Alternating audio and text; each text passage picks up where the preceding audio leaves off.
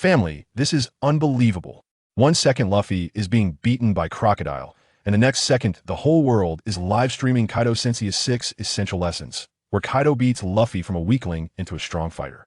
After the video ends, Luffy directly awakens and brutally beats Crocodile, then exposes the identities of the Straw Hat crew, all of whom are second-generation rich kids. This news is explosive. Family, who understands? 1 second I was watching Luffy getting beaten by Crocodile, and the next second, the whole world is live streaming Kaido Sensei's 6 Essential Lessons. With 1 hit, Luffy learns to turn shame into strength. 2 hits unleash Flowing Sakura. 3 hits enhance Observation Haki. 4 hits lead to the realization of Conqueror's Haki. 5 hits directly lead to the awakening of his Devil Fruit powers. And with the final hit, he imparts the truths of life. Wow, I can't believe it. This isn't just a fight, it's clearly a onion-owned VIP personal training session in the style of One Piece, focused on companion-style growth. Hey, don't rush me. Let me start from the beginning. This all needs to be traced back a few minutes. Let me tell you, this whole thing started off absurdly. I was in that desolate desert of Alabasta, watching as Luffy was about to get his head knocked off by Crocodile's golden hook. Not a drop of blood in sight. He was about to be dehydrated into a mummy. Crocodile's arrogant face was grinning, his golden hook raised high, just a twitch away from the final strike. Then, just at that critical moment, something strange happened. Suddenly, the sky went dark. Not just Alabasta, but the whole world. 1 second it was clear and sunny. The next second dark clouds rolled in, as if the heavens had spilled an ink bottle. Everyone was stunned, thinking it was the end of the world. Then, with a loud duong, a giant LED screen appeared in the sky, bigger than any IMAX. While everyone was scared out of their wits, the screen lit up, and there it was, a close-up of a big guy Kaido. He was holding a kanabo, looking displeased as he appeared on screen. Over at Onigashima, the beast pirates erupted in chaos, shouting, "It's the captain! It's the captain! This phenomenon must be caused by our captain." I thought to myself, give me a break, can't you see your captain is just as confused? He dropped his sake jug and looked up at the screen, his expression one of who am I? Where am I? Then, a cheeky voiceover came through the screen. Kaido, the great villain destined to be defeated in Wano. I burst out laughing. A villain? The faces of Kaido's subordinates turned green. Wasn't he the boss? How did he become a villain? Over at the Navy headquarters, Admiral Sengoku laughed, saying, "Well said," and then sent Kizaru to take a look. Kizaru, that old sly fox, said, "Oh, scary," but was probably thinking about slacking off. He transformed into a beam of yellow light and rushed up to the screen, but the next second, with a loud bang, he got zapped into a fried chicken, smoke billowing as he fell from the sky. Family, can you believe it? An admiral was taken out in an instant. The screen completely ignored him and continued. The false teacher Rayleigh, the true mentor Kaido? What the heck? This information overload. The Pirate King Rayleigh and the Emperor Kaido are actually teachers of the same person? Who is it? Who has such a powerful background? The screen shifted and revealed a named Straw Hat Luffy. In Alabasta, Crocodile was stunned. He looked down at the barely conscious Luffy at his feet, then back up at the screen, his golden hook trembling in his hand. He was calculating in his mind. Rayleigh and Kaido, this backing, if I really kill him today, forget about the Pirate King, Kaido could wipe out the entire Alabasta with a single breath of dragon fire. The screen continued blaring. What Straw Hat Luffy learned from Kaido is incredibly powerful, efficient, and flashy. Then it began the teaching demonstration of Kaido Sensei. Lesson 1. Correct your position. In the footage, Luffy had just arrived at Onigashima, overflowing with confidence, and launched an attack on Kaido. Kaido thought to himself that this kid had a gaming addiction that needed curing, and without a word, he swung his potential activation stick, that is, the Kanabo, and with a move called Thunderbagwa, he knocked Luffy out cold. The voiceover added, "A little genius point reader, hitting the mark every time." Kaido's face turned dark as he shouted at the sky, "I will sue you for defamation." Crocodile watched from the side, terrified as he quietly stepped back. Just him? Hurt Kaido? Was he pretending to be a pig to eat the tiger? Or did Kaido let him off easy? It was hard to judge, really hard. Lesson 2. Flowing Sakura Practical Reinforcement.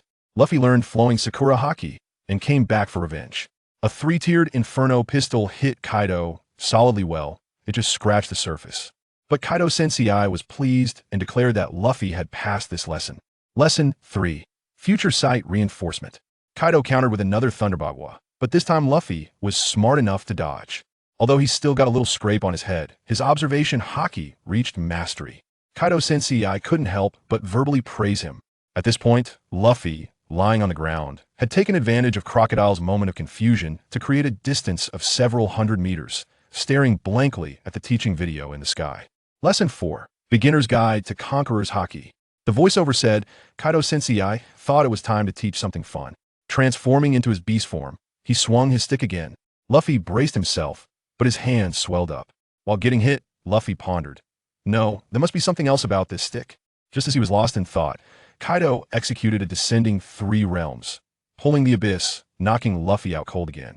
Let me tell you, pirates and Navy personnel worldwide were captivated. The battle scene was top-notch.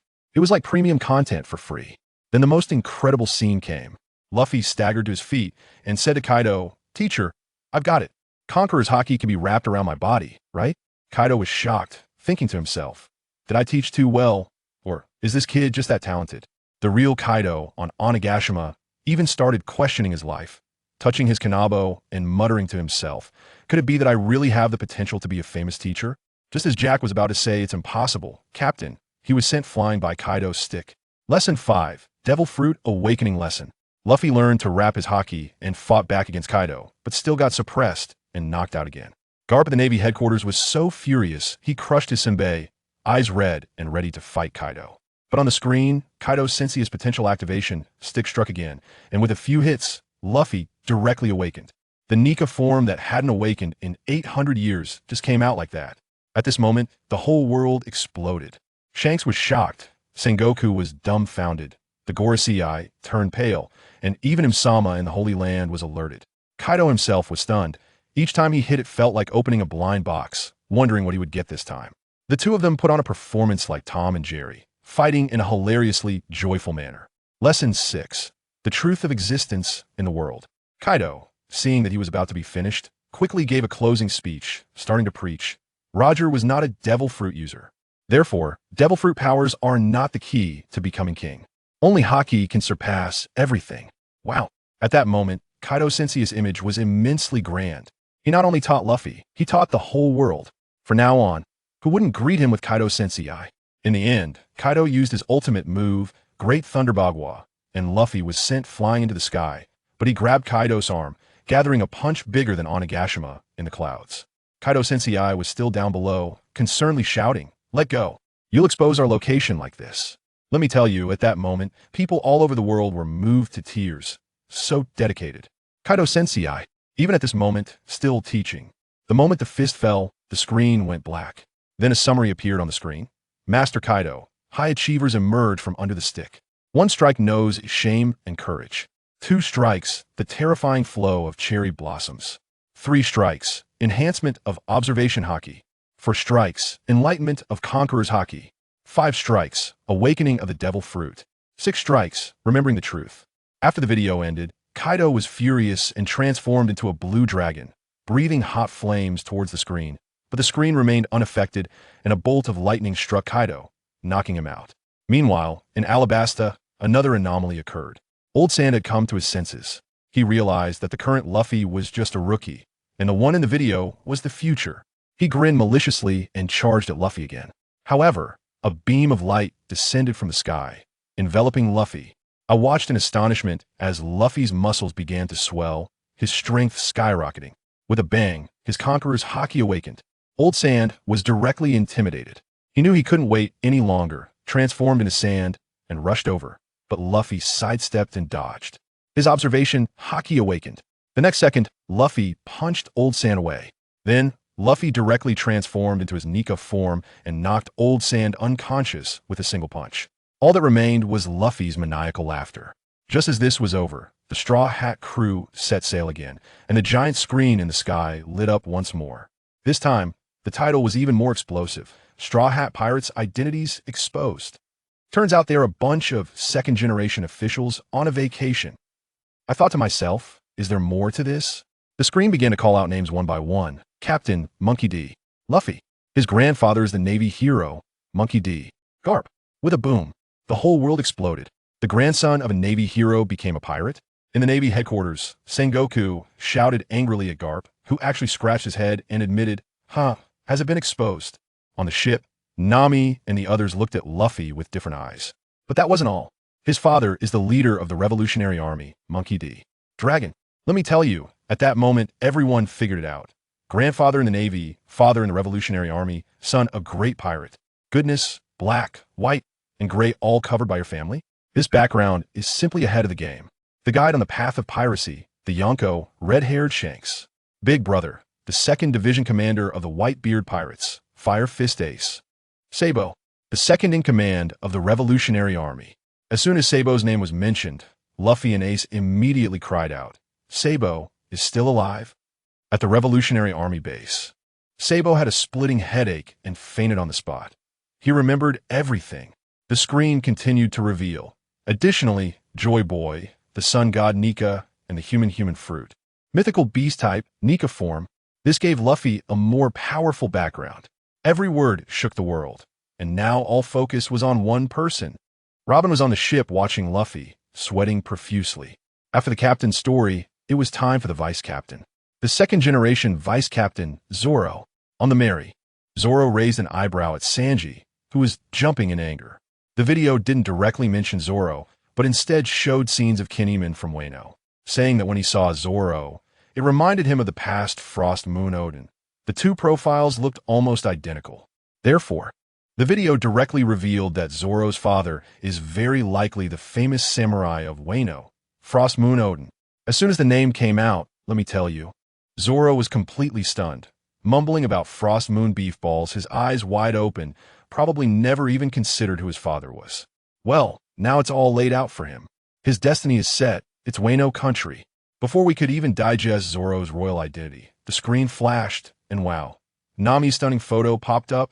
The comments section was flooded with drooling fans. On our ship, Nami herself started praying with her hands together, mumbling for mercy. Her little expression was just too much. And guess what? The giant screen didn't cut her any slack and dropped a bombshell. Nami, suspected ancient weapon, Uranus the King. What? Nami's eyes nearly popped out, pointing at the sky and shouting, "Defamation. This is slander, I tell you." She was amused herself, saying, "Me? Am I worthy?" Folks, who understands? Just a second ago, she was a little thief obsessed with money, and the next second, she transforms into a world-destroying weapon. The leap in identity is faster than a rocket. The screen didn't take care if you believed it or not. It started explaining, saying that Pluton is a battleship, Poseidon is a mermaid princess, and that Uranus is most likely a being that dominates the sky. Let me tell you, once those words came out, everyone's gaze at Nami changed. Just a moment ago, they were all love-struck. Now they look like they'd seen a ghost. Who would dare to have any thoughts now? Are they looking for death? Then the screen analyzed further, saying Nami's incredible navigation skills, being able to sense the weather of the Grand Line with her body. This talent is definitely not ordinary. It's very likely that, like Poseidon Shirahoshi, it is a hereditary trait. She could be a descendant of some royal family that made a pact with Joy Boy hundreds of years ago. As soon as Luffy heard this, he jumped up. "Wow. Nami, you're a royal too. That's so cool. I told you must be my navigator." Nami started to doubt herself, resting her chin in her hand and mumbling, "Could it be? Am I really the king? It's not over yet." Next up, Usopp. Usopp panicked and ran around the deck, covering his face, shouting, "Why is it me?" No way. I couldn't stop laughing. The giant screen didn't even give Nami-chan any face. How could it give you face? The screen first suppressed and then raised the stakes, saying that compared to the previous few gods, Usopp's identity was too simple. The audience finally breathed a sigh of relief. Oh my gosh, finally a normal person. Otherwise, we really wouldn't dare to watch this Pirate King. The threshold is too high. But the next second, a big character popped up.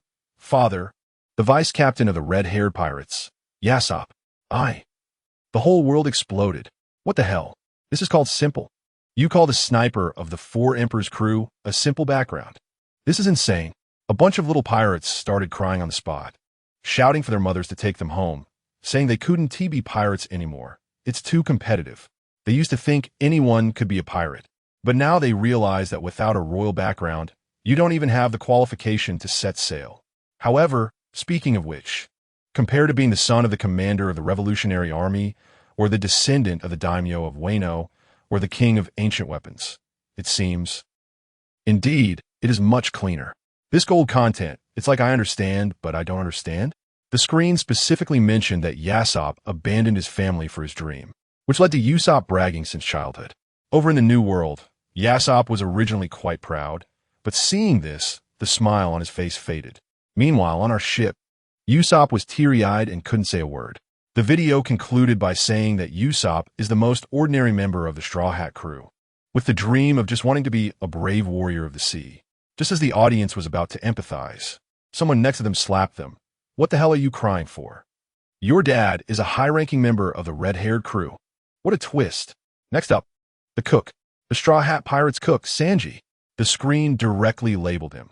The true lecherous prince, real identity. The little prince of the Vinsmoke family from the North Sea. The heir of the legendary evil army Germa 66. Germa 66. The audience gasped again. Isn't that the evil organization that scares children in legends? It actually exists. On our ship, Luffy, Nami, and the others looked at Sanji as if he were an alien. Sanji's face darkened, and he didn't know when he lit a cigarette, glaring at the screen with a murderous look. The screen continued. Sanji was regarded as a failure by his father, Judge, just an ordinary person, reduced to a discarded child of the family. But then it turned, saying that when he wore the Germa battle suit, he exhibited extraordinary traits of a cyborg. He could withstand Quinn's fierce attack. His flame leg showed he was not a failure at all. He was actually Judge's most successful experiment. What? Over in the North Sea, his father Judge stood up from the throne, trembling all over, with a face full of disbelief. Meanwhile, on our ship, Sanji almost yelled, "I can't wear that thing. I have nothing to do with the Vinsmoke family." The revelations kept coming. Next up was our little ship's doctor, Chopper. Chopper was shocked. "Huh? There's even me? I just boarded the ship, right?" The screen said that compared to Luffy's mythical Zoan fruit, Chopper's human fruit was indeed a bit ordinary, and his background wasn't outstanding, just a blue-nosed reindeer ostracized by his kind, wanting to integrate into humans but being treated as a monster. Finally saved by Dr. Hiralik, he learned medicine from Dr. Kureha. I tell you, this is the real civilian hero. The audience was almost in tears. Who would have thought that one day a person could empathize with a reindeer? So heartwarming. Then came Robin, a survivor of O'Hara, able to read historical texts at the age of 8, likely a descendant of some mysterious kingdom erased 800 years ago. The audience erupted in howls, praising Robin for being beautiful, smart, and lovely.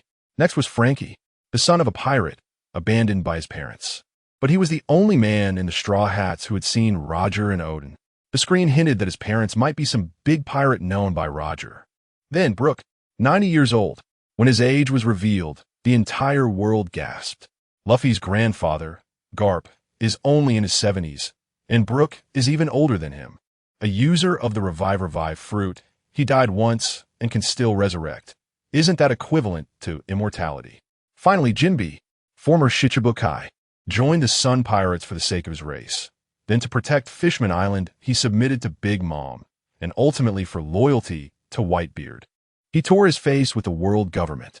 The screen summarized, Jinbe's life experience is his strongest background. Goodness, on our ship, Luffy and the others exchanged glances. Brook? Jinbe? Who are they? Do we have these people on our ship? Future companions were directly teased. Once this round of reviews was over, the entire pirate world fell silent. This is not the Straw Hat Pirates. This is clearly a ship full of second-generation officials. If you offend the Navy, you just offend the world government. If you offend Luffy, good grief, you're offending a naval hero, the leader of the Revolutionary Army, the Four Emperors, Wano Country, Ancient Weapons, the Germa Army.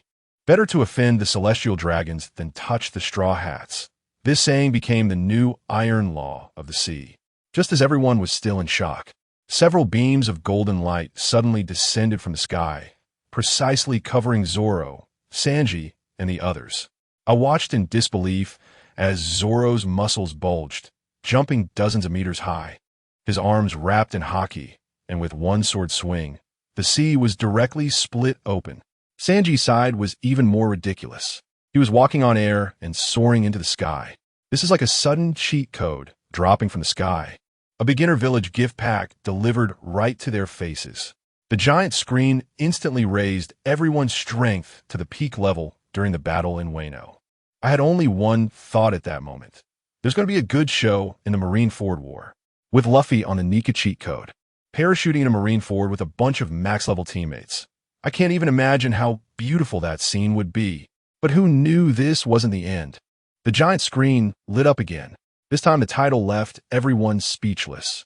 Counting the 13 warriors of the East Sea, stepping on the straw hat Luffy, angrily smashing a wine bottle at the Yonko red-haired. The whole world went crazy. Stepping on Luffy? Smashing a wine bottle on red-haired. Is this really the East Sea? The weakest sea? This sounds even more thrilling than the New World. Then, one by one, powerful titles flashed by: Pirate King, Fist Saint, Axe Emperor, Stick Girl, Claw Master, Footman, Swordsmith, Sword God, Sword Saint, Near Sea King, Martial Artist, and one with an unclear meaning, Akin, and the Death Swordman. Just hearing these titles, King, Saint, Emperor, Master, God, the Yonko seem like they're just playing around in front of them. Then, the video started to seriously ramble on.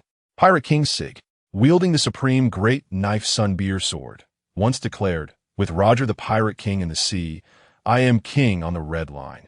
Because he slaughtered 8 million pirates. He earned an 8 million bounty. The people below were stunned, killing 8 million people for an 8 million bounty. This inflation is too severe. Like red-haired, Sig has taken down 56 pirates. It's precisely because he defeated 56 of the original 60 sea emperors that we have the current situation with the 4 emperors. The red-haired pirates went crazy with laughter. Shanks himself was left speechless. Fist Saint Dayton, a disciple of the Fist God Carp, coming from the Iron Fist School, once fought alongside Carp in God Valley, nearly scaring the young Big Mom out of her wits. Big Mom on Cake Island was furious. Slander. Pure slander.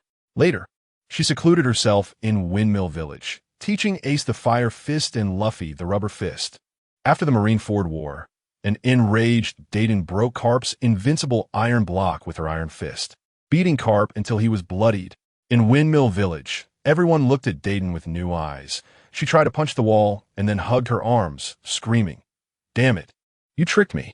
Axe Emperor, Monka, gained fortune from disaster, recognized by the supreme Great Knife Pangu Axe. One of the only 3 people in the world capable of breaking Carp's iron block. Stick Girl, Yarlita, the eldest daughter of Kaido and Big Mom.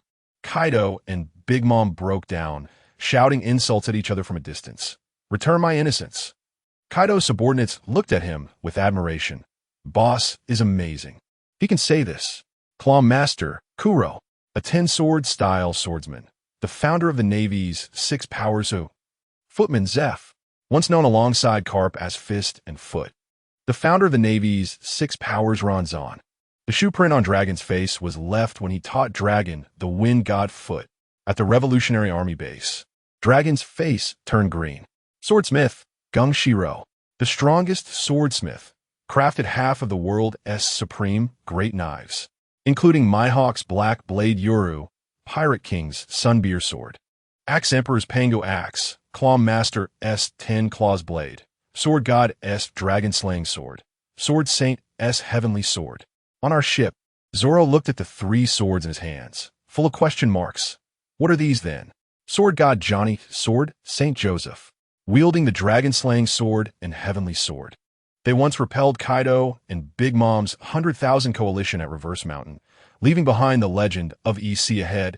Yonko prohibited. The lighthouse at Twin Cape was built to commemorate the 2 of them. Kaido and Big Mom were already numb. Why is it us again? Do we still care about our reputation? Near Sea King, Black Moon, had a great dispute with Princess Shirahoshi, missed the position of Sea King by being born 1 second late. Years ago, Shanks sacrificed an arm to barely ask it to help swallow Pirate King Sig. Well, this directly exposed the secret that Shirahoshi is the Sea King. The world government and Navy headquarters immediately ordered a large force to march toward Fishman Island. Martial artist Click, East Sea Fleet Admiral, wielding the supreme Great Knife Great War Spear, fought Whitebeard for 7 days and nights to a standstill. Whitebeard couldn't hold back either, shouting that his reputation was suffering. And all the pirates and onlookers around the world had only one thought left. Why are these supreme great knives being distributed like they're free? There are already 16 of them, right? I'm telling you, these people really have wild imaginations. Just after the giant screen finished counting the knives, the comments section exploded, starting to wildly deconstruct the guy called Akin. They say he's an Akin person who ate the Akin fruit. Good lord, what kind of power is that? A cybernetic body, right? Can transform into anyone. One minute they say he's Admiral Greenbull. The next they say he's the genius Vegapunk. And even more absurdly, some say he's the World King M. Family, who understands this identity is like opening a blind box, emphasizing mystery. As this wave of speculation hadn't passed yet, the scene shifted, and guess who the next big shot was? The bald uncle selling knives in Roadtown, Ison. I was right near the scene, and I saw that uncle's face instantly shift from a gossiping expression to one of terror. The giant screen directly gave him a super double title, Dead Swordman. It said he knows the secrets of the D clan, knows the truth of the blank 100 years, and bears the mission to overthrow the celestial dragons. I swear, that uncle was dumbfounded, his mouth agape enough to fit an egg, shouting, "What the heck? Is D the D in ABCD? What the hell is the blank 100 years?" He didn't even know he was this amazing. The surrounding onlookers didn't care about that. As soon as they heard about overthrowing the celestial dragons, they scattered like they were avoiding a plague, instantly clearing the scene, leaving him alone in a daze, collapsing to the ground. This is not over yet. The giant screen continues to reveal that he is a descendant of Giguzi, having laid out an enormous chess game for 800 years. Roger, Whitebeard, Dragon, and even Zoro are all pieces in his game, while his opponent is the king of the world, M. It is also said that he once took out over 1,000 CP organization assassins in one night. My goodness, this resume is more outrageous than anything seen across the entire sea. Roger's sword was borrowed from him, Dragon's wind fruit was given by him, and Zoro obtaining the Enma was also part of his scheme. Now, just as these words were spoken, the Navy surrounded his little weapons shop, making it impossible for anything to get in or out. Then, a gust of wind blew, and he vanished. Just like that, he disappeared in front of everyone's eyes, adding another urban legend to Lowtown. After the recap of the Donghai Shursan Taibao, the giant screen went dark, and the world finally calmed down for a while. The camera shifted, and I followed the Straw Hat crew to Water 7, where Luffy was busy eating. Suddenly, his crazy grandfather Carp snuck up behind him like a ghost and delivered a heart punch. Thankfully, Luffy's reflexes were quick, and he dodged just in time, smashing the table in the process. The reunion between the grandfather and grandson was quite warm, with Carp shouting, "You really know how to stir up trouble, don't you?" going viral and causing a ruckus at Judicial Island. Before they could exchange any more words, they immediately started fighting. Let me tell you, the scene was something else. Armament hockey. Conqueror's hockey intertwined, fists clashing, and the shockwave flattened half the street. These two are truly monsters. But the most ridiculous part? In the midst of fighting, they actually fell asleep, standing up. Can you believe it? The entire audience was dumbfounded. No wonder they belong to the D family. This thought process is something I could never comprehend in my lifetime. In this awkward yet hilarious atmosphere, the giant screen suddenly lit up again. A line of big characters appeared, ranking the 4 top reckless pirates of One Piece, single-handedly challenging admirals, tearing apart the 4 emperors. Who do you think I am? Bring the ship closer. I couldn't believe it. This title clearly indicated something big was about to happen. The grandfather and grandson duo were also awakened, rubbing their eyes and looking up together. The opening called out, "First, we have Jack the Drought." It mentioned that these reckless pirates are incredibly stubborn, relying on their recklessness for their achievements, with few highlights and many failures. The first to make the list was Jack from the Beast Pirates. The giant screen gave him a critical hit, saying he was the weakest among the 3 top members. Jack immediately broke down, feeling frustrated as he asked Quinn and Jin, but those two ignored him. Finally, he pitifully asked Kaido, "Boss, am I the weakest?" Kaido, being straightforward, simply replied, "Yes." Jack was petrified on the spot. However, the giant screen praised his courage, saying, "Who do you think I am? Bring the ship closer." He became the spokesperson for reckless pirates in the Grand Line. He dared to confront the Navy fleet carrying Sengoku, Admiral Fujitora, and Vice Admiral Tsuru with just 1 ship, and Kaido shook his head in disbelief, thinking this kid had lost his mind. But his subordinates were quite taken with him, shouting, "Bring the ship closer, King Jack."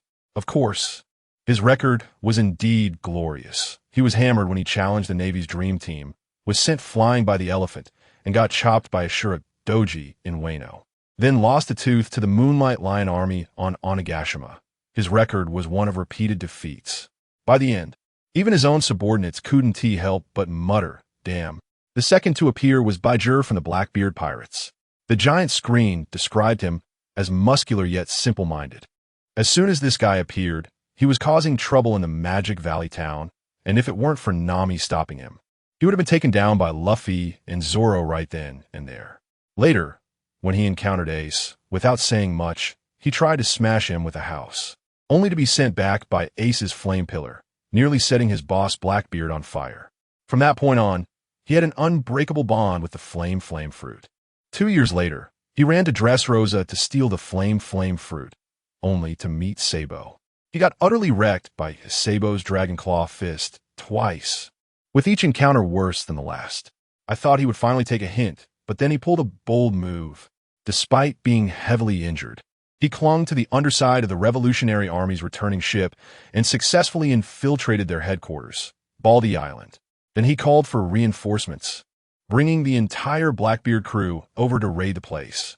This made Dragon furious, and he had no choice but to order an emergency retreat. Bajir was quite pleased with himself, going to Blackbeard to take credit, while Blackbeard probably cursed him 1,000 times in his heart for provoking those crazy revolutionaries. The third to appear was one of the captains leading the new era, Kid the Red-Haired. This guy has a temper that explodes at the slightest provocation. On Sabaody Archipelago, just because Apol looked at him, he was ready to fight. The giant screen mocked his personality, saying he wouldn't survive 2 episodes in any other place. But he made a name for himself with this reckless attitude, possessing Conqueror's Haki and the Magnet fruit, ranking quite high. He specifically targeted high-level opponents, picking fights with Big Mom and destroying several of her ships. Then he went to challenge the red-haired pirates, but never even saw Shanks, as he got his left arm chopped off by First Mate Beckman. Later, he allied with Apo and Hawkins, but when Kaido came crashing down, Apo betrayed him, and Hawkins was forced to surrender, leaving Kid the only one stubborn enough to fight back, only to be sent to the Wano Quarry for labor reform without question. Even in prison, he didn't settle down, competing with another reckless pirate, Luffy, to see who could move bricks better. Later, the two teamed up to challenge the 4 emperors on Onigashima and actually managed to take down Big Mom. This boosted Kid's confidence to the max. As soon as he left Wano, he immediately plunged into the giant country Elbaf, only to run into red-haired Shanks. This time, even Killer couldn't stop him, and Kid directly shouted, "Who do you think I am?" Then, he was taken out by Shanks in one swift move, along with his ship. Folks, he really managed to offend all the 4 emperors, potentially inheriting the will of the Bring the Ship Closer King and becoming Bring the Ship Closer King too. 0. Everyone was guessing, with the first 3 being so reckless, what kind of monster would be the finale. The giant screen slowly displayed 2 words, Luffy. The entire audience was in awe. The official second generation was the main event, no doubt about it. The giant screen revealed his family tree. His grandfather is the marine hero carp who grew up riding a tiger, and his father is the world's most notorious criminal, Dragon. Luffy perfectly inherited and amplified the family's reckless culture. The 3 core institutions of the Celestial Dragons, Judicial Island, Impel Down, and the Navy headquarters, were destroyed by him alone, with the third one being thrown into chaos. Starting from Alabasta, every battle he fought was a level-up challenge. His opponents were either warlords of the sea or gods, or the strongest CP9 in 800 years. While others started on easy mode, he dove straight into hell mode, somehow making it through with just a sliver of health. After 2 years of training, this kid became even more reckless. He declared war on Big Mom before entering the New World, took down Doflamingo's factory and angered Kaido, and then stormed into Big Mom's territory just to have a bite of Sanji's cooking. When he got to Wano, he disregarded all plans and went straight to clash with Kaido, leaving behind a legendary classic of thunderous fame. During the Onigashima battle, Law had finally wised up Plans? Not a chance. He simply threw Luffy and Kid into the fray. Go ahead, you two are responsible for the frontal assault and attracting fire. The effect was phenomenal, as those two were just being themselves. Of course, the prophecies in this video came true one by one. On Ace's side, he indeed fought Blackbeard on Banero Island. And it was a brutal scene, a clash of light and darkness that nearly destroyed the entire island. Meanwhile, following Luffy, the Thousand Sunny swayed and finally reached Sabeti Archipelago. As soon as we stepped onto the island, the giant screen, after a long silence, suddenly lit up again. Wow, the world's attention was instantly drawn back. What big news was this time? I tell you, this giant screen truly understands traffic. It always brings big news. A black title slowly emerged, and it was incredibly imposing. One finger repels Marco. Clashing with Kizaru sends Blackbeard retreating. A comprehensive review of Rayleigh's 11 strikes. You can't afford to mess with the remnants of the old era. As soon as this title came out, all the chat channels in the world exploded. The Dark King Rayleigh? Roger's first mate? Damn, can he really take on Admiral Kizaru? And who is the one who shocked Blackbeard? A newcomer? So impressive? Does anyone understand this? The amount of information is so vast that my CPU is nearly burning up. The funniest part? At that moment, the real Rayleigh was in a small tavern on Sabeti Archipelago, standing side by side with Sister Shaki, watching the live broadcast. I looked at his mouth twitching like crazy, and I bet he was cursing his heart. Oh no, my daily gambling debts and my messy background are about to be exposed online. Sure enough, as soon as the video started playing, all the regulars in the tavern looked up, and when they saw the old drunkard who always boasted to them, their pupils instantly shook. What? Isn't this the Dark King Rayleigh? The next second, everyone ran out like they had seen a ghost. The scene was simply chaos, driven by a strong desire to survive. Old Rayleigh looked at the empty tavern, could only shrug helplessly, and complained to Sister Shaki. This video just came out. The sea is getting more interesting, but I'm just an old man. What kind of world is this?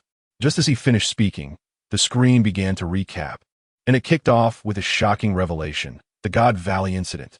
Let me tell you, this scoop is too intense. Directly naming the celestial dragons, using living people as targets, and using devil fruits as prizes. What kind of ridiculous slaughter competition is this? This instantly ignited the world's anger. Even more explosive was the video stating that the naval hero Garp actually teamed up with Pirate King Roger to crush the sea Overlord rocks back then. What kind of enemy love script is this? It's simply outrageous. The video also hinted that at that time, Rayleigh was facing the young Whitebeard. On Whitebeard's ship, Marco and the others hurriedly asked Dad who won back then, but Whitebeard just laughed, not saying a word because in a confrontation between experts, winning or losing isn't that important. Then, the video recapped Rayleigh's duel with Barrett, and the official roast was deadly. The screen directly labeled Rayleigh as an average teacher, saying that he was not a good mentor. Rayleigh was so furious that he was probably thinking of that earlier video of Kaido as a gold medal mentor, where Kaido learned through practice and Rayleigh was just teaching with PPT. How could it be the same? The old man immediately made a fierce remark. Luffy, you better not let me run into you. Let me tell you, the affairs of this world are just so coincidental. Before Rayleigh's fierce words had even cooled, he looked down and saw our group, wearing straw hats with green moss heads and curly eyebrows, like the Calabash brothers saving their grandpa, one after another appearing downstairs in his tavern. Rayleigh's eyes nearly popped out as he pointed at Luffy and shouted, Luffy, today I'm going all out with you. Of course, they didn't end up fighting, as the recap on the screen continued. There were mentions of the battle at Edwar against the Golden Lion and the three-night battle with the Whitebeard pirates. The most impressive part was that in the footage, the young Rayleigh effortlessly blocked a full-force attack from the rookie Marco with just one finger. Luffy, that kid, still clueless, sneered beside him. Is he really that strong? I feel like he isn't. That one comment nearly sent Rayleigh's blood pressure skyrocketing. After recapping his retirement, it was time to talk about what happened after. The screen directly revealed Rayleigh's hidden life on Sabeti Archipelago, and the old man was so angry he nearly spat out his national essence. Even funnier was that the first thing he did was sell himself to a slave trader because of gambling. Haha, what a ruthless person. Later, in order to save his friend Kami, he knocked out celestial dragons with his conqueror's haki. Moving on, he fought against Admiral Kazu on Sabaody to protect us. Let me tell you, those two were just putting on a show, one using health-preserving sword techniques, the other wildly slacking off, just putting on a colleague's show and giving face. Then, even more outrageous, Rayleigh's ship sank at sea, and he actually swam, fighting sea kings all the way, crossing the whole calm belt, and swam to Amazon Lily. This stamina is simply inhuman. But as I was telling this, the atmosphere suddenly changed. The video mentioned the fourth event, the attack on the naval base. The narrator casually said that Rayleigh and Jinbei took Luffy back to Marineford to mourn the death of Whitebeard and Ace. Wait, mourning? Death? I was stunned, feeling like the whole world fell silent for 3 seconds. Everyone watching the live broadcast was also dumbfounded. The comments stopped. Whitebeard and Ace, dead. This was definitely the most explosive spoiler since the broadcast began. In the New World, on the Moby Dick, everyone was shocked, but Whitebeard himself remained unusually calm, just laughing and saying, "Gulalala, the remnants of the old era. There is no ship in the New World that can carry me anymore." That back view was heartbreaking. On the naval headquarters side, Fleet Admiral Sengoku's face was ashen, while Akainu was like he had received a shot of adrenaline, shouting that no matter the cost, it was worth it. As for Blackbeard, I estimate he was already at home opening champagne to celebrate. The future script was all written for him. How could he not be ecstatic? The video continued, showing Rayleigh teaching Luffy hockey on Rizukana Island, once again being criticized as an average teacher. Then, 2 years later on Sabaody, drawing a line to fend off the Navy, tearfully sending Luffy out to sea with the words, "Go, reach the top." It was simply so cool. The last time he acted was on Amazon Lily, where Blackbeard tried to steal the Empress's fruit, and Rayleigh arrived just in time. I tell you, even though Blackbeard was already a Yonko at that time, seeing Rayleigh, he immediately backed down. After all, Rayleigh was a senior when he interned on Whitebeard's ship. That kind of fear is ingrained in the bones. Blackbeard didn't dare to make a sound, obediently letting people go and retreating. The recap video ended here, but the whole world was already completely ignited by this information. Over at the Whitebeard Pirates, Diamond Jozu panically ran over saying that Ace's Viver card was about to burn out. On Blackbeard's side, he was directly shouting the original plan, advancing on Impel Down, preparing to cause a big wave. The naval headquarters also held an emergency meeting, and Sengoku finally decided to let Kazu not go to Sabaody and prepare for battle, ready to welcome the strongest man in the world. 3 days later, the Navy officially announced to the world, public execution of Fire Fist Ace. They have completely stirred up a hornet's nest. The Whitebeard pirates are all coated in film, rushing straight from the seabed to Marine headquarters, Marineford. On the Revolutionary Army side, the restored memory of Sabo has him crying and shouting to save his brother. His older brother, Dragon, who is also Luffy's father, directly states, "Let's go. I'll accompany you." Our Straw Hat crew, of course, cannot just stand by and watch, deciding to join the battle, and even Rayleigh is joining us. Families. An epic global chaos is about to unfold. Everyone is holding their breath, and guess what? That damn big screen in the sky, it lit up again. Is there no time to catch a breath? This time the title is even more intense. The most perverse ability. The most inflated ambition. A rundown of the combat power of the Yonko Blackbeard pirates. Goodness, they're clearly intent on roasting Blackbeard over a fire. The Marineford War, yet another Marineford War. It seems all stories will revolve around this great battle. Let me tell you, this screen doesn't stop at all. It directly reveals the dark secrets of that old brother Blackbeard. Goodness, a line appears saying that Blackbeard might not be fighting alone. He has 3 hearts, or 3 souls. So he doesn't need to sleep at all.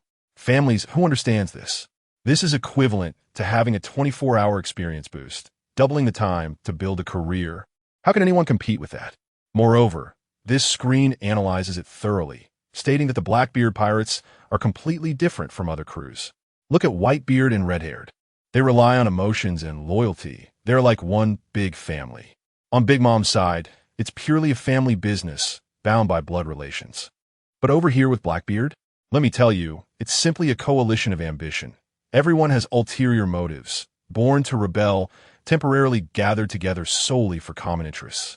This style, this flavor is like the rocks pirates from back in the day, who almost turned the world upside down, molded from the same template.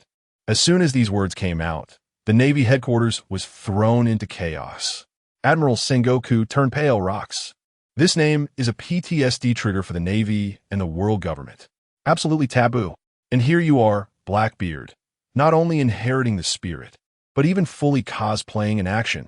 The pirate ship is called the Saber of Jaibeck, and Rox's full name is Rox D. Jaibeck.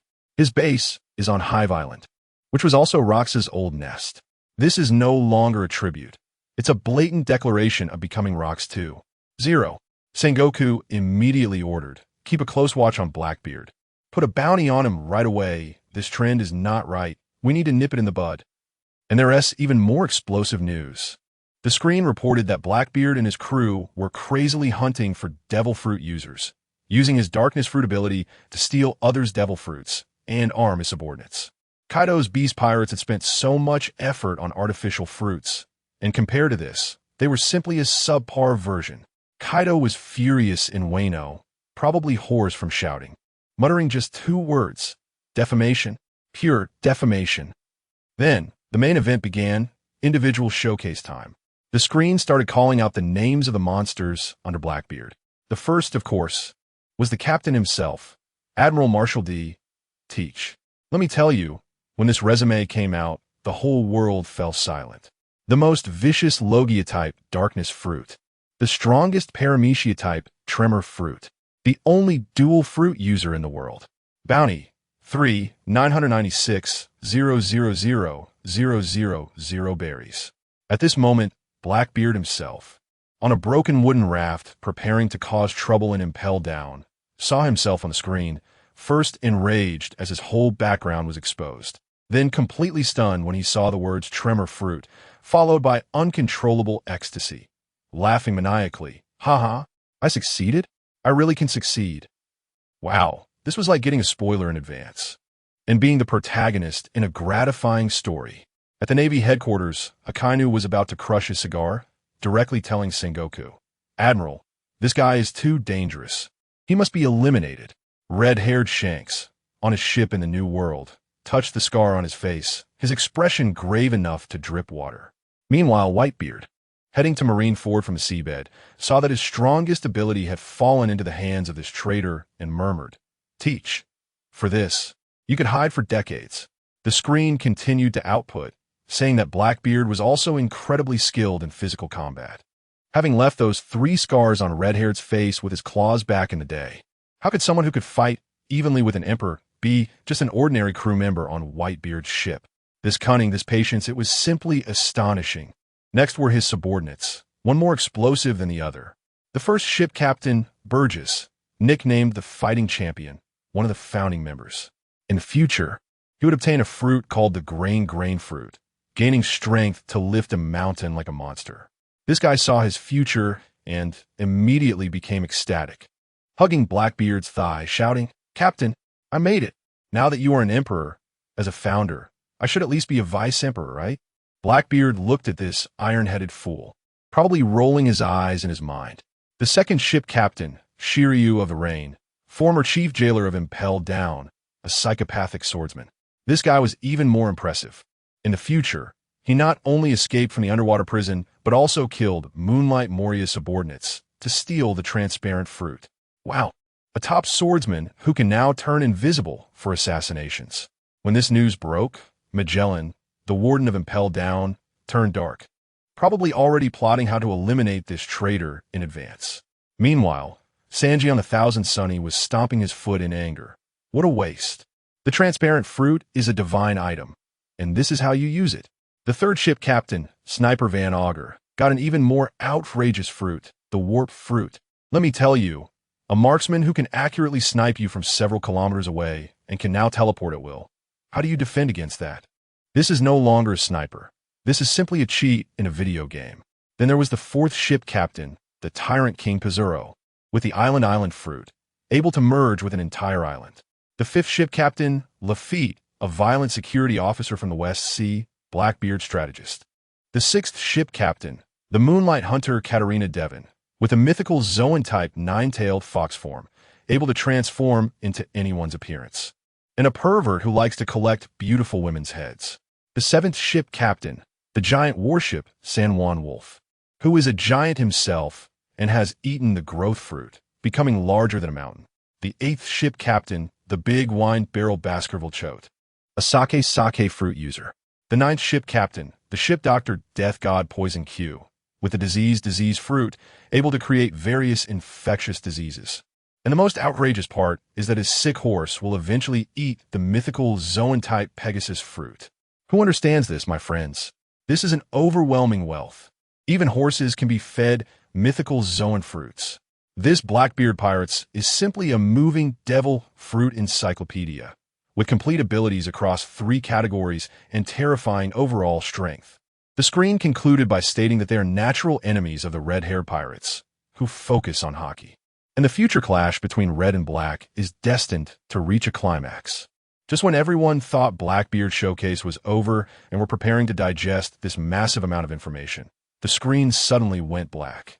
Then, a new title appeared, radiating unparalleled dominance, the immortal legend of the Pirate Pinnacle. My name is Whitebeard. Let me tell you, when this line came out, the whole world fell silent. Who can bear the weight of the 6 words, immortal legend of the Pinnacle?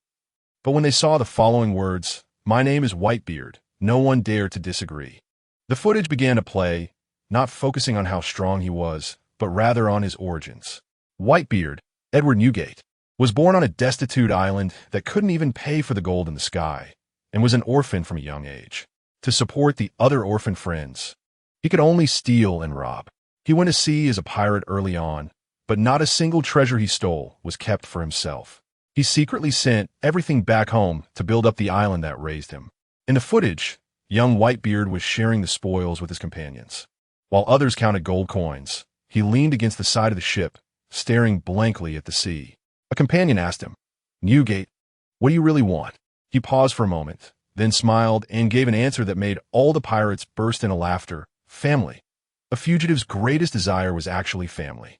This seemed ridiculous to others, but it was his lifelong pursuit. To gain the strength to protect his family, he joined the then strongest Rocks pirates, quickly gaining fame with the Tremor Fruit. But that pirate crew was filled with betrayal and slaughter, far from the home he sought. Later, in the Battle of God Valley, the Rocks crew was annihilated, and Whitebeard established his own crew, the Whitebeard Pirates. He treated all his crew members as his sons, setting one ironclad rule: never allow the killing of comrades. Thus, he, alongside Roger and the Golden Lion, became one of the 3 legendary pirates. This is truly a story of rising to fame. It shows the world the softest and most longing heart for family behind the strongest man in the world. In an instant, countless people were captivated, wishing they could immediately set sail and become his son. Then, the scene on the screen shifted to the most classic moment. One day, Whitebeard's ship encountered Roger's ship on the sea. Let me tell you, the scene was incredible. 2 legendary pirates, without saying a word, drew their swords and fought. The clash of conquerors hockey changed the color of the sky, and they fought for 3 days and nights straight. They nearly destroyed the island. After the fight, guess what? These 2 acted as if nothing had happened, sitting together, toasting and reminiscing about the good old days. And then, guess what happened next? As they were drinking, Roger revealed his true intentions. Let me tell you, Roger got straight to the point without beating around the bush. He said he wanted to go to the final island that no one had ever been to achieve the feat of sailing around the world, and to become the one and only Pirate King. But what's the problem? The map to get there is encrypted, called the Poneglyph, and only a few people in the world can understand it. Who understands this, right? Isn't that just a coincidence? The only person in the world who can decipher this thing, the heir of the Kazuki clan, Kazuki Odin, just happened to be on Whitebeard's ship. Goodness. Roger directly said, Old White, lend me your family for a year. I was there, and my jaw almost dropped. You think this is borrowing a power bank? Just like that, Whitebeard exploded on the spot, slamming his sword on the deck, shouting, Try to touch my family. The aura was simply overwhelming. But Odin wanted to go too. he was also an adventure enthusiast, pleading and begging. In the end, Whitebeard, with a dark face, reluctantly agreed, like a father reluctantly giving away his daughter in marriage. Then, not long after, the headlines of newspapers around the world exploded. Roger succeeded. He really brought his crew to the end of the world, becoming the true pirate king. But what was the most explosive? It was when they saw the legendary treasure One Piece. Everyone laughed so hard they couldn't stand up. They laughed until they were rolling on the ground.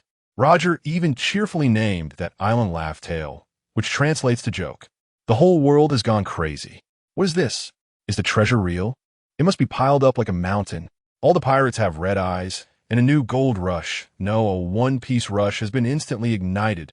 But just when the whole world is going wild for him, Roger, the newly crowned pirate king, directly disbands his pirate crew and disappears without a trace. A few months later, he goes alone to find Whitebeard to drink. Under the cherry blossom tree, the two old men sit facing each other. Roger, with a flushed face from drinking, suddenly says, "Old White, I can't take it anymore.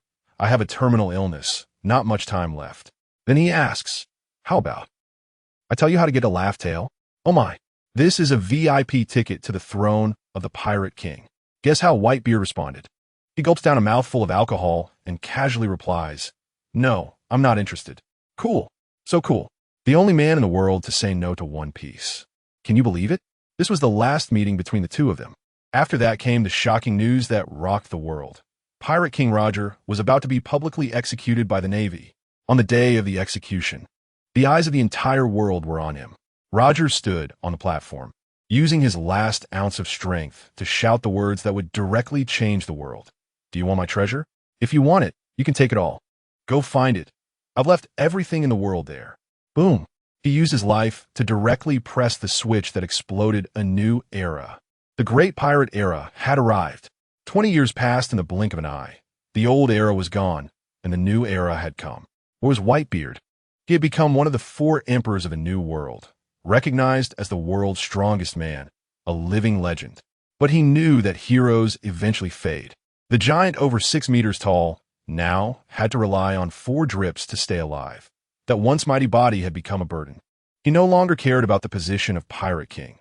He just wanted to live out his old age with his large family of sons. At that moment, a super rookie named Ace burst onto the scene, causing a huge uproar. Whitebeard noticed that this kid's name also contained the mysterious D. This reminded him of the prophecy Roger had once spoken. 25 years later, a person from the D family will surpass everything and become the new king. Whitebeard thought, if this kid really wanted to be king, he would definitely come to seek me out. Sure enough, not long after, Ace charged in with killing intent. What happened next? Whitebeard sat there motionless and took him out in one move. Looking at Ace's defiant eyes, the old man felt a sense of appreciation for talent and directly extended his hand. "Kid, it would be a shame to let you die now. How about taking my name and becoming my son?" What a twist. Ace was furious and shouted, "What are you talking about? I'm going to be your son." As a result, he lost his breath and fainted. Whitebeard didn't take care and directly picked up Ace along with his crew onto the ship. After that, Ace was stubborn, attempting assassination over 100 times, each time failing. But he gradually realized that the people on this ship genuinely treated him as a brother and family. Finally, he couldn't hold it in anymore, and one night laid everything out to Whitebeard, revealing his biggest secret. "Family, get ready. High energy warning ahead. Ace's real name is Gold, Ace. Gold, the same Gol as Roger.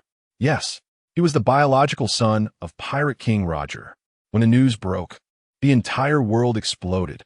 The bloodline of the Pirate King, the one deemed the most evil by the world government, was still alive. Ace thought he was doomed, but guess what Whitebeard's reaction was?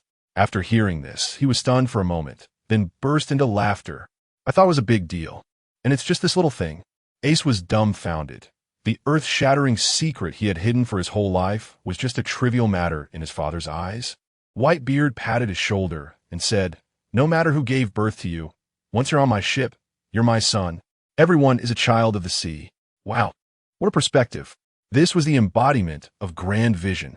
Let me tell you, at that time, the Marshal of the Navy headquarters, Sengoku, turned pale. The Gorosei couldn't sit still either. Red-haired Shanks, Kaido, Big Mom, all the big shots were shaken to their core by this news. Only Garp was there calculating relationships. Ace is my grandson, Roger is his biological father, Whitebeard is his godfather, so doesn't that mean I'm super doubled? It was simply the latest hellish joke of 2025. And so, Ace wholeheartedly acknowledged Whitebeard as his father, becoming the captain of the 2nd Division, enjoying immense glory. Unfortunately, the good times didn't last long. 3 years later, trouble arose. A guy named Blackbeard, Marshall D. Teach, also one of Dad's sons, killed his crewmate Thatch over a dark fruit, and then ran away. This has stirred up a hornet's nest. Ace exploded on the spot. As the captain, he had to take action after his subordinate killed a brother on the same ship. Ignoring everyone's advice, he insisted on going after Blackbeard. Old Man tried to stop him, saying he had a bad feeling about it, but it was no use. Ace was already fired up and rushed out alone. This ominous premonition is not just felt by Whitebeard. Shanks, another emperor, actually came to meet Whitebeard in person. The two great emperors met just for Blackbeard. Shanks pointed to the 3 scars on his eye and said, "Old man, this is left by Teach. That guy's not a good person. He has been waiting for an opportunity. Hurry and call Ace back. He can't defeat Blackbeard right now." But who is Whitebeard?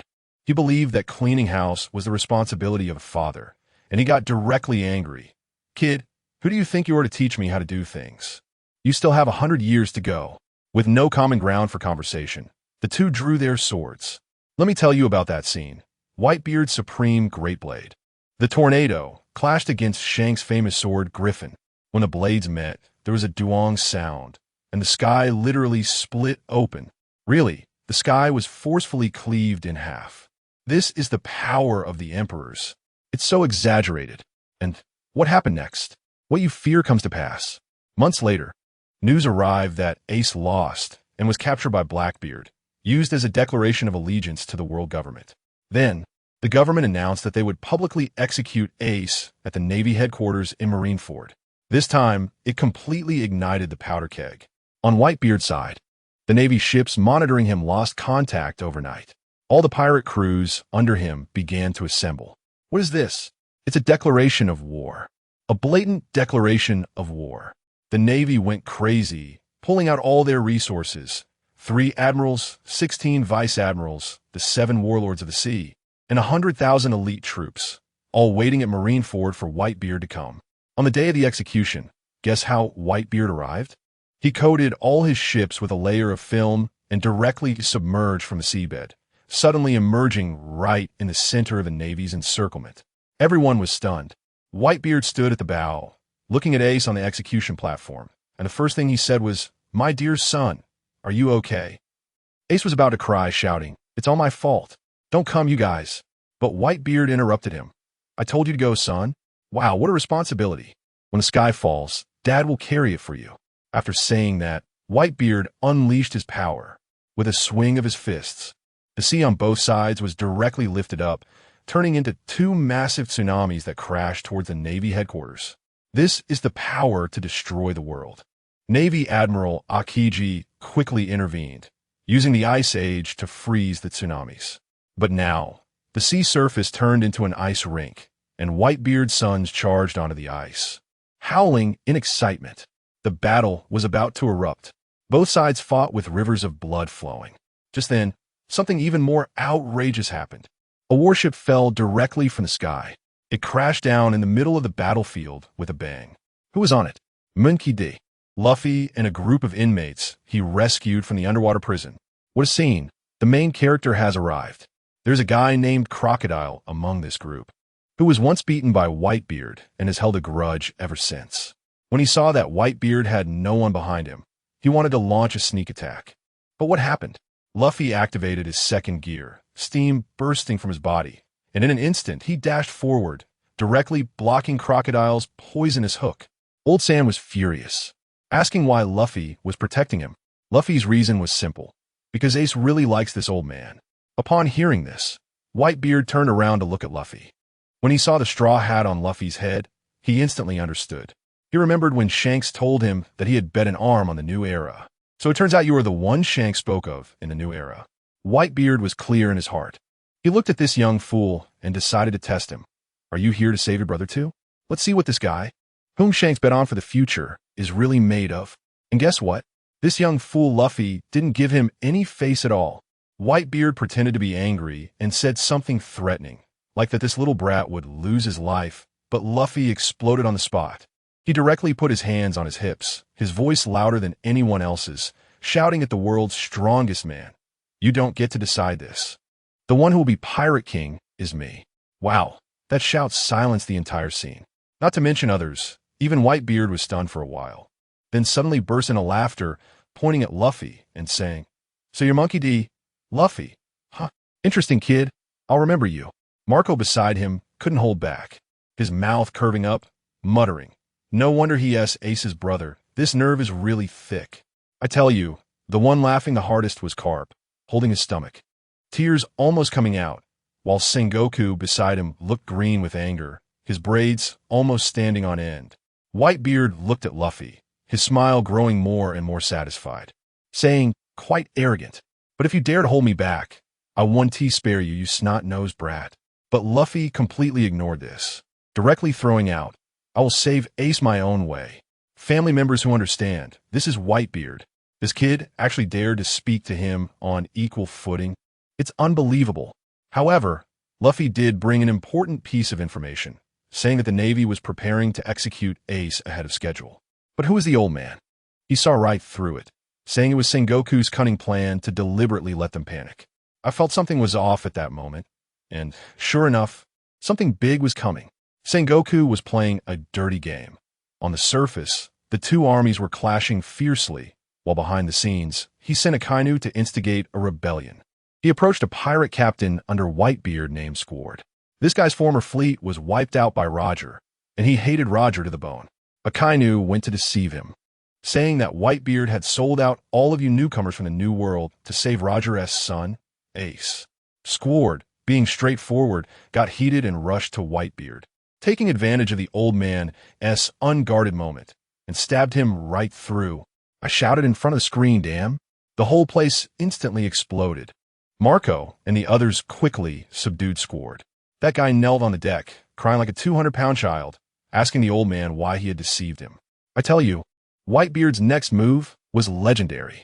He didn't scold or hit. Instead, he tightly embraced this foolish son who had stabbed him. He said, "The idea of a son repaying a father's debt is so ridiculous. Isn't it? On my ship, all of you are my family." Wow, at that moment, all the so-called justice of the Navy and the evils of pirates were all nonsense. What a perspective. What does perspective mean? Whitebeard's action melted everyone's hearts. Squard was crying uncontrollably. The knife in his hand fell to the ground. To dispel the rumors, Whitebeard threw a punch, using the power of the Tremor fruit to shatter the ice wall behind him, clearing a retreat path for all pirates. This misunderstanding was completely resolved, and morale soared. The old man knew his time was short. That stab made his already sick body begin to collapse, and he directly shouted, "Those who want to join me, throw your lives here and follow me." Then, the world's strongest man charged forward. The scene was incredible. The pirates used their bodies as shields to clear the way for him. Akiji tried to freeze him, but was directly pierced by his hockey-infused punch. Although Akiji played a trick to evade, the 3rd Division captain, Diamond Jozu, immediately stepped up. Then Akainu's magma came crashing down. But the old man fought back with punches, scattering the magma everywhere. As they fought, the old man suddenly clutched his heart, spitting out a mouthful of old blood. His body unable to take it, he knelt on one knee.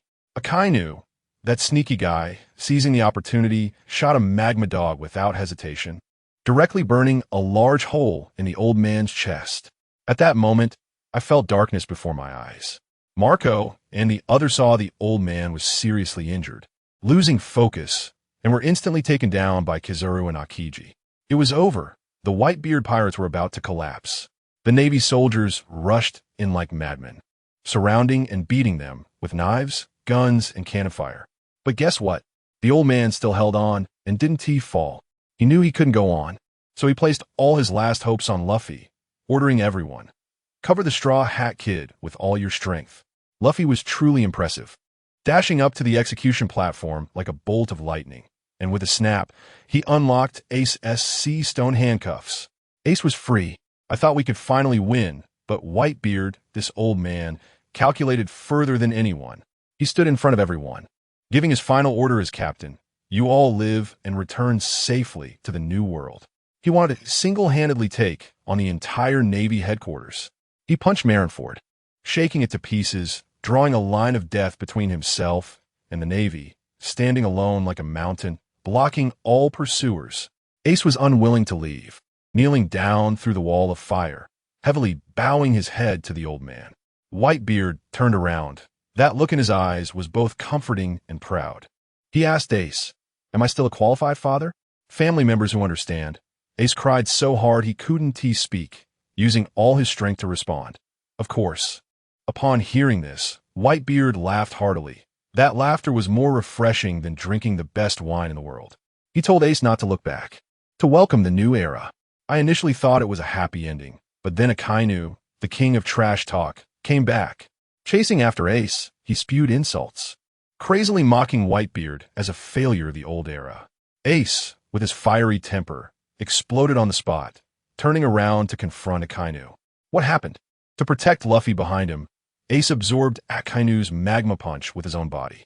Ace, just like that, was gone. Zeing Isti, that man who had endured heavy injuries without a sound, cried. Whitebeard instantly appeared behind Akainu. The fire in his eyes could turn a person to ash. He didn't dodge, but exchanged injuries, ruthlessly beating Akainu to a pulp. Half of Marineford was shattered. Just then, the final boss, Blackbeard, made his entrance.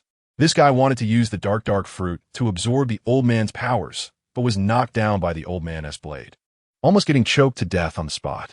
In the end, Blackbeard's subordinates swarmed in, attacking the old man madly. The old man stood there. In his final moments of life, he remembered Roger, and then shouted to the whole world with his last ounce of strength. One Piece truly exists. Then, he just stood there, closed his eyes. He died, but he died standing. With 267 knife wounds, 152 gunshot wounds, and 64 artillery hits all over his body, there isn't a single scar on his back, because he has never run away in his life. This era is called Whitebeard. I thought the story ended here, with everyone crying, but then, to my surprise, the screen lit up again. A big line of text appeared. Sun God Nika, Luffy, teaming up with the Dark King, Rayleigh, causing chaos in the world's #1 prison. Impel Down. Wow, the whole world exploded. Magellan, the warden of Impel Down, was stunned, wondering whether to stop this second-generation official or not. If he fights back, won't Luffy's grandfather, Garp, beat him to a pulp? The next second, the scene cut directly to the Thousand Sunny. It was a live broadcast. Let me tell you, the most outrageous part was that Rayleigh, standing at the bow, actually looked younger. With a full head of black hair and wearing glasses, he looked incredibly handsome. Kaido, Big Mom, Sengoku. All the big shots were dumbfounded. How did this old man become young again? The ship sailed straight to the gates of Impel Down, and without saying a word, Luffy stretched out his rubber arm and flew over, yelling at Magellan, "Give me back my brother Ace." Just as Magellan was about to say that Ace had already been taken away, Rayleigh suddenly teleported in front of him, exuding a powerful aura. The surrounding guards were so scared that they quickly opened fire, but Zoro appeared out of nowhere, swinging his 3 swords like a windmill, blocking all the bullets. Magellan was still shocked by Zoro's admittance of admiring an admiral's strength, but the next second, Luffy and Rayleigh unleashed their Conqueror's Haki, causing a massive explosion that shook the entire place. Suddenly, the entire Navy soldiers at the entrance of Impel Down didn't react at all, and they all fell down like dominoes. Magellan and his few officers turned pale. I tell you, their expressions were like they had seen a ghost. Who understands, right? Can the Conqueror's Haki still be buy one, get one free? The aura of these two people was so strong that even a big shot like Magellan felt immense pressure. The 2 female officers next to him, Domino and Little Suddy, were so weak in the legs that they were sweating like it was raining, nearly fainting along with the others. Everyone watching the live broadcast around the world was dumbfounded, with comments flooding in like, "What the hell? 2 Conqueror's Haki?" It felt like Luffy was even more terrifying than Rayleigh. Initially, they thought Luffy and the others were just going to be sent to their deaths. But now it seemed like the battle was leaning heavily in their favor. Luffy's face was dark enough to drip water as he stared intensely at Magellan. "Let my brother go." Magellan was truly at a loss for words now. Stuck in a dilemma. Ace was there, so he couldn't let him go. But now the problem was, Ace was really not there. He couldn't just let this group of maniacs tour around, right? And this was a global live broadcast. The Navy couldn't lose face. He could only harden his resolve, putting on a righteous front and shouting, "Straw Hat Luffy, you have some guts to barge into Impel Down." At Navy headquarters, outside the office of Fleet Admiral Sengoku, he pointed at Luffy on the screen, furious enough to want to swallow Carp whole. "Carp, look at the good things your grandson is doing." But what shocked them even more was Rayleigh. How did this old guy become younger? What about his strength? Strength was the key. On the other side, aboard the Whitebeard pirate's ship, Marco looked at the screen and laughed heartily.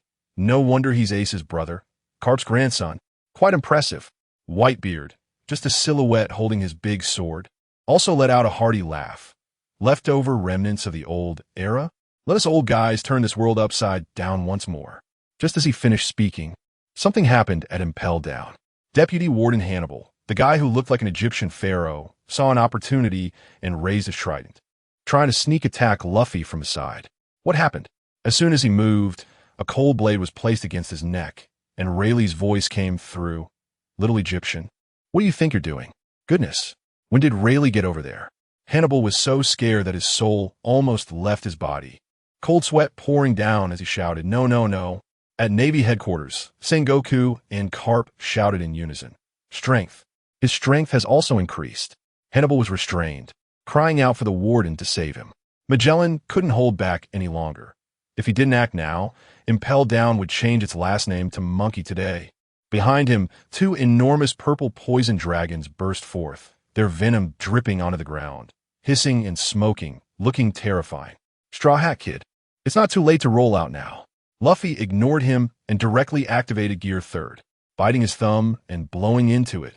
His right fist became as huge as a small car. I tell you, this wasn't just any ordinary Gear 3rd. It was wrapped in armament haki, Conqueror's haki, and flowing Sakura haki, with buffs stacked to the max. Magellan, seeing this, didn't dare to underestimate him. After all, the scene of Luffy knocking Kaido out with one punch was still fresh in his mind. He commanded the two poison dragons to charge forward. Luffy let out a furious roar.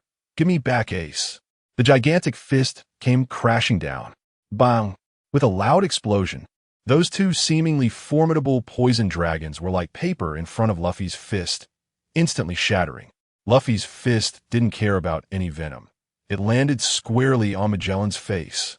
With one punch, just one punch, the director of Impel Down, Magellan, who was comparable to an admiral in strength, was sent flying like a kite with a broken string, crashing against the stone wall behind him with a loud bang. Everyone was stunned, mouths agape as if they could fit an egg inside. He lost. Just like that. As the smoke cleared, blood dripped from the corner of Magellan's mouth as he struggled to get up. Hannibal beside him was also in shock. Although he hoped for the director to step down so he could take his place, he never imagined Magellan would lose so miserably. Luffy stepped closer to Magellan, his aura resembling that of an emperor. Magellan looked at him and finally spoke the truth. "Ace has already been escorted to Navy headquarters." Luffy didn't listen at all, walking right up to him and coldly saying, "Get out of my way, let me in." Magellan was still a man, even in this situation.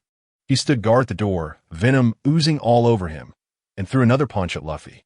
Luffy didn't hold back either and threw a punch in return. The two fists collided, and with a crack, all the bones in Magellan's right arm shattered. His clothes ripped apart as he screamed and fell down. At Navy headquarters, Akainu was anxious. "Fleet Admiral, let me go support." Sengoku's face darkened. Support? The main battle was imminent. No support? Impel Down was about to be torn apart. He gritted his teeth and decided they must support. But just as he was contemplating, a bunch of prison guards rushed out of Impel Down, surging towards Luffy and the others like a tide.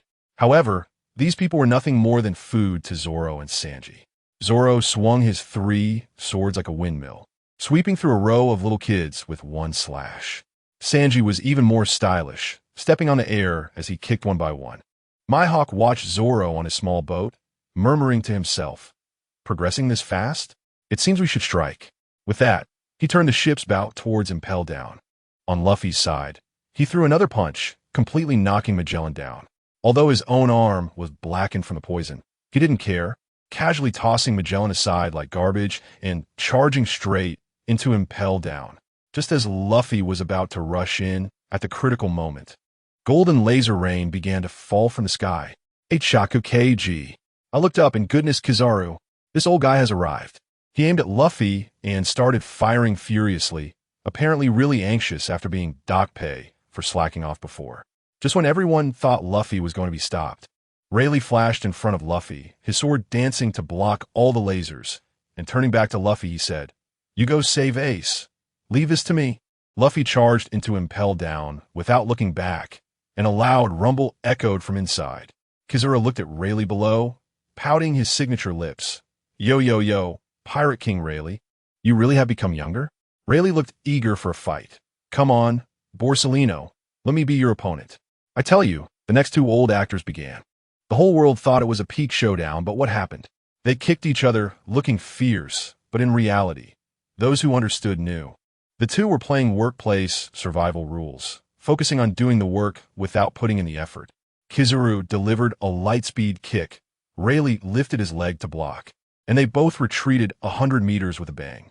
Then they began to praise each other, one saying, "Rayleigh, you're so strong," and the other, clutching his chest and panting, replied, as expected of an admiral, "You're also very strong." Kizaru even drew his light sword, looking righteous as he said, "For justice. I must take you down today." The Navy soldiers were fired up, shouting, "Long live Admiral Kizaru."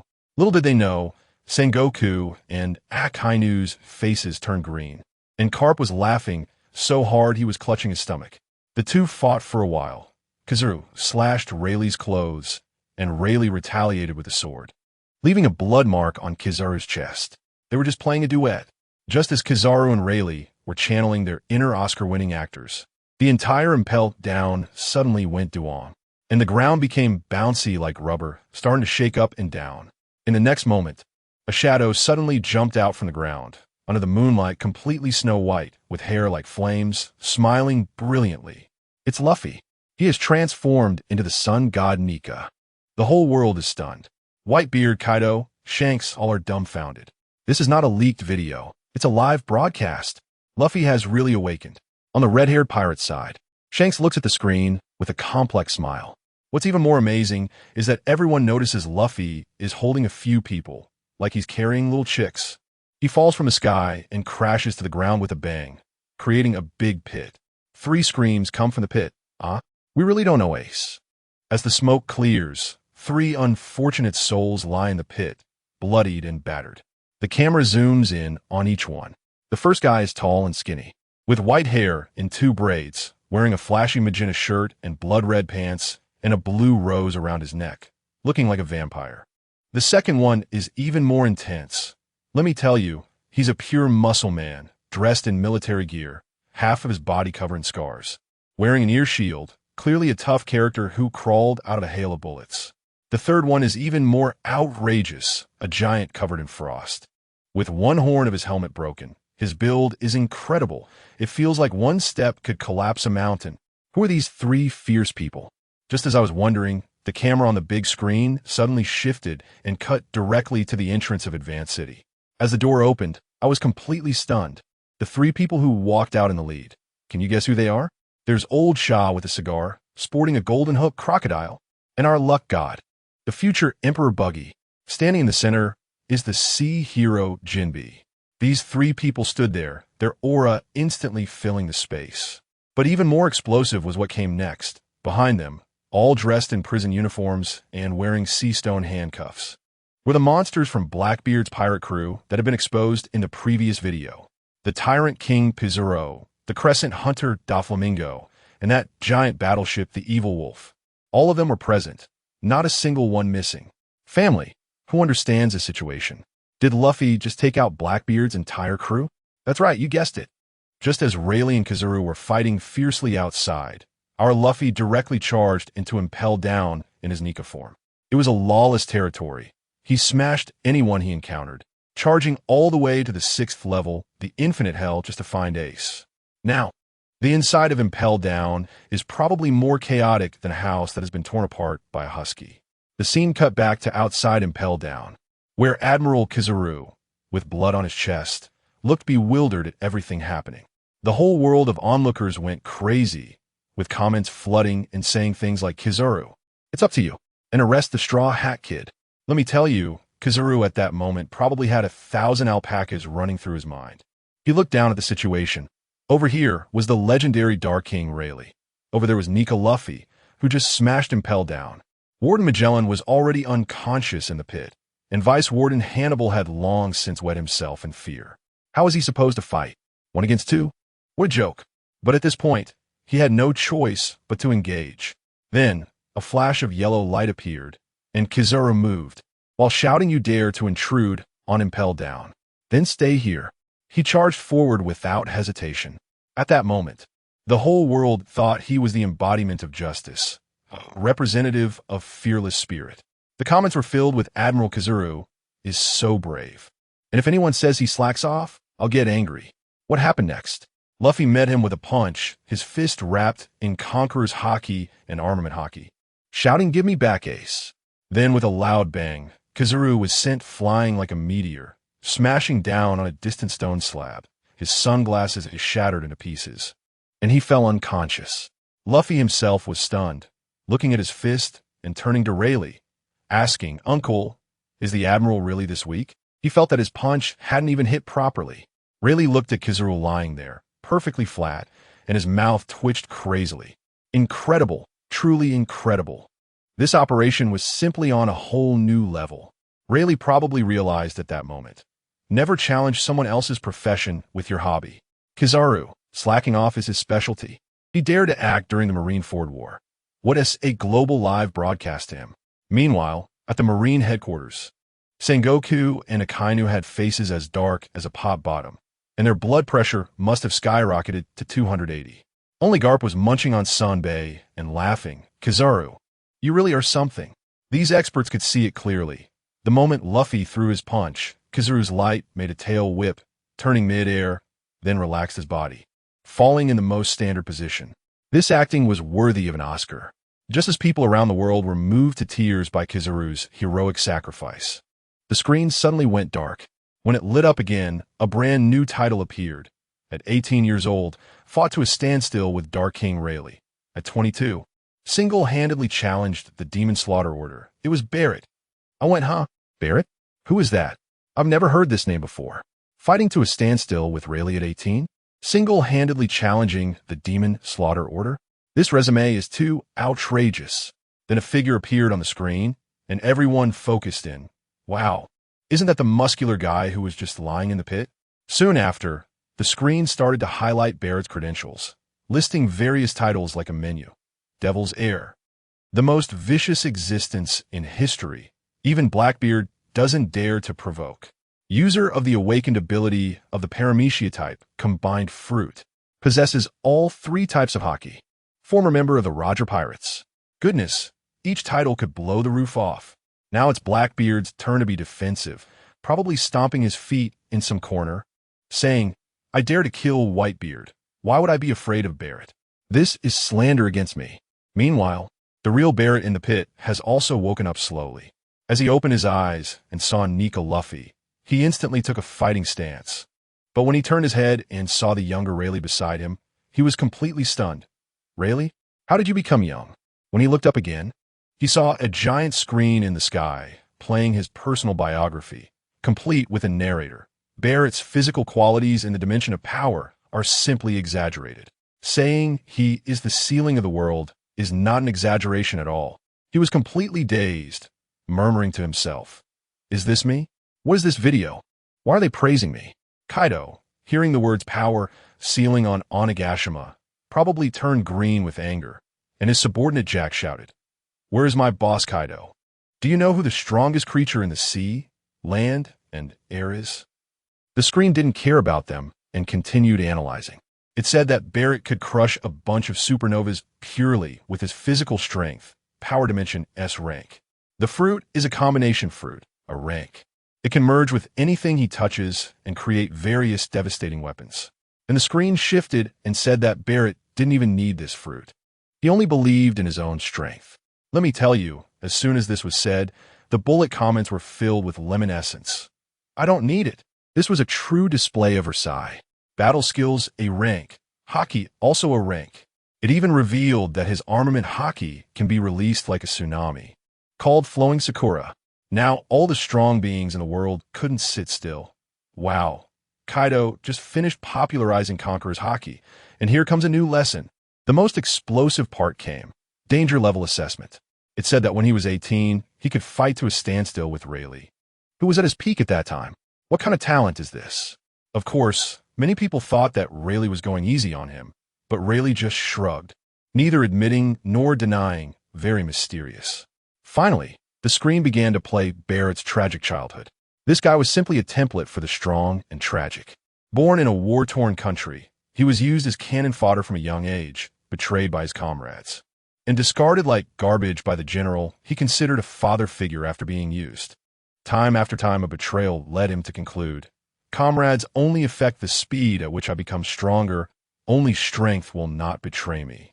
Later, at 15, he met Roger, boarded the ship, nicknamed the successor of the Ghost, only to find that Roger, despite having comrades, was unshakably strong. He couldn't understand, feeling that his comrades weakened him. So he got off the ship to go solo again. This tragic past left the whole world in silence. Sigh, what kind of ghost successor is this? Clearly, he is a pitiful person lacking love and yearning for it, ultimately heartbroken. Even the usually thick-skinned Luffy, looking at Barrett's lonely and resolute figure on the screen, had red eyes. Guess what happened next? Just as Barrett's story finished playing on the screen, he was still standing there reminiscing about life, when suddenly he turned his head and locked eyes on Luffy and Rayleigh. Goodness. He pushed off the ground and zoomed next to Rayleigh, mumbling, comrades. Fine, I'll believe once more. Then he shouted at Luffy, White Monkey, I hope you don't let me down. You better protect your people. Let me tell you. Just as he decided to reconnect, the Navy headquarters blew up. As soon as the giant screen turned off, everyone thought they could take a break, but the real storm was just beginning. In the Marine Admiral's office in Marineford, it was a gathering of heroes. Sengoku, Vice Admiral Tsuru, Garp, and the three admirals of Kanu, Kizaru, and that unlucky guy Fujitora was probably still on his way back. The air pressure in the whole room was frighteningly low. Vice Admiral Tsuru was the first to speak, looking at Sengoku, whose face was as dark as a pot bottom, and said 4 words, execute ahead of schedule. As soon as these 4 words were spoken, the entire room fell silent. Let me tell you, this is no joke. Executing him early would be a loss of face. Doesn't this mean we're openly telling the whole world? Our Navy is afraid of Whitebeard, and also afraid of that straw hat Luffy who just turned Dressrosa upside down. Sure enough, the hot-tempered Akainu was the first to jump out and oppose. Impossible. What is there to be afraid of? It's just the Whitebeard pirates, right? His voice was so loud it made the whole room buzz. At that moment, I thought, wow, this guy is really brave. He continued to rant. What about Straw Hat Luffy? What does it matter if Rayleigh is young again? Barrett? Just a clown locked up for 20 years. Family, who understands? I was sweating for him just listening. With such bravado. One might think he was the king of the world. Sengoku saw that he was about to keep going. So he quickly coughed to interrupt, decisively stating, it's settled. Execute him early. Akainu still wanted to say something, but Sengoku shot him a look, got up, and walked out. Shouting to the crowd of Navy in the square with his booming voice, announced to the whole world, right now, immediately, live execution of Ace. It's lively now. The whole world just finished watching Barrett's biography and hasn't even settled down when the big screens lit up again. Everyone is complaining. So busy. Watching on the big screen and then the small screen, it's more thrilling than binge-watching a series. As soon as the live broadcast started, Sengoku stood in the center, flanked by Admiral Karp and Vice Admiral Tsuru. He directly opened the microphone with a bombshell. The 2nd Division Commander of the Whitebeard Pirates, Portgas Ace, is the biological son of Pirate King Roger. He carries the most evil bloodline. This news had been leaked in a previous video, and everyone had little reaction. But Sengoku's next sentence blew everyone away. Due to the turmoil of the sea, the Marshal, have decided to execute him immediately. Immediately. Let me tell you, the bullet screen went crazy in an instant. The Navy is scared. They haven't even fought yet, and they've already lost in momentum. The scene shifted to Marineford Square, where cannonballs were piled like mountains, and Navy soldiers stood like guardians. Close-ups of the three admirals came, Akainu, Akiji, and lastly Kizaru. Goodness, when Kizaru appeared, the crowd was shocked. Look, Admiral Kizaru is back. He hadn't even changed his clothes, covered in wounds. Truly a model worker of the Navy. Looking at his tattered clothes and the exhausted wrinkles on his face, I almost believed it. Turns out this old man was cursing inside. What a hard life. I just got back and have to go to work again. Who invented this live broadcast? Don't let me catch you. The focus was on putting in the bare minimum, and he had already started calculating how to perfectly slack off.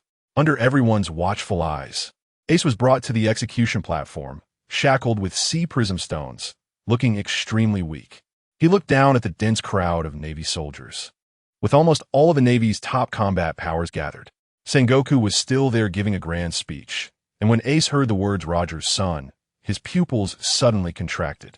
Execute him immediately. With Sengoku's command, two executioners raised their gleaming blades. Let me tell you, at that moment, the whole world fell silent, and everyone held their breath. Below, Carp clenched his fists, his eyes reddening, muscles trembling. Sengoku's hand was firmly pressing on his shoulder, fearing that this old hero would go berserk on the spot.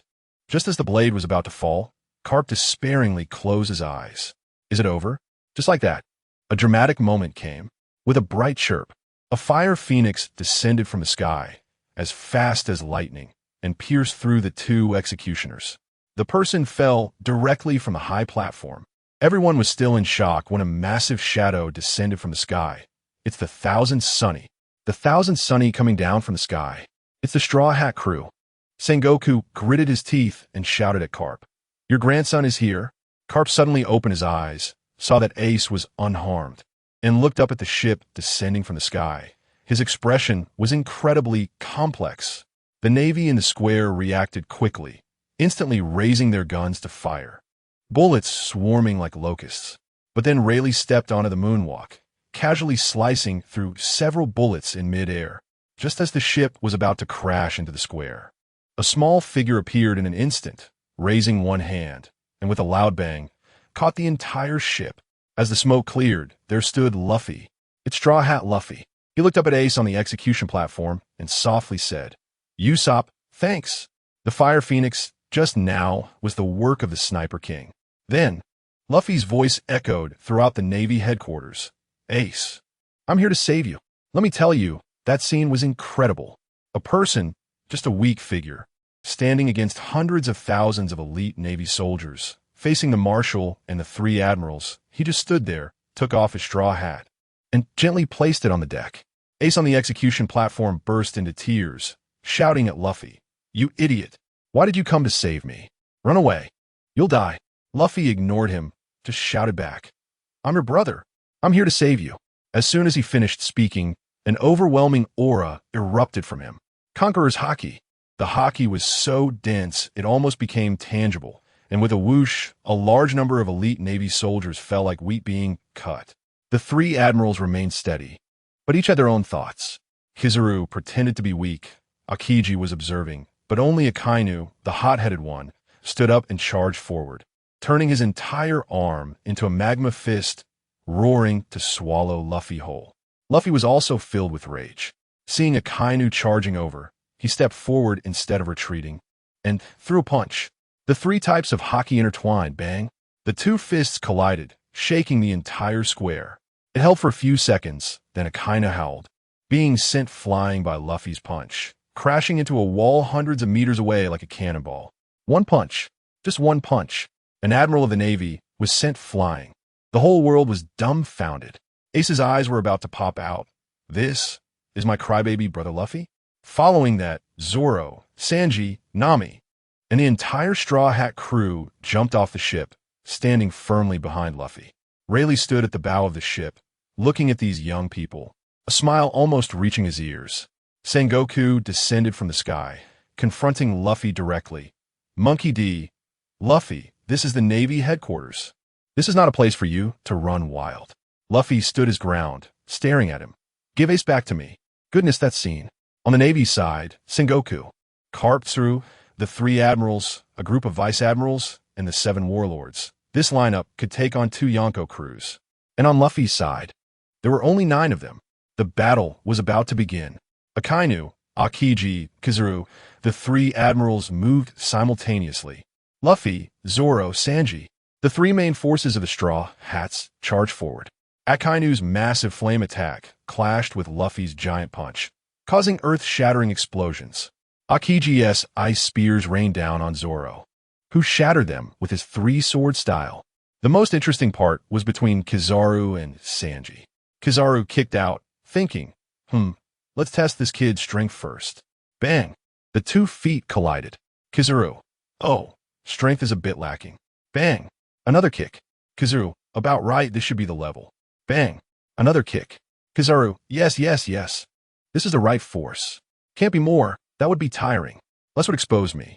He was precisely controlling the strength, leaving Sanji confused, thinking, what's with this admiral? Does he get stronger against the strong and weaker against the weak? On the other side, Rayleigh stepped onto the moonwalk, wanting to save Ace. Carp stepped forward, blocking his way. Rayleigh, are you going to block my path? This is the Navy headquarters. I must stop you. Carp had a righteous look. Ace looked at Carp's back from above, feeling mixed emotions. Carp, let us make you remember the feeling of youth, Rayleigh said, raising his sword and charging forward. With a swish, his sword pierced through Carp's chest.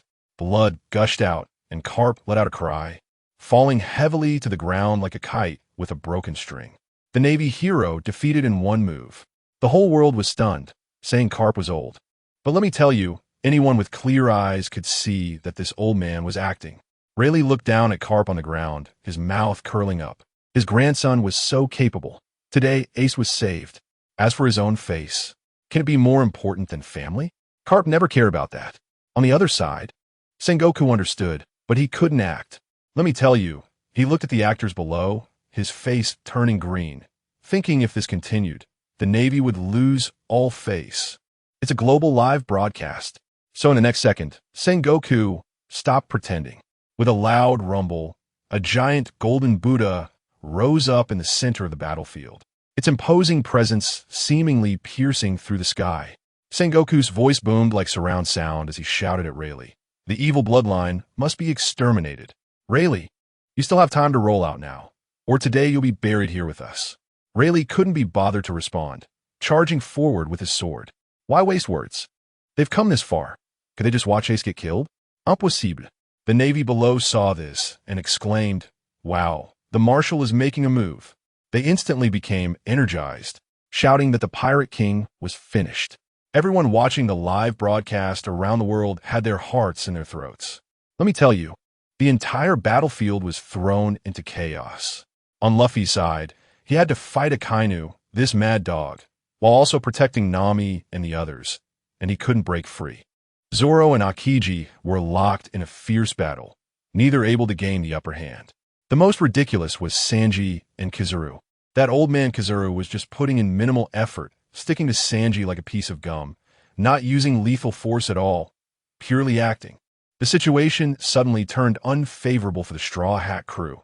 It felt like they were about to be wiped out. Just then, Akainu unleashed a powerful move.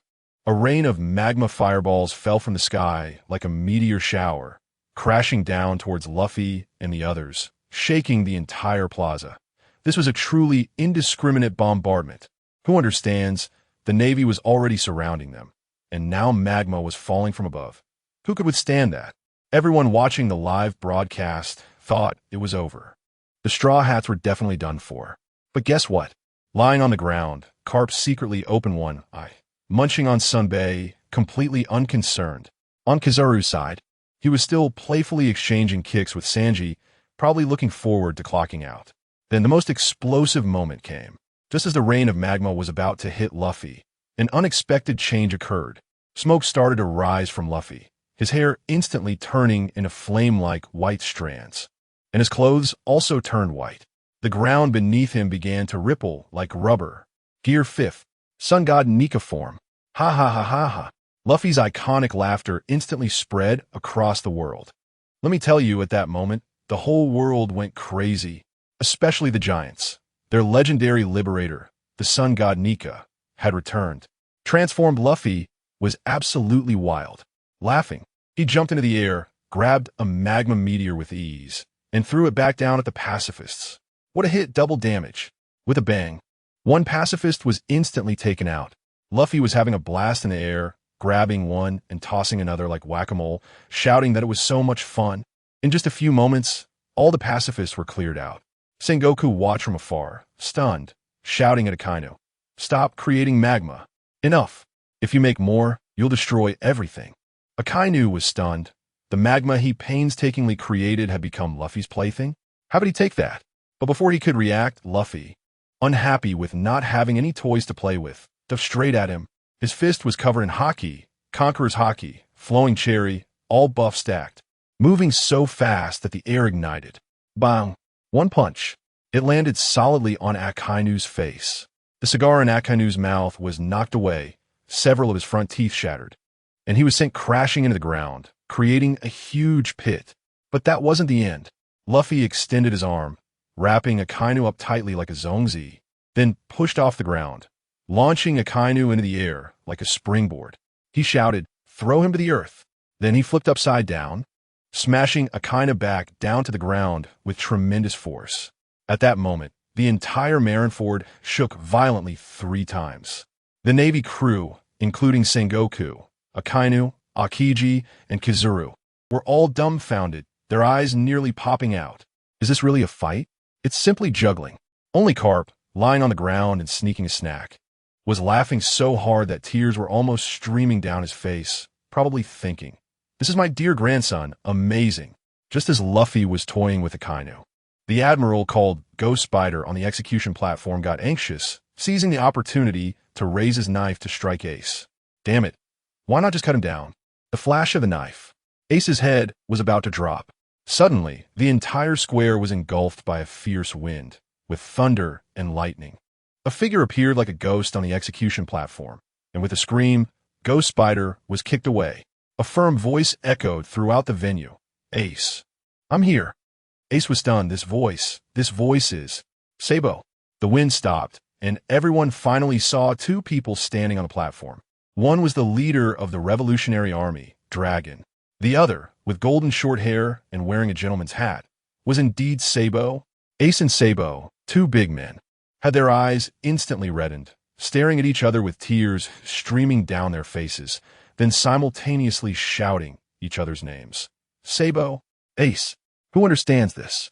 The scene of their long-awaited reunion broke me on the spot. Luffy in the sky also stopped playing, staring blankly at Sabo on the execution platform, completely dazed. At this moment, the most frustrated person was Sengoku. He walked over to the pretending-to-be dead Carp and kicked him hard, gritting his teeth and shouting, "Monkey D. Carp, do you and your family think my Marine headquarters is a family reunion venue?" Let me tell you, everyone watching the live broadcast is going crazy. Grandpa is a Marine hero, son is the leader of the Revolutionary Army, and grandson is a man who wants to become the Pirate King. Goodness, 3 generations of your family, land, sea, and air. No, I mean the Marine, Revolutionary Army, and the pirate factions all together. It's like stacking buffs here. In the end, no matter who wins this battle, the winner will be your monkey family. Luffy grinned and threw the half-dead Akainu to the ground. Bye-bye, little fireman. Let us play again next time. Akainu was already on the verge of collapse, and upon hearing this, he spat out a mouthful of blood and fainted on the spot. Luffy jumped onto the execution platform, and the 3 brothers, Ace, Luffy, and Sabo, finally stood together. They looked at each other, first laughing, and then tears began to flow. "Luffy, how come you've gotten so pale?" "Sabo, where did the injuries on your face come from?" "Ace, why do you look so disheveled?" Sengoku, watching from below, was furious, his veins bulging. "Are you reminiscing as if I don't exist?" He was so angry that he slapped down that golden Buddha palm blocking out the sun. Luffy looked up and laughed. Wow, what a big palm. Not only was he not afraid, but he was also extremely excited. He pushed off the ground and shot up into the sky, reaching out to grab a bolt of lightning. "You didn't see it wrong. He treated the lightning as a javelin. He shouted, "Let us see if you're afraid of electricity." Holding the lightning spear, he charged toward Sengoku's Buddha palm. Zzz. The lightning sparked wildly against the Buddha palm, but just wouldn't penetrate. People all over the world cheered. He held on. The marshal held on. Luffy tilted his head. "Oh, you can take it, huh?" He grinned. "Then let us add a little more." Instantly, his armament haki enveloped the entire lightning spear. Stab again. Cracks began to appear on the Buddha palm. "Let's add a bit more." The flowery cherry blossom haki also wrapped around it. Now, Sengoku really felt pain, but he still insisted on maintaining his pride. Luffy, feeling playful, shouted, all right, looks like I need to ramp up the intensity." Just as he was about to wrap it with Conqueror's haki, Sengoku, scared, quickly pulled his hand back. No kidding, if it went on like this, his palm would be pierced, and where would his face go then? Just as Luffy and Sengoku were in a standoff, Sabo had already gotten the key and was preparing to unlock Ace. But at this critical moment, a laser beam shot over and instantly shattered the key into pieces. Who did it? Kizaru. That old six actually jumped out to steal the limelight at this moment. He seemed quite pleased. Now, who dares to say I'm slacking off? Let me tell you, at that moment, the whole world fell silent. Sabo was stunned, Ace was stunned, and Luffy was also stunned. Even Carp, lying on the ground, was confused. What is Kizaru doing? The next second, Luffy completely exploded with rage.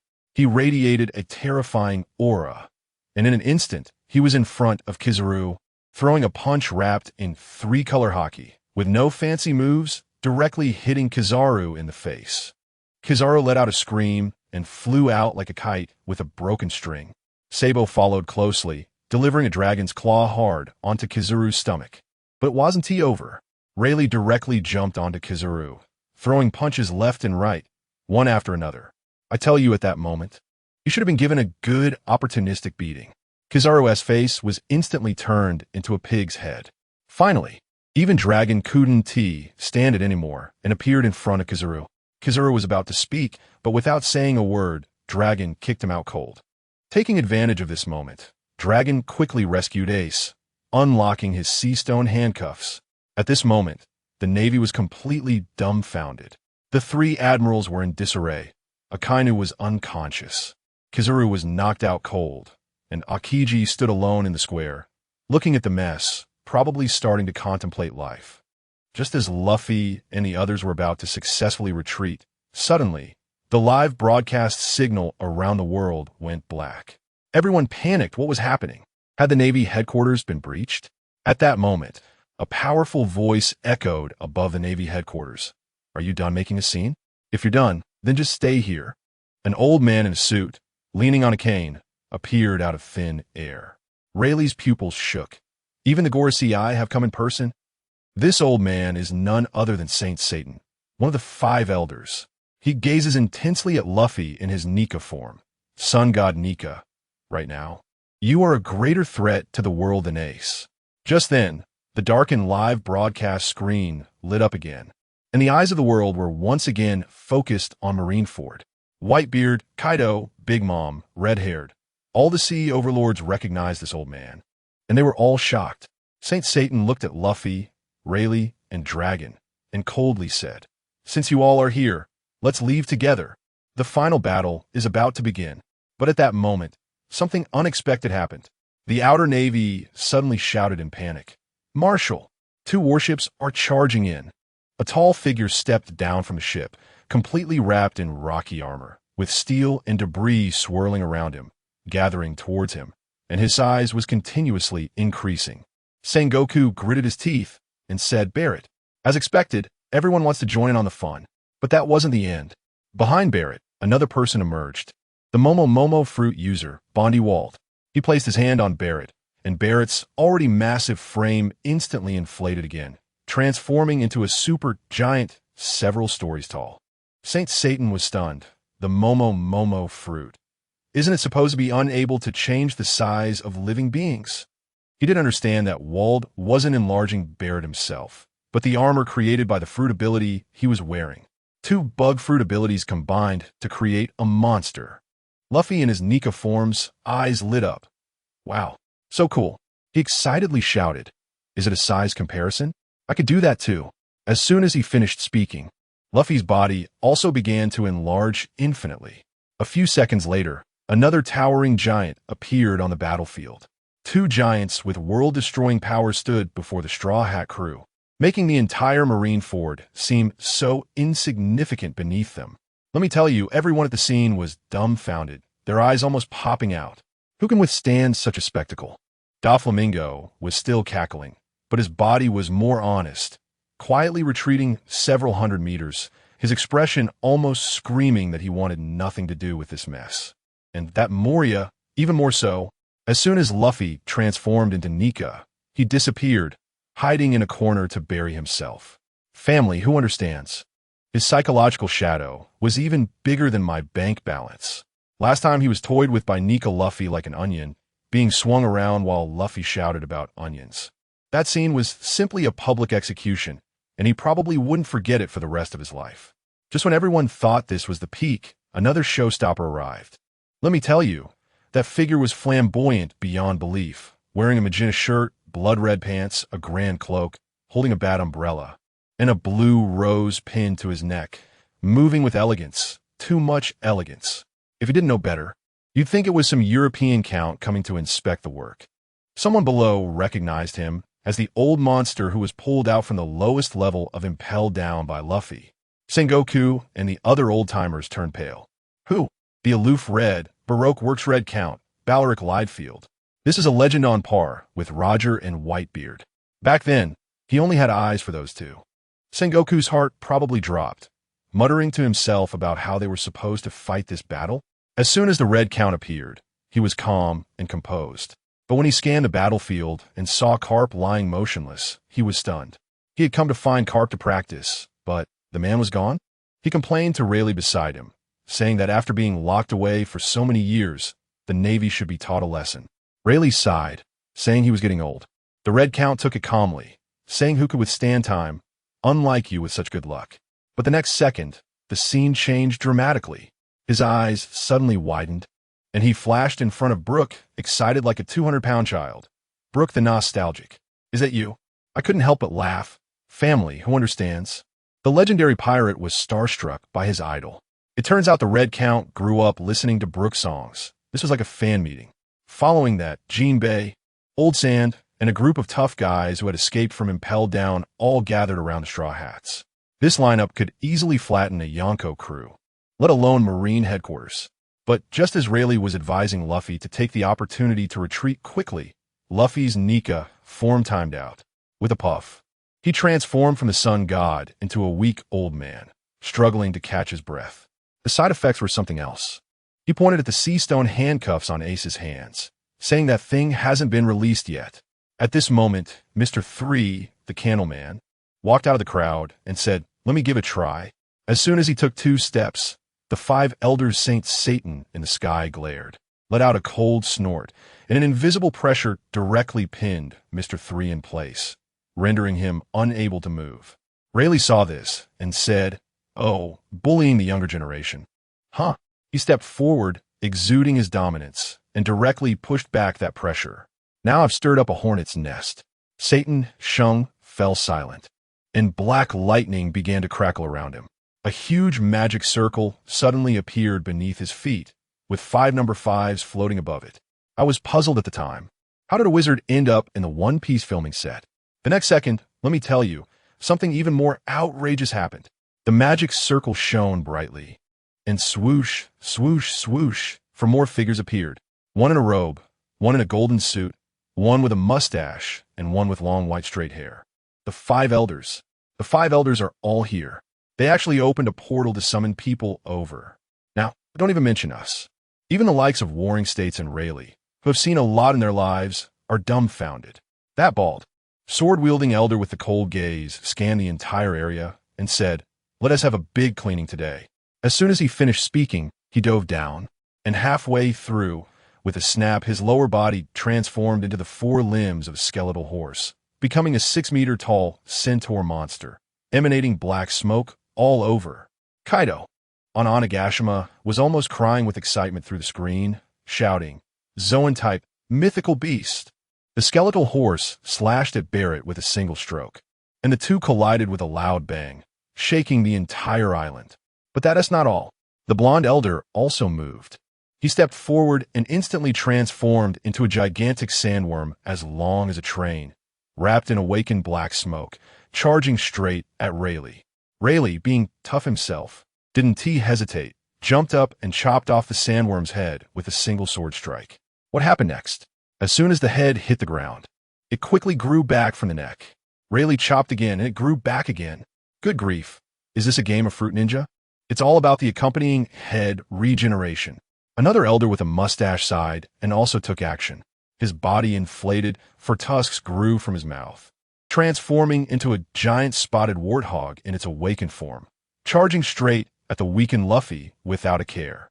Seeing this, the World Destroyer Valdi activated his Momo fruit ability, growing as large as a mountain, and threw a punch down.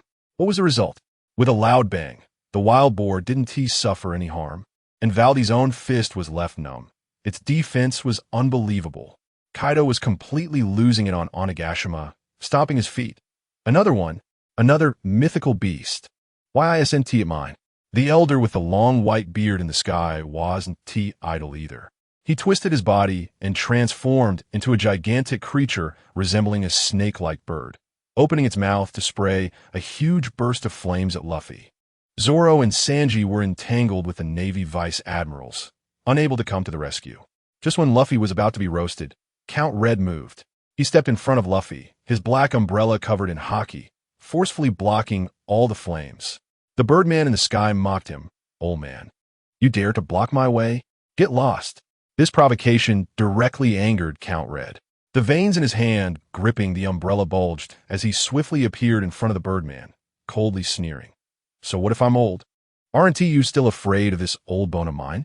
Kaido was completely losing his mind, roaring, another awakened mythical beast.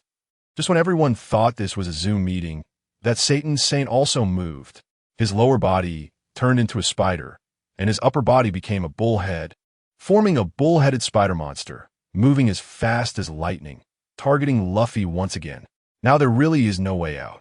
Long is blocked by Aokiji, and Rayleigh and the others are also entangled, unable to break free. Zoro, Nami, and the others can only watch helplessly, anxiously shouting Luffy's name. Luffy is now so weak that he can barely stand, just watching that monster charge towards him. At this critical moment, Ace pushes Mr. 3 beside him away, opens his arms, and resolutely stands in front of Luffy. He has a smile on his face, just like when they were kids. No matter what trouble Luffy got into, he would always be that big brother standing at the forefront. My heart was in my throat at that moment. Is history about to repeat itself? The claws of Saint Satan were only a few centimeters away from Ace's back. "Ace, no!" Luffy shouted with all his strength. At that instant, boom! A deafening explosion rang out. The air in front of Saint Satan suddenly shattered, and an invisible, terrifying force sent him flying hundreds of meters away. Before anyone could react, with a loud crash, the Moby Dick broke through the surface of the water, leaping out. At the bow stood a figure, gripping the Kong with a cold gaze and an overwhelming aura. When the full appearance of that figure was revealed, I tell you, the entire world was silent for 3 seconds. It was Whitebeard, a Whitebeard without scars, without illness, at the peak of his power. At this moment, the entire venue erupted. The calm expressions on the faces of the 5 elders instantly vanished, replaced by terror. Sengoku was even more dumbfounded. Carp, who had woken up at some point, saw the young Whitebeard and slapped Sengoku hard across the face. Sengoku was stunned. "Why did you hit me?" Carp's eyes bulged. "Does it hurt? Is it really true?" Kaido from Onigashima and Big Mom from Whole Cake Island were both dumbfounded, especially Big Mom, who had been planning to wait for Whitebeard to die of old age to take over his territory. Now all her plans were ruined. Her subordinates began to calculate. Whitebeard is Luffy's brother's father. Shanks is Luffy's guide. Kaido is Luffy's mentor. If you think about it, the next one to be brushed by the monkey family for experience points is our mom, right?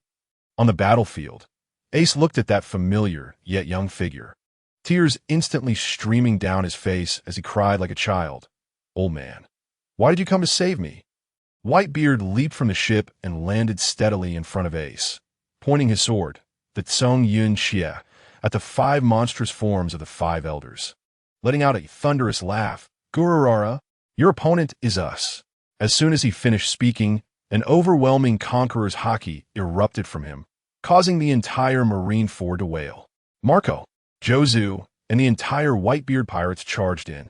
Whitebeard stood in the center of the battlefield and swung the Tsung Yun Xie forward with great force.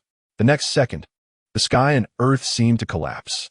The air began to shatter like glass, the ground shook violently, and the sea on both sides was forcefully lifted in towering waves over 100 meters high, crashing towards the island.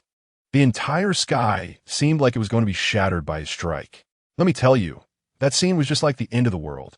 The Navy soldiers below instantly collapsed, screaming that Marine Fort was finished, and then they all jumped into the sea like dumplings. Obviously, the island was the most dangerous place right now.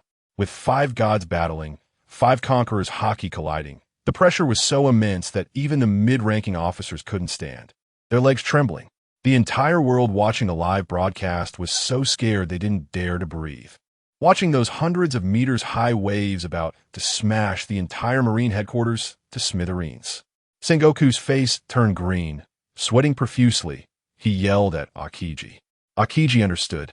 Without saying a word, he pushed off the ground and flew into the air. Goodness, he spread his arms, the BGM changed, and shouted his signature line, "Ice Age." In an instant, the bone-chilling cold directly froze those 2 deadly giant waves into 2 massive ice sculptures, perfectly encasing the entire Marine Fort, looking like a giant ice fortress. Simply amazing. The Navy side just breathed a sigh of relief, shouting that the Admiral was awesome. But guess what happened next? In an inconspicuous deep pit, Akainu, yes, that Admiral Akainu, groggily woke up. He had been knocked out by Nika Luffy's punch, sleeping for several hours, and when he woke up, he was completely dazed, covered in blood, several of his front teeth missing, and his cape tattered like a rag. As he opened his eyes and saw the 2 massive ice walls around him, his first reaction was, "What the hell? Did I time travel? Ice Age?" When he looked up and saw the 5 elders in the sky, who looked like skulls of centaurs, he was even more confused. Is this Jurassic Park? He shook his head and finally spotted a familiar face, Whitebeard. But then he was stunned. Why has Whitebeard become young? In the next second, this guy's thought process was so bizarre. Maybe he had a concussion. His blood rushed to his head, and he shouted out to uphold absolute justice, transforming into a mass of magma and charged towards Whitebeard. My expression at that moment was, "Subway, old man, phone." What happened next? Bang! A loud sound. The audience watching the live broadcast saw a red shadow fly out, followed by a scream. When the camera zoomed in, good heavens, Akainu was embedded halfway into the left ice wall like a piece of artwork, and he fainted again. Who understands? Just got out of the ICU and rushed back. The annual Best Background Board was in the bag.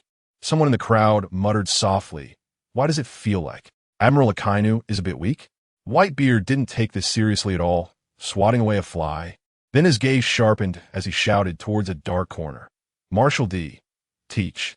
Get out here. Stop lurking around." In an instant, everyone's attention, including the live broadcast camera, focused on him. Suddenly, a distinctive laugh echoed. "Old man, you become young. I'm really happy for you." I spat. I wanted to vomit. This guy's thick skin can make a wall give way. Then, a more dramatic scene unfolded, before Whitebeard could explode in anger. 4 individuals suddenly rushed out from a group of prisoners who had come from Impel Down, the 4 kings of Blackbeard's crew that had been exposed in the previous video. The moment these 4 saw Blackbeard, their eyes turned red, as if they had seen their father's murderer. Let me tell you, there's a backstory here. Back at Impel Down, when Luffy heard these 4 were Blackbeard's men, without asking anything, he went up and gave them a beating, shouting, "You guys are Blackbeards, right? Watch me beat you to death." If it weren't for these 4 guys being clever, begging for mercy, and saying they didn't know Blackbeard at all, they would have been done for an Impel Down. Now that they were out, seeing the situation, they knew they had to choose sides quickly. "Brothers, let's take him down." The 4 of them charged at Blackbeard with weapons, staging a large-scale betrayal scene.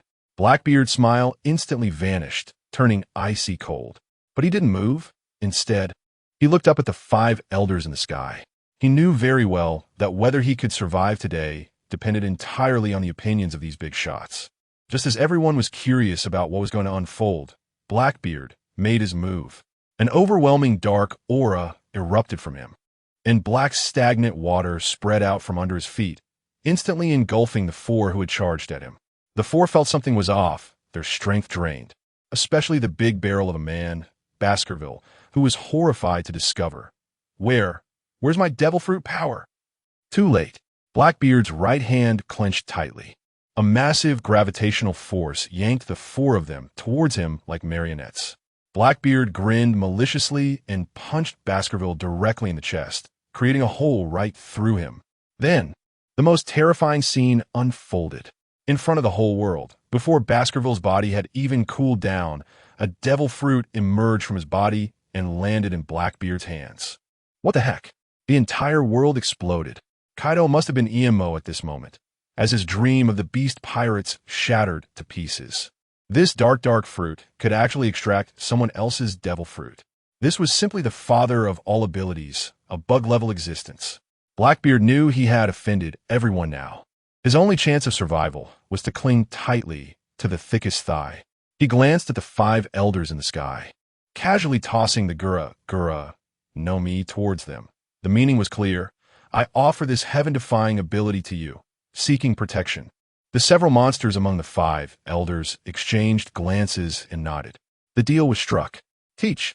Whitebeard roared, brandishing his sword and stepping forward, with Marco and the others following him, ready to clear the way.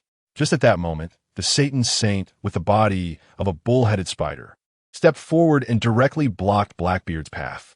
Whitebeard's gaze was as cold as a knife. Satan, are you sure you want to protect him? The Satan Saint did not answer directly, but shouted sternly, Whitebeard, this is Marineford. Get the hell out of here. I'm telling you. The 5 elders are also at a loss. Look at the Navy over there. Some are dizzy, some are injured, some are just floating around, and some are acting. There are hardly any who can fight. Now look at the other side. Peak Whitebeard, Nika Luffy, Dark King Rayleigh, Red Count. With this lineup, even gods would take a couple of slaps. If it really comes to blows, Marineford will disappear from the map today. But Whitebeard had only one thought today. Blackbeard must die. He swung his great sword and directly engaged with the Satan Saint. The Satan Saint's spider legs, laden with venom, stabbed toward him but were cut off by Whitebeard's blade. Yet in the next second, that severed leg surprisingly regrew. Whitebeard laughed heartily. No wonder they're a bunch of undead monsters. As he spoke, Whitebeard plunged his great sword into the ground, and with both fists, he began to hammer the air furiously. Crack, crack. The entire space shattered like glass. The ice wall that had been frozen by Aokiji instantly filled with cracks and collapsed with a roar. The towering waves once again surged and crashed toward the island.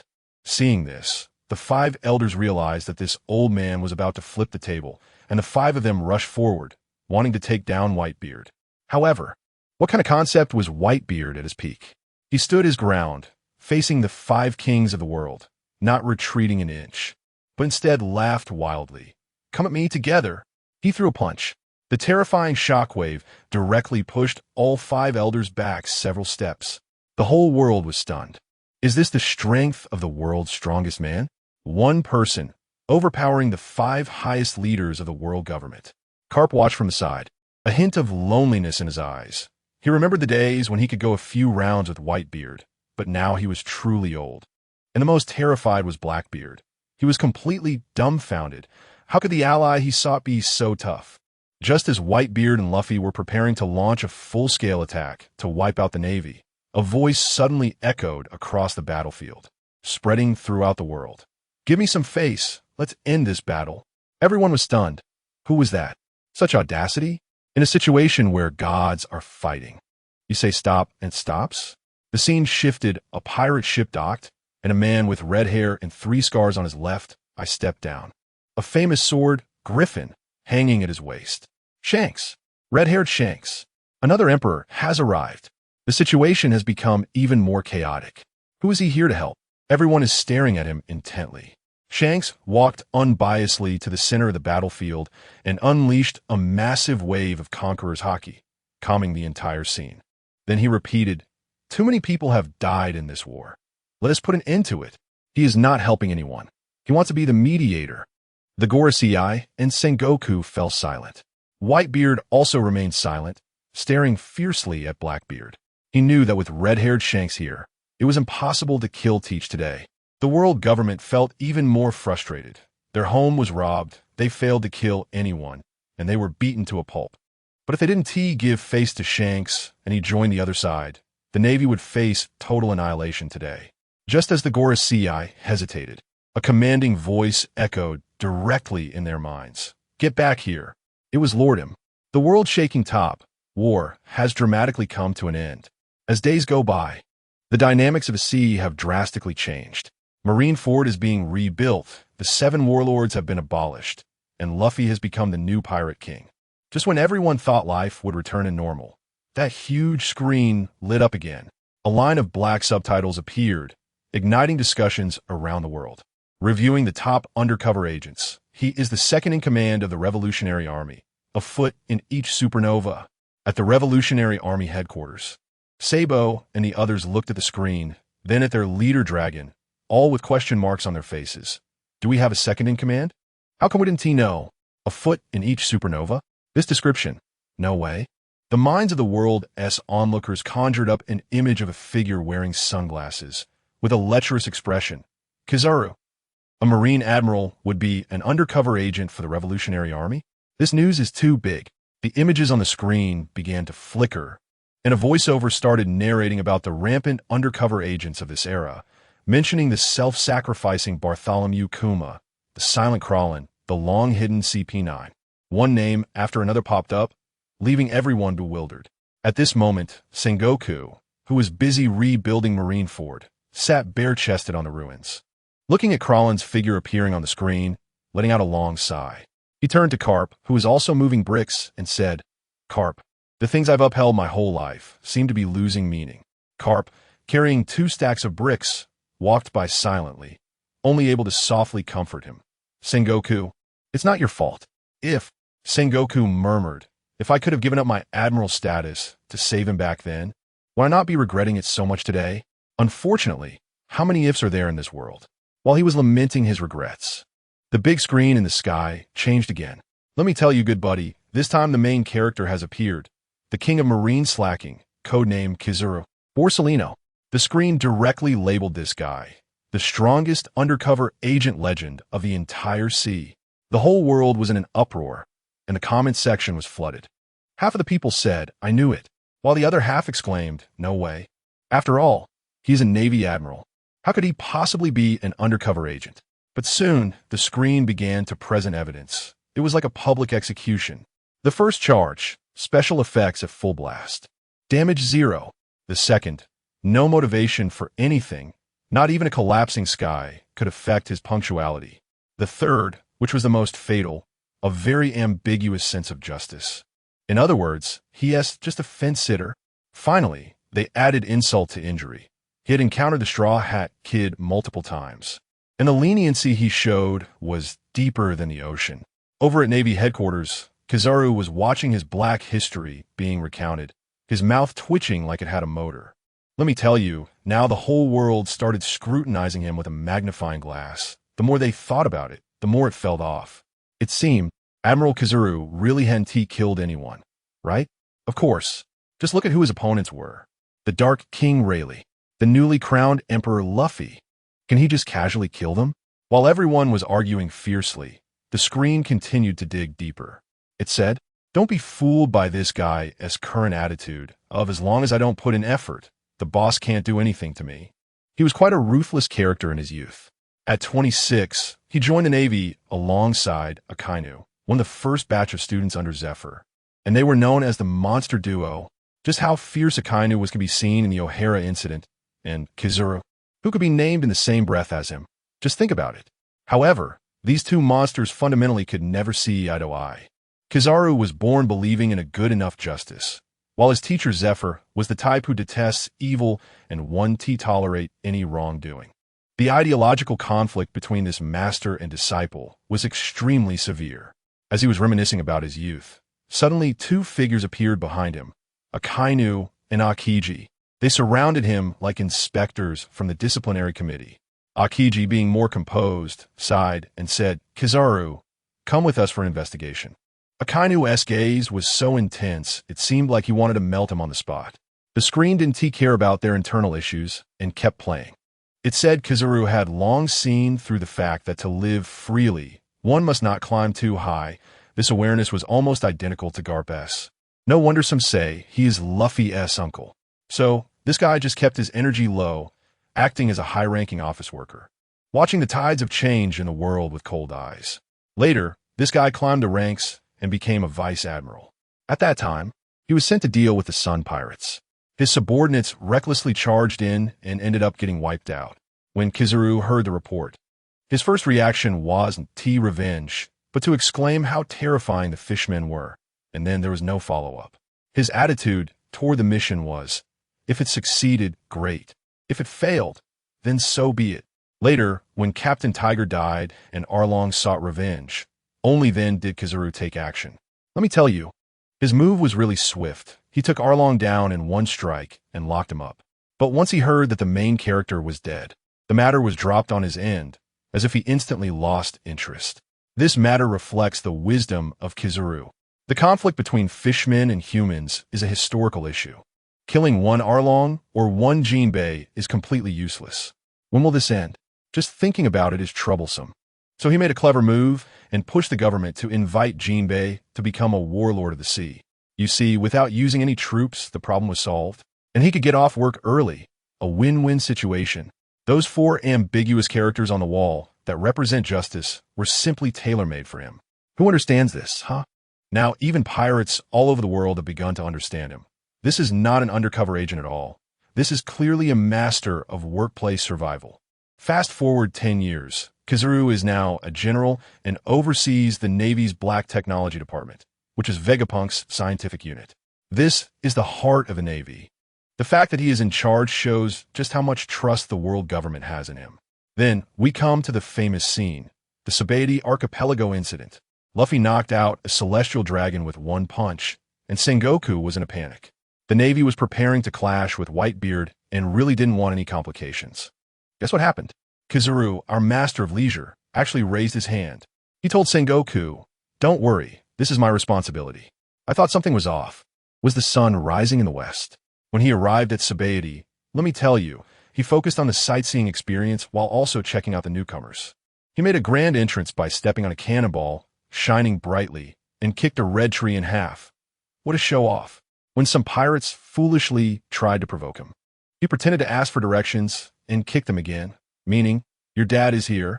He fought with those supernovas purely out of boredom. After they showcased all their skills, he only then took it a little seriously, knocking them down one by one as if he were kicking a ball. Just as he was about to wrap things up, a call from Bartholomew Kuma came in, and he immediately found an excuse to let everyone go. The intricacies behind this operation are quite deep. These supernovas all have impressive backgrounds. Some are connected to the 4 emperors, some are government undercover agents, and then there's Luffy, who is a relationship insider among insiders. Now, to take them out, the timing is simply not right. Old hands like Kizaru know the score. Then, he encounters the real Straw Hat crew. He claims he wants to take down Zoro, but in reality, he just postures without making a move. Until Rayleigh steps in to take the shot. Then he gets more into it, directly revealing, "I'm just here to go through the motions and give the government some face." Fighting Rayleigh? That would require him to hold back. The two of them are just dancing around each other, waiting for an exit strategy. Then, when Bartholomew Kuma shows up, Kizaru is overjoyed. "Great, someone to take over, time to clock out." How does it all end? He captures 500 unlucky pirates to report back. Let me tell you, he has truly mastered the art of shifting blame in the workplace. Soon, it's the Marineford War. When the Whitebeard pirates storm in, Kizaru sees his colleagues are all in, and he can't just sit back and watch anymore. So he sighs and, well, he has to make a move since he's on the payroll. He fires an Ama no Murakumo at Whitebeard, but Marco easily blocks it. They exchange blows. But neither can get the upper hand, both playing the busy card, "Don't bother me." When Luffy finally shows up, Kizaru even has the leisure to joke with Sengoku. Later, he tries to block Luffy, saying he won't catch you or the celestial dragons will be mad at me. but then he delivers a lightning-fast kick, which Ivankov easily saves Luffy from. The most impressive move comes when Luffy finally reaches the three admirals. Kizaru kicks Luffy away, and I tell you, it's pure art. The angle and force were all calculated perfectly, feeding Luffy right into Whitebeard's arms. He even took the time to educate Luffy. Don't think you can save anyone without power. Who understands this, right? Carp is watching from behind. I can't just take out his grandson in front of him, can I? Kizaru has the social dynamics down pat. Then comes the even better part. When Luffy gets the key to save Ace, Kizaru fires a laser. Not at Luffy, but he breaks the key instead. With that kind of precision, you think he couldn't hit Luffy? Come on. This solidifies the fact that he is just slacking off. In the end, Ace still dies. Blackbeard shows up to reap the rewards and snatches the Tremor fruit. The new era is about to become a complete mess. The red-haired pirates arrive, calling for a face-saving end to the war. Just as Law's submarine is about to take Luffy away, Akiji and Kizaru pretended to attack. Kizaru's Ama, no Murakumo, makes the sea boil with heavy light pollution. But guess what? He misses. I tell you, in the realm of slacking off, Kizaru is truly in a league of his own. Afterwards, Akainu is so furious he nearly has a stroke, pointing at Kizaru in the office and berating him for lacking shame. And what do you think Kizaru is doing? He pulls out a nail clipper and leisurely starts trimming his nails. Calm and composed, he embodies the attitude of "you're anxious, but I'm not." In the end, he even gives the Navy a way out. Their survival just means they got lucky. In a word, he saved everyone's face. After this war, the Navy underwent a major reshuffle, and Sengoku stepped down. On a warship, Sengoku, now in civilian clothes, looked at the news of his resignation on the screen and couldn't help but sigh. As expected, everything was just as he had thought. However, when he saw the name of the new admiral, his brows furrowed tightly. The new admiral? Is it Akainu? Looking at the news of Akainu's promotion on the screen, Sengoku could only let out a long sigh. Of course, it was him. Let me tell you. On the other end, Akainu himself was dumbfounded, almost dropping the big cigar in his mouth from shock. I became an admiral? Goodness. I woke up and directly ascended. This script wouldn't even dare to write it like this. Beside him, Kizaru was enjoying the spectacle, hands in his pockets, looking like he was asking for a beating. Yo, congratulations, Sakazuki Akiji, on the other hand, was like a sulking gourd, not saying a word, with a face as dark as the bottom of a pot. When this news broke, the whole world exploded. The Hawks supporting Akainu felt that the Navy was finally going to toughen up and could deal a heavy blow to the pirates. But the opposition was left in shock, fearing that with Akainu in power, there would be battles every day and the entire world would be engulfed in chaos. But did you think this was the end? Let me tell you, the Real explosion was yet to come. Shortly after, several more outrageous messages popped up on the screen. The so-called Whitebeard 2 and the Clown Buggy actually became the new warlords of the sea. What's worse, the legendary Navy instructor Zifa and Admiral Kizaru both resigned from the Navy one after the other. Does anyone understand how shocking this was? The two top-tier combat powers of the Navy just bolted. How is the future Navy supposed to function? Everyone was glued to that cursed giant screen, feeling like the sky was about to collapse. And in the midst of this storm, only Kizaru, the man who knows how to slack off the best, was completely unaffected and fell silent. The screen transitioned, fast-forwarding to 2 years later. In the footage, Zifa had actually formed an organization called the Inyo Navy with the goal of destroying the entire New World. I was taken aback. What kind of trauma had he suffered? The giant screen provided the answer. When Zifa witnessed the enemy who killed his student, Whitebeard 2, being recruited by the Navy as a warlord, his heart must have shattered into pieces. He shouted that if that day really came, then the Navy could do without him. And what happened? Fate is such a bitch. The one sent to stop him was ironically one of his most proud students, Kizaru. When a master and disciple met, the tension was palpable. Zifa mocked Kizaru for relying too much on his devil fruit abilities, saying he hadn't made any progress over the years. Let me tell you, Kizaru usually seems laid back, treating every fight like a joke, sparing the supernovas after a beating, and never even drawing his sword against Whitebeard in the Paramount War. But this time, facing his mentor, he pulled out his sword, the Ama no Murakumo no Tsurugi, almost defiantly. The two engaged in dozens of exchanges in an instant. After all, Zifa was older, and his stamina clearly couldn't keep up. But from the moment he left the Navy, he had resolved to die. In the end, Zifa was defeated by Luffy, regained his original intention of being a Navy member, and then lay on the ground, calmly awaiting his fate. Kizaru, who arrived late, brought the Navy forces to conclude everything. Just then, a massive ice wall rose from the ground, separating the Navy from their pursuers. It was Kizaru. He used this means to send his teacher off for the last time. Kizaru looked at the ice wall, momentarily stunned. He understood that this was the final farewell. For the first time, and the only time, he put away all his nonchalance and, facing his most respected teacher, exerted all his strength. Countless light points erupted from his hand. That was the true form of the Ama no Mirakumo no Tsurugi, a sky full of light rain. And rather than a deadly attack, it was more like the most tragic funeral for a hero. Farewell, Teacher Zifa.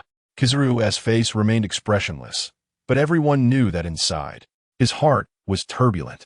After sending off his teacher, Kizaru transformed back into the ultimate slacker. Let me tell you, this guy is simply the #1 Cyber Buddha of Navy headquarters, unfazed by anything. Reports of Whitebeard, too, causing trouble in the New World piled up, and he didn't even bat an eye, leisurely trimming his nails. Later, when Akainu became Fleet Admiral and got furious about Luffy becoming the 5th Emperor of the Sea, Kizaru was leisurely soaking goji berries, occasionally adding fuel to the fire with a smirk. Then, when Big Mom and Kaido actually teamed up, Kizaru unprecedentedly volunteered to go to Wano, saying he could handle 2 at once. What confidence! But Akainu shot him down, saying Wano was too deep, and he couldn't handle it. Just when everyone thought Kizaru would be a slacker for life, the screen suddenly went black. When it lit up again, a bold headline in white letters on a black background almost made everyone's eyes pop out. Questioning the government, diving into darkness, the legless admiral, Akainu's lifelong enemy, Kuzan. Let me tell you, the whole place erupted. Legless, diving into darkness, becoming Akainu's lifelong enemy. The amount of information was enough to fry my CPU. At Navy headquarters, Kazan himself was stunned, instinctively touching his leg, which was still fine. Akainu blew a puff of smoke directly in his face, and neither of them spoke. The atmosphere was so awkward it could be cut with a knife. Only Kizaru, my slacker partner, seemed to pull out a thermos from nowhere, looking like he had just found a big scoop, with an expression of delight. The giant screen began to play.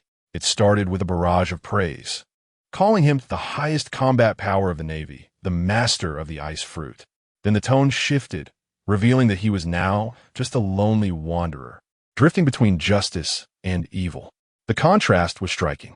Young Kazan was a little fan of Navy hero garb, full of passion, always believing that as long as he kept climbing and became an admiral, he could change this messed-up world. But then came the O'Hara incident, a ruthless demon-slaying order that shattered the worldview he had built over 20 years. He watched his best friend, the giant Vice Admiral Saul, stand against the Navy to protect a little girl named Robin who studied history. He personally ended his friend's life with his own ice. Meanwhile, Akainu, that madman, ordered the bombing of innocent civilians' escape ships in the name of so-called absolute justice. At that moment, Kazan completely understood that the justice he believed in and Akainu's extreme black and white justice were not on the same path. He looked at the seed that Saul desperately protected, the young Robin, and ultimately couldn't bring himself to do it. He used ice to create a small boat for her and let her go. From that day on, Kazan became Robin's shadow protector, secretly watching over her for many years, even suppressing her bounty, fearing the government would pay too much attention to the poor girl. Until the Alabasta incident. When Robin held the information about the ancient weapon Pluton, things became tricky. Kazan knew he had to put the O'Hara matter to rest. He slipped out of headquarters alone and found the Straw Hat crew on Long Ring Island. He intended to scare these reckless kids away with his admiral strength, making them give up on Robin. Little did he know, Luffy was a hard-headed brat who wanted to challenge him directly. Fine, let us fight then. Kazan unleashed the Ice Age and instantly froze Luffy into a human-shaped popsicle. But that was it. He honored the agreement to duel and didn't attack anyone else. This time, Consider it a favor returned to the Straw Hats for dealing with Crocodile. You see, this isn't a cold-blooded Navy admiral. This is a deeply loving, yet extremely awkward old father figure. At Navy headquarters, Old Man Garp watched the screen, sighed deeply, and said a heart-wrenching line. The warmest person ended up eating the coldest fruit. Next to him, Vice Admiral Tsuru looked at him and cracked a dark joke. Garp, have you heard the saying that's been going around outside? Garp, stuffing Sunbae into his mouth, looked at her in confusion. Tsuru said word by word. Whether the world is chaotic or not, it's decided by the monkey family. Goodness, that line left Garp speechless. His hand holding the Sunbae frozen in midair, followed by an earth-shattering belly laugh. I was laughing so hard. This old guy's sense of humor is way too low. But let me tell you, Garp over here is laughing so hard. And that big screen is not idle at all, diving straight into the background of this guy, Akiji. And the information is quite shocking. Let's just say on 1000 Sunny, when Robin looked at Akiji's face on the screen, she was dumbfounded, mumbling something about a father's role. And I just rolled my eyes at that. The father vibe is a bit strong. Then the screen started playing some heavy stuff. Let me tell you, back in Water 7, Akiji was pulling all the strings behind the scenes. He talks about mercy, but then turns around and spills the beans about Robin going to Water 7 to that long-nosed idiot Spandam from CP9, even sending over the golden transponder snail to activate the Buster Call. Good grief, CP9 plus the Buster Call. This is practically a deluxe package of Robin's childhood trauma. This guy Akiji used this trick to force Robin to leave Luffy and the others. I thought to myself, this guy's sense of justice is all twisted. He wants to protect Robin, but he has to act in his capacity as an admiral. It's ridiculous. He was betting on whether Luffy and the others would go against the whole world for Robin. And what happened? Luffy and the others really did turn Judicial Island upside down, just for the sake of I want to live.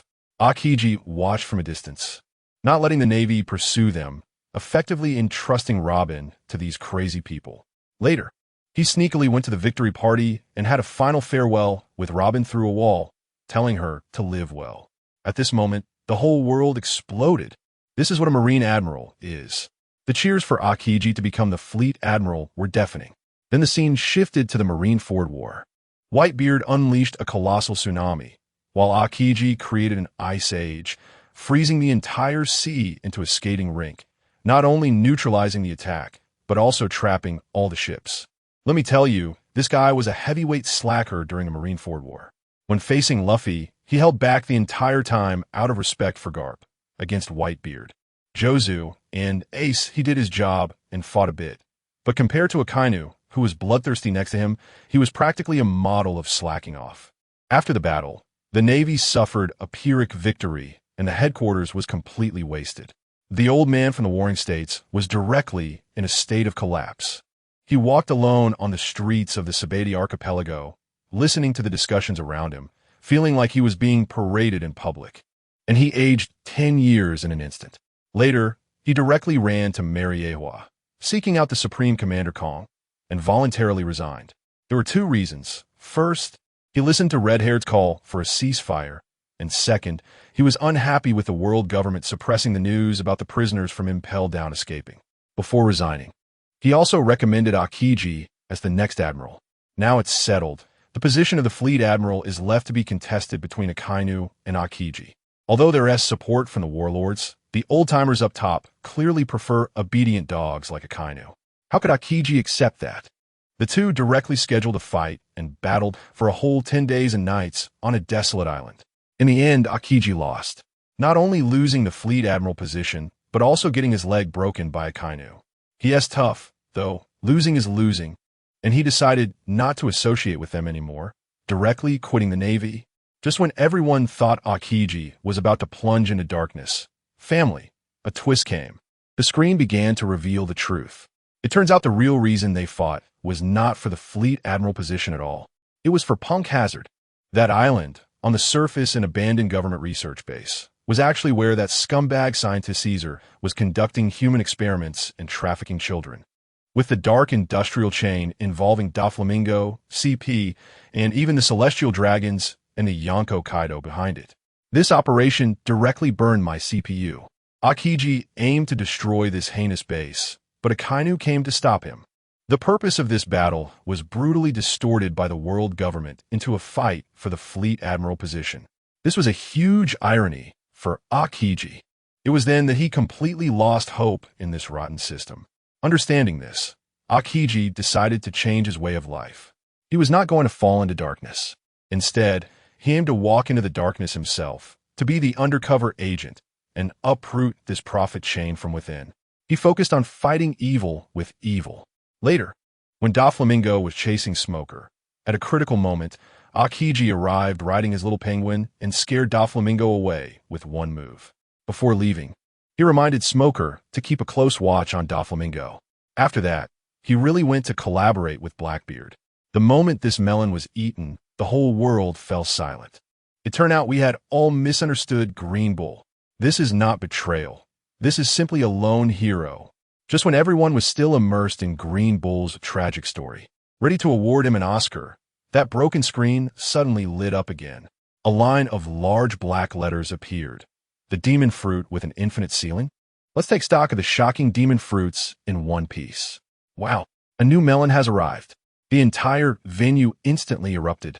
Taking stock of the fruits? It must include the Nika fruit. Nonsense. Whitebeard's Quake fruit is the strongest. Stop arguing. Blackbeard's dark fruit is the first to disagree. Just as everyone was arguing fiercely, the first fruit appeared on the screen, the Door fruit. The audience burst into laughter. Door fruit? What is that for? Selling doors? Wow, if someone eats this, they could directly enter the door and window industry and become rich. Luffy scratched his helmet in Dressrosa. Door fruit? I feel like I've heard that somewhere. Nami next to him was rolling her eyes so hard they almost reached the sky. Kaido from Onigashima and Teach from the Blackbeard Pirates both looked disdainful, probably cursing in their hearts. What is this? I've never even heard of it. Can it compare to my fruit? However, when the introduction on the screen came out, the entire venue fell silent. The Door fruit is claimed to be a low-tier version of the space fruit. The user can turn anything they touch into a door and then enter an alternate dimension. Let me tell you, this ability is simply a social anxiety remedy tailored for introverts. If someone you don't want to see shows up, just open a door in the air, and they disappear. Moreover, this door ignores any material. It can open through walls or flames, meaning no vault or prison in the world can stop you. If a thief got their hands on this, wouldn't that be a disaster? They would achieve financial freedom right away. Usopp's eyes turned green as he jumped up. This is great. This is great. With this, what am I afraid of? If I can't beat them, I'll just open the door and run away. The screen continued. Besides running away, the combat potential is also super strong. You can open a door under your opponent's feet to make them fall, or open a revolving door in front of their face to disrupt their vision. Although there aren't any world-destroying moves, various little tricks can be incredibly annoying. But to truly play someone to death, it has to be the awakened Door fruit. Let me tell you, once this thing is awakened, Bruno can connect his body with the alternate space. Wow, if you punch me, I can transfer the damage to the alternate space. Isn't this physically invincible? Survival ability maxed out. Plus, in the alternate space, you can peek into the real world. It's like a max version of a paparazzi, a perfect tool for infiltrating and gathering intelligence. The whole world exploded. Kaido from Ghost Island was dumbfounded, mumbling, all right, the Door fruit is impressive. I won't fight you for the top seat. Not just him, everyone was stunned. Damage transfer? Space banishment? This is even more unbearable than killing you. But who understands the family members? The most excited person in the room. Can you guess who it is? Blackbeard. He was in a small black room at Mary Geos, and opposite him was the user of the Door fruit. Let me tell you, Blackbeard was almost laughing like a pig inside, while his face was stiff like a poker face, silently screaming. My prison break plan has succeeded. This wave is like heaven feeding me. It turns out that the 5 elders had long colluded with Blackbeard, having the Navy capture devil fruit users worldwide. And then Blackbeard would step in to collect the powers. The world government's little scheme was clanging away, wanting to tightly grasp all the devil fruits in their hands.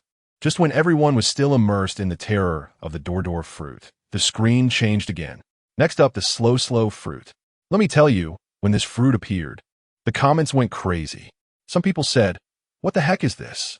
Just slows down for 30 seconds. What's the use? It has no attack power."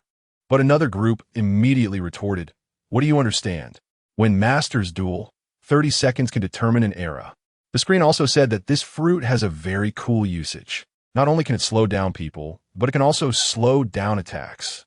For example, if a cannonball is flying towards you, you can hit pause and let it leisurely fly for 30 seconds. Then when the time's up, boom, the energy accumulated for 30 seconds explodes instantly. That speed, who can withstand it?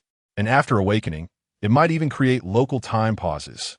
Guess what happened next? The user of this ability, Silver Fox Foxy, looked incredibly sleazy. After watching this instructional video, do you know what he got? He put his hands on his hips and arrogantly shouted, "Oh, so you can throw the users into the sea.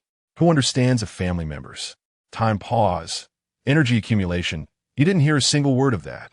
Just heard about throwing people into the sea? This thought process is simply beyond saving. Even Kaido shrugged, thinking this fruit was fine at third place. But too bad the user is useless. The screen flashed again. Next up, the Hell fruit. Opening with a thunderclap. The user can resurrect once after death. Resurrection. Let me tell you, when these two words came out, the whole world went crazy. This is resurrection.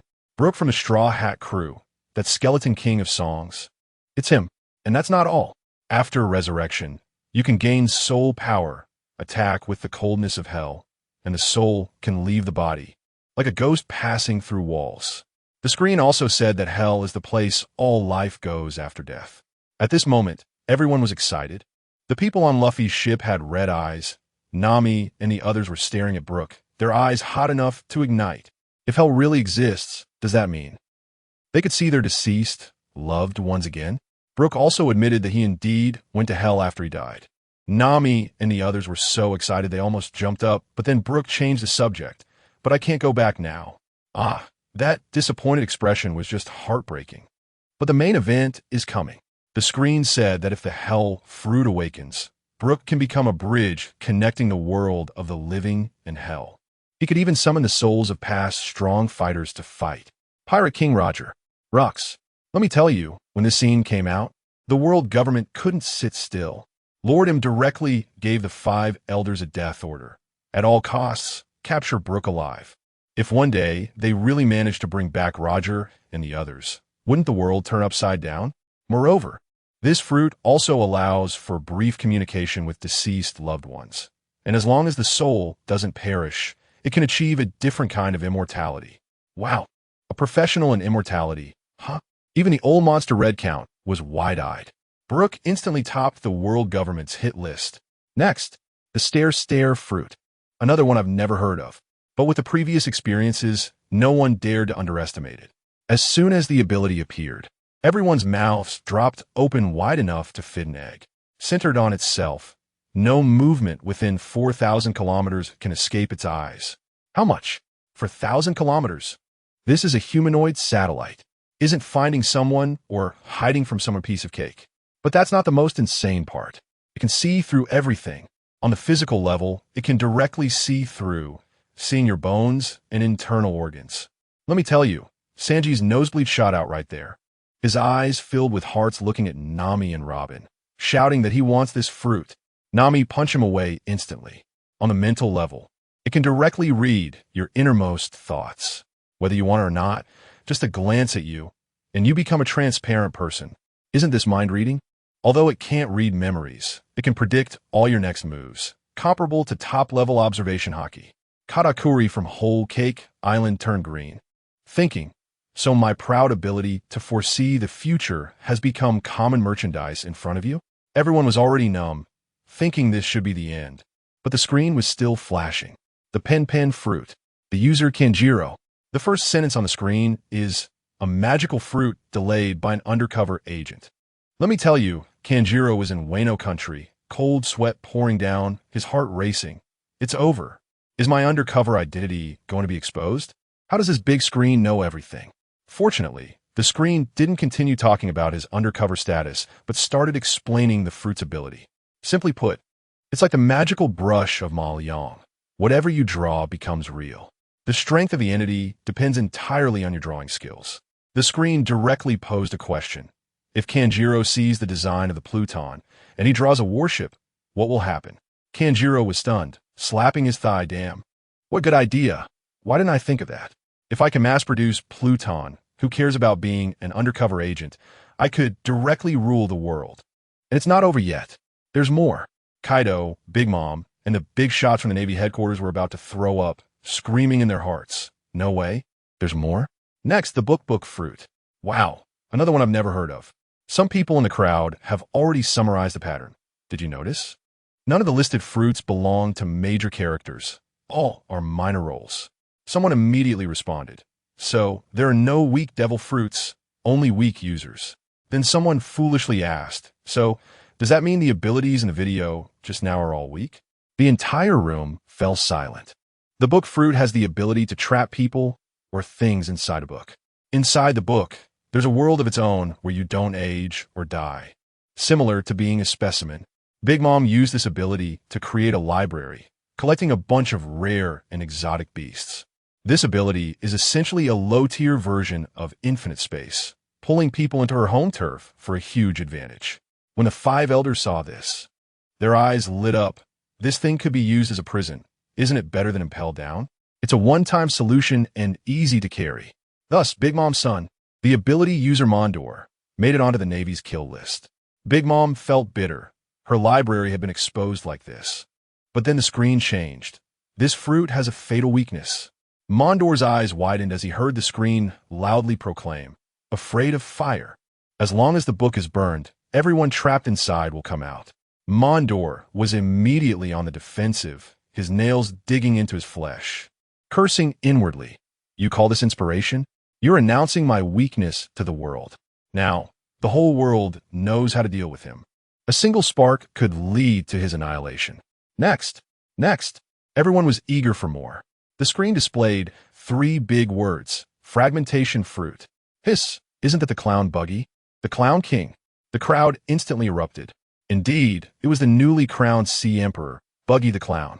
Buggy himself was so scared he nearly wet himself. Hiding behind Mihawk and Crocodile, trembling, cursing the screen 1,000 times. All I wanted was to make a fortune quietly.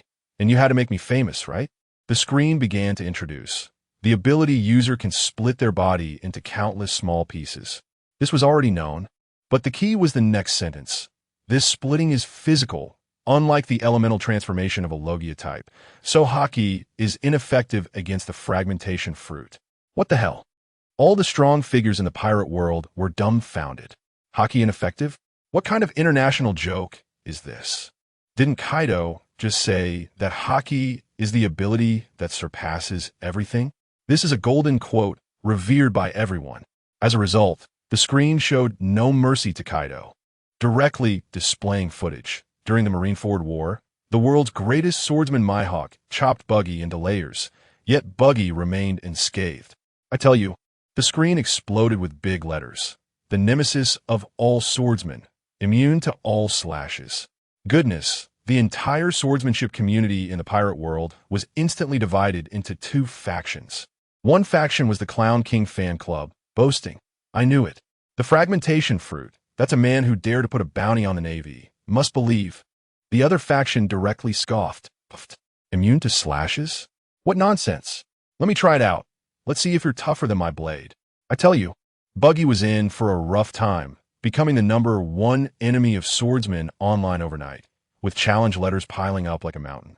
Then the screen began to elaborate, saying Buggy's ability is the exact opposite of Luffy's sun god Nika, capable of breaking himself into several pieces. Each part can be controlled separately. He can leave his feet in place while his upper body flies up to the sky, with an attack range of 200 meters. He can even throw his hands like darts, turning himself into a ranged ADC. During battles, he can split apart to dodge skills and then unexpectedly punch you. The most outrageous part is that he can combine himself with wheels, turning into a buggy racing car. Everyone was dumbfounded, thinking, is this it? This can be considered a freakish ability? The comments were filled with nothing to do. Can bite a lighter, feeling this fruit was just so. But the next second, the screen slapped them in the face. The fragmentation fruit has two awakening directions. The first, like Luffy, affects the surrounding environment. The screen directly simulated Buggy, turning an entire continent into fragments. Who understands? Everyone who was mocking just turned green. When has this giant screen ever disappointed? Dismantling an entire continent, isn't that strong? Buggy in the new world was stunned, pointing at the screen and cursing. You really dare to think big. Do I look like someone with that kind of ability? Saying awakening is easy. How many can actually do it? Immediately after, the second awakening direction came, saying it was like laws, no me, enhancing personal characteristics. For example, Buggy can split himself into tiny fragments invisible to the naked eye, small as dust. I tell you, at this point, the entire venue went silent. Isn't this physically invincible? How do you fight? Any attack can't hit, but it can pop out from unexpected places to hit you. This ability is simply both sneaky and powerful. Buggy himself was stunned, stroking his chin, muttering, don't say, you really shouldn't say." He was about to test it right there, and suddenly his body went bang and split open. Then the split parts went bang and split again, shrinking a bit. Then, there was no then. He was sweating profusely but couldn't turn into dust, awkwardly changing back and scratching his head at Mihawk and the others. Sorry for the embarrassment, everyone, but this operation still stunned quite a few people, with some starting to side with the Clown King, saying that given time, he would definitely surpass Big Mom. Why? Because among the four emperors, Kaido is Kaido. Whitebeard is a legend, red-haired is the Face King, Luffy is the chosen one, and Big Mom seems the most like a soft persimmon, if not her. Then who to squeeze? Just as everyone was discussing Buggy, the screen flashed, and the next fruit appeared. The Mirror Fruit, claimed to be a god-level ability that supports the entire world. The ability user can create and control mirrors. At first, everyone was puzzled, but when the introduction came out, they were all dumbfounded. This mirror can not only absorb attacks, but also bounce them back unchanged. Isn't this the nemesis of Kizaru's Pika Pika no Mi? Moreover, the ability user can also copy the appearance, voice, moves, and even fruit abilities of anyone reflected in the mirror. But this wasn't even the most outrageous part. The real power of this fruit lies in a place called the Mirror World. The ability user can enter a completely independent alternate space through any mirror. Wow. Once this news came out, all the mirrors in the world were doomed. Kaido, Whitebeard, the world government, the Revolutionary Army, all the big shots were shouting, "Smash! Smash all the mirrors." Not a single one left. When a subordinate asked how to tidy up their appearance afterward, they were told to go to the river and look at their reflection. What time is it? And you're still thinking about looking good?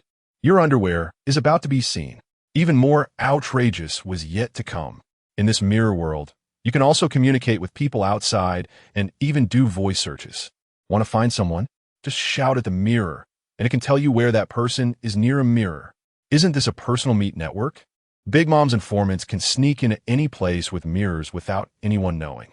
When being chased, just hide in the mirror. As long as the ability user doesn't let you out, no one can come in, absolutely safe. Big Mom was furious, roaring at the screen, her pirate crew's trump card. The book fruit, Katakuri's foresight, and now even the mirror fruit had all been exposed. Originally just a measuring unit among the four emperors, now it was significantly weakened. Did everyone think this would end? My heart couldn't take it, but the screen didn't care. Next, the song fruit. As soon as these four words came out, red-haired Shanks was directly stunned because the ability user is named Yuta. Then, the screen revealed shocking news. The daughter of the four Emperor Shanks. The entire world exploded. Luffy on the other side excitedly shouted, "It's Yuta! It's Yuta!" But as the screen shifted, Yuta herself on an unknown island had a cold expression, gritting her teeth and saying, "I am not Shank's daughter." Then the screen started introducing how invincible this fruit is. It said that Yuta herself isn't strong, but this fruit's ability can solo the four emperors and marine admirals. As long as you hear her sing, no matter who you are, you will immediately fall asleep, and your spirit will be pulled into a place called the World of Song. Yet another alternate world.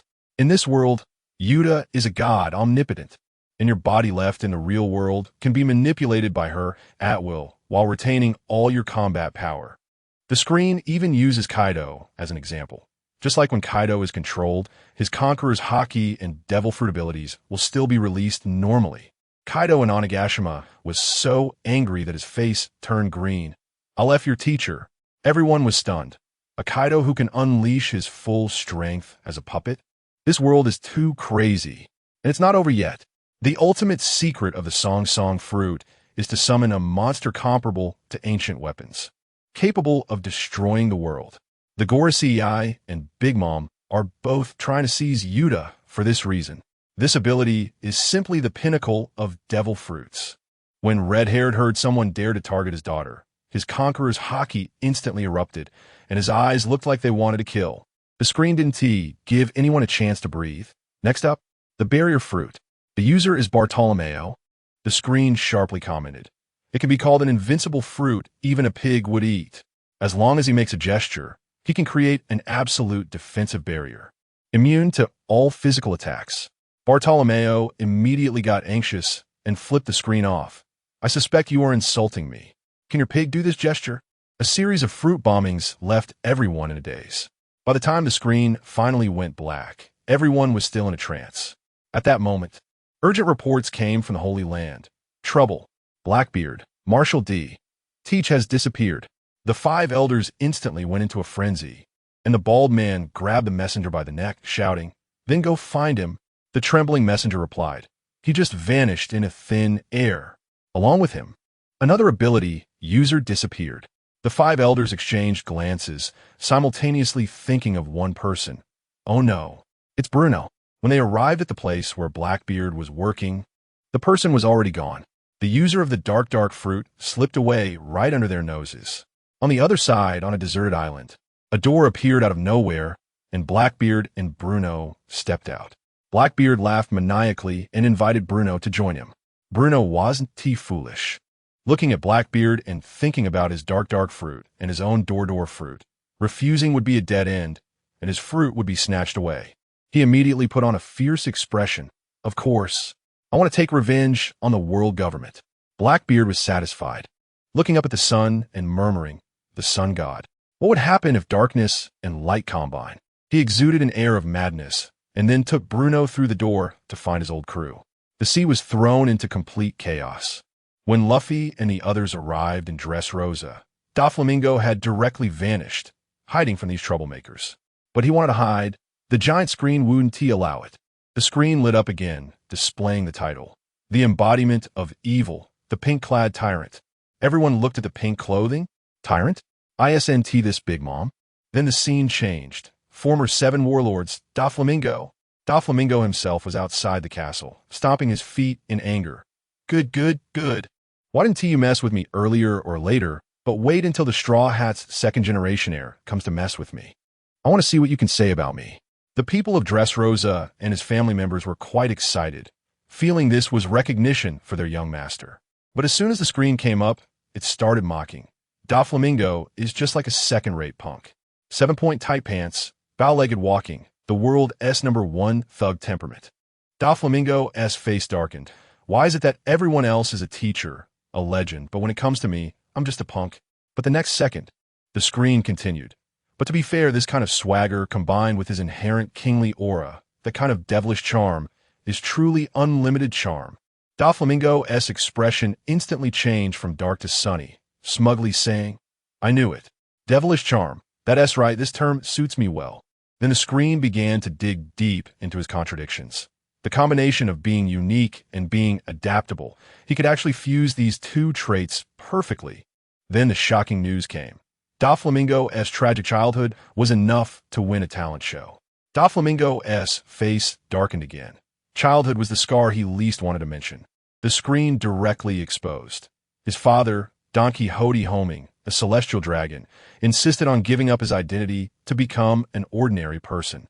One sentence, the whole world was shocked. Doflamingo was actually a celestial dragon. The screen continued.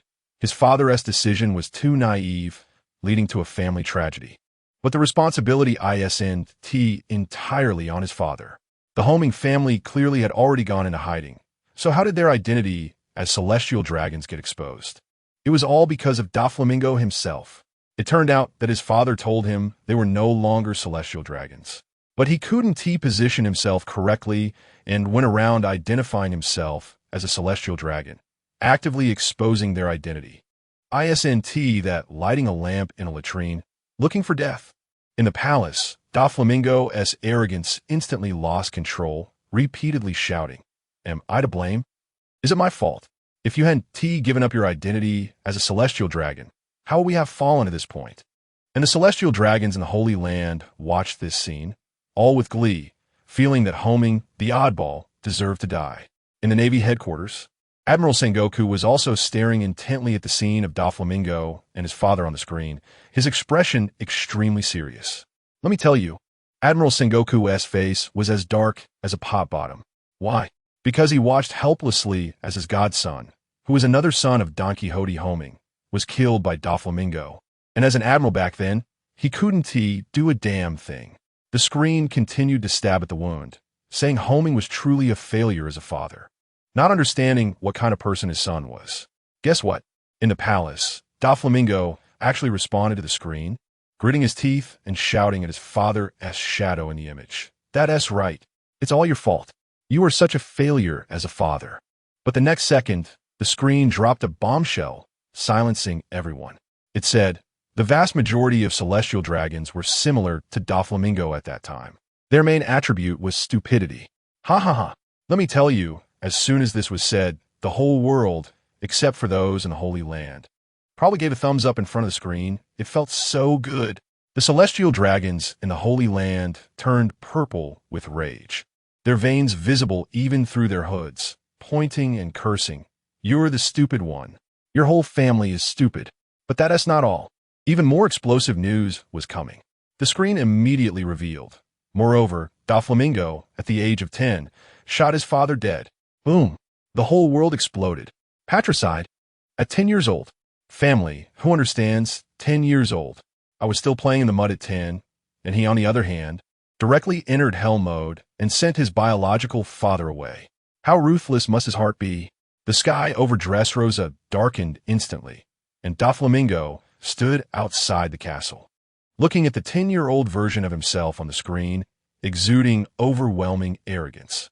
He remembered that moment clearly, the sound of the bullet, his father's incredulous gaze. But did he regret it? I'll tell you, he not only didn't regret it, but now that this matter is public, he even felt a bit relieved, as if saying, "That's right, I did it, so what?" The people of Dressrosa were completely stunned. Their heroic king, patricide at 10, and he-s a celestial dragon? This was too much information. Their CPUs were about to burn out. But you can always trust the cleaning ability of die-hard fans. Someone immediately started the narrative. It's all his father's fault. If it weren't for his father's foolishness, how could our Lord Doflamingo have gone through all this? Of course, there were also some who understood and quietly murmured, "I feel like his father was the pioneer, giving up privilege to be an ordinary person." But before they could finish their sentence, they were immediately knocked out by the surrounding fervent fans. On the other side with Blackbeard, the atmosphere became a bit awkward.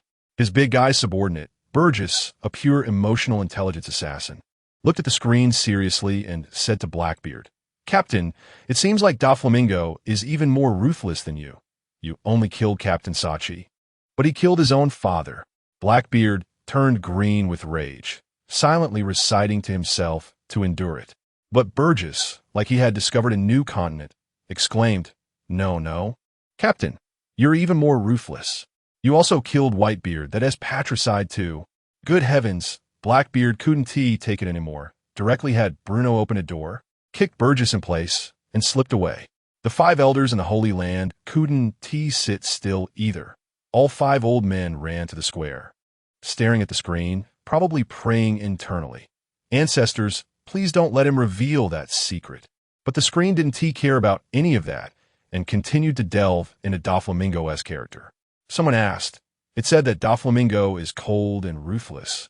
But isn't he good to the family cadres? The screen directly slapped back. "Good my ass. That's because the entire Don Quixote family is just an extension of him. They rise and fall together. All cadres must treat him like a god, and anyone who dares to disobey, even if it's his biological father or brother, must die.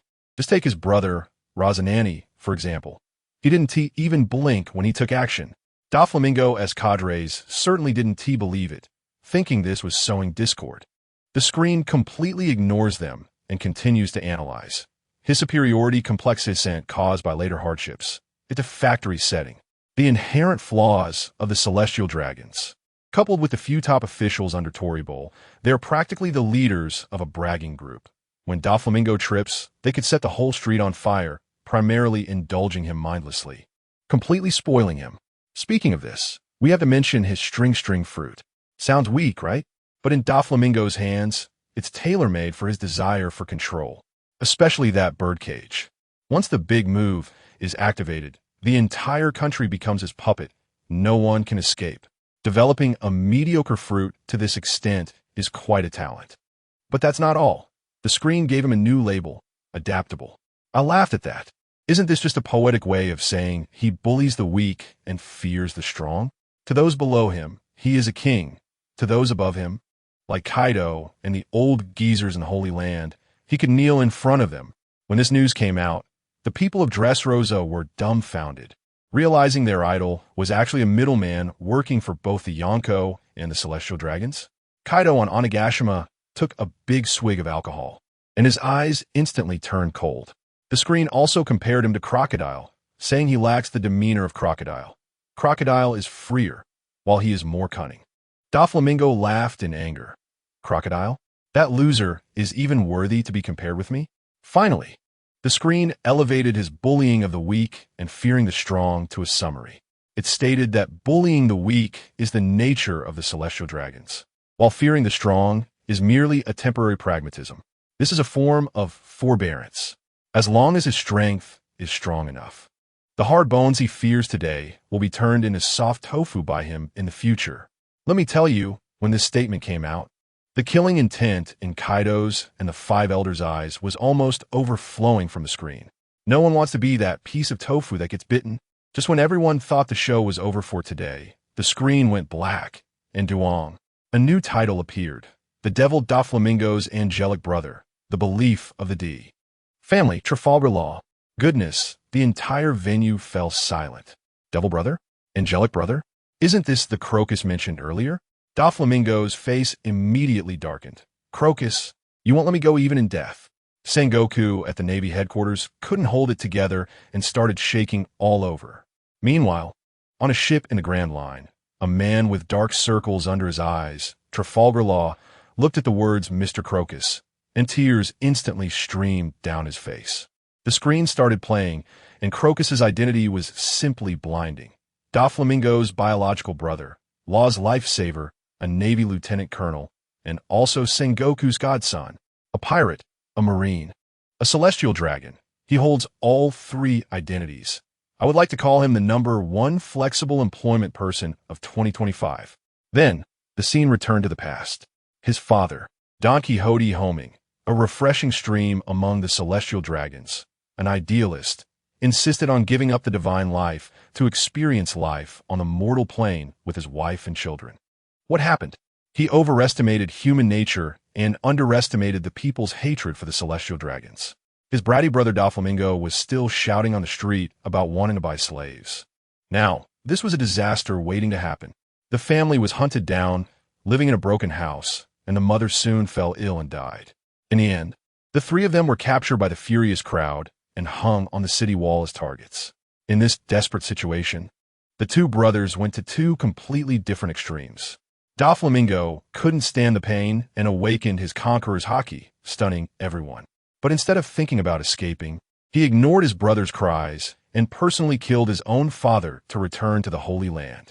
Crocus watched helplessly as his brother beheaded their father to seek favor with the celestial dragons, and he could only cry in despair amidst the ruins. Later, Sengoku arrived and took this poor child away. The brothers parted ways from then on. 14 years passed in a flash. The brother became a black and white underground emperor, while the younger brother became a Navy undercover agent, codename Heart, pretending to be mute, returning to his brother's side to try to stop him. The screen said that although Doflamingo is cruel, deep down he might still care about this bond with his brother. But this so-called kinship was shattered the next second by Doflamingo himself. Let me tell you, When he looked up at his brother's shadow on the screen, his gaze was so cold it could drop ice shards, gritting his teeth and saying, "If you stood in front of me right now, I would shoot you dead." Goodness. After saying such harsh words, the screen didn't give him any face and directly started the new plot. A child named Trafalgar Law became the key to changing Crocus's fate. This is Law, whose background is truly tragic. His hometown is called the White Town, known for a special kind of mineral. However, the world government, knowing full well that this stuff is highly toxic and can shorten lifespans, suppressed the information for the sake of profit. By the time of Law's generation, the whole country was like people suffering from a terminal illness. What's even worse, to prevent this from getting out, they sent people to massacre the entire town. Who understands family? Law watched helplessly as his parents and sister were all gone, and he contracted the disease himself, with doctors saying he wouldn't live for more than 2 years. Alone, he escaped from the pile of corpses, filled with hatred, determined to destroy this world. So, who'd he turn to? Don Quixote Doflamingo. In his eyes, being a dog for Doflamingo was the quickest way to take revenge on the world. Let me tell you, when this news broke, the whole world erupted. The common people, who had previously held some hope for the world government, were furious, their eyes reddened, fists clenched, directly cursing, "Fuck justice. What kind of government kills for profit?" Within the Navy, panic ensued, faith collapsed. Many soldiers simply took off their uniforms, saying, "I'm done. To hell with this justice. Let those who want to protect it do so." At Navy headquarters, Akainu was so furious he nearly bit his cigar in half, shouting at the soldiers in the square, "It's fake. It's all fake. This is the enemy's plot." But who still believed him? Every single thing shown on the screen had come true. Akiji watched this scene, feeling relieved, and directly told Garp and Sengoku, "I can't stay in the Navy any longer." On the other side, at the Revolutionary Army headquarters, Dragon's mouth was almost grinning from ear to ear. This was simply a godsend opportunity. The story on the screen was still unfolding. Since Krasen disliked children, he used to beat Law up every day when he first arrived and throw him out. But what he didn't know was that Krasen was actually protecting him, not wanting him to become a true demon like Doflamingo. But at that time, Law didn't understand this. All he had in his mind was revenge, thinking Krasen was just a stumbling block in his way. So, taking advantage of an opportunity, the little brat stabbed Krasen in the back. But Krasen? He didn't even let out a sound and managed to keep his secret. Doflamingo saw this and thought, "Oh, this kid is something. His eyes are so fierce at such a young age. He has my former style." And took him in. Just like that, Law became a member of the family. Krasen, seeing another good seedling about to be led astray by his brother, was incredibly disappointed. 2 years passed, and Law's illness worsened. One day, Krasen accidentally heard Law's full name, Trafalgar D. Water Law. Let me tell you, that D is simply a nightmare switch for the celestial dragons. Krasen had been taught since childhood that disobedient children would be eaten by the D. This left him utterly bewildered. He immediately tore off his mute disguise and used his silence fruit ability to create a soundproof barrier, speaking to Law for the first time, urging him to run as far away from Doflamingo as possible. He said, "The D-clan is known in some places as the natural enemy of the gods. If the gods refer to the celestial dragons, then the purpose of the D is likely to overturn this world." But Law was on the brink of death and had no time to listen to this. He directly threatened Krasen, saying, "If you keep talking, I'll tell Doflamingo that you're not mute and that you have a devil fruit." Krasen's heart sank, and just as he was figuring out how to escape, he looked up and saw Doflamingo standing on the ship, watching him. Just when things were at a critical point, Law, this little brat, for some reason, ran over and said, "I thought about it, and I want to tell. 2 years ago when I stabbed you, you kept it a secret from me. So we're even." With this one sentence, Krasen saw a glimmer of humanity still alive in Law's heart. He made up his mind. "I have to save this kid." He immediately took Law and defected, sailing around the world looking for doctors. Unfortunately, this illness had long been stigmatized as a terrifying infectious disease, and no doctor dared to treat it. Every time they arrived at a hospital, doctors and nurses would avoid them like they had seen a ghost. Law repeatedly recalled the massacre of his hometown, which was incredibly traumatic. Krasen, seeing him suffering, was also on the brink of collapse, furious enough to burn down several hospitals. 6 months went by, and they had traveled everywhere without success. That night, Krasen looked at the sleeping Law and finally couldn't hold back, crying alone and saying, "What am I doing? Making you repeatedly recall those painful memories. You were the one suffering the most, you poor little brat." But as it turned out, Law wasn't asleep at all. He heard everything. From that day on, he never called Krasen again, but started calling him Mr. Krasen. Just when both of them were about to lose hope, Doflamingo's din mushy rang. He brought news. The surgery fruit had appeared. This fruit is amazing. It allows one to freely cut and reassemble bodies in space, and even grants others eternal life. As soon as these words were spoken, the whole world went crazy. Immortality. Who can withstand this? In an instant, Law became the #1 target for all factions. Doflamingo's plan was to have Cracker steal the fruit and then eat it himself, because he only trusted his brother. When Cracker heard this, he was overjoyed. Wasn't this the only chance to save Law?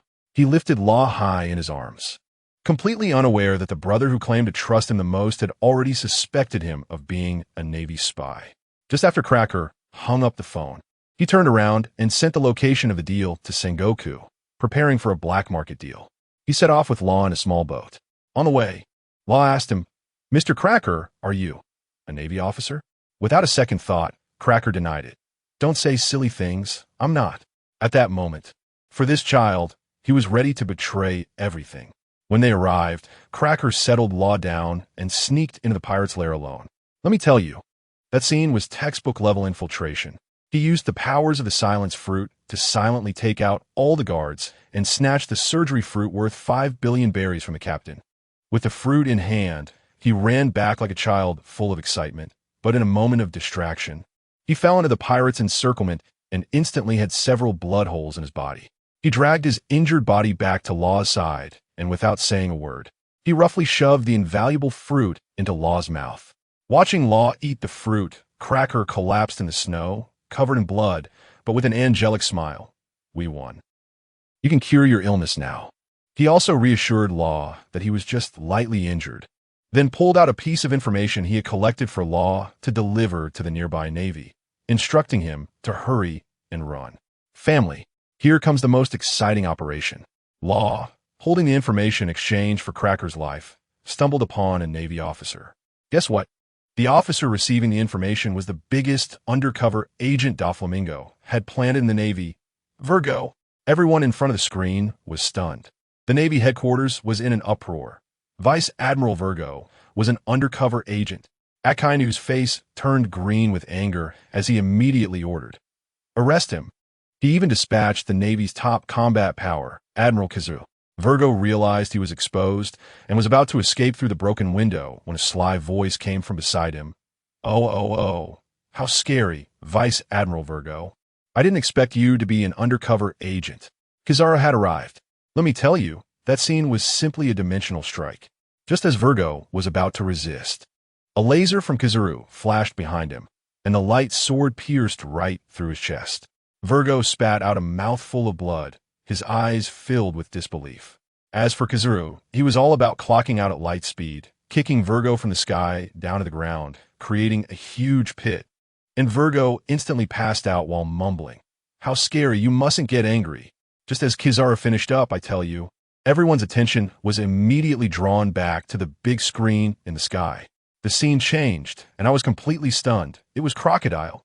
That madman, after his identity was exposed, without saying a word, directly opened a birdcage, turning the entire island into a hell on earth, with everyone killing each other like puppets on strings. Crocodile knew he couldn't escape, so he stuffed Law into a treasure chest and used his devil fruit ability to put him in an ultimate silent mode, ensuring he wouldn't make a sound. Let me tell you what was most heartbreaking. He was still covered in blood, forcing out an exaggerated smile to deceive Law, saying not to be afraid, that they were like brothers and he wouldn't kill him, and even saying, "I love you, Law. You must always remember my smile." Who understands? Family? That smile was uglier than crying, and I couldn't help but shed tears. The entire pirate world, from the Navy to the pirates, everyone was crying like dogs in front of the screen. Luffy and the others were crying their hearts out, almost wanting to jump into the screen to save him. Then, Crocodile walked straight out, sitting in front of the treasure chest hiding Law, gun aimed at his beastly brother. He introduced himself. That voice, I tell you, echoed through the heavens. Navy ID 01746. Navy Headquarters, Vice Admiral Rosinante. I infiltrated to stop your atrocities. The last sentence, I am the Navy, I lied, I'm sorry. I don't want to be the person you hate, made me realize that this was not said to Doflamingo, but to Law in the chest. It was simply heartbreaking. At the Navy headquarters, Sengoku was so unsteady on his feet that Garp was supporting him. Yes, raising a foster son, one became an angel, and the other became a demon. Who could bear that? Crocodile was still stalling, deceiving Doflamingo that Law had already been rescued by the Navy. Doflamingo, that bastard, said that even if Law ate the Ope no Mi, he would train Law to be a tool that could die for him. I swear, hearing that, Crocodile was utterly despairing, but he just couldn't bring himself to pull the trigger. After all, it was his brother. In the end, he looked at Doflamingo and said word for word, Law is already free. As soon as he finished speaking, bang, Doflamingo fired his gun. This beast, once again, personally killed his only relative. He had no expression on his face, as if he had just stepped on an ant. But Klassen was not dead yet. He lay in the snow, holding on to his last breath. Why? Because he knew that if he died, the silence ability would be lifted, and Luo would be discovered. He had to hold on until his family took the treasure chest far away. Not enough. He had to live a little longer. Let me tell you, just these few whispers are more shocking than any grand speech. Until the footsteps could no longer be heard, Luo's cries came from the treasure chest. And that moment meant that Klassen was truly gone. As the scene ended, the whole world was shouting Klatsen's name. The warring states were about to rush to Dressrosa, but were stopped by Carp. Carp, picking his nose, calmly said, No need to go, my grandson is there. Goodness, no one knows their grandson better than Grandpa. The scene shifted to Dressrosa, where Luffy still hadn't wiped his tears, and in the next second, his anger reached its peak, transforming into the sun god Nika form. With white hair and white clothes, he looked like a little sun in the sky, shouting at the royal palace, Doflamingo, get out here. Just as Doflamingo was about to pretend he didn't hear and slip away, Luffy's rubber arm shot out, so fast that not even an afterimage could be seen, grabbing Doflamingo from the ground and lifting him into the air. This was not just catching someone. It was purely a court session with the judge, lawyer, and executor all being him, focusing on immediate judgment and execution. Luffy held Doflamingo, tears still on his face, and punched him squarely. Do you admit to what you've done? Just as Doflamingo was about to speak, bam, another punch. Speak. Do you admit it or not? Bam, another punch, not giving him a chance to respond at all. His sunglasses were shattered. Then Luffy grabbed him, swung his arm around, and used Doflamingo like a wrecking ball, crazily smashing into the buildings of Dressrosa. The scene was filled with Nika's laughter and Doflamingo's screams. After this was over, Doflamingo was picked up by Smoker, and the big screen went dark for a while. Everyone thought there was no more to see, but then it lit up again. This time, instead of tear gas, we're doing a beauty judgment. The title is quite cheeky, reviewing those timeless beauties ruined by time. The first one up is New Grandma, the former emperor of the Amazon Lily. Now she is just an ordinary old lady, but then the screen suddenly shows her young photos. My goodness, pink long hair, blue bodysuit, she was so sexy and hot. When you compare it to now, it's too damaging. Sanji immediately knelt down, crying out to the heavens, asking why it had to be so cruel. The screen was also quite cheeky, adding, I wonder what the aging Empress Hancock will look like. Hancock was so angry that she threatened to sue for defamation right there in the Amazon Lily. Next up, the second contestant, self-proclaimed as Whitebeard's favorite woman, Miss Bakken. Wow, her young photo shows her with blonde hair and big eyes, looking like a doll, lying on Whitebeard's lap. Who would say they were a perfect match? Marco and the others on the Moby Dick were stunned, urging their old man to admit it. But then the screen switched, and now Miss Bakken is short and unremarkable, wearing leopard print, a complete fashion disaster. Whitebeard turned green with envy, chasing his sons around the ship, utterly speechless.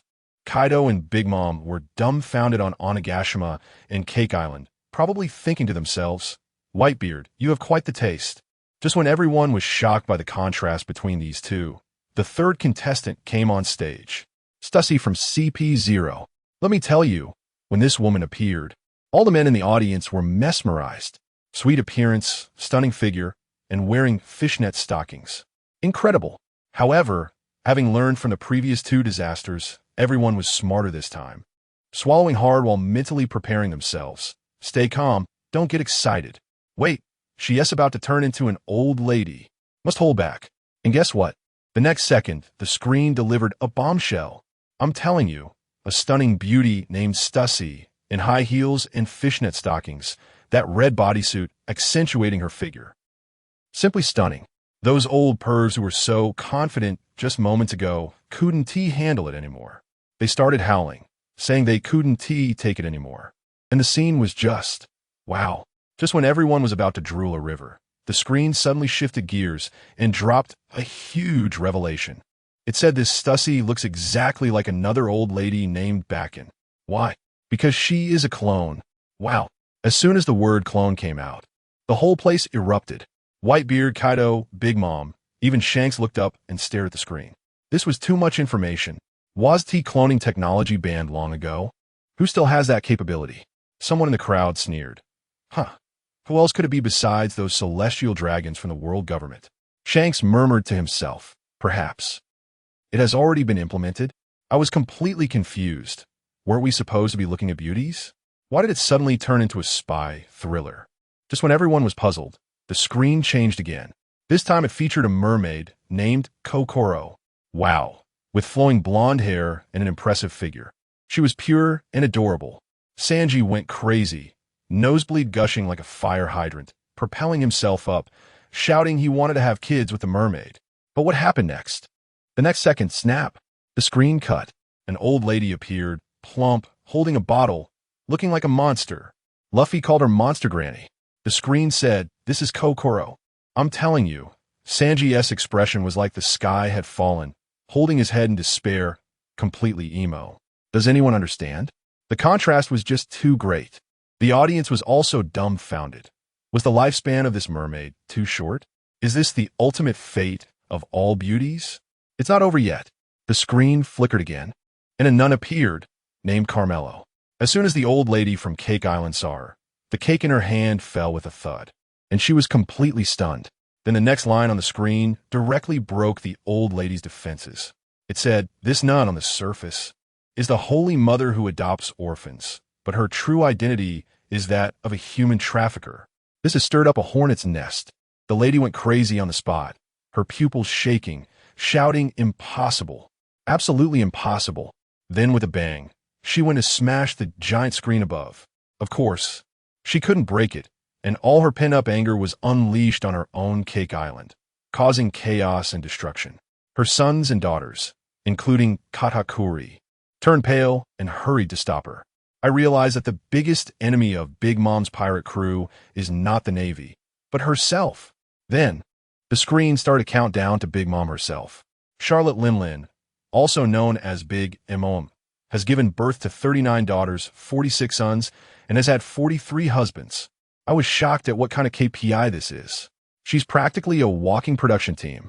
The screen even awkwardly displayed her current overweight photo, and the crowd whispered, "Who can even take a bite of this?" But then, the most intense moment came. The screen shifted, but who would have thought that such a natural destroyer was, in her youth, a stunning beauty? Immediately, photos of Big Mom in her youth were shown. My goodness, she was stunning, with a slim waist and long legs, a face like a peach blossom. Compared to her current image, it's like two different people. The whole place went wild, their worldview shattered, all shouting, "Is this really the same person?" Big Mom herself was also in shock, looking at the comparison on screen, howling in pain, and rushed to smash the screen. This time, the screen didn't go easy on her. A bolt of lightning struck down, electrifying her to the point of being charred outside and tender inside, and she fainted on the spot, falling from the sky and crashing down on a large area of buildings. Kaido watched this scene on Onigashima. His eyes misty, took a big gulp of alcohol, and sighed, "Lin Lin, is that you, Lin Lin?" His subordinate Jack, still clueless, asked Boss what's wrong. Next to them, Jin sighed and said sagely, "Ah, Jack, you don't understand. Just by looking at you, it's clear you don't have a white moonlight." just when everyone thought the journey of shock from beautiful women was over for the day. The screen suddenly displayed a line of large black letters. Countdown. The world's girl group gathers. 18 beauties. Which one do you like the most? The entire venue was both excited and fearful, afraid of another historical moment. Soon, the first silhouette appeared, Boa Hancock. Wow. As soon as the title Empress was mentioned, the crowd erupted.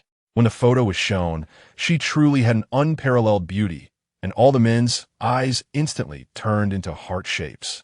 After the screen introduced her impressive titles as one of the 7 warlords of the sea and the Empress, it casually ended with a line, "I like Luffy.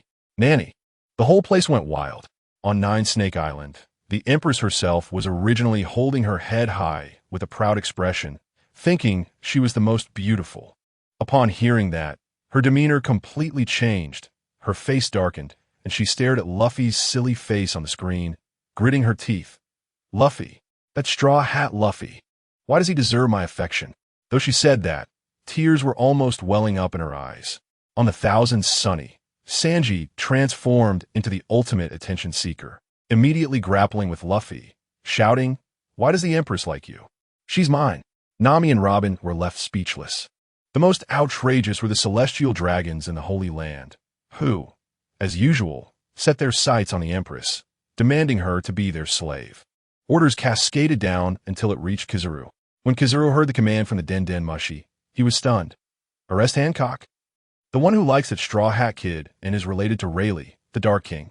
He sighed heavily and decided, "I want to wade into this murky water. I'll just enjoy my paid vacation." Next, the screen shifted to a special segment for the Straw Hat crew. First up was Nika Robin, with her dark hair and mysterious aura. She perfectly embodied the intellectual and elegant woman. Then came Nami. Let me tell you, the screen zoomed in and mentioned that she often hides things in her cleavage, even giving a nickname, Nami Valley. All the men's eyes widened. Sanji even betrayed his previous stance, having just fought for the Empress. And the next second he was kneeling before Nami, hugging her legs, his eyes filled with hearts. "Nami-san, you will always be my goddess. Can I have a look at your valley?" The scene was simply unbearable. Next was Princess Shirahoshi, the mermaid princess from Fishman Island. The screen made a bold statement, declaring that in terms of beauty, she wouldn't lose even to the pirate Empress. This made the Empress in her kingdom stamp her feet in anger. Shirahoshi herself was incredibly timid, crying in her room saying, I can't. Sanji went crazy again, ready to leap into the sky to meet the princess. Meanwhile, the celestial dragon began barking again. I want her to be my slave." It was endless. Finally, the screen revealed someone who made the entire venue go silent. Yamato, the daughter of Kaido. I tell you, she was truly beautiful, with a devilish figure and an angelic face. But the crowd was dead silent. Who would dare drool over Kaido's daughter? Are they looking for death? Kaido himself watched his daughter on the screen, looking anxious and drinking heavily. Then the screen started dropping bombshells. Yamato claimed to be Kazuki Oden. She was friends with Ace, and she also wanted to team up with Luffy to drive her father Kaido out of Wano. At this moment, everyone couldn't hold back anymore. The entire venue erupted like a market. What is this? Kaido's daughter, calling herself Kazuki Oden, collaborating with outsiders to fight her own father? What kind of new era of filial piety is this? Then, various detectives popped up, and someone boldly speculated, look at Kaido's rough appearance. And then look at Yamato's fairy-like look. Could they really be biological? I'm not so sure. Hiss, are you saying Yamato resembles Kazuki Oden somewhat? Not just somewhat? Let me tell you, just because of this one sentence, the gossip fire around the world was instantly ignited. Goodness, the rumors spread, saying all sorts of things. Like Yamato is actually Oden's illegitimate daughter, and Kaido gets a forgiveness hat. Unbelievable. I bet Kaido himself heard it all on Onigashima, and could only drink alone, furrowing his brows in distress. What to do? Watching his own daughter teaming up with Luffy to go against him. What could he do? She's his own daughter. He can't really hit her with a stick, right? Sigh. In the end, he had no choice but to shout, Jack, get over here. Go personally and keep an eye on Yamato. Just then, a terrible scream suddenly echoed above the sunny. With a bang. Sanji came crashing down like a piece of burnt charcoal, straight from the sky onto our deck. Let me tell you, this guy was just too hyped earlier, insisting on stepping onto the moonwalk to the sky, saying he wanted to touch Miss Yamato on the screen. What happened? Unsurprisingly, a lightning bolt as thick as a barrel struck him, giving him an immersive electric therapy session. Sanji lay on the deck, spitting out a mouthful of old blood, and Chopper rushed over with a first aid kit.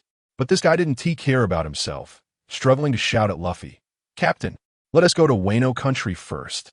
Miss Yamato wants to join us." And what did our captain do? He tilted his head, thought for 2 seconds, and said very seriously, "No, I want to go to Cake Island. There are lots of cakes to eat." Puffed. Upon hearing this, Sanji rolled his eyes and fainted on the spot, not leaving him even a thought. Immediately after, the screen flickered, and another newcomer appeared. Charlotte Bre, the 35th daughter of Big Mom. When the photo came out, wow, a petite cute girl with a fantastic figure, light brown wavy hair, wearing a pink top, incredibly sweet. The whole world exploded. No way. What happened between Kaido and Big Mom? Genetic mutation? How come each daughter is prettier than the last? Wait, why does it say she sent a photo to Sanji? On our ship, Sanji, who had just been wrapped up like a mummy by Chopper, resurrected and struggled to shout, "Hurry, help me up. She sent me a letter? Miss BRL, he sent me a letter? Could it be she has a crush on me?" At that very moment on Cake Island, BRLE herself was trembling while watching the screen, repeatedly mumbling, "Sanji, I beg you, please don't."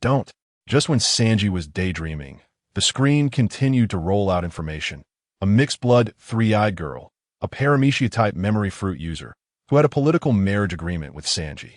The most crucial part was that it also mentioned BRLE, having been bullied since childhood because of her 3 eyes, was particularly skilled at disguising herself with a kind appearance, with exceptional acting skills. As soon as the words fell, the screen directly showed a photo of BRLE lifting her bangs to reveal her 3rd eye on her forehead. The whole world was stunned. A bunch of people were so scared they stepped back, pointing at the screen and screaming, "Demon, she has 3 eyes." On Cake Island, hearing the surrounding discussions, BRLE's eyes immediately turned fierce. But on our ship, Sanji was just staring blankly at BRLE's 3rd eye on the screen. And when everyone thought he would also be scared, he remained silent for a long time, slowly exhaling a puff of smoke, and dreamily said, So beautiful. What a lovely eye." I was like, family, who understands this guy's aesthetic is always a version ahead of us. The next second, Sanji directly revived on the spot, shouting at Luffy, "Captain, we're going to Cake Island, right?" Luffy heard this, his mouth stretched to his ears, and nodded vigorously. "All right, target confirmed. Cake Island. Confront Big Mom head on." But this wasn't over yet. The screen flickered again. Kazuki Hiyori, the princess of Wano country, claimed to be the most beautiful woman in Wano. When the picture came out, let me tell you, that aura was absolutely stunning. Long emerald green hair, styled in a particularly classic and noble princess hairstyle, wearing a gorgeous kimono, incredibly dignified. The whole world erupted again. My goodness. Here comes another one. This aura feels like it's on par with the Empress. On the Wano side, it directly exploded. The people on the street were dumbfounded. This. The already dead Princess Hiyori? Wait, why does she look so much like the courtesan Kamurasaki? As soon as the name Kamurasaki was mentioned, everyone's pupils shook. The next second, the screen directly confirmed Hiyori, under the alias Kamurasaki, is the courtesan of Wano. This has completely been exposed. Hiyori is in the room, and the moment she sees her own image appear, she knows she's in trouble. As soon as her identity is exposed, she doesn't think twice and runs away. She must run. Turning back is a dead end.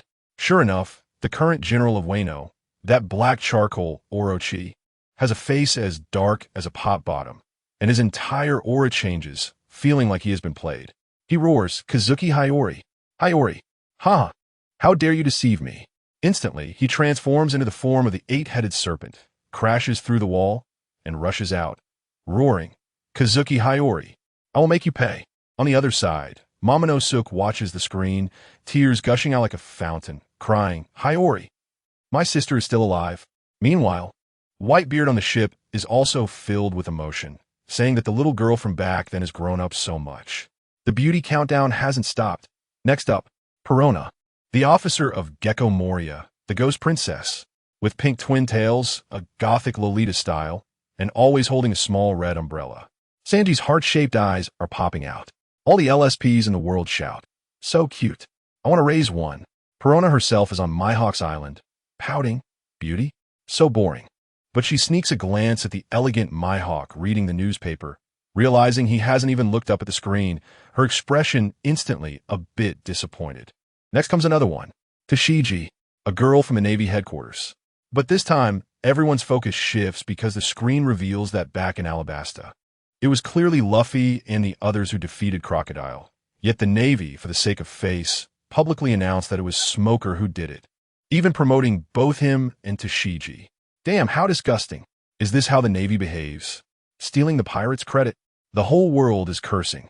Smoker himself is on the warship, his face turning green with anger, biting hard on 3 cigars, probably feeling extremely aggrieved inside. Then the screen says that Tashigi looks very much like Zoro's childhood friend Kuna. This doesn't mean much to others, but for Zoro, it's a critical blow. He stares intensely at the screen, mumbling, "Really? Isn't it? That gaze. It hurts to look at." At this point, some people start to feel dissatisfied. Why does it feel like the quality of Beauties is getting lower? Is there no one left? I think this audience has high demands. Compared to top-tier configurations like Hancock, Hiyori, and Robin, Tashigi's cute and naive type indeed seems less stunning. Just as everyone is shouting for some real beauties, the screen shifts, and a figure with long blue hair appears. Princess Vivi.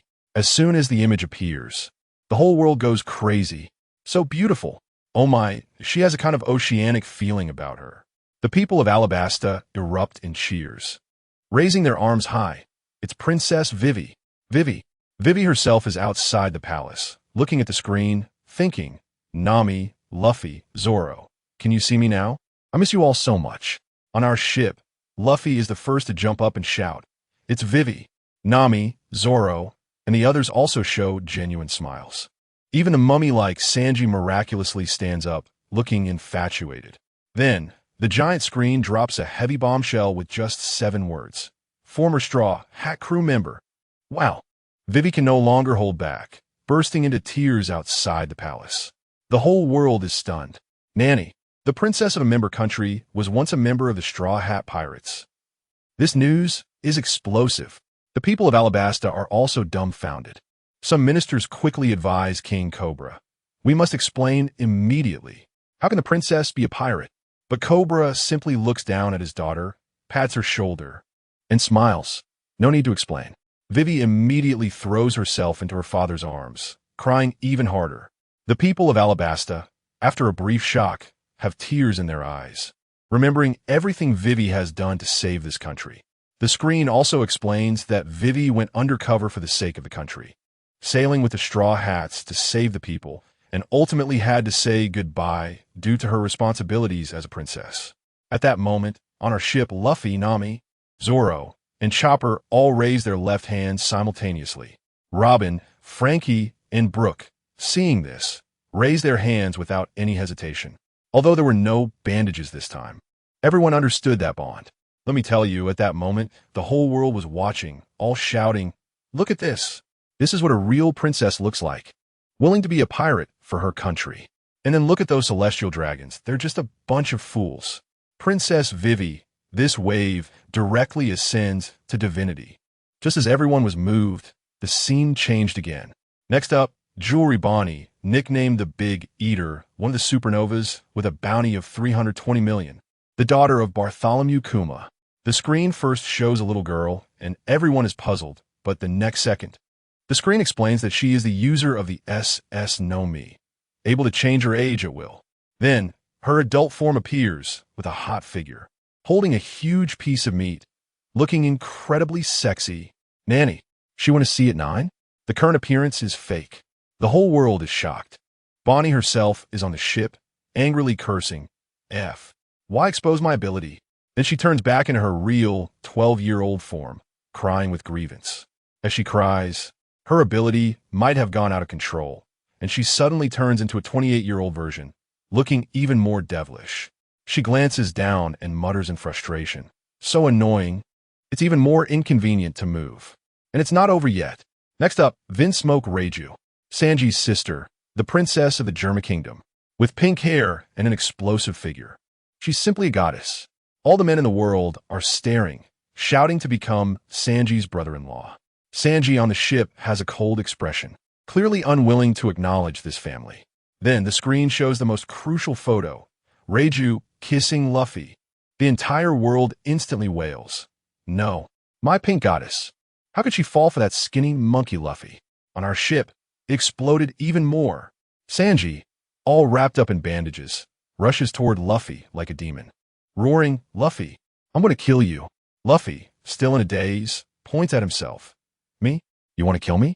Sanji grabs Luffy and grits his teeth. "Hancock likes you, I put up with it. Now my sister kissed you. I treat you as captain. And you want to be my brother-in-law?" Nami and Robin are beside them, happily eating sunflower seeds, enjoying the show. The beauty showcase isn't over yet. Rebecca, the princess of Dressrosa, another princess. Everyone counts on their fingers. Shirahoshi, Yamato, Hiyori, Vivi, Reiju, Rebecca. Wow, are beauties being mass-produced as princesses these days? Ordinary people really can't afford to reach them. Just as everyone is sighing, the screen flashes again. Shinobu, one of the flying six of the Beast Pirates. Sister of Page 1, a super cute girl wearing a mask and posing with her hands on her hips. Everyone calls her cute, but immediately someone points out the introduction. Look at what it says above, bad-tempered, sharp-tongued. Be careful not to get roasted by her. As soon as the words are out, the big screen flashes a full-body shot of Shinobu.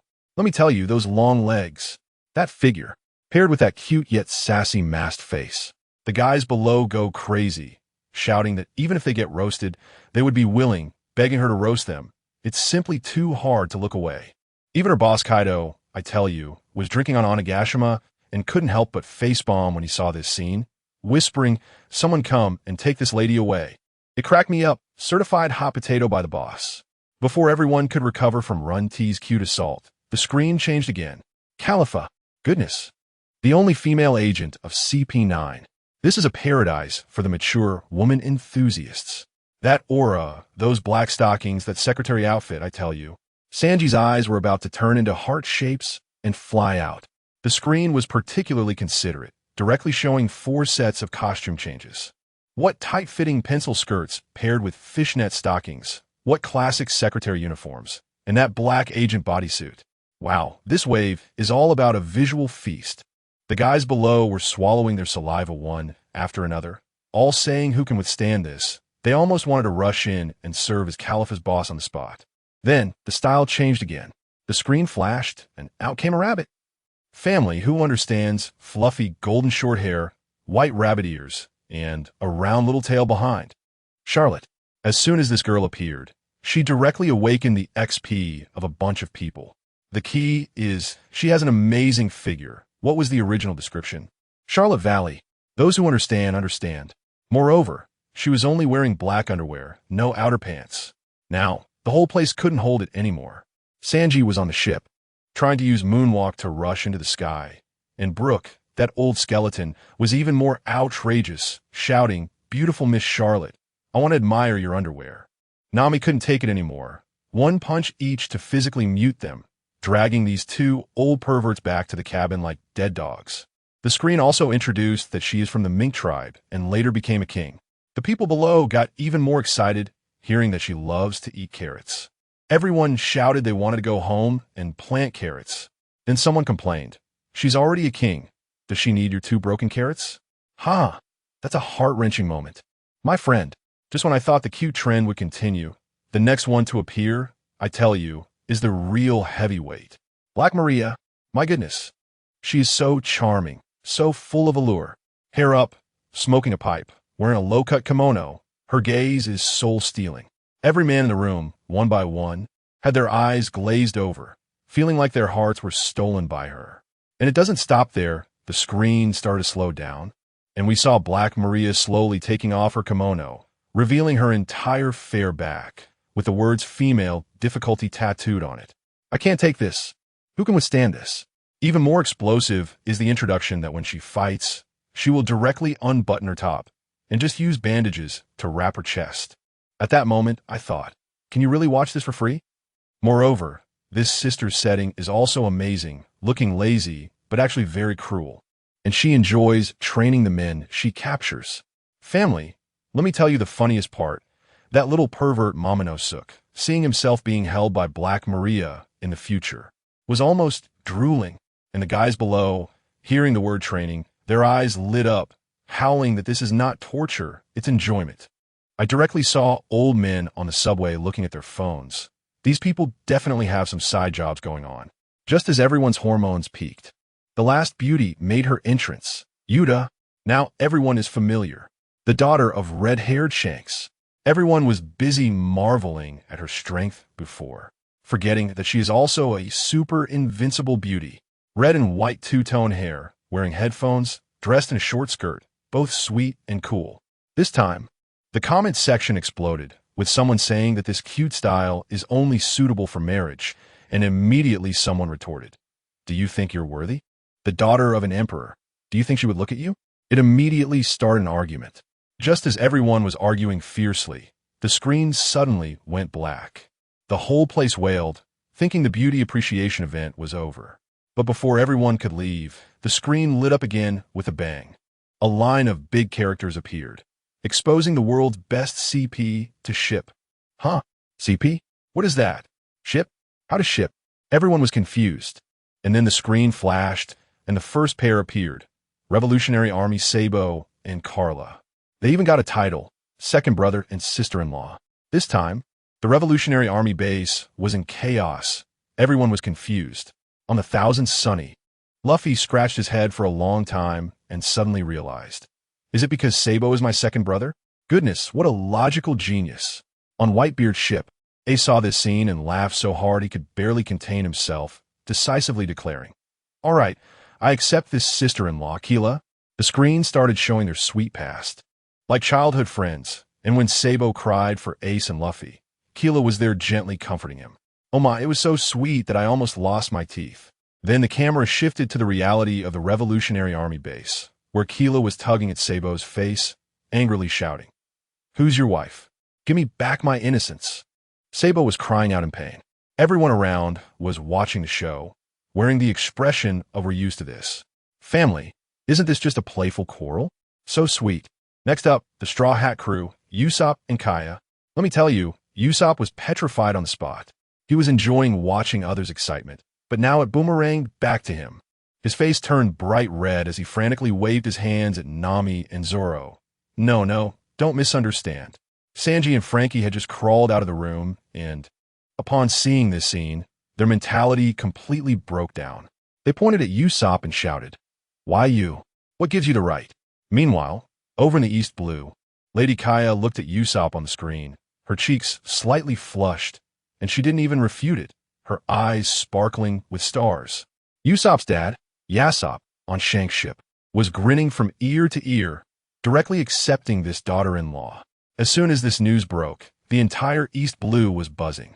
There probably wasn't even a fly daring to buzz around Kaya's house. Who would dare provoke the family of the Straw Hat crew? Then, I tell you, the scene that truly made Sanji's heart stop came. The screen displayed Frankie and Robin. It's over, the sky has fallen. Sanji dropped to his knees on the deck, clutching his head and wailing, blood seeping through his bandages, turning to the dazed Frankie and roaring, "What gives you the right?" Frankie was dumbfounded, his face red as if he was about to overheat like a robot. As for Sister Robin, she was covering her mouth and laughing, not confirming or denying anything.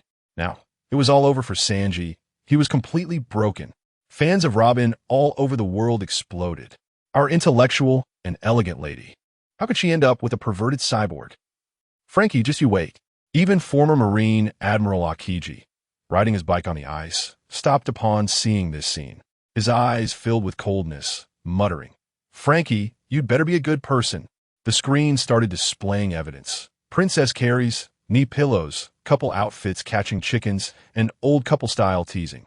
One blow after another, shattering the hearts of these fans. In the end, some brain-dead fans even started self-comforting. Frankie, is a cyborg.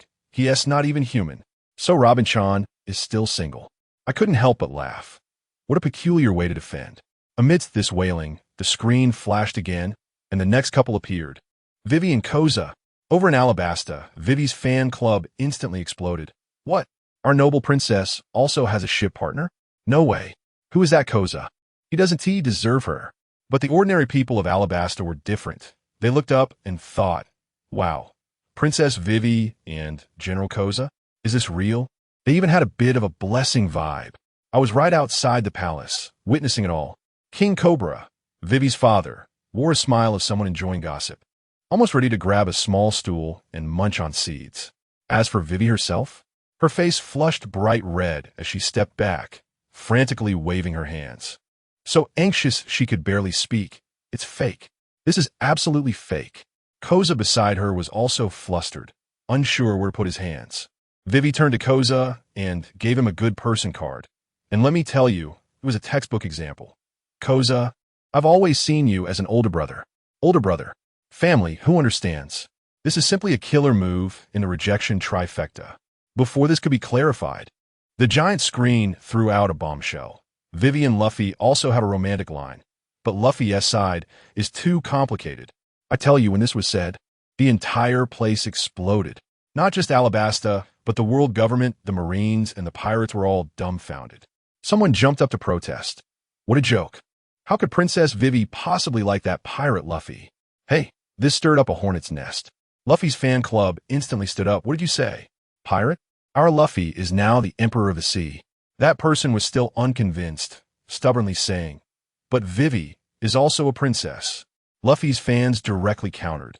His background, everything? Come on, let me explain. Grandpa Garp, a marine hero. Dad Dragon, leader of the Revolutionary Army. Do you think he is not worthy? Is he worthy? At Marine headquarters, Sengoku was stuffing his mouth with Sunbei while complaining about Garp. Your grandson is amazing. Garp was so proud, holding his belly and laughing heartily. Of course, I have my former style. Sengoku rolled his eyes, saying that with Hancock as the former empress and Vivi as the princess, he really knows how to stir trouble. But the corners of his mouth were almost reaching his ears. Why? Because Luffy had taken down his major headache, Doflamingo. The giant screen continued analyzing, saying that Vivi and Koza were childhood friends with common ideals, and there was a precedent for princesses marrying generals, like Scarlet and Kairos from Dressrosa.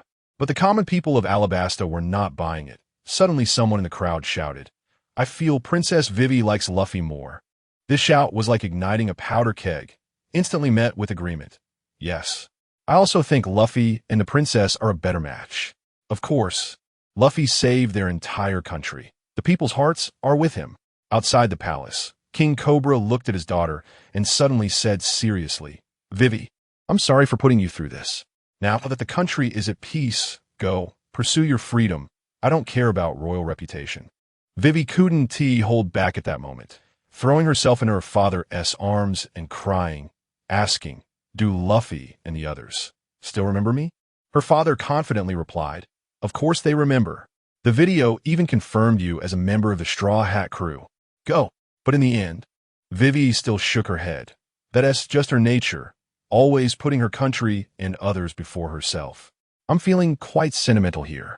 The giant screen has changed its content again, and those 5 big words almost blinded me. Red-haired and Machino. Damn, red-haired. The 4 Emperor Shanks? He has a CP too? This news is too big. All the intelligence agencies in the world must be going crazy, asking everywhere who Machino is. On red-haired ship, Jesus Burgess and the others surround Shanks, teasing him. Boss, I told you you're interested in Machino. You were hiding it, but now it's live-streamed. Huh? Shanks has a dark expression on his forehead, but looking at Machino on the screen, his expression is clearly happy. Luffy on the ship is gaping wide enough to fit an egg.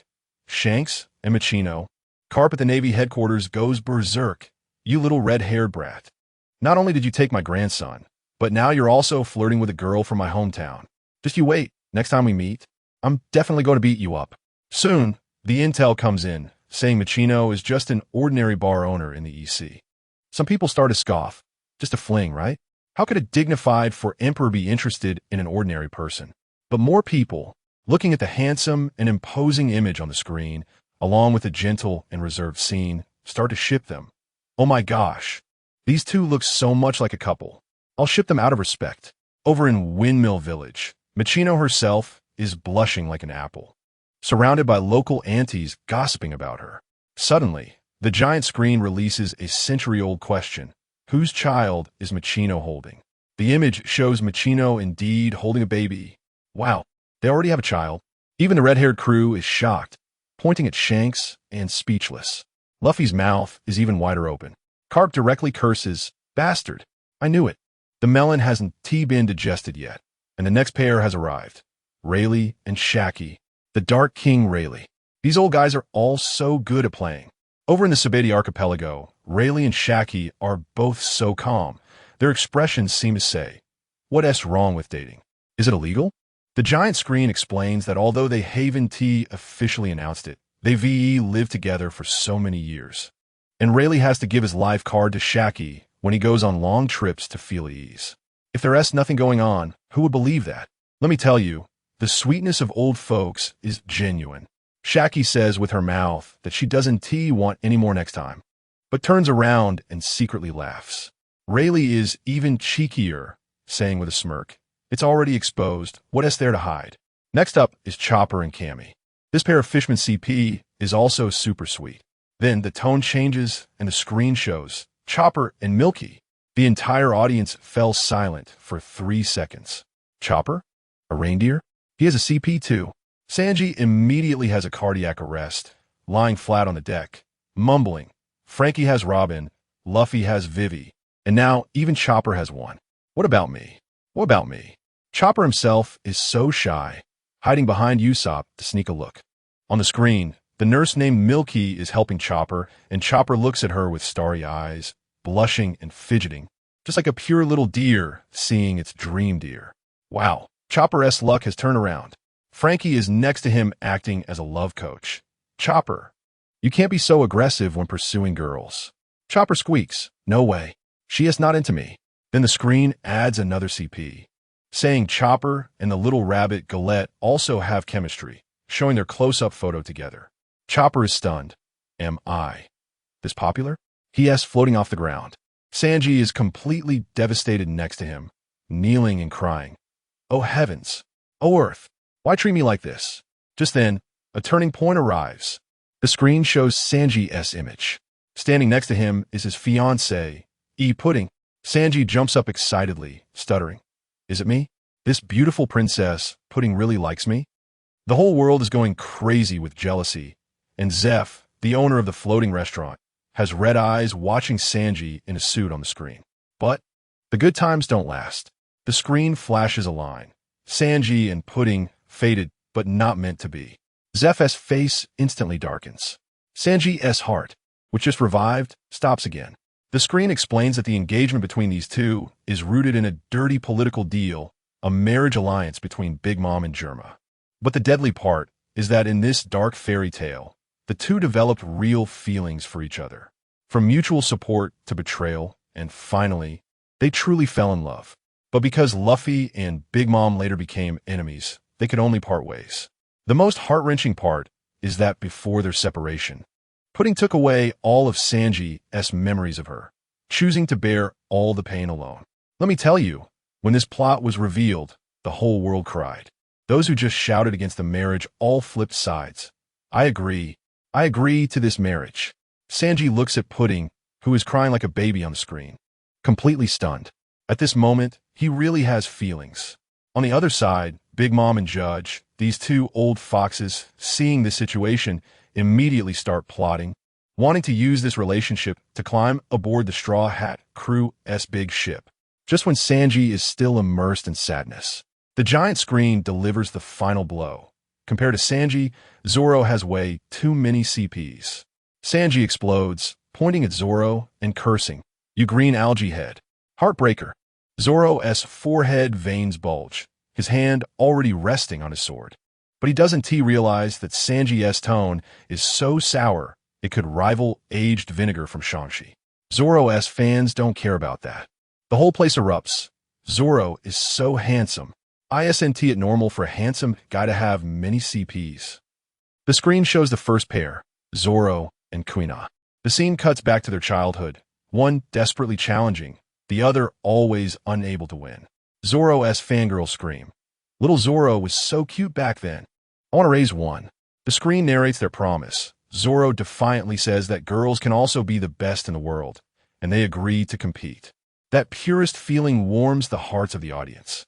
But the next second, the screen coldly shows, but unexpectedly, Kuina passed away the next day. The whole place goes quiet instantly.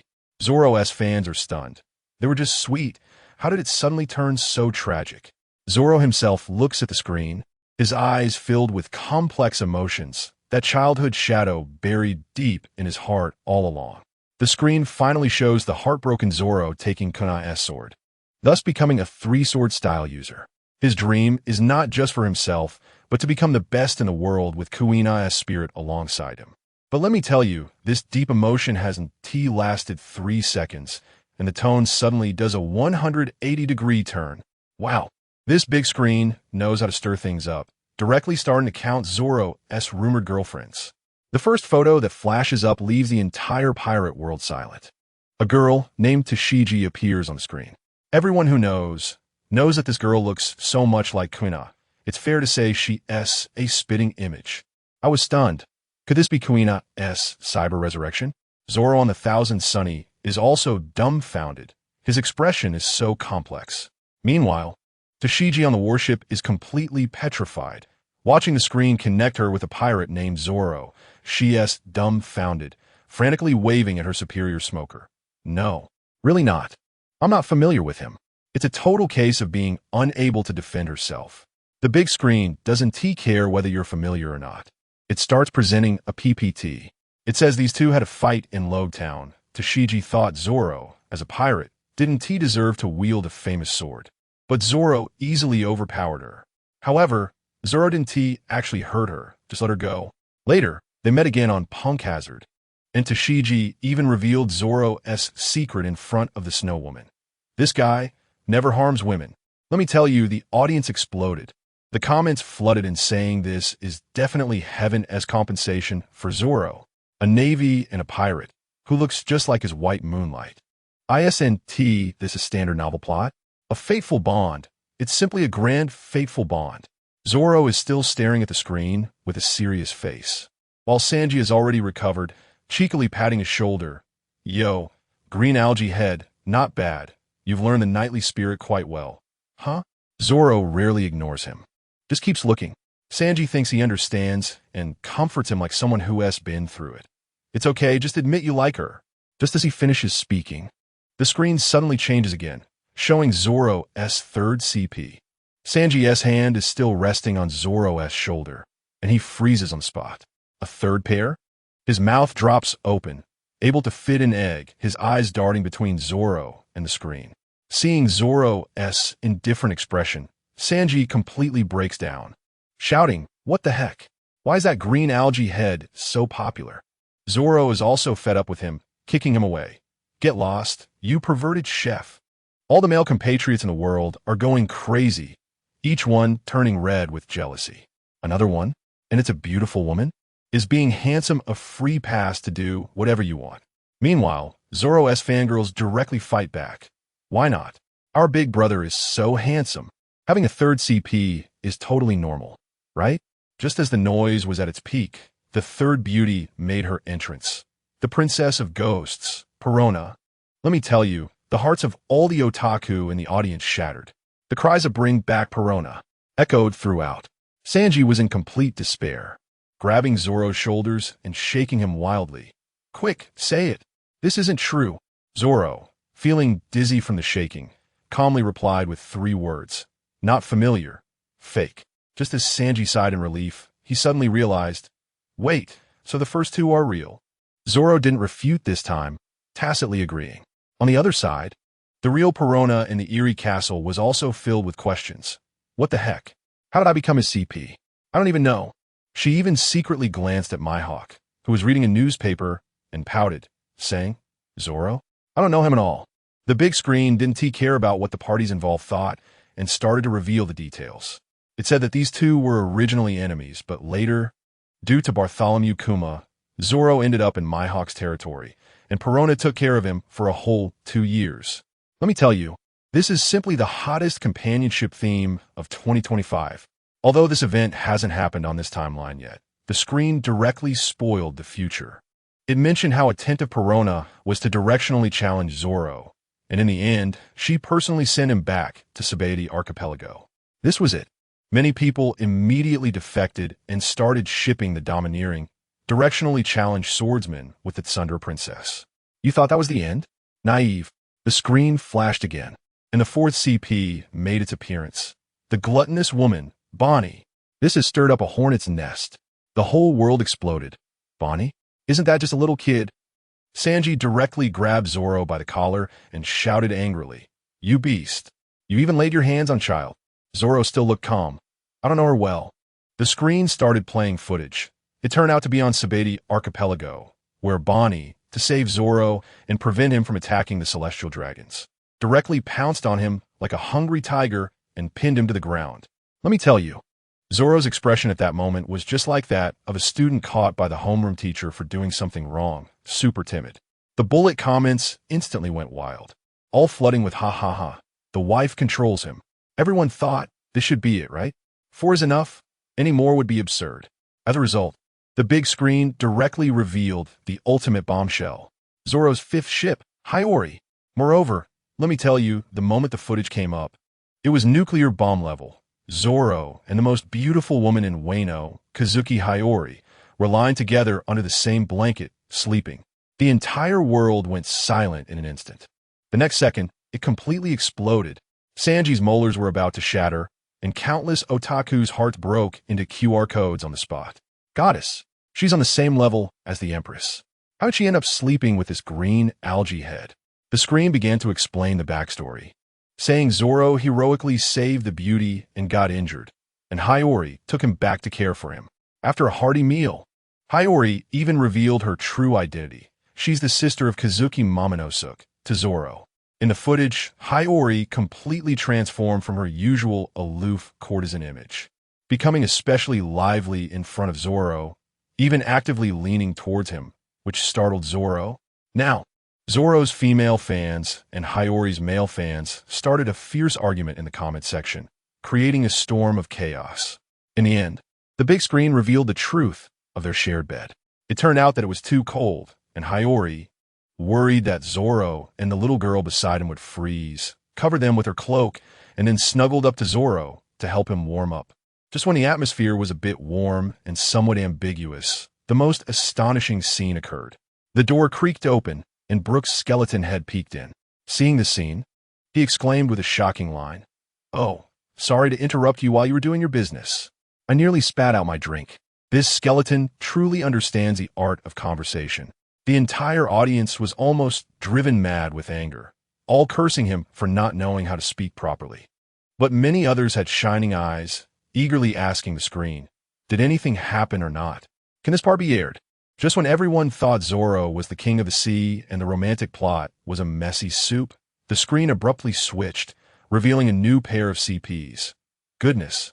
I focused my eyes and was stunned. The screen clearly showed Perona and Dracula Mihawk. Now, not to mention the audience, even Zoro was stunned.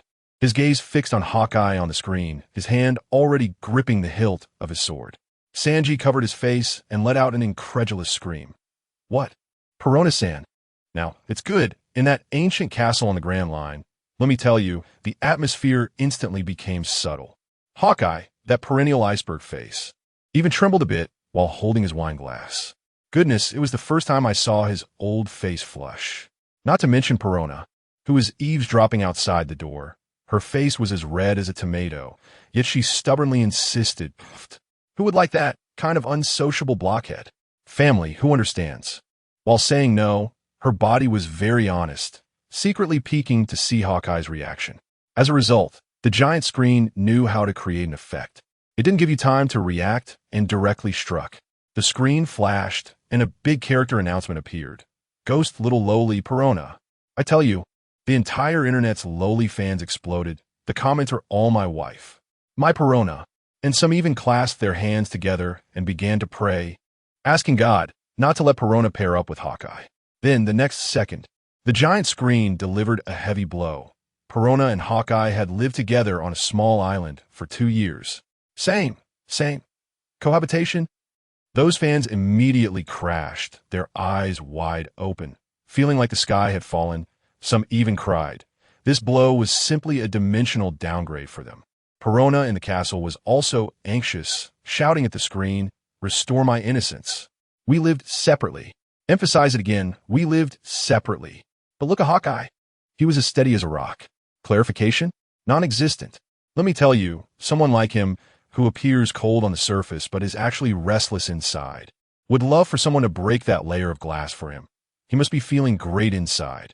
The screen didn't care about that. It directly began to show snippets of their life together. Oh wow, it was quite harmonious, with dialogues and gazes filled with love. The screen directly posed the question, so, is there any affection between them? No, absolutely not. The lowly fans shouted back hoarsely. But on the thousand sunny, Nami and Robin, these two women, didn't see it that way. Nami rested her chin on her hand, with a look of realization. I feel like Perona really likes Hawkeye. Robin just smiled and teased her back. What about you? Who do you like? Nami panicked for a moment, her gaze drifting toward the crowd, stubbornly saying, I don't like anyone. Robin covered her mouth and laughed, her expression clearly saying, keep pretending. Nami, not to be outdone, countered, what about you? Do you really like Frankie? Robin responded calmly, leaning against the railing, looking at Frankie in the distance, with a very serious expression. How can someone like me, burdened with sins, deserve love? Goodness, that sentence directly left Nami speechless, making her previous reaction seem like a cover-up. Just at this juicy gossip moment, the screen's tone shifted and became serious. In the image, Hawkeye was looking at a newspaper, which had news about Moonlight Moria. It turned out that during the Marineford War, everyone thought he had died in battle, but in reality, he was almost assassinated by Doflamingo. When Perona saw the news that her old captain was still alive, she was incredibly excited. After all, Moria was like a foster father to her. As soon as the news broke, Moria himself appeared. He was on an unknown small island, surrounded by shadowless laborers, looking like he was making a comeback. He watched the screen, initially heartbroken over the matters concerning Perona and Mihawk. Why is that old man like this? Why does he have the right? But then, a comment from Mihawk on the screen completely left him speechless. Mihawk actually evaluated Moria. He is a strong person, very suitable to be a zombie leader. Upon hearing this, Moria's attitude did a complete turnaround, stroking his chin and saying, actually, aside from being a bit cold, Mihawk is not a bad person. Perona is with him, safe.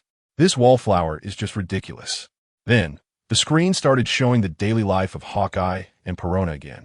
There were comments about how Perona made donuts for Hawkeye, helped him work in the fields, and the bullet screen was filled with envy and jealousy. Suddenly, the screen flipped and revealed Hawkeye's original words. I've cooked more times than you, right? You're living here, so isn't it natural for you to help out? Wow.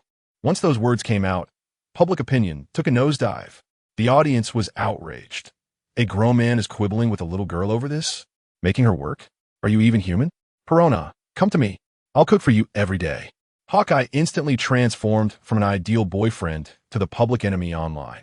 But the giant screen quickly clarified that most of the time, it was actually Hawkeye taking care of Perona. The audience changed their tune again. That's how it should be. Taking care of a little girl is only natural. You see, double standards are that simple. Hawkeye watched the noisy scenes on the screen, and the corners of his mouth actually lifted slightly. Meanwhile, Perona was pouting. I clearly do more.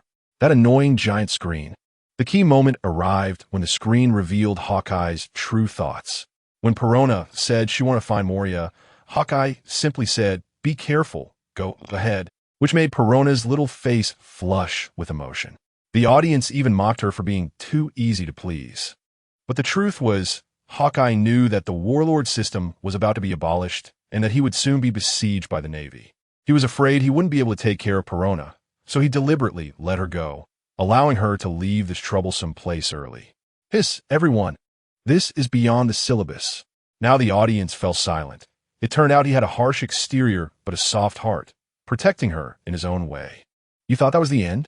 No. The giant screen loves to stir things up. It suddenly changed the topic and started counting down Zoro.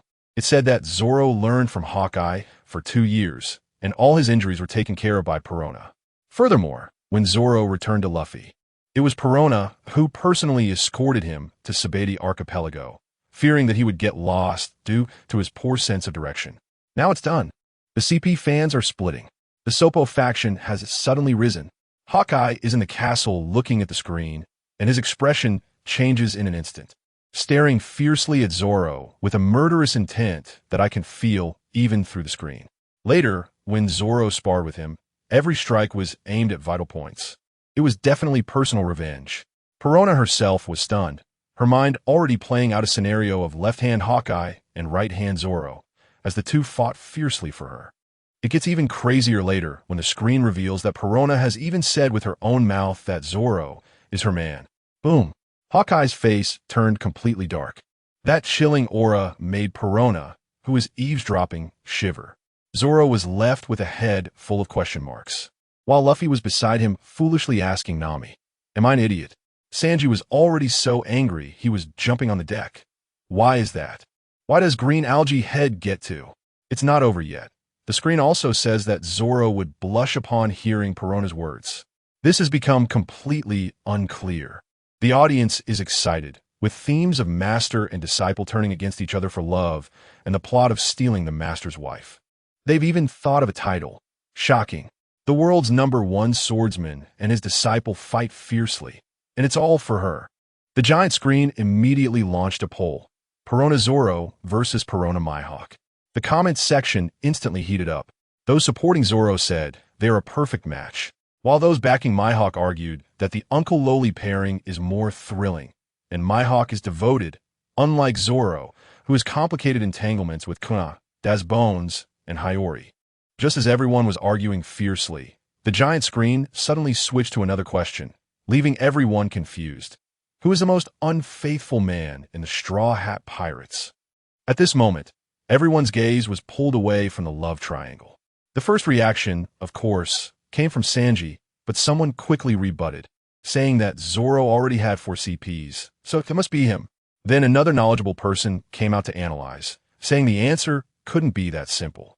According to the giant screen's nature, it would definitely be someone unexpected. Everyone started counting on their fingers, and finally guessed tremblingly, could it be that emotional idiot Luffy? The next second, a flash of gold appeared on the screen, revealing the answer, counting the various EPs of Straw Hat Luffy. It really was Luffy. The audience erupted. Sanji immediately rushed over, grabbing Luffy by the neck. "It was you?" Luffy was tossed around like a noodle, looking innocent. What is CP? The screen didn't care about him and directly opened with the first one being a bombshell. Luffy Vivi, a love named Trust. Goodness. Even Princess Vivi from Alabasta turned red at this. The giant screen began to recount, saying Luffy was practically a princess collector, having saved a bunch of princesses. But Vivi was the most special. First, she was the only princess who actively invited Luffy onto her ship, truly becoming a partner. When this was said, Vivi's eyes welled up with tears, murmuring, "The most important partner." Then came the second special point, which was a heavyweight. Luffy had peeked at Princess Vivi while she was bathing. The entire audience was stunned. What the heck? Stahlhat Luffy, with his thick eyebrows and big eyes, turned out to be a pervert. The people of Alabasta immediately erupted in anger, starting to curse Luffy. The next line on the screen was even more explosive. He peeked at Princess Vivi bathing with Nami, and Nami too. The audience instantly transformed from anger to excitement, their eyes turning into hearts, shouting, "Giant screen, don't make me beg you. Hurry and show the pictures." On the Sunny, a fight broke out, with Nami delivering a series of punches, leaving all the male crew members bruised. Sanji, sporting a swollen head, was still writhing. "I really want to see it." He was promptly knocked down again. The most outrageous thing was that the giant screen added a twist, saying, this time it wasn't like the incident with the Empress where he stumbled in by accident. Oh my gosh, there was a previous offense. Everyone looked at Luffy's innocent face on the screen, their jealousy turning their eyes red. What kind of luck does this kid have? I tell you, These guys were so jealous their eyes were about to pop out, but the next second, they completely broke down, wailing, "Whoa, whoa, my goddess! Luffy, you selfish bastard! Goodness!" On the Thousand Sunny, Sanji dropped dead on the spot, lying on the deck and starting to soul vomit, muttering, "Luffy, next time, you must take me with you." As a result, Nami, unable to tolerate it, delivered another punch, and the world was quiet again. But the angriest one wasn't Sanji. It was the Empress herself from Amazon Lily.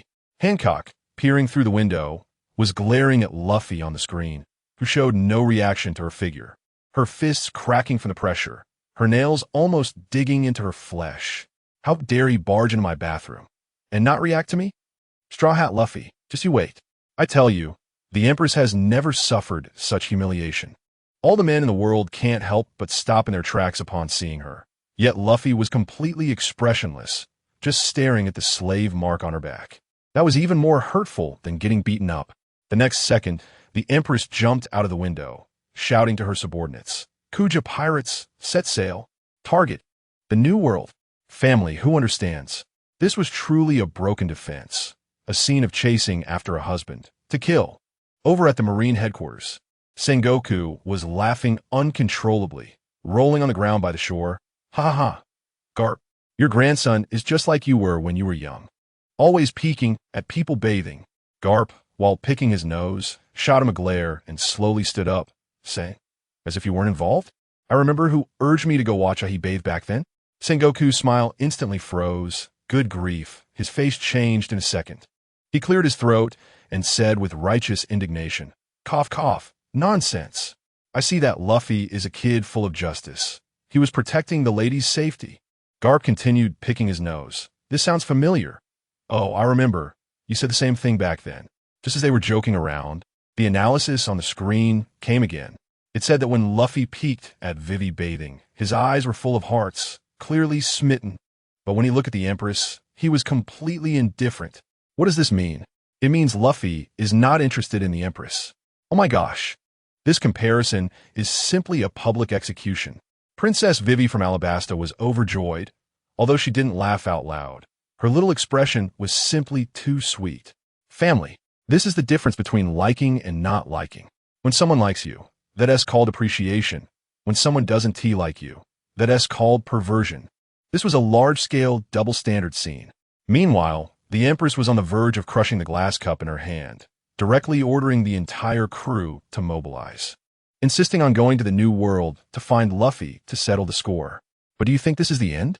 The screen continued to flash. Vivi's third special point. She knows the information Luffy gave to his partners. The scene shifted to after the Marineford War, when Luffy created a big news story to convey the 3D2Y message to his partners. The whole world couldn't understand it, but Vivi saw right through it. Moreover, the footage revealed that Princess Vivi rejected all the matchmaking arranged by her father. Isn't it obvious that she has someone in her heart? It's all blown up now. No way, no way. Princess Vivi really has fallen for a pirate? My goddess. No. But the people of Alabasta have a completely different reaction, shouting directly from below the palace, "Princess, if you like him, go chase him. We support you." Vivi watches from the balcony, looking at the screen and listening to the voices of the crowd, her eyes turning red. Sengoku is busy snatching snacks from Carp while shipping CPs. Carp, this daughter-in-law is not bad. Luffy and Vivi, I'm locking it in. Carp completely ignores him, his mind filled with his own snacks. "You old man, stop stealing my food." The screen doesn't give anyone time to discuss. The next couple appears directly. Luffy Rebecca, a love named Gratitude. In the picture, Luffy is directly riding on Rebecca. The pose, the angle. I'm telling you, it's explosively ambiguous. Rebecca's golden armor. Those who understand it's all about the vacuum. Sanji just caught his breath, saw this scene, and his eyes almost popped out, muttering, "Rebecca San's vacuum world. I fully approve. Another princess?" The whole world is stunned. Princess of Dressrosa. Is Luffy a collector of princesses? The screen quickly explains that Rebecca feels more gratitude towards Luffy because he defeated Doflamingo and saved her country. Although the title is a love named Gratitude, everyone can see that these two share more of a camaraderie. Sure enough, Rebecca's scene flashes by, and the next figure appears. Luffy Shirahoshi, a love named admiration. Oh my, another princess. The princess of Fishman Island. Now the entire internet is stunned, directly giving Luffy a new nickname. The Princess Heart Captor. Someone suddenly has a wild thought. Do you think Luffy is expanding his background? The Monkey family, plus Alabasta, Dressrosa, Fishman Island. Who would dare to mess with him in the future? And the explosions aren't over yet. The screen reveals that Shirahoshi is the ancient weapon Poseidon, and Luffy is her guide. He is the legendary Joy Boy's successor. Suddenly, the whole world fell silent. The five elders were fuming, gritting their teeth. This kid must not be left alive. But the problem is, who can stop him now? Akainu was about to crush his cigar. He knew that Luffy's threat level had already surpassed Whitebeard. Sengoku was panicking, saying to Garp, Garp, the guide of the Sea Kings, the successor of Joy Boy, this buff is stacked to the max. The whole world wants to kill him. It's a deadlock. But Garp just laughed, munching on Sanbei, and said, Deadlock? When have we ever not been in a deadlock? The day he chose to become Pirate King, he should have been ready to die. Sengoku was anxious, but he is your own grandson. Garp's eyes sharpened, and he calmly said, If that day really comes, I will die before him. Meanwhile, on the Moby Dick, Whitebeard was watching the screen and laughing loudly. Gurara, sun god Nika, guide of the Sea Kings, the legacy of Joy Boy. Ace, your brother, has stacked up buffs. Ace looked at the screen, his eyes firm, and said to Whitebeard, Dad, I want to find Luffy. Whitebeard patted his back. Go ahead. I know I can't stop you. But remember, this will always be your home. Wow, this father-son bond. Who wouldn't cry watching this? On Shank's side, it was even more incredible, partying with his crew while watching the live broadcast, embodying leisure.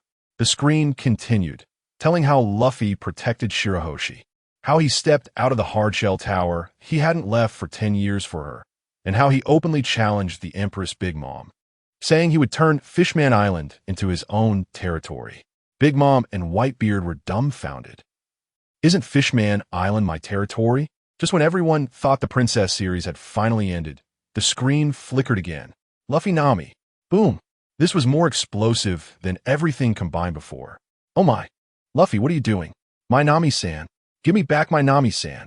On the Thousand Sunny, Sanji was petrified, turning pale, mumbling, This is fake. It must be fake. Then he turned to Nami. Nami-san, please tell me this is fake.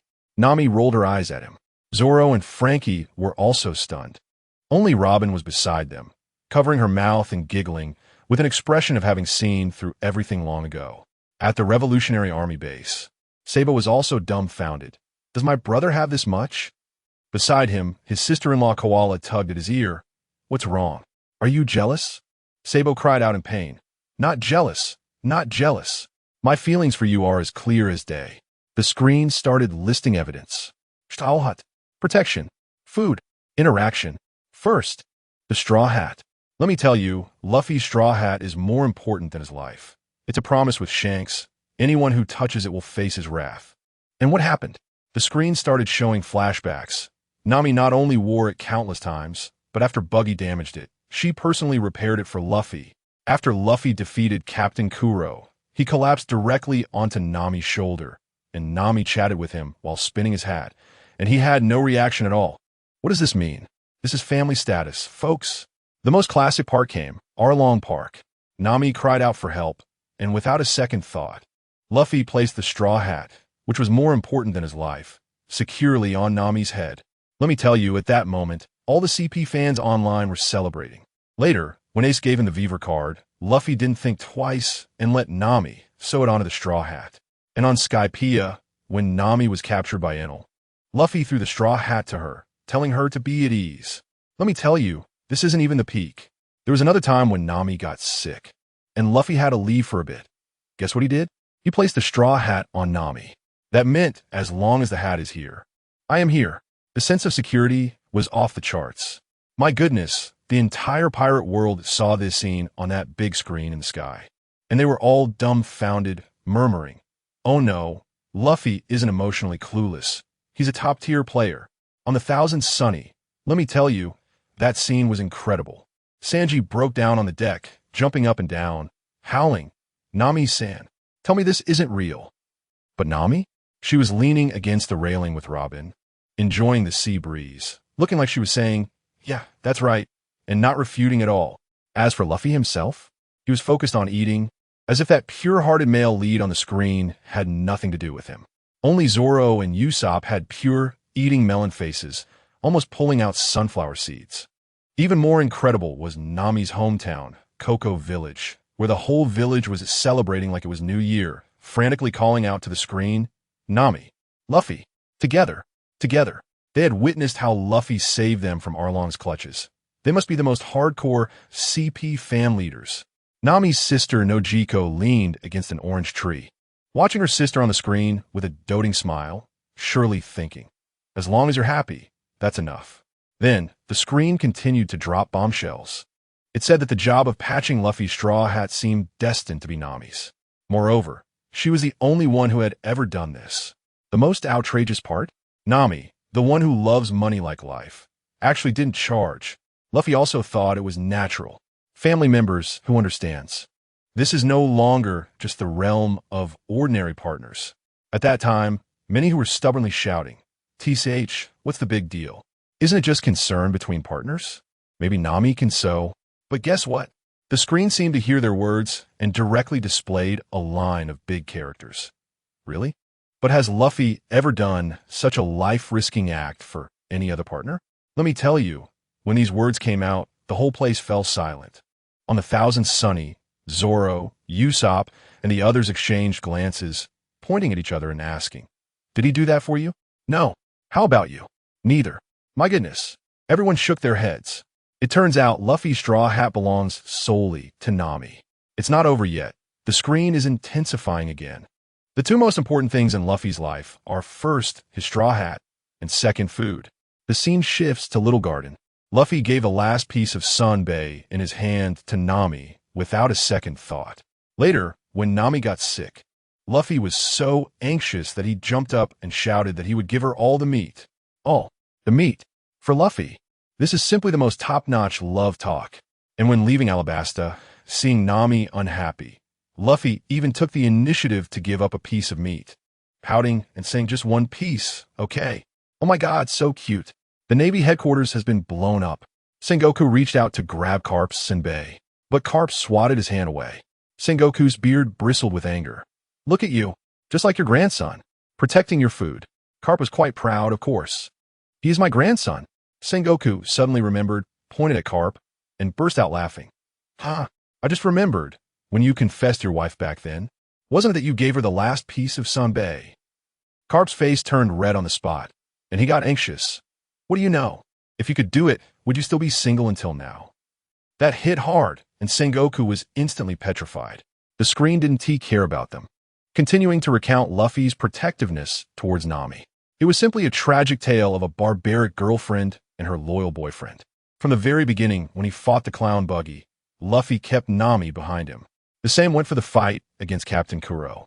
Then came the Battle of the Gods, Arlong Park. Luffy pulled Nami out of 8 years of hell, smashing the cage that trapped her with a punch. His furious roar at Arlong, "You dare make my navigator cry?" This one line solidified the unshakable status of the Luffy-Nami ship.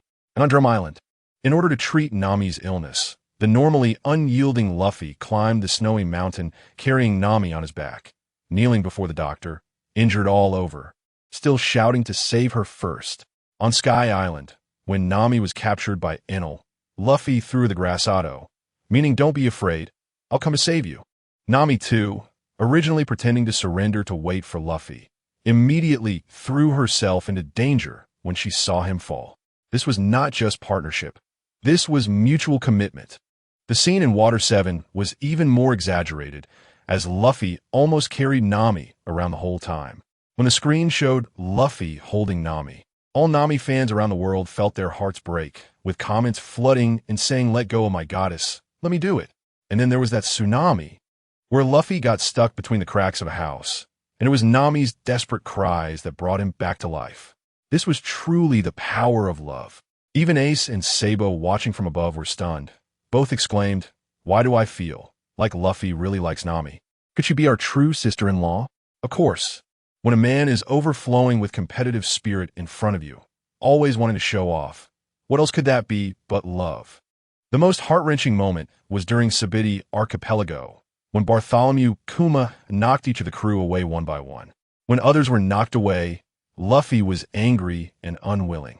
But when Nami was knocked away, his scream was one of heart-wrenching despair. This different treatment made Zoro and the others feel sour. So we were all just the ones picked up, right? At this point, the whole world had basically flipped. The once stubborn anti-Luffy Nami alliance had begun to waver, each saying, "How come?" I kind of ship it, and to be honest, it's pretty sweet. The screen finally revealed a big move, starting to analyze Luffy's possessiveness towards Nami. It pointed out that Luffy calls all his partners are partners, but only for Nami. He always says, "You are my navigator." Mine. How heavy are those two words?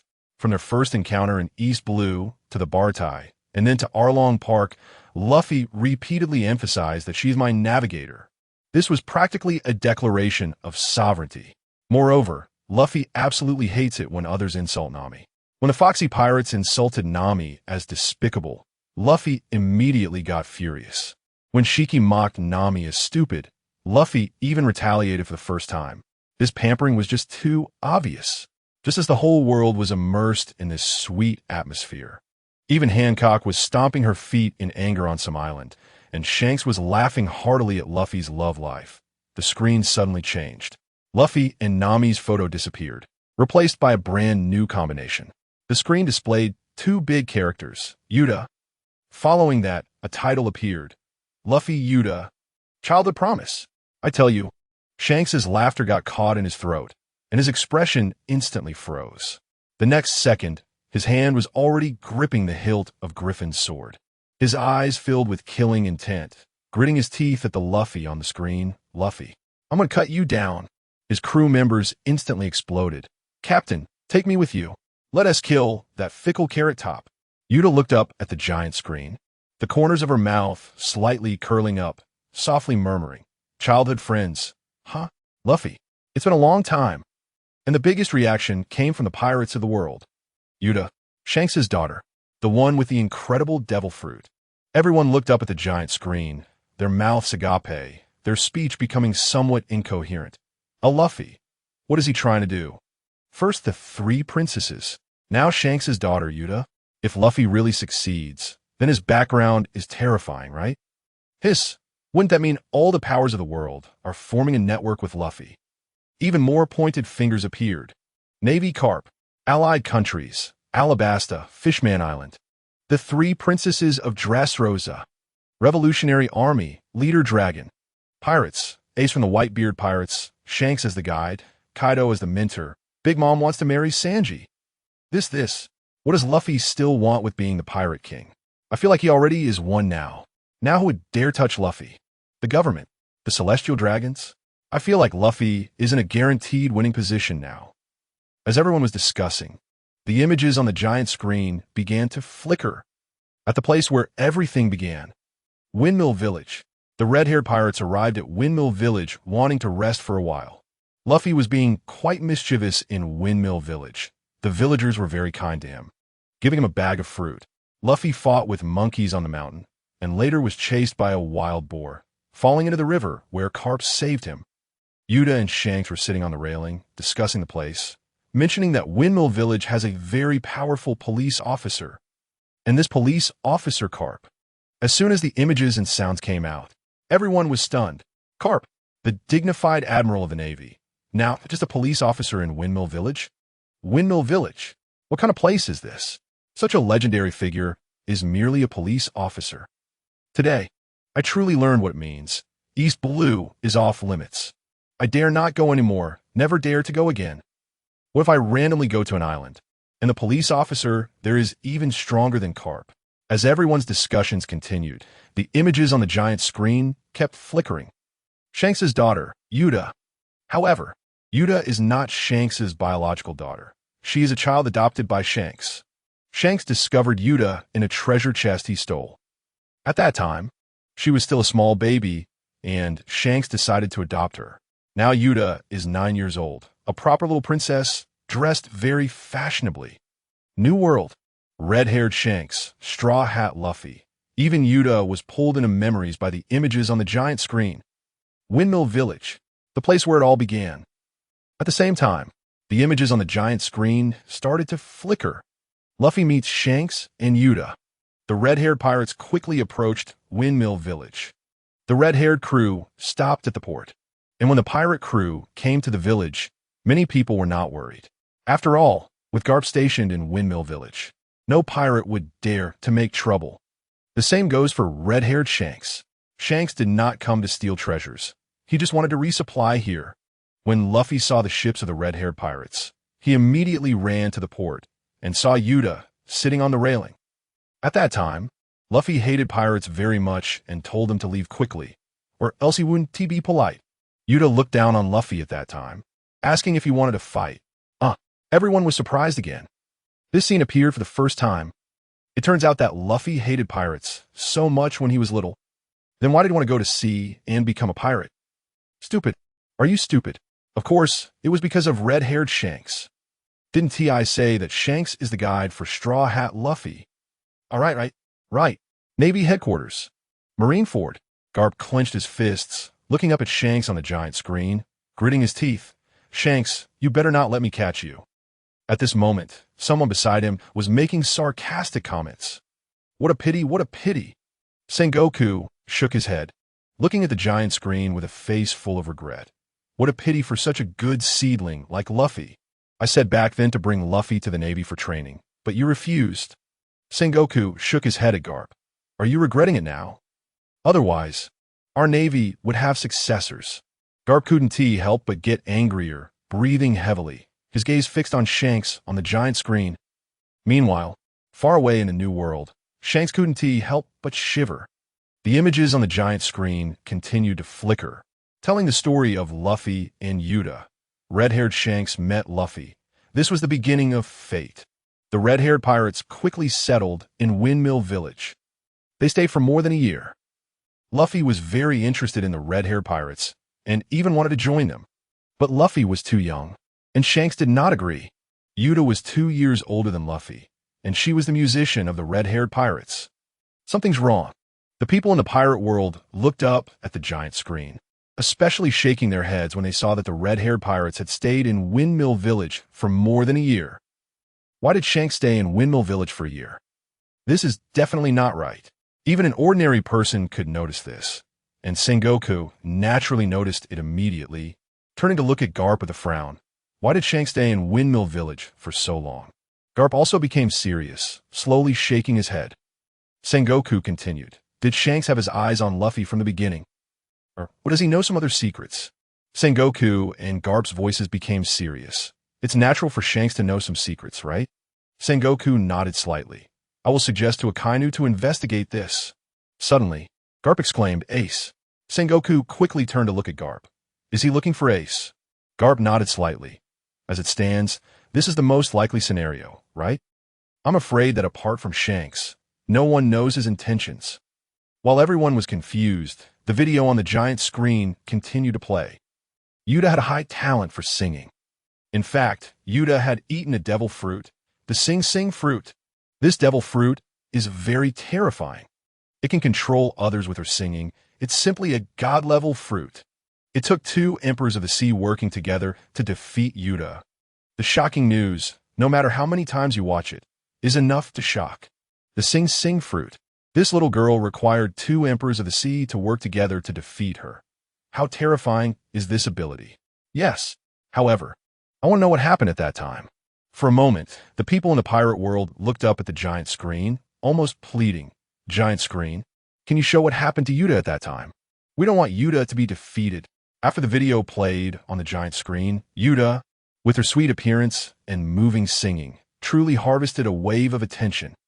Loved by all ages. Compared to Hancock, whose audience consists of otaku, enamored with her beauty, Yuta's audience spans all age groups.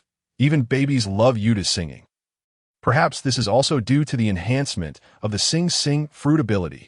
Please, let us know. Of course, the giant screen did not answer them, but continued to flicker the images. Yuta sang a song in Makino's tavern. As soon as the image of Makino appeared, everyone suddenly realized, I got it. I completely understand. I know why Shanks stayed in Windmill Village for more than a year. Because of Makino. Right. As soon as this was said, it immediately awakened the surrounding crowd, and they all echoed. That makes sense. It was said before that Shanks liked Makino. Yeah. And didn't they have a child? Amidst the amazed exclamations of the people in the pirate world, the images on the giant screen continued to flicker. Luffy, not to be outdone, also sang a song. It was terrible. Simply too terrible. However, Yuta and Luffy were children of the same age, and they quickly started playing together. Luffy took Yuta around Windmill Village. They climbed mountains together, watched the sunset, and the scenery was beautiful. Yuta had been adventuring with Shanks for several years, visiting many places, and the scenery she had seen was more beautiful than here. However, she grew fonder of Luffy as a friend, and they became good friends, playing together. For Luffy, this was simply a childhood sweetheart falling from the sky. Childhood sweethearts. This is indeed childhood sweethearts. The people in the pirate world couldn't help but sigh. So healing. Yes, looking at Luffy and Yuta, they really are so healing. Luffy was so cute when he was little, right? Yuta is so cute, if we don't mention it.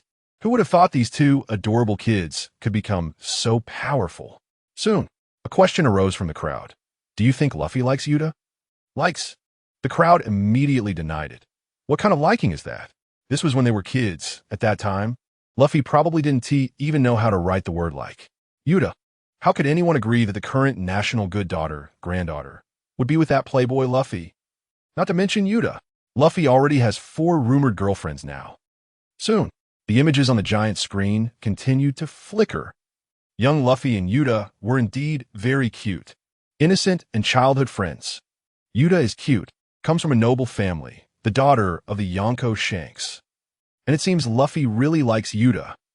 Not only that, but the giant screen also showed 2 pictures. Luffy and Yuta hugging each other affectionately. Yuta personally putting a hat on Luffy. Could it be that Luffy really likes Yuta? Didn't he say that the hat shouldn't be touched by anyone else? Yes. Didn't he say that no one else could touch it except Nami? So what does Yuta count as now? People in the pirate world looked up at the giant screen, gritting their teeth. Luffy, Straw Hat Luffy, I advise you to be careful. Exactly. Luffy, if you dare to let Yuta down, I will tell Shanks. Meanwhile, New World. Shanks stared at the giant screen. Luffy, you better have a brother-sister relationship with Yuta, otherwise, New World. Cake Island. When will Luffy and the others arrive? Outside the palace. Big Mom looked up at the giant screen, throwing cake in her mouth while shouting to her children. Broly, are you ready? We must ensure that Sanji marries her. Even as the Emperor of the Sea, Big Mom has to admit Luffy's terror. Powerful strength plus an unfathomable background. If a marriage alliance could succeed, it would definitely enhance their strength qualitatively. Right. The entire Cake Island was bustling with activity. New World. On Onigashima, Kaido was gulping down strong liquor, looking up at the giant screen with a grim expression. How pitiful is his situation? Whitebeard, Ace is Luffy's brother.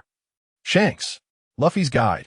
Big Mom wants to use the marriage between Broly and Sanji to rise in power. Rayleigh, Luffy's true master. Barrett, not Luffy's enemy. Red Count, Idol is Brook, not Luffy's enemy. This is the entire New World leaving him struggling. Suddenly, a figure flashed through Kaido's mind. Buggy? The clown Buggy seems to have a grudge against Luffy. The recent Cross Guild is in full swing. New World. On the Thousand Sunny. Luffy looked up at Yuta on the screen, softly murmuring, Yuta, where are you? It's really been a long time since we last met. Meanwhile, the images of Luffy and Yuta on the giant screen slowly disappeared. Immediately after, the next figure entered the crowd's view. Empress. Hancock. The people in the pirate world looked up at the giant screen with expressions of understanding. Damn it. I knew Hancock would definitely appear. Hancock, my Empress, why? Luffy, can you let our Empress go? In an instant, the entire pirate world was filled with wails. Almost everyone was attacking Luffy with their voices. Grand Line. On the surging sea, a pirate ship was sailing quickly. Hancock looked up at the screen with herself and Luffy. She clenched her fists, almost furious. Can we not mention myself anymore? I would never agree, no matter what Luffy does or how he pursues me. Absolutely impossible. But the next second, the giant screen slapped the Empress in the face. Just how infatuated is Empress Hancock with Luffy? Nanny, me? Is it me? Hancock pointed at herself, filled with disbelief. Me? I'm infatuated? I'm infatuated with Luffy. What kind of international joke is this? Impossible, absolutely impossible. At this moment, even the yellow-green sisters behind Hancock were shocked. They could accept Luffy's crazy pursuit of Hancock, but they absolutely couldn't accept that Hancock would be so infatuated with Luffy. However, what shocked the people in the pirate world even more? Everyone looked up and stared at the giant screen. I'm numb. Completely numb. Hancock, the pirate empress, known as the world's most beautiful woman, actually infatuated with Luffy. This is a revolution. Mom, I want to go home. I find this world a bit hard to understand. Yo, yo, yo. Sengoku looked at Carp with a playful expression, a smirk on his face. Carp, your grandson is amazing. He actually made Hancock fall for him. Since Sengoku stepped down from the position of admiral, it has been so relaxing. He has become a bit mischievous, almost more like Carp. Sengoku even one day pointed at Carp and scolded. Carp, you old man, why didn't you tell me retirement was so enjoyable? Carp was left with a question mark. Carp didn't answer Sengoku, but looked up at the giant screen, his expression clearly conflicted. How to choose? How to choose? Carp muttered softly. Vivi, Rebecca, Shirahoshi, Nami, Yuta, and now there's Hancock, Sengoku. What do you think I should choose?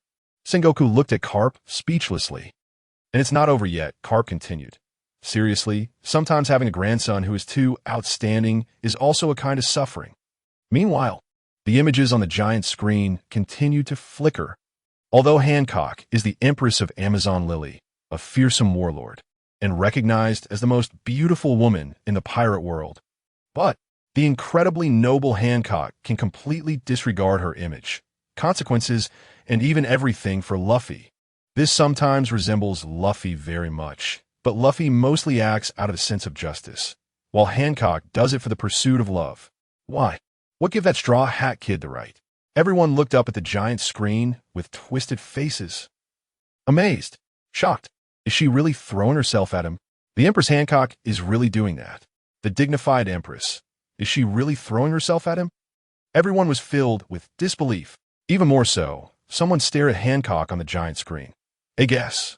I have a bold guess. Hancock must have been cursed. Right, cursed. People looked at the one who said this with confusion, asking, what does it mean to be cursed? The person spoke like a wise monk, as if he had extensive knowledge. Cursing is a legendary Eastern secret technique. In short, it can control someone else's mind. She has definitely been cursed. Everyone pointed at Luffy on the giant screen and shouted angrily.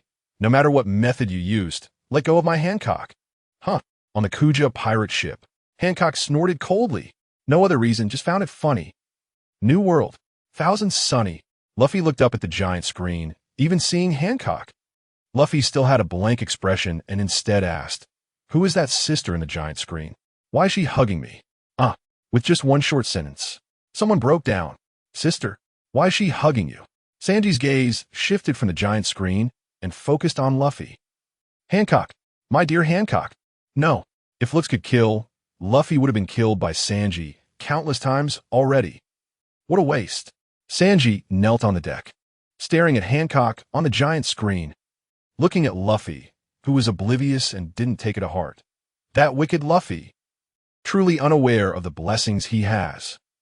Accompanied by Sanji's wails, the images on the giant screen continued to flicker. Next, let us see just how infatuated the Empress can be. What extent will Hancock go for Luffy?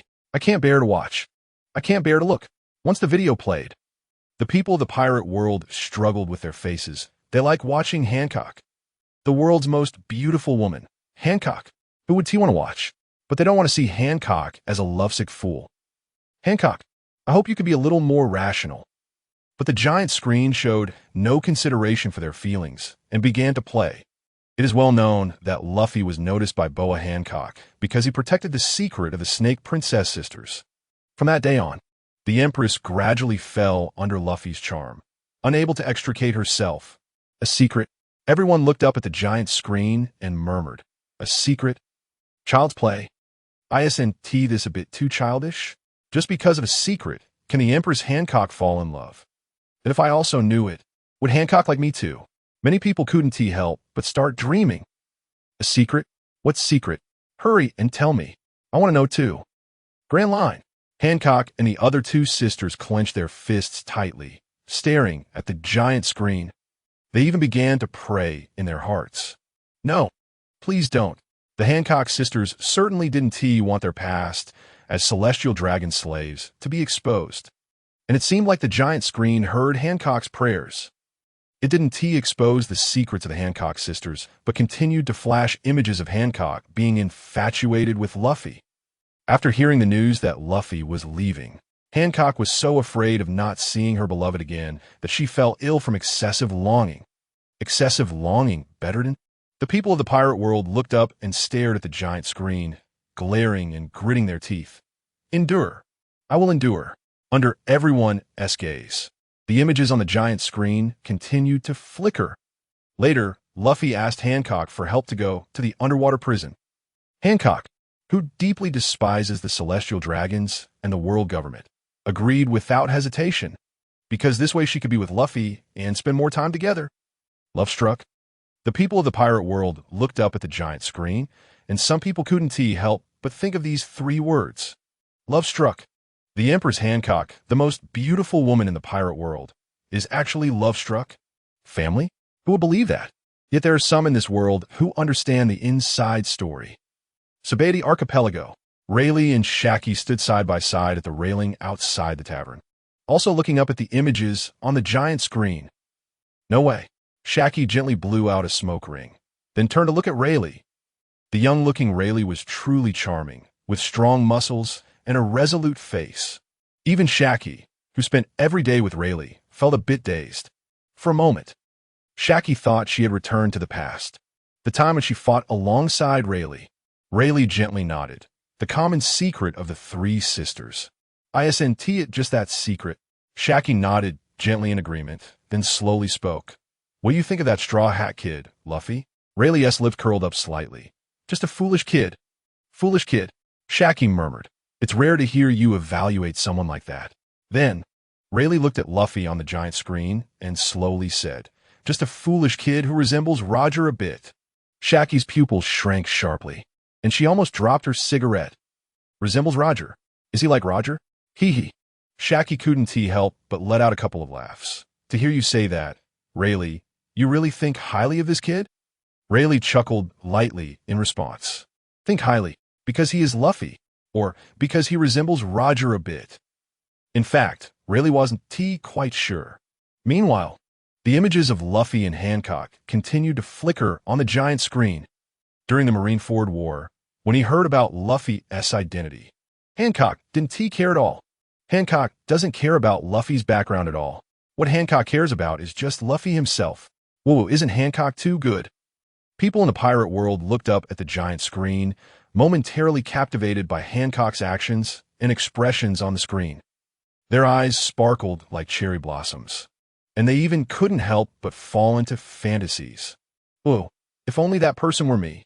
Suddenly, I really want to become Luffy, especially when everyone saw Hancock throwing herself into Luffy's arms, looking like a little girl.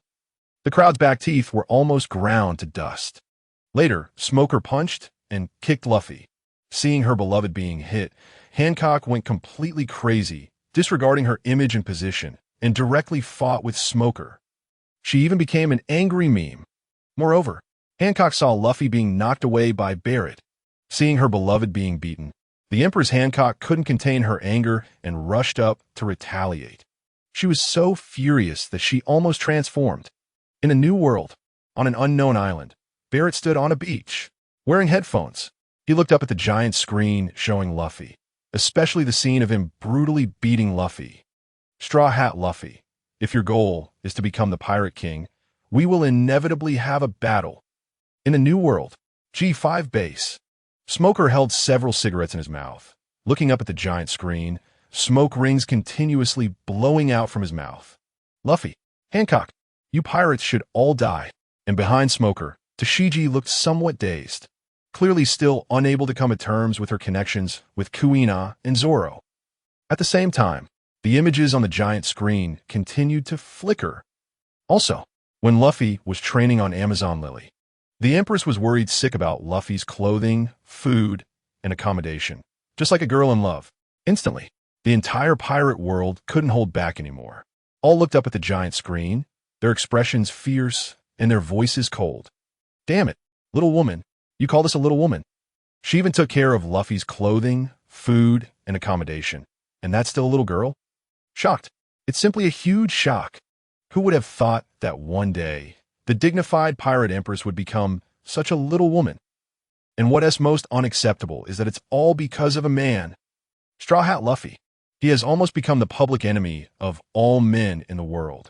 Under the gaze of the pirate world, the images on the giant screen continued to flicker. Later, when Luffy fell into the sea, Hancock, disregarding her life, wanted to jump into the sea to save him.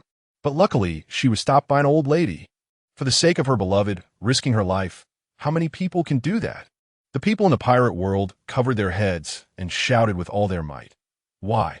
What does Luffy have to deserve this? Impossible. Absolutely impossible. Hancock couldn't help but point at herself. Me, Hancock? Would I take the initiative to take care of someone? Would I willingly give up my life for a man? This. Hancock stared at the images on the giant screen, completely in a daze. Is that really me? However, this is not over yet. The images on the giant screen continued to flicker. After Luffy finished training in Amazon Lily, when Empress Hancock bid farewell to Luffy, she directly told him, Amazon Lily is his backing. Such a heavy promise. If she really didn't like him, if she wasn't infatuated with Luffy, could she really say that? In an instant, the people in the pirate world couldn't help but start discussing. Is this true? The entire Amazon Lily is Luffy's backing? At this moment, another voice emerged from the crowd. Dowry. Hancock doesn't want to treat Amazon Lily as her dowry. Does she? As soon as this was said, the entire pirate world undoubtedly exploded. Everyone was discussing what kind of charm Luffy has that could make Hancock treat Amazon Lily as a dowry. Thus, the images on the giant screen stopped flickering and slowly disappeared, once again falling into darkness. Is it over? Is it just ending like this? The people in the pirate world looked up at the already closed giant screen and couldn't help but start discussing. Luffy, the evil Straw Hat Luffy. How can someone be hated by so many people?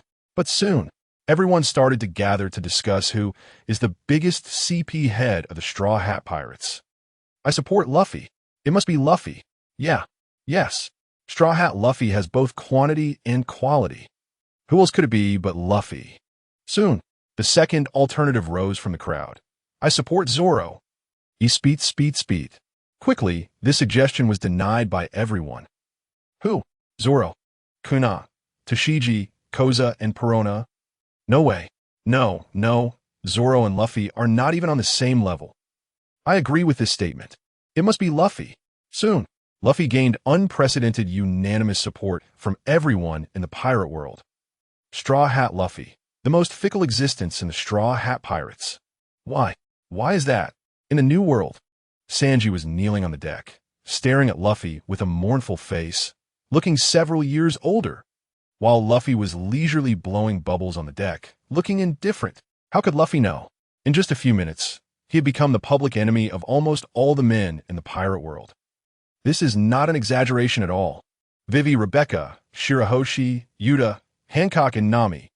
These few people's fans cover all the men in the pirate world. Captain, who are you more satisfied with? In the Grand Line, on an extremely hidden island, Sabo slyly approached Dragon, winking and whispering. I think these people would be good as younger siblings. But Dragon ignored Sabo, turning to walk into the room, leaving Sabo murmuring to himself. With such indifference towards Luffy, I wonder if Luffy is really your biological son. Marine Headquarters. Marineford. Kopu. I really can't believe it. Your family, the monkey family, is actually so popular with young girls. Who do you think is more compatible with Luffy? Crunch. The crisp sound of Kapu crushing Sanbei responds to Sengoku. Sengoku is still not giving up.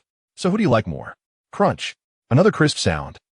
It's obvious that Kapu doesn't want to engage with Sengoku at all. In the following days, the pirate world was swept by a frenzy. A prize guessing game started. Who is Luffy's best CP? For a time, various voices emerged. Some support Luffy and Hancock, while others support Luffy and Vivi. Among them, the calls for Luffy Hancock and Luffy Nami were neck and neck. This operation made the biggest news company earn a fortune. So much so that the news company raised its head every day, staring at the giant screen, looking forward to its next lighting up. A dozen days later, it's on. Look, the giant screen is lit up again. After being silent for half a month, the giant screen lights up again, and everyone rushes out of their homes. They look up eagerly at the giant screen, anticipating the content inside. The giant screen does not disappoint everyone. Soon, a black subtitle appears on the giant screen. Mountain Bandit King, Newspaper King, Water King, counting the various title kings of the world. Once the title on the giant screen appeared, it sparked discussions among people. Various kings. Could there be strong figures like Whitebeard, Straw Hat Luffy, and Shanks that have not been revealed? Everyone looks up at the giant screen, especially those recently released from prison like Barrett and Redcount. But it seems someone has caught a glimpse, resting their chin in thought, murmuring, Mountain Bandit King? I think I know who he is. The one holding the beer mug, known as the Sea Emperor Executioner. Has the Mountain Bandit King been exposed before? Soon, as everyone discusses, the giant screen starts to flicker. The first to appear is naturally the Mountain Bandit King, Sig. Next comes Sig's introduction. Mountain Bandit King, the nemesis of the Sea Emperor, loves 3 things in life: drinking, robbing, and killing emperors. A man with a bounty of 80 billion. Personal signature. When I draw my sword, my hawk automatically steps back. Move introduction. The power of a wine bottle is comparable to Kaido's hit. Self-introduction. When I get serious, even him has to kneel before me. Shanks, I've killed 56 guys like you. Stunned. At this moment, everyone watching the giant screen can't help but freeze in place. Whether they are ordinary people, navy, government officials, revolutionaries, pirates, or even the current Sea Emperor, all are dumbfounded. Sig, what the hell? 80 billion. How much is that? Everyone looks up at the giant screen. Even seeing Sig's introduction for the second time, they are still exceptionally shocked. And the most shocked is still the mention of Lord M in the introduction. Inside a huge palace, M looks at the scene on the giant screen through the window, murmuring softly, What? Kneel down. Immediately, M issues an order to the 5 elders. No matter who he is or where he is, I want to see him alive or dead. The majesty of the world's ruler cannot be provoked. And at this moment, New World, in the territory of red-haired Shanks. Ha ha ha ha ha. Including Shanks. All members of the red-haired pirates burst into laughter. So Sig is this strong. Ha ha ha ha ha. Boss, isn't it worth it to take a hit from him? Accompanied by the discussions of everyone in the pirate world, the images on the giant screen continue to flicker. Soon, the next figure appears on the giant screen. Amnesiac King, Big M.O.M. Following that is the image of Big Mom. The people in the pirate world look up at the giant screen, and when they hear Big Mom's voice, their eyes are full of disbelief. What? Who? Big Mom. Amnesiac King. Everyone mutters in disbelief. Impossible. But the next second, they see Big Mom's figure on the giant screen. Is that really Big Mom? New World. Big Mom looks up at the giant screen, especially when she sees herself. Her pupils dilate, crazily shoving cake in her mouth, trying to suppress the anger inside her. But clearly, Big Mom can't do that. As soon as the giant screen starts, it shows no mercy. Under Big Mom's furious gaze, the images on the giant screen continue to flicker. Big Mom, the shame of the Sea Emperor. As soon as this was said, Big Mom's eyes are filled with rage. And at this moment, on Cake Island, Katakuri and others look at each other, almost simultaneously saying, Hurry up, prepare. Level 1 defense. Big Mom's evaluation isn't because she's not strong enough, but because her intelligence is too frustrating. Big Mom could have easily wiped out the Straw Hat crew, but she only knew to shout for the wedding cake at Whole Cake Island. Later, when she went to Wano to seek revenge, she staged an amnesia act and became a helper for the Straw Hat crew. The people in the pirate world look up at the giant screen, momentarily feeling a bit dazed. Not smart. Hiss. Perhaps only the video on the giant screen dares to say that in the entire pirate world. Yes, yes. If Big Mom hears this, won't she explode in anger?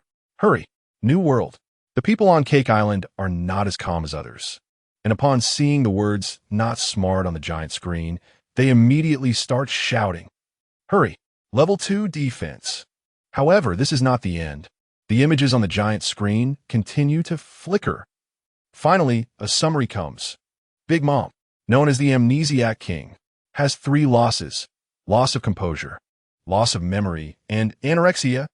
The strongest woman among the Sea Emperors. With her own strength, she birthed a pirate crew. Sun's responsible for chasing enemies. I'm responsible for chasing cakes. Personal signature. A kick capsizes a ship. See you at the bottom of the sea with 1,000 troops. Every line does not insult anyone, but each line insults Big Mom, one of the Sea Emperors. New world. Cake Island. Dazed. Ka, Air, and the others muttered, Hurry, hurry, hurry, level 3 alert. And just as Ka, Air, and the others thought, Big Mom was in a complete rage. She rampaged again on Cake Island. And at this moment, Smudgy came to Ka, Air's side and said to him, Straw Hat, Luffy, and the others are getting close to Cake Island. What should we do? Ka, Air, and the others' eyes narrowed sharply as they stared at the furious Big Mom and slowly said, First, calm Mama down. But that Straw Hat, Luffy. Ka, Air, and the others paused slightly and said, Smudgy, you go to the port first. Smudgy, he is one of the 3 sweet commanders. Letting Smudgy go allows Ka, Air, and the others to feel at ease. However, at that moment, the giant screen began to flicker again. Water King, Smudgy. Ka, Air, and the others widened their eyes. Nine. Water King. The next second, Ka, Air, and the others shouted loudly at Smudgy's back. Wait. But Smudgy had already stopped, looking up at the giant screen while murmuring in his heart. No way. No way. Am I going to be exposed to? Under the gaze of Ka, Air, Smudgy, and others, the screen began to flicker. Water King Smudgy, consider the shame of the 3 sweet commanders. Nani? The shame of the 3 sweet commanders. People in the pirate world looked up at the giant screen, especially Ka, Air, and the others on Cake Island. Unanimously, a phrase floated in everyone's heart. Goodness. Do we have to start so violently? Meanwhile, the screen continued to flicker. When the Big Mom pirates fought against the Straw Hat pirates, the other 2 commanders were working very seriously. Cracker battled Luffy and the others for over 10 hours. Kaido also fought hard to stop Luffy. Only Smudgy was slacking off, pretending to be on the front line. But whenever something happened, he would play missing, truly living up to being a juice fruit user, controlling moisture perfectly. As the video played, Ka, Air, and the others scrutinized Smudgy. The expressions on their faces changed dramatically. From complete trust, gradually turning into suspicion. At the same time, the pirate world erupted. Hiss, why does the Big Mom Pirates have so much drama? Yes. The Big Mom Pirates now have 2 kings. Amnesia King Big Mom. Water King Smudgy. Is the Big Mom Pirates truly the Emperor of the Seas? Amidst the discussions of the crowd, the giant screen continued to flicker with images of Smudgy. Soon, the giant screen began a personal summary of Smudgy. Water King Smudgy, the shame of the 3 sweet commanders. Commonly used 3-piece set. Missing drawing sword. Juicing, known as the woman of great wisdom and foolishness. Rumor has it, 900 million bounty, 800 million legs. For matters, find Cracker. For nothing, find Smudgy. Signature line. If I don't slack off, all the sweet commanders would have died out. Hiss. Ka, Air, and the others couldn't help but gasp their faces. Once a bit doubtful, now became convinced. Especially one line. For matters, find Cracker. For nothing, find Smudgy. It hit Ka, Air right in the heart. Then, Ka, Air, and the others looked up at Smudgy's back. Smudgy, you stay here, let me go to the port. Smudgy couldn't help but look up at the giant screen, his eyes filled with rage. Smudgy had thought he would be exposed, but he never expected to be spoken about so badly, and he couldn't help but complain in his heart. Listen, is this even human language? What do you mean by 900 million bounty, 800 million legs? Although I admit my legs are long, it doesn't mean you can insult me like this. Meanwhile, people in the pirate world looked up at the giant screen. Harsh. This is just too harsh. But I have to say, Smudgy's legs are really long. Yes. They're almost as long as my life. Navy headquarters. Admiral Kizaru, lazily sitting in front of the floor-to-ceiling window, watching the giant screen not far away through the sunlight, looking at Smudgy on the giant screen. He couldn't help but exclaim, yo, learn something. There's actually someone who slacks off more than me. While saying this, Kizaru also commented, these few lines are good. I'll use them from now on. If I don't slack off, all the admirals would have died out long ago. Through the window, Kizaru even saw Akainu standing outside the marshal's office. Akainu had a cigar in his mouth, and soldiers were coming and going around him. Ever since Sengoku became the marshal, he looks at least 10 years older. Who? Kizaru blew into his thermos cup filled with goji berries, shaking his head. Pitiful. Who exactly is this pitiful referring to? Meanwhile, the images on the giant screen flickered again. Soon, a familiar figure appeared before everyone's eyes. Brick-moving King Luffy. When Luffy outsmarted Kaido, Zoro was busy settling accounts with the knife thief, Nami-chan, and others were also working on the plan for the Kazuki family. Only Luffy was moving bricks in prison every day to exchange for food. Hence he got the title of Brick-moving King. Everyone looked up at the giant screen. Each person's head couldn't help but sprout question marks. Moving bricks can make you stronger. Then I'll move bricks too. Don't stop me. From now on, I want to become the brick-moving king. And this shout brought upon others disdainful looks. What are you joking about? Do you know why Luffy got stronger by moving bricks? Everyone quickly looked at the person who said this, filled with question marks. Why? Don't you see where Luffy is moving bricks? Where? Just when everyone was filled with confusion and surprise, someone suddenly exclaimed, I know. Because of Master Kaido. Bingo. Correct. It's because Luffy is moving bricks in Master Kaido's dojo, right? Everyone looked up. When hope seemed lost, they could only pray to the gods. Master Kaido, I also want to go to your dojo to move bricks. On Onigashima, Gulong, Kaido was still chugging strong liquor into his mouth, completely unaware that the prison at his home had turned into a training dojo that everyone was eager to flock to. New world. Outside Cake Island. The Thousand Sunny was docked at the outermost edge of Cake Island, and Luffy was shouting loudly on the deck, Brick-moving King. Who do you say is the Brick-moving King? Me. Zoro, do I look like it? At the same time, Zoro, Sanji, and others all looked at Luffy and nodded almost simultaneously. Yes. Too much like it. In the next moment, the giant screen continued to play footage of Luffy, Brick-moving King, Straw Hat Luffy, the shame of the Sea Emperors. 3 main skills, showing off. Locking health, having a halo. 1. 5 billion bounty, 500 million thanks to Eagle Blowing. Personality signature. Alliance plans are casually set. If successfully executed, it's my loss.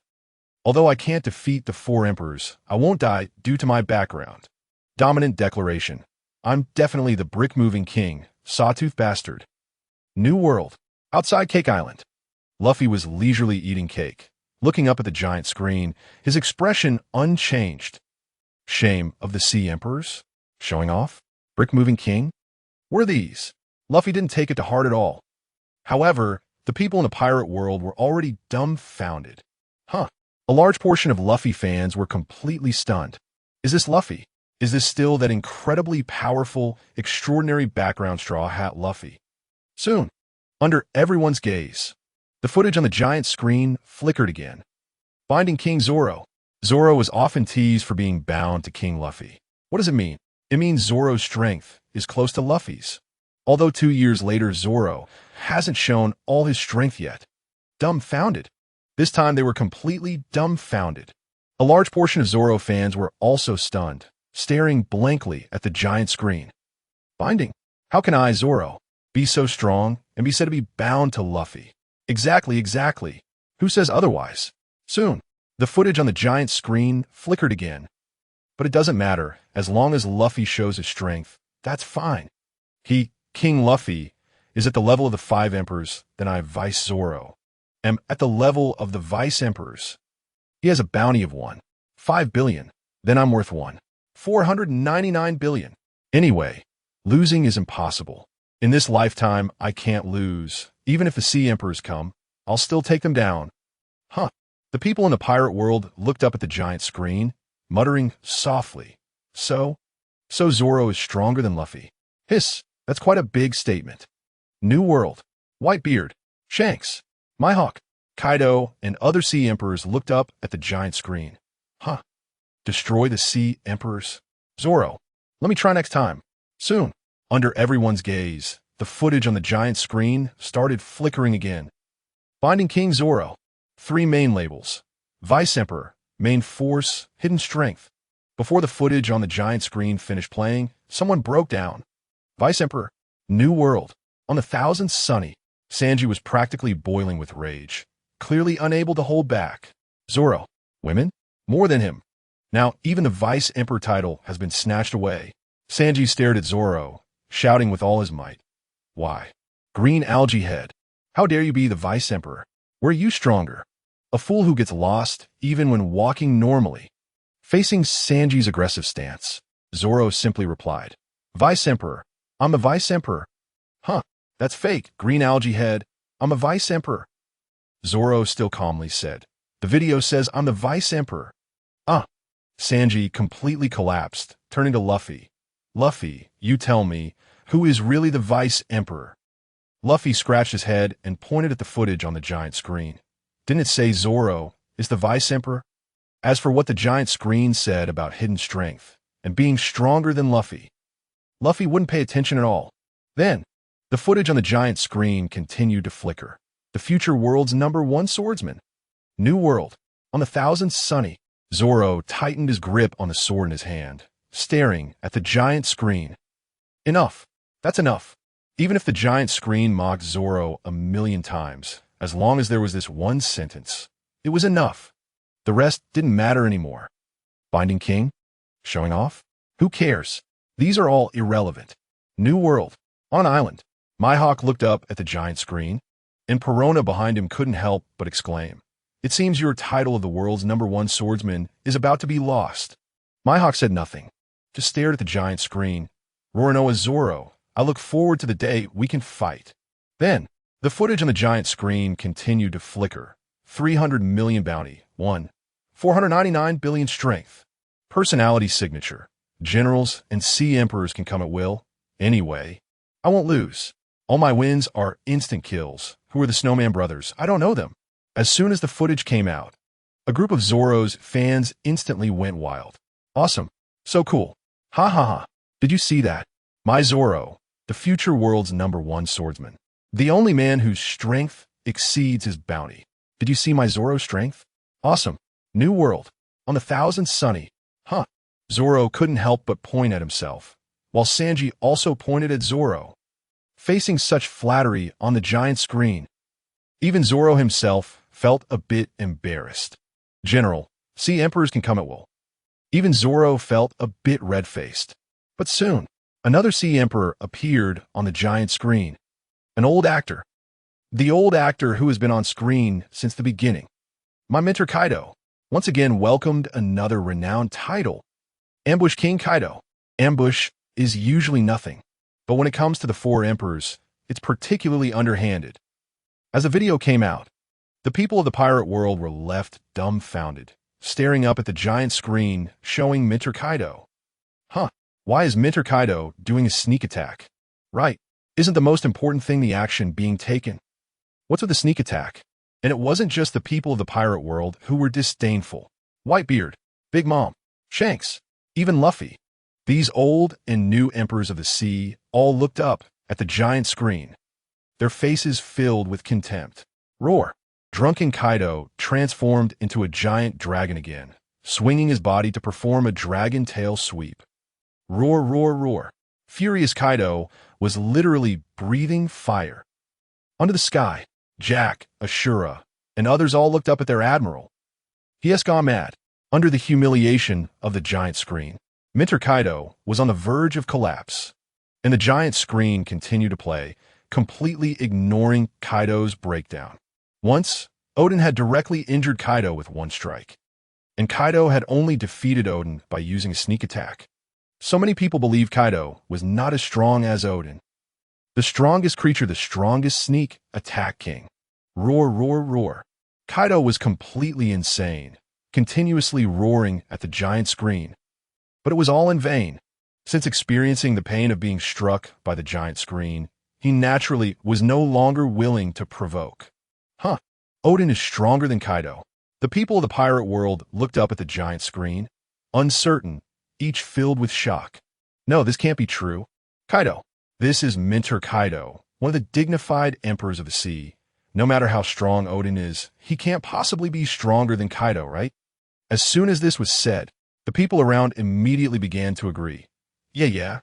Although the sneak attack was wrong from Mentor Kaido, what right does Odin have? Support. New World. On the Moby Dick. Pineapple-headed Marco looked at Whitebeard's back and quietly asked, Dad, is it true? Gula Gula. Whitebeard laughed out loud. Maybe. After all, that was 20 years ago. After a moment, Whitebeard finally gave a vague answer. Soon, the giant screen provided a detailed introduction to Kaido's title as the King of Sneak Attacks. When Kaido fought Odin, he had said, I've been waiting for a man like you. The people of the pirate world looked up at the giant screen, unable to help but start mocking. A man? No matter how you look at it, Mentor Kaido cannot possibly be that sneak attacker, right? Hiss, a man wouldn't sneak attack. As the crowd debated, the images on the giant screen began to flicker. I thought Kaido and Odin were engaged in a one-on-one fierce battle, with Kaido narrowly defeating Odin in the end. However, the reality was Kaido relied on outside help, using sneak attack tactics to defeat Odin with a single blow. As the scene played out, the pirate world became lively. Roar, roar, roar. On Onigashima, in dragon form, Kaido was venting his rage. The onlookers couldn't help but feel speechless towards Kaido. Goof, doof, goof. But for strong figures like Whitebeard and Garp, it was nothing but disdain. But in a big forest, there are all kinds of birds. There were still some who recognized Kaido's sneak attack. Ha ha ha ha. In a new world, on an unknown island, Blackbeard stared at the giant screen. Kaido, I knew we were similar. Only the victors can write history. Just then, Burgess mumbled while scratching his head. Admiral, wasn't he the matter of Kaido's sneak attacking Odin just broadcasted? With arms wide open, Blackbeard, who was still laughing wildly, suddenly had his smile freeze on his face. Beside Blackbeard, Bruno skillfully opened a door, and Burgess kept waving his hands. Admiral, there's no need. Captain, really no need. Burgess's voice faded away, and soon his figure disappeared. At the same time, the giant screen continued to broadcast the battle between Kaido and Odin. Now, Kaido's reputation is too invincible, undying, the strongest in one-on-one combat among all creatures on land, sea, and air. With the potential activated Kaido as the mentor, the people of the pirate world stared at the giant screen, unable to help but agree. Yeah, family. Who understands? The one who is known as the first one-on-one king actually won by a sneak attack against Odin. Who can accept this? Mentor Kaido, the gap you give us is too big. Onigashima, the members of the Beast Pirates all looked up at the giant screen. The sound of a pin drop could be heard. No one spoke, but the feeling of the idol's halo suddenly disappearing was evident on their faces. And in dragon form, Kaido was still spewing flames toward the sky, but he was helpless against the giant screen. Under the cover of flames, amid the complaints of the crowd, the images on the giant screen began to flicker. In fact, everyone had misunderstood the sequence. Kaido's strongest in one-on-one is a current matter, and Kaido's sneak attacking to defeat Odin was something from 20 years ago.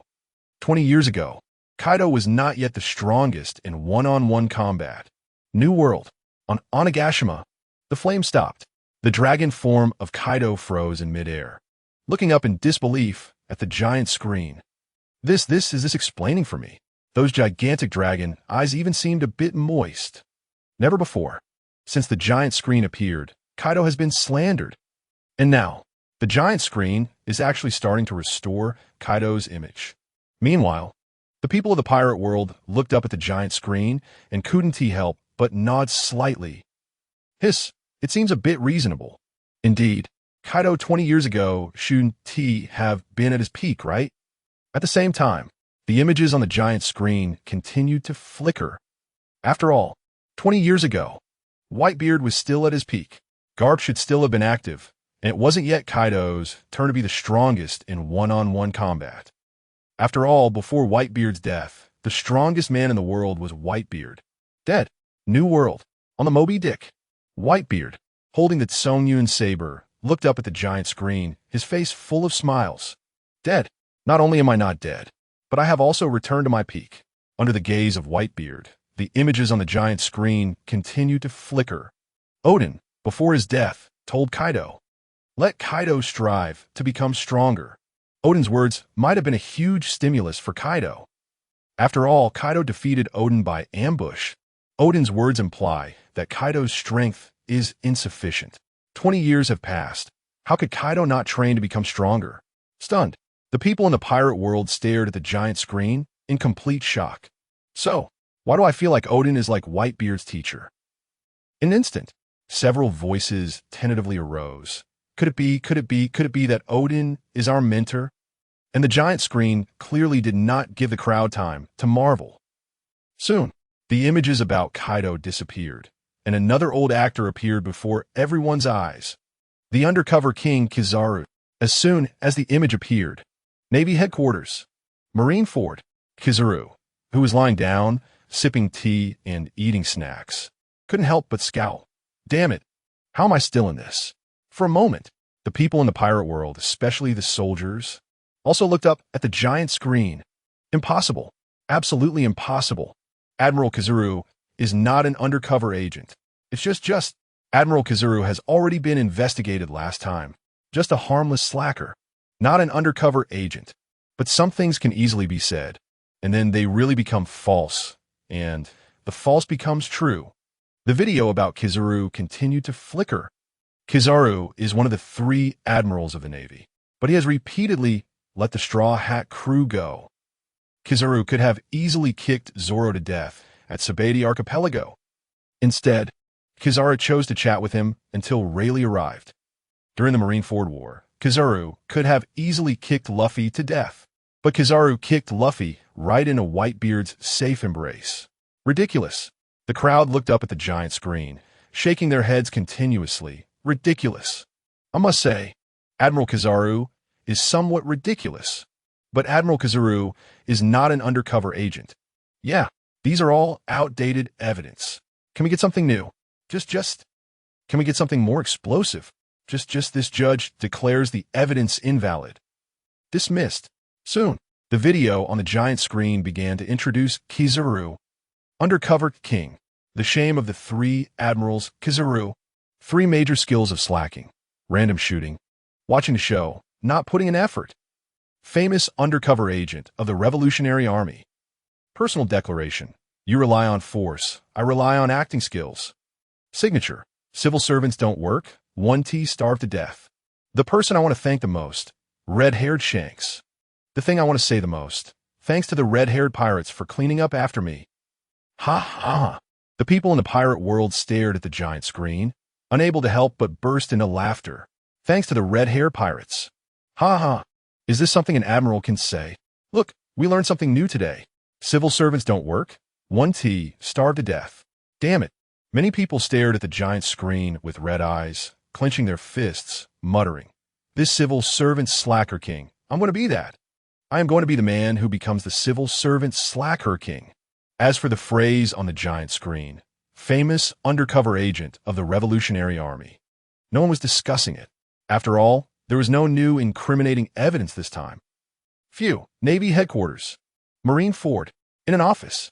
Kizaru was relaxed, crossing his legs, looking up at the giant screen, taking a sip from his thermos. Oh, it seems I was right after all. Civil servants don't work. 1T starved to death. With a contented expression. Comfortable. Comfort always belongs to slackers, as the saying goes. Slack off early. Enjoy early. Soon, the images on the giant screen flickered again. The headshot king, Akainu. Hiss. The people in the pirate world stared at the giant screen, whispering, "Ah, does Akainu have one too? Headshot King, this seems to be a compliment." "Yeah, I must say, Akainu, everyone doesn't have high hopes for you, but you are the most impressive." Navy headquarters. Outside the Admiral's office. Akainu, with a cigar in his mouth, under the sunlight, a few strands of silver hair stood out prominently against the black. Staring at the giant screen, Akainu murmured, "Headshot King." Wisps of white smoke drifted from the corner of Akainu's mouth. Under everyone's gaze, the images on the giant screen continued to flicker. Akainu was the most dedicated when he was still one of the 3 admirals. Akainu directly blew off half of Whitebeard's head during the Marineford War, thus earning the title of Headshot King. Soga. The crowd stared at the giant screen. Admiral Akainu is mighty. He directly blew off half of Whitebeard's head. Who could do that?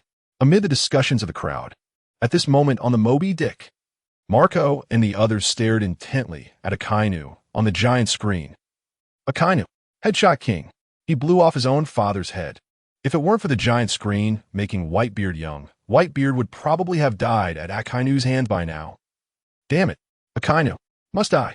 Almost everyone in the Whitebeard pirates stared at Akainu on the giant screen, gritting their teeth. Soon, the giant screen displayed the introduction about Akainu. Akainu, Headshot King, known as the world's strongest man.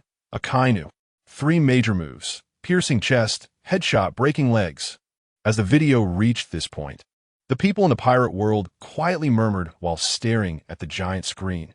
Hiss. World's strongest man. It wouldn't be because Akainu blew off Whitebeard's head that he got this title, would it?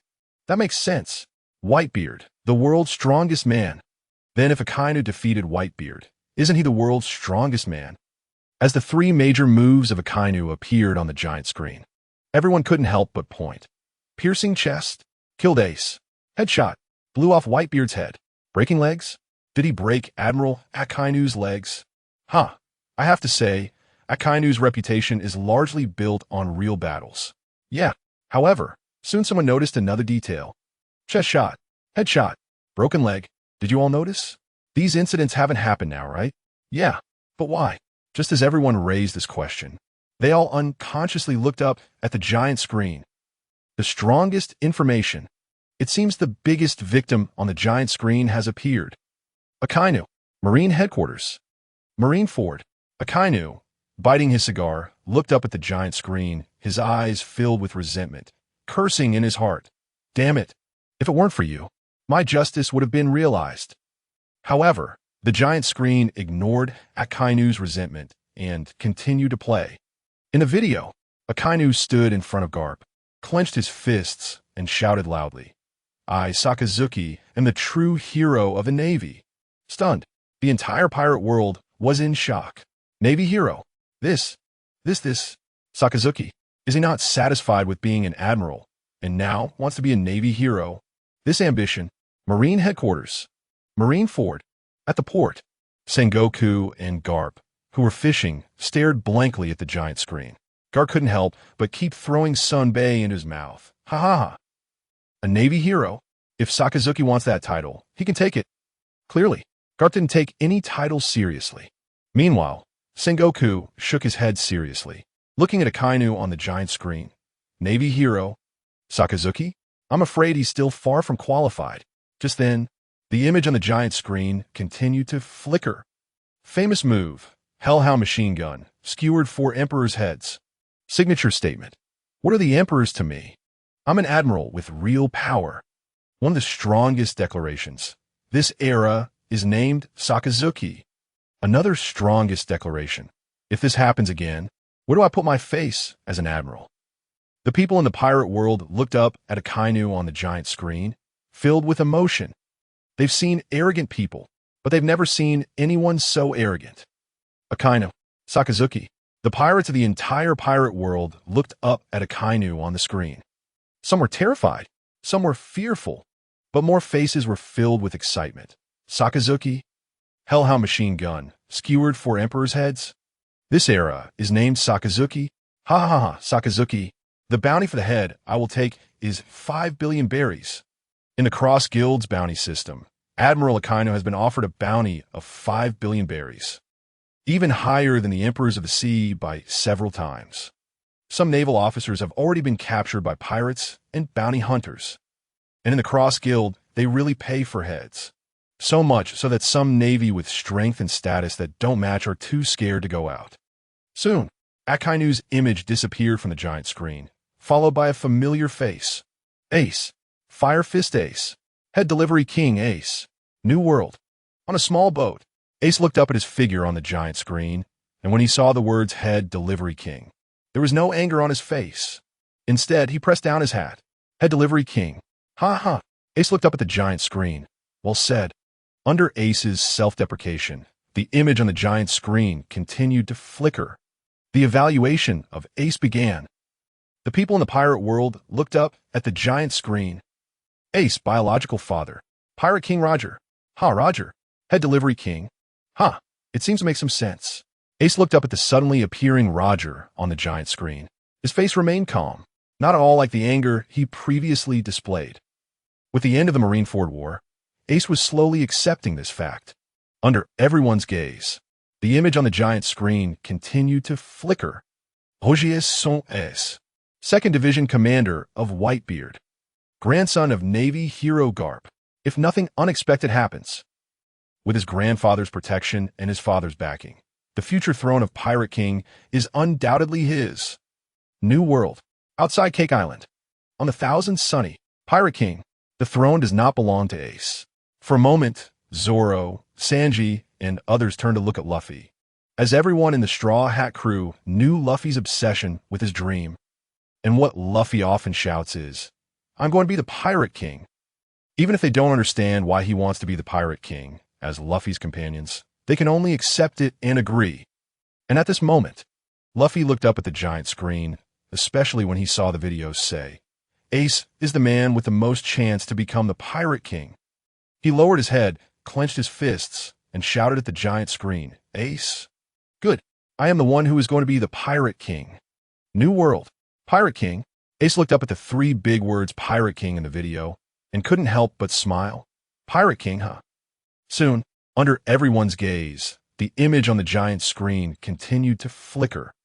In terms of talent, Ace could easily outshine Luffy. In terms of strength, Luffy couldn't compare to Ace. But this triple excellent young man, with his background, talent, and strength, always thought about making a name for himself alone with his youthful vigor. Unfortunately, things didn't go as planned, and in the end, he delivered ahead to others, following in his father Roger's footsteps. It's worth noting that in history, there really aren't many people who were publicly executed.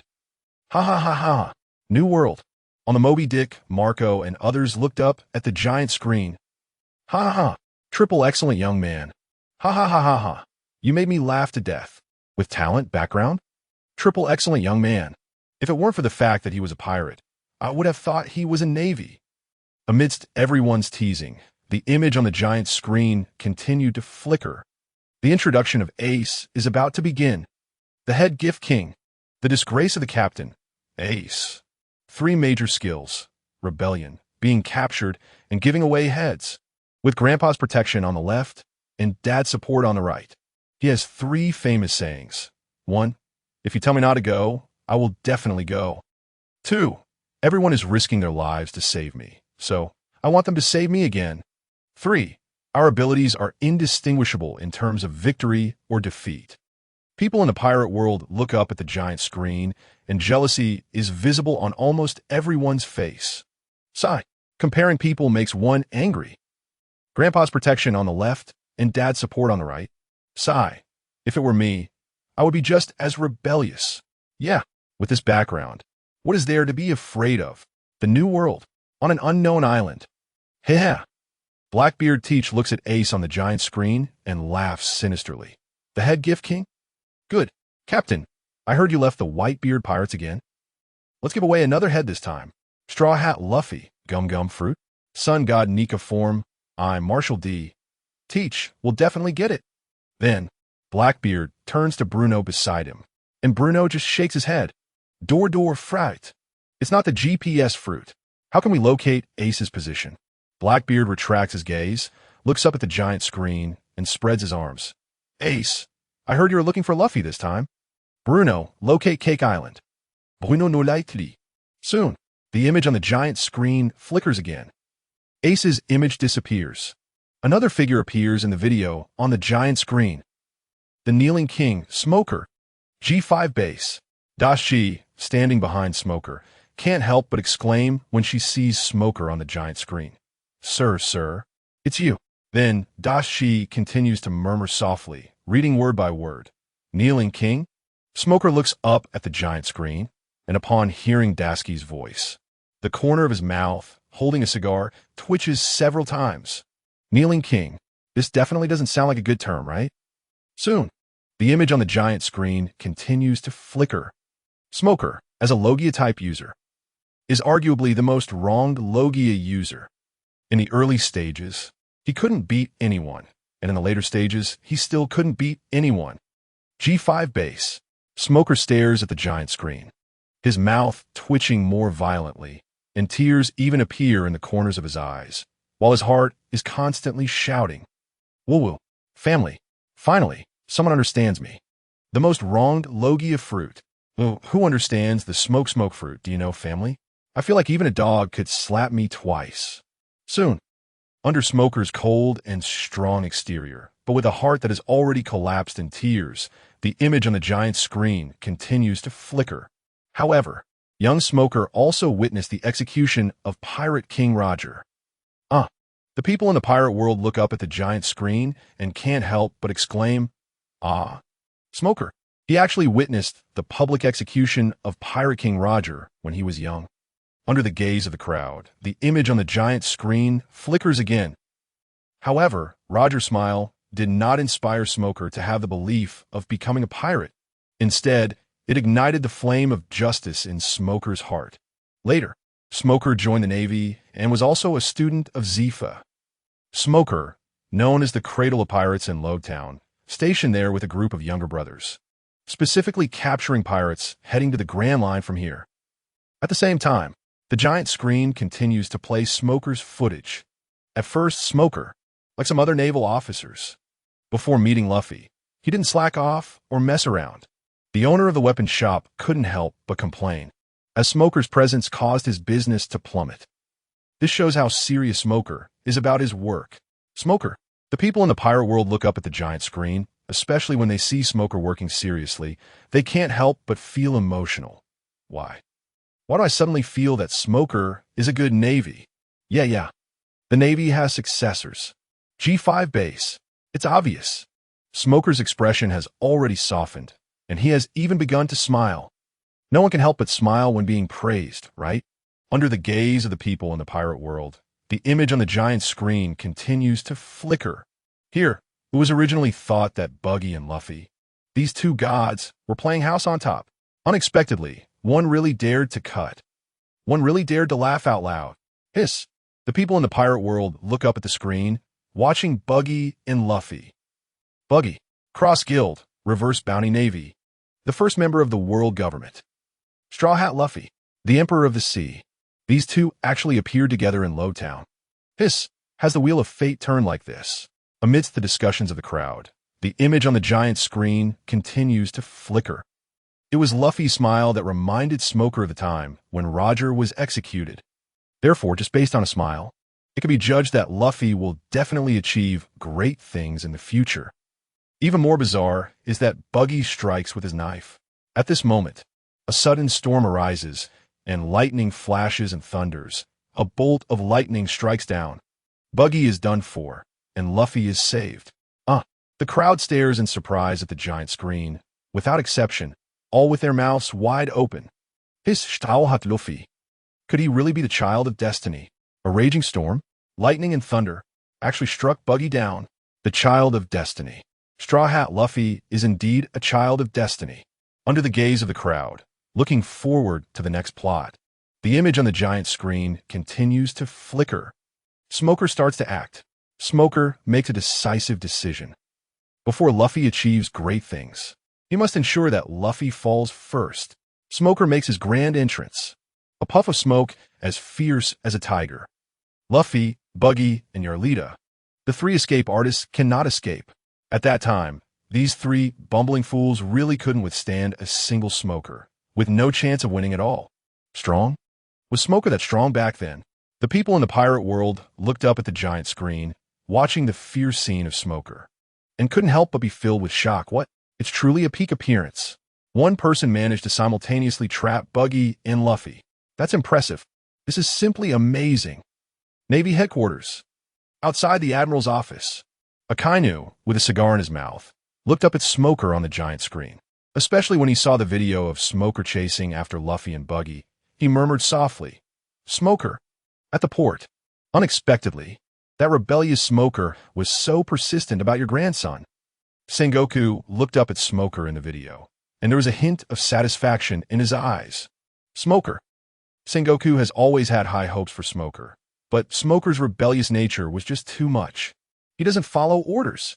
That's the biggest problem. At the same time, the images on the giant screen continued to flash. At that time, Luffy and the others had no haki. Their strength was completely crushed, and they couldn't even touch the Logia-type Smoker. Moreover, Smoker's weapon, made of sea prism stone, could easily pin Luffy to the ground. If it weren't for Dragon coming to save his son, Luffy wouldn't have made it to the Grand Line. Luffy would have perished in Lowtown. Watching Luffy escape, Smoker was so furious he was about to explode. Sigh. The people in the pirate world looked up at the giant screen, watching the scene of Smoker and Luffy, and sighed softly. There's nothing we can do. Yeah, who told Luffy to have such a background? With a Revolutionary Army leader as a father, it's hard to die. It's such a pity for Smoker. G5 base. Smoker looked up at the giant screen, biting 3 cigars in his mouth. Dragon. Then, Smoker's memories returned to that time in Lowtown. He couldn't help but feel that the storm back then was a bit too strange, and Smoker murmured, "So, it was Dragon back then?" At the same time, the images on the giant screen continued to flash. Therefore, Tom and Jerry were born. Smoker chased all the way from Lowtown to Alabasta. At that time, Smoker fought with Ace. One fire, one smoke. With that smoky ability, they could consider opening a barbecue stall right there. Then, martial artists know when to stop. Although there were more masters in the Grand Line, but Smoker's combat power was not lacking at all. They couldn't hold it in anymore. The people in the pirate world completely lost it. Ha ha ha. One fire, one smoke, opening a barbecue stall. Ha ha. I have a bold idea. I guarantee Ace and Smoker will have endless profits. Opening the world's largest barbecue stall. Huh. Everyone turned to look at the person who said this. One on fire grilling, one crazy smoking. Invincible. The business would definitely be booming. Ha ha. Amid the laughter of the people in the pirate world, Smoker was indeed a bit too obsessed with chasing Luffy and got led astray by him. Then Luffy and his non-mainstream pirate crew continuously used truth, goodness, and beauty to dissolve Smoker's hatred. After Luffy had Zoro save Smoker, Smoker decided to temporarily stop chasing Luffy's group, letting them go to fight Crocodile. The flexible Luffy even made the hard-headed Smoker blush with compliments. Hiss! The crowd looked up at the giant screen showing Luffy and Smoker, and some curious onlookers even rested their chins on their hands. Why do I feel like Smoker and Luffy actually have some CP vibes? Hiss! Now that you mention it, it really seems like it. They really look like a pair of CP. Soon, as the discussions continued, the images on the giant screen continued to flash. Smoker is indeed a true tsundere. Smoker is more like a combination of many people in the Navy. He has Akainu's ferocity, Fujitori's righteousness, Akiji's temperament, and Kizaru's speed. During the war on the top, Smoker immediately pursued and attacked Luffy, only to be kicked by the Empress, who spoiled her husband, until he had no temper left, and his weapon was broken by her. G5 base. Smoker looked up at the giant screen, holding his weapon, and the corners of his mouth even slightly curled up. Akainu, Akiji, Kizaru. These are all admirals of the Navy. If the video on the giant screen says so, doesn't it mean that Smoker has the potential to become an admiral? At the same time, almost everyone in the pirate world noticed Smoker. Some even viewed Smoker as the future of the younger generation of the Navy. Under everyone's gaze, the images on the giant screen continued to flash. 2 years later, Smoker arrived at the G5 branch and was promoted to Rear Admiral. However, Smoker still aimed to capture Luffy. Smoker chased after him to Punk Hazard, ready to show off his skills. But the result was that both humans and ghosts were showing off, and only the Smokers were getting beaten. G5 base. Smoker's mouth, which was originally slightly curled up, suddenly stiffened on his face. Hiss, why is the situation becoming more and more strange? What do you mean only I am getting beaten? The giant screen continued to flash under Smoker's gaze. It continued to play the fact that Smoker was the king of kneeling. As the king of kneeling, Smoker's record was extremely illustrious. Smoker. He kneeled here in Lowtown. He kneeled under Caesar. He kneeled under Virgo. He kneeled under Doflamingo, directly achieving a 4-kneel streak after his promotion. During this time, he even went to see Luffy together, and upon meeting, they were just old prison mates. Even though Smoker suffered a series of kneelings, he remained a true man, standing all the time, dumbfounded. The people who originally viewed Smoker as the future of the younger generation were instantly dumbfounded. PFFT, PFFT, PFFT. Smoker indeed needs to train more. It's true, whether human or ghost, they can all hit Smoker a couple of punches. G5 base. The corners of Smoker's mouth twitched repeatedly, and he kept mumbling. Doflamingo can be forgiven. Virgo was originally the commander of the G5 base. It's understandable that I couldn't beat him. Caesar? Hiss. Fine. Caesar. Smoker could barely accept that. But Smoker, in a fit of rage, shouted loudly at the images on the giant screen. But what the hell is this law? A supernova, a rookie pirate, and I can't even beat him. Fine, fine, fine. A standing man? If it weren't for this sentence, Smoker would probably have exploded with anger by now. Very soon, the images on the giant screen continued to flicker. What's remarkable is that Smoker has the rationality to discern right from wrong. That's why Smoker teamed up with Luffy and Law, confronting Virgo head-on without any fear. He also helped Law reclaim his heart from Virgo. This allowed Law to fight back against Virgo without worries, and, together with Luffy and Law, rescue the children who were used as test subjects by Caesar. Smoker even almost got killed by Doflamingo, who came to mediate, yet he did not reveal Luffy and Law's whereabouts. Moreover, the people in their G5 branch played a great supporting role in the entire battle, truly a group of loyal and righteous individuals. So if Smoker's strength could undergo a transformation in the future, he really has the potential to become an admiral. Potential to become an admiral?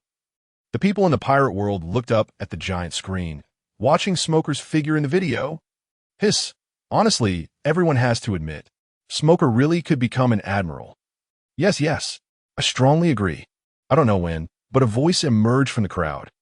I feel Smoker has the potential to become the fleet admiral. For a moment, the people in the pirate world fell into silence. But as time passed, more and more people nodded in agreement. G5 base. Smoker looked up at the giant screen, softly murmuring, Admiral, the potential of an admiral. Then Smoker chuckled lightly. Maybe. Very soon, a figure appeared in Smoker's mind. Straw Hat Luffy? I will definitely catch you. Compared to becoming a Navy admiral, Smoker wants to capture Straw Hat Luffy even more. Very soon, the images on the giant screen continue to flicker, and Smoker's character introduction appeared. The Kneeling King, the shame of a rear admiral, Smoker. 3 major skills in life: smoking, riding, and exposing his chest. The people in the pirate world looked up at the giant screen, momentarily stunned. Exposing his chest. Ha ha ha ha. I have to say, I've noticed that Smoker exposes his chest regardless of a season. Exhibitionist. Very soon, amidst the discussions of the people in the pirate world, the giant screen continued to introduce Smoker's character image. Smoker, specifically hunting the Pirate King. Rear Admiral rank, Commodore level. 1 part based on strength, 9 parts based on weapons. Life motto 1. I brought the heart. Help me win a battle. Life motto 2. You can actually attack me. Who was made of smoke? Stunned. Smoker was a bit dumbfounded. His entire face darkened. Rear Admiral rank, Commodore level. 1 part based on strength, 9 parts based on weapons. Smoker bit down on his cigar, filled with disbelief. Is this talking about me? And, standing behind Smoker, Toshiji was also a bit at a loss. Very soon, Smoker disappeared from the giant screen, and another figure entered the sight of the people in the pirate world. Another old actor walked into everyone's view. The beaten king, the shame of the three disasters. Jack, New World, on Onigashima. Jack looked up at the giant screen, and the usually hot-tempered Jack was in a furious rage. Damn it, why am I on there again? The shame of the three disasters. Why am I the shame of the three disasters? Nicknamed Drought, one of the notorious three disasters. The Beast Pirate's big name. Kaido the Yonko's right-hand man. 1 billion bounty. 900 million for the elephant fruit. Ancient type. Mammoth form user. The people in the pirate world stared at the giant screen, their expressions clearly indifferent. Sigh. It's the same old script. Yes, just a big brute. The beaten king? The ship king. Ha ha ha ha ha. Why do I feel that compared to the ship king, the beaten king fits Jack's character even more? As the discussions continued, the images on the giant screen flickered on. It began the introduction of the beaten king Jack. The beaten king. The shame of the three disasters. Jack. 3 major skills. Showing off. Locking health. 50-50. Personal signature. I, Jack, the beaten king. The people in the pirate world stared at Jack on the giant screen. A big silly image. Worth 900 million. Domineering and extravagant. I, Jack, the beaten king. The beaten king. Is being beaten something to be proud of? Yes. New World. On Onigashima. Jack looked up at the giant screen, breathing heavily, tightly gripping a weapon in his hand. Showing off? Being beaten? Me. At the same time, the giant screen continued to flicker with Jack's character introduction. Personal signature. If I don't use hockey, just cut me. If I die, it's my loss. Personal declaration 1. Although I can't beat you, you can't kill me either. Personal declaration 2. This battle is set. The people in the pirate world stared at Jack's personal introduction on the giant screen. Hiss. A fool. Hurry up and go. Yes. Hurry to the next one. Under the contempt of the people in the pirate world, the images on the giant screen continued to flicker. Very soon, a figure appeared on the giant screen that everyone did not expect. The Navy King, Rear Admiral Nailhouse. Navy Hero, Garp, Nanny. The people in the pirate world looked up at the giant screen, unable to close their mouths. Navy King, Rear Admiral Nailhouse. The Navy King. Isn't this a reference to the Pirate King? Although the people in the pirate world were shocked, no one questioned it. Garp, the Navy King. Deserving. Garp is completely deserving. Navy Headquarters. Marine Fort. Navy King. The moment the image appeared, even Garp himself was a bit shocked. Meanwhile, Sengoku was laughing heartily. Haha, Garp, Rear Admiral Nailhouse. This description is just too accurate. Ha ha ha ha. And Garp on the side was indifferent, picking his nose. New World. Whitebeard, holding a barrel of strong liquor, looked up at the image of Garp on the screen. The corners of his mouth curled up slightly as he took a big gulp of wine. Naval King. Kopu. Gulu gulu gulu. In an entire navy, it should only be you who deserves this title. Accompanied by the discussions of the crowd, the images on the giant screen continued to flicker. It began to tell the legendary story of Kapu. The old era had many legendary figures, and Kapu was one of them, a legendary figure. The people of the pirate world looked up at the giant screen. Strong or weak, even ordinary people were filled with emotion. In that era, when it comes to legendary figures, Kapu is definitely one of them. There's no doubt about it. At the same time, the images on the giant screen continued to flicker. Kapu is a legendary marine who once teamed up with Roger to defeat the Rocks Pirates, thus earning the title of Hero of the Navy. There are many legends about Kapu, and Kapu has countless fans. The facts are just as shown in the video on the giant screen. Naval King. Naval King. In the pirate world, on various streets and squares, many people raised their arms and shouted Kapu's name. Fame. Kapu is definitely number one in the Navy. Undoubtedly. Kopu. The legendary figure in the Navy, Kapu is Luffy's grandfather, Dragon's father. He is one of the few from the D family who served the Navy. the grandfather of Straw Hat Luffy, Dragon's father. The people of the pirate world looked up at the giant screen, their eyes filled with astonishment. How many times must one hear this news to remain unfazed? Even more, some shouted at the giant screen. How is the bloodline of the monkey family passed down? Just a simple 3 generations of grandfather, father, and grandson. Why are they so terrifying? I feel like Kapu, Dragon, and Luffy together could crush a kingdom. Those around couldn't help but snort, their voices filled with sarcasm. Huh, a kingdom? Are you joking? Everyone's gaze turned to the speaker, and someone couldn't help but retort. Why not? A naval king, a revolutionary army leader, and a sea emperor. What's wrong with taking on a kingdom? Under the rebuttals of the crowd, the person calmly replied, those 3 grandfathers and grandsons could probably take on the entire Marine headquarters.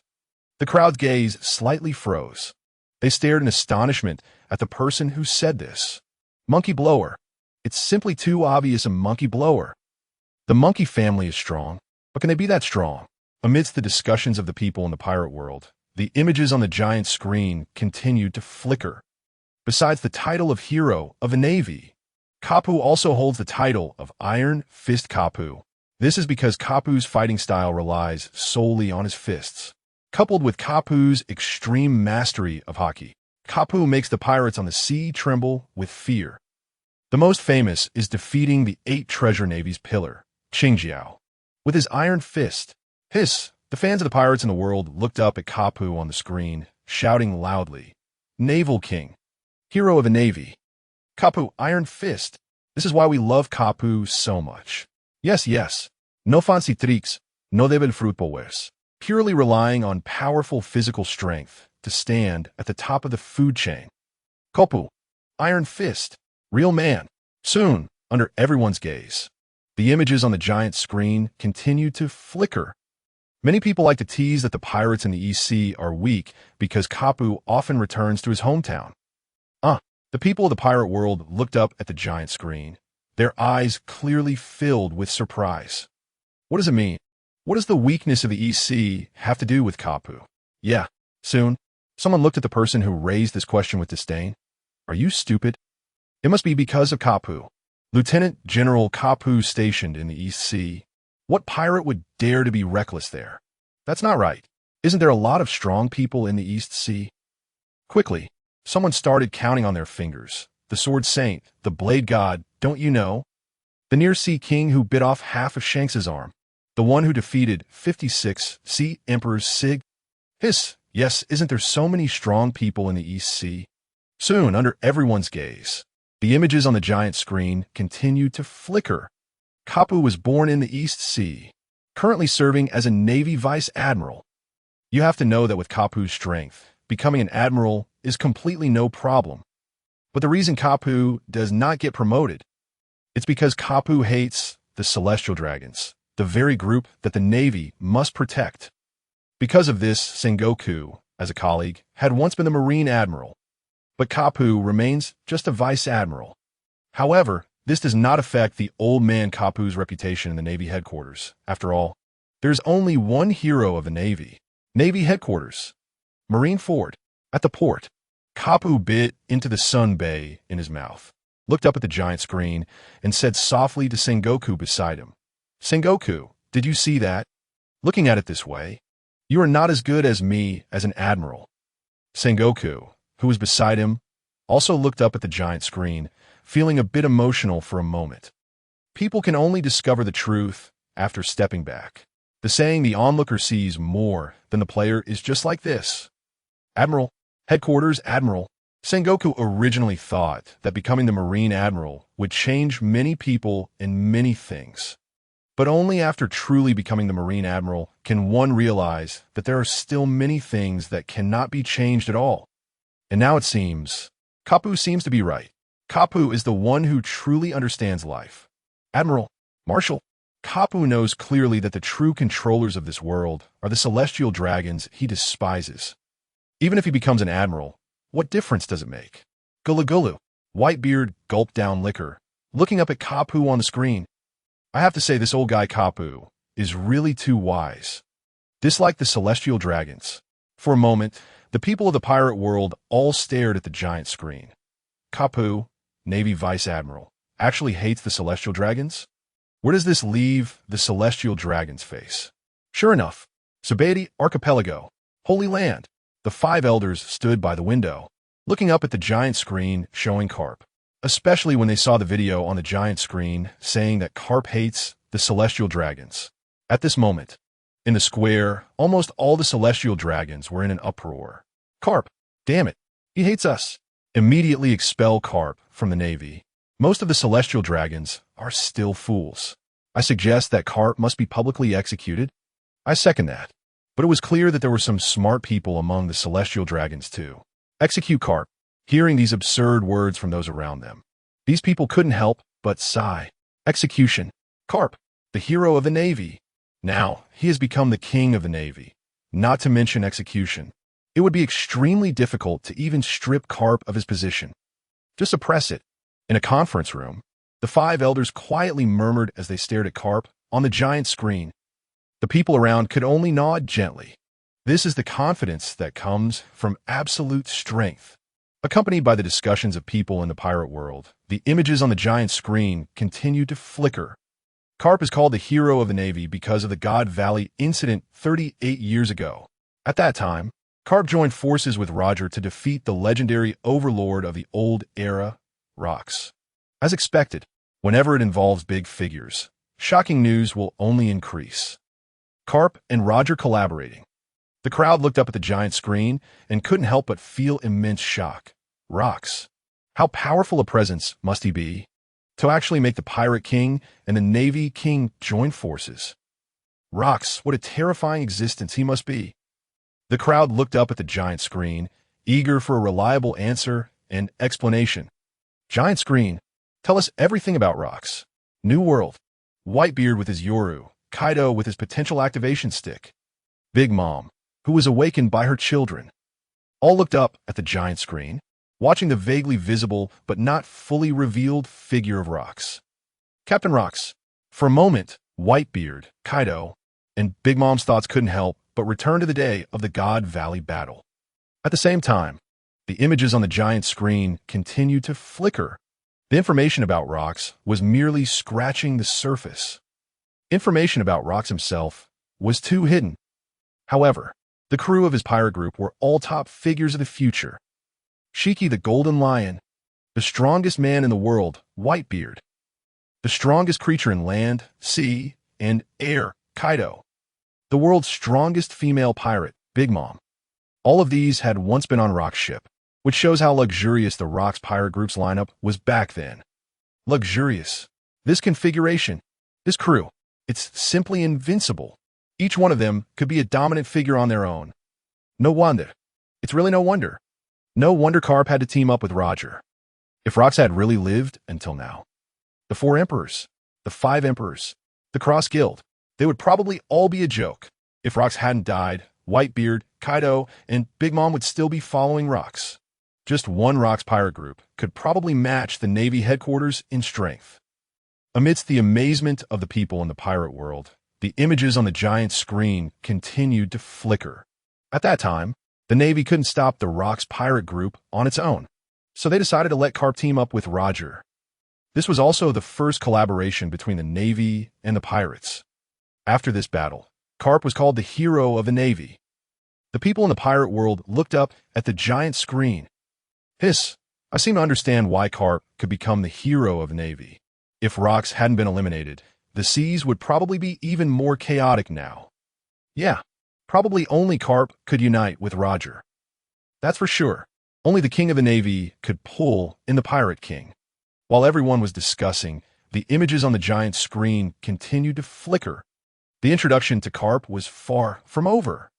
The simple and brutal hard power. Carp's strength is beyond doubt, no matter which camp he is in. Carp is definitely among the best. As a legendary figure of the old era, Carp's opponents in his earlier years were top pirates like Roger, Whitebeard, and Golden Lion. Moreover, Carp and Roger were nemesis. Without some real ability, Carp couldn't possibly have become a legendary marine of the old era. The people in the pirate world looked up at the giant screen, and when they saw how the giant screen introduced Garp's hard power, everyone was filled with questions. Beyond doubt. This must be beyond doubt. Indeed, indeed. Does Garp's power still need you to say it? Still among the best. I feel that Garp's strength is definitely at the pinnacle of the pyramid. Indeed, indeed. It's obvious. Ordinary people, no matter which world they are in, are the most numerous. And Garp, as the hero of the Navy, naturally, there's a large group of loyal fans, also known as Garp fans. Amidst everyone's discussions, the images on the giant screen continued to flicker. Garp's most outstanding moment during the Marineford War. He knocked the Phoenix Marco to the ground with one punch. The bandage on Marco's neck after the war well illustrates the power of that punch. And the value of Marco's bandage continues to rise. The people in the pirate world looked up at the giant screen, watching the bandaged Marco. Someone couldn't help but say, Marco? The Phoenix Marco. Isn't he the first division captain of the Whitebeard Pirates? Marco, the strongest person after Whitebeard. One punch. The crowd looked up at the giant screen in shock. Garp's punch made Marco wrap himself in bandages. Terrifying. It's simply terrifying. The crowd was talking about Garp's formidable strength, but no one was saying that Marco might be too weak. One could only say that under Garp's strike, the value of Marco's bandage was still rising. New World. On the Moby Dick, Pineapple Head Marco looked up at the giant screen, especially seeing himself wrapped in bandages. Marco couldn't help but push up his glasses, his expression clearly showing some dissatisfaction. Meanwhile, Whitebeard patted Marco on the shoulder, not sure if he was stating a fact or simply comforting him. Not many can take a punch from Garp. At the same time, the images on the giant screen continued to flicker. Garp's attack method was very simple and brutal. His armed, color-wrapped fist. That is Garp's weapon. He could even throw cannonballs barehanded, and the power was equally impressive. A real man. Vice Admiral Garp is a true man. He actually dared to throw cannonballs with his bare hands. In the eyes of ordinary people, let alone armed color and observation color hockey, they completely cannot understand. However, if you say a person can throw cannonballs barehanded, they would definitely think he is a master. Amidst the amazement of everyone in the pirate world, the images on the giant screen continue to flicker, detesting the Celestial Dragons. The Celestial Dragons are the noblest group in the world. As the world nobles, the Celestial Dragons have always been protected by the Navy. With supreme power, most Celestial Dragons act tyrannically and recklessly in the world. It can be said that there are only two types of people in the world, Celestial Dragons and those who hate Celestial Dragons. Sabati Archipelago. Holy Land. What does this mean? Originally, the video on the giant screen praised them as the noblest existence, and some people were floating with pride. However, suddenly the tone changed. There are only two types of people in the world, Celestial Dragons and those who hate Celestial Dragons. What does that mean? The Celestial Dragons under the cover shouted loudly at the giant screen. What does that mean? Damn it. So besides us, everyone else hates us. The defense has been broken. The Celestial Dragons were completely thrown off balance. At the same time as the Celestial Dragons broke down, the images on the giant screen continued to flicker. Even as a Navy officer, Garp also despises the actions of the Celestial Dragons. Moreover, Garp is different from others. Garp dares to speak derogatory words about the Celestial Dragons. He is not afraid of power and has a wild personality. Soon, accompanied by the interpretation of Garp, the giant screen directly showed Garp cursing the Celestial Dragons. So satisfying. It was simply too satisfying. The people in the pirate world looked up at Garp cursing the Celestial Dragons and exclaimed how satisfying it was. Awesome. It was just too awesome. They loved this kind of Garp who is unafraid of power and wild. Snap. Snap. Navy headquarters. Marineford. Garp was still carefree, munching on senbei, as if he wasn't the one cursing the Celestial Dragons in the giant screen. Sengoku looked up at Garp on the giant screen, especially when he saw Garp cursing at the Celestial Dragons. He couldn't help but be a little lost in thought. No one knew what Sengoku was thinking. They could only see the complex expression on Sengoku's face. Soon, the images of Garp on the giant screen disappeared, and then another figure walked in. A newcomer, the Number King, a fragment of the three generals. Snag. The Big Mom Pirates originally had the Sweet Commanders. One of the former Sweet Commanders, Charlotte Snag, was removed and became a fragment of the three generals. In fact, the real reason for Charlotte Snag's removal was that he fought against the monster monk, but was still worse than a supernova. For the arrogant Big Mom, her son was defeated, and she was unwilling to accept this defeat. Not only that, Big Mom also believed that Charlotte Snag was useless. So she directly removed Charlotte Snag. Thus, the Sweet Commanders became the Sweet Fragments. The people in the pirate world looked up at the giant screen. Some informed individuals murmured, "The case is solved. The case is solved." I said it. Big Mom clearly had 4 commanders. I was wondering why there were only 3. It's all Snag's fault for being useless. New World. Whole Cake Island. Snag, still one of the Sweet Commanders, looked up at the giant screen. At this moment, his head was filled with question marks. Me, no longer commander. Snag looked dazed, appearing not very clever. Being removed from the commanders now seemed somewhat justified. Compared to Snag, at this moment, Big Mom, who had just returned to normal, looked furious. Defeated by a supernova. Her commander was actually defeated by a supernova. What a disgrace. She was truly humiliated. Soon, the images on the giant screen continued to flicker. Next, the giant screen began to introduce Snag. The Number King, fragment of the 3 generals, Snag. 3 major tags. Fat Tiger, useless, guaranteed to lose.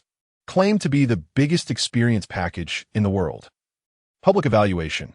Smug G is slacking. Snag is truly slacking. There are 4 of them in the 3 generals. Isn't that common knowledge? Most frequently said sentence. Is this an evil era?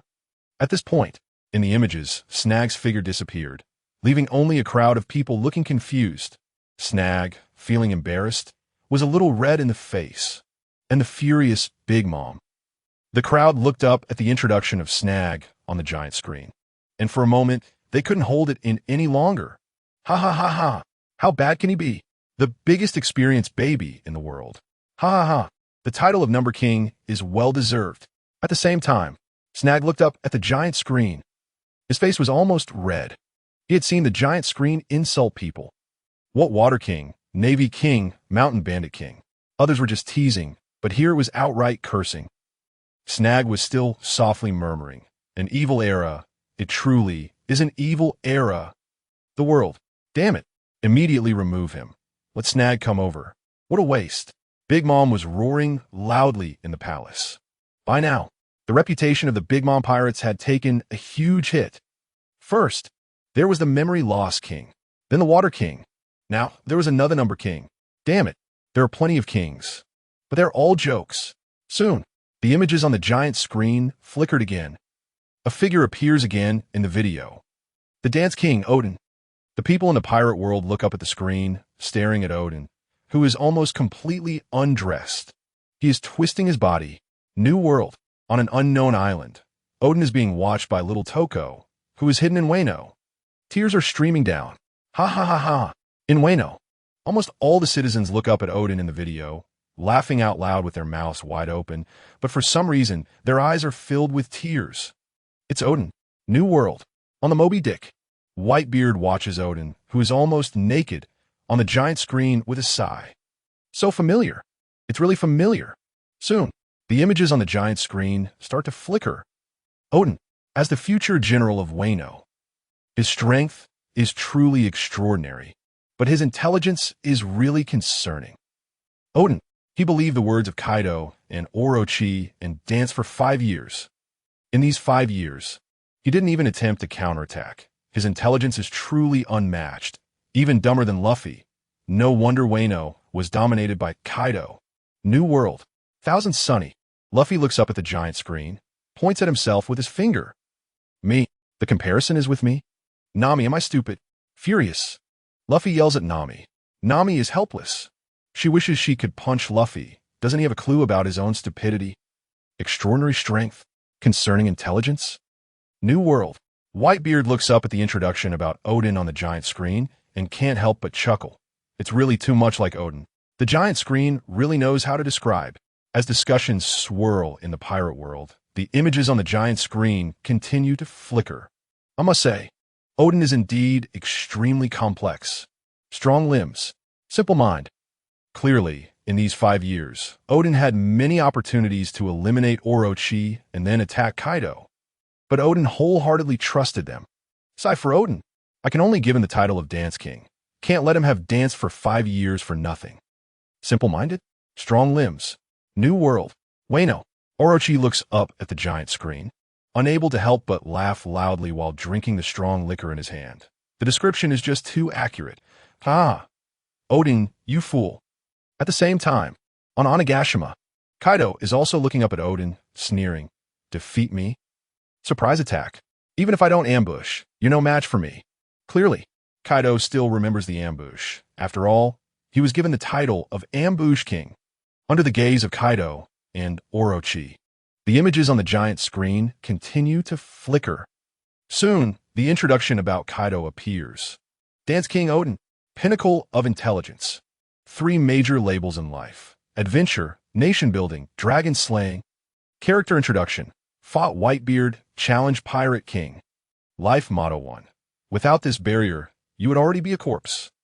Life motto 2: I can hold out in this oil pot for an hour. As the screen showing Oden comes to an end, Oden performs a rap dance for everyone.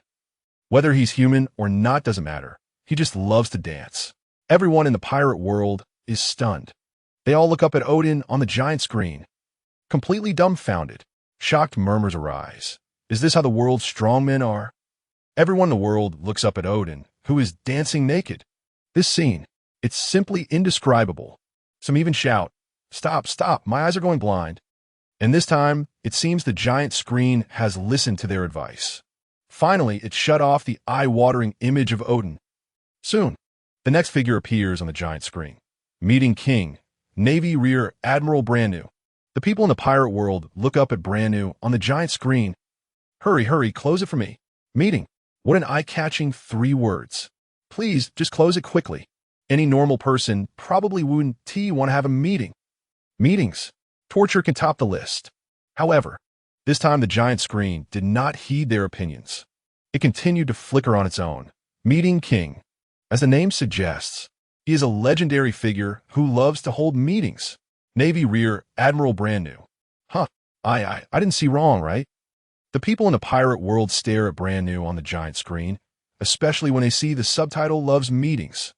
Everyone begins to criticize Brand New. Meetings? Is there really someone who likes meetings? At the same time, Navy headquarters. Marineford. Brand New looks up at the giant screen, holding a long teaching rod.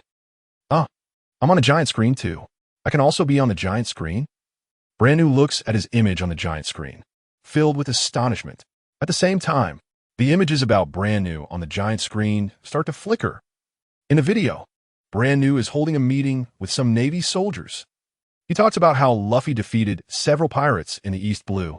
Some busybodies in the pirate world even start counting Brand New's meeting occurrences while watching the giant screen. 1. The first meeting. Under the gaze of many busybodies, the images on the giant screen continue to flicker. Scene 2. After the Marineford War, Brand New held another meeting. This time Brand New talked about the warlords. Hiss. The people in the pirate world, spurred by the busybodies, all count in unison. 2. Second. Meanwhile, Brand New's meeting continues. Scene 3. Brand New is still holding a meeting. Brand New announced the bounties of the 4 emperors. Because Brand New is always holding meetings with the Navy, he is dubbed the Meeting King of the Navy. 3. Third. The people in the pirate world are still waiting for the video on the giant screen to continue, only to find it suddenly stopped. This is only the 3rd time, right? Yeah. It's just the 3rd meeting. What do you call it? The Meeting King. Only 3 times? Just a Meeting King. I don't agree. I'm not really on board with this Meeting King.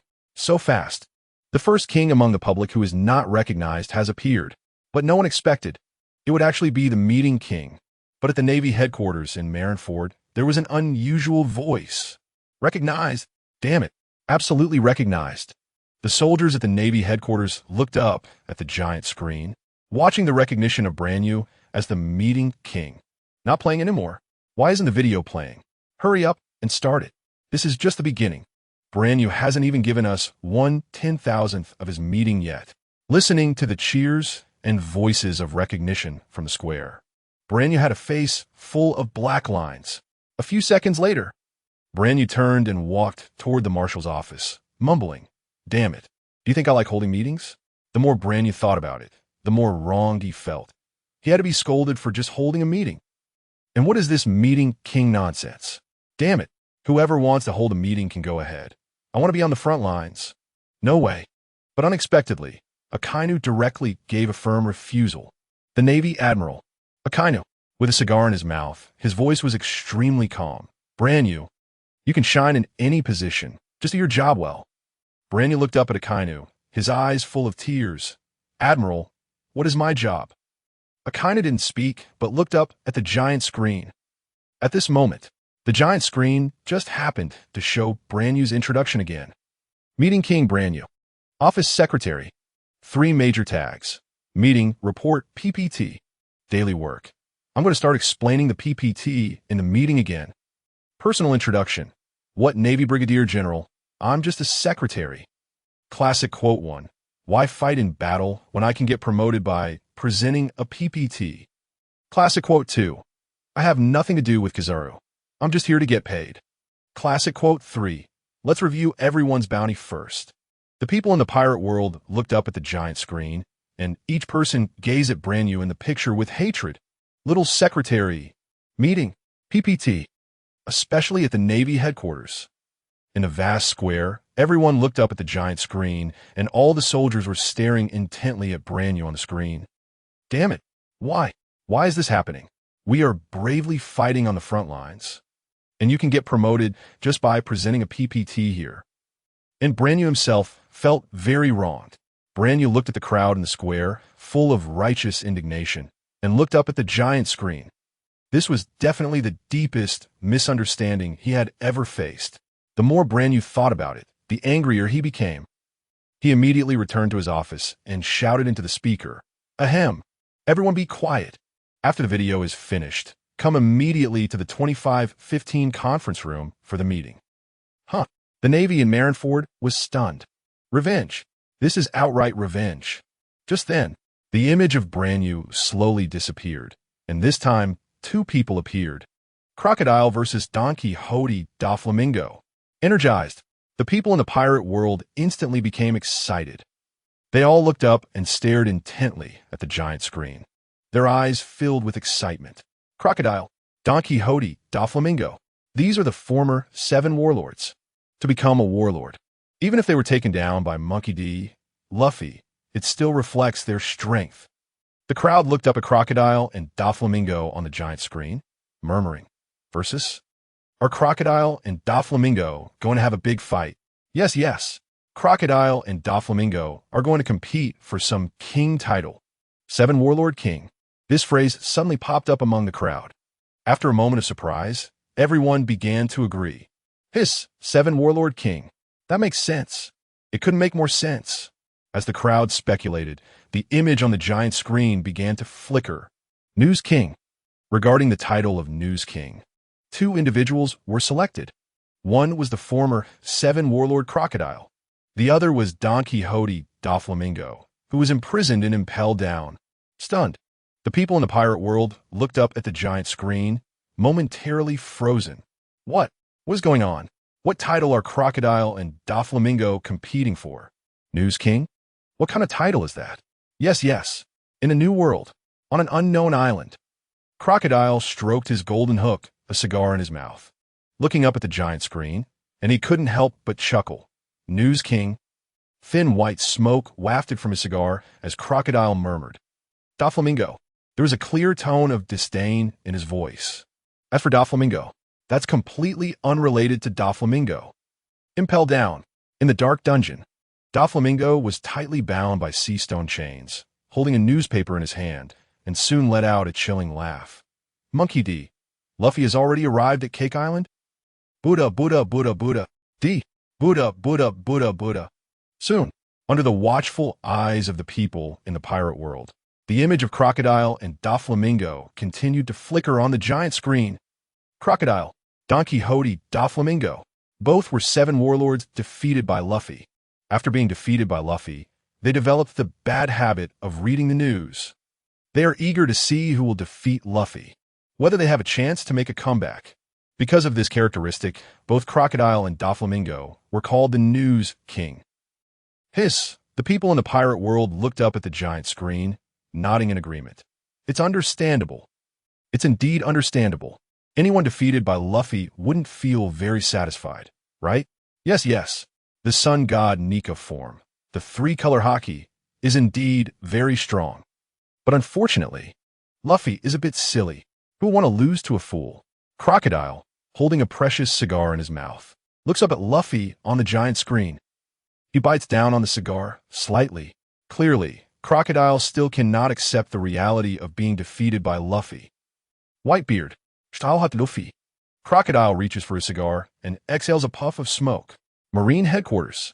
The bustling Marineford. Sengoku, who is still fishing at the port, looks down at the water. The calm surface reflects the video image on the giant screen, and Carp, holding his fishing rod, softly says, "Carp, it seems Luffy has already reached Big Mom's territory." Carp lies on the port, letting the fishing rod sway, while tossing Senbei into his mouth and looking up at the giant screen. Is this kid really about to reach Cake Island? But Sengoku is not like Carp. He cannot laugh. This is Luffy's first confrontation with an established Yonko after being dubbed the Emperor of the Sea by the public. Luffy's arrival at Cake Island has only 2 possible outcomes. Regardless of the outcome, it doesn't seem to be good news for the Straw Hat crew. 1. Sanji and Pudding have no feelings for each other. The Straw Hat crew confronts the Big Mom Pirates head-on. Straw Hat crew versus established Yonko. This scene, it's likely to be another bloody storm. A top-notch hard battle. 2. Sanji and Pudding become a couple. The Straw Hat crew joins forces with Big Mom, plus the addition of Germa 66. The world government probably won't tolerate Luffy anymore. If there is a marriage alliance, just thinking about it is terrifying. The Straw Hat crew, plus Marine King Carp, plus the Revolutionary Army, plus the red-haired pirates, plus the Whitebeard pirates, and now with the addition of the Big Mom pirates. With this lineup, how could the world government not be afraid? As Sengoku reflects, the images on the giant screen continue to flicker. Crocodile, Doflamingo. So who reads more newspapers, Crocodile or Doflamingo? In terms of quantity, of course it's Crocodile. After the war at Marineford ended, Crocodile started reading newspapers, while Doflamingo only started reading newspapers after being beaten by Luffy in Dressrosa. So if we add up the times, Doflamingo doesn't read as many as Crocodile. The people in the pirate world look up at the giant screen showing Crocodile and Doflamingo. It's obvious. The scales of victory for the king of reading newspapers are tipping towards Crocodile. What else is there to say? ISNT this Crocodile. Yes. But there are still many people in the crowd who know the nature of the giant screen. No, don't rush. There must be a twist. And indeed, as these people expected, the images on the giant screen flicker again. In terms of quality, Crocodile's life is not just about reading newspapers. But Doflamingo, who is imprisoned in the underwater prison of Impel Down, spends every day only reading newspapers. Reading newspapers is everything for Doflamingo. Reading newspapers is Doflamingo's life. Reading newspapers is Doflamingo's last proof of existence. Under the shouts from the giant screen, the people of the pirate world look up at the giant screen. Give it to Doflamingo. He deserves to be the king of reading newspapers. Meanwhile, Crocodile in the New World twitches the corner of his mouth. The king of reading newspapers? As if someone really wants that. Saying this, Crocodile turns to walk back into the room. Halfway there, Crocodile suddenly looks up and shouts at the giant screen. Sympathy. Do you really want to play the sympathy card? As Crocodile angrily curses, the images on the giant screen continue to flicker. So the title of the king of reading newspapers belongs to Doflamingo. Soon, the giant screen starts playing the introduction of the victorious Doflamingo as the king of reading newspapers. King of reading newspapers. The New World clown Doflamingo. The New World Clown. The crowd looks up at the title given to Doflamingo on the giant screen. Violence. Do we really have to start out this violently? In a new world, on an unknown island. Crocodile looks up at the giant screen, especially after seeing the words New World Clown appear in the video. His expression is clearly not just calm, but rather refreshing. Just now, Crocodile was cursing at the giant screen, and now he can't help but feel a bit apprehensive. King of reading newspapers. It should belong to the New World Clown. With a stroke of luck for Crocodile, the images on the giant screen continue to flicker. 3 major labels. Pretentious. Reading the newspapers. Fufufu. A man who wants to destroy the world. Known as Icebreaker Akiji. Verbal abuse to Fujitora. Personality Declaration 1. Without the divine technique Gamma Knife, I can fight the Yonko. Personality Declaration 2. Face the 4th gear, if you dare. Don't use observation hockey. Personality Declaration 3. Let that little brat go, then it will be more fun in the future. Foo, foo, foo. The people of the pirate world look up at the giant screen, and for a moment, they all start imitating Doflamingo's unique laugh. Foo, foo, foo, foo. This laughter is so strange. Ha, ha, ha. How did I only realize today that Doflamingo is actually a comedian? Meanwhile, Akiji looks up at the giant screen, and upon seeing Doflamingo's arrogant image and the words Icebreaker Akiji on the giant screen, his face is expressionless, cold as frost. Can anyone really come and take part? Amidst the discussions of the crowd, the image of Doflamingo on the giant screen disappears, and another familiar face approaches. The bone-cracking king, Sanji. Sanji has become increasingly focused on flirting with girls, and in terms of combat power, his decline is extremely severe. Once on the 3 great powers, now he has just Robin-chan, help, as the image appears, not just in the new world, on the Thousand Sunny. Sanji looks up at the giant screen, points at himself, and speaks with disbelief. Me? Focused on flirting? Saying this, Sanji turns to look at Luffy, who is picking his nose on one side, and Zoro, who is lifting weights on the other. It can be said that he is feeling quite helpless. Oh my God, open your eyes. Luffy, Zoro, who among us is really the expert in picking up girls? Isn't this just a slap in the face? After saying that, Sanji's resentment had not completely vented, and he was staring at the giant screen in disbelief. Declining combat power? Are they talking about me? Slander. The video in the giant screen is pure slander against me. Not just Sanji. People in the pirate world clearly noticed this issue, pointing at the giant screen. Picking up girls? Huh. Sanji is not a specialist. Exactly. When it comes to experts in picking up girls, it must be Straw Hat Luffy. No, it's Big Brother Zoro. Big Brother Zoro is handsome, charming, and his strength can be said to be on par with Luffy's. At this moment, even more heartbreaking words came. Big Brother Zoro, Straw Hat Luffy. Anyone could be, but it absolutely could not be Sanji. Agreed. Sanji can only be said to be the one who likes picking up girls the most. Ha ha ha, he completely belongs to that kind of person who wants to pick up girls but can't. However, someone in the crowd raised a question. Why? Why is that? Yes, why did Sanji become the Bone Fracture King? Some people propped their chins, looked up at the giant screen, and couldn't help but murmur. There must be a story behind this. Amidst everyone's discussions, the images on the giant screen continued to flicker, still focusing on Sanji. This time, it was a special introduction to Sanji, the Bone Fracture King. Next, let us take a look at Sanji's Bone Fracture records. 1. At the Sea Restaurant, he faced off against the troublemaking Krieg Pirates Barlow, breaking 5 or 6 ribs. 2. While escorting Nami up the mountain for medical help in Drum Island, he encountered an avalanche, breaking 6 ribs. 3. In Alabasta, he had a tough battle against Mr. 2 and barely won, breaking an unknown number of ribs. 4. After defeating the thriller Bark S. Moria, Kuma appeared and kicked him. There was no clear indication of a fracture, but it hurt a lot. 5. 2 years later, on Fire Ice Island, he fought against Vigor, suffering a fracture in his calf bone. New World, on the Thousand Sunny. As the giant screen video flickered, Sanji's face became darker and darker, and he clenched his fists, lit a cigarette and bit it, glaring at the giant screen with gritted teeth. Bone, bone. Bone fracture king. Damn it. Sanji seemed to have no way to refute. The evidence had all been presented. One by one, the images. All are facts. Ironclad evidence. Ribs?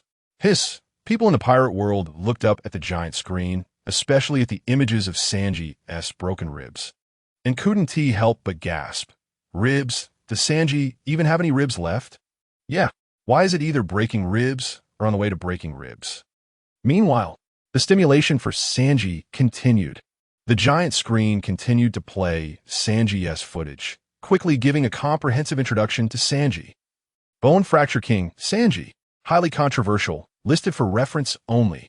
Sanji's 3 major tags. Cooking, picking up girls, 0 output. Personal signature. What 3 main forces? I'm a cook. Personal declaration 1. What a great fortune. At least let me hit a general star. Personal declaration 2. This cake will definitely make Big Mom delicious to the point of dying. Classic scene. I, Sanji, will never use your battle suits. My God, it's really fragrant. Amazing. It can't be too amazing.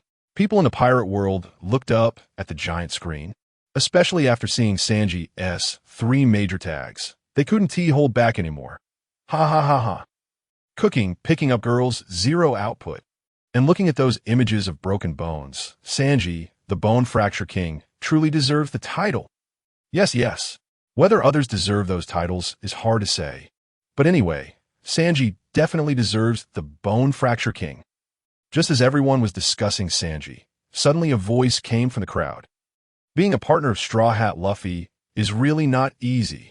The people around were slightly stunned, their eyes focusing on the person who spoke. The person continued. Sanji, broken ribs, big brother Zoro, bleeding. As soon as this was said, everyone around was obviously stunned. And then they burst into laughter. Ha ha. That makes too much sense, right? Yes, yes.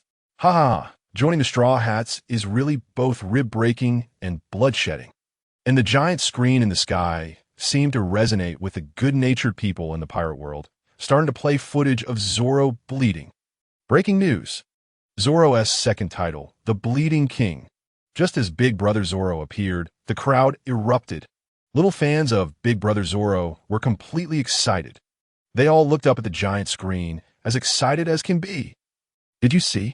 Our Big Brother Zoro is the only one with 2 king titles. Exactly, exactly. Meanwhile, the person involved, Zoro, had a calm expression. New World. On the Thousandth Sunny, Zoro was lifting the dumbbells in his hand while looking up at the giant screen. Beside him, Sanji was still drawing circles and cursing the giant screen.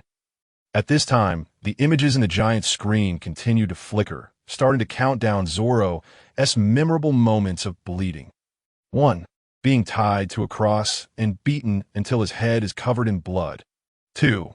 Being ambushed by the clown buggy with his dismemberment ability, stabbing his abdomen and bleeding. 3. Fighting against the Blackbeard pirates' fat and thin men, getting injured and bleeding. 4. In the sea restaurant, facing Hawkeye and losing blood. 5. Having an old wound reopened due to fighting against Fishman Jinbei, bleeding again. 6. Fighting against the cutting fruit user Mr. 1, initially unable to find a way to cut the opponent, getting injured and bleeding too much. Just when fans were still boiling and cheering for Zoro getting the title Bleeding King, they were completely dumbfounded, looking at the images. One by one, Zoro covered in blood. Their expressions were quite complex. Hiss, does Big Brother Zoro really have this much blood? Yes, yes.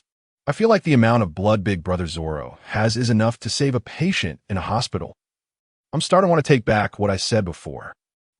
Compared to Sanji, Bone Fracture King, and Big Brother Zoro's Bleeding King title, Big Brother Zoro is indeed more deserving. People in the pirate world looked up at the giant screen, their pupils constantly dilating. Strong? Is this the necessary path to becoming strong? Fight, bleed, 9 lives and 1 death. I'm afraid this is the only way to become strong, right? The New World. Thousand Sunny. Zoro looked up at the giant screen, flashing images, even stopping his dumbbell workout in surprise. Each image represents the foundation of Zoro's journey to where he is now, step by step becoming stronger. Is there more? Is Zoro still bleeding? The people of the pirate world looked up at the giant screen, seeing the flashing images of Zoro bleeding, seemingly showing no signs of stopping. Each with their mouths agape murmuring, "More?" And the giant screen did not disappoint them. It continued to flash. 7. Imagu Town. Because Luffy promised Nami not to fight, got beaten and bled. 8. In Sky Island, battling the priest Ohm, got cut and bled. 9. On Eni's lobby, fought Kaku bled. 10. The terrifying three-masted ship accepted the condition of Bartholomew Kuma to take all of Luffy's pain, heavily bleeding. 11. On Sabaody Archipelago, faced with old injuries, encountered Kazuru and Kuma again, bled heavily. 12. 2 years later, in Wano country, outnumbered 2-1, distracted by Kiku, got injured and bled by the slasher demon killer. 13. Hiss. The people of the pirate world looked up at the giant screen. No way. Zoro can't be bleeding every time he fights, right? 2. I take back what I just said. The blood Zoro shed could save 2 hospital patients. Soon, under everyone's gaze, the giant screen in midair shut down. Is it over? Bone-cracking king, water-skiing king, newspaper king. Is there nothing more? The crowd, still unsatisfied, looked up at the giant screen. All sighed. It's over. The happy life is about to end here. However, just as everyone's gaze shifted away from the giant screen, wanting to leave, suddenly, the screen lit up again. This time, there was no black title. Instead, it directly focused on the outside of a port. The New World, on Thousand Sunny. Luffy looked up at the giant screen, excitedly shouting, "Look! Hurry and look! Is that us in the giant screen?" After speaking, Luffy waved his hand.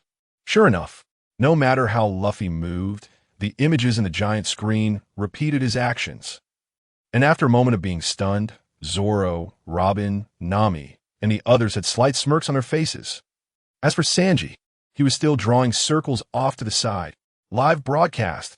Another live broadcast. As the images appeared, the people of the pirate world looked up, pointing at the screen and discussing excitedly. Ha ha ha. It's the Straw Hat Crew. Quick, look, it's the Straw Hat Crew again. Last time it was an Impel Down. Where's the Straw Hat Crew this time? Some people immediately recognized the location where Luffy was. Whole Cake Island. Big Mom's Whole Cake Island. Stunned. The people of the pirate world all opened their mouths wide.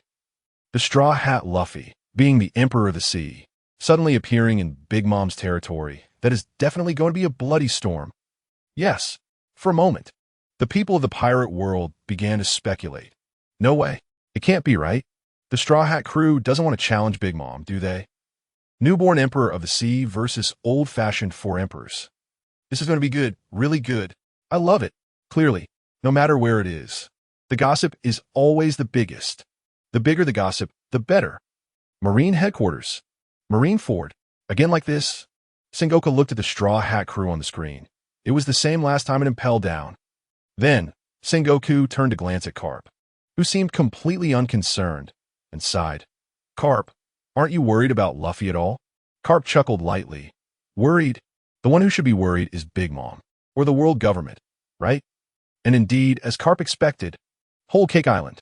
Big Mom looked up at the giant screen, especially when she saw Luffy appear on the screen. Her expression turned dark. Now it's good. The Straw Hat Crew arrived at Whole Cake Island, broadcasting live to the entire world. Who can bear this? Strong. I'm afraid Big Mom doesn't want to have a major conflict with Luffy.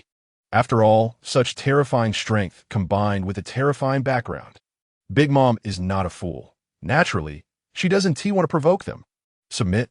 Hiss. Does Big Mom still want to save face? Kneel and lick? Impossible. Absolutely impossible. Big Mom thought to herself, today, even if I die, I will not kneel and lick Luffy. Marine headquarters. Marineford.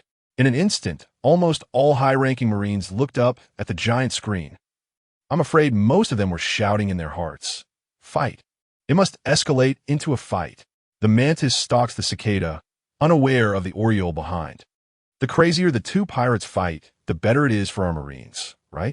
At this moment, even Akainu was biting his cigar, looking up at the giant screen, his face expressionless, But in his heart, he was probably constantly thinking, fight. It must escalate into a fight.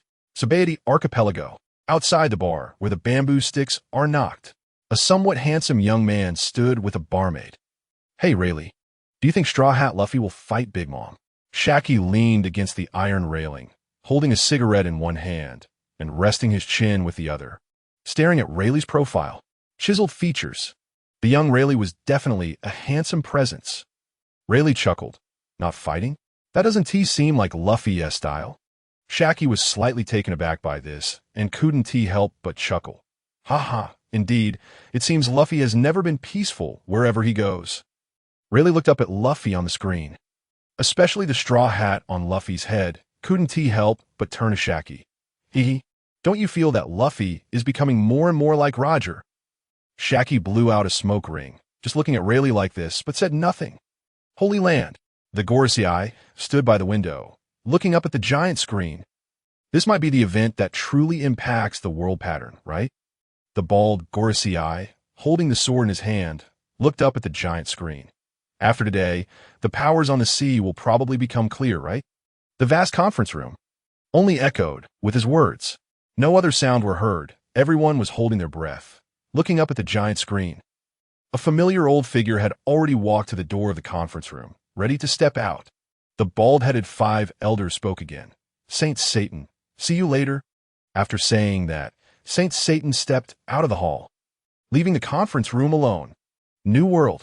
Not only the world government, but also the Navy headquarters was constantly watching the live broadcast on the giant screen. The pirate factions were the same. On the Moby Dick, Whitebeard stood at the front of the deck, holding his sword, with Marco and Vista on either side. Marco looked up at Luffy, who was laughing loudly on the giant screen, and couldn't help but shake his head and chuckle. Old man, do you think the Straw Hat crew will go to war with Big Mom? Hearing this, Whitebeard couldn't help but laugh heartily. Burara, compared to Straw Hat Luffy and Lin Lin, I'm more concerned about Ace's safety. Vista spoke up. Don't worry, old man. Ace has not only grown stronger, but his mind has matured too. Marco smiled lightly, looking at Luffy on the screen. Old man, tell me, is it Luffy or Ace? Whitebeard turned to look at Marco, even giving him a loving punch. Why? Why do you, your old man, have 100,000 whys? I know everything.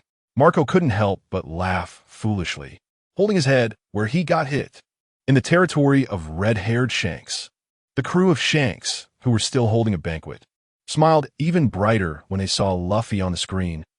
After all, Straw Hat Luffy was someone they watched grow up. He was also someone their Captain Shanks bet an arm on. Boss, that kid Luffy has grown to our level now. Yeah, from Luffy's departure to now, it has only been a short time. It can only be said that Luffy's several masters taught him well. Amidst everyone's discussions, Shanks also looked up at Luffy on the video with a slight smile. Big Mom? She probably isn't a match for Luffy now. Various factions. Some are hanging high. Some are watching the show. Some are relieved. Some are preparing strategies to respond. At this moment, the one who is probably worst off is Kaido on Onigashima. In his dragon form, Kaido was in midair, staring at the giant screen while roaring madly. In the entire pirate world, among the pirate factions, Kaido probably hopes the most for a conflict between Luffy and Big Mom. It would be best if Big Mom could kill Luffy. Otherwise, Kaido could even imagine that day, when Straw Hat Luffy arrives at Onigashima. As soon as the live broadcast on the giant screen starts, the entire pirate world is watching. At that time, he seemed to have no choice but to fight. After all, it seems that among all the forces at sea, only he, Kaido, has deeper grievances with Luffy. Under everyone's gaze, another figure appeared on the giant screen. Katakuri, Charlotte Katakuri, the first of the three Sweet Commanders. As soon as Katakuri made his appearance, all factions in the pirate world and ordinary people stared at the giant screen. Katakuri's attitude absolutely represented Big Mom's attitude. Whether to fight or to join by marriage, it was about to be revealed. Everyone held their breath and looked up at the giant screen. New World. Cake Island. Katakuri walked step by step towards the Thousand Sunny. Luffy stood at the front of the deck, looking down at Katakuri with a serious face. At the same time, Katakuri also coldly looked up at Luffy, this new emperor of the sea, an absolute figure of great influence. Grong, when the people of the pirate world saw this scene, they couldn't help but swallow hard. Their hearts were quietly shouting, Katakuri, make your move, make your move, make your move. Monkey D. Luffy. Katakuri slowly spoke to Luffy. Get off the ship, I'll take you to meet Mom. Stunned, the people of the pirate world looked up at the giant screen, momentarily unable to react. What does this mean? Joined by marriage? Is this a proposal? Not fighting anymore? Are they not going to fight? Just as the people of the pirate world were looking up at the giant screen, the video suddenly flashed. A black screen, a bright screen, a line of white subtitles appeared in the video. Counting in one breath, Big Mom Pirates, 42 years, gave birth to 85 children. The strongest family. Just how strong is Big Mom? New World. At the port of Cake Island, the Straw Hat Pirates, who were about to disembark, were instantly attracted by the scene in the giant screen. Luffy even sat down, looking up to appreciate the video on the giant screen, shouting in shock. 85? She gave birth to 85. Is this for real? Seeing Luffy not disembarking, Zoro, Sanji, and others leaned against the railing of the deck. Nami smiled lightly, looking down at Katakuri. Let's wait a bit longer, until the video is finished. Katakuri nodded lightly, but his gaze was on Luffy. To be honest, Katakuri really wanted to test whether Luffy's strength was as strong as rumored. Compared to the Straw Hat Pirates and the Big Mom Pirates, the reactions from the people in the pirate world were clearly more intense as they all looked up at the giant screen. Where's the footage? Why did it change? Yes. What happens next? Did Luffy get off the ship or not? However, it was clear that some people noticed other details. The strongest family? The voices were filled with shock and doubt. I disagree. I'm the first to disagree. That is, the strongest family is clearly the monkey family. Agreed. Strongly agree. Strength isn't determined by quantity. Exactly. What is the use of having a lot of numbers? Quality is the key. Just look at the Garp family. Garp, Dragon, Luffy. Which one of them isn't a top-tier existence? The strongest family, the Big Mom Pirates, haha. It was evident that these cold laughs completely reflected people's reactions to Big Mom being the strongest family. Soon, the footage on the giant screen continued to flicker. Let's start explaining the introduction of the Big Mom Pirates. Big Mom, Charlotte Limlin, establishing a utopia where all races can coexist harmoniously. This is Big Mom's dream since childhood, and now, in the country of Whole Cake Island conquered by Big Mom, this vision has basically been realized. Her power mainly occupies 34 islands beneath Whole Cake Island. Includes most races in the pirate world. New World, Whole Cake Island. Big Mom gazes up at the giant screen, especially when she sees her dream being explained on it. Big Mom's thoughts inevitably drift back to her younger days. The time spent with the nun. The time in the Rocks Pirates. Her gaze can't help but show a hint of nostalgia. The reaction from the pirate world is also significant, as everyone looks up at the giant screen. Big Mom's dream. Utopia. A utopia where all races can coexist harmoniously. The people in the pirate world raise their heads to look at the screen, and for a moment, they lower their voices to discuss me. This is Big Mom's dream. Why can't I tell who the good guys are anymore? Yeah, isn't this generally a righteous dream?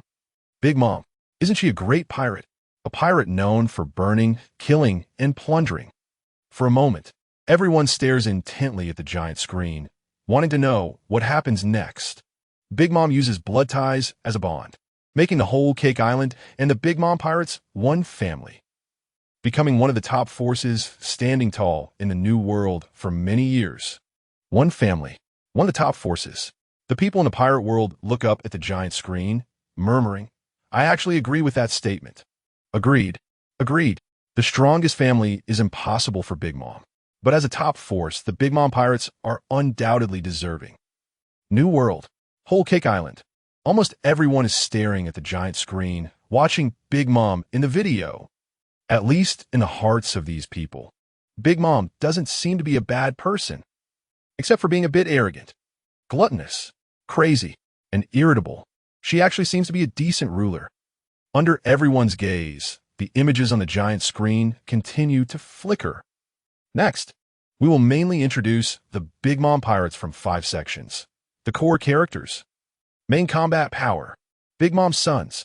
Big Mom's daughters. Other members of the Big Mom Pirates. This is going to expose the Big Mom Pirates completely. Yeah, if all the combat power of a pirate crew is exposed, isn't that like standing naked in front of others?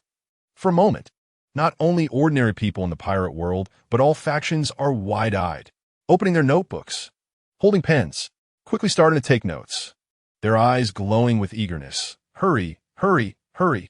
And this time the giant screen doesn't keep them in suspense, but quickly starts the playback. First, the core character. Captain, Big Mom, Queen of Whole Cake Island, one of the 4 emperors of the New World. The natural destroyer, Charlotte Lin. The first dish is a hard dish. Everyone excitedly stares at Big Mom on the giant screen. This is it starting with Big Mom. Although many strong people already know about Charlotte Lin, Big Mom is still a legendary figure to most. People have never seen her, let alone what abilities she possesses. Soon, under everyone's excited gaze, the images on the giant screen continue to flicker. Big Mom, although her lineage is human, her appearance is that of a towering figure over 8 meters tall, surpassing Whitebeard. She possesses all 3 types of haki. She is a paramecia type soul fruit user, able to manipulate people's souls at will, even extract lifespans. She can also control weather and natural phenomena, such as fire and lightning, by granting souls. And apart from these ridiculously strong long-range attack abilities, her naturally indestructible body and terrifying brute strength make Big Mom proficient in the brutal swordsmanship derived from the giant race. The people in the pirate world are shocked. They lift their heads to stare at the giant screen, watching my introduction of Big Mom. Their pupils almost magnified infinitely. With their mouths agape, they momentarily don't know how to respond. The soul fruit. This ability is too terrifying, right? Yes, being able to manipulate others' souls and even extract lifespans. This ability is too terrifying, right? Yes, it can control fire and lightning. New World. Whole Cake Island. Big Mom looks up at the giant screen, her face growing darker, exposed. All abilities exposed. Soon, the images on the giant screen continue to flicker. 68 years ago, Lin was born into a noble family. At the age of 5, due to her powerful destructive ability, she was abandoned by her biological parents in the land of giants, Elbaf. Although young Big Mom had a naive and kind personality, her immense power was her original sin. Only the seemingly saintly, yet actually human trafficking nun, Carmel, provided Lin with a place to stay with great tolerance. New World. Whole Cake Island. Big Mom looks up at the giant screen, her pupils shrinking sharply, her whole body trembling. Big Mom mutters softly, seemingly on the verge of furious rage. At this moment, in Whole Cake Island, all members of the Big Mom Pirates stare at the giant screen in terror, shouting in panic. Hurry! Quick, level 1 alert. Previously, when the giant screen was counting the beauties of the pirate world, it had already revealed the true face of a nun. And at that time, Big Mom fell into a fit of rage. Katakuri and others had to go through great efforts and suffer significant losses to bring Big Mom back to normal. But after Big Mom returned to normal, she chose to forget about the incident on the giant screen that exposed her as a human trafficker. I have to say, others may not know, but Big Mom definitely lives up to the title of the Amnesiac King. However, the giant screen did not stop there. It continued to play events related to Big Mom. But during the winter solstice fasting period of the giant race, Big Mom's hunger disorder flared up. Lin directly awakened her conqueror's haki. The overwhelming aura destroyed the giant's village. Even the giant hero, Yoralu, died at her hands. New World. Cake Island.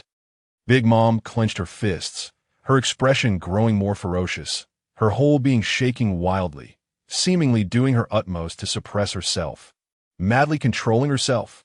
At this moment, everyone in the pirate world was filled with shock. They all looked up at the giant screen. Conqueror's Haki. Hiss. Big Mom awakened Conqueror's Haki at such a young age. Not only that, even the giant hero Yorelu was no match for Big Mom. Hiss. No wonder the powerful above is the original sin. Yeah, such terrifying strength would only instill fear in ordinary people, while the strong would want to eliminate her. This is human nature. Under Big Mom's terrified gaze, the images on the giant screen continued to flicker. In desperation, the giant race viewed Big Mom as the root cause of their destruction, resulting in Galmero being forced to relocate all the children of a lamb house. On her 6th birthday, Big Mom lost her food, woke up to find the nun and her friends had all disappeared. The people in the pirate world looked up at the giant screen, especially when they saw Big Mom frantically eating everything around her. Ugh! Countless people, staring at the giant screen, started to dry heave. Big Mom had blood at the corners of her mouth. What? Could it be that the nun and others were swallowed by Big Mom?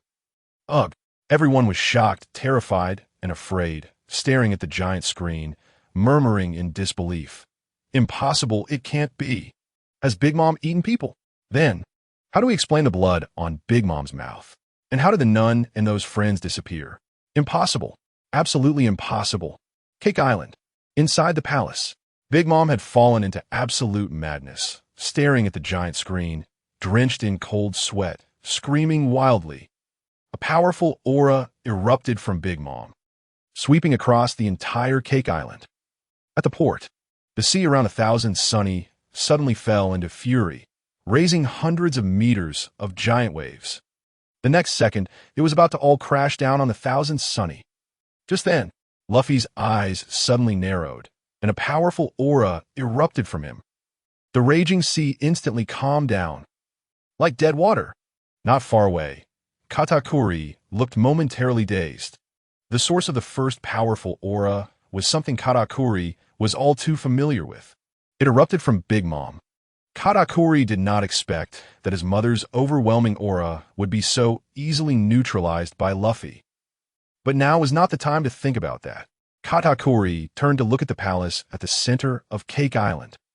Luffy, you all take care, I have some things to handle.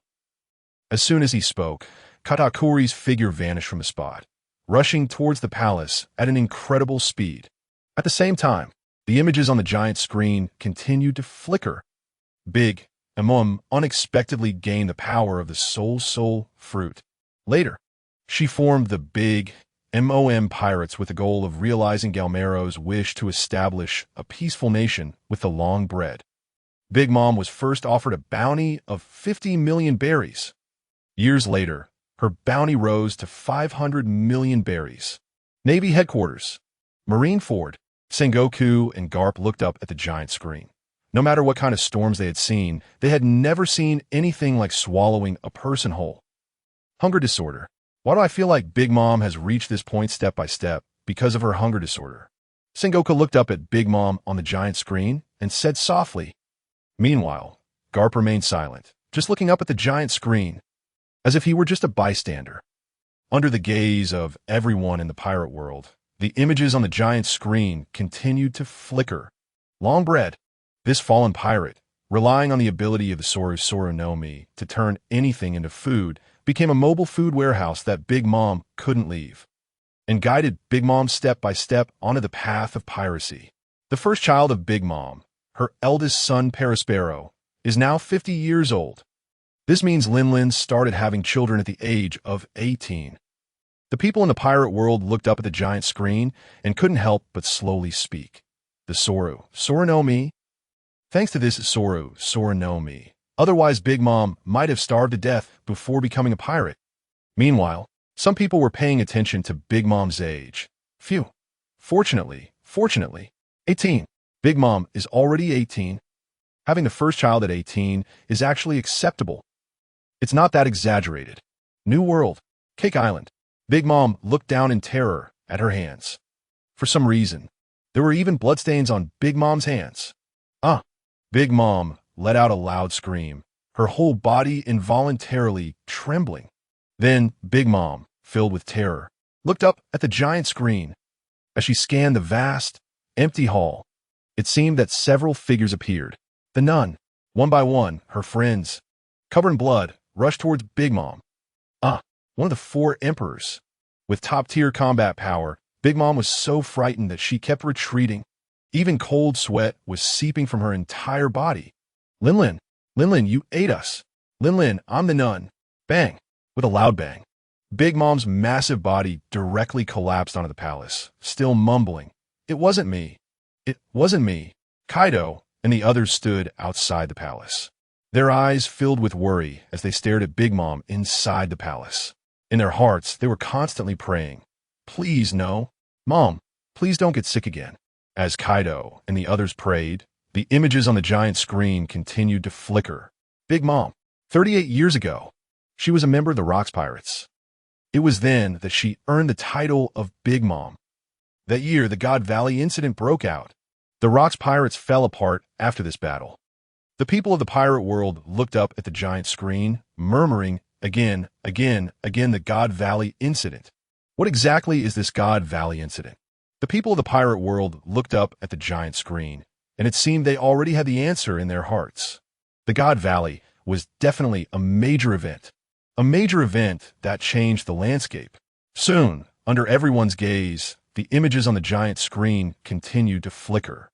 After the Rocks Pirates disbanded, Lin established her own faction, becoming a dominant force, laughing until the end in the changing times. She eventually became one of the 4 emperors of the Great Pirate Era, just like her former companions Whitebeard and Kaido. For many years, because Big Mom's hunger pangs often occurred, Whole Cake Island was forced to become a land of sweets. Woo-woo. In the New World, outside the palace, Kaido and the others looked at the nearly fainting Big Mom inside the palace, then looked up at the video and sound on the giant screen. Woo-woo. Understand me. In the end, it's the video that understands us. Yes. Woo-woo. Family who understands. Originally, Whole Cake Island wasn't like this. But because of Mom's hunger pangs, the whole island became a desert land. Just as Kaido and the others were filled with tears of complaints, the images on the giant screen continued to flicker. Big Mom has a total of 46 sons, 39 daughters. She is a pirate nation with a large number of powerful individuals. Moreover, because Big Mom has many connections with the underworld and the government, the Big Mom Pirates are renowned for their intelligence capabilities in the industry. The people of the pirate world stared at the giant screen in astonishment, momentarily dazed. The government, pirates, and the government. Even after going through countless times, there is a close connection between pirates and the world. But the 4 emperors, Big Mom, actually has connections with the government too. The world government, the Navy, how corrupt have they become? Soon, under the gaze of the people of the pirate world, the images on the giant screen flickered again, continuing to play content related to Big Mom. After the Marineford War, the Whitebeard Pirates disbanded. Big Mom took Fishman Island as her territory in exchange for a large amount of desserts. The crew led by Jinbe also joined under Big Mom, and the initial conflict between Big Mom and Luffy arose because of Fishman Island. 2 years later, the Straw Hat crew saved Fishman Island. Luffy directly declared war on Big Mom, who came to question him. The people of the pirate world looked up at the giant screen. Nanny, you tell me, what was it for? Desserts? The people around couldn't help but start guessing. No way. Luffy and Big Mom wouldn't start a war over desserts, would they? Soon, this statement was dismissed by those around.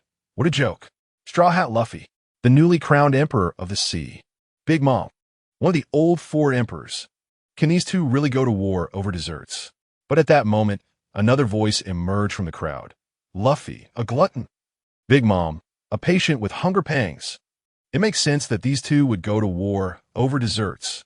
Once this was said, the people around were momentarily taken aback. Then for some reason, all silently nodded.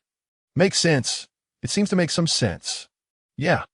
Looking at it this way, these two really could go to war over desserts. It's logical. It couldn't be more logical. Amid the discussions of the crowd, the images on the giant screen continued to flicker. When Luffy and the others arrived at Dressrosa, the Big Mom Pirates wanted to steal Caesar. But the plan was disrupted by the Straw Hat Pirates. After these two conflicts, Big Mom directly sent Beej and put him to take them out, while also starting to plan a marriage alliance with the Vinsmoke family. However, after numerous twists and turns, Big Mom and the Straw Hat Crew's first meeting was at Whole Cake Island. Big Mom was in a high position on Cake Island. She arranged for her children to host a grand tea party, and Big Mom was naturally enjoying it. Everything was under Big Mom's control. The so-called allies. Germa 66 was just prey waiting to be slaughtered for Big Mom.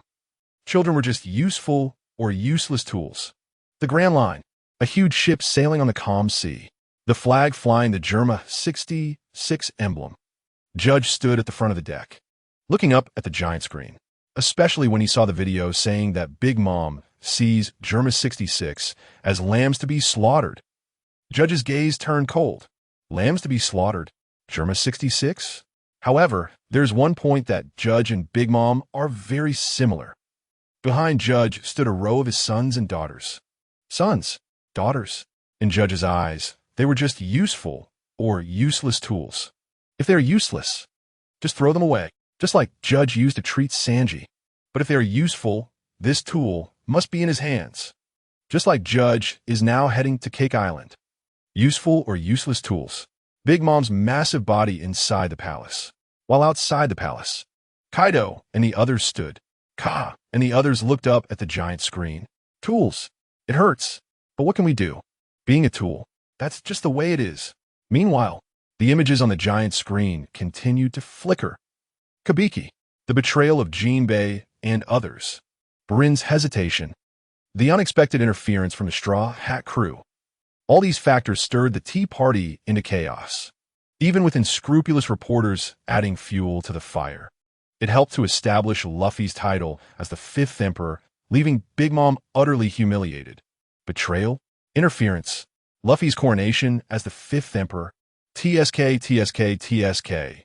The people of the world looked up at the giant screen, especially after seeing these exciting words. They couldn't help but whisper, I want to see. I want to see. I really want to see it. It must be particularly exciting, right? Navy headquarters. Marine Ford. At the port, Sengoku suddenly exerted force, casting the fishing rod from the calm water. But no fish bit the bait.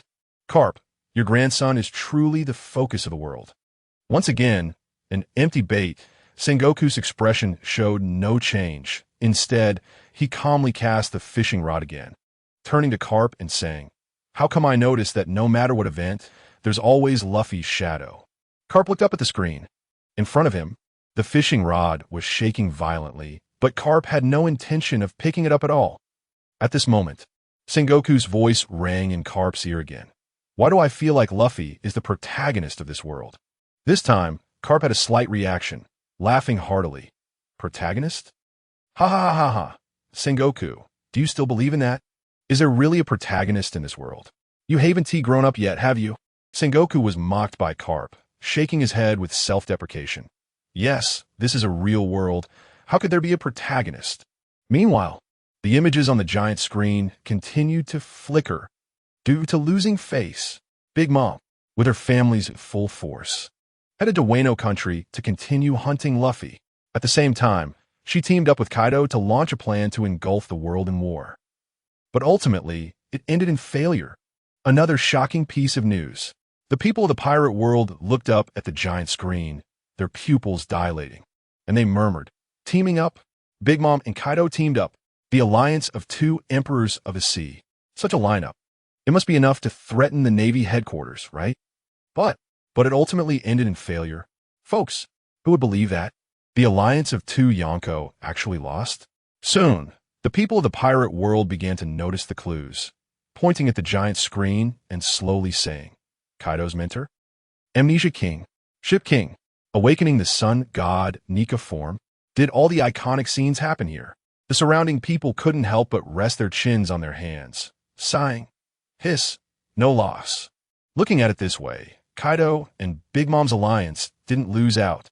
Yeah, who made their opponent the strongest second generation, Straw Hat Luffy? Soon, amidst everyone's sighs, the images regarding Big Mom continued to flicker on the giant screen. Big Mom. If we were to evaluate what kind of existence Big Mom is, it It would be incredibly difficult.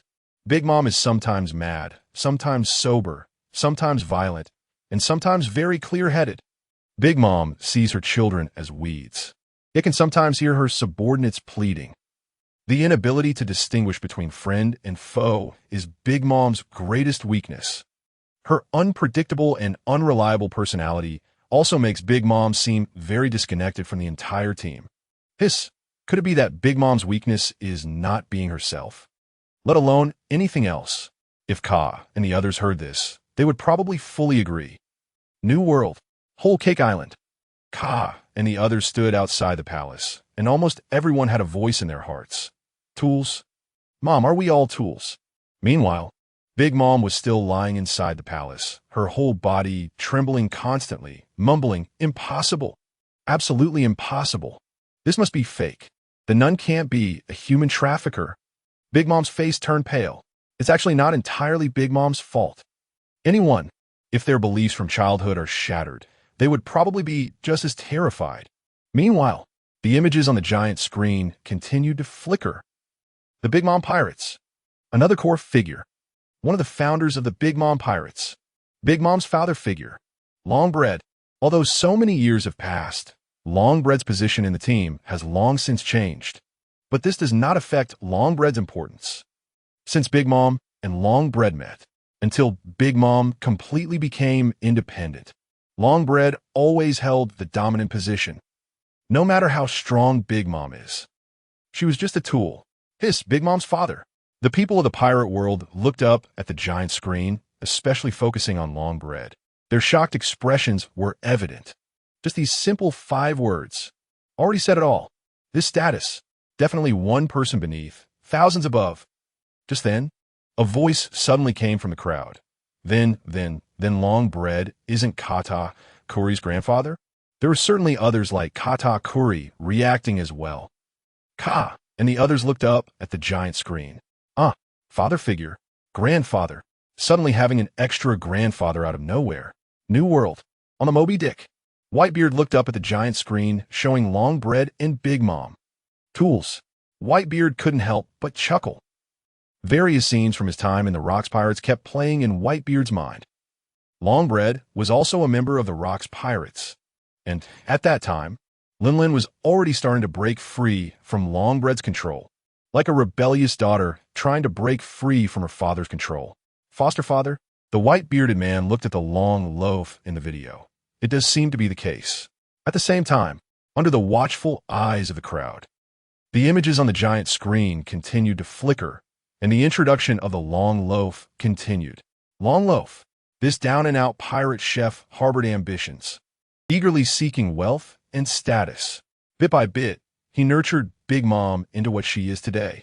It can be said that the existence of the Long Loaf changed Big Mom's life. New World, Cake Island. The already extremely old Long Loaf looked up at the video on the giant screen, especially when he saw the first core member who placed himself beneath Big Mom. The Long Loaf's gaze suddenly shrank, and the corners of his mouth curled into a cold smile. For the Long Loaf, fame. The Long Loaf didn't want it all. The Long Loaf only wanted to hide behind Big Mom and enjoy endless wealth. And now, due to the video on the giant screen, the Long Loaf was pushed to the forefront of Big Mom. The Long Loaf put down the cooking utensils in his hands and slowly removed his apron. While watching the giant screen, he walked toward the palace of Cake Island. At the same time, the images on the giant screen continued to flicker. Originally, Big Mom never thought of becoming a pirate, becoming one of the 4 emperors. Everything was proposed by the Long Loaf. The Long Loaf instilled the nun's wishes into the then 6-year-old Big Mom. For Big Mom, who was abandoned by her family, the nun was her best motivation to survive.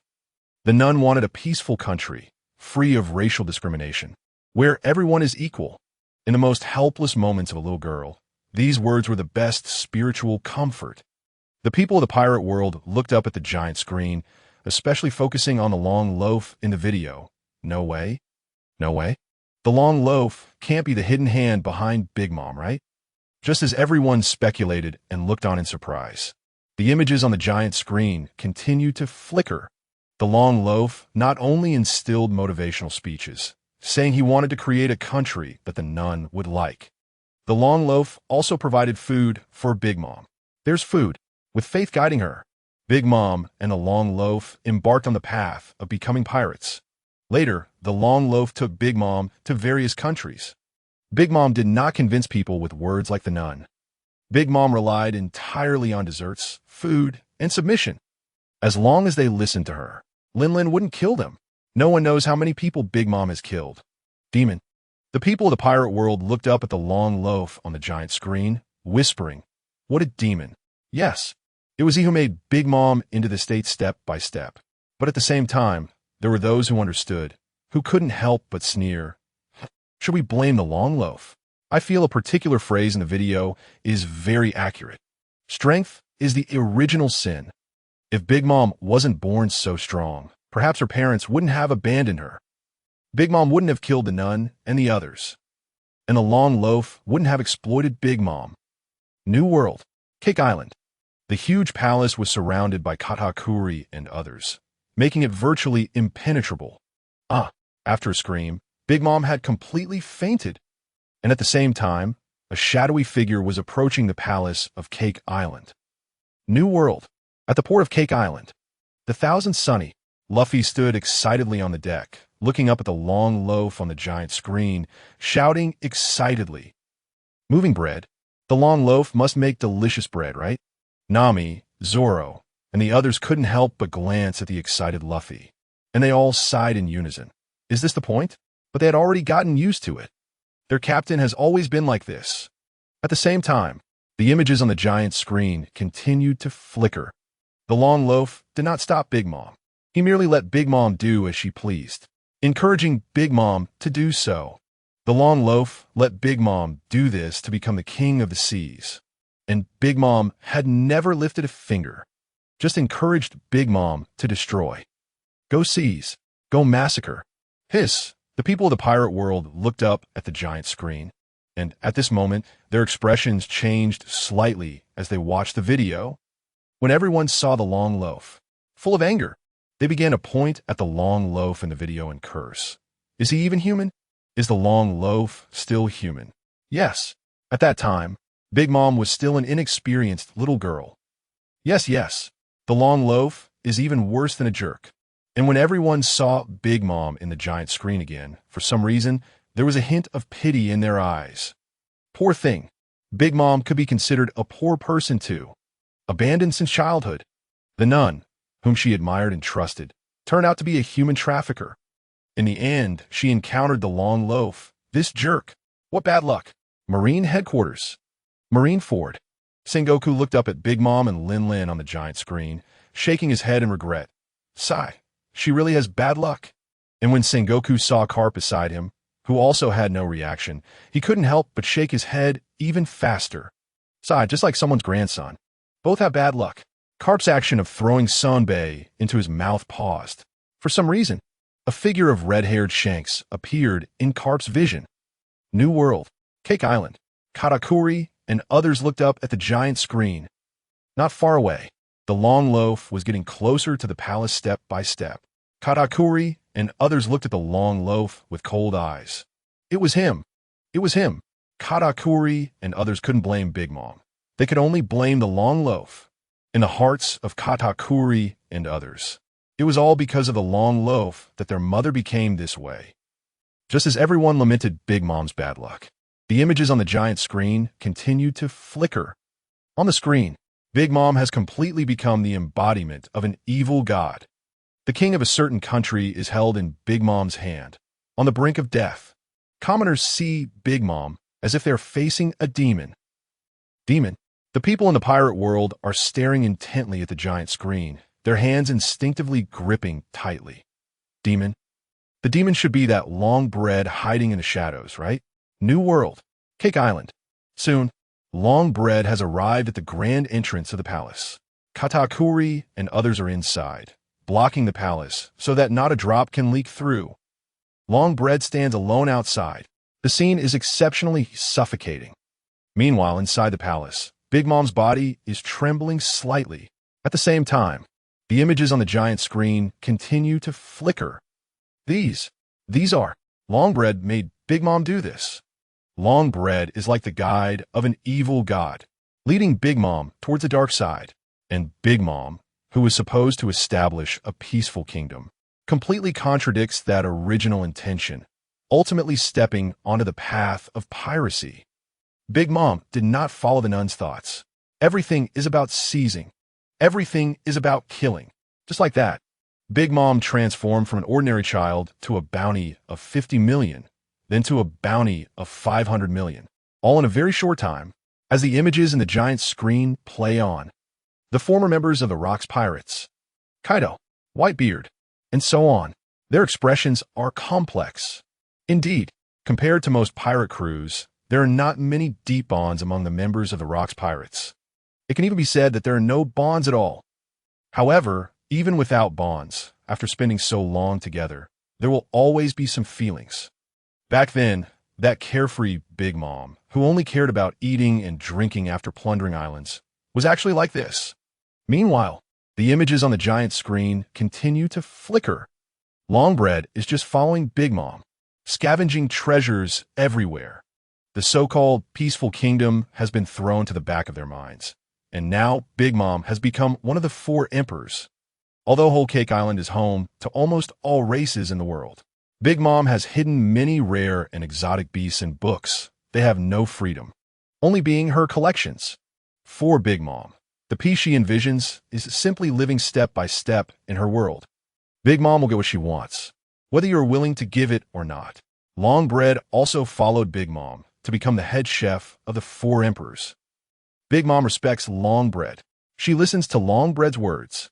Big Mom is merely living according to Longbread's ideas, and this way of thinking has become deeply ingrained. Sigh upon seeing this. The people in the pirate world can't help but let out a long sigh. However, aside from sighing, they can't say anything. This is the conclusion, an ending that cannot be changed. There is no possibility of any change. Just like Cake Island at this moment. Everyone get out of the way. Longbread, holding a long sword, stands against Katakuri and others. There is no fear. Longbread, because of Mom, I don't want to kill you. Katakuri steps forward, coldly staring at Longbread, his voice sounding as if it came from the Ice Age. Get out of my way. Longbread can't help but chuckle. Get out of Cake Island.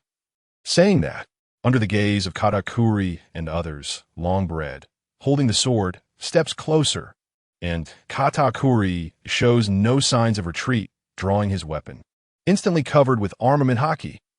A great battle seems imminent. But just then, inside the palace, Big Mom wakes from her stupor, howling in pain, loudly shouting, "Food! Desserts! I want food! I want desserts! Longbread, is it you?" Hearing this, Katakuri and others are momentarily stunned. Inside the palace, Big Mom's voice continues to ring out, "Longbread, come in." The next moment, Katakuri and others can only step aside, and Longbread walks into the palace with great confidence. The sword in his hand slashes out. Under Longbread's sword, a chair is cut into several pieces. Soon, under everyone's gaze, the wooden chair transforms into bread pieces, continuously being devoured by Big Mom. Katakuri and others have now retreated outside the palace, their eyes fixed on Longbread inside the palace, telling Longbread to leave. That is almost impossible. For Big Mom, Longbread might be more important than her own sons and daughters. Soon, the images on the giant screen continue to flicker. The 8 main forces of the Big Mom Pirates. 3 Sweet Commanders. Snack, the former Sweet Commander. First son Perispero. First daughter Compote. Third son Daifuku. And second son Oven. Next, we will count them one by one according to their seniority. The 8 main forces. The people in the pirate world look up at the giant screen, their eyes glued tightly. The 8 main forces. This is going to expose all the secrets of the Big Mom Pirates. Exposing the abilities of a pirate crew completely is an immense advantage for enemies. Knowing the abilities also means understanding their weaknesses. New World, Cake Island. Big Mom is wolfing down the food made by Longbread. In an instant, Big Mom swallows a mound of food, and Katakuri and others stand outside the palace, merely looking up at the giant screen. Mom, long bread, tools, sigh. Aside from sighing, Katakuri and others seem to have no other way, only able to look up at the giant screen, almost without saying. 8 main forces? What 8 main forces? They are just tools. Soon, under the gaze of Katakuri and others, the images on the giant screen flicker again. Perospero. Position, Candy Minister. Located in Candy Island. Sweet fruit user. Bounty, 700 million berries. As the best big brother to his younger siblings, Perospero is somewhat talkative and enjoys teasing, but overall he is quite reliable. He has finally arrived. The people in the pirate world look up at the giant screen, and upon seeing Perospero's appearance, they can't help but feel a bit excited. Is the countdown finally starting? Since the giant screen began counting down the Big Mom pirates. First up is Big Mom herself. Big Mom's fame is so high that it can be said that no one doesn't know her or hasn't heard of her. Moreover, the video on the giant screen mostly recalls Big Mom's tragic childhood. There is little mention of Big Mom's fruit abilities. The other character is the long loaf of bread, suspected to be the helmsman behind Big Mom. But the public knows very little about him, like a high school student just starting to encounter advanced mathematics. Shocking, but very little understanding. But now, here he is, Perospero, a well-known figure to the public, but not deeply understood. And he is also a core member of the Big Mom Pirates. Soon, under the watchful eyes of the crowd, the images on the giant screen continue to flicker. Perospero is responsible for supervising Caesar's research on the giantization drug. Later, he monitors Luffy and Nami with everyone. As soon as the image appears, the people in the pirate world can't help but discuss. The Watcher, head of the intelligence department. The crowd looks up at the giant screen, especially at Perospero, murmuring.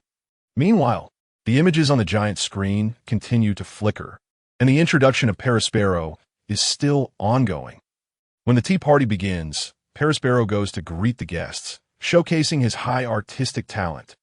He plays a significant role in the chaos. His ability to infinitely create and manipulate candy allows Perospero to flexibly respond to various changes. For example, binding the Germa 66 family, creating shields to block attacks. A whole bunch of skills in the pursuit battle caused great obstacles for the Straw Hat Crew's escape. New World, Cake Island, in the crowd outside the palace. Perospero looks up at his image on the giant screen and can't help but say, "Am I really that strong?" Seeing that no one around agrees, Perospero directly stares at Katakuri and asks, "So, Katakuri, am I strong or not?" After a few seconds, seeing that no one is responding again, the scene is particularly oppressive. It's understandable. Big Mom, his mother, had such a tragic childhood, coupled with the extremely bad grandfather in the long loaf of bread. No one can be happy. At this moment, Perospero can't help but cough twice. Then laughs loudly. Cough, cough, ha ha. Is the Big Mom Pirates finally going to change members? Perospero Pirates. The people around cast a glance at Perospero. Perospero Pirates. Really laughable. It should be Katakuri Pirates. And, as the person involved, Katakuri just looks up at the giant screen and doesn't say a word. Under Katakuri's gaze, the images on the giant screen continue to flicker. And whether it is coincidence or fate, the giant screen also begins to introduce Perospero's ambitions. Perospero can be said to be one of the most unique among Big Mom's children.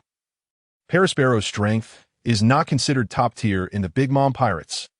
However, with a bounty of 700 million, he is indeed powerful. However, what is most concerning is not Perospero's strength, but rather Perospero's superficial ambition and arrogance. Ambition and arrogance. The people in the pirate world look up at the giant screen and can't help but start discussing. Ambition. What ambition? Yeah. The crowd curiously stares at the giant screen, eagerly anticipating the video playback. After Big Mom fell into the sea, Perospero did not want to save his mother, but wanted to establish his own pirate crew. What? The crowd gasps in shock, unable to believe what they are hearing. Want to stop living? Yeah, he actually wants to replace Big Mom. If Big Mom found out about this, wouldn't he be doomed? New World, Cake Island. At this moment, Perospero himself is a bit astonished. Exposed. Just like that, exposed? At this moment, Perospero is actually a bit frightened. If Big Mom finds out about this, what will happen? Inside the palace, Big Mom looks up at the giant screen with satisfaction, and upon seeing Perospero's desire to be independent, there is surprisingly no rage on her face. Instead, she appears unusually calm. It seems that Big Mom is not worried at all. Meanwhile, the images on the giant screen continue to flicker. After Perospero landed in Wano country, he first expressed his greetings to Luffy, Marco, and Ash. Then he expressed his disdain for the Pirate Alliance. It must be said that Perospero is simply outrageous in terms of arrogance. As soon as the image appears, it instantly receives the crowd's agreement. Absolutely outrageous. This is definitely outrageous. Greetings to Straw Hat Luffy, to the first mate of the Whitebeard Pirates, Marco, to the three main figures of the 100 Beast Pirates, Ash. Why? What right does Perospero have? Yeah, who says otherwise? It's simply arrogant beyond measure. New World. At the port of Cake Island, on the Thousand Sunny, Luffy looks up at the giant screen, still mumbling. Perospero? Is he strong? But I really want to try his candy. It must be super delicious. Then, Luffy excitedly shouts to Nami and the others. Nami, when can we land on the island? I can already smell the fragrance from the island. So sweet. Then, Luffy appears to be intoxicated. The whole air is filled with the scent of desserts. And Nami gives Luffy a big eye roll. Soon, under everyone's watchful eyes, the images on the giant screen continue to flicker. So, is Perospero really an ambitious person? Or just a clown? The question is raised. The people in the pirate world immediately gave their answer. Ambitious? What an ambitious fool. Just a clown in the spotlight. He even wants to take Big Mom's place. And the most important thing is that he looks down on Straw Hat Luffy, Marco, and Jin. He's just an arrogant clown. Under the ridicule of the pirate world, the images on the giant screen continued to flicker. In this world, especially among pirates, the simplest way to satisfy one's ambition is to have strong personal strength. Agreed. As soon as this was said, it immediately garnered the approval of the famous ambitious pirate Blackbeard Teach from a pirate ship in an unknown region of the New World. Teach clenched his fists and looked up at the giant screen. Especially after seeing these few sentences, he laughed maniacally. Ha ha! No strength. What kind of ambition is that? Beside him, Burgess, for some reason, had a look of excitement on his face, turned to Blackbeard, and slowly said, Captain, are we really going to Cake Island to snipe Luffy? Ha ha! The sun god Nika form. Blackbeard Teach laughed wildly, having both the light and dark powers. Ha ha, what will happen then? At the same time, the images in the giant screen continued to flicker, whether from Perospero's strength or his bounty. Perospero can be considered top-notch. However, wanting to lead the Big Mom Pirates, Perospero's strength is really a bit lacking. Even without counting Big Mom, any one of the three sweet commanders could easily overpower Perospero. Therefore, it is relatively difficult for Perospero to rely on strength to rise to power and achieve something. Agreed. Totally agreed. Absolutely cannot agree more. In the New World, Cake Island, Perospero's companions, Daifuku, Kevin, and others, were constantly nodding in their hearts. This statement hit the nail on the head for them. Strength. How are the three sweet commanders not stronger than Perospero, taking over the Big Mom Pirates? What qualifications does Perospero have? In this world, strength always speaks. Just look at the current top pirate forces. Whitebeard Pirates. Whitebeard, the strongest man in the world. Red-haired pirates. Shanks, the first person with Conqueror's Haki. Beast Pirates. Kaido, known as the strongest man in land, sea, and air. Which one is not an extremely powerful existence? Perospero, what right does he have? At the same time, the images in the giant screen continued to flicker, and the introduction about Perospero continued. But there is another way to realize ambitions in this world. That is to rely on certain forces for support, thereby achieving one's ambitions. A similar example is Shogun Orochi ruling Wano country, relying on Kaido's power. Otherwise, relying solely on Orochi's own strength, he couldn't even fight against Kazuki Oden. So, The people in the pirate world looked up at the giant screen, frowning and softly saying, So who was Parasparrow's backing? Big Mom? Hiss, Big Mom helping Parasparrow replace her. Ha ha. Those who said this couldn't help but laugh out loud. This is obviously a bit impossible. Then, does Parasparrow have his own backing? Clearly not. In the Big Mom Pirates, the highest prestige is naturally Big Mom. Next is Katakuri. Although Parasparrow is Big Mom's eldest son, what use is that to Big Mom, who doesn't value family ties? Yes, the people in the pirate world looked up at the giant screen, all agreeing. Who says otherwise? So what right does Parasparrow have to want to be the leader of the Big Mom Pirates? What exactly does he have? Just his arrogance. At the same time, the images on the giant screen continue to flicker. If you had to choose one to describe Parasparrow between an ambitious person and a clown, what would you choose? As soon as the question from the giant screen came out, everyone had already shouted their answer loudly. Clown. Definitely a clown. Yeah. Is there any doubt about this? Exactly. Could it still be an ambitious person? In a new world, Cake Island, Parasparrow looked up at the giant screen, holding his candy cane tightly, the corners of his mouth slightly rising, laughing wildly. What to choose? It must be an ambitious person. And at this moment, a true ambitious person. Marshall D. Teach. Blackbeard looked up at Parasparrow on the giant screen, his face full of disdain. Ambitious. He. Just a clown without strength. The evaluation from the most ambitious pirate in the pirate world. Parasparrow's heart could completely sink. At the same time, the images on the giant screen continued to flicker. Soon, the video also gave its own answer. Clown. Parasparrow's strength is not enough to support his ambition and arrogance. In an instant, just for a moment, the corner of Parasparrow's mouth that was raised instantly froze on his face, looking up at the giant screen. His expression was quite complicated. Cold sweat was seeping from his forehead. The sound of the video was like the Bible, directly sealing the fate of Parasparrow's clownish behavior. On one side, although Katakuri and others were watching the giant screen, Parasparrow felt like a thorn in his back. His whole body trembled slightly, unable to help but let out a cold laugh. Clown. Hee hee. I will let you know who the real clown is. And at this moment, the people around did not respond, but simply looked up at the giant screen. They had long been used to Parasparrow's chatter and noise. Soon, the introduction to Parasparrow on the giant screen ended. Another figure began to flicker on the screen. Compert. New World. Cake Island. Compert raised her head and stared at the giant screen, watching her figure in the video, and couldn't help but whisper to herself, Me? Is it really me? The reactions of the crowd in the pirate world were no different from Compert's, as they all looked up at the giant screen, with big question marks appearing above their heads. Huh. Compert. Who is she? Yes. Not familiar at all. Yes. Does the Big Mom Pirates really have this person? However, to this question, an answer quickly emerged from the crowd. Yes, definitely. Am I the only one who thinks Compert looks a lot like Big Mom? SSS, don't say. You really shouldn't say. Comparing with Parasparrow, Compert and Big Mom are simply strikingly similar. That's right. Now there's definitely no problem. Compert must be Big Mom's daughter. Perhaps even Compert didn't expect that her biggest moment of fame would one day be due to her appearance. As the crowd in the pirate world evaluated, the images on the giant screen continued to flicker, starting to introduce Compert.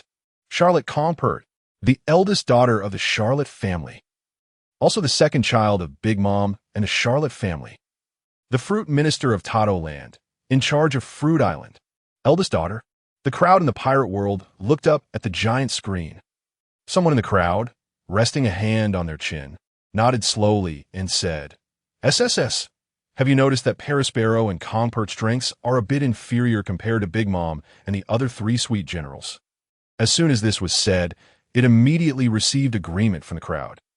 Although they said this, so what? The person just continued, looking at it this way. The eldest son is a waste. It's quite necessary to have a second son. The crowd was briefly stunned, and then someone actually nodded and said, SSS, makes sense. We should go home and have a second child.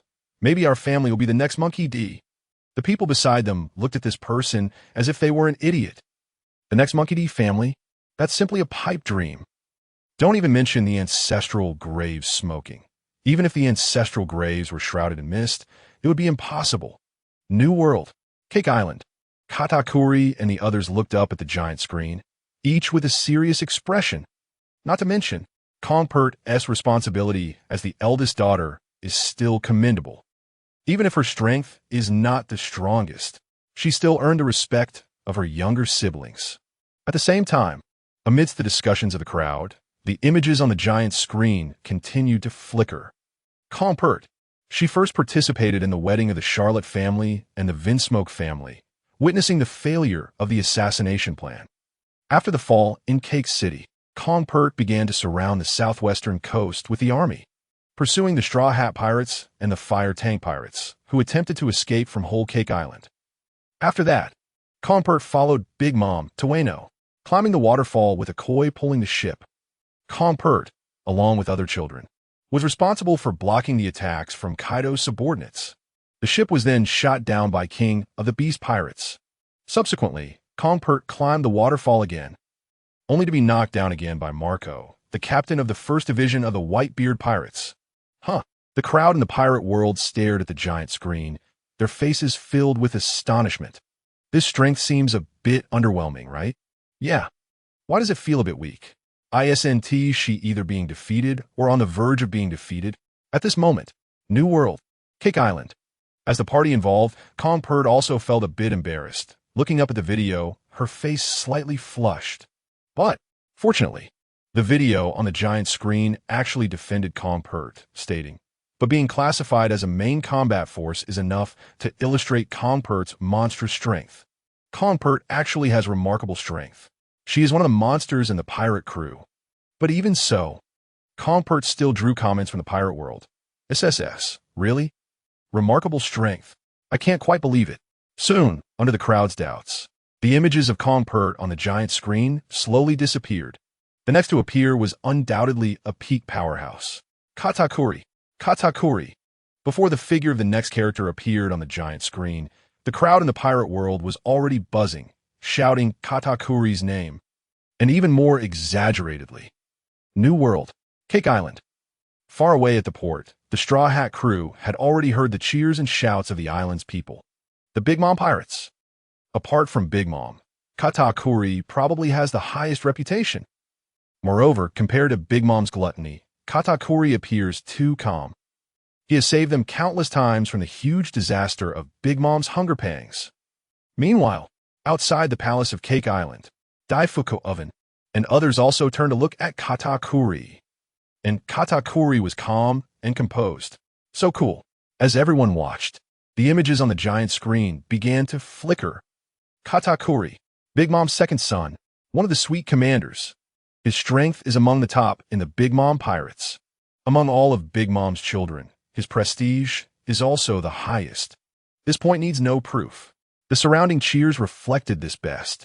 Even many women from Cake Island looked up with hearts in their eyes. Their dream is to marry Katakuri. Under the infatuation of the pirate world, the images on the giant screen continued to flicker. Katakuri's most extraordinary ability. The ability to foresee part of the future with observation haki. SSS. The crowd in the pirate world instantly erupted, all looking up at the giant screen. Their faces filled with disbelief. Foreseeing the future? No way. Can he really foresee the future? Yes. Yes. Originally thinking that this statement was merely a joke, the crowd couldn't hold back anymore. Unbelievable. They could hardly believe it. Can the ultimate goal of observation haki truly foresee the future? A group of powerhouses. Whitebeard Kaido Shanks. And even Rayleigh looked up at the giant screen in surprise, murmuring softly, foreseeing parts of the future. A moment, a few seconds, or a few minutes? They then slowly shook their heads and chuckled. Even if it's just a moment, that person must already be a top-tier master of observation haki, right? The New World. Whole Cake Island. Katakuri stared at the video, even though his ability was exposed. Katakuri's face was calm, showing no signs of disturbance. Soon, the images on the giant screen continued to flicker, and the introduction of Katakuri continued. At that time, Capone Beach, who planned to assassinate Big Mom, also said, The trickiest part of the entire plan is Katakuri. This shows how strong Katakuri's abilities are. The crowd in the pirate world erupted again, looking up at the giant screen and unconsciously swallowing hard. Hiss, is the Emperor of the Sea so humiliated now? Yeah. Why does it feel like anyone can just kick a few times? Yes. If it were the Straw Hat crew, it would be acceptable, of course. But who is this Beach? At this moment, a weak voice emerged from the crowd. Seems like a new generation of the Mafia. What? The Mafia? The crowd couldn't help but sneer. In this era, does the Mafia dare to challenge the Emperor of the Sea? You have to know, in the pirate world, where the ocean is vast and the land is scarce, pirates look down on these so-called mafias. They call it the Mafia for a nice name, but to put it bluntly, aren't they just local tyrants? At this moment, the one who was most shocked was not the crowd in the pirate world, but Capone Beach himself. Capone Beach looked up at the giant screen, the cigar in his mouth almost dropping to the ground. What the? In the Grand Line, aboard a pirate ship, Capone Beach looked up at the giant screen, his face filled with worry. He hadn't done anything, and he was about to assassinate Big Mom. Capone Beach could already imagine what he was about to face. As expected, the reality was just as Capone Beach anticipated.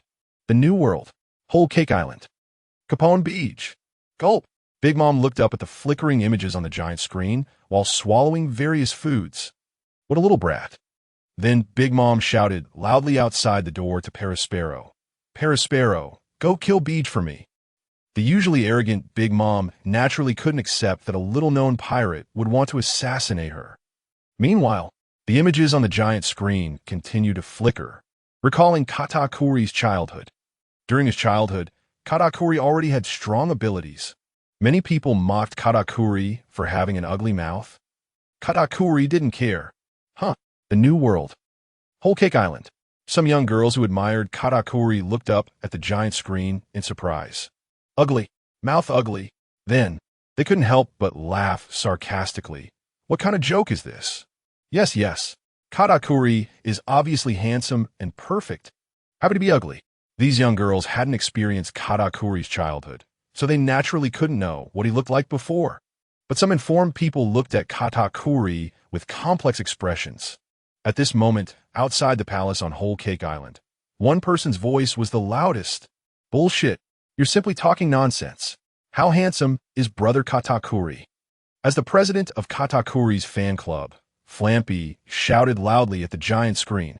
Under Flampy's scolding, the images on the giant screen continued to flicker. Those who mocked Katakuri would be beaten, but Katakuri's sister suffered retaliation, getting her face scratched and leaving a permanent scar. From then on, Katakuri wrapped a scarf around his mouth. He disguised himself as a perfect and invincible man to protect his siblings. According to his siblings, Katakuri had never been defeated, and his back had never touched the ground. Meanwhile, the giant screen showed Katakuri taking off his scarf. The New World, Whole Cake Island. As soon as the image appeared, countless people collapsed to the ground, staring incredulously at the giant screen where Katakuri was taking off his scarf. Most people fainted on the floor, and a portion of strong-willed fans of Katakuri stared intently at the video on the giant screen, their eyes dim and murmuring. Impossible. Absolutely impossible. This is fake. Not just Katakuri's fans, but the crowd in the pirate world was also greatly shocked. On newspapers, on wanted posters, all featured Katakuri's perfect appearance. Taking off the scarf, the now hideous and ugly Katakuri was indeed seen for the first time. Is this Katakuri's true appearance? What a shocking sight. Perhaps the most unable to accept this was Flampy. Flampy was somewhat dazed. Meanwhile, the person involved, Katakuri, still had a calm expression, showing no change in his demeanor. At the same time, the images on the giant screen continued to flicker. Katakuri's duel with Luffy in the mirror world. This was undoubtedly a classic battle. Many strong individuals looked up at the giant screen. Here it comes. Here it comes. The battle between Katakuri and Straw Hat Luffy. This was the battle where Katakuri taught Straw Hat Luffy the pinnacle of observation haki.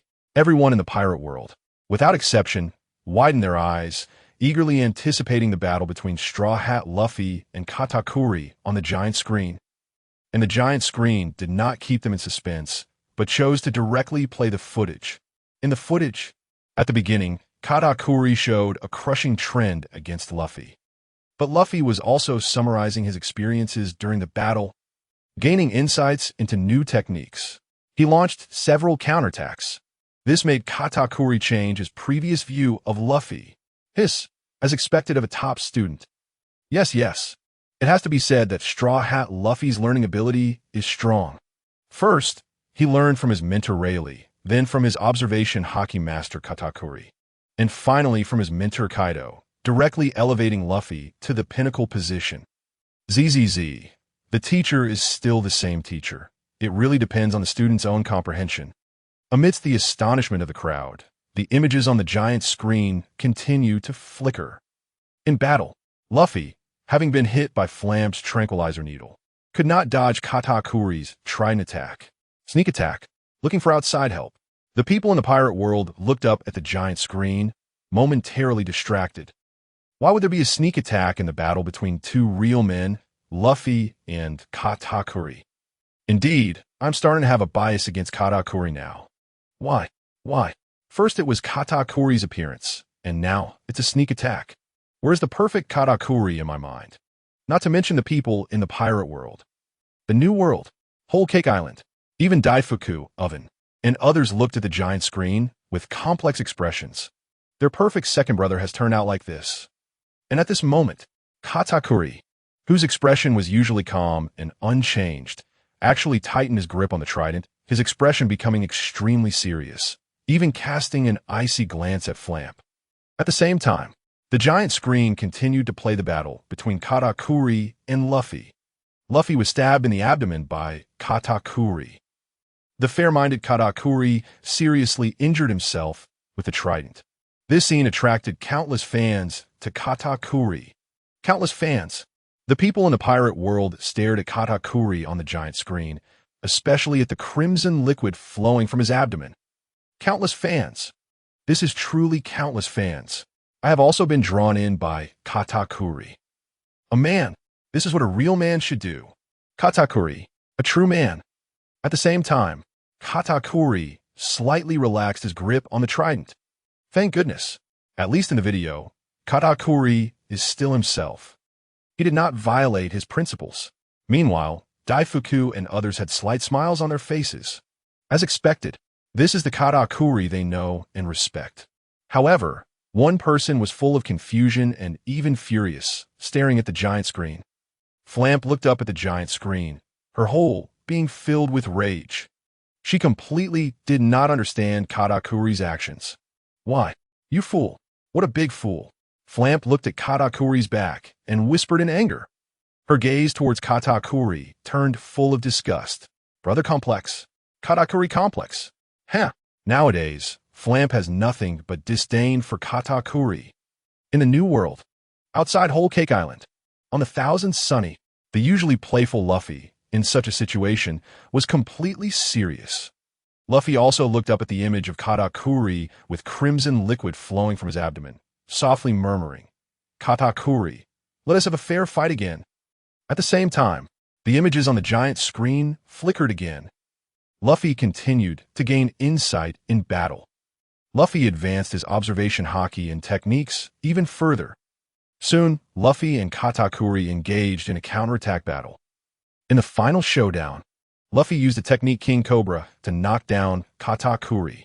At this moment, Katakuri was falling forward, his back not touching the ground. Lost. No. Did not lose. The people in the pirate world looked up at the image of Katakuri falling forward, their pupils involuntarily constricting, and they all clenched their fists, shouting loudly at Katakuri in the video, No. Katakuri, you did not lose. At the same time, some in the crowd pointed at the giant screen and said, Did you see that? Did you see that? Katakuri did not fall down. Katakuri did not fall backward.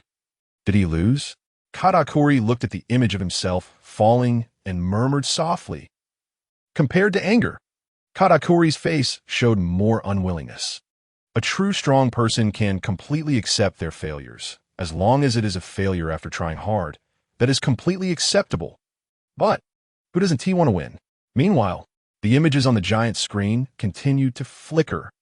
Then Katakuri stood up and asked Luffy, "One day in the future, will you defeat Big Mom?" Luffy decisively replied, "Yes, I'm going to become the Pirate King." After Katakuri finished speaking, "You really see a far future?" Then Katakuri fell backward, defeated. The people in the pirate world looked up at the giant screen, watching the image of Katakuri falling, murmuring, "Defeated?" This time Katakuri really lost. Yes, fell down. This might be the first time in Katakuri's life that he fell with his back to the ground. Amid the discussions of the crowd, Katakuri's hand holding the trident relaxed again and again, and he sighed deeply in his heart. Defeated? Did I lose? For some reason, Katakuri felt little anger in his heart.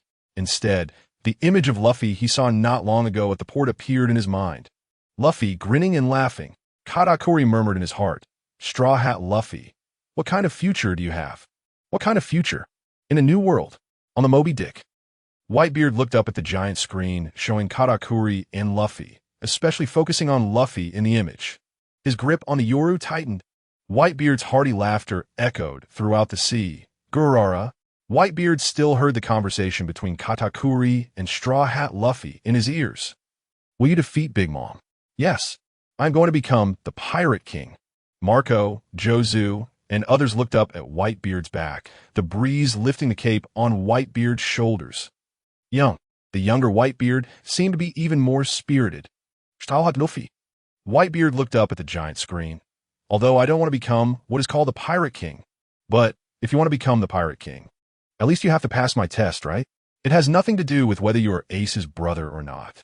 Sun God Nika form? Haha. I want to know what kind of potential you really have. In an instant, behind Whitebeard, Marco, Jozu, and Vista all looked up at the image of Monkey D. Luffy, their lips curling up slightly. Whitebeard Pirates versus Straw Hat Pirates. Sun God Nika Luffy. The newly crowned show-off master, the great swordsman, Zoro. The tough little cockroach, Sanji. Interesting. Really interesting. Defeating Big Mom. New world. On an unknown island. Red-haired Shanks stood at the forefront of the port, holding his griffin. "Luffy, at that time, you must be coming to defeat me, right?" Shanks looked up at the image of Luffy, covered in blood, but with an incredibly determined expression, and a faint smile appeared on his face. "Shanks, you must understand Luffy. That battle, maniac Luffy. He has always wanted to fight Shanks. A battle between men." Standing behind Shanks, Ben Beckman felt his captain's eagerness and was also watching Luffy on the screen, clearly saying the next words for Shanks to hear. "Captain, at that time, you probably won't be Luffy's opponent anymore. Luffy, he is like an indestructible cockroach. No matter how strong the opponent is, he can always grow in battle." On one side, Shanks looked up at the screen, his whole body suddenly tensing, his pupils slightly constricting. Ben Beckman continued, "Captain, have you noticed that in almost every battle, Luffy is covered in blood, but in every battle, Luffy is rapidly growing. You must also be Luffy's training stone, Shanks." Being looked down upon by his own first mate, Shanks not only didn't get angry, but instead laughed heartily. "Haha, really? Then I'm quite looking forward to that day." Then, Shanks turned to look at Ben Beckman, pondering. "So, what else can I teach Luffy? Devil fruit? I don't have any. Conqueror's Haki? Flowing cherry Haki? His mentor is Kaido. Luffy's current skills might be deeper than mine, right? Observation Haki? His teacher can foresee the future, Katakuri. Could it be my face fruit?" Ha ha ha. Shanks laughed at himself. Meanwhile, Ben Beckman quietly said, "Conqueror's Haki. Grand Line. Navy Headquarters, Marineford." Sengoku and Garp stood side by side, the backs of the two admirals already showing signs of stooping. The marks brought by time. "Pirate King." Sengoku was also listening to the conversation between Katakuri and Luffy on the screen, turning to look at Garp. "Garp, why do I have a feeling deep down?" Garp turned to Sengoku, quickly meeting Sengoku's serious gaze. At this moment, Sengoku's face was solemn. Luffy, he really seems to be the future Pirate King. Garp, who usually remains calm, couldn't help but be slightly taken aback, then laughed heartily. "A Pirate King? He must pass my test first. It is obvious. If Luffy wants to become the Pirate King, there must be a battle between Luffy and Garp. As all factions side, the giant screen continued to flicker. From the confrontation between Straw Hat Luffy and Katakuri, we can have a clear understanding of Katakuri. Although Katakuri stands on the opposite side of Luffy, but Katakuri is definitely not a bad person. As soon as the voice in the video came out, it was immediately recognized by everyone in the pirate world. Bad person. Ha ha ha. How could that be? How could Katakuri possibly be a bad person? As soon as this was said, not only the people around, but even the one who just said this was a bit stunned. Right? Is that right? Katakuri doesn't seem to be a good person, right? He's a pirate? How would he be a good person? For a moment, the people in the pirate world were all bewildered. Good person, bad person. Is Katakuri a good person or a bad person? As everyone was astonished, the images on the giant screen continued to flicker. When Katakuri was a child, he was always discriminated against and mocked by others because of his mouth. In the eyes of others, he is the invincible sweet commander, the perfect man, but only Katakuri himself knows. He is not perfect, but in order to protect his brothers and sisters, he must maintain perfection. In the confrontation with Luffy, Katakuri ultimately chose to fall on his back. Many people say Luffy defeated Katakuri, but actually it seems Katakuri did not lose. Katakuri simply acknowledged Luffy, believing that Luffy's abilities surpassed his own, willingly losing to Luffy. Man, this is a real man. The people in the pirate world looked up at the giant screen. Almost everyone shook their heads with emotion. Good person, bad person. This really isn't certain, but it can be affirmed that Katakuri is definitely a real man. New world. Outside Whole Cake Island. On the Thousand Sunny, Luffy, Zoro, Sanji, and others looked up at the giant screen. The usually playful Luffy had a very serious expression at this moment. Zoro was the same, even placing his hand on the sword at his waist. Battle. Compared to Luffy, Zoro is probably the real battle maniac. Sanji's cigarette kept coming one after another, and he didn't know how many cigarette butts were already at his feet. Respect. The respect for Katakuri was clearly visible on the faces of Luffy, Zoro, Sanji, and Frankie. Soon, Katakuri's figure disappeared from the giant screen, and the next figure slowly appeared under everyone's gaze. Charlotte Daifuku.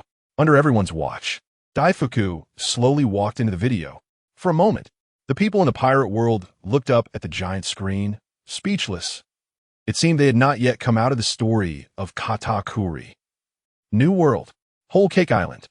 Outside the palace, Daifuku looked up at the giant screen, appearing quite mature. Under everyone's gaze, the images on the giant screen continued to flicker and soon began to introduce Daifuku. And the title about Daifuku was also quite impressive. Daifuku, possessing a devil fruit ability that requires no development. An 8-year-old child can eat it and compete with Sanji. As soon as the title came out, it immediately pulled everyone's thoughts out of the regrets about Katakuri. Everyone raised their heads to stare at the giant screen, murmuring, a fruit ability that doesn't need to be developed? An 8-year-old can fight against Sanji. Without exception, everyone widened their eyes and fixed their gaze on the giant screen. Although Sanji is a bit weak, but he shouldn't be unable to defeat an 8-year-old child. Right. At that moment, people in the pirate world all looked up at the giant screen, clearly not believing the statement made on it. Meanwhile, New World, Cake Island. Outside the palace, Daifuku looked up at the giant screen. His face, which looked even older than Perispero, couldn't help but twitch a few times. No need to develop. Just these 4 short words made Daifuku feel extremely insulted. But soon, under everyone's gaze, the images on the giant screen began to flicker. Devil fruit abilities are mainly divided into 3 categories. They are Paramecia, Zoan, and Logia. Devil fruits can grant the eater a unique special ability in the world. Each devil fruit has unexpected uniqueness. By continuously developing and utilizing their abilities, users can gain extremely powerful combat power. However, The moment one becomes a devil fruit user also means being abandoned by the sea, becoming a landlubber who can never swim. And just under everyone's watch, the giant screen merely provided a popular science explanation about devil fruits. What the? They complained about these useless words. Yeah. Hurry up and tell me. I also want to know what kind of devil fruit doesn't tea need to be developed. Yeah, and an 8-year-old can beat Sanji. What is it? In an instant, everyone's curiosity was piqued, and they all looked up at the giant screen. Under the watchful eyes of everyone in the pirate world, the images on the giant screen quickly began to flicker. This time, the giant screen didn't spout any nonsense, but revealed the true nature of this devil fruit. Although there are also devil fruit abilities that can gain powerful strength without needing development. Only this devil fruit ability not only does not require development, but even an 8-year-old child can eat it and become a strong combat force. He can even fight against Blackleg Sanji. Ding ding ding.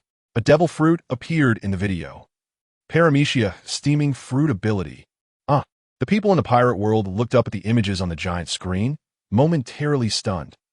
What is this? What fruit? Paramecia steaming fruit. I've never even heard of it. Yes. The people in the pirate world all widened their eyes, staring at the giant screen, anticipating the flickering of the images. New world, Cake Island. On the thousand sunny outside the port, the only injured person was now revealed. Like Sanji. Sanji had his head down, his face completely dark. Sanji dared to swear. This was definitely the worst time he had been made fun of. Zoro beside him was even holding back, looking like he wanted to laugh but dared not. He was about to burst from holding it in.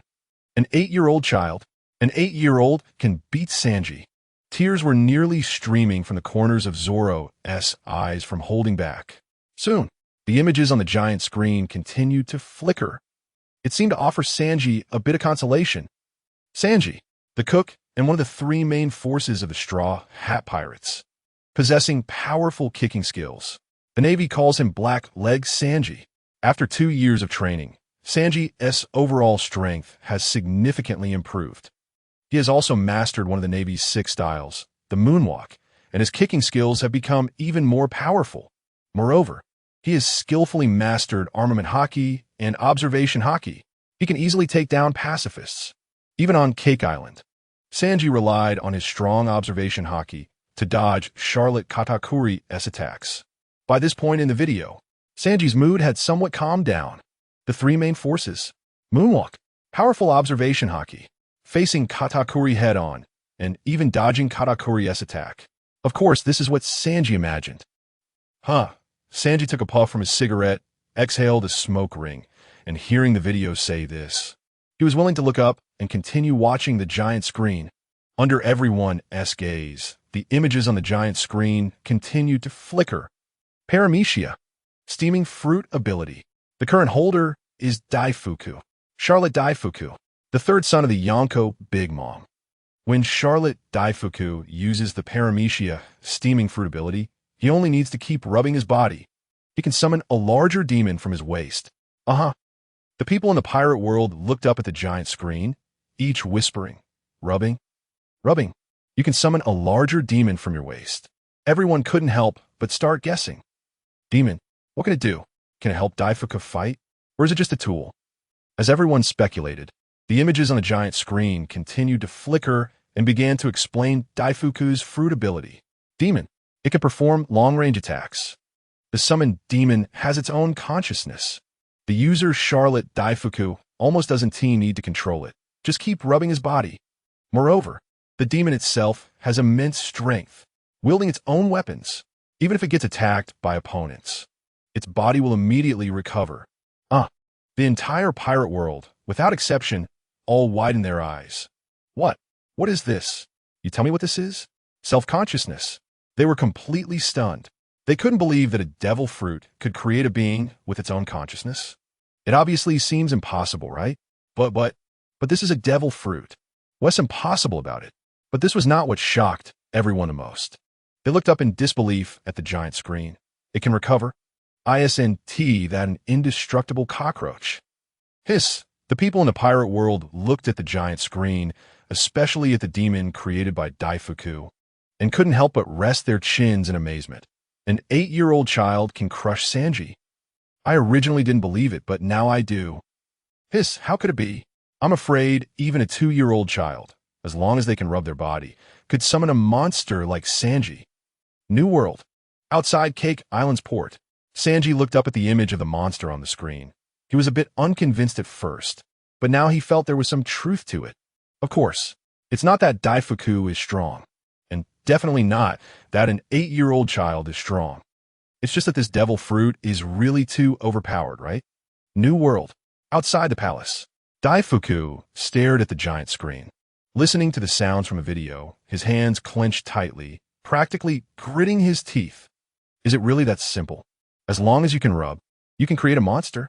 Meanwhile, Katakuri, Oven, and others turned to look at Daifuku. Under everyone's gaze, the image on the giant screen continued to flicker. During the tea party, Charlotte Daifuku used the power of the searing fruit to summon a monster. The monster fought against Black-Leg Sanji. The monster was completely unyielding against Sanji's powerful kicking techniques. It could withstand Sanji's attacks. At one point, it even suppressed Sanji. When Sanji went to rescue the Vinsmoke family, Charlotte Daifuku summoned the monster and relentlessly pursued him. It even pinned Sanji to the ground.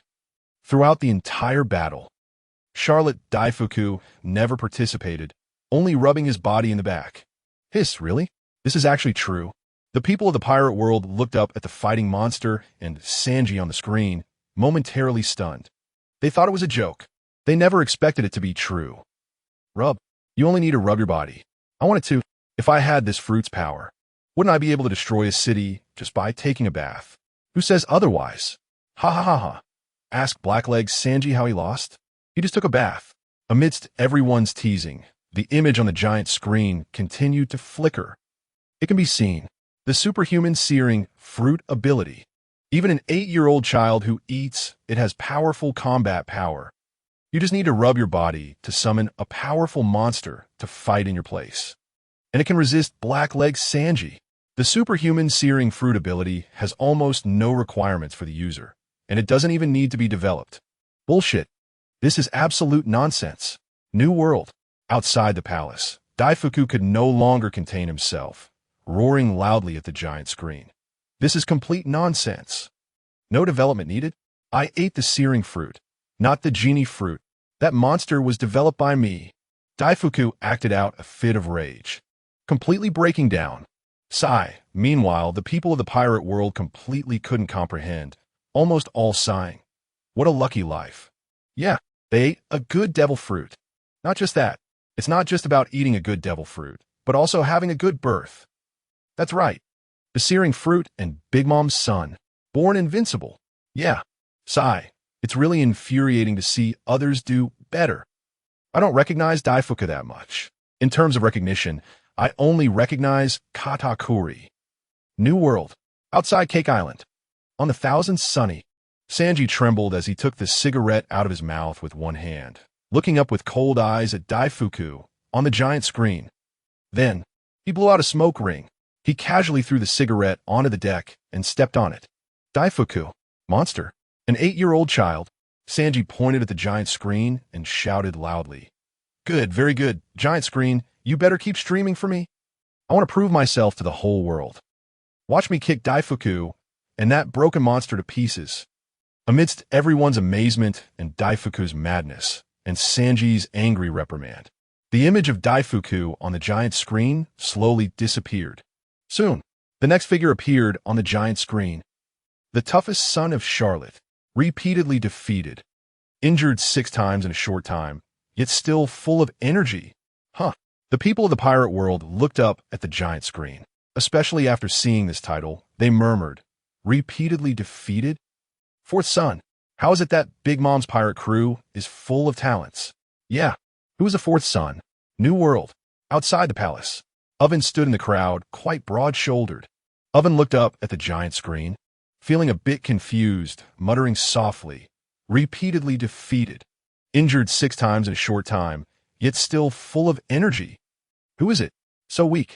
But soon, Oven reacted, looking up at the giant screen, the voice from the video still ringing in his ears. Fourth son? Huh, me? Is the giant screen talking about me? Meanwhile, the video continued to flicker, and the introduction about Oven continued. Big Mom's fourth son is Charlotte Oven, a user of the superhuman heat fruit, the burnt minister among the 34 ministers. Although he doesn't look like it, Oven, Katakuri, and Daifuku are triplets. Very powerful. In Beiji's eyes, Oven is a powerful monster.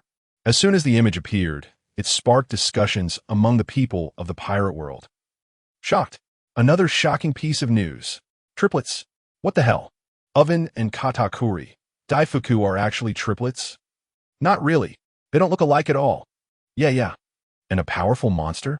Aren't they repeatedly defeated? So is Oven strong or weak? That's right. Amidst the surprised gazes of everyone, the image on the giant screen continued to flicker. Oven is very loyal to the big MOM pirate crew. Even if his own sister betrays him, he can be ruthless. As a user of the heat fruit, he can directly heat the material he touches. He can also heat and burn his opponents from a distance. Even so strong, for some reason, Owen's record could be described as failing repeatedly. New World. Inside the palace of Cake Island, Big Mom stood in the hall, looking up with a cold gaze fixed on the giant screen, her expression exceptionally grim. Betrayal?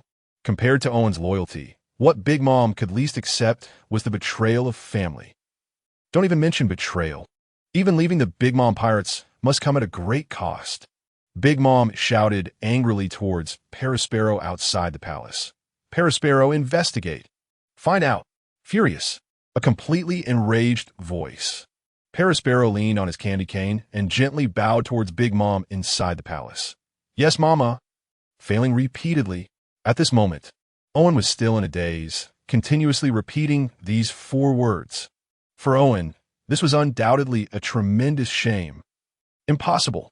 Absolutely impossible. Under Owen's gaze, the images on the giant screen continued to flicker. First, Brook was frozen. Luffy and Beiji plotted together, preparing to show Big Mom a photo of the damaged nun to weaken her physical defenses. On the way, Luffy was delivering the ruined photo. Brook blocked Owen's interception and used the cold air of Yomi to freeze Owen. In the image, Owen, who had the heat fruit, was directly frozen by Brook. Heat fruit. Frozen. It might be hard for anyone to believe. The people in the pirate world looked up at Owen in the video and couldn't help but shake their heads slowly. Hiss, this strength does seem somewhat concerning. Indeed, as a user of the heat fruit, being frozen by someone else is quite embarrassing. TSK. It feels a bit weak. New World. Cake Island. Big Mom in the palace could not help but feel enraged again. The nun. Damaging the nun's photo. Unforgivable. For Big Mom. The nun and her reputation seemed even more important than her own life. Luffy. Big Mom clenched her fists, looked up at the giant screen, and her pupils couldn't help but dilate. A grudge? Luffy. Big Mom lowly shouted angrily at the suddenly appearing Luffy on the giant screen. Lin. The long loaf of bread beside Big Mom slowly spoke. It's not Luffy, it's Beiji. It's Beiji who wants to destroy the nun's photo. It's Beiji who wants to assassinate you. Everything is because of Beiji. Coincidentally, at this moment, Beiji's figure appeared on the giant screen. The long loaf's voice continued to ring in Big Mom's ears. Lin, don't you want to fulfill the nun's dream? Let all races live in peace. Now, an opportunity is right in front of you. Straw Hat Luffy, the monkey family, sun god Nika, no matter what, you must make Sanji and Broly get married. The long loaf's voice seemed to be a switch that could manipulate Big Mom, and she let out a long breath. Beiji. I want to make Beiji wish he was dead. Clearly, Big Mom was once again manipulated by the long loaf. And for the long loaf, human greed knows no bounds. The long loaf wanted more power, more money, and a higher status. In his view, all of this could be easily obtained as long as Sanji could marry Broly. Grand Line. On a pirate ship. Beiji stood on the deck, looking up at the screen, pointing at himself. Me? Is it me? Are they talking about me? At this moment, Beiji wanted to escape the Grand Line, return to his old profession, and rejoin the Mafia? The pirate life is too deep. The Mafia is much easier to deal with. At the same time, the images on the giant screen continue to flicker, once again introducing Owen's glorious record. Second, kick by Niji. The big MOM assassination plan failed, and Luffy's group and Beiji's group were all ambushed. Germa 66, saved by Sanji, completed their transformation and began attacking the big MOM pirates. Owen grabbed Chopper, and transformed Niji kicked Owen with an electric foot, saving Chopper. Nani? Owen looked up at the images on the giant screen. Niji, what is this? Am I really that unimportant? New World. On Germa 60 6Lessons ship. Niji's mouth slightly curled up. Owen, huh? Absolutely weak. But the one with the biggest grin was Gaji. As expected, Niji is my greatest achievement. Niji defeating Owen is something that makes Gaji feel proud. Meanwhile, Sanji looked up, somewhat surprised and shocked. At the giant screen, Niji took action. Germa 66 reconciled. Bang, crack. Sanji lit a cigarette and put it in his mouth, staring at Germa 66 in the image, softly murmuring, "Will you come?" Sanji's expression was exceptionally serious. To be honest, he didn't want to have any interaction with Germa 60 6Lessons people. At the same time, the images on the giant screen continued to flicker. Third, kicked away by Sanji. Facing his betraying sister, Owen was prepared to execute her. Just as her biological father was about to attack Owen, Sanji took the opportunity to kick Owen away at high speed and saved her. The people in the pirate world looked up at the giant screen. Again, kicked away. This is indeed a bit weak. Even a voice emerged from the crowd. To be honest, with Owen's strength, he really isn't as good as a magical being from Daifuku. The crowd was slightly stunned, then burst into laughter. An insult. This is truly a proper insult. Ha ha ha ha. Does this mean that after all these years of Owen developing his devil fruit, he is still not as good as an 8-year-old child directly eating the steaming fruit? Ha ha ha, isn't it? When everyone thought carefully, that made a lot of sense. Although the words were a bit insulting, they were not wrong. The truth is indeed as such. Her biological father, New World, inside the palace. Big Mom looked up at the giant screen, her face filled with anger. Big Mom stared intently at the giant screen, eager to find out who had betrayed her. But the giant screen remained unyielding, revealing nothing, although it did provide a few useful clues. Her Big Mom's voice was extremely low, seemingly filled with rage. A woman. It's a daughter. Biological father. My father is still alive. Although nothing was revealed, at least it significantly narrowed down the possibilities. Investigate. Find out for me. Perospero, who had already received Big Mom's orders, was already heading towards the center of Cake Island. After hearing Big Mom's roar, Perospero couldn't help but quicken his pace. Waste. Simply a waste. But it wasn't over yet. Big Mom looked up and scolded Owen, saying, "What a waste. Can't even handle a traitor." And was kicked away by Sanji. Waste. What a waste. Big Mom directly cursed without caring about Owen's loyalty. Outside the palace, Owen looked as if he had eaten a fly, his face extremely unpleasant. At that moment, Owen was praying that the giant screen would not continue to expose his repeated failures. Owen was afraid Big Mom would tear him apart. Yet the giant screen ignored Owen's prayers and continued to play. 4. Crushed by a pirate ship. Everyone in the pirate world was stunned, all eyes wide open. What the heck? Not only repeated failures. It was bad enough, but how could he be crushed by a pirate ship? Especially when everyone looked up at the screen, showing Owen covered in blood lying on the ground. Not just bad. I'm starting to doubt Owen's intelligence. Sigh. Everyone sighed helplessly. Can't you dodge? What do you need legs for? Under the crowd's scolding, the images on the giant screen continued to flicker. Becky's pirate ship, the Nostra Castro, was delivering the wedding cake, and Owen, who had been knocked away by Becky, was blocking the way. Owen decided to stop the Nostra Castro. Owen is not Whitebeard, so the result was obvious. Owen was directly crushed by the pirate ship. The people in the pirate world shook their heads as they looked at Owen. This is someone who doesn't measure his own strength. Whitebeard. The crowd couldn't help but show mocking smiles. He really doesn't know his own strength. Not only the people in the pirate world, but even Owen couldn't help but swallow hard. Myself, is that really me in the video? Am I really that stupid? Inside the palace, Big Mom shouted angrily at Owen on the giant screen. Owen, get the hell out of here. Clearly, Big Mom was infuriated by her son Owen.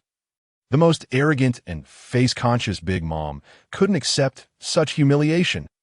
And at this moment, New World, on the Moby Dick, Whitebeard, holding the Tsong Yun Xie, stood at the front of the deck, looking up at Owen being crushed on the ground in the giant screen. No reaction whatsoever. Behind Whitebeard, Marco, Jozu, and others were excitedly discussing. Ha ha ha. I can't stop laughing. Who does Owen think he is? How dare he compare himself to Dad? He deserves it, truly deserves it. And on Onigashima, Jack looked up at Owen on the giant screen, laughing heartily at his antics. Fool. What a fool. How can he still become a minister of Big Mom's pirate crew? Afterwards, Jack looked up at Kaido, who was drinking strong liquor, and shouted, Admiral, it seems like Big Mom's pirate crew is getting weaker and weaker. Should we dock at Cake Island? Cough, cough. Hearing this, Kaido was choked by the strong liquor, coughing violently, his inner grass mud horse running wild. Big brother doesn't say second brother. That's right. Every family has a fool. Sigh. Kaido let out a long sigh. At the same time, the images on the giant screen continued to flicker, and Owen's failures were not over yet. 6. Pierced by E.G. The best assist, Broly. Broly announced loudly that Katakuri was defeated by Luffy. This shocked everyone in the big MOM pirate crew. Owen was even more shocked, sweating profusely, stating he wouldn't spare Luffy, and directly flew up to swing his sword. E.G. came to use Sparkling Fist to injure Owen, saving Sanji and Luffy. Defeated again.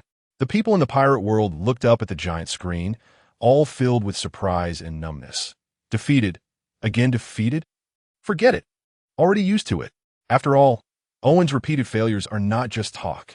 But what a shame. What a shame for Owen's powerful devil fruit ability. Ha ha ha ha. Grand line. On the Germa 66 ship, Judge's face was almost twitching from laughter. The more glorious the achievements of his sons, the more shine on Judge's face. Soon, the video on the giant screen summarized Owen's situation. For Owen, although he was injured many times, he soon bounced back to action. Truly Big Mom's biological son. Top-notch physical fitness. Top-notch physical fitness. New World. Cake Island. Owen's face, which looked like pig liver, became increasingly unpleasant. Is this a compliment? Totally crushed. It really is completely crushed. Yes. The people in the pirate world looked up at the giant screen, and almost everyone evaluated Owen in this way. Come on. Next. Let's continue to the next one. Obviously, Owen, this repeatedly defeated guy, has lost everyone's interest. And this time the giant screen surprisingly catered to the expectations of the people in the pirate world, and Owen's image suddenly stopped. Soon, the next figure walked into the video on the giant screen. The 10th son, Cracker. As the silhouette of Cracker stepped out, people in the pirate world began to comment. Cracker, one of the 3 sweet commanders of the Big Mom Pirates, Cracker. Hiss. Everyone widened their eyes in unison, eagerly awaiting Cracker's performance in the video. Under everyone's gaze, a question immediately appeared in the video. Does Cracker deserve the title of one of the 3 commanders? As soon as the question came out, people in the pirate world began to discuss. Is there really a dispute about this? Yes. If Cracker doesn't deserve the title of commander, then does the Big Mom Pirates have anyone left? Who says otherwise? Soon, people started counting on their fingers. Daifuku, an 8-year-old child. Oven, a guy who keeps losing and has no brains. Paraspero, a guy whose strength doesn't match his ambition. And what about that previous lazy king? Apart from Katakuri, if Cracker isn't capable, then who else is there in the Big Mom Pirates? Soon, with the discussions, the giant screen continued to flicker, starting to explain Cracker's strength. Charlotte Cracker.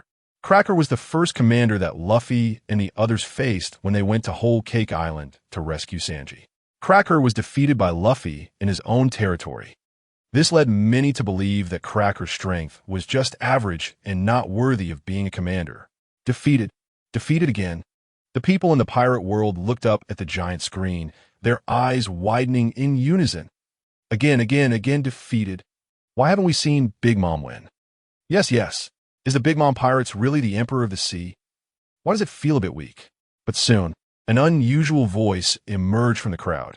No way. Does losing to Straw Hat Luffy need to be criticized? That's right. Don't even mention Cracker. Even Big Mom isn't Luffy's opponent. Is it a problem for Cracker to lose? Who says otherwise? Losing to Luffy is still called losing? Soon, the images on the giant screen continued to flicker. But some people said Cracker's defeat was entirely due to meeting Luffy. In fact, Cracker's overall strength is formidable.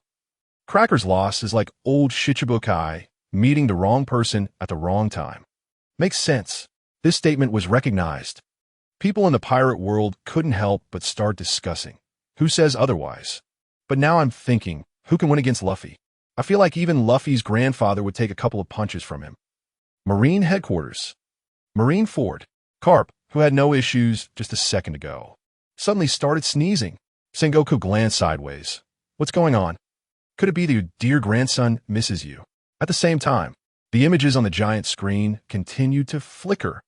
So how strong is Cracker? Next, let's analyze briefly Charlotte Cracker, also known as Thousand Hand Cracker, one of the Sweet Three commanders of the Big Mom Pirates. Minister of Biscuit in Tato Land, a biscuit fruit user, usually hiding among the biscuit soldiers. He calls himself the Biscuit Knight. His bounty is 860 million berries. He wields a sword called Pretzel. New World. Outside Whole Cake Island, Cracker is hiding among the biscuit soldiers, peeking at the giant screen. Speaking of stealth, Cracker is definitely number one in the pirate world. Hiding among the biscuit soldiers every day, you wouldn't know he was just a biscuit soldier. His biscuit fruit, glutinous rice fruit, candy fruit. Where did Big Mom get so many snack-type fruits? Got it. I understand. Suddenly someone in the crowd exclaimed, do you know why the Big Mom Pirates have so many desserts and snacks? In an instant, everyone's eyes focused on that person. Big Mom is hungry for good food. Hearing this, the scene seemed to come alive in front of them, making them shiver a few times. At the same time, the images on the giant screen continued to flicker. Cracker, he possesses haki, armament haki, observation haki. Moreover, Cracker's armament haki is very powerful. Cracker can imbue his fruit abilities with armament haki. Its strength astonished Luffy, as the weapon covered with armament haki could injure Luffy in his Gear 4th Bounce Man state. The people in the pirate world were filled with surprise. You have to know, the current sun god Nika Luffy has long since become a god. Brilliant achievements. One-shot kill of Kizuru outside impelled down, lazy, causing chaos in Marineford, beating up his mentor Kaido. Which one isn't Luffy's proud achievement? But now, Cracker's armament haki can shatter Luffy's Gear 4th. I must say, powerful. These ordinary people may not understand the classification and power of haki, but they understand the worth of Straw Hat Luffy. They understand the worth of being able to shatter Luffy in Gear 4th. New World. Outside the palace of Whole Cake Island, Cracker among the biscuit soldiers couldn't help but breathe a sigh of relief. Luckily, he didn't embarrass himself like Oven and Daifuku. It seems he is still worthy of the title of commander. At the same time, Big Mom inside the palace also looked a bit relieved. Finally, there is one who can hold his own. Under everyone's gaze, the images on the giant screen continue to flicker. As long as the introduction hasn't ended, Cracker's heart is still hanging. He fears that the video on the giant screen will slander him. Although in the New World, haki and devil fruits are everywhere. But we all know, only extraordinary people can possess haki. Moreover, having two types of haki at the same time, even if choosing the best among the short, he is still the best among the generals. Everywhere, the people of the pirate world were once again shocked by the explanations in the giant screen video. New World, what a dangerous place it is. The devil fruits and haki have become common items. It's simply astonishing. At the moment the video was released, the Grand Line, many who were eager to try out the New World turned back, muttering continuously, damn, commonplace devil fruits and haki. Whoever wants to go, go ahead. Of course, aside from these timid pirates, there are still some who like challenges. Law, Magnet King, Bucky, Hawkins, and other supernovas were eager to try. Meanwhile, under everyone's gaze, the images in the giant screen continued to flicker. Now, let's take a brief look at Cracker's fruit abilities. Fruit abilities: Hard Biscuit. Using the abilities of the biscuit fruit to create a giant biscuit and wrapping it with haki to form a strong defense. It can easily withstand attack from Luffy in Gear 2nd and Gear 3rd. Biscuit Soldiers.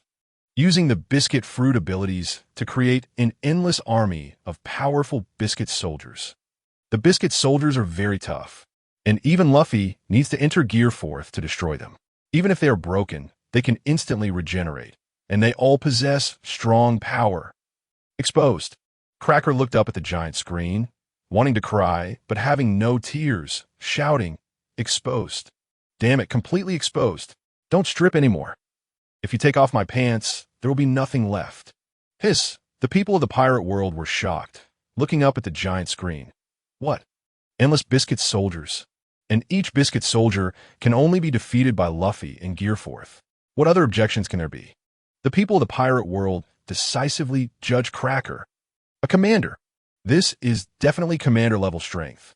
No objections. Absolutely a solid commander. Moreover, if it really is endless, I feel his strength could even match Katakuri. After all, as long as he stands behind and endlessly creates troublesome biscuit soldiers, that's it.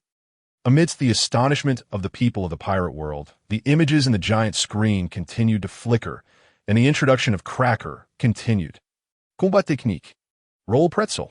Cracker spins his sword at high speed, adding haki and stabbing forward his opponent, releasing spiral sword energy that is extremely powerful, capable of knocking Luffy away with one strike. Wave pretzel. Cracker charges at his opponent quickly, releasing a powerful sword energy shockwave while stabbing at the opponent. Cracker used this move to attack Luffy, but it was dodged. Wow, wow, wow. New world. Outside the palace. Cracker, hiding among the biscuit soldiers, screamed out loud, even wanting to cry. Exposed. This time his pants were really stripped off. Damn it. How does the giant screen even know my techniques? An angry Cracker shouted loudly at the giant screen from among the biscuit soldiers. However, what Cracker didn't know was that this was not over. New world. At the port outside Cake Island. Luffy couldn't help but feel a bit confused. Counting Cracker is fine, but why does it always come back to him? Moreover, the explanation in the video makes him look a bit weak. It was either dodged, or the defenses were hard to break. Don't they care about face? As the video played, the people of the pirate world all nodded secretly. Commander. Undoubtedly. It seems that aside from Big Mom and Katakuri, Cracker is the most difficult to deal with in the Big Mom pirates. Amidst the astonishment of the crowd, the images in the giant screen continued to play. Through the analysis, we also realized, no matter which type, it posed a great difficulty for Luffy. Biscuit soldiers can't be beaten without Gear 4th. 5 biscuit soldiers are tough to handle even in Gear 4th. Using the famous sword pretzel can injure Gear 4th. In a frontal battle, Luffy has no chance of winning. What? The people of the pirate world were stunned. Not just the people of the pirate world. Even Cracker himself was a bit confused. It's fine to brag, but not like this. Defeating Luffy. Impossible. Absolutely impossible. The entire pirate world immediately clarified for Cracker. How could a Cracker possibly be Luffy's opponent? Yeah, not to mention Cracker. Even Katakuri couldn't do it. As soon as this was said, it was immediately echoed by those around. Huh. Not to mention Katakuri. Even Big Mom herself would find it a bit tough. Soon, the entire new world knew of Cracker's name, all looking up at the giant screen, especially the Cracker in the video. See, Emperor, could Cracker be trying to go solo? Always hiding his strength. Yes, yes. Who says otherwise? Straw Hat Luffy. He is Straw Hat Luffy. Straw Hat Luffy has experienced the frequent appearances in the video, plus the glorious achievements in Impel Down, Marine Headquarters, and more. He has become the hottest rookie in the pirate world. He has even earned the title of Sea Emperor. But now, Cracker could do it too. But there's a saying that goes, insiders see the essence, outsiders see the excitement. Whitebeard, Shanks. Sengoku and other strong figures watched the images in the video, listening to the discussions around them, and smiled lightly. Defeating Luffy. Gear 4th. It's probably impossible now. Yes, Cracker might be immediately killed if he encounters Luffy now. New World. Outside Cake Island. Cracker among the Biscuit soldiers was extremely terrified. Others might not know, but Cracker knows his own weight. In terms of self-awareness, Cracker can claim second, and no one dares to claim first. Facing Doflamingo, Oven, and others' gazes, Cracker couldn't help but swallow hard, and his whole body had a tendency to retreat. At the same time, the images in the giant screen continued to flicker, and Cracker's pants-stripping action was not over yet. With Nami's help, Nami caused rain to soften the Biscuit soldiers. Plus, Luffy's enormous appetite rendered Cracker's huge advantage null and void. What's even scarier is that Luffy has developed a strengthened version of Gear 4th, Tankman, full belly power. Woo-woo. Accompanied by the video playback, Cracker truly cried this time. His pants were completely gone, and he stood in front of everyone as if he were not wearing any clothes. Weakness. The video even exposed his own weakness. The people in the pirate world looked up in shock at the giant screen, unable to believe what they were hearing about Cracker. So Cracker lost. He lost to the rain, and even to Luffy's big appetite. It's hard to accept. This made the people in the pirate world unable to accept it for a while. How could such a powerful being lose in such a ridiculous way? Rain and the Big Eater? Then those Big Eater vloggers could directly defeat Cracker, right? Yeah. Who would have thought that the way to make Cracker fail would be so simple? Just a little rain. New World. At the port of Cake Island. Luffy, who was a bit angry before, now had that hint of anger completely gone, looking up at Cracker on the giant screen, still muttering. Cookies? These cookies must be delicious, right? Then Luffy shouted at Nami. Nami, I don't care. Once we get to Cake Island, you have to come with me. I want to taste these cookies. As for Nami, she had one hand on her forehead, her face full of despair, often wondering, why? Why is this person my captain? Meanwhile, the images on the giant screen continued to flicker, and the introduction to Cracker was not over yet. Although Luffy and the others fought in Cracker's home turf, Luffy was aided by Nami's rain and the illusory forest, preventing Cracker's devil fruit from displaying its full power. Simply put, this battle was not unfair. It even appeared to be a 46 to 54 or 55 to 45 situation. Indeed, for a moment, everyone in the pirate world echoed. I feel like the giant screen is right. Without Nami's help, Cracker might not have lost after all. Yeah, Cracker truly deserves the title of one of the sweet commanders. Some even started requesting clips, looking up at the giant screen and loudly shouting, I want to see Luffy and Cracker fight fairly. Yes, agreed. Strongly agreed. Even more shouted. Not just Cracker, we also want to see Luffy fight Katakuri. Right. It must happen. A proper fight. And if Cracker and Katakuri on Cake Island heard these voices, they would probably be gritting their teeth in gratitude. Everyone is such a good person, always eager to stir up trouble. Under the shouts of the people in the pirate world, the images on the giant screen continued to flicker. Although Luffy ultimately won this battle, it can be said that Luffy fought very hard, no less than when he faced Doflamingo. In this battle, Nami's role definitely accounted for 1/3. It was Nami's reign that created a restraining relationship against Cracker's devil fruit, not Luffy's huge appetite that restricted Cracker. Therefore, Cracker's overall strength definitely deserves the name of Sweet Commander, and he is more than worthy of the bounty of 860 million berries. Not inferior to Luffy versus Doflamingo. The people in the pirate world looked up at the giant screen, a familiar figure appearing in their minds. A familiar figure who had just taken the title of Newspaper King from Crocodile. In the crowd, someone slowly spoke. At that time, when Luffy faced Doflamingo, I remember it was a one-hit kill, right? Yeah, at that time, Doflamingo had no power to resist at all. This hard to evaluate. This really is a bit hard to evaluate. Why do I feel like Cracker would also be one-hit killed against Luffy? One sentence instantly sparked deep thoughts among the people in the pirate world. But soon, the crowd gave recognition to Cracker on the giant screen.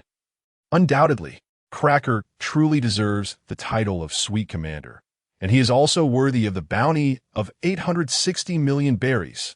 Big Mom Pirates members are counted here. Aside from Katakuri, only Cracker has gained recognition of strength from the pirate world.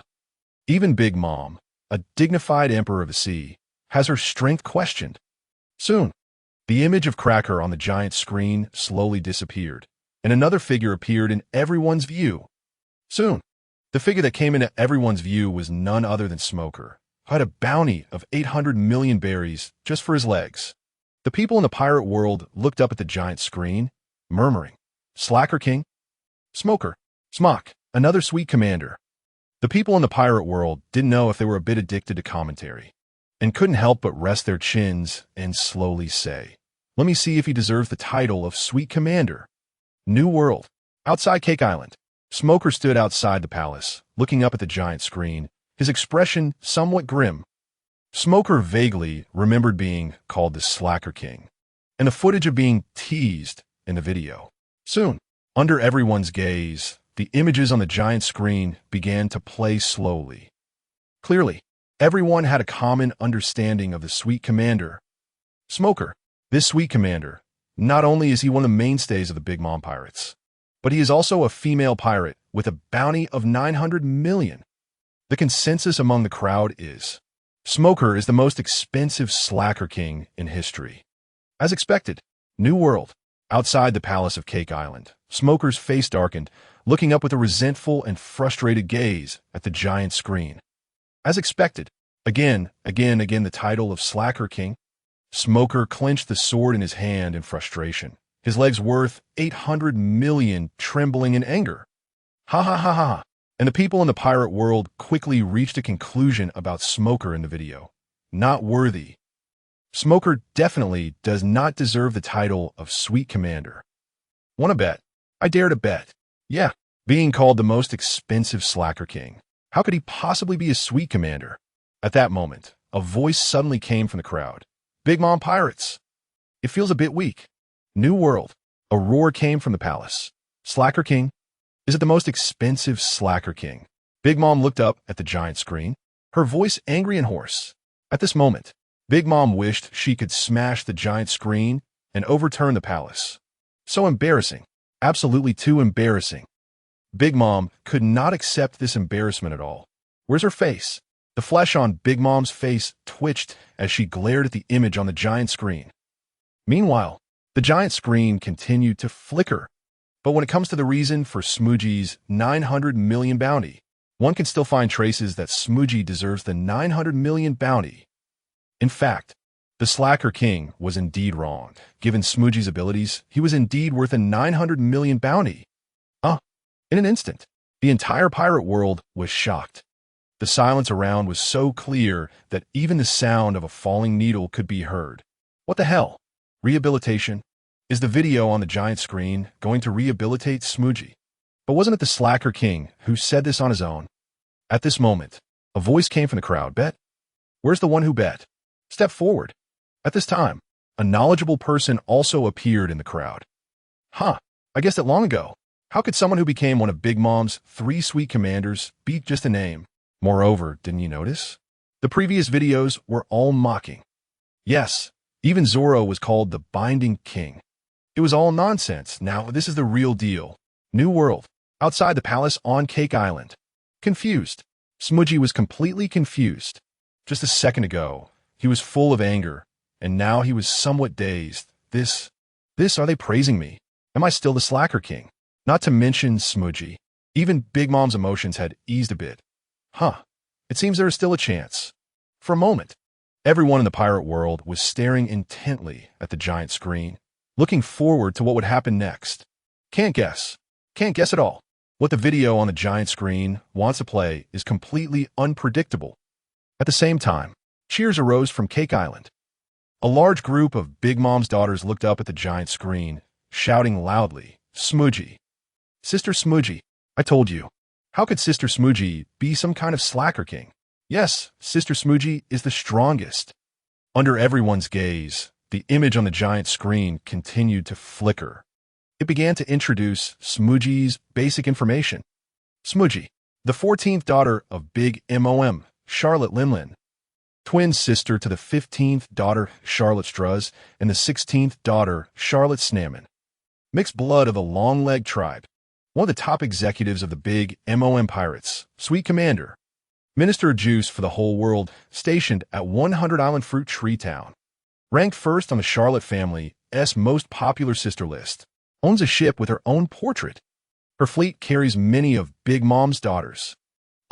The people in the pirate world looked up at the giant screen and couldn't help but murmur. The most popular sister ranked first? Does the Big Mom Pirates have its own ranking list? Yes. Did you forget? They previously said Katakuri was the most popular brother in the Big Mom Pirates. The people in the pirate world looked up at the giant screen, shaking their heads, and couldn't help but exclaim, "How nice. It's really great to be born." They even have their own ranking list. If Big Mom works a little harder, wouldn't a country made up of her own bloodlines come out? It's hard to say. Amidst the size of everyone in the pirate world, the images on the giant screen continued to flicker. First, powerful fruit abilities. Paramecia type. Squeeze fruit. Main ability. Extract moisture. Can dry out the objects it encounters, produce juice, and can also use a sword to strike opponents to extract moisture, and spray it out to eliminate a large area of enemies. In addition, Smooji can also extract moisture to enhance various attacks. Finally, Smooji can transform into a giant form by extracting a large amount of moisture, using her gigantic body to launch large-scale attacks that can hit all enemies in front of her. At the same time, the giant form of Smooji appeared on the giant screen. What the hell? Smooji. Is this Smooji's real ability? Isn't this too much like a Sweet Commander? Can this strength not be worthy of a Sweet Commander? The people in the pirate world looked up at the giant screen showing the giant Smooji, each with their mouths wide open. Isn't this too strong? Is this still called the Slacker King? However, just as everyone was discussing, someone suddenly spoke up. Being a slacker doesn't mean having no strength. Yes, look at who the last Slacker King title belonged to. It was Admiral Kizaru. Does Kizaru have no strength? PFFT. Could Admiral Kizaru have no strength? At the same time, under the gaze of the people in the pirate world, the images on the giant screen continued to flicker. Reason 2. High combat skills. When it comes to Smooji's combat skills, she is probably one of the few in the entire Big Mom Pirates. Smooji usually doesn't take action, but when she does, it's a heavyweight showdown. Vinsmoke Reiju. The people in the pirate world looked at the giant screen and murmured, "A heavyweight showdown? Is it referring to Reiju? Who is this? Can she even be considered heavyweight?" Almost half of the people expressed that they had never heard of Reiju's name, let alone what heavyweight competitors are. But in the crowd, there were still some knowledgeable people. Vinsmoke Sanji. Germa 66. New World. Outside Cake Island. Sanji stood on the deck of the Thousand Sunny, staring up at the image of Reiju on the screen, a cigarette hanging from his mouth one after another. Reiju. Sister.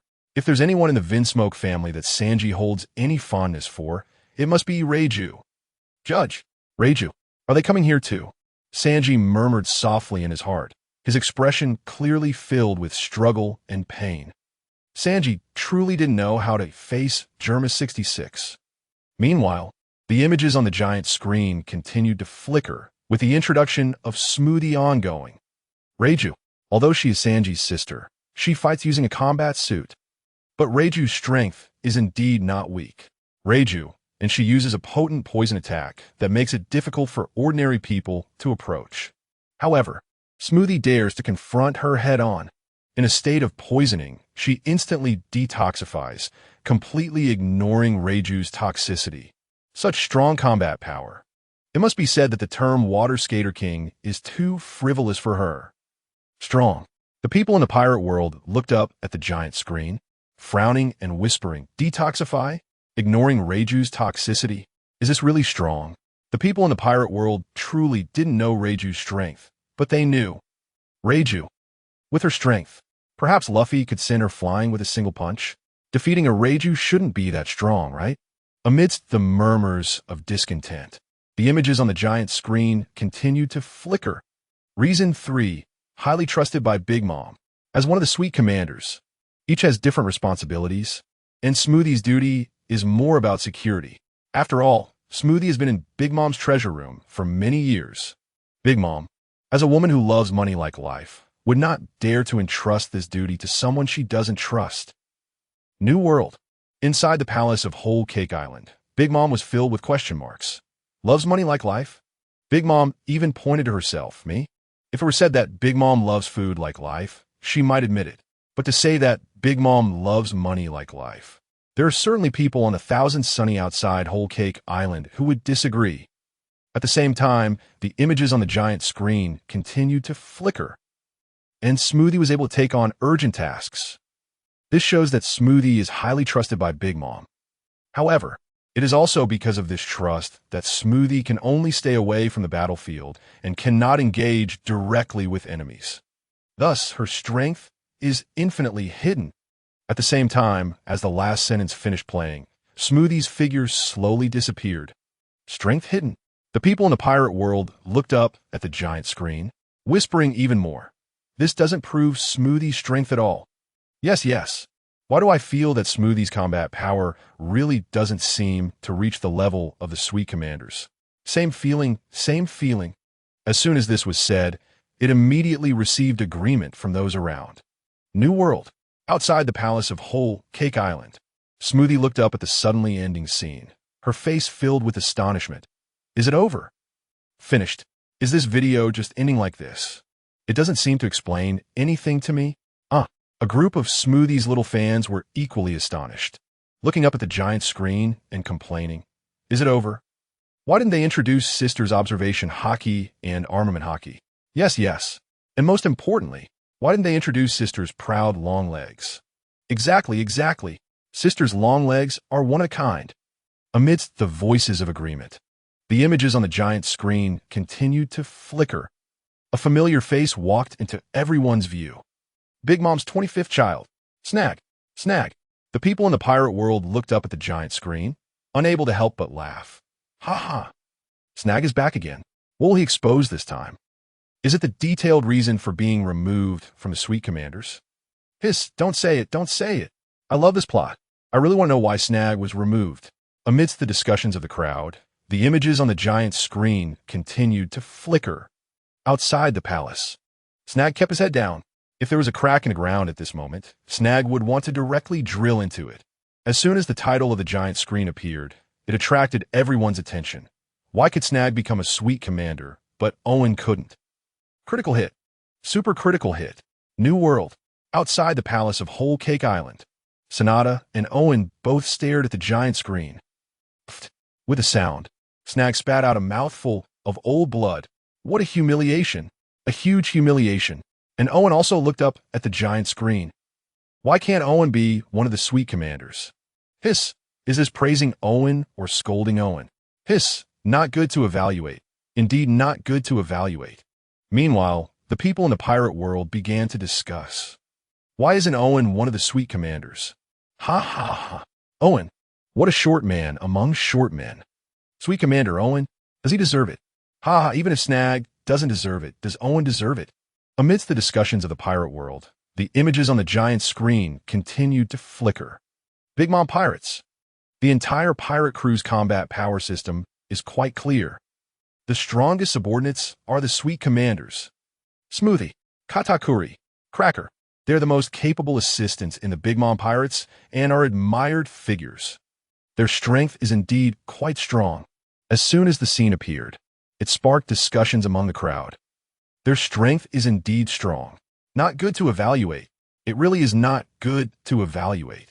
Yes, Katakuri and Cracker are indeed strong, but Smoothie Hiss, not really. Yes, how can a water skater be strong? Meanwhile, the images on the giant screen continued to flicker, and the introduction of Snag continued. But before the sweet commanders, in fact, there was one more member who was included in the commander ranks. Ding. He is Snag. Here he comes. The people of the pirate world looked up at the giant screen, their faces bearing expressions akin to mockery. Here he comes. The Tale of the Four Emperors. What is the Tale of the Four Emperors? Clearly, it's the existence of the last place. Ha! Under the mocking gazes of the crowd, the images on the giant screen slowly flickered. Originally, the three emperors were called the Four Emperors. But later, Snag was removed, so it was finally called the Three Emperors. However, Snag is clearly weaker than Oven. But why was it that Oven didn't enter the Emperor series? A little. Just a little. Yeah. This little bit is not enough for Oven to enter the ranks of the Three Emperors. The people of the pirate world looked up at the giant screen, staring intently. Hurry up and show it to me. I want to know why Snag was kicked out of the Emperor ranks. It seems that everyone in the pirate world shares this confusion. And the giant screen quickly answered everyone's questions. Snag's bounty is 600 million berries. The supernova, the monk Urki, stubbornly entered the territory of the Big Mom pirate crew. Urki fought with all his might and defeated one of the Sweet Commander, Charlotte Snag. Therefore, Snag was removed from the ranks of the emperors. The Sweet Commanders became the Sweet Three Emperors. Urki, is that the supernova? The people of the pirate world looked up at the image on the giant screen, almost simultaneously speaking. Defeated by a supernova? Snag. Hiss. He should indeed be removed. Yes. If Urki had faced Katakuri, he would have probably been crushed in one hit. Yeah, thanks to Urki facing Snag, he was able to survive. New world. Better off dead. At this moment, Snag is truly living a fate worse than death. Staring up at the giant screen, his face ashen. But when Snag saw Urki, his expression slowly turned extremely angry. Urki. It's that Urki. Damn it. I'm gonna kill that Urki. Snag gritted his teeth.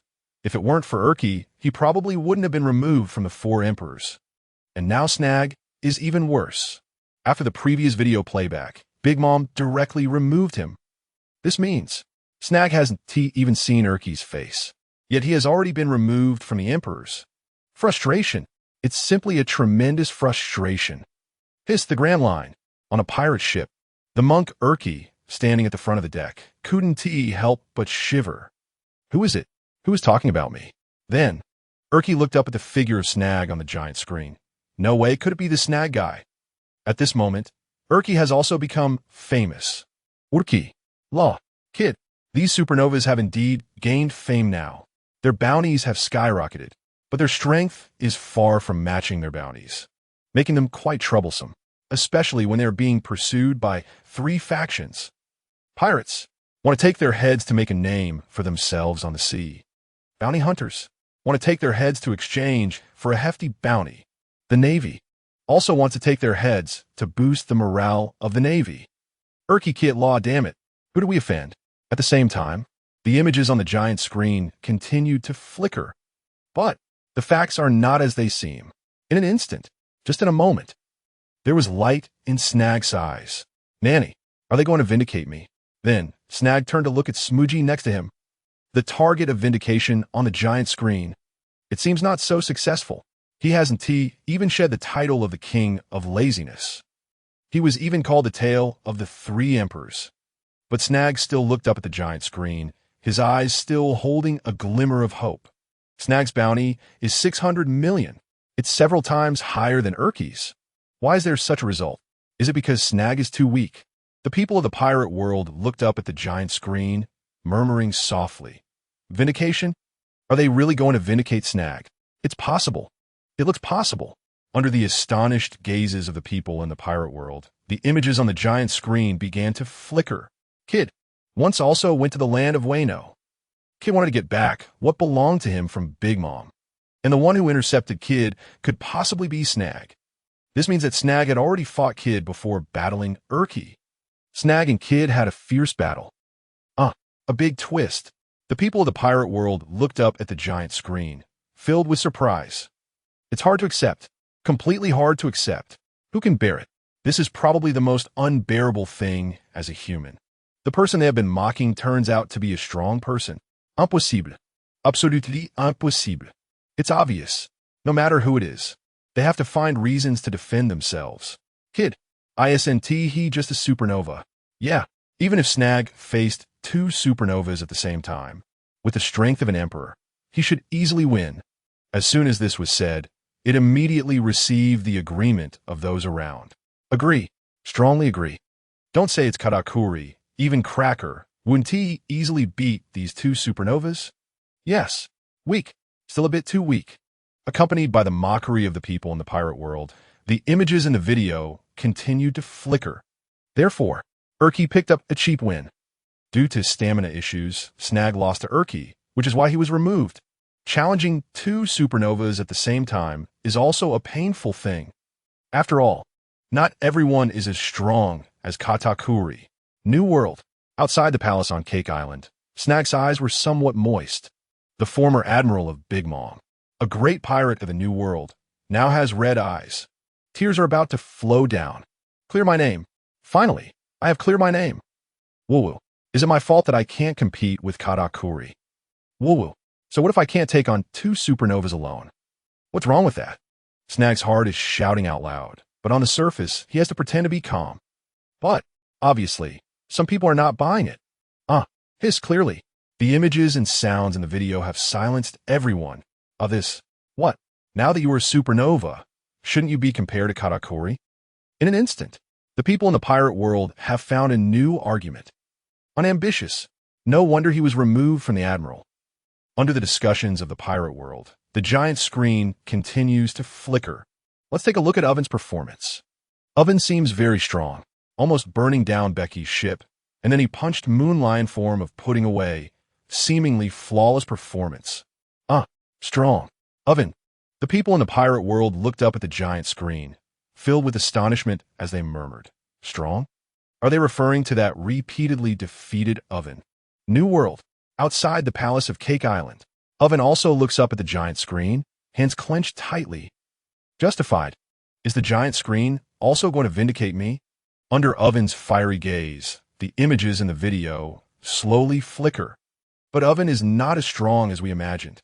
At first, Oven wanted to block Becky's ship with both hands, but he got flattened. Sanji kicked Oven away, and Oven didn't even know who hit him. Oven spread his hands, feeling a bit breathless, almost fainting on the spot. No, clearly, the giant screen did not vindicate Oven, but rather, the video effortlessly dealt another blow to Oven. Ha ha ha. At the same time, the people in the pirate world breathed a sigh of relief. As expected, I said it, that repeatedly defeated Admiral Oven. Could he possibly become stronger? No matter how you look at it, even if Snag is not an admiral, Oven has absolutely no chance. Meanwhile, the images on the giant screen continue to flicker. Snag's eyes are filled with hope, while Oven's face is ashen, as if he is dead. Sanji knocked Oven away with a very ordinary hockey attack. It hurts. Oven didn't even see Sanji. Oven is not as good as Sanji. Daifuku could knock Sanji away because he used a skill. Sanji used an ordinary skill. Later, Sanji also helped Garrett withstand a blow from Daifuku. Both of them were evenly matched. Daifuku's strength equals Sanji's. Thus, it can be concluded, Oven Daifuku Sanji. The people in the pirate world looked up at the giant screen. Are we doing math now? I just saw the video, and now you're teaching me math? However, soon, people began to discuss the trio of Oven, Daifuku, and Sanji appearing simultaneously in the video. Weak. Oven is simply pathetic. Yeah, if Oven can become an admiral, then isn't Daifuku definitely an admiral too? Sanji. So Sanji is the vice captain of the Straw Hat crew. Vice captain? Sanji? Obviously impossible. Where do you put my Zoro? Pfft. Oven looked up at the giant screen, as if a sharp sword had pierced through his heart. Instant kill. Weaker than Daifuku? Weaker than that guy who only knows how to roll his dough every day. I can't accept it. Meanwhile, the images on the giant screen continue to flicker. But Snag did not display any strength. The reason Snag became an admiral is that he is young and has great potential, even though he looks a bit old. But being chosen by Big Mom proves that Snag is better than Oven. New World. Outside the palace of Cake Island, Snag is also dumbfounded. Wasn't it supposed to clear my name? Why is it starting again? Weak. Simply too weak. The people in the pirate world are the typical onlookers who love to stir up trouble, and they all dismiss Snag and Oven on the giant screen. Admirals? They really don't deserve it. But soon, the giant screen exposed a shocking news. Oven has no potential, so Big Mom doesn't like him. Or is it because Oven looks a lot like Kaido? The people in the pirate world couldn't help but boil over, all widening their eyes. Nanny? Oven looks like Kaido. No way. It shouldn't be, right? Oven can't be Kaido's illegitimate child, right? Then that's too terrifying, right? If that's the case, then Katakuri and Daifuku are also Kaido's illegitimate children. His Katakuri is so strong. Could it be because of this? Inheriting Kaido and Big Mom's genes can't not be strong, right? The people in the pirate world looked up at the giant screen, truly amazed. Just then, a voice sounded. So Oven is not strong either. Stunned. The crowd froze in place upon hearing this. Cough, cough. There are always surprises. No matter how good the genes, there can be ungrateful children. Compared to the people in the pirate world, they are obviously more shocked. The triplet Katakuri, Daifuku, and Oven all looked up at the giant screen, and just then, Kaido's figure appeared in the video. Kaido, father. The three were dumbfounded. If this is true, then the backgrounds of Katakuri, Daifuku, and Oven are too strong, right? The mother of the Sea Emperor. The father of the Sea Emperor. In the new world, wouldn't they be walking sideways? The one who is also dumbfounded is the protagonist of this rumor, Kaido. Kaido, who is clearly a bit dizzy from drinking, pointed at himself. Me? Oven's father. His ha-ha. Thinking of this, Kaido actually started laughing wildly, perhaps thinking of his own biological daughter. If this is true, Kaido might just wake up laughing. Katakuri, who wouldn't want a son like that? The bewildered main character of this story, Big Mom. Big Mom looked up in surprise at the giant screen, even forgetting the embarrassing incidents of Owen and Snag. Kaido, damn it. That's just ridiculous. Big Mom cursed loudly. Gururara. In the new world, on the Moby Dick, Whitebeard, holding the sword Kongu, stared at the main characters on the giant screen, Kaido and Big Mom, and couldn't help but laugh heartily. Gururara, I could tell something was off between you two back then.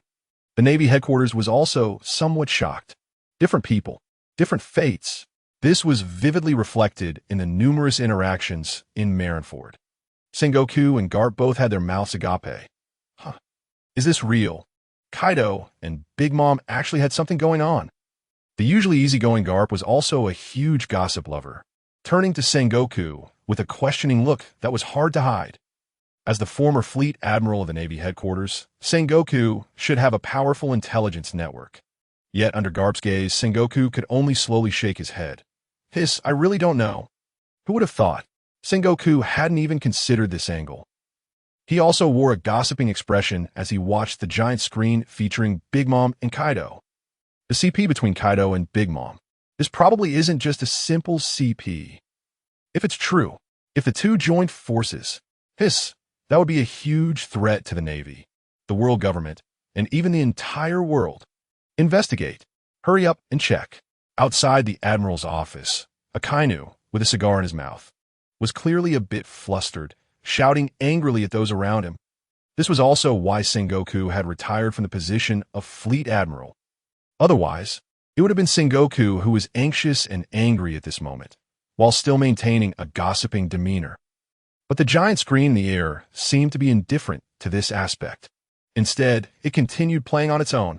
Soon, the CP image of Big Mom and Kaido vanished, and the video started playing on its own.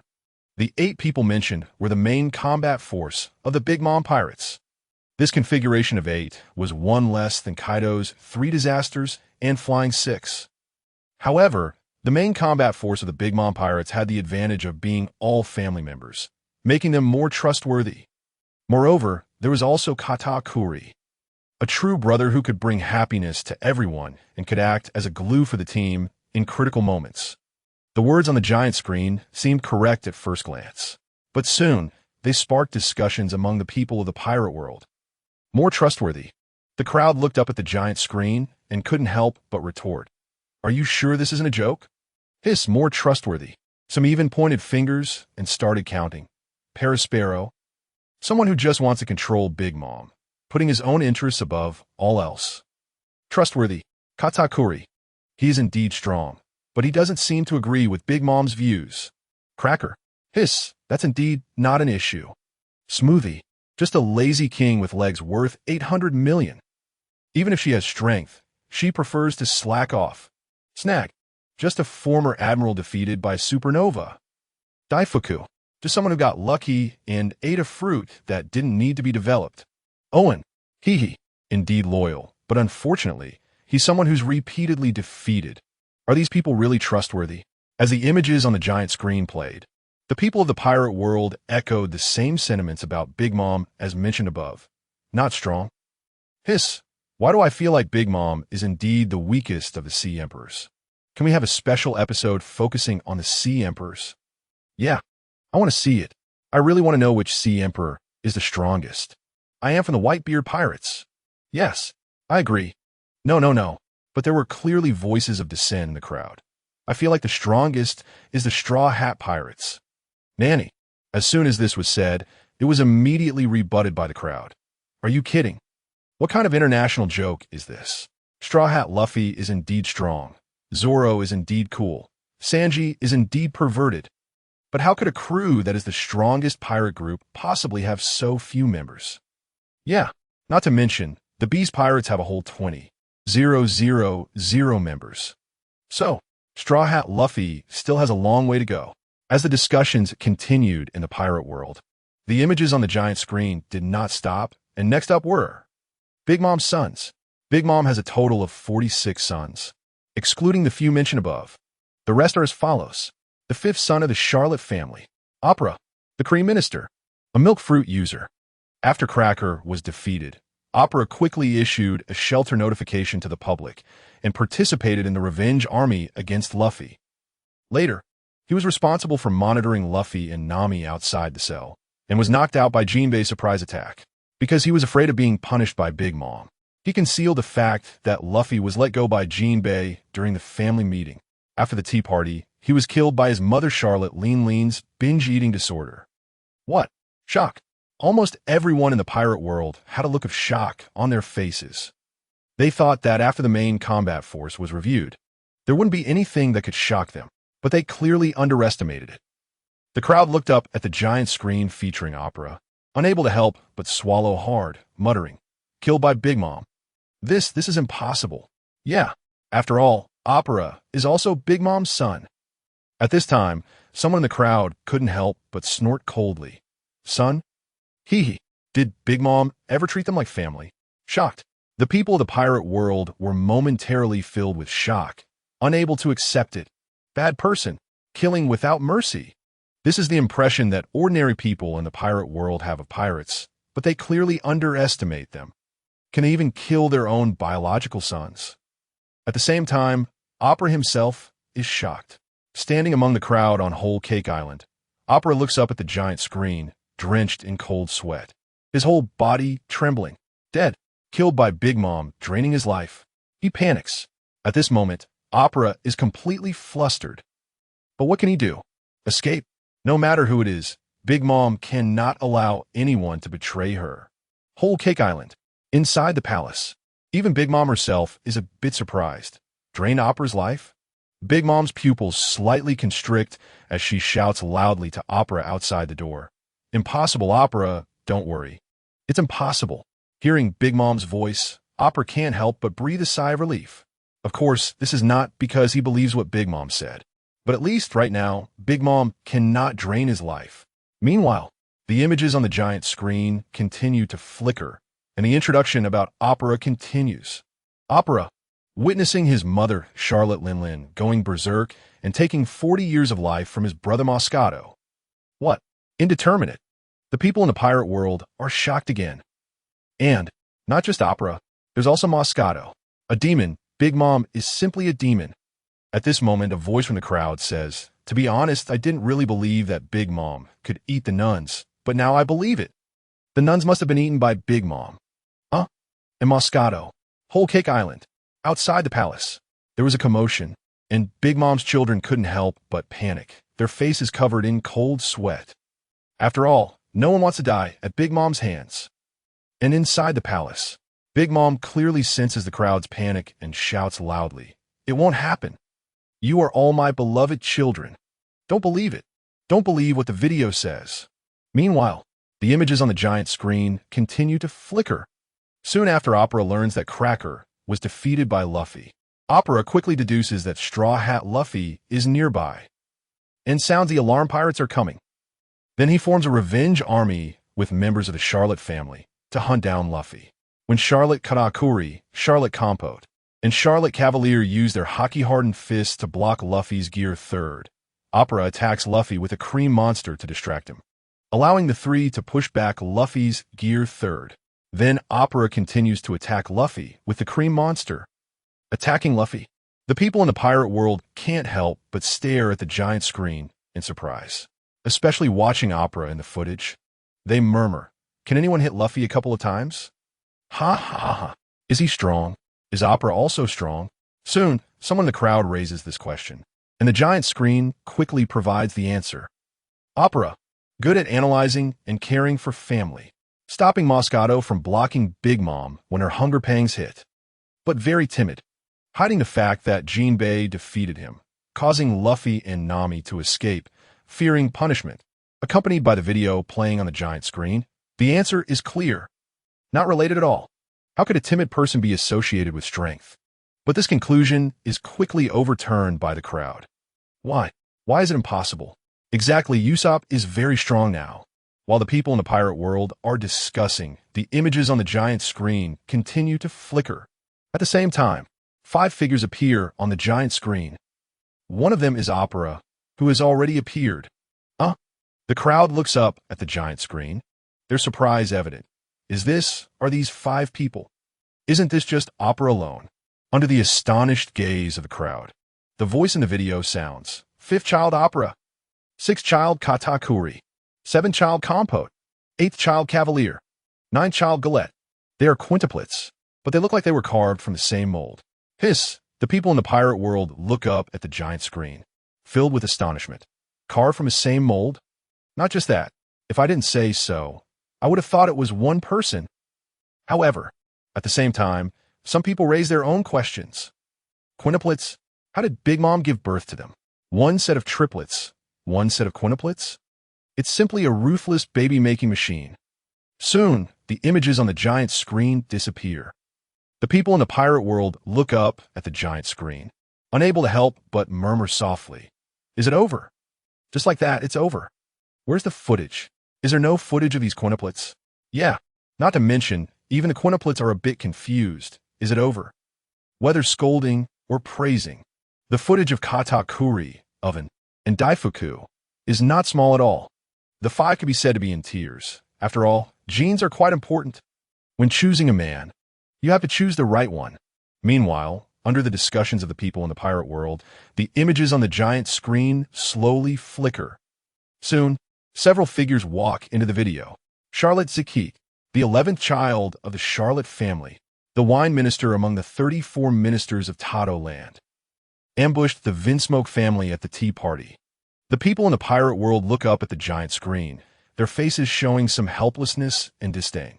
Zakit? Who is that? I don't know. Quickly step aside. Looking at this appearance, you can tell it's just another ordinary person. Yes. In the new world, outside Whole Cake Island.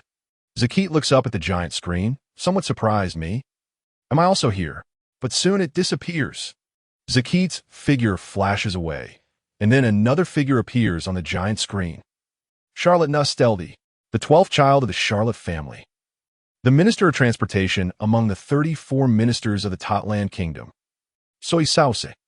Everyone looked up at the giant screen, where Charlotte Nosteldi appeared and couldn't help but exclaim, "Another one who just runs errands?" Sure enough, the video gave very little coverage to certain errand-running characters. Charlotte Nosteldi is exceptionally huge. Along with Charlotte Pascardi and Charlotte Dorsmarch, they are triplets. Triplets? How come it's another triplet? Yes. Can Big Mom's enormous size really allow her to have so many children? Moreover, looking at it this way, I feel like Big Mom's men don't seem to be that many either. It's not triplets, it's quintuplets. If that's the case, Big Mom indeed doesn't have many men. Meanwhile, the images on the giant screen continued to flicker. Charlotte Nosteldi made his first appearance at a family gathering, discussing the Straw Hat Crew situation on Cake Island. He attended Sanji and Pudding's wedding. Then, he captured the Vinsmoke family along with Charlotte Perispero and planned to kill them. However, after Big Mom went berserk unconsciously, he was unable to act due to the influence of Big Mom's bizarre sounds. Later, he participated in the siege against the Straw Hats and the Flame Tank Pirates.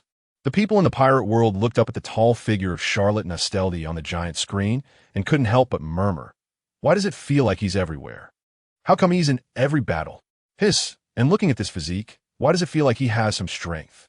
While the people in the pirate world were discussing Charlotte Nasteldi, the images on the giant screen continued to flicker. After the outbreak of the Totland chaos, Charlotte Nasteldi, Charlotte Pascardi, and Charlotte Dorsmarch led a special forces team of 10,000 to attack Germa 66. The troops led by Nasteldi were defeated after engaging with Vinsmoke Niji outside the Germa 66 castle. After Nasteldi and his squad were defeated by Germa 66, Niji used his battlesuit's ability to report to Mondor using his own voice that the Vinsmoke family had been dealt with. Hiss, the crowd that had just praised Charlotte Nasteldi couldn't help but close their mouths in urgency. Strong. This record seems unrelated to strength at all. Yes. It feels like aside from Big Mom and the three sweet commanders, the rest of the Big Mom pirates are quite weak. Sure enough, anyone watching from behind the screen can comment a bit. No matter how weak these children of Big Mom are, ordinary people probably won't be their match, right? After all, the gap is right there. Just taking Charlotte Nasteldi as an example, he seems inconspicuous next to Big Mom. But if placed in the Grand Line, he would definitely be a major pirate. And if placed in the Four Seas, Charlotte Nasteldi would probably be a hegemonic level existence. This is why, without comparison, there's no harm done. New World, outside the Palace of Cake Island, the triplets Charlotte Nasteldi, Charlotte Pascardi, and Charlotte Dorsmarch all looked up at the giant screen. So many images. Charlotte Nasteldi was a bit surprised at how much footage he had. Meanwhile, Charlotte Nasteldi's two younger brothers were also looking up at the giant screen, waiting for their introduction to appear.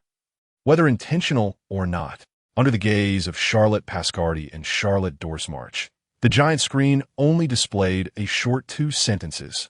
Charlotte Pascardi, the 13th child of the Charlotte family, possesses the ability to manipulate flames. Is that it? The people in the pirate world looked up at the giant screen and murmured, "Is that all? The power to manipulate flames." Sigh. I have to say the value of the flame fruit is decreasing. Ha ha ha ha. Indeed, the saying that the flame fruit is something even dogs won't eat is quite reasonable. New World. On a small boat heading to Cake Island, Ace, bare-chested. Sneeze hard, Dad. Marco. It must be Dad and Marco thinking of me again. Is it my turn? This time it must be my turn, right? Charlotte Dorsmarch looked up at the giant screen, hands clenched, his expression clearly a bit nervous. Hurry up. Are they praising me or scolding me? Under the intense gaze of Charlotte Dorsmarch, the video on the giant screen continued to flicker. Charlotte Dorsmarch is the 14th child of the Charlotte family, the tea minister among the 34 ministers. Then, Charlotte Dorsmarch footage abruptly stopped. Is that it? Is that really it? Charlotte Dorsmarch looked up at the giant screen, his expression one of shock. This ended a bit too quickly, right? It just stopped abruptly. Just such a short sentence. Ha ha ha ha. At this moment, the people in the pirate world were nearly laughing themselves crazy. Here comes the least impressive existence of Big Mom's family in history. There's no way, not to mention whether Charlotte Dorsmarch is weak or not, but with an older brother and a second brother ahead of him, and his own strength not standing out. How could he have so much coverage? That makes sense. Ultimately, it's still because Charlotte Dorsmarch is too weak. Yes. Otherwise, if you were as strong as Cracker, wouldn't you have been singled out for an introduction? Amidst the discussions of the crowd, the images on the giant screen continued to flicker. Soon, the next person who appeared, just like Charlotte Dorsmarch, was someone without any prominence. This person is a bit different from Charlotte Dorsmarch. Charlotte Dorsmarch's lack of prominence was due to his position as the third child, with his already weak brilliance being overshadowed by his older brothers. But this person, a singleton, yet had no brilliance at all. Charlotte Nuzzi, the 15th child of the Charlotte family, the financial minister among the 34 ministers of the Totland Kingdom, abruptly stopped. Then, Charlotte Nuzzi's image disappeared from the giant screen. Charlotte Nuzzi, it feels like it should be expected. The financial minister, generally, those who manage money don't shine much in strength, so it's understandable. And Charlotte Nuzzi himself had no reaction at all, calmly watching himself on the giant screen. It was as if the person on the giant screen was not himself. Soon, the figure of Charlotte Nuzzi slowly disappeared from the giant screen, and another silhouette appeared. Charlotte Moscato, the 16th son of the Charlotte family, the ice cream minister among the 34 ministers of the Totland Kingdom. As soon as the image appeared, everyone in the pirate world looked up at the giant screen and couldn't help but murmur, "Moscato has appeared. I remember.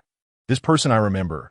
He is the son whose life was taken by Big Mom for 40 years. Yes. New world." Outside the palace of Cake Island, Moscato looked visibly anxious, his eyes fixed on the giant screen. Obviously, Moscato also wanted to know what was happening. How could he have had 40 years of his life taken by Big Mom, his own mother? The giant screen didn't keep Moscato in suspense, and the image began to flicker. Due to Big Mom's hunger pangs, she was causing destruction everywhere to get to the Caramel Puff Tower. Moscato tried to calm his mother down. Moscato promised to bring the Caramel Puff Tower as soon as possible. But Big Mom did not recognize Moscato and attacked him. Later, Moscato fainted after having 40 years of his life taken by Big Mom due to his attempts to stop her rampage. The reason was explained very clearly: Moscato. In fact, it wasn't just Moscato. Others were also looking at the giant screen in panic. Taken away? Just like that, the soul was taken away. This incident left a shadow on Big Mom's children. Who would dare to stop her when she was having hunger pangs in the future? But some people's focus in the pirate world was obviously a bit peculiar. Caramel Puff Tower. What kind of dessert is this Caramel Puff Tower? It looks so delicious. Yes. What kind of extraordinary delicacy could trigger Big Mom's hunger pangs? New world. Inside the palace of Cake Island, Big Mom looked up at the giant screen, especially at the Caramel Puff Tower in the screen, drooling and muttering. Moo while softly murmuring, Big Mom's pupils slightly constricted. Oh no, is it about to erupt? Outside the palace, Katakuri and others looked panicked, staring at Big Mom inside the palace. Meanwhile, the image on the giant screen continued to flicker. Charlotte Kumpa, the 17th son of the Charlotte family, the minister of the 34 ministers. He was defeated by Luffy in the Seduction Forest. Everyone stared at Kumpa suddenly appearing on the giant screen, and this clear reference point appeared. Defeated instantly? By Luffy. The people of the pirate world couldn't help but look at Kumpa, resting his chin and marveling. Straw Hat Luffy. There's a clear reference. Strong against the strong, weak against the weak. Even a dog nearby could match Luffy evenly. Defeated instantly. This is the first time seeing someone instantly defeated by Straw Hat Luffy. I have to say, the children of the Big Mom Pirates are indeed a mixed bag. Some are frighteningly strong, while others are pitifully weak. Meanwhile, as the crowd discussed, the giant screen continued to flicker. Kumpa's figure quickly disappeared from the video, and the next character appeared. In terms of weakness, Big Mom truly has someone beyond her. Charlotte Laolin, the 18th son of the Charlotte family, accompanied by a photo of Laolin. Shocked, the people of the pirate world couldn't help but be stunned. Finished. The record was broken again. This one isn't even a minister, just a complete bystander. The crowd couldn't help but have a lot of questions. Is this really Big Mom's son? Or just someone tagging along? He has practically more of a member than the average member. Amidst the crowd's laughter, Laolin's figure faded, and the next figure appeared. Charlotte Mondor, the 19th son of the Charlotte family, the cheese minister, nicknamed the scribe, the strategist of the Big Mom Pirates. Stationed in Cheesetown on Milk Island, the people of the pirate world stared at Mondor on the giant screen, their expressions becoming serious. Clearly, they recalled the earlier introduction of Mondor's fruit ability on the giant screen. The book fruit, a devil fruit with infinite creativity. Meanwhile, under the watchful eyes of the crowd, the giant screen began to summarize Mondor. Mondor, master of the Paramecia-type book fruit. Mondor can create living specimens of creatures and create a physical space in books to imprison targets.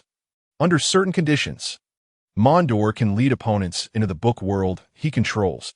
After being defeated by Katakuri, he formed a revenge army with family members and captured Luffy and Nami, imprisoning them in the book world.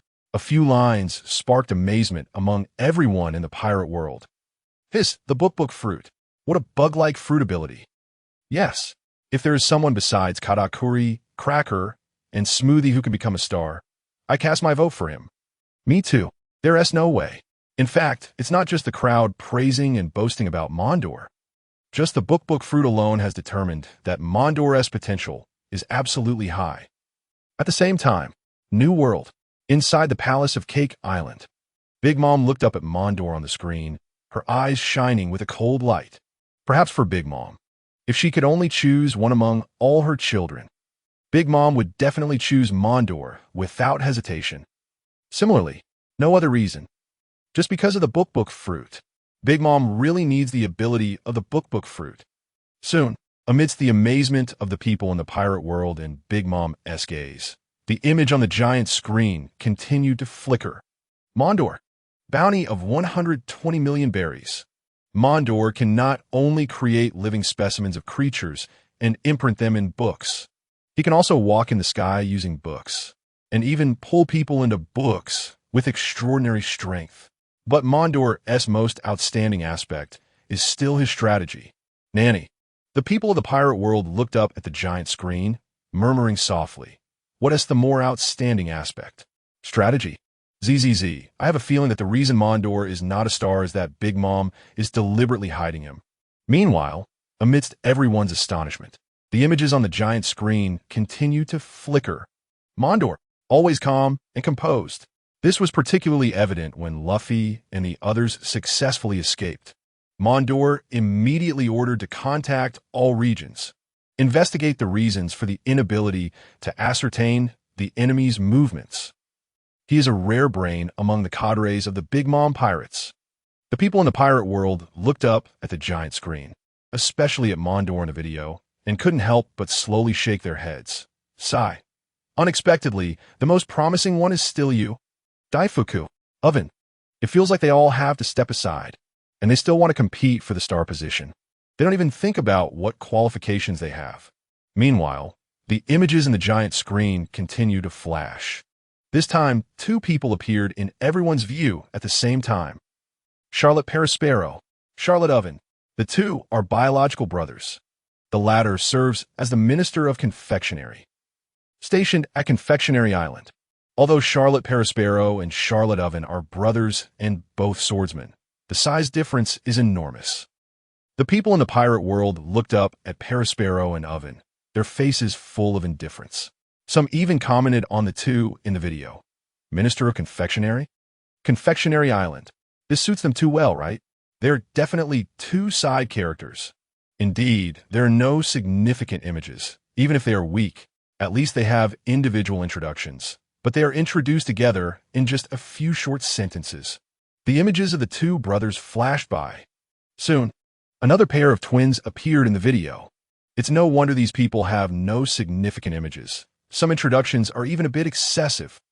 Charlotte Snack, the 22nd son of the Charlotte family, Minister of Essence, stationed at Flavor Island, had a brief conflict with Vinsmoke Judge, but no winner was determined. Charlotte Bazance, the 23rd son of the Charlotte family, biological brother of the Charlotte Snack, skilled in physical techniques, also had a brief conflict with Vinsmoke Judge, but no winner was determined. The people in the pirate world looked up at the images of Saint Mark and Bazance and connecting them with the previous individuals. Couldn't help but click their tongues. Why? Why does it feel like Big Mom's sons are getting lower in quality? Some in the crowd suddenly had a flash of insight, as if they found the truth. Sure enough, indeed, having children must be done early, otherwise, the genes will only get worse. Big Mom has already proven this with practice. The evidence is overwhelming. Everyone could only nod.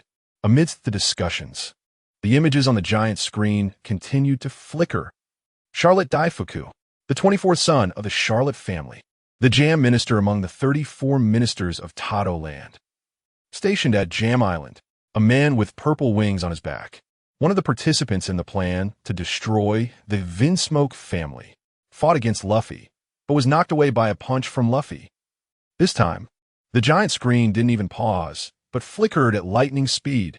The people in the pirate world had to widen their eyes. Blink, and a person just passed by.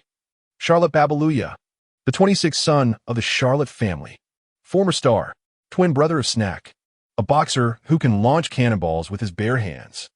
Snack, twin brother. No wonder. I said no wonder Snack was removed from the stars. It's obvious that the genes are not good. Just look at Katakuri's twin brother. Daifuku, oven. Although one doesn't need to develop fruit abilities, and the other has been defeated repeatedly, at least they truly have strength. Now look at Snack's twin brother, a boxer, launching cannonballs with bare hands. No matter how you look at it, he doesn't seem like a strong character. If it weren't for the face of the former star Snack, Babaluya probably wouldn't have so much screen time.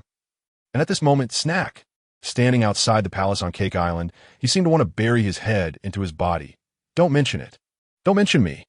I just lost to a supernova. I was just removed from the stars. Do you have to keep bringing it up? Do I not have any pride? Am I shameless? Under Snack's low shout, the image of Babaluya standing side by side with him finally flashed by. The successor immediately followed. Another ordinary triplet. Charlotte Canton, the 27th son of the Charlotte family. Along with Charlotte Kaido and Charlotte Monbu, they are triplets. Canton is stationed at Jelly Island. Looks like a pink meatball, with an astonishing amount of green hair, possessing immense strength. Kaido, always wearing a pumpkin head, resembling a thin scarecrow. Minister of Seed, stationed at Seed Island. Charlotte Monbu, the 29th son of the Charlotte family, once used his immense strength to suppress the Moon Lion. Not fully transformed, Beckmoth. A Halloween clown? The people in the pirate world looked up at the triplet brothers on the giant screen, filled with exclamations. One is more bizarre than the other. One is better at cosplay than the other. If Halloween didn't have them, I would definitely disagree. And amidst everyone's discussions, the images on the giant screen continue to flicker at a rapid speed. Charlotte Cybist, the 30th son of the Charlotte family, the mixed minister among the 34 ministers. Stationed at Third Color Island. Armed with a round shield, he also participated in suppressing Beckmoth. Charlotte Montpiler, the 31st son of the Charlotte family, the taste minister among the 4 ministers. Along with Marble, Mukuru, and Maple, they are quadruplets. Montpiler, a tall and slender gentleman. He has made several attempts, but has failed each time. After suffering setbacks at the hands of Luffy, Sanji, and Yamato, even his dual swords were cut by Sanji. Again. The people of the pirate world are all tired of it. All I can say is that Big Mom is just too good at giving birth. Out of nowhere, another quadruplet appears. Now, everyone watching the video must have a question in their hearts. How many can Big Mom give birth to in one go? Now Big Mom's fertility can only be described as one brood. There's just too much of it. And soon, the giant screen provided the answer. Charlotte Bruley, the 32nd child of the Charlotte family, under the summons of Oven. Bruley, along with many of his siblings and crew, is stationed on Cocoa Island. But he isn't very active, dozing off and saying to wake him up if something happens. All right, king of slacking off one. Being able to slack off so openly, Bruley is definitely the first. At this moment, at the Navy headquarters, the scene is bustling. With a thermos cup of tea in hand, the lewd-faced Kizaru could only say, low level. This is the lowest form of slacking off. Meanwhile, the images on the giant screen continue to flicker. Charlotte Reiju, the 33rd child of the Charlotte family, a swordsman, can use armament haki to wrap around the sword. He jumped out to attack when everyone surrounded Luffy, but was kicked away by Sanji. The crowd couldn't help but stare at Charlotte Reiju on the giant screen, commenting, not enough to see. Definitely not enough to see. Yeah, wrapping armament haki around the sword? Anyone can do that, right? Yes. And he was kicked away by Sanji. Isn't that a bit too weak? As the video played, everyone had a rough idea of the overall strength of Big Mom's pirate crew, and the conclusion they reached was quite unified. Not enough to see.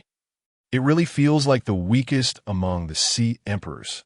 Under everyone's gaze, the images on the giant screen continued to flicker. Charlotte Mascarpone, the 34th child of the Charlotte family. Serpent Head Clan, the utensil minister among the 34 ministers.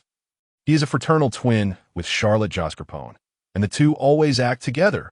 Fraternal twins. Big Mom unlocked another achievement. The people of the pirate world looked up at Charlotte Mascarpone and Mascarpone on the giant screen and couldn't help but exclaim. After achievements of identical twins, triplets, quadruplets, and quintuplets, now a new achievement, fraternal twins. There's a way of giving birth you can't call out, but there's definitely nothing Big Mom can't give birth to.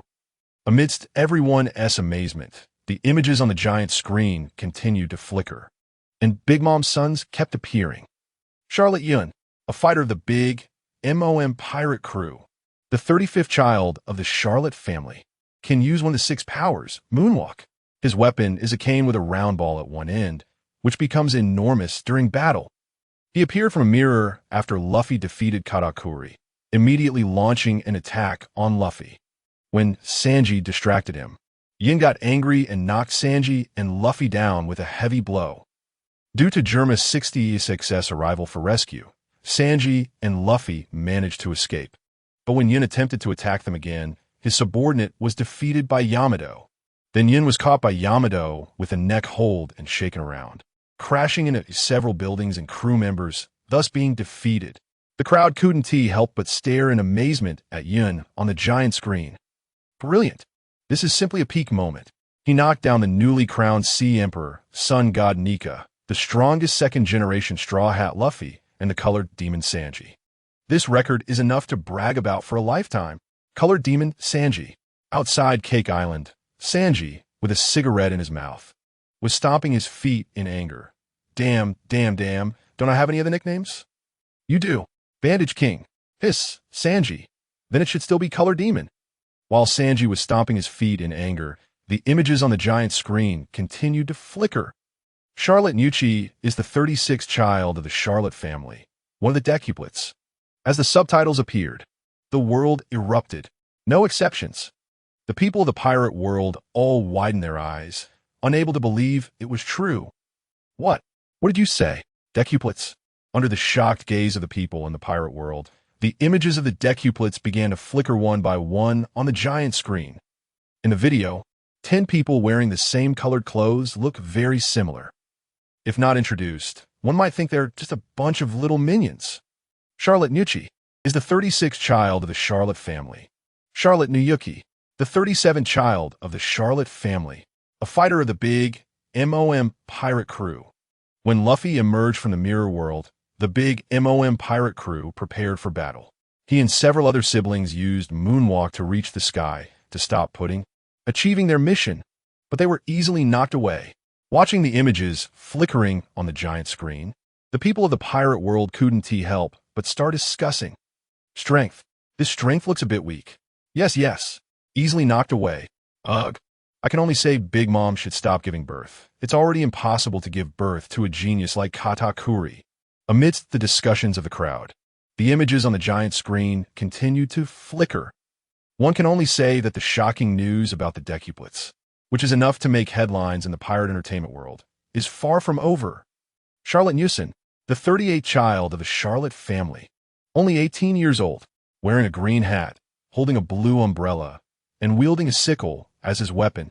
Charlotte Nucci, the 39th child of the Charlotte family, one of the decuplets, possessing the superhuman Rana fruit ability. Rana fruit. The crowd looked up at Nucci in the video, murmuring softly, "What kind of strange fruit is this?" Just by the name, it's impossible to guess its ability. And the giant screen quickly explained the Rana fruit. Rana fruit, a devil fruit with fusion abilities. Charlotte Nucci can fuse with the other 9 siblings to become a giant wielding a sickle. Extremely powerful. Nanny. The people in the pirate world looked up at the giant screen, or more precisely, at the giant holding side that had merged together. Shocked. Can 10 people really merge? Is this a benefit of being a set of 10 twins? Everyone couldn't help but stare at the giant in the video, starting to guess. The Rumble Rumble fruit. Merge. Knew she shouldn't be able to merge with just anyone, right? Yeah. If anyone could merge with anyone, wouldn't that be a bit too overpowered? Yes. If Nushi could merge with Katakuri, Smoothie, or Cracker, wouldn't their strength be on par with Big Mom? This speculation was soon dismissed by those around them. If that were true, if Nushi could merge with strong figures like Big Mom, Kaido, Whitebeard, Luffy, and Shanks, wouldn't a single finger be able to crush an island? Impossible. This is absolutely impossible. Soon, a relatively plausible guess emerged. Blood relation? Does it have to be between siblings to merge? Clearly, this answer is still quite plausible. Soon, people began to discuss again. No way. Could the Rumble Rumble fruit be a benefit for the set of 10 twins? I have to say, if it's true, then this Rumble Rumble fruit might only be usable among the 10 twins. Could it be that the Rumble Rumble fruit was already around when Nushi and the others were born? A birth companion item. Actually, this benefit is still acceptable. After all, the difficulty of having 10 twins is quite high, if you're not careful. All 10 could end up dead inside Big Mom's belly at the same time. Soon, under the discussions of the people in the pirate world, the giant screen continued to flash with the profiles of the 10 twins. Compared to Nushi, their footage was indeed much less. The key is that there really wasn't much highlight. Charlotte Nuge, the 40th child of the Charlotte family, one of the 10 twins, also a fighter of the Big Mom Pirates. Charlotte Olamek, the 32nd daughter of the Charlotte family, one of the 10 twins, ranked 8th, also a fighter of the Big Mom Pirates. The people in the pirate world looked up at the giant screen and couldn't help but mutter softly. They're girls too? I thought they were all boys. This is not just a simple set of 10 twins. It's a combination of Dragon and Phoenix twins with 10 twins. The buffs are stacked up. Shocking. Pirate. See Emperor. Whether Big Mom has a limit is unknown, but in terms of childbirth, Big Mom definitely has it under control. Absolutely the world's #1. She is far ahead. Soon, under the discussions of the people in the pirate world, the images in the giant screen continued to flicker. Charlotte Yakimek, the 31st daughter of the Charlotte family, one of the 10 twins, also a fighter of the Big Mom Pirates. Charlotte Alamek, the 32nd daughter of the Charlotte family. Charlotte Halmek, the 33rd daughter of the Charlotte family, the 4th daughter among the 10 twins, ranked 9th. Charlotte Phiomek, the 34th daughter of the Charlotte family, one of the 10 twins, also a fighter of the Big Mom Pirates. 10. In the pirate world, some people were even really counting with their fingers. 10. Exactly 10. Not one more, not one less. 5 boys, 5 girls. Did Big Mom stack 5 Dragon and Phoenix twins bugs? How could it be so coincidental? Suddenly, a voice unexpectedly came from the crowd. Do you think there will be factionalism in the Big Mom Pirates? Think about it, whether it's triplets, quadruplets, quintuplets, Dragon and Phoenix twins. Now, there's a set of 10 twins. Even if they're all Big Mom's biological children, their fathers are different. As soon as the question was raised, everyone couldn't help but start thinking. Some people propped their chins and nodded frequently. Now I know why Katakuri's voice for succession is the loudest. After all, the strength of Katakuri and his triplet siblings is the strongest, right? Katakuri, Daifuku, and Oven, if they work hard, they might even be able to wrestle with Big Mom, right? In this way, even Big Mom's children also need to compete with each other. Yes, Big Mom definitely has factional struggles. With the discussions of the crowd, the video in the giant screen started to flicker. Next, the footage of Big Mom's sons flashed faster and faster. Charlotte Nuge, the 41st child of the Charlotte family. Nuge is a young man of about medium height, with a mane of orange hair. Soon, under the gaze of the people in the pirate world, a little figure appeared in the video on the giant screen.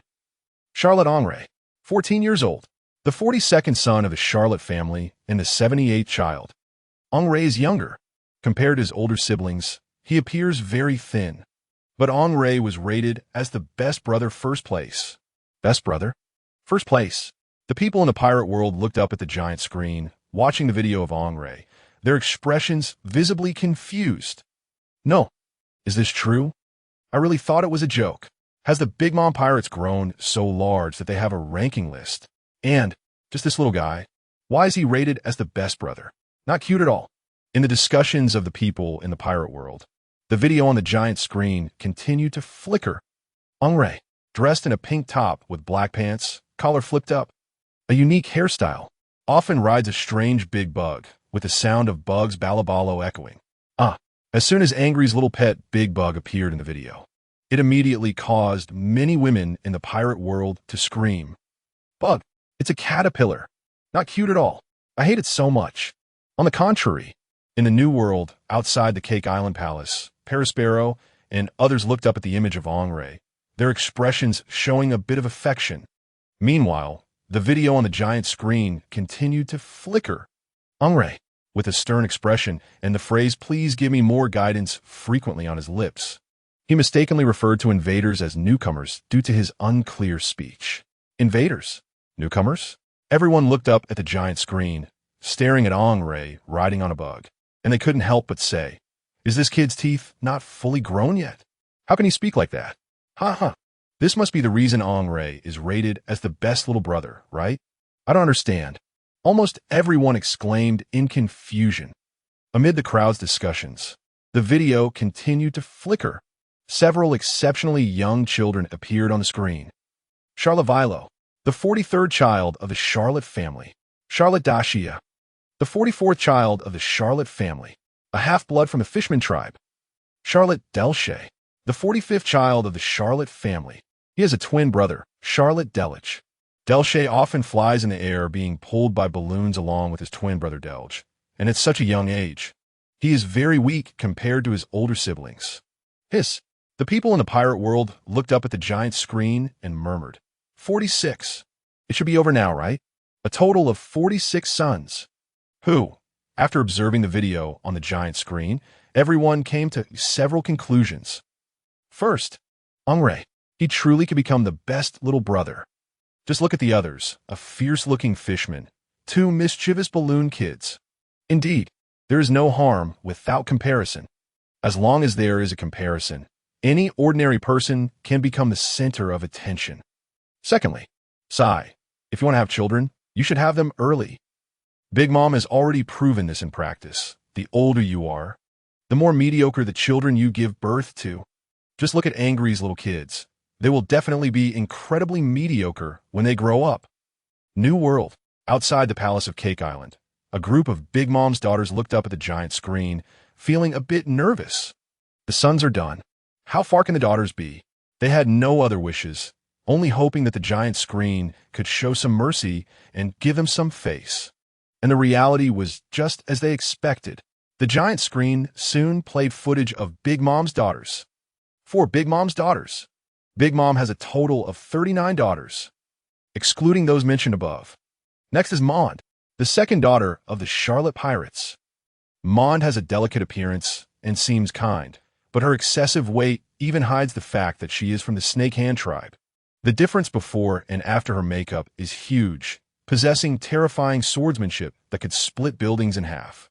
As soon as the video came out, Mond outside the Palace of Cake Island tightly gripped the sword in her hand, her expression extremely angry.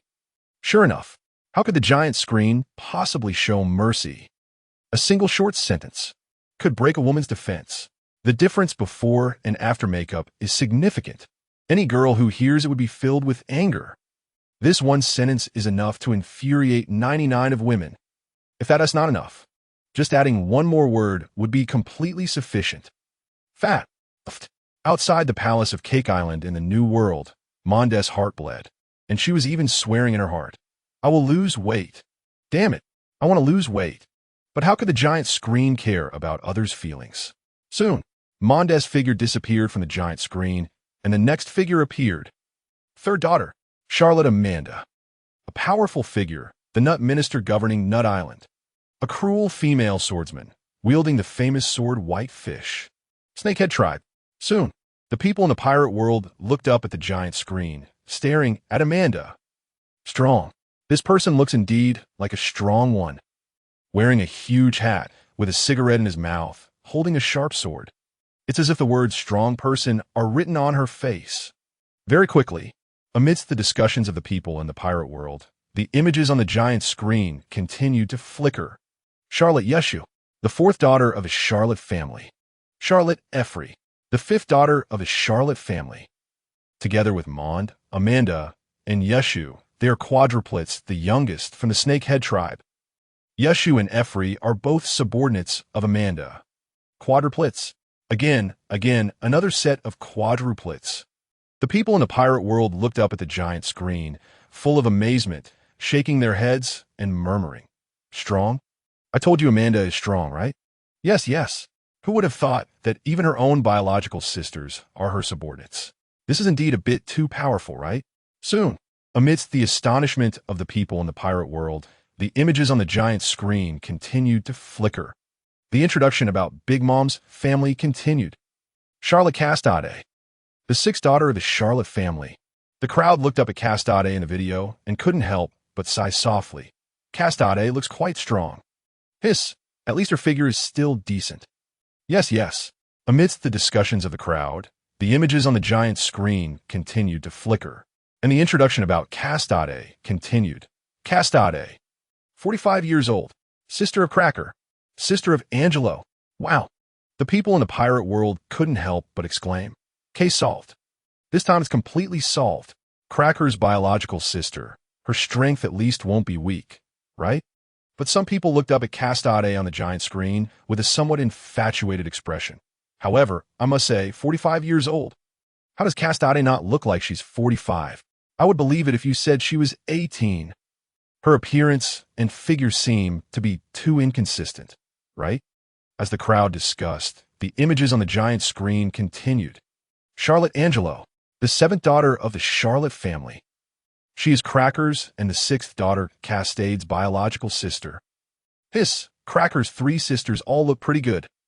Yes. So beautiful. The people in the pirate world looked up at the giant screen, murmuring softly. But one has to admit, why do his sister and brother seem a bit weaker compared to Cracker? Sigh. Who can say for sure about genes? Just as everyone was lamenting, the Cracker siblings disappeared from the giant screen, and another figure slowly appeared in the video. Brulee. The people in the pirate world instantly shouted Brulee's name. There was no way around it. After all, compared to others, Brulee was clearly much more well-known. Just based on that, Katakuri has been wearing a scarf because of Brulee. Soon, under everyone's watch, Brulee appeared on the giant screen. The Brulee in the video. She looked like an old witch, with a big red hooked nose and a scar on her face from being bullied as a child, with long light purple hair and long nails, wearing purple lipstick and nail polish, tall and slender, dressed in a long white dress adorned with roses and a green fur coat. Because of her appearance and clothing, she was regarded as a tree by Germa and Luffy. The people in the pirate world couldn't help but gasp. Clearly, everyone was shocked by Brulee's appearance. A tree? So ugly. One must say, Luffy really is a bit of a jerk. But Brulee, this appearance is indeed somewhat frightening. Those who said this were already being quite tactful and polite. And in any world, there are always impolite people. Some people started to exclaim as soon as Brulee appeared. Look, ugly monster. What kind of ugly monster is this? Yes, it really scared me. New world. Outside the palace of Cake Island. Brulee looked up at her figure in the video, trembling uncontrollably. Appearance? This was probably what Brulee cared about the most at that moment. Which girl would want to look like this? Nearby, Katakuri, who was not far away, glanced at Brulee in the shadows, gripping his trident even tighter. It wasn't just Katakuri. Even Oven, Daifuku, Cracker, and others looked up at Brulee in the video, their hearts tightening. One could say, Brulee might not be the strongest, but she was definitely the sister that all the brothers cared about the most.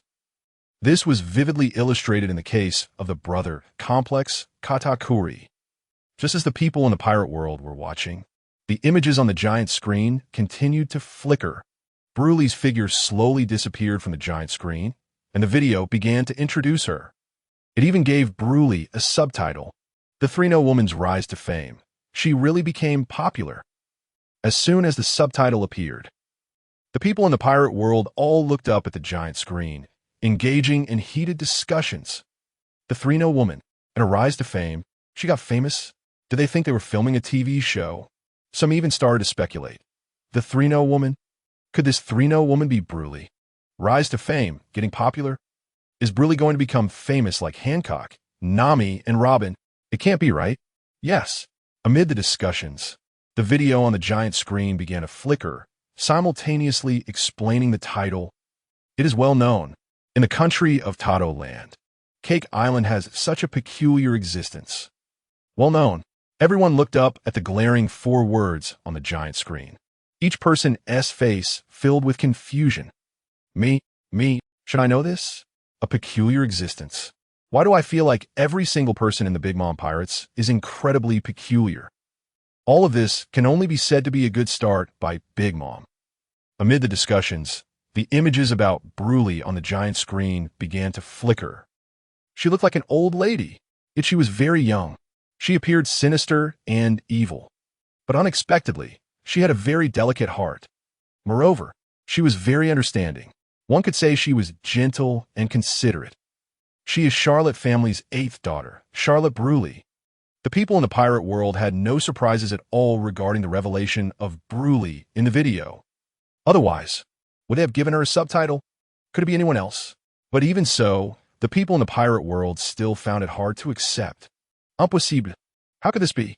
Yes. Look at these words. Sinister and terrifying, yet delicate and gentle. Can these coexist in one person? Everyone looked up at the giant screen, wanted to find out. New world.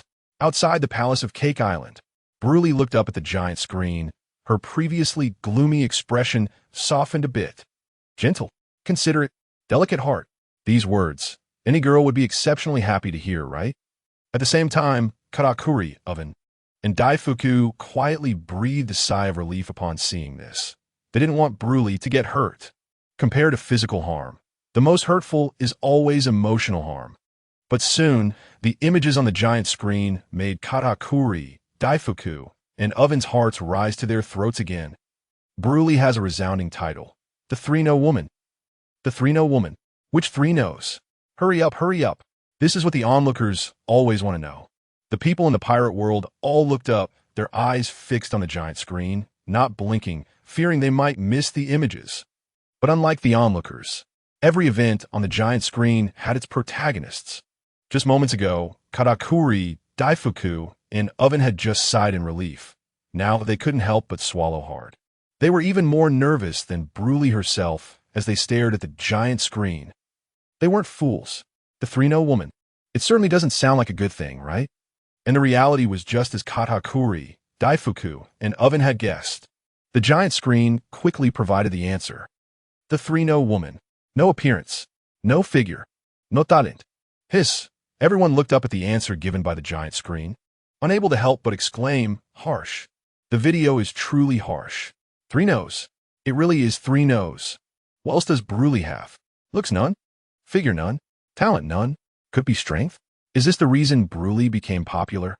Unlike everyone else, in the new world, outside the palace of Cake Island. It's over. Including Katakuri, Daifuku, Perispero, and others all had dark expressions, nervously looking at Broly. Woo-woo. Under the gaze of her brothers, Broly actually smiled. She let out a series of laughs. Broly's face had a hint of a smile. Her voice was not loud, but it reached everyone's faces. No, don't worry about me. 3-0s. No looks, no figure, no talent. None of these are important. What matters is that I still have my shining points. Gentle, caring, attentive, these shining points are enough. Hearing this, Katakuri and the others couldn't help but be slightly taken aback, and then the corners of everyone's mouths slightly lifted, as if they were happy for Broly. At the same time, the video in the giant screen continued to flicker. But, although Broly is a 3-0 woman, she is still a refreshing stream in the Big Mom Pirates. A highlight. Praise. After so many times of video playback, the people in the pirate world have gained a lot of understanding about the video. That's right. It seems the video is going to praise Broly. Yes.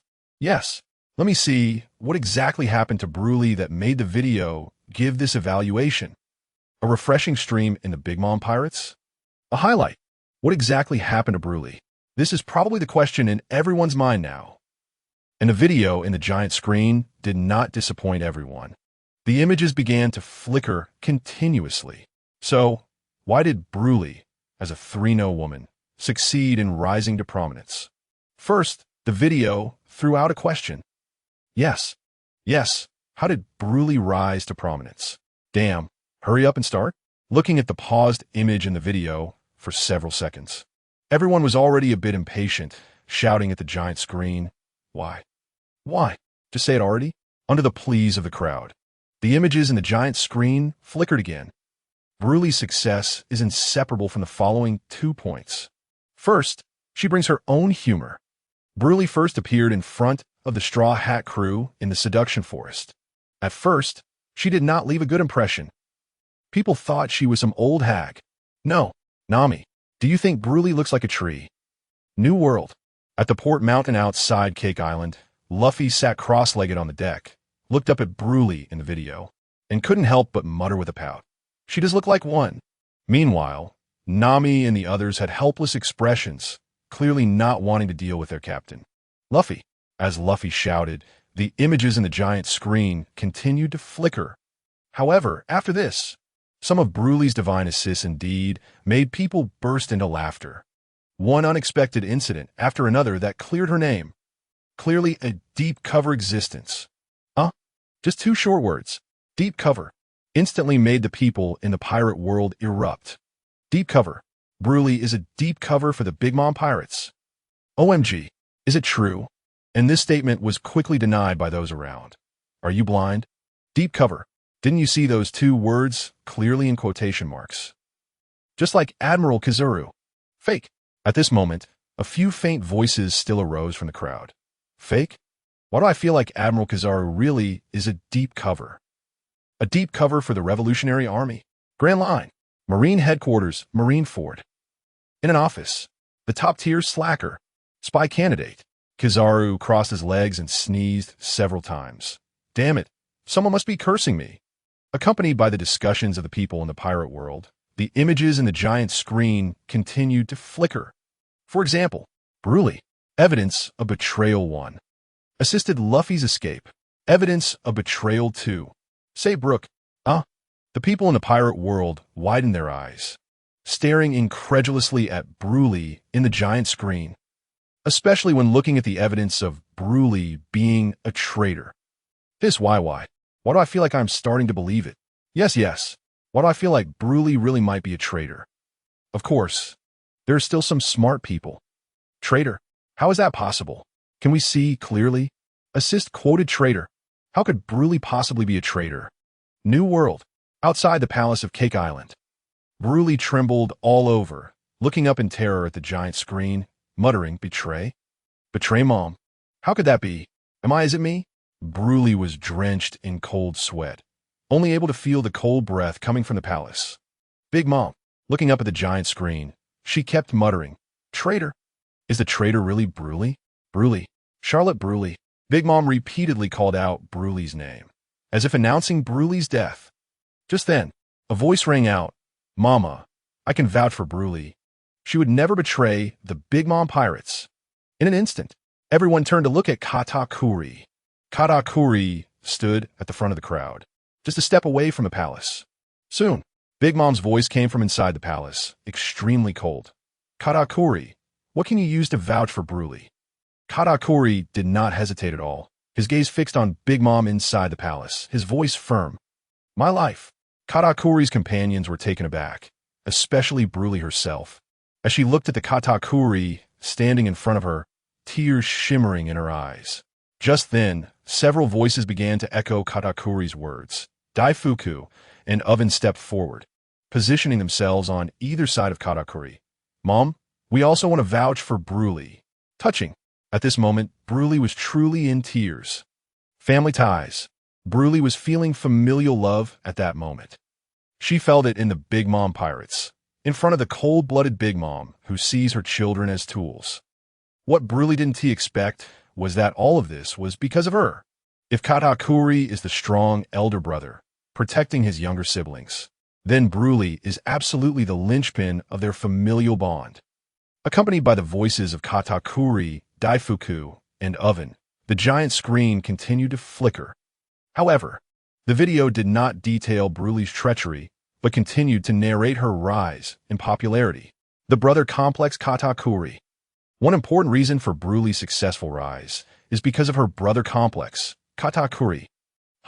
In an instant, everyone in the pirate world and on Cake Island couldn't help but look up at Katakuri, staring in shock at the image of Katakuri on the giant screen.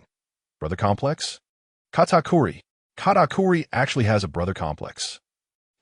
What would the cold and tough Katakuri be like toward his sister Broly? Amidst the discussions of the crowd, the images on the giant screen continued to flicker. As one of the Sweet Commanders, Katakuri is incredibly powerful.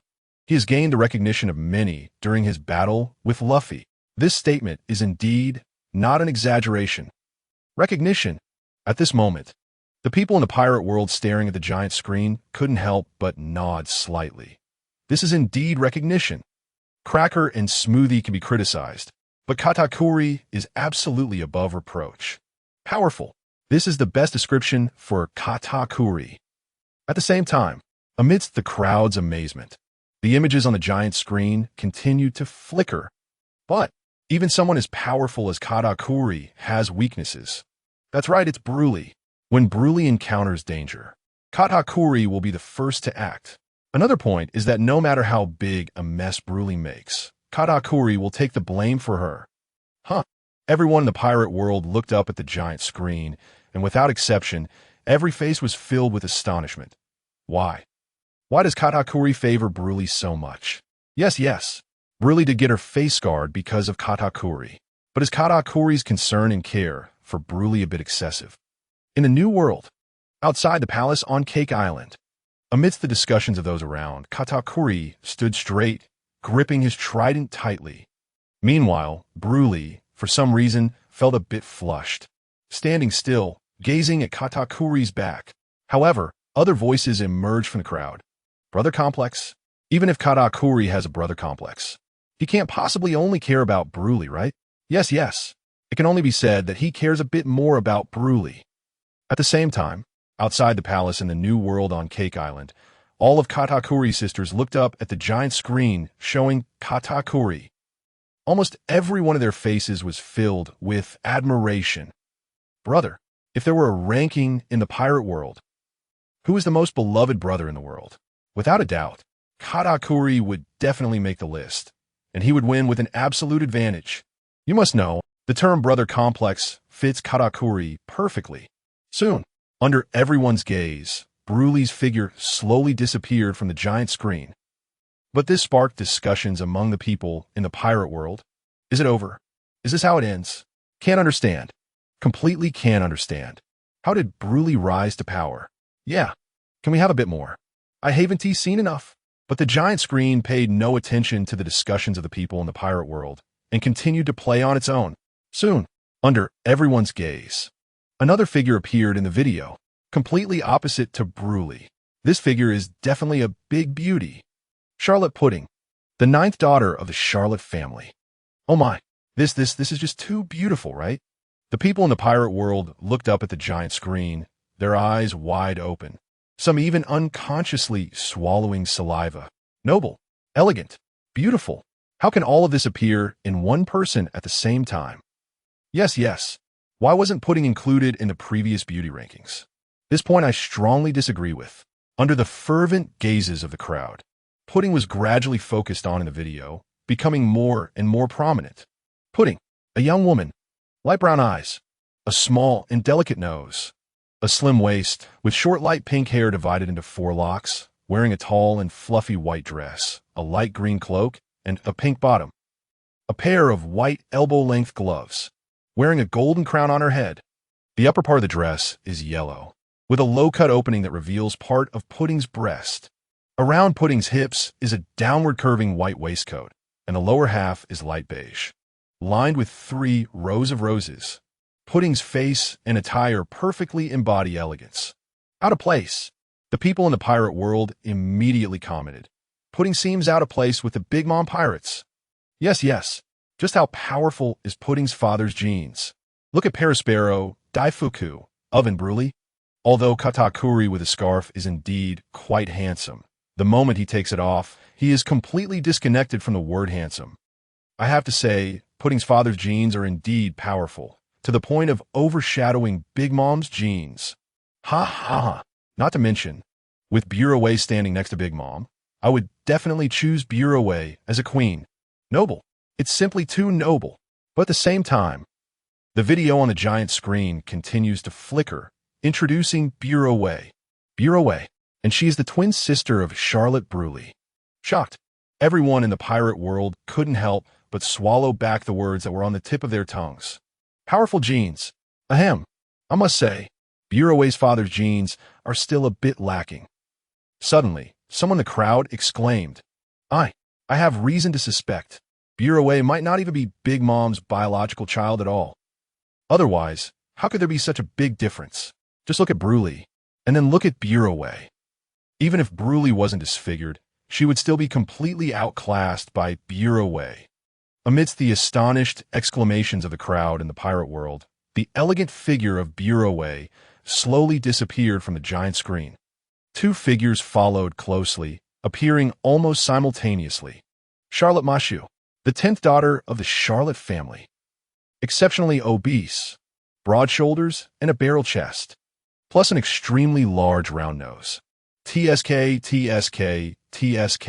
Everyone in the pirate world looked up at the video of Mashu on the giant screen, nodding in agreement. As everyone nodded, the images on the giant screen continued to flicker.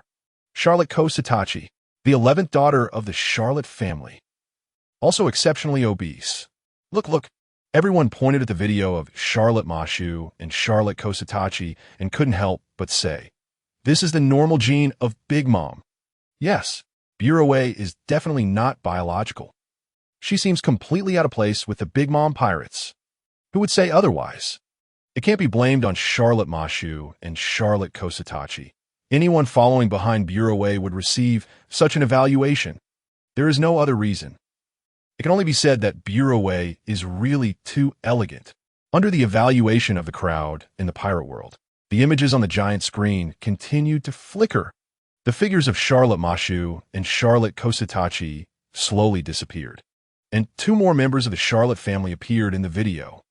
Another pair of unremarkable twins. Charlotte Matsuruto, the 12th daughter of the Charlotte family. The twin sister of Mani, Charlotte Mani, the 13th daughter of the Charlotte family. The twin sister of Matsuruto, a big MOM pirate crew member. The yeast minister in charge of Chibo Island. Twins. Everyone looked up at the twins in the video like two witch-like figures, their faces showing no waves. Just unremarkable twins. After experiencing the shock of 5 Dragon and Phoenix twins and Big Mom's 10tuplets, twins indeed seem a bit too ordinary. At the same time, under the watchful eyes of the pirate world, the images on the giant screen continued to flicker. The introduction of Big Mom's daughters continued. Next up were the Smoogie triplets. Charlotte Smoogie, Charlotte Sutron, Charlotte Snamin. Triplets. Smoogie is actually a triplet. Smoogie's two sisters seem a bit weak, right? Yeah, they don't seem to have much fame, right? Soon, under the gaze of the pirate world, the images on the giant screen continued to flicker. The video chose to directly skip Smoogie. After all, there was indeed a bit too much introduction about Smoogie. The Water Skating King. The weakest 3 stars. The bounty of 800 million legs. Charlotte Sutron, the 15th daughter of the Charlotte family. Long-legged tribe. Charlotte Snamin, the 16th daughter of the Charlotte family. Long-legged tribe. Smoogie, the 3 sisters. They must be strong too, right? Yes. Everyone in the pirate world looked up, their eyes hotly fixed on the giant screen, eagerly anticipating the flickering images. But, soon, the video on the giant screen gave them a big surprise. It suddenly stopped. The images of Charlotte Sutron and Snamin just ended like that.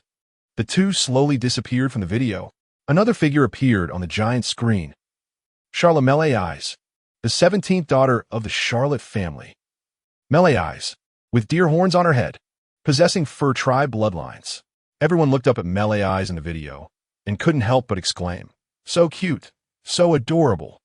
Melee Eyes is really so cute. Yes, yes, Melee Eyes Deerhorns are really so cute. Sigwa, love it, soon, under the loving gaze of everyone." Melee Eyes in the video slowly disappeared. Next appeared another pair of unremarkable twin sisters.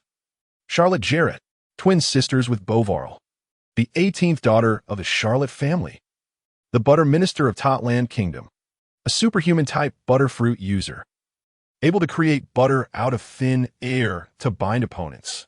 Once used butter to bind Nami, butterfruit, another food-type devil fruit. Hiss, everyone in the pirate world looked up at the giant screen, especially watching one food-type devil fruit after another appearing in the video.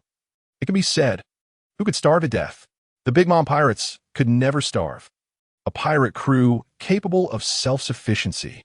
However, at the same time, some people are filled with curiosity. There's one question, just one question. Where did Big Mom's devil fruits come from? It can't be this coincidental, can it? Did Big Mom encounter all of them? Although it's said like this, the fact seems to be just that coincidental. Indeed, all encountered by Big Mom. However, one existence in the New World. Another Sea Emperor, Kaido of the 100 Beasts. Such luck doesn't exist. Animal type, devil fruit.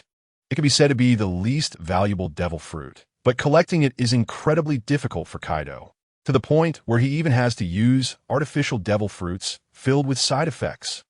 Hiss, why is that? Am I the only one who feels this way? Charlotte, you are so beautiful. The image that appears is of Charlotte sitting on the sofa, crossing her legs, showing off her long, fair legs. Hiss, why is that? I am the first to disagree that there is no Charlotte among the beautiful women. Yes, yes. I love it.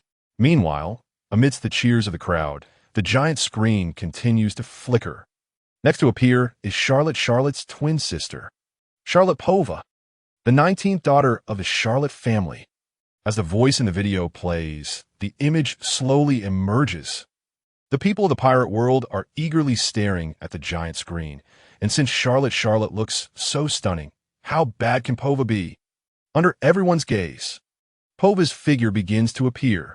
Black high-heel boots, extremely tempting. Hiss, as the image appears, everyone quickly wipes the drool from the corners of their mouths, unconsciously swallowing. So beautiful. Yeah. What a beautiful woman. I love it. I have fallen in love with these black high heels. Amidst the uncontainable cheers of the people in the pirate world, the angle of the video starts to move up. Fair. Slim, long, white legs are now in view. As Pova's beautiful legs appear, the people of the pirate world can no longer hold back, wishing they could jump into the video, enjoy it properly. So white, so long. Amidst the crowd's exclamations, the image continues to move. Soon, a purple skirt with small frills appears on the giant screen.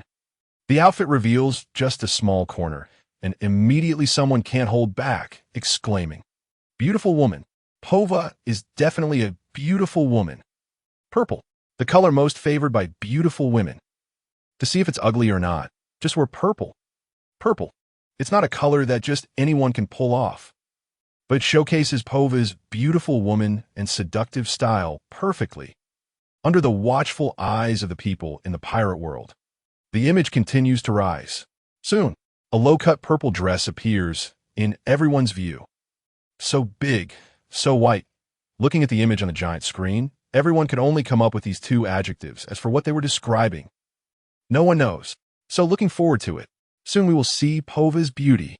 Really looking forward to it. And the giant screen does not disappoint, as the old perverts of the pirate world know exactly what they want to see. The camera shifts. The entire pirate world seems to have transformed into a Groundhog world. Everyone gasps. Looking at the video, Pova's full body shot appears on the screen, wearing a hat that seems to be made of bear skin on her head. Of course, a bear skin hat is nothing special. A regular beauty wearing it would only be described as cute. But what shocks everyone the most is Pova's mouth. An extremely large mouth, showcasing a set of very sharp teeth. Hiss, those teeth look way too sharp, right? Everyone looks up at Pova on the giant screen. Admiration, excitement. Some feelings that were hard to suppress become unbelievably calm at this moment. They even start to complain about the giant screen. Damn it, do you just love these twists? Who would have thought? As twins, can there be such a big difference? Look at the sister, then look at the younger sister. Are they really born from the same parents? Amidst the insults of the people in the pirate world, the image on the giant screen continues to flicker. Pova quickly disappears from the screen, not lingering too long. Another pair of twins appears in everyone's view. Charlotte Prim, the 20th daughter of the Charlotte family. Brown skin, blue eyes, as a half-octopus mermaid. Prim's lower body consists of 8 pink octopus legs. Merfolk, the people of the pirate world can't help but widen their eyes, staring at Prim on the giant screen. Their shocked expressions are beyond words. Who would have thought? I really didn't expect it. Does the Charlotte family really have every kind of race? Even mermaids are included. Under the astonished gazes of the crowd, the image on the giant screen continues to flicker. Next to appear is, of course, Prim's twin sister, Charlotte Prowlin, the 21st daughter of a Charlotte family. Prim's twin sister, a half-shark mermaid, serving as the design minister, managing the unique island. New world, all nations. On the unique island, Prowlin and Prim both calmly watch the image on the giant screen, their expressions showing no changes. Based on the previous style of the video on the giant screen, they fully understand that their introduction will soon pass. But the reality is always unexpected. Prowlin has almost always been on the unique island, until she was expelled from the family. Their shocked expressions are evident. Prowlin looks up in shock at the giant screen, even unable to believe what she sees and hears. Cold sweat instantly soaks Prowlin's back, as if in a daze. She murmurs softly, What is it? Expelled from the family. Prowlin is filled with terror, unable to accept it. New world. Outside the palace of Cake Island, Big Mom looks up at the image of Prowlin, her voice incredibly cold. Traitor. Is the traitor you? Prowlin. Big Mom softly utters Prowlin's name, as if it were coming from hell. In the shock of Prowlin, under Big Mom's cold voice, the images on the giant screen continue to flicker. Prowlin, after marrying Aladdin, the vice captain of the Sun Pirates, became an important wedge in the marriage between the Sun Pirates and the Big Mom Pirates. What? This one sentence shocked several people. Aladdin, the Sun Pirates? Prowlin's pupils slightly contracted, especially when she saw the image of herself standing with Aladdin, making it hard to accept for a moment. Married. Listening to the voice from the giant screen, Prowlin murmured softly, Important wedge? The Sun Pirates? Did I also fall into a political marriage? Hee hee. Prowlin couldn't help but chuckle, not knowing whether she was laughing at Big Mom, laughing at the Charlotte family, or laughing at herself. Big Mom's daughter. To outsiders, what a glamorous appearance, but merely a tool for a political marriage. At the junction of the Grand Line and the New World, deep beneath the sea, Fishman Island, the Sun Pirates, Jean Bay and the person involved, Aladdin, were both stunned. Aladdin, me? Married? To Prowlin, Big Mom's daughter. Jean Bay, Aladdin is getting married? A marriage alliance? With the Big Mom Pirates? Obviously. This fact was difficult for both Aladdin and Prowlin, who had no emotional foundation, to accept. Even both sides were in a state of confusion.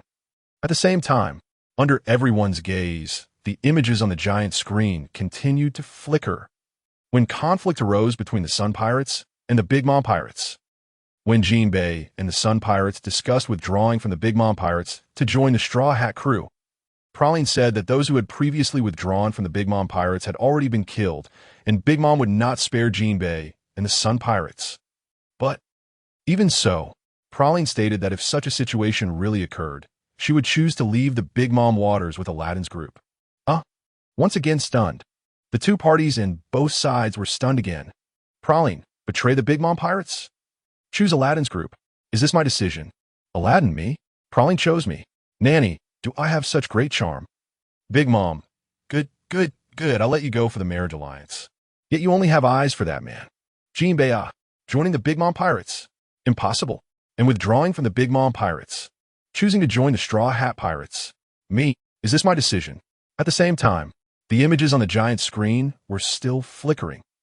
Prowlin, later, to help the Straw Hat crew escape. led all the sea slugs away at the bottom of the sea, causing Big Mom's waters to lose monitoring capabilities. New world.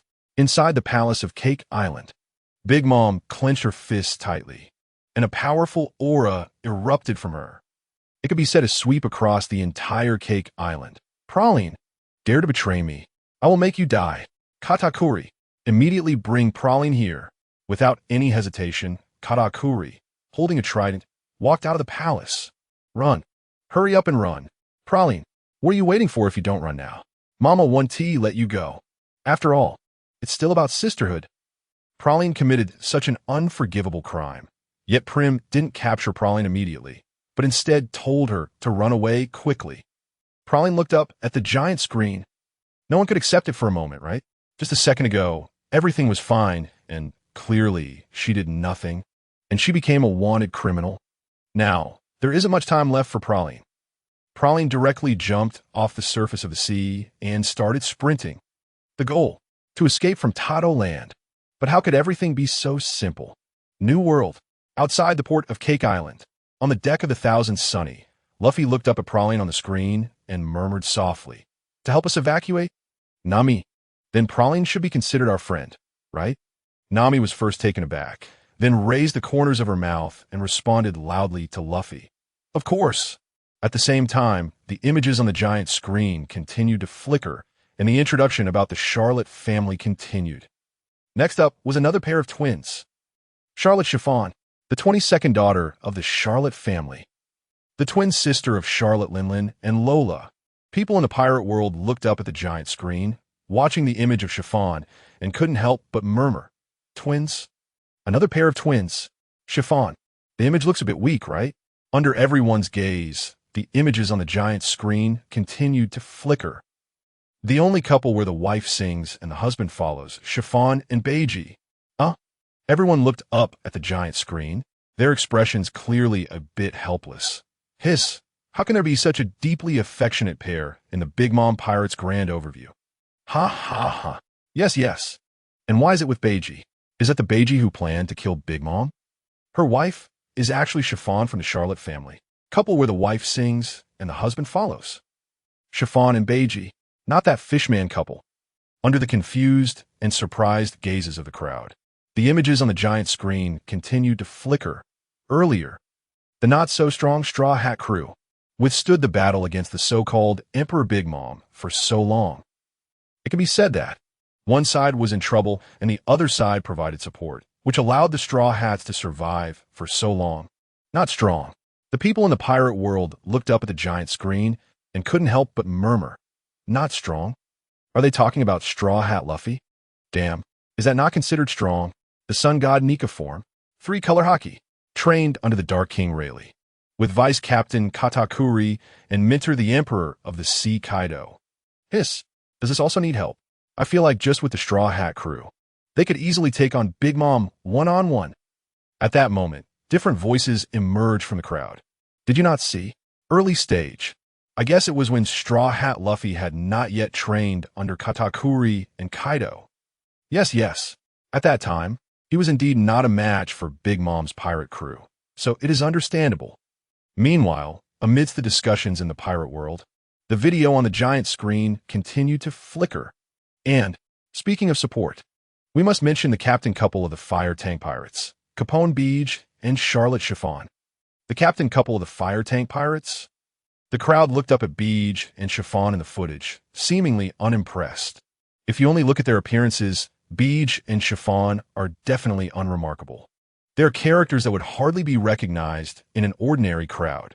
Moreover, their backgrounds are vastly different. One is a mafia member. The other is Big Mom's daughter. No matter how you look at it, they indeed seem a bit mismatched. Amidst the crowd's discussions, the video on the giant screen continued to flicker. Charlotte Chiffon, Capone Beej. They are not the typical princess and prince. One is the daughter of an emperor. The other is a supernova pirate from a mafia background. But their love is truly touching. The Grand Line. On the Fire Tank Pirate ship, Beej stood at the front of the deck, looking up at the footage of himself and Chiffon, holding a cigar in his mouth. Chiffon. Love. Husband and wife. At this moment, Beej would never have imagined that 2 years later he would actually marry Chiffon, Big Mom's daughter, and that the marriage would be so happy. The New World. In a corner of Cake Island, Chiffon looked up at the footage of herself, her expression equally surprised. Beej, the man she married, is actually a mafia member? Is he really such an unremarkable man? The Grand Line New World. Beej and Chiffon both looked up at the giant screen, their expressions becoming somewhat serious. Under their gaze, the video on the giant screen continued to flicker. Beej Chiffon, the Godfather's love. Enough to overturn your understanding. Take you to recognize a different Godfather. Godfather. A different Godfather? The Grand Line. Beej bit down on his cigar, looking up at his solo shot in the footage, the corners of his mouth slightly rising. Me? I am curious. How will you introduce me this time? Meanwhile, under the gaze of the Mafia Godfather Beej, the video on the giant screen continued to flicker. Capone Beej, captain of the Fire Tank Pirates. Born in the West Sea. User of the brick fruit. Crew members refer to him as Godfather. It has a mafia vibe. Huh. Once the video was released, the people in the pirate world began to discuss. The mafia vibe? Are you sure? Is this a mafia vibe? This is definitely a mafia. At the same time, the introduction about Beej in the giant screen continued. Beej. 2 years later, Beej joins under the banner of the Big MOM Pirates and marries Big Mom's 22nd daughter, Charlotte Chiffon. They have one son named Capone Bates. They once attempted to assassinate Charlotte Linlin together with Luffy's crew, but failed and were hunted by the Big MOM Pirates. Son, the Grand Line New World. Looking at Capone Bates in the footage, both Beej and Chiffon had somewhat emotional expressions. A child. They actually have a child. But at this moment, what Beej and Chiffon are facing is not sweetness. Run. New World. On Cake Island. Chiffon cannot hesitate at all. There is only the option to run. Run as far as you can. That is the right choice. Otherwise, Big Mom will definitely catch Chiffon and deal with her decisively. Without any hesitation, Chiffon directly ran towards the coast of Cake Island. As for why it's the coast, in a panic, or is it headed toward the Straw Hat Pirates? No one knows. Perhaps even Chiffon herself doesn't know. The Grand Line. On the fire tank ship, Beej stood at the front of the deck. The crew behind him approached. Godfather, what about us now? At this moment, the pirate ship is sailing in the opposite direction of the New World. After the exposure of the video on the giant screen, Beej is somewhat unwilling to head to the New World immediately. Godfather, a qualified Godfather, should not only have ambition, but also responsibility. Now the fire tank pirates are facing pursuit and interception from the Emperor of the Sea and the Navy. If they rashly proceed, the outcome would be dire. Beej looked up at the giant screen, his expression clearly struggling. You all go. Soon. Beej's tone became somewhat decisive, but he was interrupted by his subordinates. Godfather, go save the future godmother. Godmother. Beej's mouth twitched. How can there be such an unpleasant word? Beej looked around at his subordinates, all dressed in suits, all with smiles on their faces. You all go back first, just me is enough. Beej naturally does not want his subordinates to follow him to their deaths. The surrounding crowd was in an uproar, all looking at Beej. Godfather, what are you talking about? Yes, we have long wanted to venture into the New World. Danger.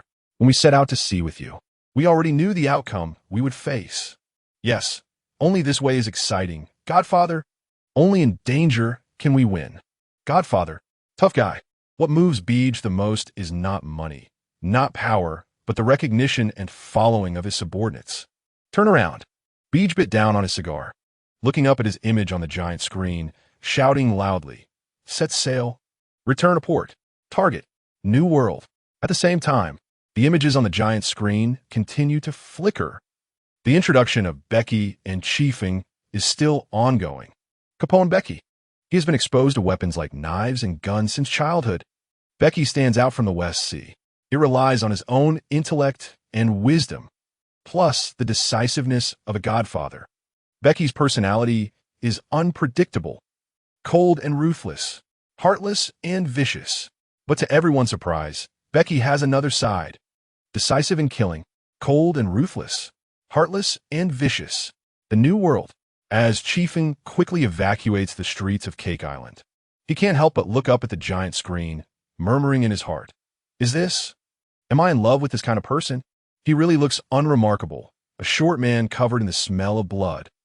Under the gaze of Chiefing and the others in the pirate world, the images on the giant screen continue to flicker. New World. Cake Island. Big Mom goes mad due to her hunger pangs. Bruley finds Chiefing and says they should make a cake together to stop Big Mom from going crazy. After the cake is made, Owen appears, taking Chiefing hostage, using him to threaten Becky, and announces to Becky on the sea, demanding that he put down his weapons and surrender. According to Becky's character as a mafia boss, how could he give up the lives of his crew for a woman, especially when he is not a match for Owen? The people in the pirate world look up at the giant screen, feeling a sense of involvement. Choice. How will Becky choose? Yes. I feel that what the video says makes sense. A mafia boss. How could he give up everything for a woman? Not to mention a mafia boss. Even among ordinary people, probably only 1 or 2 out of 10 would be willing to do so. However, there are still some people in the crowd standing on Becky's side. Becky. Godfather. Becky is also a figure known as the Godfather. How could he give up his wife? To be honest, if Becky really did that, I would look down on him. What kind of Godfather title does he deserve? Just as the people in the pirate world are watching with anxious attention, the images on the giant screen continue to flicker, holding their breath, waiting for the Mafia Becky's choice in the video. Just when Becky is hesitating, Chiefing speaks up at this moment. Chiefing expresses his willingness to go to his death, because in Chiefing's heart, he never considered Big Mom's crew as family. And when Chiefing met Becky, he finally experienced the warmth of home. The crowd is looking forward to Becky's reaction in the video, but they are touched by Chiefing, hitting their hearts. Home. The warmth of home. Sigh. The crowd can't help but let out a long sigh. Becky? What kind of charisma does he have that he would rather let Chiefing willingly go to his death? Home. The warmth of home. As Chiefing is frantically fleeing, he looks up at the giant screen, and after making such a choice, he can't help but murmur softly, Becky, can you make me feel the warmth of home? Just as Chiefing murmurs, the giant screen begins to introduce her growth experience. Big Mom.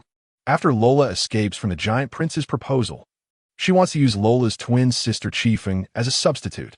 But Big Mom is seen through. This leads to worsening relations with the giants. So Big Mom hates Lola deeply. And because Chiefing looks like Lola, Big Mom beats and scolds Chiefing, making her suffer, leading to a tense relationship between Chiefing and Big Mom. Chiefing has never received care from her mother or family. Big Mom. The crowd looks up at Chiefing and Big Mom on the giant screen, and they can't help but start cursing Big Mom. Is she human? Yes. Is her daughter just a tool for marriage alliances? Beast. She's simply a beast. I even start to understand Chiefing. Perhaps the entire Charlotte family is not just Big Mom. Look at Owen. This older brother actually uses Chiefing's life to threaten Becky. Bastard. He's simply a bastard. Under the crowd's curses, the images on the giant screen continue to flicker. Chiefing is still persuading Becky to escape quickly. So, for his family, Chiefing urges Becky to leave quickly. Chiefing is willing to sacrifice himself for everyone's safety. Whoa. The people in the pirate world look up at Chiefing on the giant screen. Clearly, he is an unremarkable person with no great strength. Yet he can strike at the heart. Kindness. Kindness is the most heartfelt trait of a person. Chiefing. Don't. Such a kind person must not die. Yes. What qualifications does Big Mom have? To have such charismatic children as Katakuri, Chiefing, and Bruley at the same time. At this moment, some people in the crowd have begun to threaten Becky. Becky, I don't care if you are a mafia or a supernova. Whether you can easily kill me, I advise you to choose well. You can't let down such a good woman. If you give up Chiefing, even if we can't beat you, we will curse you to death every day. Meanwhile, the images on the giant screen continue to flicker. In the video, Becky stands at the center of the frame, looking extremely disheveled, drenched in blood. At a glance, it's clear he has gone through intense battles, and his stamina is depleted. He is facing death. Unsurprisingly, if Becky chooses to save Chiefing, it will be a life and death situation. Wife, life, career. Everyone in the pirate world is watching the giant screen, focusing on Becky's choice in the video. Under everyone's gaze, the images on the giant screen continue to flicker. To Chiefing's words, Becky, on the surface, he is caught in a dilemma. Actually, I already have my own choice in my heart. It's here. It's coming. Everyone in the pirate world stared at the giant screen, and without exception, they all held their breath. The moment of choice is about to arrive. Becky, go for it. You must be a real man. Godfather, show us your will as a godfather. Amidst the crowd shouts, the Grand Line, on the fire tank ship, Becky's subordinates, with tears welling in their eyes, looked at Becky, who was standing in the middle. No. Godfather, you must choose the godmother. You must choose the big sister. Great. My future big sister is simply amazing. And sincerity is the eternal killer move. Greatness can also be contagious. Becky and his subordinates, after hearing Chiefing's words, they were so moved that they cried bitterly. Direct call. The big sister is truly great, willing to sacrifice her life to save the big sister. The Grand Line. Great. It's simply too great. The people behind Becky looked up at the giant screen, and some were already secretly wiping their tears. In the video, Becky made his own choice. Becky. After seeing everyone's intentions, Becky became more determined in his choice. He informed Owen not to harm Chiefing. Becky's expression became serious, and even the originally crying child fell silent at his father's change of expression. Then, Becky raised the gun in his hand and directly shot the invincible Owen. Godfather, who? The people in the pirate world couldn't help but breathe a sigh of relief, looking up at Becky in the video, who pulled the trigger. Godfather, this is the real Godfather. Amidst the cheers of the crowd, the images on the giant screen continued to flicker. Then, Becky ordered to increase the ship's speed, charging straight toward land. Then Becky ordered the crew of Big Mom's pirates to start resisting, to rescue his wife. After that, Becky looked down at his son, firmly biting his cigar, and said, "This is how Dad lives." Man, Becky is simply too manly. I have to say, although the mafia is the dark side, Becky completely showcased the charm of being a mobster. Is this how Dad lives? New World. On Cake Island, Chiefing kept shouting this sentence in his heart, initially surprised and unable to believe, but now his expression has become somewhat relieved. Becky, is this the feeling of home? Is this the tenderness you give me? Chiefing seems to begin to understand why he willingly stays with Becky. This short man seems to have a likable side. Meanwhile, under everyone's watch, the images on the giant screen continued to flicker. The story of Becky and Chiefing continues. Becky's statement of Dad's way of living instantly elevated Becky's image. Real man, good husband, excellent dad. These labels all converge on the Godfather. It can be called perfect. Perfect. It truly is perfect. The unmarried women in the pirate world all looked up at the giant screen, watching Becky's figure in the video, their eyes filled with admiration. What kind of man? Which woman wouldn't admire him? To the outside, decisive and ruthless Godfather. To his wife, he is indeed a good man willing to sacrifice his life for his family. The Grand Line, on the fire tank ship, Becky stood in the middle of the deck, his stern face slightly raising the corners of his mouth. Dad's way of living. This is indeed my way of living. And behind Becky are the admiring gazes of his subordinates. At the same time, the images in the giant screen continue to flicker. Chiefing and Becky, this kind of love where you think of me and I sacrifice for you, can truly move many people. Perhaps there really is such a love. It is called unwavering loyalty in times of crisis. Woo-woo, New World, outside Cake Island. On the Thousand Sunny, Luffy kept wiping the corners of his eyes. Moved. I have to say, Luffy is indeed moved. Not only Luffy, but also Zoro, Usopp, Nami, and others beside him had red eyes too. Love. It's not rare, but this kind of love, where one is willing to sacrifice their life, is truly uncommon. At the same time, the images in the giant screen still flicker. and the story of Becky and Chiefing continues. In the video, Bruley asked Chiefing, "Are you happy now?" Chiefing's answer, "Being with the person I love. The world will change. I have made up my mind. Even if I am alone, I will go." Ugh. The entire pirate world looked up at the giant screen showing Chiefing and Becky. Watching the images of the two standing together, they couldn't help but become somewhat choked up.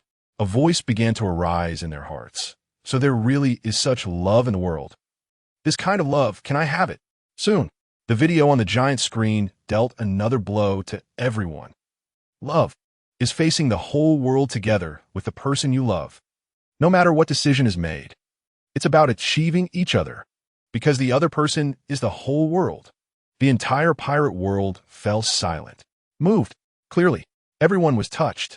New world. Chiefing, Becky? I'm starting to be interested in you now. Becky, Chiefing, you will be my wife again. Meanwhile, the images in the giant screen continued to flicker, and the introduction of Becky and Chiefing has already ended. The two faded out of the video, and Chiefing's twin sister slowly appeared. Charlotte Lola, captain of the Rolling Pirates, chocolate minister of Cocoa Island, twin sister of Charlotte Chiefing. After reuniting with her sister, she married Gotti, a member of the Fire Tank Pirates. Shocked. Flame Tank Pirate Crew. Gotti looked up at the giant screen, especially after seeing himself marrying Lola, and couldn't help but feel completely bewildered. Me? I'm married too, and a Big Mom's daughter. Then Gotti looked up at his captain. Wow, this time he directly got a super double. Accidentally, he became a brother-in-law to his captain. The world is so wonderful. At the same time, the images on the giant screen continued to flicker. The introduction about Lola continued. Charlotte Lola, captain of the Rolling Pirates. Bounty of 24 million berries. How much? For a moment, the people in the pirate world looked up at the giant screen, unable to hide their shock. 24 million berries. Seeing the shocked expressions around him, everyone couldn't help but glance at each other. 24 million berries.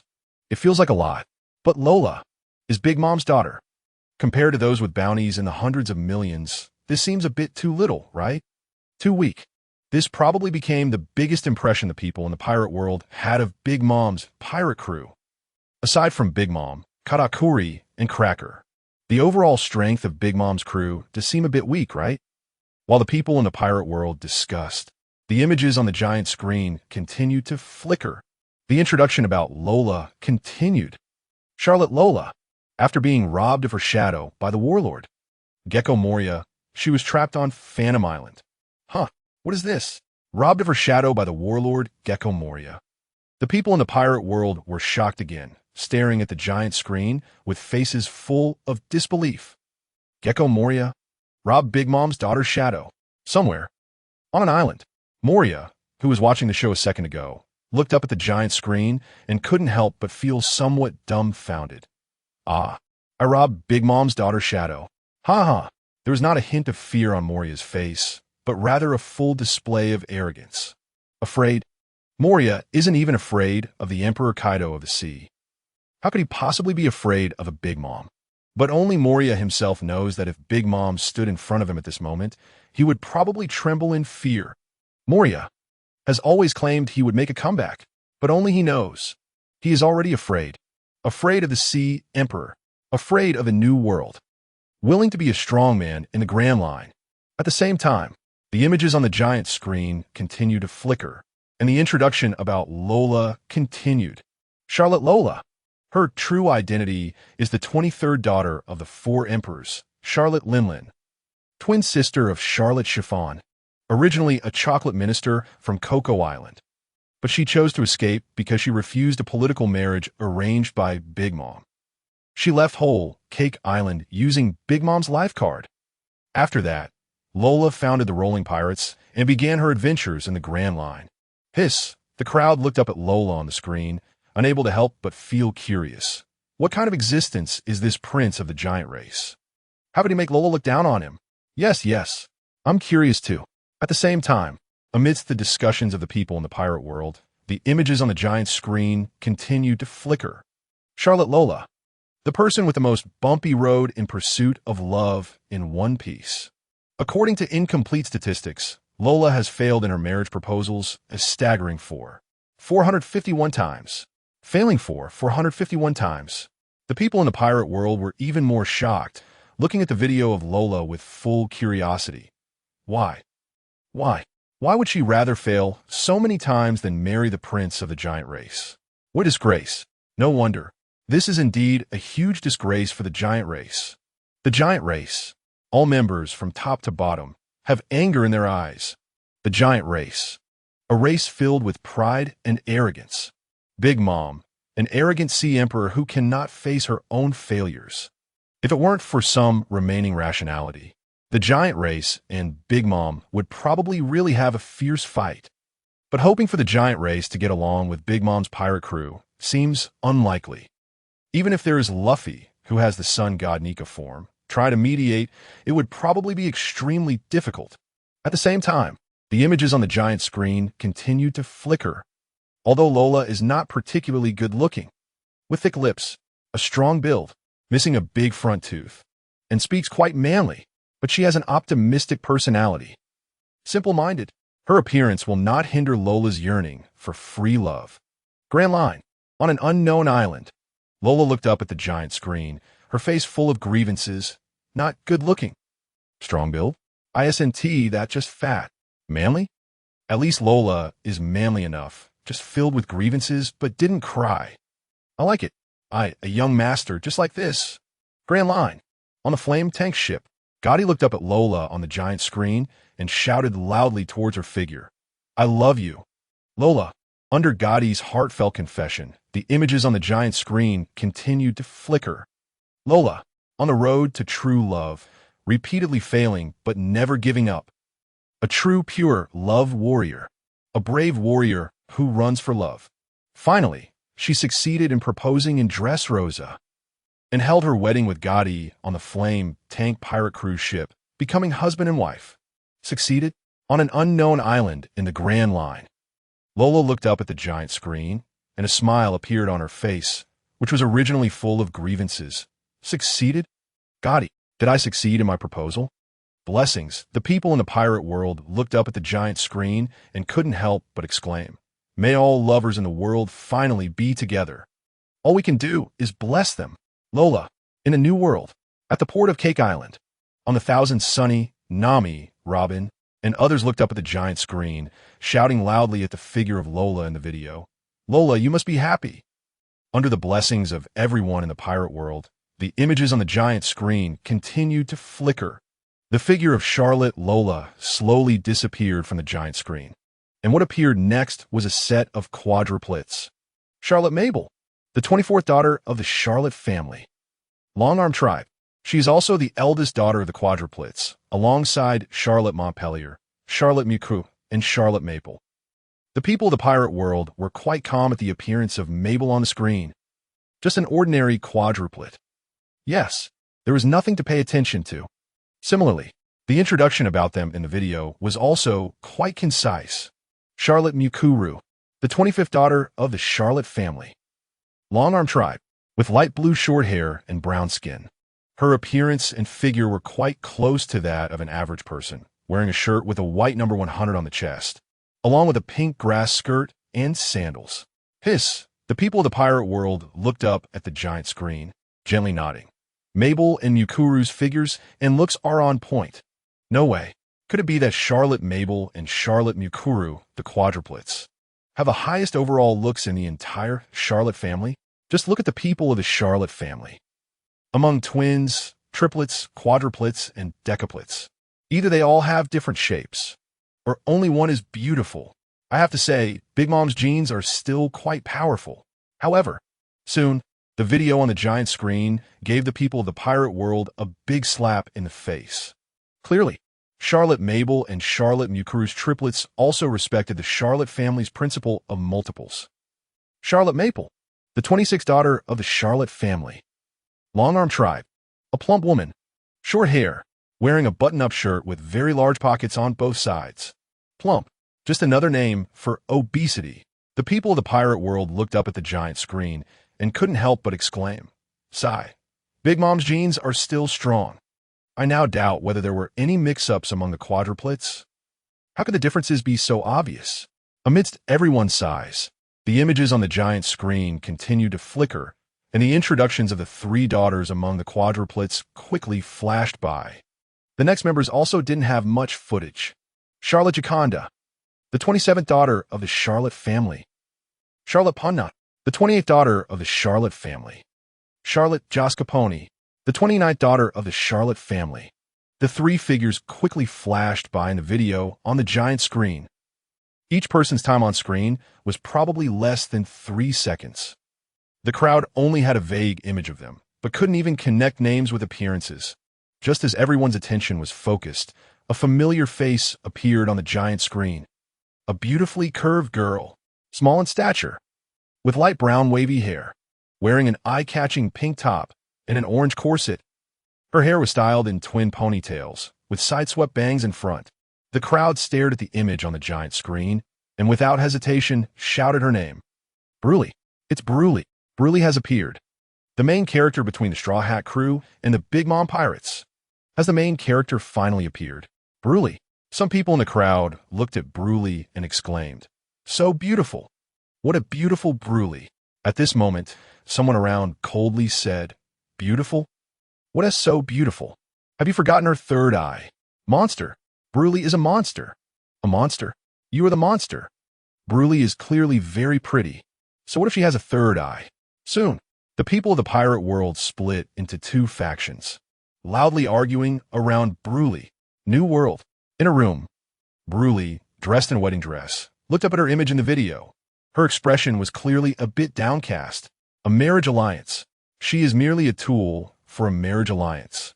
And the person she is marrying seems to be a big pervert. However, the main reason Broly felt downcast was that her third eye had been exposed. This is why Broly has been treated as a monster since childhood. It is also what Broly has always been unwilling to face. New world. At the port of Whole Cake Island. On the Thousand Sunny, Sanji looked up at Broly in the video, completely mesmerized. So beautiful. What a beautiful Miss Broly. New world. In the palace of Whole Cake Island. Big Mom looked up at the giant screen, watching Broly in the video, shouting loudly, "Perospero, go check if Broly is ready." Perospero slightly bowed. "Mom, don't worry, I've already imprisoned Broly. She can't escape. I won't be foolproof." Big Mom's cold voice echoed from inside the palace. Perospero was slightly taken aback, then gently nodded, "Yes." Then, Perospero turned and walked out of the palace. At this moment, the images of Broly on the giant screen were continuously flickering. For such a prominent character, there is often a subtitle. Broly, the only woman who is infatuated with Sanji. Unfortunately, her life has long been predetermined. Life has already been predetermined. The people of the pirate world looked up at the screen, especially after seeing the title. Their expressions inevitably became a bit excited. It's starting. This will definitely be long. Yeah, it must be a hard dish. Hurry up and start. I can hardly contain myself. Hurry up. I want to know what exactly happened between Broly and Sanji. What kind of person is Broly? Under the eager gazes of the crowd, the images of Broly on the giant screen began to flicker. Sanji. He is the third prince of Germa. Later, he met Luffy and became a chef on Luffy's ship. Of course, Sanji is not just a chef. He is the third main force of the Straw Hat Pirates. The third main force. New world. Outside Cake Island. On the Thousand Sunny, Sanji looked up at the screen, and his expression softened a bit when he saw the video call him the third main force. The third main force? Is there any disagreement about this? No, there really is. Jinbei. If Jinbei really joins the Straw Hat Pirates, Sanji's position as the third main force might be at risk. Meanwhile, the images on the giant screen continued to flicker, and the story between Broly and Sanji was still ongoing. However, as a member of the Straw Hat Pirates, Sanji has a very distinct characteristic. He particularly loves beautiful women. Whenever he sees a beautiful woman, Sanji's eyes turn into hearts, and he expresses his affection. However, all he receives in return is disdain. Ba ba ba. In a room on Cake Island, everything outside was wrapped in candy, leaving only a small window. Bruley looked up through the window at the introduction of Sanji in the video, puffing up her cheeks and scolding him. Heartless big radish. What scumbag? Bah, bah, bah. How could I ever fall in love with such a scumbag? At that moment, Bruley was righteous and left no room for herself. But soon, Bruley could not escape the true fragrance law. Under Bruley's scolding, the images on the giant screen continued to flicker. But, except for one person, Bruley, a woman who truly wishes to give for Sanji and loves him forever. As soon as the image appeared, Bruley immediately denied it and scolded again. Bah, bah, bah. Love him forever. Sanji, does that scumbag deserve it? Bah, bah, bah. Who would love him? However, the other party involved did not think so. Sanji looked up at Bruley in a wedding dress, his eyes full of affection, while the deck beneath him was piled high with cigarette butts. Truly willing to love me, forever love me, Sanji murmured softly, blowing out a smoke ring, his face filled with entanglement. Meanwhile, the images on the giant screen continued to flicker. First, gentle and cute, when Luffy and the others had just landed in Big Mom's territory. Luffy and Chopper, due to their greed for food, ate up Bruley's entire shop. However, when Bruley arrived, she did not blame them. Instead, she thanked Luffy and the others and invited them to her home for hospitality. When they first saw Bruley, she was definitely a good person, because she was not only cute, but also helped Luffy and the others reach Cake Island smoothly. Is it possible? Is it not? The people in the pirate world looked up at the screen, unable to help but ask back. Is it not? How could Bruley be anything but a good person? Yes, yes. How gentle. How kind. She completely did not hold it against the presumptuous Luffy and Chopper, and instead helped them. However, where there are people who like Bruley, there are those who dislike her. There are supporters of Bruley. There will be opposers. Kind and cute. It must be an act. Just watch. Just like Bruley is disguising her third eye. Exactly, exactly. Bruley could never be that simple. Just as the crowd was discussing, the images on the giant screen continued to flicker. The introduction of Bruley and Sanji was still ongoing. Second, living a life of acting, living as a puppet. However, the gentle, kind, and understanding Bruley we see is actually all an act by Bruley. See, I was right, wasn't I? Bruley, how could she be so kind? She is a monster with a third eye. As soon as the image of Bruley pretending to be kind appeared on the giant screen, it sparked discussions among the crowd. How could it be? Impossible. This is definitely fake. Exactly. Bruley must still be kind at heart. She is also being forced. It must be Big Mom who is coercing Bruley. Meanwhile, the images on the giant screen continued to flicker. The reason Bruley disguises herself so much is just to complete the task assigned by Big Mom. But, besides supporting, Bruley shouted at the giant screen. Did you see? Twist. A twist is coming. Miss Bruley is definitely a kind and gentle person at heart. Amid the discussions of the crowd, the images on the giant screen continued to flicker. Bruley, when she was very young, it was not always like this. Bruley longed to play with others, enjoying the happiness of ordinary people. However, reality was not that beautiful.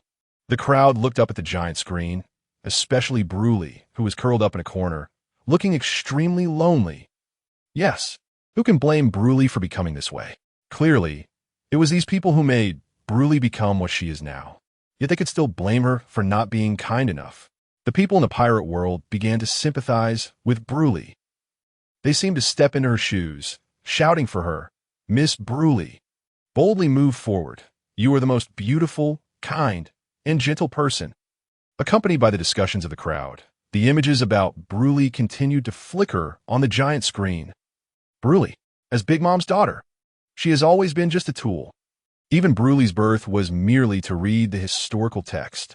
But unfortunately, Bruley did not have that ability. Shocked. The people in the pirate world were shocked. Read the historical text?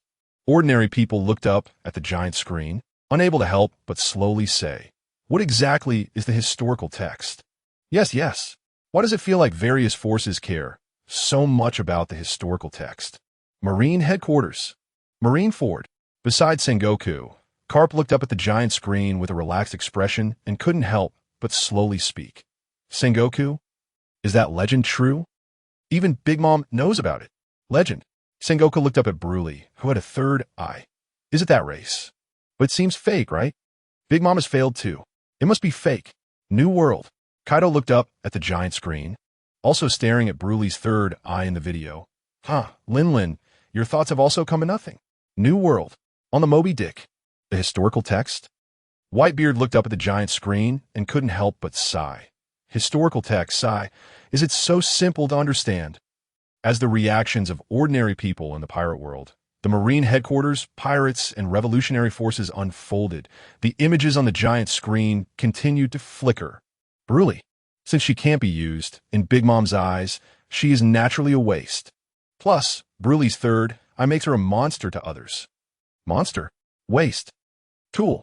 Broly looked up at the giant screen, the heart-wrenching words echoing in her ears. Her whole body trembled continuously, her fists clenched tightly, and tears streamed from her three eyes. Why? Why? Broly's heart kept shouting, what have I done wrong? Why does the world treat me this way? I just want to be an ordinary person. 3 eyes. Is having 3 eyes a monster? No, it's not. Every person, no matter how unique they are, will eventually encounter someone who will save them. New world. At the port outside Cake Island. Freak. On the deck. Sanji's expression was unusually serious as he looked up at Broly in the giant screen. Monster? Isn't it? No way. What beautiful eyes they are.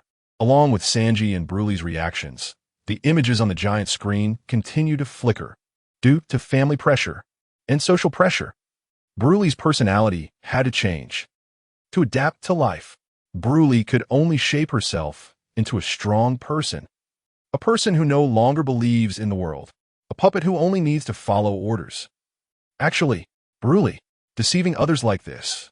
Broly herself is the one suffering the most. It seems that Broly is just fooling herself. Whoa, new world. On Cake Island, in a palace that looks like a cage.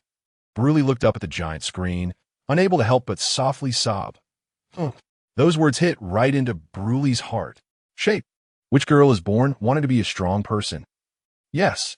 Slowly, Broly could only wrap herself up, completely wrapping up her personality and inner world. No longer believing in the world. Sigh. The people of the pirate world looked up at Broly on the screen and couldn't help but sigh. Poor thing. Broly, truly a pitiful person. Yes, such a lovely and kind girl. Big Mom, truly a bad person. Sigh, Broly is so pitiful. Unfortunately, she met Sanji. I hope Sanji is a good person. Yes, don't let Broly endure this anymore. With everyone's discussion, the images about Broly on the giant screen continue to flicker. Second, longing for freedom, longing for love. Broly has never trusted anyone since she was a child. She never planned to resist Big Mom. It could be said that she couldn't resist, so she could only be a puppet for a lifetime. Sigh, so pitiful. Truly a completely pitiful person. With everyone's sympathy, the images on the giant screen continued to flicker. But after Broly's sister Lola left, a glimmer of hope was left in Broly's heart. Lola, as Big Mom's daughter, did not obey Big Mom's orders to marry someone she didn't know. Instead, she directly left Big Mom and started her own pirate life. Moreover, Lola even formed the Proposal Pirates to find her true love. The people of the pirate world looked up at the scene on the giant screen where Lola and Broly stood side by side, their expressions inevitably becoming a bit admiring. Now it seems Lola is indeed very brave. Yes, she even dared to resist Big Mom's will. This is probably something that most of Big Mom's children couldn't possibly do. Truly a brave, pure love warrior. With the admiration of the people of the pirate world for Lola in the video, and pity for Broly, the images in the video continued to flicker. Broly admired Lola very much, hoping she could be like Lola, but Broly couldn't do it. She could only submit to Big Mom. Even if she cried, she had to complete Big Mom's tasks. Otherwise, she could be killed at any moment. One could say, Broly's entire life is very tragic. Her life. She has no say in it at all. Even the wedding dress is prepared by others in advance. Broly is imprisoned in the candy prison, her whole being in great pain, her expression extremely tortured, hitting the heart. The words in the video were like sharp blades, fiercely stabbing into Broly's heart. "I won't." Broly looked up, her face determined as she stared at the giant screen. The harsh sounds reached Broly's ears, as if mocking her weakness, wanting her to become brave, not daring. "Wedding gifts. Others' arrangements," Broly whispered, her expression seemingly becoming more resolute. New world. Inside Cake Island Palace. Big Mom walked out of the palace step by step. The glaring sunlight made Big Mom squint, further enhancing her coldness. Big Mom looked up at the giant screen, especially watching the scene where Lola and Broly were talking. She couldn't help but coldly say, like Lola, "Charlotte Broly, unless you don't want to live anymore." As for tools, rebellion, grievances, Big Mom has never cared about these. Around, standing are Daifuku, Oven, and other children. Katakuri is chasing that traitor. As for Parasparrow, he is going to imprison Broly. Daifuku and the others look up at Big Mom. This nominally their mother. For a moment, they're a bit dazed. Actually, not just Broly, right? In fact, Big Mom has never considered all of them as her children. Tools. This is their self-positioning, right? Port. Big Mom's gaze is withdrawn from the video, staring straight ahead. Monkey D, Luffy should be at the port, right? Let's go. Let's go welcome the arrival of Straw Hat Luffy. After saying that, Big Mom steps forward, walking steadily towards the port. Daifuku, Oven, Smoker, and others follow behind Big Mom. Meanwhile, the crowd seems to have forgotten someone again. Long Bread stands alone in the palace, watching Big Mom lead her children towards the port, a slight smile on his face, murmuring softly, "Charlotte Linlin, Big Mom Pirates." Longbread's voice grows louder, and his expression becomes more excited. "This is my true masterpiece." Bad. Nami, why do I feel that Big Mom is so bad? New world. At the port of Cake Island, Luffy stands on the deck, staring at the giant screen, panting heavily. Clearly, he is infuriated by Big Mom, especially when Luffy sees Sanji lighting a cigarette beside him. "Sanji, let's save Lola and Broly together." Hearing Luffy's voice, Sanji can't help but be slightly stunned. Save them. This means going against the Sea Emperor, the Big Mom Pirates. Is it possible? Can we really do it? Sanji bites the cigarette, looking at Broly in the video, gently shaking his head. Broly, she might not be willing to accept it. Right. Children. Tools. At this moment, Sanji is not just feeling pity and sympathy for Broly, but it also awakens the deepest memories within himself. Sanji. Vinsmoke Sanji. How is he not also a tool? Big Mom. Judge. Aren't they all the same kind of people? Children are just tools. Tools for exploitation. But Sanji also knows clearly that making such a decision is difficult. Some people, even if they are determined, probably wouldn't act against their family, even if it's a one-sided family, right? Accompanied by the gazes of Sanji and others, the images on the giant screen continue to flicker. The love story between Broly and Sanji has just begun to unfold. 3. Infatuated with Sanji. Even if it hurts herself, Sanji's expression can't help but be slightly stunned. A man, especially a chivalrous man, probably can't resist the concern from a woman. This kind of selfless concern can even make Sanji willing to give up his life in return. At the same time, the images on the giant screen continue to flicker. Broly, because she has 3 eyes, she is often called a monster, gradually losing hope in the world. When Broly was about to follow orders to kill Sanji, Sanji said something that made her face life again. That is, "What beautiful eyes." New world. At Cake Island, in a candy prison. Broly looks up at the giant screen, her whole body frozen in place, tears streaming down her beautiful face. This is the second time Broly has heard Sanji describe her this way. What beautiful eyes, directly hitting Broly's heart. However, how could a girl like Broly, who has been called a monster since childhood, easily believe Sanji? But, in the video, Sanji's eyes are too sincere, his expression too obsessed, making Broly momentarily unable to discern the truth. She can only whisper, "Sanji, I hope what you said is sincere." At the same time, the images on the giant screen continue to flicker. Once this sentence is spoken, it becomes significant. Bruley has always deceived herself with a lie that everyone would hate her, allowing herself to continue acting. However, Sanji. This gentle word directly ignites all of Bruley's feelings accumulated over the years, and naturally, she starts to cry. Don't even mention anything about assassination. Assassination? Huh. The people of the pirate world look up at the deeply affectionate gaze between Bruley and Sanji and can't help but chuckle softly. Assassination? Damn it. They're about to kiss. Still talking about assassination? Ha ha ha ha. Yes. They're about to knock me out. This is too good a ship, right? I raised the flag for Sanji and Bruley's CP. Accompanied by the discussions of the pirate world, the images on the giant screen continue to flicker. This is Sanji's most successful attempt at flirting. This time it strikes deep into the soul, filling the void in Bruley's heart. Bruley can't help but fall for Sanji. One sentence directly makes Sanji explode. Listening to the defamation in the giant screen, Sanji is so angry that he practically explodes on the spot, jumping up and down, shouting at the giant screen. Flirting. I'm flirting with you, damn it.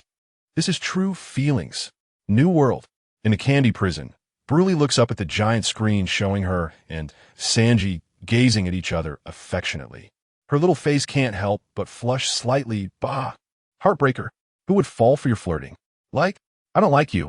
In Bruley's little womanly spoiled posture, the images on the giant screen continue to flicker, making Bruley's handsome face turn redder and redder. After that, Bruley seems to have lost control, and every time she sees Sanji, she becomes infatuated. It's simply too much CP vibe. Seeing a girl makes her infatuated. ISNT, that's Sanji's privilege. And Bruley seems to have caught the infection. Sure enough, the tear stains on Bruley's face have evaporated as she looks up at Sanji in a white dress on the giant screen. Handsome, deeply affectionate.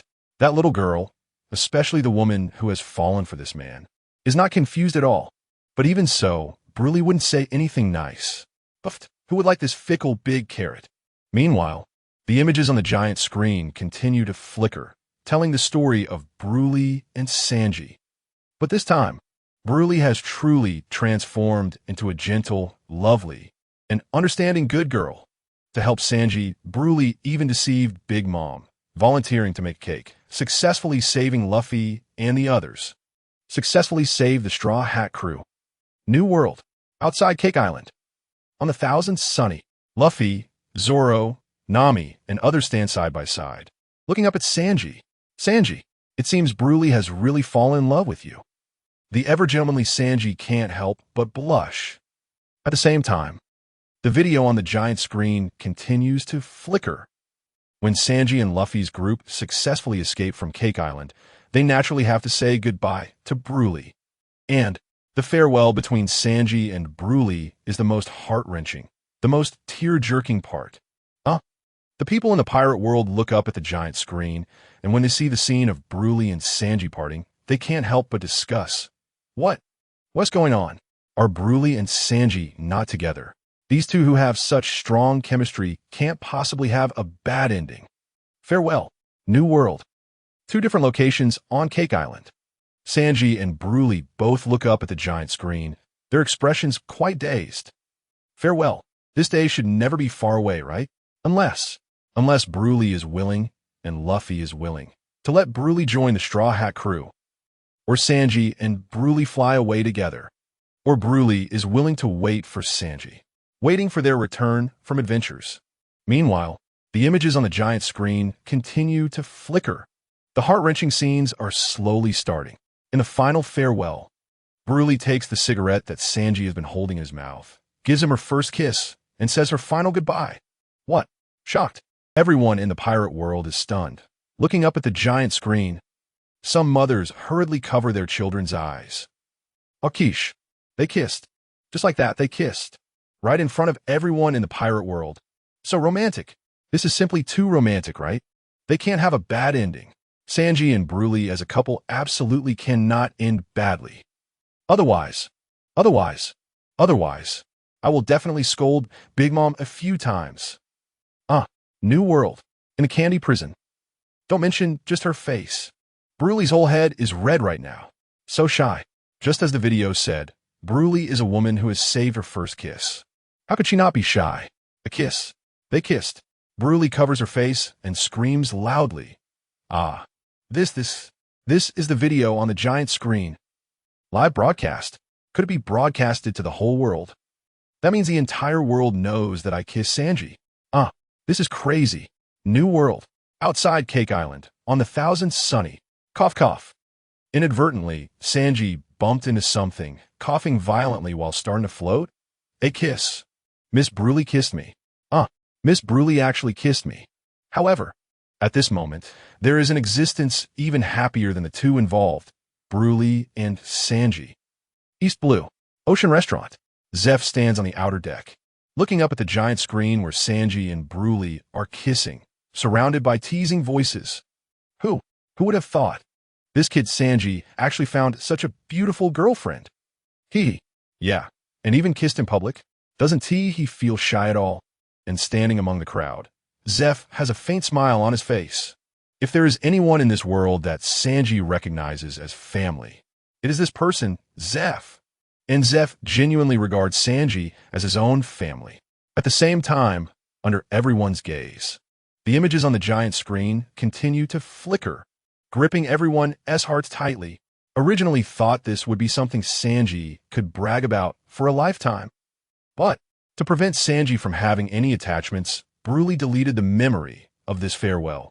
What? The people in the pirate world were once again shocked, staring intently at the giant screen. What were you saying? Deleted Sanji's memory. Brulee is simply too good. Yes. She would rather endure this memory alone than want to burden Sanji. Woo. So kind. Miss Brulee is too kind, right? So touching. New world. At the port outside Cake Island. On the 1000th sunny, Sanji stands on the deck, looking up at Brulee, who is slowly deleting her memories on the giant screen. For a moment, he is stunned. Sanji stands there foolishly, tears streaming down like they are free, hitting the deck. At this moment, even the hand holding the cigarette is shaking.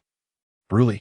Sanji softly murmurs Brulee's name, looking up at the image of Brulee in a pure white wedding dress. Woo. The usually stoic Sanji is now holding his head and crying. At the same time, Cake Island, in a candy prison, Brulee stands inside, looking up at her image in a wedding dress on the screen. For a moment, her emotions are completely uncontrollable. Crying while watching the video of Sanji. Even if I had to do it all over again, I would still choose this. Meanwhile, the images on the giant screen continue to flicker. The video keeps rewinding the scenes of Brulee and Sanji, from meeting to getting to know each other to unforgettable moments. One tear-jerking scene after another appears in the video. Sacrificing everything for the one you love. Enduring the pain that should not be endured for the one you love. The relationship between Sanji and Brulee can be considered the most tragic love story. Woo. Under the touching story of Bryn and Sanji, tears flowed in the audience as the giant screen rendered the video. The entire pirate world was almost in tears. Even the strong warriors had moist eyes. So tragic. It was indeed a bit too tragic. So gentle. So kind. The attitude of the people in the pirate world towards Bryn in the video had made a 180-degree turn. As they looked up at Bryn on the screen, unable to help but wipe the tears from their eyes. Woo. Bryn is truly so gentle and kind. At the same time, the images on the giant screen continued to flicker. Sanji, Bryn, due to their opposing positions, they were destined to be apart. Loving but unable to be together, it was truly painful. Why? As soon as the video played, it sparked a huge outcry from the pirate world. Why? Why are Bryn and Sanji destined to be apart? I don't believe it. Bryn and Sanji must be together. People who truly love each other must have a good ending. But among the crowd, there were evidently still some rational individuals remaining. Sigh. These people couldn't help but let out a long sigh. Sanji, a pirate, the cook of the Straw Hat crew. Bryn, the daughter of Big Mom, is also a pirate, although their identities are somewhat suitable. But would Bryn really be willing to board the ship for Sanji? Would the Straw Hat crew really accept Bryn? Or would Sanji choose to stay? Stay on Cake Island, Or would the two of them fly away together, unable to be together? The cigarette but dropped. Sanji lit another cigarette, biting it in his mouth, repeatedly muttering those 5 words. Unable to be together? No way. No way. Bryn, we will definitely be together. This sentence was possibly also meant for Sanji himself. We will definitely be together. At the same time, there was another person saying the same words as Sanji. Bryn. Bryn looked up at Sanji on the screen, clenched her fist, her voice incredibly firm. This time, we will definitely be together. Sanji, we definitely will. Bryn, Sanji, this time, you will definitely be together. This sentence was a shared voice in the hearts of everyone watching the video on the giant screen at that moment, including Luffy, Nami, Zepp, and all others. Everyone was wishing for Bryn and Sanji. Meanwhile, the images on the giant screen continued to flicker. If Bryn were born into an ordinary family, living a life like ordinary people, could she have met Sanji normally? Then could Bryn and Sanji end up together in the end? Outside the candy prison, Perospero looked up at the screen, secretly wiping the tears from his eyes. I have to say, even Perospero was somewhat moved at this moment. Tools. As Big Mom's eldest son, how could Perospero not know that Big Mom has always viewed them as tools to expand her territory and consolidate her power? And Perospero has his own genuine feelings too. But just then, a huge figure slowly approached the candy prison. Behind him were Big Mom's many sons and daughters. Ordinary people. Before Big Mom's people even arrived, their voices had already clearly reached Bryn and Perospero's ears. Ordinary people. With the Charlotte family's blood flowing through you, your fate has already been decided. A second ago, Bryn, who was still immersed in the video, suddenly came to her senses. Big Mom, Bryn, her mother.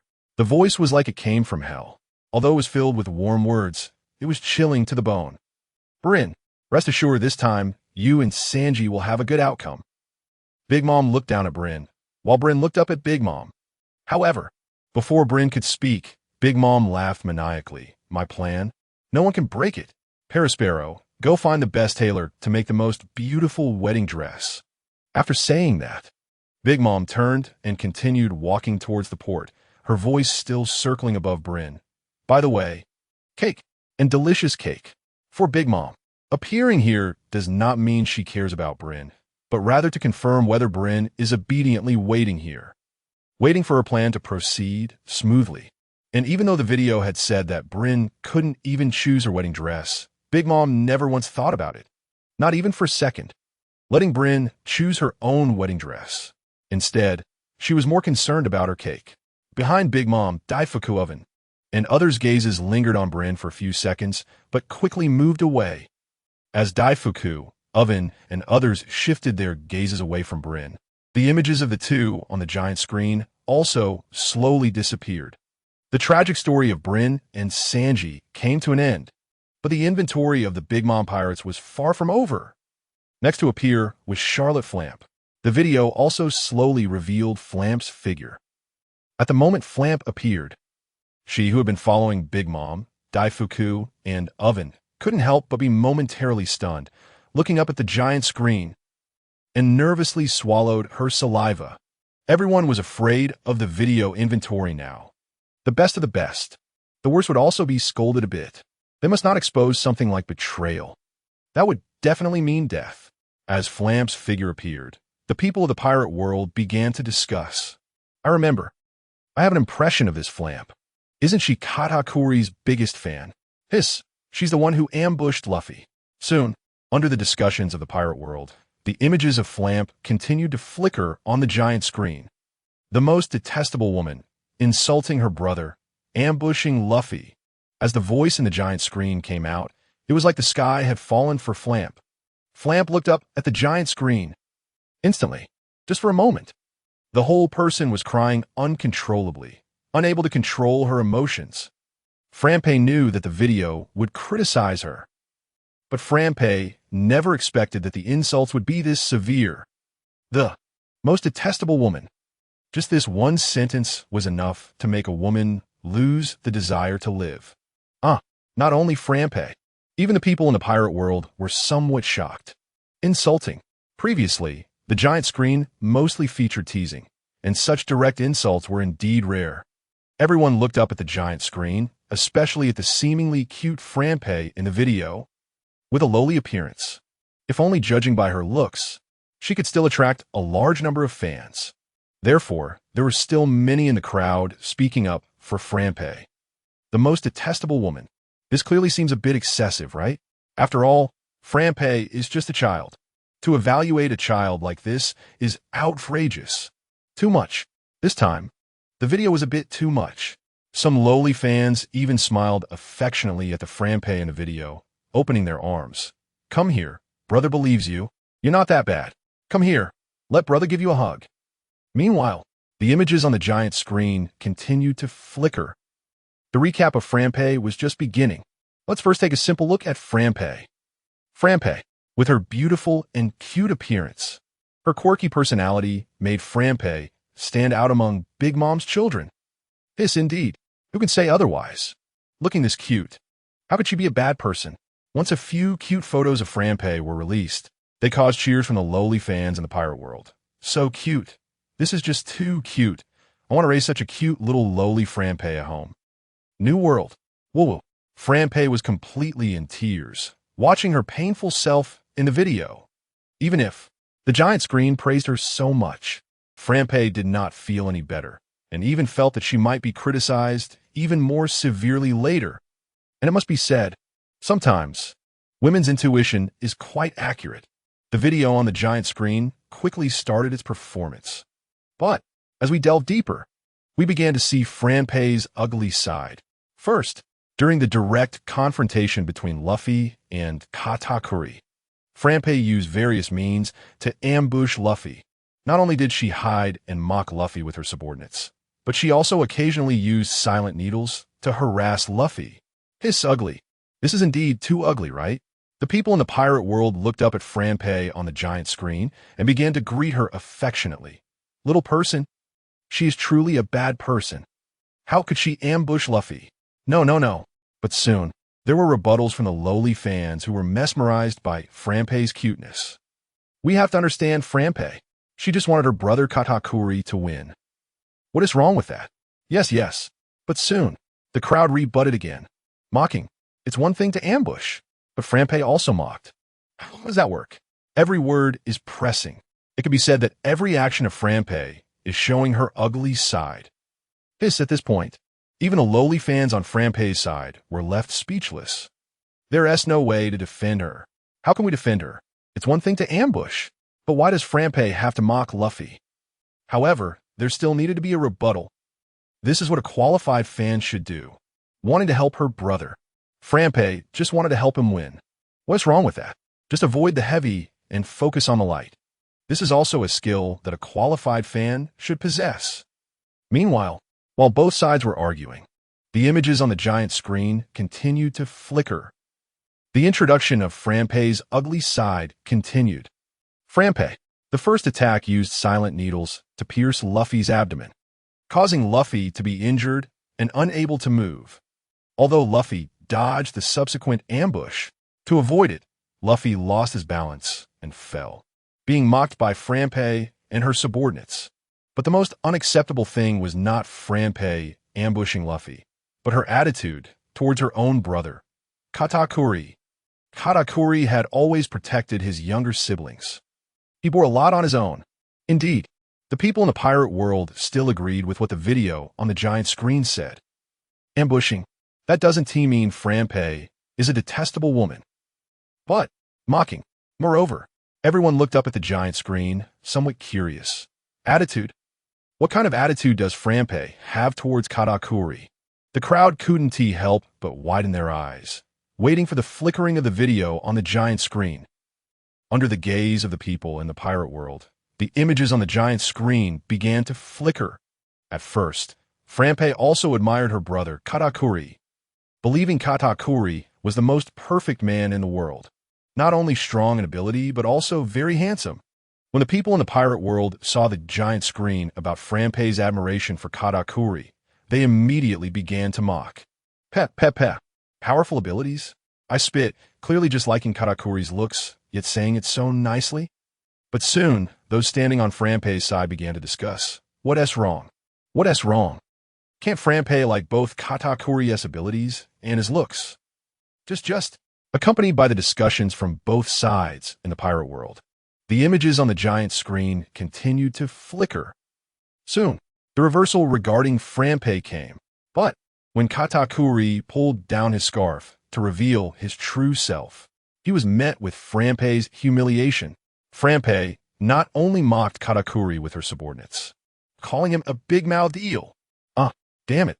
Those who originally held a disdainful attitude towards Franpei couldn't help but curse out loud at this moment. What? Is Franpei even human? Damn it. I'm so infuriated. How dare she call Katakuri a big-mouthed eel?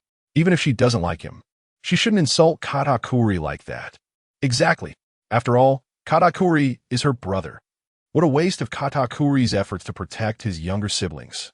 Yes. Meanwhile, those who were still trying to argue, the group of Lolicon fans, were also a bit stunned. For a moment, they didn't know how to retort. This is indeed a bit too much.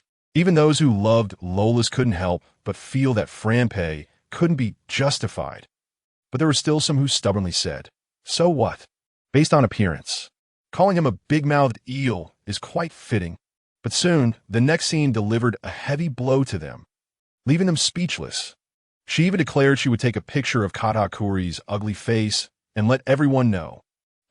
Too much. This is a bit too much, right? Taking a photo of Katakuri's face and then releasing it. That's really too much, right? But even worse was yet to come. The scene on the giant screen was not over yet. Ignoring Katakuri, Franpei even spat her bubblegum right onto Katakuri's face, shamelessly humiliating him. What? Not human. This is really inhuman, right? Yeah. At this moment, even Franpei's Lolicon fans couldn't take it anymore. Not human. A big-mouthed eel. Taking a photo to publish. Spitting. Hiss. This is beyond bad. This person has serious character issues, right? Bad. This is really too bad, right? In a new world, Big Mom's crew, Daifuku, Oven, and others were also taken aback. Looking up at Franpei on the giant screen, their expressions unable to hold back. Damn it. Katakuri. He's their idol. How could Franpei be so cruel? Behind Daifuku and Oven, Franpei had tears streaming down her face. But as she cried, she stood frozen in place. Franpei couldn't help but feel a chill. Even a murderous intent. After all, compared to Katakuri, Franpei is nothing. Meanwhile, Katakuri, who was chasing his little sister, looked up at the giant screen. When he saw Franpei's image, his face remained indifferent. Some people's kindness is selfless, just like Katakuri's attitude towards his younger siblings. At the same time, the video on the giant screen continued to flicker, and the matter regarding Franpei was far from over.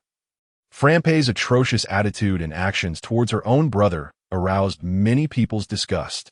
Initially, Franpei was Katakuri's most fervent fan, but upon seeing Katakuri's face, she used various methods to humiliate him. The stark contrast in Franpei's attitude left many people feeling repulsed. Some even said, being the Pirate King can be set aside, but Franpei must die. She is the only woman so far that many people despise. Bad. So bad. At this moment, everyone in the pirate world was staring intently at Franpei on the giant screen, as if watching someone in panic. If Let's could kill, Franpei would have died countless times by now. But at this moment, in the new world, outside Cake Island, a different voice rang out. The Pirate King could be set aside. Luffy looked up, shocked, staring at the giant screen. Regarding Franpei's bad behavior, Luffy was pounding his chest, furious. But when the words "the Pirate King can be set aside" appeared, Luffy shook his head repeatedly. No. That's impossible. Being the Pirate King is a must. Suddenly, on the Thousand Sunny, Luffy shouted at the giant screen. I'm the man who will become the Pirate King. At the same time, on Cake Island in the New World, Franpei, who was behind the crowd, had already stopped, staring up at the giant screen, her face covered in tears, crying loudly, yet no one comforted Franpei. Is this the end? Phew, it should be over, right? Franpei can't possibly be more infuriating, right? Yeah, this must be the limit, right? The crowd looked up at Franpei on the giant screen, breathing heavily, their eyes red as they stared at the footage. From their perspective, Franpei shouldn't go any further, right? But the people in the pirate world could never have imagined. This was far from over. The introduction about Franpei was still ongoing. And even more astonishing, 15-year-old Franpei abandoned Katakuri, wanting to pursue Kaido. Nanny, the people in the pirate world couldn't help but exclaim, staring wide-eyed at Franpei on the giant screen. Did I not see it correctly? Marry who? Marry Kaido. This guy Franpei wants to marry Kaido. Is this a joke? The people in the pirate world looked up at the giant screen, utterly incredulous. They couldn't believe it. Absolutely unbelievable. Bad. Malicious. Rude. They could endure and at most curse, feeling extremely disgusted. But now, the people in the pirate world looked up at the giant screen, already speechless. Convincing, they could only say that they were deeply convinced by Franpei. Not just the people in the pirate world. The involved party. Even Franpei herself was filled with shock, staring up at the giant screen, showing herself and Kaido. Kaido? Is it that Kaido, one of the Sea Emperors? Is it that Kaido, referred to as a mentor? Is it that Kaido who has rumors with my mother? At this moment, Franpei had even stopped her soft sobbing, only focused on looking up at Kaido on the giant screen. The next second, for some reason, she became a bit shy. Actually, in fact, Mentor Kaido did look quite handsome, and his strength was formidable. If she could marry Teacher Kaido, it seemed not bad, just like that. Under the gaze of everyone, Franpei actually started to have a crush, blushing as she stared at Kaido on the giant screen. Standing not far from Franpei was Big Mom. Big Mom couldn't help but pause for a moment, glancing up at Franpei and Kaido appearing on the giant screen. Then she looked down at Franpei, who was daydreaming. For a moment, is it really true that any man can be provoked?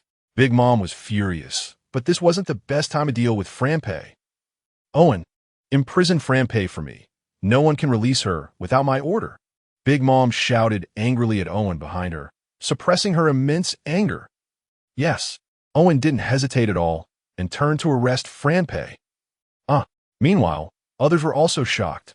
Jack's jaw dropped, staring at the Admiral and Franpei appearing on the giant screen, shaking his head and exclaiming, Admiral, still the Admiral. The charm is still great. He can even win over such a little lowly. Awesome. Jack couldn't help but give Kaido, who was coughing violently, a thumbs up, his admiration overflowing. Cough, cough, cough. Holding his exclusive weapon, the potential activation stick in his left hand.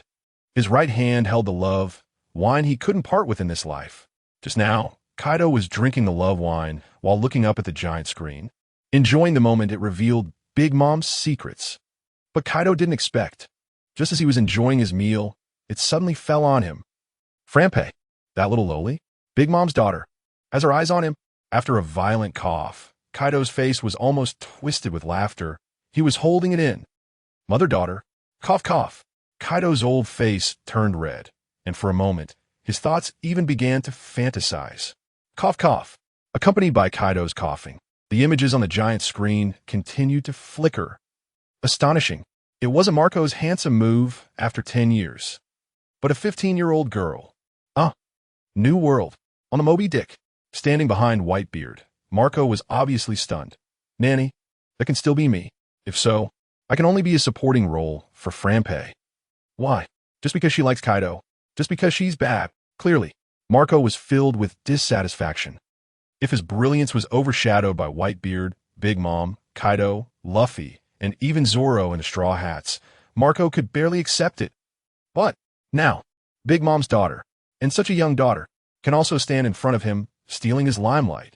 Accompanied by Marco's grumbling voice, the images on the giant screen continued to flicker. I want to become Mr. Kaido's new favorite. Nanny, cough, cough. Just a second ago, Marco was still unconvinced, but now he seemed to be somewhat convinced.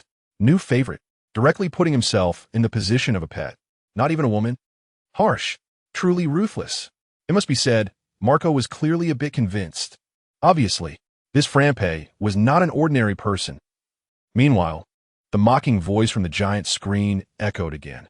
As soon as this sentence appeared, in an instant, question marks filled all brain memory. May I ask which blind warrior has eaten the heart of a bear and the courage of a leopard? Upon closer inspection, this person is not ordinary. She is Charlotte family's 36th daughter, one of the 34 ministers, the honey minister, named Charlotte Frampe, currently 15 years old. Ha ha ha ha. I'm dying of laughter.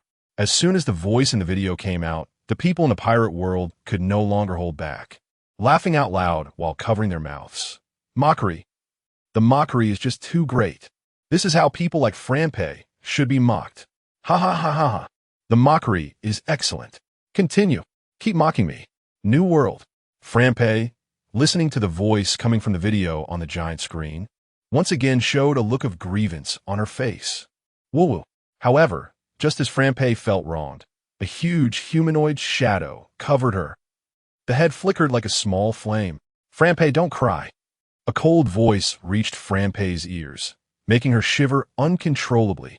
At the same time, the images in the video on the giant screen continued to flicker, and the introduction about Frampe was far from over. Frampe, still the president of the Katakuri fan club and the special attack captain, aiming to become Katakuri's favorite queen of sisters. However, is this all? Just change your mind. At first, Katakuri indeed reprimanded her for sneak attacking Luffy. But Frampe, as the club president, actually changed her mind so easily, which is truly lamentable. As soon as the voice in the video came out, it immediately resonated with the people in the pirate world. Agreed. It really can't be agreed more. Lamentable. This is indeed a bit too lamentable, right? Just like this. Just don't like it anymore. Speed. Just this. Still calling herself the president of the support club. Just this. Still wanting to be the so-called queen of sisters that Katakuri likes the most. At the same time, new world. On Cake Island. Frampe. Because mommy didn't let me kill you. Listening to the voice in the video, as Katakuri's sibling, Owen suppressed his inner anger, fearing that if he made a move, he could easily kill Frampe. Frampe looked up at Owen. Owen, no, please don't. I spare you a life. Owen looked at Frampe as if looking at a corpse, extending his hand towards her. And Frampe. At this moment, Frampe has no ability to resist. Although Owen is indeed a bit weak, it's only when compared to Big Mom and Katakuri. And Frampe, facing Owen, can be said to have no power to fight back. At the same time, the images in the giant screen continue to flash. Even more astonishing is Frampe's object of infatuation. Frampe is young, but has such great ambition. She actually wants to have a story with Kaido. Ambition? The people in the pirate world looked up at the Frampe in the video and couldn't help but chuckle. Ambition? Does she match?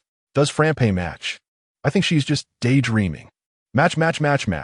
In a new world, on Onigashima, Kaido appears calm on the surface, with no change in expression, but who knows, Kaido's heart is absolutely ecstatic. Ha ha ha. Match. Frampe matches. Heroes have a hard time with beautiful women. No matter how strong Kaido is, when a woman throws herself at him, especially such a cute little loli, he can't resist. What I need to give up. I can even have a little loli to sleep with. And she's Big Mom's daughter. Kaido is not a saint. How could he not want that? At the same time, the images in the video continue to flash. Aside from his strength, Kaido has nothing better than Katakuri. 2 sentences can actually distribute the blessings evenly, while provoking both Kaido and Katakuri. In a new world, Onigashima, Kaido looks up at the video, listening to the voice coming from it, and is burning with rage. What does this mean? This doesn't sound like a compliment to me, does it? What do you mean by saying that aside from being strong, there's nothing better than Katakuri? What does Katakuri have? I can crush him with one finger.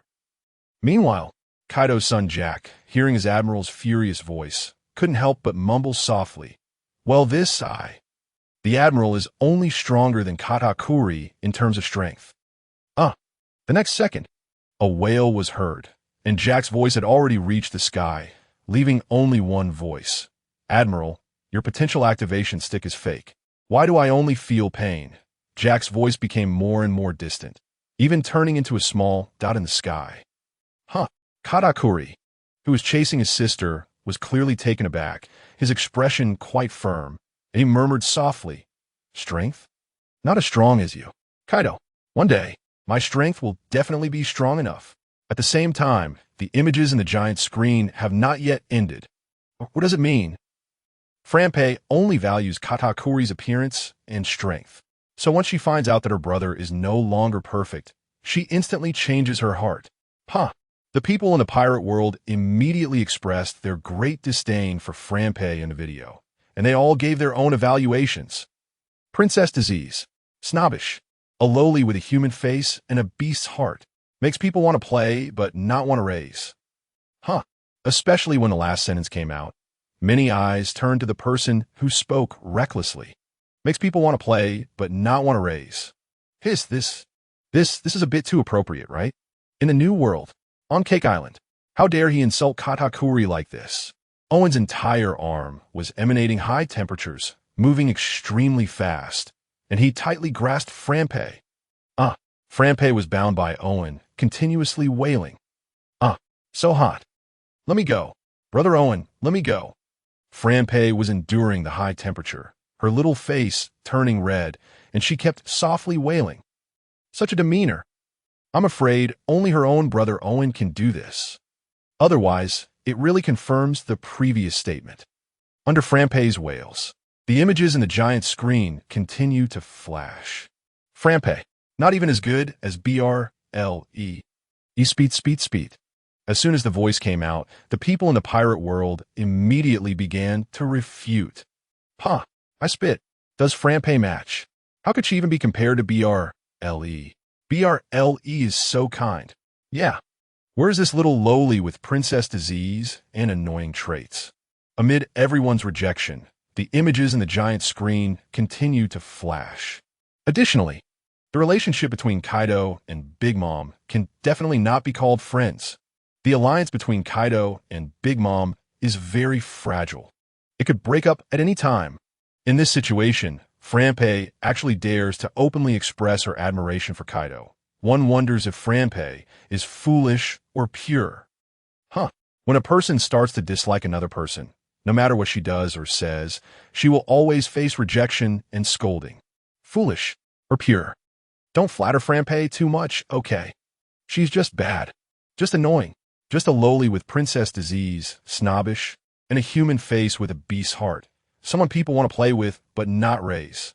However, unlike what these ordinary people notice, the strong ones in the pirate world, regardless of their camp, all raise their heads to stare at the giant screen, murmuring, Nanny, Alliance, Big Mom and Kaido, Big Mom pirates and Beast pirates. Joining forces? What? This can't be real, right? If Kaido and Big Mom join forces, what will happen? The people in the pirate world couldn't help but look up at the giant screen, their faces filled with shock. Just thinking about it, sweat was already seeping from their foreheads. Terrifying. If it's true, this is simply too terrifying. Marine Headquarters. Marine Ford. Marine Admiral Sengoku looked up at the giant screen. Especially after seeing this, he couldn't help but bite down harder on his cigar. Joining forces. Kaido and Big Mom. If you look closely, you can clearly see that Akainu's expression is somewhat serious. Whitebeard pirates. Stahlhut pilots. At that time, to rescue Ace, it was just Whitebeard and Luffy teaming up, and the Navy headquarters was already feeling the pressure.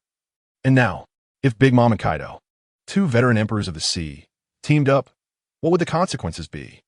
It's simply unimaginable. New World. On the Moby Dick. Whitebeard tightly gripped the Song Yin Xie in his hand, looked up at the giant screen, and his laughter was hearty. Gula la la la la la. Whitebeard stood alone at the front of the deck, his tall figure resembling a towering mountain, making others hesitate to approach. Whitebeard, Edward Newgate, the strongest man in the world. Is it just talk? Big Mom and Kaido teaming up. Whitebeard was merely surprised, without any fear. To Whitebeard, what did it matter if Kaido and Big Mom teamed up? Whitebeard, Edward Newgate, when has he ever been afraid? Like Whitebeard, there was another person, New World, in the territory of red-haired Shanks. Shanks held a bottle of rum, took a big gulp, and couldn't help but look up at the giant screen showing Big Mom and Kaido, a slight smile on his lips, and chuckled. Teaming up? Luffy. Hee hee. Are the two emperors of the sea teaming up just to deal with Luffy? Hee hee. Luffy, how much have you grown? Shanks looked at the figures of Kaido, Big Mom, and Luffy standing side by side on the giant screen and couldn't help but sigh. That day shouldn't be far off, right? Should I look forward to that day or be a bit worried? Grand Line, Sabaody Archipelago, Holy Land, in a luxurious and imposing office. Four old men stood there, one of them a bald-headed man in a robe, holding his weapon, stood by the window, looking up at the giant screen, especially fixating on Luffy in the center. The sun god Nika form, clearly, compared to Big Mom and Kaido, the five elders, the world government, and even him himself want to directly eliminate Luffy. Satan should be arriving soon, right? The four of them stared at Luffy on the giant screen, and the bald-headed man in the robe murmured coldly, Cake Island? Whole Cake Island. It seems it will become the next battlefield. New world. Whole Cake Island. A small boat sailed straight into Whole Cake Island. Alone on the deck, Ace, the son of Pirate King Roger, the 2nd Division commander of the Whitebeard Pirates, Ace. Ace looked up at the giant screen, and after seeing Kaido and Big Mom teaming up, his expression undoubtedly became serious. Luffy, wait for me. You should be fine now, right? New world, not far outside the territory of Whole Cake Island. A pirate ship was sailing quickly. As the pirate ship approached, loud and arrogant laughter echoed on the deck. Ha! Big Mom and Kaido teaming up. Ha ha ha! Things are getting more and more interesting. Blackbeard, Machad de Teach. Teach stood on the deck, looking up at the figures of Luffy, Kaido, and Big Mom on the giant screen. And beside him, Bruno slowly spoke. Captain, there's a small boat ahead. Blackbeard's body slightly froze. Then he shifted his gaze from the video on the giant screen and looked straight ahead. A small boat. New world. On Onigashima. Kaido looked up at the giant screen, especially after hearing that he would team up with Big Mom. His expression was blank. After a long wail, there was a loud bang, and the entire Onigashima shook violently several times. Bow! Jack fell from the sky like a meteor, crashing heavily onto the ground. Boop boop bah. I must say, the existence of the awakened Zoan-type devil fruit makes his physical quality formidable. Jack had some blood seeping from his back, yet he walked out of the yellow smoke, full of vigor. Soon, Jack arrived in front of Kaido, looking up at him. Captain, are we going to Cake Island now? Kaido looked down at Jack, the one he had always treated like a son, couldn't help but snort. Seeing this, Jack continued, Captain, hasn't the Straw Hat crew already arrived at Cake Island? You and Big Mom have teamed up. Why don't we go capture Luffy first? Upon hearing this, Kaido couldn't help but chuckle. Cake Island? Now it's probably fraught with danger. Let's just watch the show. Jack murmured softly. Just watching the show? Is it just watching the show? Then, Jack looked up, his eyes filled with innocence. But Captain, you and Big Mom are old friends, aren't you? Aren't you going to save Big Mom? As soon as Jack's words came out, Kaido's face darkened again. Holding the potential activation stick in his hand, without any hesitation, he covered it with armament haki. One swing. Accompanied by a scream, Jack turned into a meteor again. Old friends, save Big Mom. I must say, Jack is also quite a talent. Every word can accurately hit Kaido's heart, provoking his rage. Meanwhile, as the people of the pirate world, pirates, navy, the world government, and various forces were in shock, the images on the giant screen continued to flicker. The introduction of Big Mom's pirate crew was far from over. After Flamp, Big Mom's daughters were left with 3 little girls. Soon, the first figure appeared in the video. Like a melancholic girl, Charlotte Pudding, the 37th daughter of the Charlotte family. In the giant screen, Charlotte Pudding's figure flashed by. Quickly, the next figure appeared on the giant screen. Charlotte Normande, one of the favored younger daughters of the Charlotte family, ranked as the 38th daughter. In the large family, Charlotte Normande stood out with her unique charm. Though still young, she held an extraordinary position. Normande was petite, truly a member of the little people, with delicate butterfly wing patterns on her back, often wearing a fresh and elegant blue dress, paired with neat brown short hair and 2 bright yellow hairpins. making her even more lively and adorable. As soon as Charlotte Normanday's figure appeared, it sparked discussions among the people of the pirate world. How cute! What an adorable little girl. Yes, yes. The crowd in the pirate world looked up at the giant screen, their voices rising in excitement. So small, so cute. Under the praises of the crowd, the video on the giant screen continued to flicker. Big Mom's last daughter quickly appeared on the giant screen.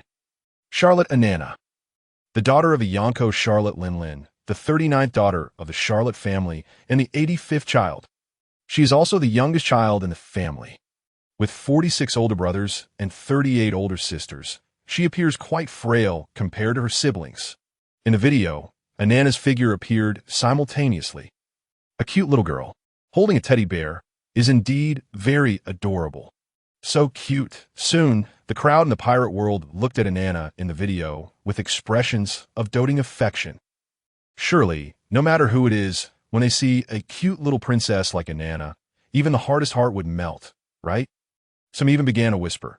Actually, the Big Mom pirates have many adorable little princesses. Yes, yes. Anana is just so cute. However, the twist came quite swiftly. Anana, petite, wearing a light pink dress. Red eyes, light pink hair. Appearing adorable. But a dark and violent heart. Loves to use a kitchen knife to dismember dolls and even living people. Just a moment ago, the crowd was praising Anana, but they were now taken aback, their pupils slightly constricting. Another twist? How could such a cute little girl possibly have a dark and violent heart? That's right. But soon, the video on the giant screen flashed images of Anana dismembering dolls with a kitchen knife. Hiss! The crowd in the pirate world couldn't help but gasp in shock, murmuring, What doesn't Big Mom care? Yes, yes. Does she really not care at all about her daughter's psychology? Pervert. If Anana continues down this path, she will definitely become a pervert in the future. However, this is far from over. The giant screen then exposed Anana's big scoop. Charlotte Anana has a tendency for violence, likes to dismember dolls, has been stabbing the balloons hanging from her twin brothers, Delce and Drage. Therefore, her two brothers hate her. The crowd looked up at Anana on the giant screen. Their expressions changed extremely quickly, first astonished by Anana's cute appearance, then turning to looks of doting affection, and later pity. But after the negative news about Anana appeared, their expressions took a nosedive. Pity turned back into shock, followed by rejection. And now there was a hint of disgust. Not only does she like to dismember dolls, but she has also been stabbing the balloons of her twin brothers, Delce and Drage. Isn't that a bit too bad? The crowd couldn't help but stare at Anana on the giant screen, questioning her mother behind her. Big Mom. Where is Big Mom? What a jerk. Doesn't she care at all about her daughter? Clearly, the crowd in the pirate world has now become extremely resentful towards Big Mom. If it weren't for Big Mom having a tragic childhood, they might still feel some sympathy for her. If not, if a ranking were to come out, the most hated Sea Emperor, Big Mom would definitely be at the top, with a clear lead. Soon, the video on the giant screen continued to flicker. It quickly explained Big Mom's actions regarding Anana. However, Charlotte Lin fully supports Anana's antisocial behavior, does not oppose her dismembering dolls. After Big Mom's expedition, Anana joined her siblings in an attempt to dissect the Vinsmoke brothers. What is this? Salt? The crowd in the pirate world couldn't help but be shocked again. Looking at Big Mom on the screen, cold laughter filled every corner of the world. Bad habits. It's simply disgusting. Big Mom really doesn't deserve to be a mother. Sai, Katakuri, Bruli, and others have it tough. That's right. To grow up so well in such an environment is simply too incredible. Big Mom truly does not deserve to be a mother. This is probably the most objective evaluation of Big Mom. Soon, the video on the giant screen did not end, but instead began the fifth part of the Big Mom Pirates combat strength. 5 other members. Soon, under everyone's gaze, the first figure of a non-bloodline member of Big Mom appeared on the screen. Baron Egg, the low-tier immortal bird.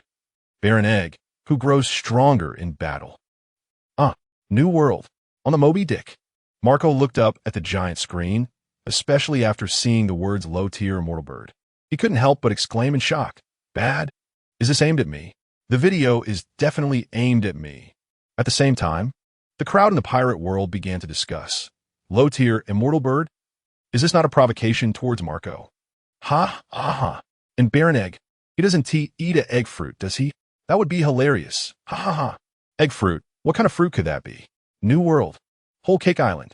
Baron Egg looked up at the giant screen. Seeing himself in the video, he couldn't help but be surprised. Ah, is there still me? Hiss. I must say, now anyone who appears on the giant screen will be terrifying. From what we can see so far, the giant screen in the pirate world generally curses people, rarely praising anyone. At the same time, the images on the giant screen continue to flicker, and the story of Baron Egg was just beginning. The Big Mom Pirates, one of the Sea Emperor pirate crews. In addition to Big Mom herself and the 3 sweet commanders in the crew, there are numerous fighters with bounties in the hundreds of millions, making it a gathering of experts. Baron Egg is one of them. Numerous fighters with bounties in the hundreds of millions. Is that for real? The people in the pirate world all looked up at the giant screen, and without exception, they expressed their doubts about the information in the video. Impossible. How could Big Mom's pirate crew have so many strong fighters? Yes. The 3 sweet commanders are already strong enough. New World. Whole Cake Island. Big Mom stared at the screen. Her already gloomy face darkened even further. This is bad. Is this definitely aimed at me? Why hasn't it ended yet? ISNT exposing Katakuri, Smoothie, and Cracker enough? Now even some auxiliary members are being exposed. Can't you leave me a way out? Big Mom looked up, her eyes filled with resentment as she silently cursed at the giant screen. However, would the giant screen be afraid of Big Mom's complaints? Obviously not. The video on the giant screen continued to flicker, with a simple goal, to strip Baron Egg of his underwear. It can be said that there was no mercy at all.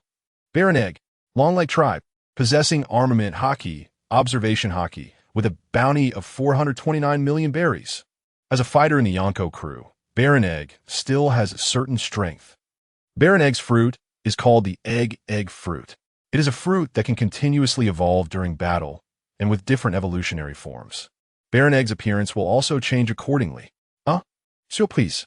The people in the pirate world were once again amazed, all looking up at the giant screen for the introduction of Baron Egg, unable to help but slowly speak. No way. Did I really guess right? The egg fruit. This devil fruit really exists. Moreover, what the heck is that? The egg fruit?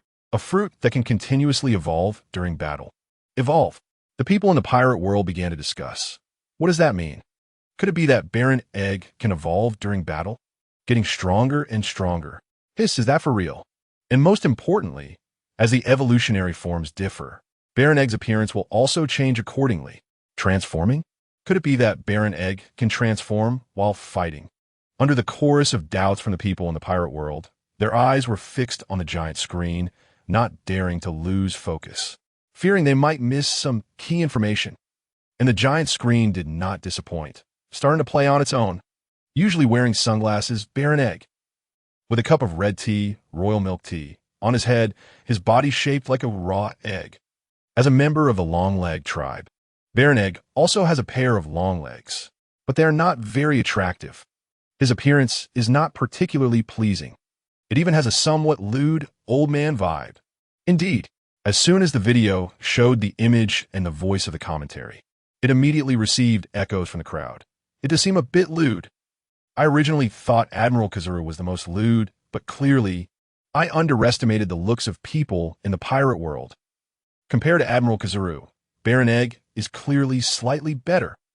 Accompanied by the evaluations of Baron Egg's appearance from the people in the pirate world, the introduction about Baron Egg in the giant screen continued.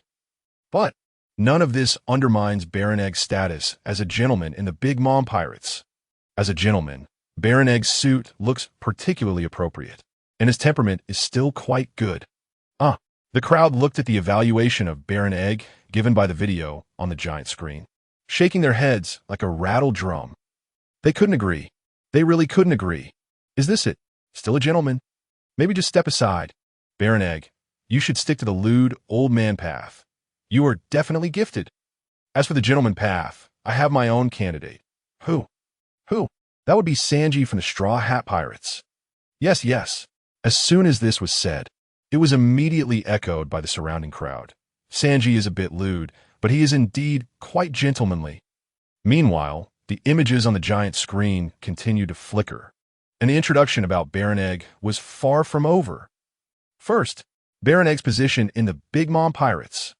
As we all know, the Big Mom Pirates are similar to chess, with all the pawns having chess piece shapes, and the main fighters in the crew also have corresponding positions. What? Chess. All the pawns have chess piece shapes. New World.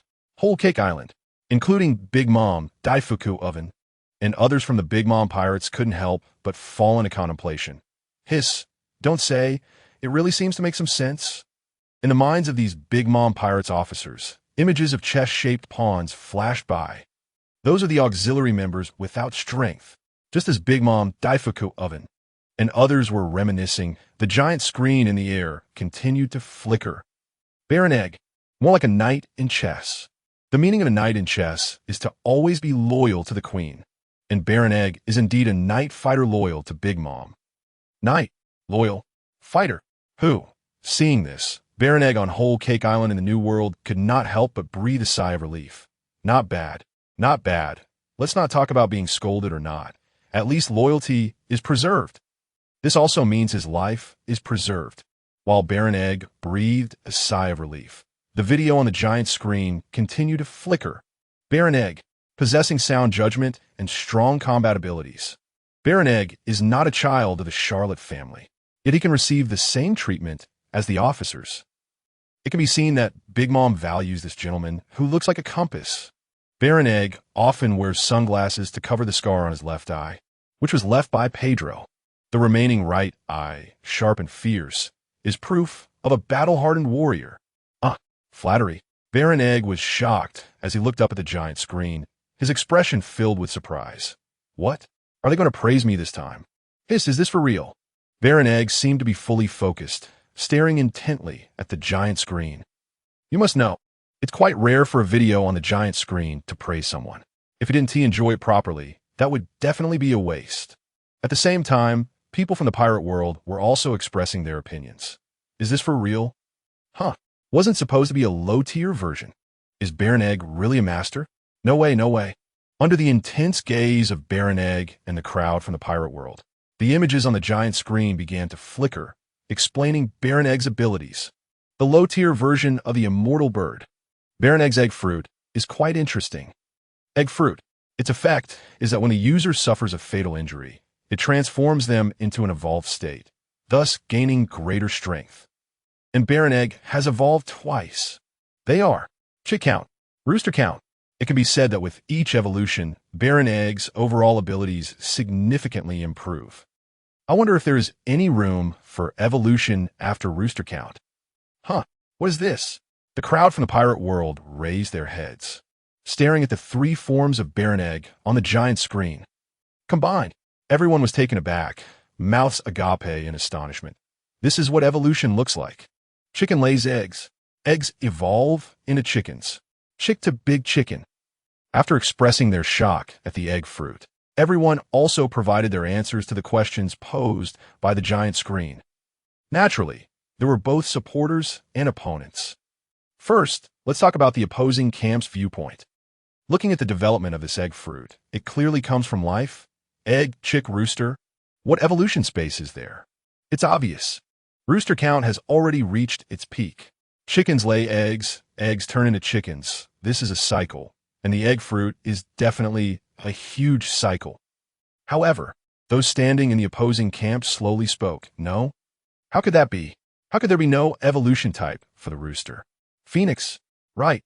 Isn't it said that the phoenix evolves from the rooster? It must exist. It has to be there. Could the next evolution be Baron Phoenix? Hiss, how strong would that be? However, the video on the giant screen did not provide an answer, but instead explained the advantages and disadvantages of the egg fruit. It is no exaggeration to say, the egg fruit, its ability is the low-tier version of the immortal bird. It can block fatal injuries and quickly recover to full state, and even become stronger. The crowd from the pirate world was once again shocked, eyes wide in disbelief as they stared at the giant screen, muttering, "What? What did you say?" Recovering to full state after suffering a fatal injury, and even becoming stronger. What kind of powerful bug is this? If Baron Egg can truly evolve indefinitely, then wouldn't he be invincible? He wouldn't just be an unkillable cockroach? He would get stronger the more he gets it. Of course, some in the crowd still retained their rationality, looking up at the giant screen in silence, waiting for the next information to be revealed. Bug. Impossible. If the egg fruit were really that powerful, then Baron Egg wouldn't just be a subordinate now. If it were true, Baron Egg could directly challenge Whitebeard. Wouldn't he directly become a Sea Emperor? And the reality was just as they expected.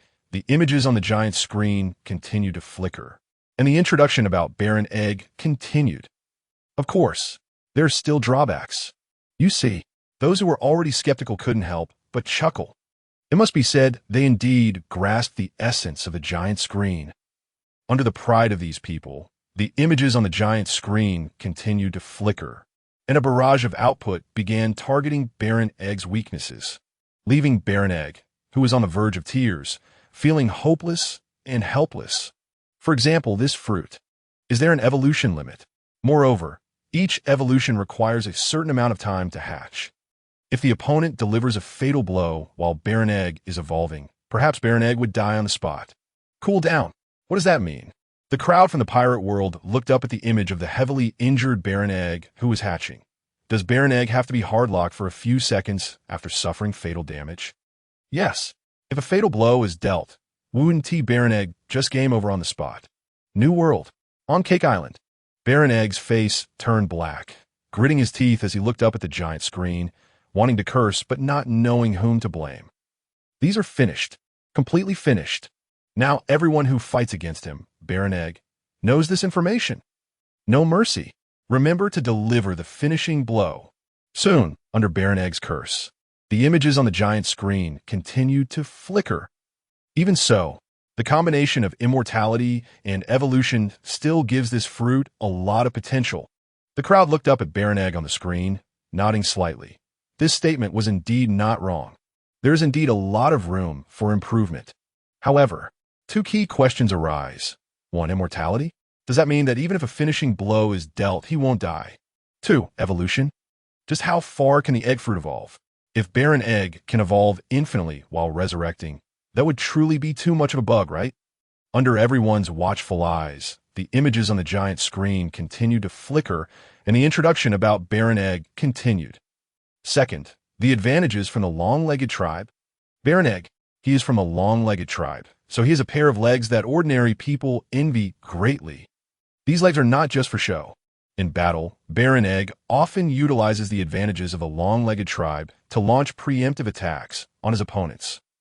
The advantages of a long-legged tribe combined with Baron Egg's physical techniques unleash even more powerful moves. Long-legged tribe. As everyone looked up at the giant screen featuring Baron Egg, they couldn't help but whisper, "Is this for real? Can long legs really have such an effect? I thought it was just about having long legs." What an eye-opener, truly a day of enlightenment. No, please, I'm begging you, stop the exposure. New world. Cake Island. Baron Egg stared at the giant screen, clenched his fists, and shouted loudly in his heart, "Don't strip me. I truly beg you, don't expose me any further." However, the giant screen paid no heed to Baron Egg's prayers and angry shouts, and the images continued to flicker on their own. 3. Which came first, the egg or the chicken? If we discuss the egg fruit, we cannot avoid an ancient philosophical question. We can also see the entire process of Baron Egg's evolution, from an egg to a chick to a rooster count. Very interesting. No matter how many times he falls, Baron Egg can stand up like a phoenix. This egg fruit of Baron Egg can indeed be considered a low-tier version of the phoenix fruit. But, thus the question arose, which came first?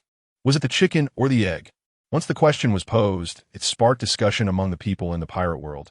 This question is indeed a bit too tricky, right? Of course, whether it is tricky or not is for philosophers to decide. For some ordinary folks, they quickly provided their answer. Which came first, the egg or the chicken? It must be the chicken first. Without chickens, Where would eggs come from? Yes. Yes. What a simple question, and it's still philosophy. I've always said that philosophy is indeed useless. However, just as those who submitted their answers were feeling pleased, another voice emerged from the crowd. Then, without eggs, where would the chicken come from? Hiss, in an instant. Those who were previously confident and had already answered were left dumbfounded. Good question. Where does the chicken come from? Evolution. Could the chicken have evolved? Evolution. Soon, this answer was met with a counter-question from the crowd. How did it evolve? Who evolved it? Egg? So, which came first, the chicken or the egg? For a moment, the people watching the images on the giant screen in the pirate world were left in a daze, staring at the question presented in the video, lost in thought. As for that low-tier version of the phoenix, it seemed no one cared about it anymore. Meanwhile, as everyone was deep in thought, the images on the giant screen continued to flicker and Baron Egg's image slowly disappeared, followed by another figure appearing on the giant screen. Another general from Big Mom's pirate crew, Babin. At the same time, Babin's figure appeared, a rather short and plump person, with a wide smile and thick red lips, wearing a white mask covering part of his face. His body proportions were quite strange, with shoulders that seemed higher than his chin, and his arms were twice the length of his legs. The mask was also paired with dark glasses that covered his eyes. He carried a sword larger than himself on his back and slung a black hat over it, adorned with a large white tuft. Hiss! In an instant, everyone looked up at the suddenly appearing Babin on the screen, whispering to each other, "Clown. He really does look like a clown. He certainly resembles a clown, and also looks like someone just running errands. He looks average, not like a strong person." While everyone was discussing, the video on the giant screen continued to flicker, quickly introducing Babin. Babin! He can release hypnotic sound waves to put his opponents to sleep and launch an attack at the same time. Hypnosis. Everyone looked up at Babin on the screen, and the teasing expressions on their faces became somewhat serious. Hypnosis. It should be known that any ability related to the human mind is undoubtedly an immensely powerful ability. After all, nerves and the brain are the most mysterious things in this world. Perhaps even Vegapunk, who is claimed to be 100 years ahead, has not unveiled the secrets of the brain. Meanwhile, as the expressions of the people in the pirate world grew serious, the images about Babin continued to flicker on the giant screen.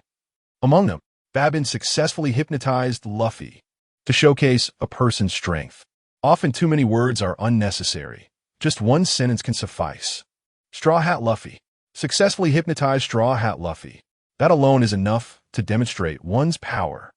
Sure enough, after this news appeared, the people in the pirate world looked up at Babin on the screen, their expressions becoming even more serious.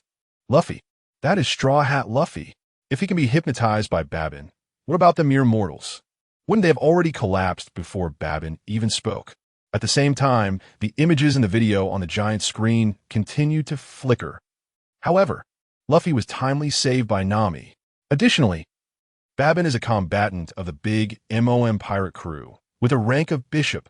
His bounty is 105 million berries, and he is nicknamed the Debt Collector. He wears a hat adorned with fur and a mask with round glasses and a triangular nose, carrying a giant curved sword. He speaks while shaking his head. His unique laugh is Popoyo. As the images appeared, although everyone didn't dare to discuss loudly, almost everyone in their hearts echoed one voice. Similar. Damn, now it looks even more like it.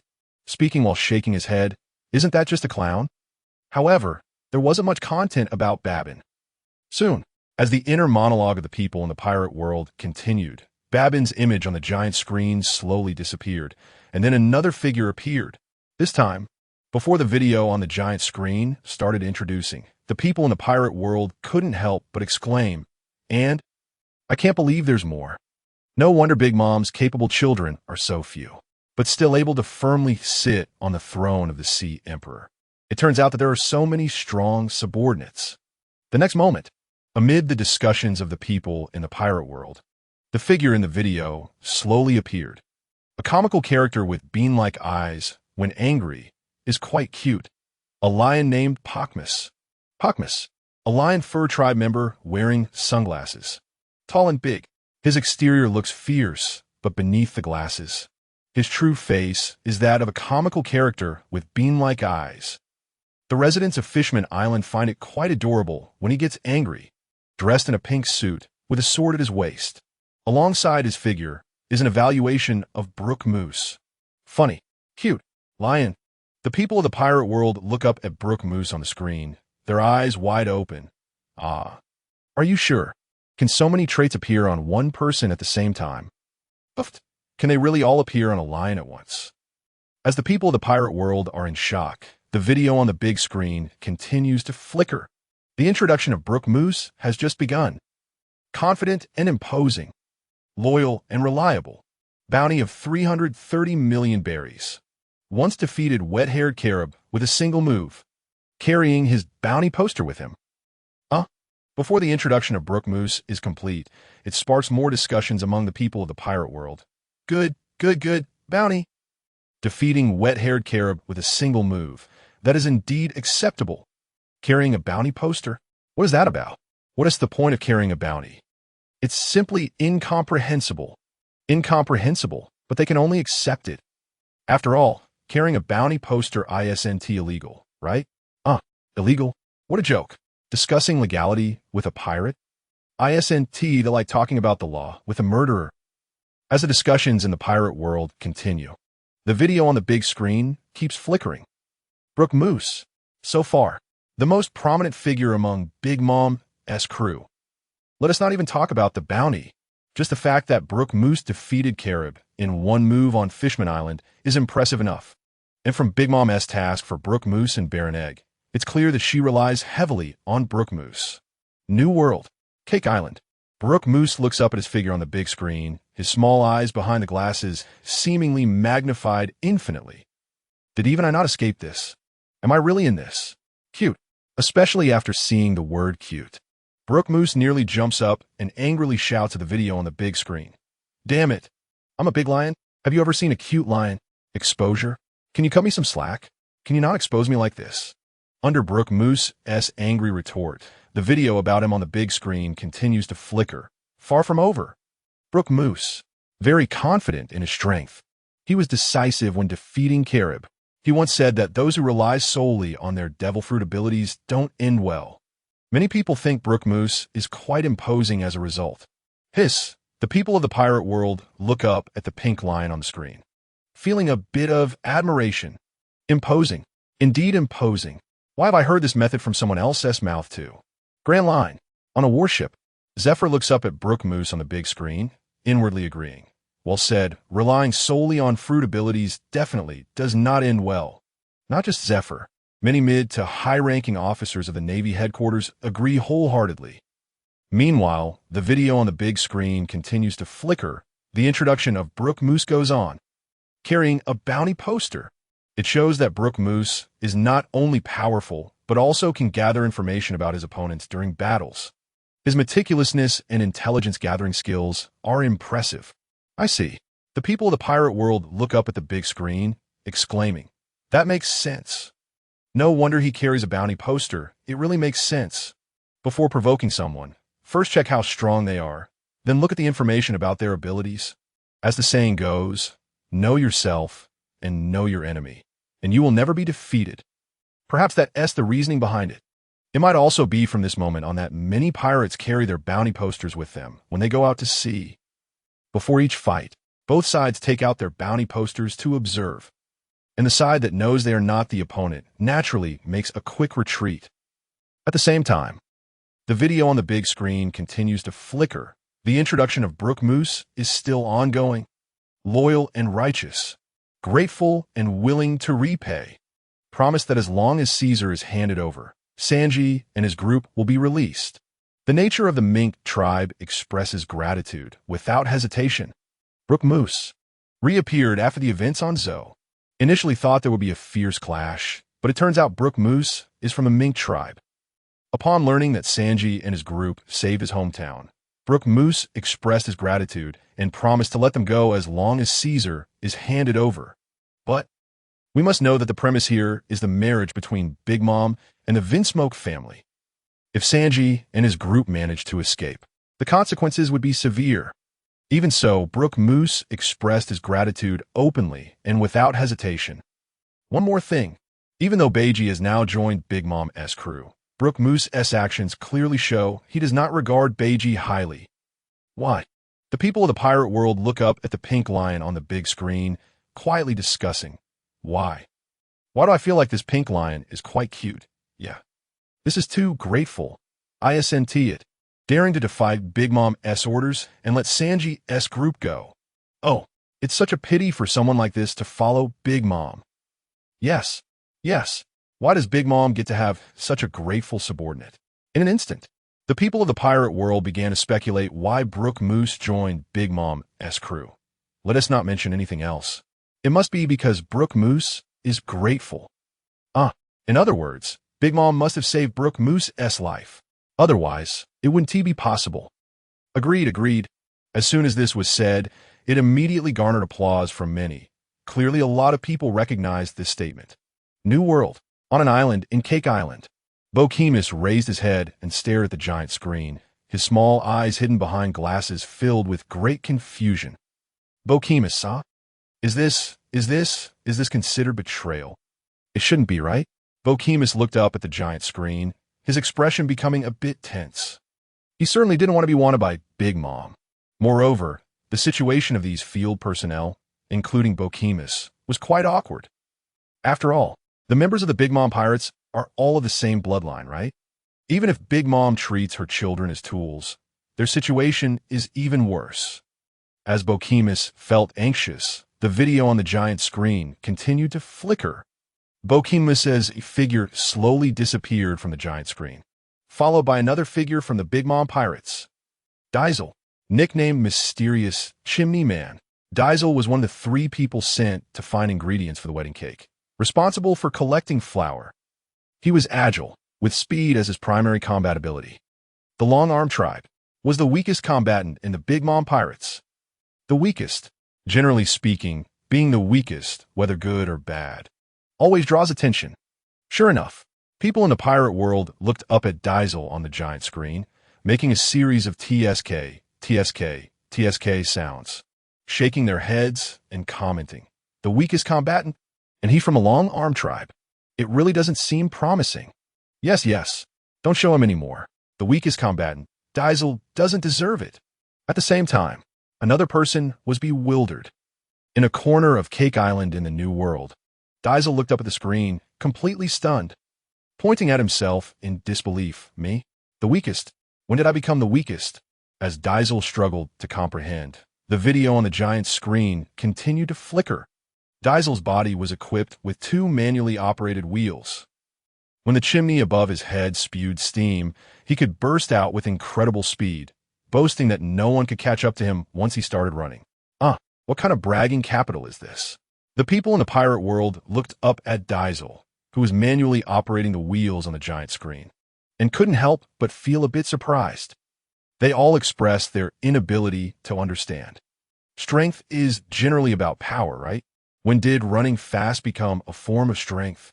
However, in a certain area of the New World, Cake Island, Diesel looked up at the giant screen, his mouth stiff like a duck. What's wrong? What's going on? Who says running fast isn't strength? If there's a sport competition, I would definitely win the gold medal.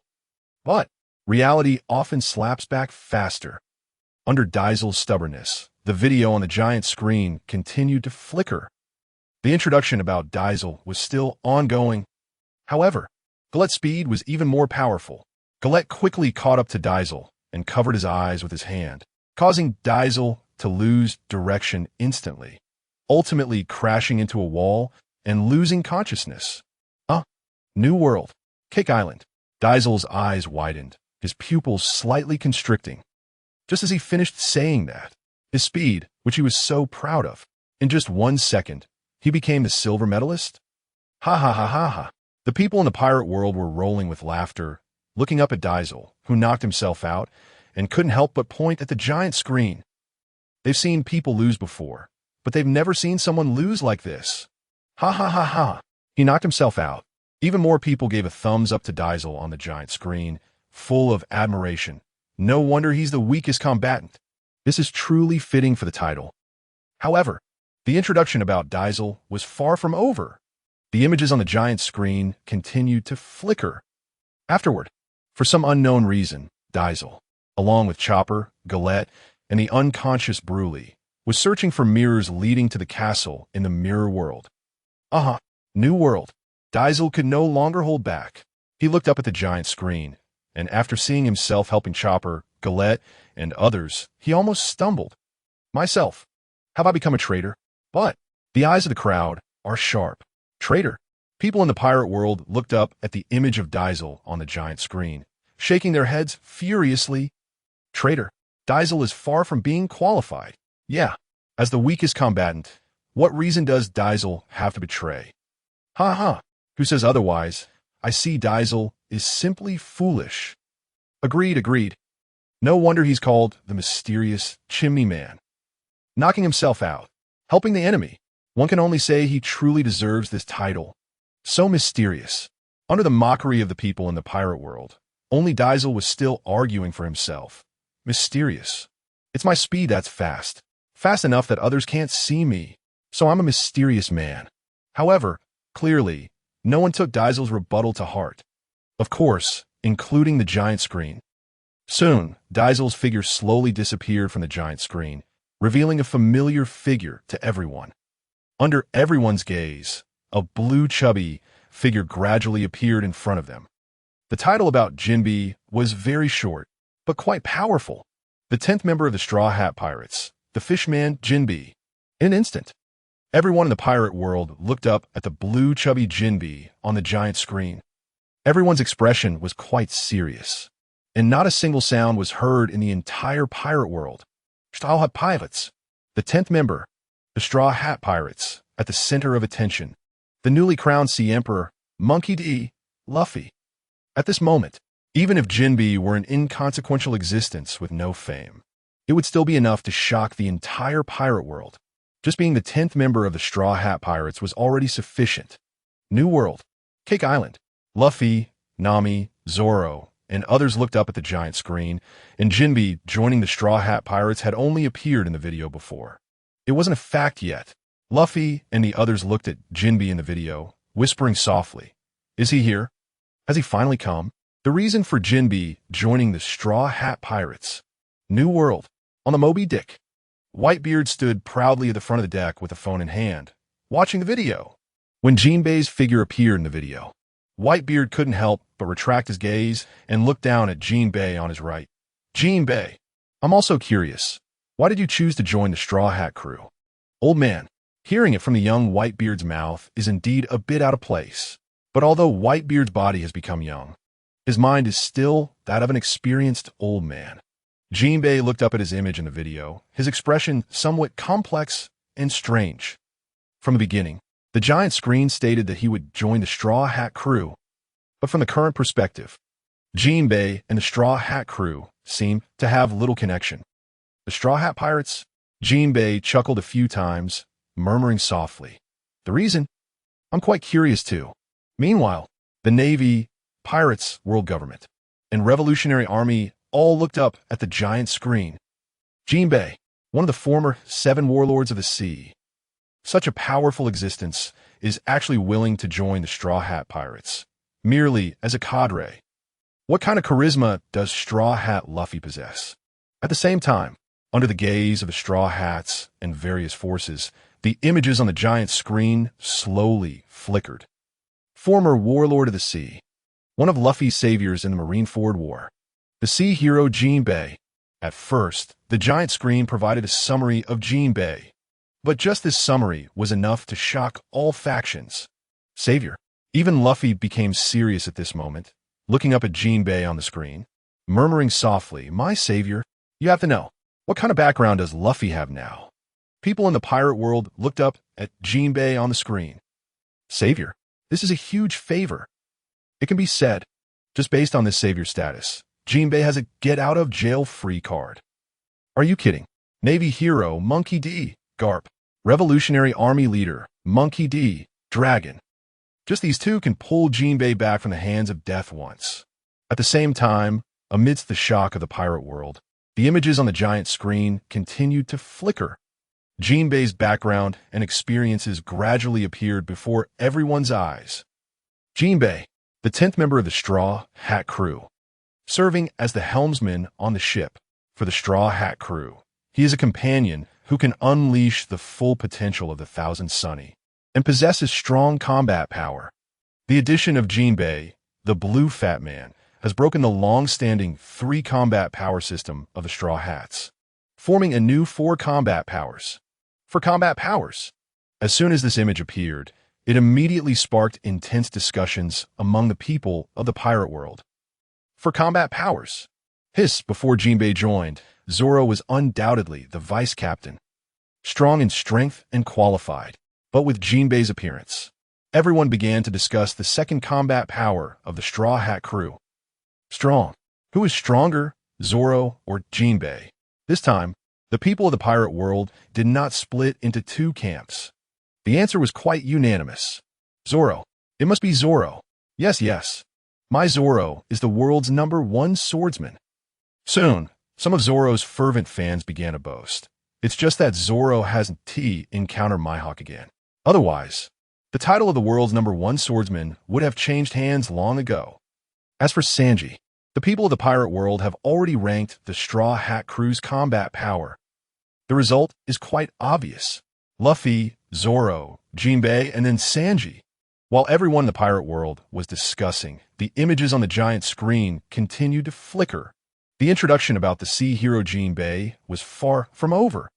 Jinbei, a hard-nosed man. His attitude of valuing righteousness also makes the term sea hero fully embodied. Hard-nosed man, valuing righteousness. People in the pirate world looked up at the blue fat man Jinbei on the giant screen, rubbing their hands together, filled with anticipation. Hurry up, show more.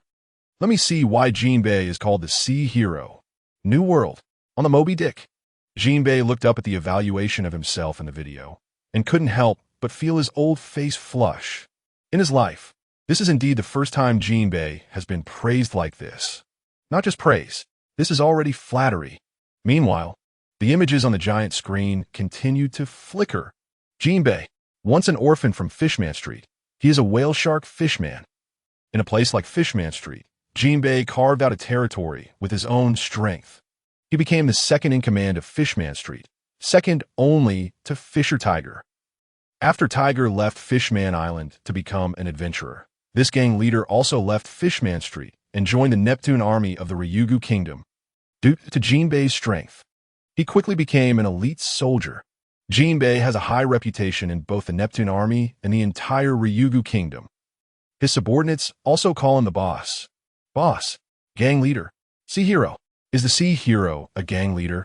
The people in the pirate world looked up at the giant screen, watching the evaluation of Jinbei, and couldn't help but murmur. Are you sure? This is the sea hero. Why does it feel like a little thug? Boss. But on the contrary, on Fishman Island, almost all the residents looked up at Jinbei in the video. Some in their hearts. Some shouted, all waving their arms and calling out Jinbei's name. New World. On the Moby Dick. Jinbei stood on Whitebeard's right side. Looking up at the video, the once sealed images began to replay in his mind. Tiger? Fishman Street. Guard. After a long time, Jinbei's mouth slightly lifted. Truly a memorable experience. Meanwhile, the video on the giant screen continued to flicker, and the introduction about Jinbei continued. After Tiger returned to Fishman Island, he formed the Sun Pirates. Jinbei also resigned from Neptune and left the army to become Tiger's right-hand man, proudly displaying the Sun Pirates emblem on his chest. The people in the pirate world looked up at the screen, displaying Jinbei with the emblem of the Sun Pirates, and couldn't help but murmur softly, as expected. Indeed, having strength is good, starting as the vice captain right away. However, Jinbei's position as the vice captain is still quite recognized. Amidst the discussions of the crowd in the pirate world, the giant screen continued to flicker. Jinbei, when he had just joined the Sun Pirates, Jinbei still harbored great distrust towards humans, often fighting with lethal force.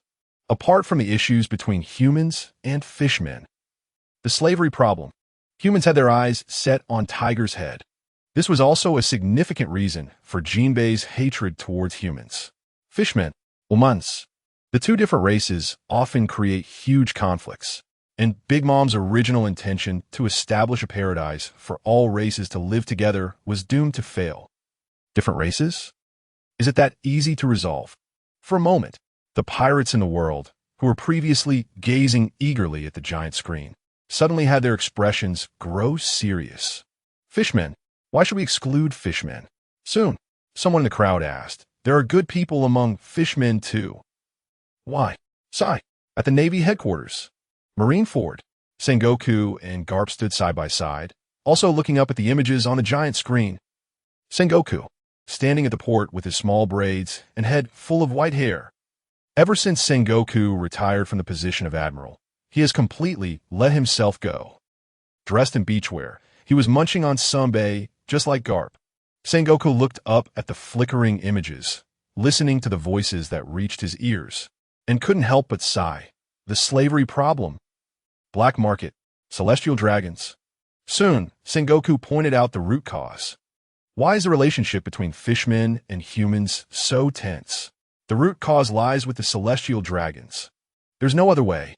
The celestial dragons offer high bounties for fishmen, leading to an increasingly severe slavery problem, which has caused many in the black market to hunt fishmen rampantly. Just a bunch of scum. Hearing this, Sengoku couldn't help but snort coldly and curse directly. Others may fear, but Garp certainly does not. If they don't comply, Garp isn't afraid of anything. Indeed, a bunch of scum. What is shocking is that Sengoku, standing beside Garp, also started cursing loudly. When he held the position of admiral, Sengoku had to consider many things. But now, Sengoku is no longer the admiral of the Navy, and his words and actions can no longer represent the Navy's stance. Under Sengoku's cursing, the images on the giant screen continued to flicker. But, through Tiger's scolding and guidance, Jinbei's thoughts gradually changed. Especially after Karu boarded the ship, Jinbei began to understand Tiger's will and Princess Otoheim's persistence. Jinbei also started to protect Fishman Island in his own way. Tiger. The people in the pirate world looked up at the screen where Tiger appeared. There was confusion. Many ordinary people did not recognize Tiger, just curiously staring at him, whispering, "Tiger? Is he also a fishman? What did he do to have such a significant impact on Jinbei?" There was gratitude, including Hancock's three sisters, who were former slaves of the Celestial Dragons, looked at Tiger on the screen with expressions of gratitude that were hard to put into words. Of course, there was also anger. The representatives of anger were naturally the Celestial Dragons and the people of the world government. In response to the various forces, the images on the giant screen continued to flicker, and there was no detailed introduction about Tiger, but rather continued to introduce Jinbei. Jinbei accepted the invitation of the 7 warlords, for Princess Otoheim, also for the fishmen to get closer to the human world above the water. But this also led to Arlong regaining his freedom. Arlong. When Arlong's image appeared, the loudest reaction came from East Blue. At that time, the title of dragon was notoriously infamous, echoing throughout the entire East Blue. Even though a long time has passed when the crowd saw Arlong's figure, they also began to curse loudly, calling him beast, scum, trash, using the dirtiest words to greet Arlong. New World. At the port of Whole Cake Island, Nami, who had been calmly watching the images on the giant screen, had her expression change from sunny to cloudy the moment Arlong appeared. Her eyes were filled with undisguised disgust. Zoro, Sanji, Usopp, and others also observed Nami's change with concern. Nami was screaming frantically in her heart. Jinbei? Is it because of Jinbei and the others that Arlong could commit evil in the East Blue? What does my past even count for now? Amidst the curses from the people in the East Blue and Nami's inner cries, the images on the giant screen continued to flicker. But this statement is completely wrong. Nami looked at the video, and upon hearing this sound, she couldn't help but breathe a sigh of relief. If it's true, how would Nami face Jinbei? Even if Jinbei isn't the direct killer, he is still the mastermind behind it. However now, fortunately, it isn't. Meanwhile, the images on the giant screen continued to flicker, and the introduction about Jinbei was still ongoing. Jinbei did not become a 7 warlord as a condition to have a navy release Arlong to the East Blue. Instead, it was that Jinbei became a 7 warlord, and then Arlong was released. Then Arlong left the Sun Pirates, bringing his people to the East Blue. But Jinbei had no idea. After Arlong reached the East Blue, he actually bribed the Navy and became the most dangerous existence in the East Blue. If Jinbei knew this, he would definitely go to the East Blue and chop Arlong up. Navy headquarters, Marineford, Sengoku Akainu, and others looked up at the giant screen. 1 second they were still counting the blue chubby Jinbei. The next second it was their turn. Suddenly, Navy's misdeeds won. Sure enough, the people in the pirate world began to curse the Navy, with the loudest voices coming from the East Blue. Damn it, Navy. Is this the Navy? Not only colluding with pirates, but also being inactive. Exactly. There was even bribery and corruption involved. Dirty. ISNT, this too dirty. And suddenly a voice came from the crowd in the East Blue. Still, our Sword Saint and Blade God are reliable. Agreed. Strongly agreed. Amidst the voices of the crowd, the video in the huge screen continues to flicker. The introduction of Jinbei is still ongoing. After Fishman Island became the territory of Whitebeard, Jinbei became friends with the Whitebeard pirates. However, because of his identity as one of the 7 warlords, Jinbei could not join the Whitebeard pirates, so he could only sneak on a Whitebeard ship as a guest. Ha ha ha ha. Gula la la la la. New World. On the Moby Dick. The entire Whitebeard pirates are laughing heartily. Sneaking as a guest. Gula la la la la. Does this blue chubby Jinbei still have some sneaky feelings? Jinbei, do you want to join the Whitebeard pirates now? Suddenly, Whitebeard invites Jinbei, looking down at him with a slight smile on his face. He looks incredibly friendly. Jinbei looks up to meet Whitebeard's gaze, also smiling. Dad? Join. Is this really joining? Whitebeard looks at Jinbei, smiling without speaking, waiting for Jinbei's next words. Dad, I want to know why I would join the Straw Hat Pirates. Gula la la la la. Whitebeard laughs heartily. I had already anticipated this. That kid Luffy indeed has a certain magic. A magic that even attracts me. Whitebeard had long guessed Jinbei's choice, and Whitebeard didn't take it to heart at all. For him, as long as they are all good, he is willing to accept any choice. Otherwise, he wouldn't have agreed to Ace going to Big Mom's territory, Cake Island, to find Luffy.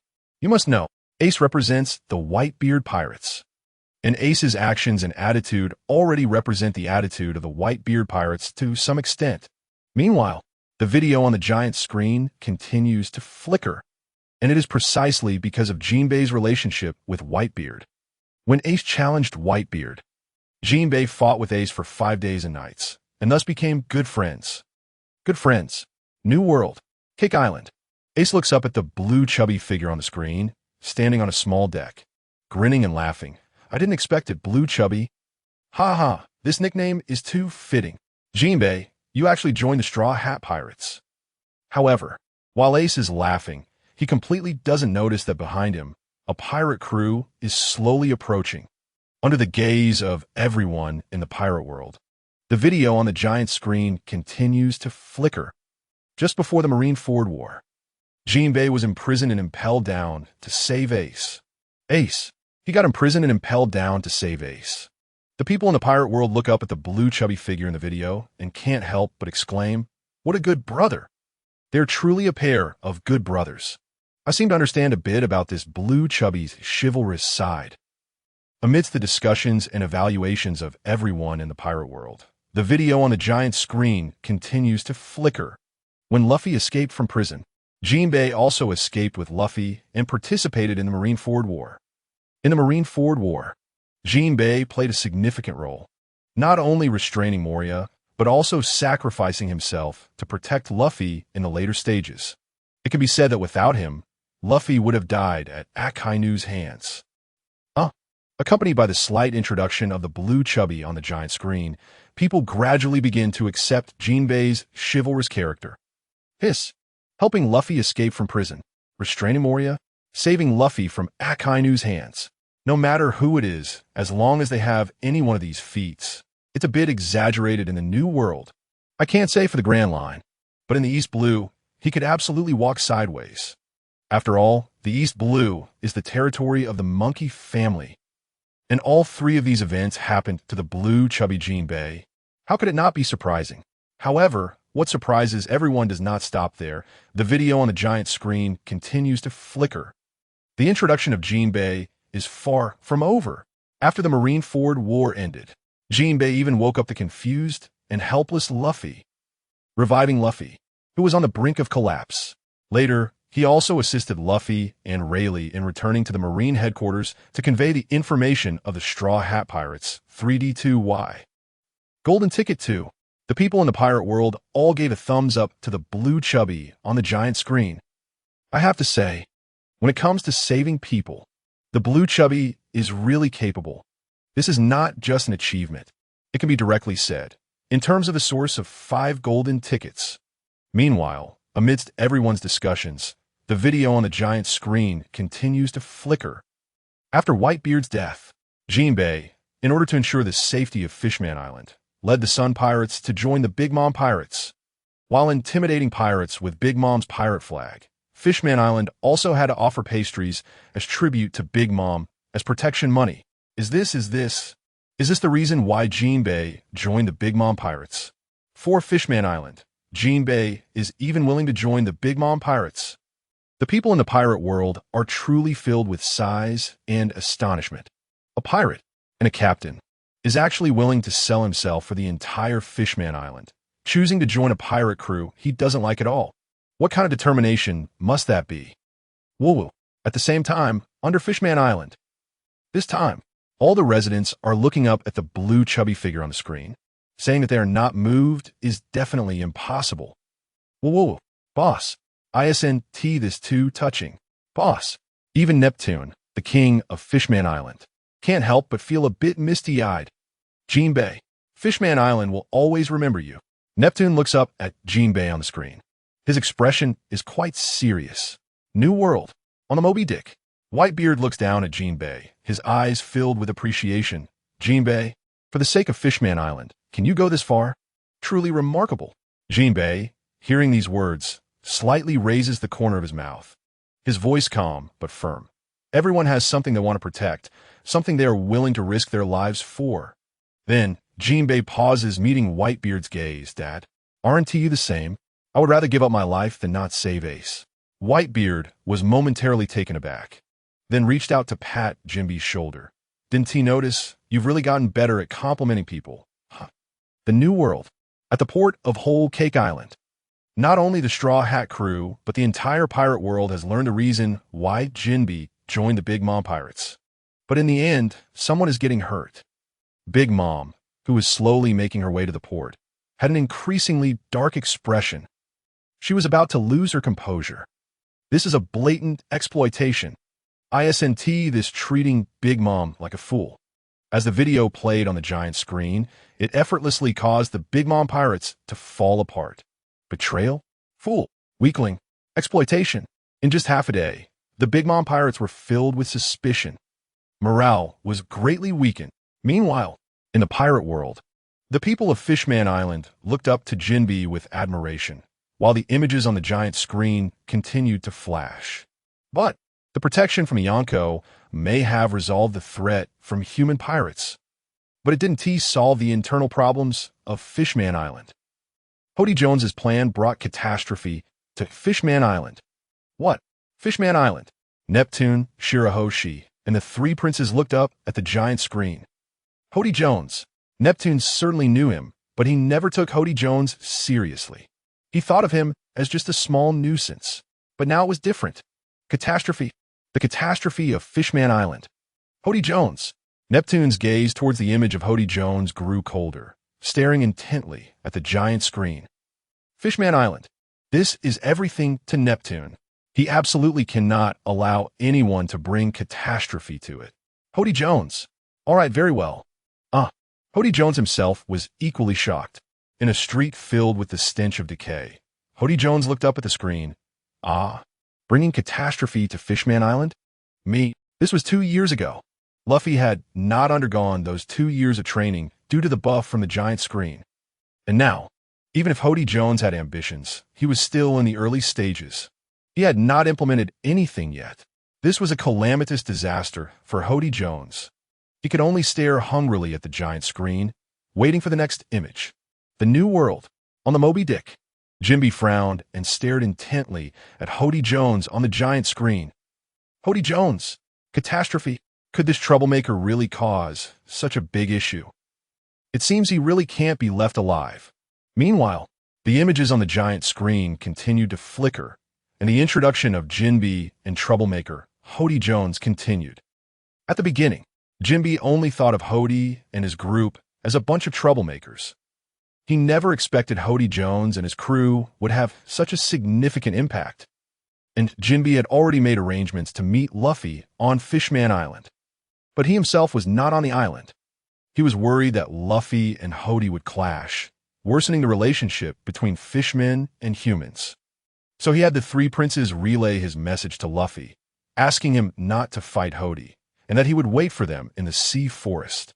Hiss! The people in the pirate world looked up at the screen, especially watching each of Jinbe's actions, unable to help but click their tongues, filled with exclamations. Jinbe? Sigh. Truly, he is both a father and a mother. Jinbe is really having a hard time. He has to consider the threats from outside Fishman Island, and now the internal situation is also unstable. Fishman Island. Hody Jones's expression was even more astonished, his mouth agape. Ah, troublemaker? Me? Just as everyone and Hody Jones himself were in awe, the images on the giant screen continued to flicker. After Hody caused the greatest catastrophe on Fishman Island, Jinbe, with the help of the Straw Hat crew, resolved this big trouble. And after the battle, he donated blood to Luffy, breaking the curse and darkness of Fishman Island. In just 3 sentences, it left the pirate world shocked multiple times. Fishman Island. Neptune, Shirahoshi, and the 3 princes looked up at the giant screen, their foreheads almost simultaneously breaking out in cold sweat. Catastrophe. The greatest catastrophe. What? What kind of trouble did Hody Jones cause? Beside them, Shirahoshi's soft voice rang in Neptune's ear. Father, should we arrest him immediately? Neptune slowly nodded, his expression unusually firm. Originally, Neptune wanted to observe the video for a bit longer, in case there was a twist. But now, there is absolutely no need. Arrest.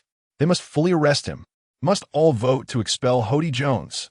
However, compared to the greatest catastrophe brought by Hody Jones, what was even more shocking was blood transfusion. Jinbe gave blood to Luffy. This was the long-rumored curse of Fishman Island. No issue. Jinbe and Luffy really have no issues. Could it be that the ancient curse and darkness were truly wrong? Including Neptune and the royal family, the people of Fishman Island all looked up at the video, their expressions filled with astonishment. Could it be? Could they really coexist peacefully with humans? Meanwhile, amidst everyone's shock, the images on the giant screen continued to flicker. After the battle ended, Luffy invited Jinbe to join the Straw Hat crew, but Jinbe refused Luffy, saying he still had unfinished business to take care of. The people in the pirate world looked up at the giant screen, unable to help but start guessing. Unfinished business? What could it be? Could it be that he needs to give Luffy an explanation on behalf of the fishmen? Hiss, that seems somewhat reasonable. But this guess was quickly denied. Fool. Is he really a fool? Unfinished business. Have you forgotten Jinbe's current identity? Sure enough, there are still some smart people in the crowd, but there are also plenty of fools. Huh? Identity? Is it referring to the night? Just this little question nearly made people lose the courage to live. Meanwhile, amidst the discussions of everyone in the pirate world, the images on the giant screen continued to flicker. In fact, this unfinished matter refers to the entire Sun Pirates joining Big Mom and seeking her protection for Fishman Island. Once the answer was revealed, the group of people who had just been almost fainted from anger immediately pointed at the giant screen and shouted loudly. Stupid, isn't it stupid? Identity. Of course, it refers to Jinbe's identity as a member of Big Mom. Otherwise, why wouldn't Jinbe want to join the Straw Hat Pirates? At the same time, in the New World, Cake Island, Big Mom looked up coldly at the giant screen, her expression extremely grim. So, do you want to withdraw? Impossible? As Big Mom's furious rage and delusions continued, the images on the giant screen kept flickering. Everything about this matter was still being revealed one by one. After the Fishman Island incident, Jinbe went to Whole Cake Island with the purpose of withdrawing. On the way, Jinbe resolved the issues between humans and sea beasts, took in the sea monk Mianjin, who was expelled during the Fishman Island incident, and discovered a piece of historical text to present to Big Mom. What? In an instant, the various forces in the pirate world were stunned, and the most stunned was undoubtedly the world government. What? Hurry up and tell me this is fake. The Gorosei stood by the window, looking up at Jinbe on the giant screen, especially fixating on that piece of historical text in the video. Damn it, this is historical text. Is it really that easy to obtain? Why does it seem as simple as picking up a piece of junk? Check, hurry up and investigate. The shock was not limited to the people of the world government. Sengoku, Garp, Akainu, and others in the Navy headquarters also looked up at the giant screen, equally surprised. Is it really that simple? Historical text? Just like that. In the New World, Kaido Whitebeard, and even Shanks secretly committed the location in the video to memory. The reason was simple, waiting to pick up a piece of junk. At the same time, the images in the video continued to flicker, and Jinbe's introduction was far from over. When Big Mom went crazy due to her hunger pangs, Jinbe caught back those cream puffs, feeding them to Big Mom in a "you eat shit" gesture, then proposed his request to withdraw. Ha ha! When it comes to historical texts, these ordinary people in the pirate world may not understand anything. But when it comes to the behavior of "you eat shit," no one does not understand. Ha ha!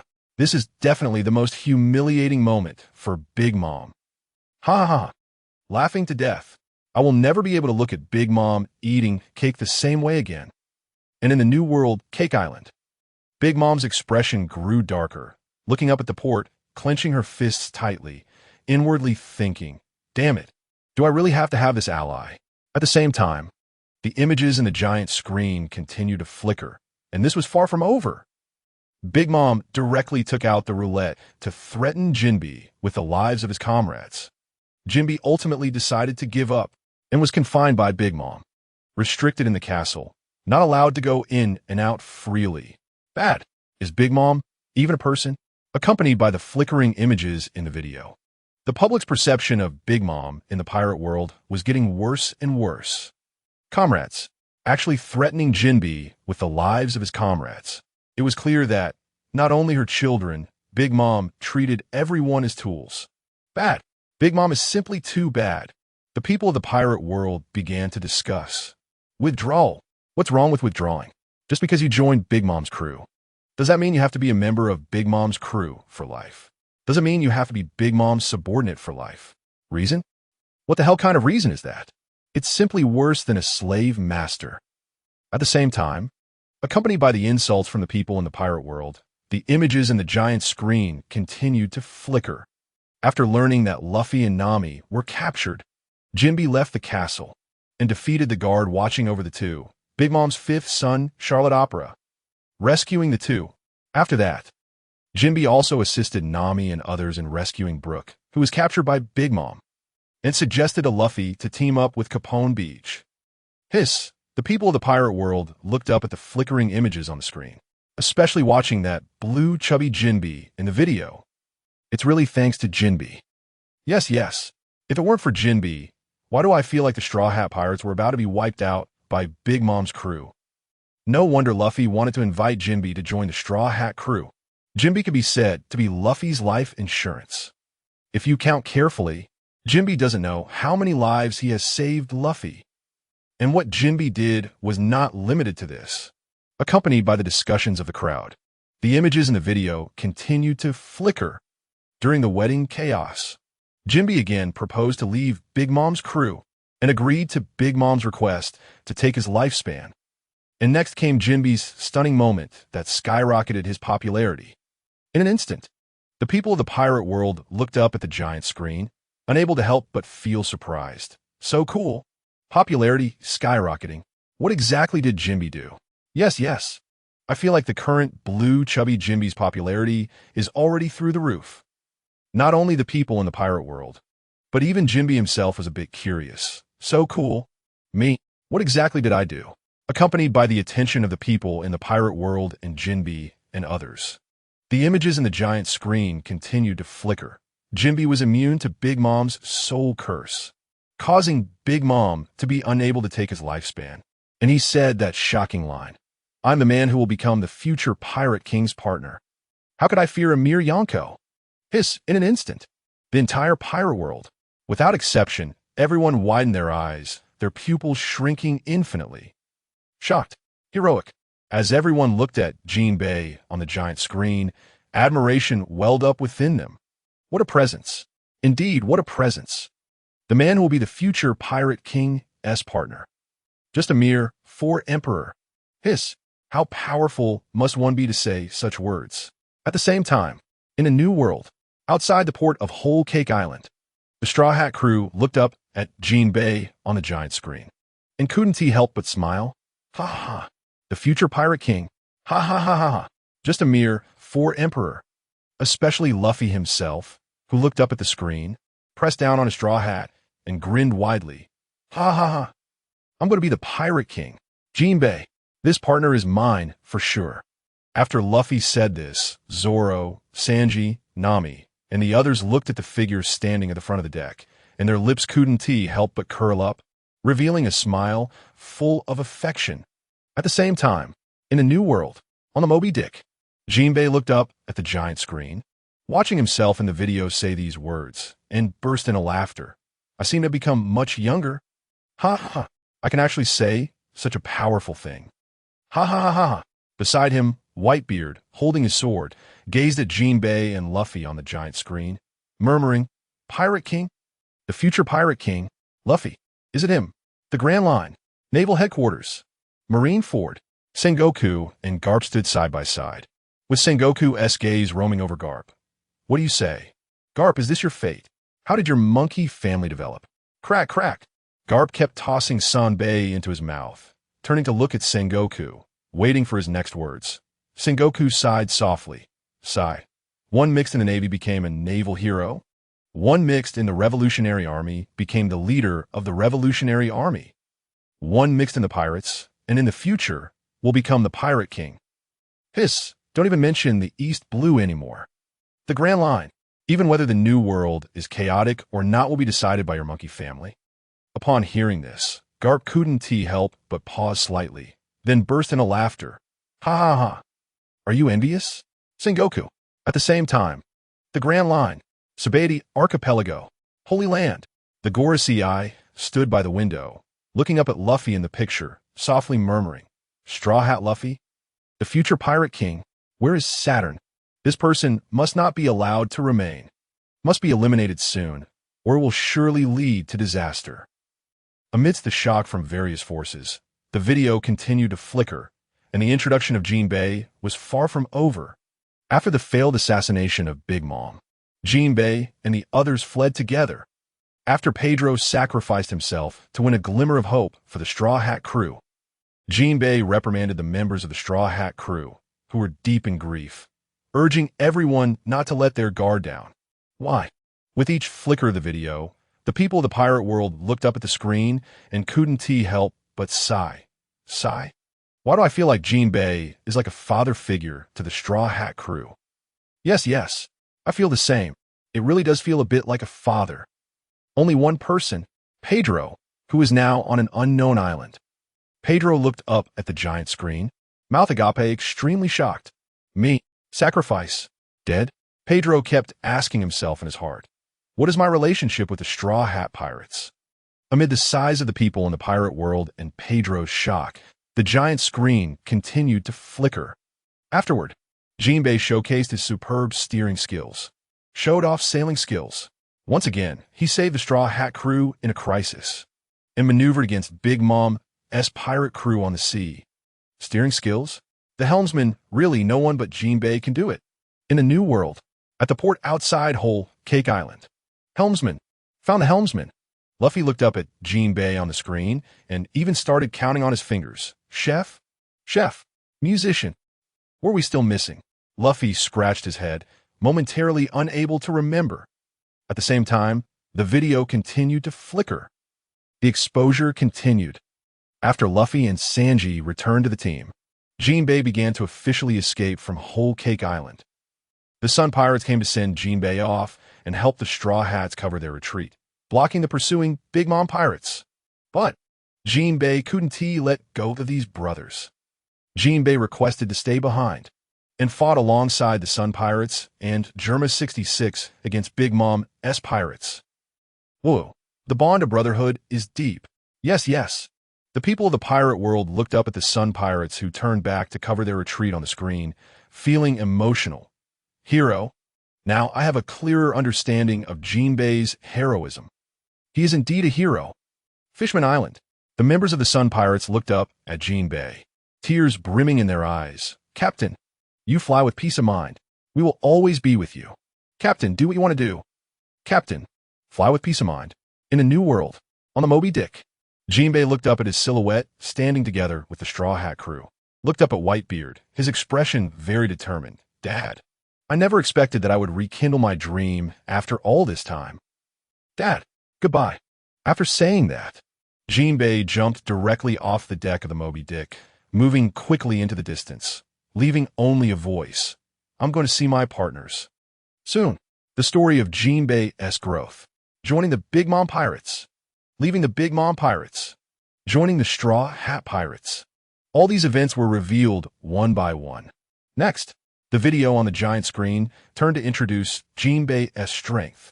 Jinbei is a member who joined the Straw Hat crew in the New World.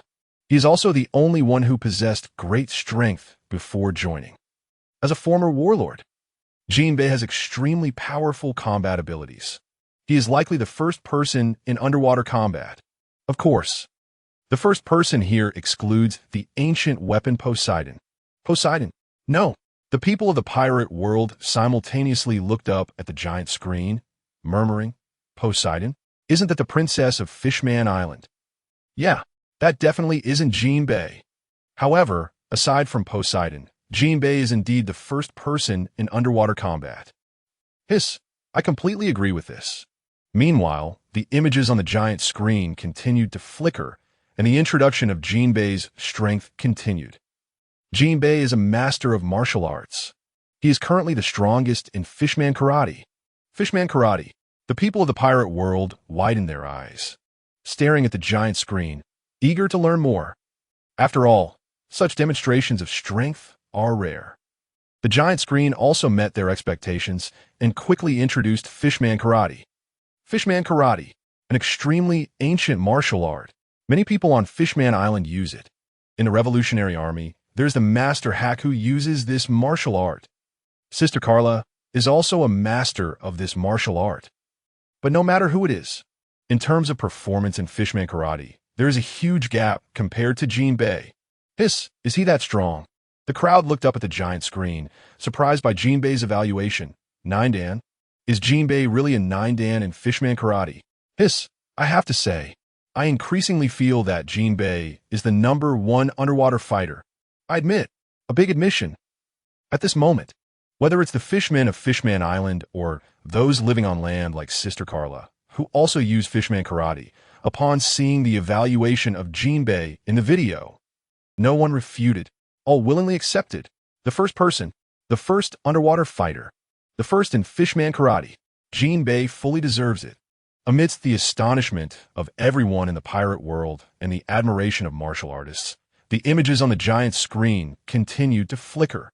Fishman Karate has the ability to manipulate water, and, in Jinbei's hands, those water droplets can even have the power of a cannon. Hiss, what? The people of the pirate world widened their eyes, staring intently at the giant screen. Don't forget, they are all ordinary people, and for them, ordinary people, cannons are already in existence they cannot resist. A few cannons can even destroy the villages they live in. And now, a single water droplet in Jinbei's hands is like the power of a cannonball. How could they not be shocked? Fishman Island. Many younger ones look at Jinbei with the same fervor as looking at an idol. Although Fishman Karate is quite popular on Fishman Island. Very few can reach such a level. And now, with the flickering of the video images, it can be said that on Fishman Island, Jinbei's reputation has reached an unprecedented height, just below the royal family like Neptune, under the watchful eyes of the pirate world. The introduction of Jinbei's strength continued on the giant screen. Jinbei, he is a very strong fishman. The nickname Blue Fatty comes from this. His strong body gives Jinbei terrifying strength. Even a body like the sea monk can be easily defeated by Jinbei. At the same time, Jinbei also has a very high level of haki. With techniques like the plum blossom skin, he can even defend against Big Mom's Emperor Sword. Although he was knocked away by Big Mom, it can be seen that Jinbei was not injured. One piece of news after another shocked the people of the pirate world. What? What are you saying? Able to withstand the Emperor's Sword of the Sea Emperor. Jinbei's strength is indeed a bit strong, right? Sea Emperor. This is the Sea Emperor. Being able to withstand the attacks of the Sea Emperor is enough to make a name for himself in the Grand Line, even in the New World, right? Accompanied by the astonishment of everyone in the pirate world, the images on the giant screen continue to flicker. Beyond combat power, Jinbei also has the ability to summon schools of whale sharks and exceptional sailing skills. Although Jinbei appears to be a complete martial artist, in reality, Jinbei is cooler and wiser. He is a person of both wisdom and courage. In a new world, Jinbei, who is quickly moving towards Cake Island, looks up at the introduction about himself on the screen, feeling a bit embarrassed. Wow, this is a bit too much. The praise makes even Jinbei himself feel a bit shy. You can tell, clearly tell. However, the people of the pirate world do not think so. Listening to the introduction about Jinbei in the video, they nod. It is indeed true. With Jinbei's addition, the strength of the Straw Hat Pirates is definitely greatly enhanced. Not only in terms of strength, they even feel that the Straw Hat Pirates really have some aura of a Sea Emperor. Jinbei's chivalrous reputation gives us a natural sense of closeness to chivalry culture. Since Jinbei matured, he has always been an image of a righteous hero. Even when imprisoned, beaten, and bruised, this seemingly fierce yet incredibly honest Blue Fatty still does not give up his sense of righteousness. Hero? The people of the pirate world looked up at the giant screen, especially watching the introduction about Jinbei in the video. Every face was filled with seriousness. Respect. Complete respect. There's probably no one who doesn't tea like a hero, right? At the same time, under the admiring and respectful gazes of the people in the pirate world, the video on the giant screen continued to flicker. The introduction about Jinbei continued. But the very first Jinbei, he is not a righteous hero. Growth. The people of the pirate world looked up curiously at the giant screen, their eyes filled with intrigue. Growth. How did Jinbei grow to this extent? Nobleman. Surely it was the help of a nobleman. Tiger. Under the curious gaze of the crowd in the pirate world, the images on the giant screen continued to flash. Jinbei. He is the pitiful orphan of Fishman Street. He is the powerful gang leader. He is the elite soldier of the Neptune army, devoid of love for humans. He is the incredibly brutal, nameless pirate. Gilon. The people of the pirate world stared at the giant screen, unable to help but swallow hard. Their expressions filled with shock and even a hint of fear. Orphan, gang leader, devoid of love for humans. Incredibly brutal. If this were the case for anyone, they would undoubtedly grow into a being that poses a significant threat to the world. A being that has completely extinguished humanity. But Jinbei surprisingly grew into a hero admired and respected by thousands. At the same time, as the crowd in the pirate world was shocked, the images on the giant screen continued to flash. The transformation of the blue fat man Jinbei was still being revealed until Fisher Tiger taught Jinbei a lesson. Until Jinbei met the human slave girl koala. Jinbei finally began to think. What kind of meaning do Princess Odoheim's ideals and Brother Tiger's persistence hold? Sigh. Not only the ordinary people of the pirate world, but even all the residents of Fishman Island. and the powerful figures from around the world were looking up at Jinbei on the giant screen. This blue fat man. It seemed he was no longer showcasing his own life, but rather the future of humans and fishmen. The Grand Line, on an unknown, extremely hidden island. Sabo gently patted Koala's shoulder, his voice extremely gentle. It's okay. It's all in the past.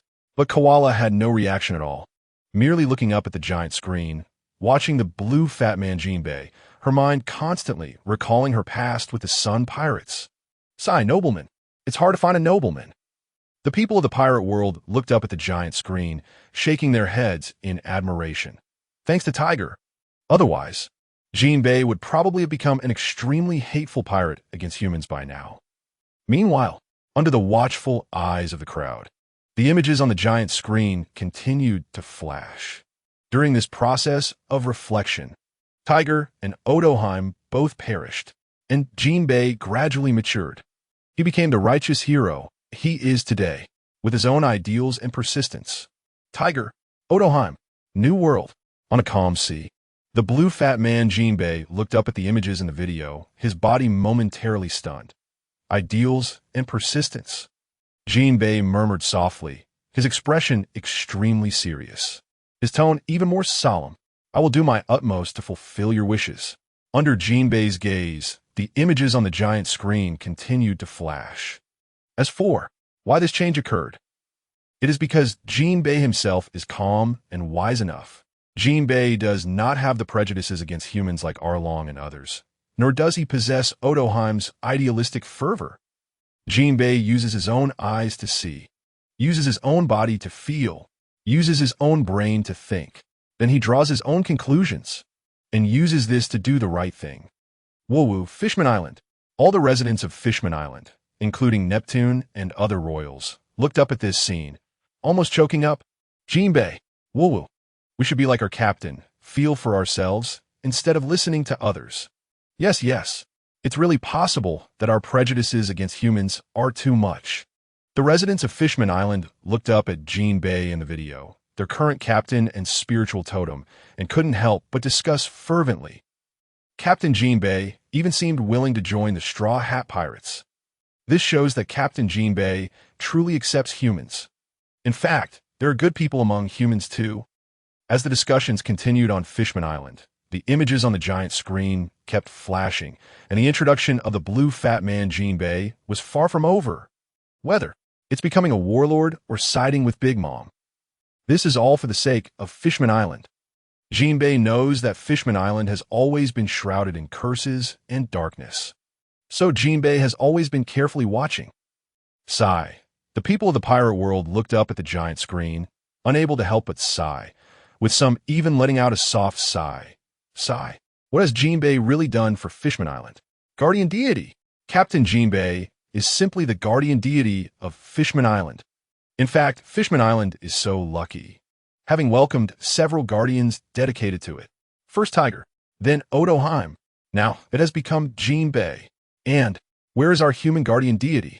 The Navy, the world government, the celestial dragons? Everyone who thought of this couldn't help but chuckle coldly. A guardian deity? Not being a parasite is already quite good. Meanwhile, as the people of the pirate world sighed, the introduction of the blue fat man, Jinbei, on the giant screen continued. But the final question still arose. Hodi's new Fishman pirates went completely insane. Jinbei's calmness and wisdom once again played a crucial role at this moment. Jinbei was both advising the impulsive Luffy and formulating a plan, even finding an opportunity for Fishman Island to rise from its ruins, while breaking the law that forbids fishmen from donating blood to humans. Jinbei also completely shattered the curse and darkness that shrouded Fishman Island, opening up the path to the sun. Woowoo, Fishman Island. If before it was just choking up, now all the people of Fishman Island couldn't help but cry out in pain. Moved, everyone looked up at Jinbei, tears streaming down their faces. Even the royals. The immature Shirahoshi stood behind Neptune, covering her mouth and crying painfully. Father, Jinbei has made such a huge contribution to Fishman Island. Neptune stood at the front of the palace, nodding seriously. At the same time, the giant screen continued to flicker with images. It was far from over. Jinbei brought much more to Fishman Island. Fishman Island, starting from scratch, the fishermen could take a step forward. Jinbei played an indispensable role. The great hero for the country and the people is nothing less than this. The great hero for the country and the people is nothing less than this. Fishman Island. Neptune looked up at Jinbei on the screen. Even Neptune, the dignified king of Fishman Island. At this moment, reciting these words, his eyes couldn't help but redden, with tears shimmering at the corners. Father, Jinbei has done so much for our Fishman Island. Behind Neptune, after Shirahoshi, the three princes looked at Neptune's back and said softly. Their voices couldn't help but choke up. Neptune nodded again, opened his mouth, and in the next second, he made a shocking statement. The Gender King. What? What the heck? Shirahoshi and the three princes behind Neptune were stunned. The Gender King? Is there really such a thing? Even if there is, then this. Just as everyone was shocked, Neptune's voice was exceptionally firm. The Gender King. Jinbei deserves the title of Gender King. At the same time as Neptune made this astonishing statement, the video on the giant screen continued to flicker, and the evaluations of Jinbei were still ongoing. And if we talk about what attracts fans the most about Jinbei, it's definitely the scene where he confronted Big Mom at Sanji's wedding. In fact, it was already evident during the Marineford War. Jinbei is a fearless man. Whether saving Ace or Luffy, Jinbei was ready to give up his life. New World. At the port of Whole Cake Island, the Straw Hat crew looked up at the giant screen, especially staring at Jinbei on the screen. Jinbei, he really should join us. Yes. I really like this blue chubby guy, Jinbei. Frankie probably has a natural fondness for tough guys. Looking up at Jinbei on the giant screen, he made a heart gesture. Jinbei, isn't he already our partner? Listening to the voices of Frankie, Nami, Zoro, and others around him, Luffy scratched his head, looking a bit confused and dazed as he muttered, Not afraid of death. New World. Inside the territories of the nations. On a small boat, Ace looked up at the giant screen. Jinbei, not afraid of death. Have we ever feared death? At the same time, the screen continued to flicker. But when facing Big Mom, Jinbei absolutely did not want to give up his life, but rather, Jinbei was not afraid of the four emperors.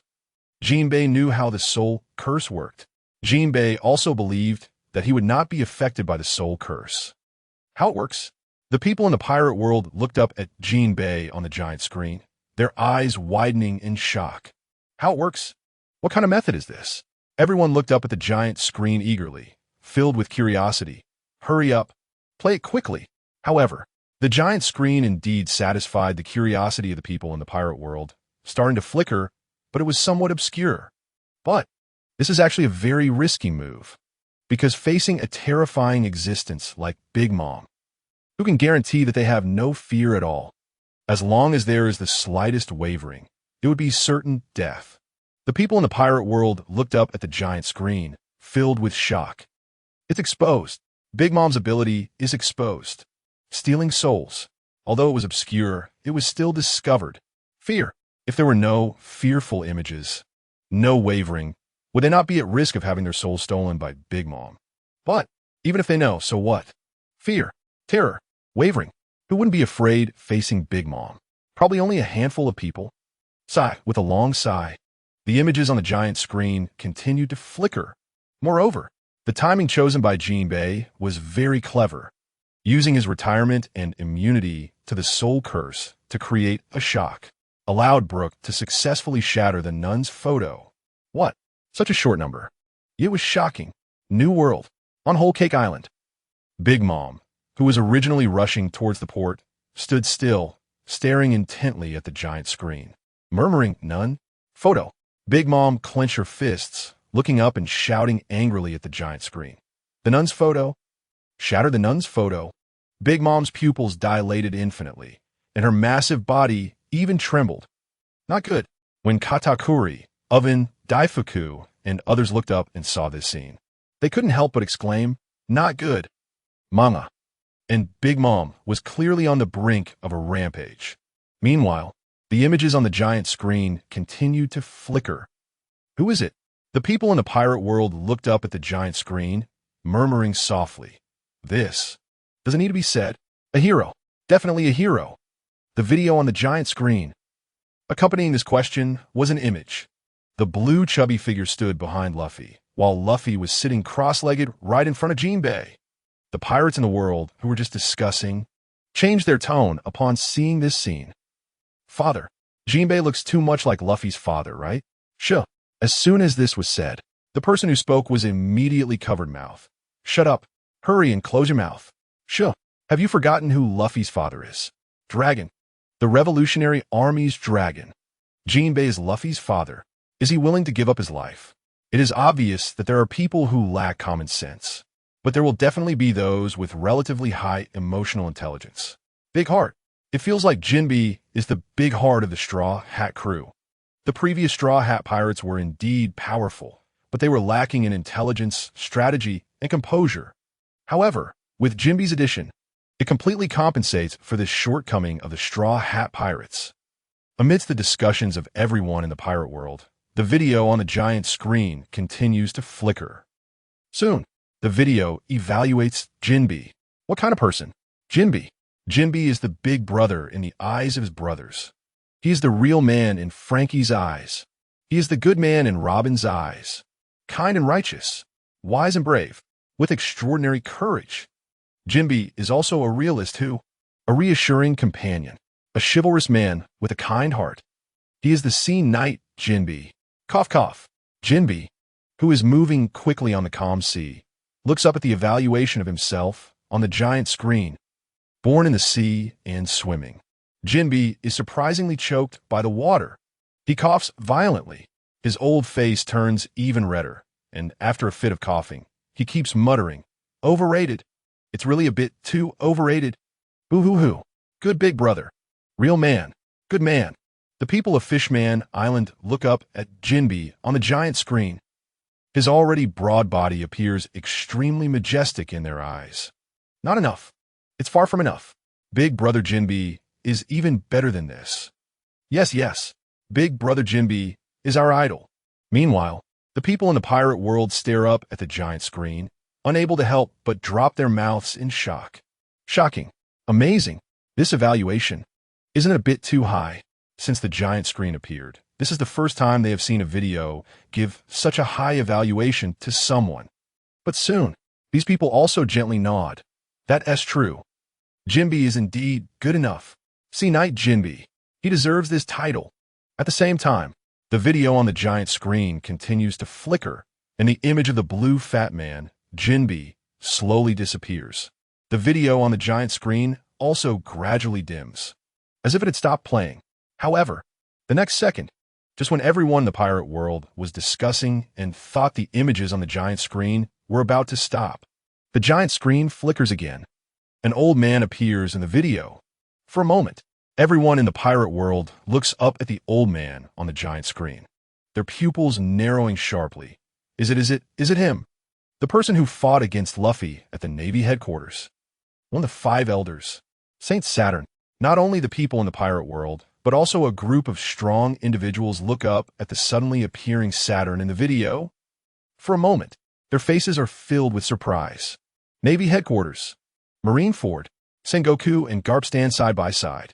Garp looks indifferent, while Sengoku can't help but frown. This makes no sense. This doesn't make any sense at all. Beside him, Garp turns to look at Sengoku. What sense? Sengoku stares at Saturn, who suddenly appeared in the video, murmuring softly. Why? Why did Saturn suddenly appear? Didn't they just say that the Straw Hats had just arrived at Whole Cake Island?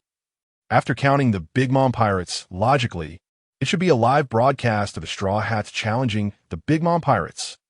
Crack, crack. Garp, with an indifferent expression, tosses Sunbei into his mouth, while Sengoku falls into thought. And, at the same time as Sengoku is thinking, in the video, Saturn stands on a warship, also looking up at the video, his expression showing surprise, but also a hint of panic. On one side of the video, a small island flashes by, resembling a cake. Not good. Sengoku suddenly exclaims, causing Garp beside him to complain. Sengoku, Are you getting old? Why are you always making such a fuss? Sengoku looks down, his face serious, staring at Garp, his voice a bit low. New world. Wano country. Garp's pupils shrink sharply at the mention, and the sunbae in his hand does not go into his mouth this time, but lightly falls to the ground. New world. Wano country. What does this represent? Are the five elders going to take action against Luffy? Against Luffy in the form of the sun god Nika. Wano country. New world. In the territory of the Emperor of the Sea, red-haired Shanks. Shanks holds the griffin in his hand, looking up at Saturn in the giant screen, murmuring, is he really that afraid? Is he trying to use Big Mom's hand? Saturn, this is the new world. After saying that, Shanks places one hand on the griffin and walks step by step towards the pirate ship on the shore. Red-haired pirates. Set sail. New world. Wano country. Whole Cake Island. Already destroyed due to the exposure of the nun's photo in the video. Big Mom, covered in cold sweat and trembling, looks up at the giant screen. In the corner, even if a small back figure flashed by. As the Queen of Wano, how could Big Mom not recognize it? Saturn. Five elders. World government. Are you going to extend your hand into my territory? Captain, I need to head to Wano country immediately. On an unknown island in the Grand Line, a very firm voice echoes. Sabo looks up at Dragon, his expression extremely resolute. Last time, when Ace was executed in Marineford, I didn't get my all. This time, I absolutely cannot let Luffy fall into danger while I remain indifferent. Dragon looks down at Sabo. Without saying a word, he just nods lightly. Seeing this, Sabo turns and leaves.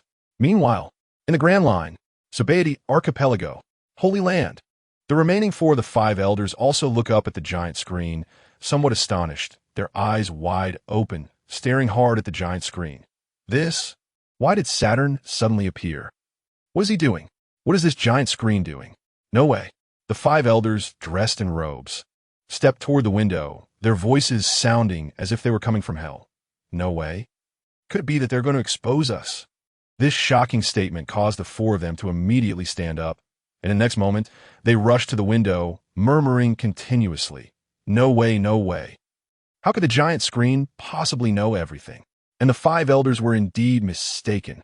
The giant screen, the video, the images, all-knowing, all-powerful.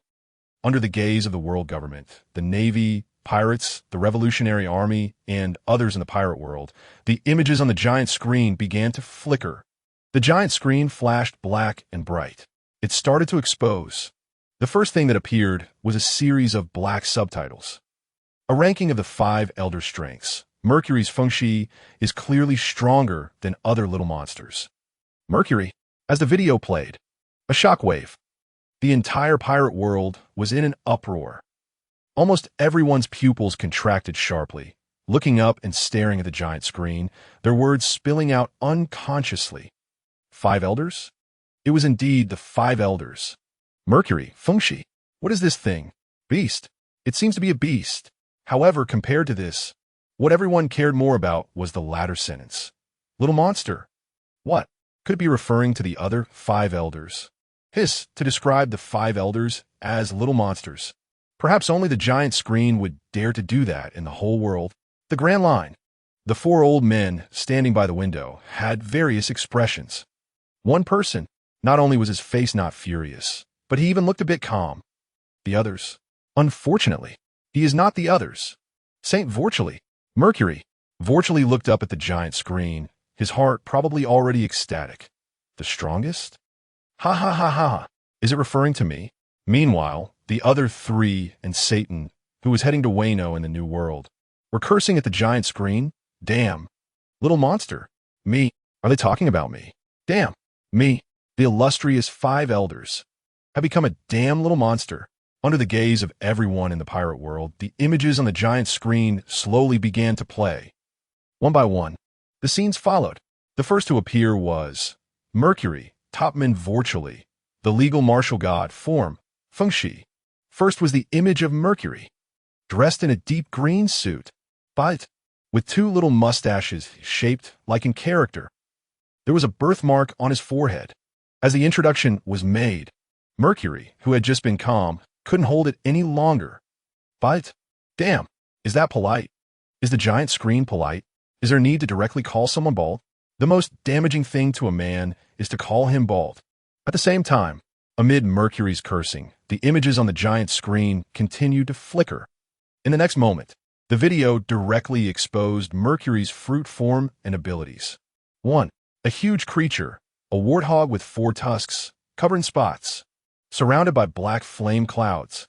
The tusks can turn into sharp blades. It has super strong defense, able to withstand Luffy's rubber fire pistol and rebound damage.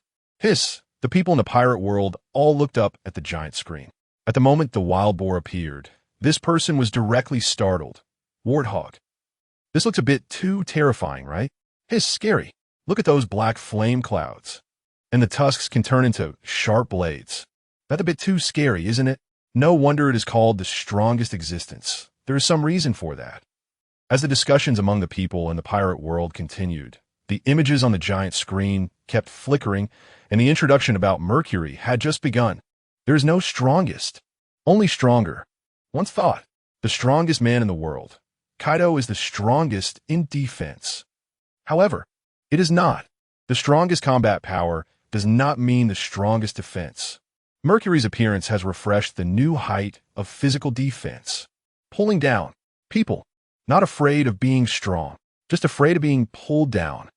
As long as there is pulling down, there will definitely be someone breaking down. New world.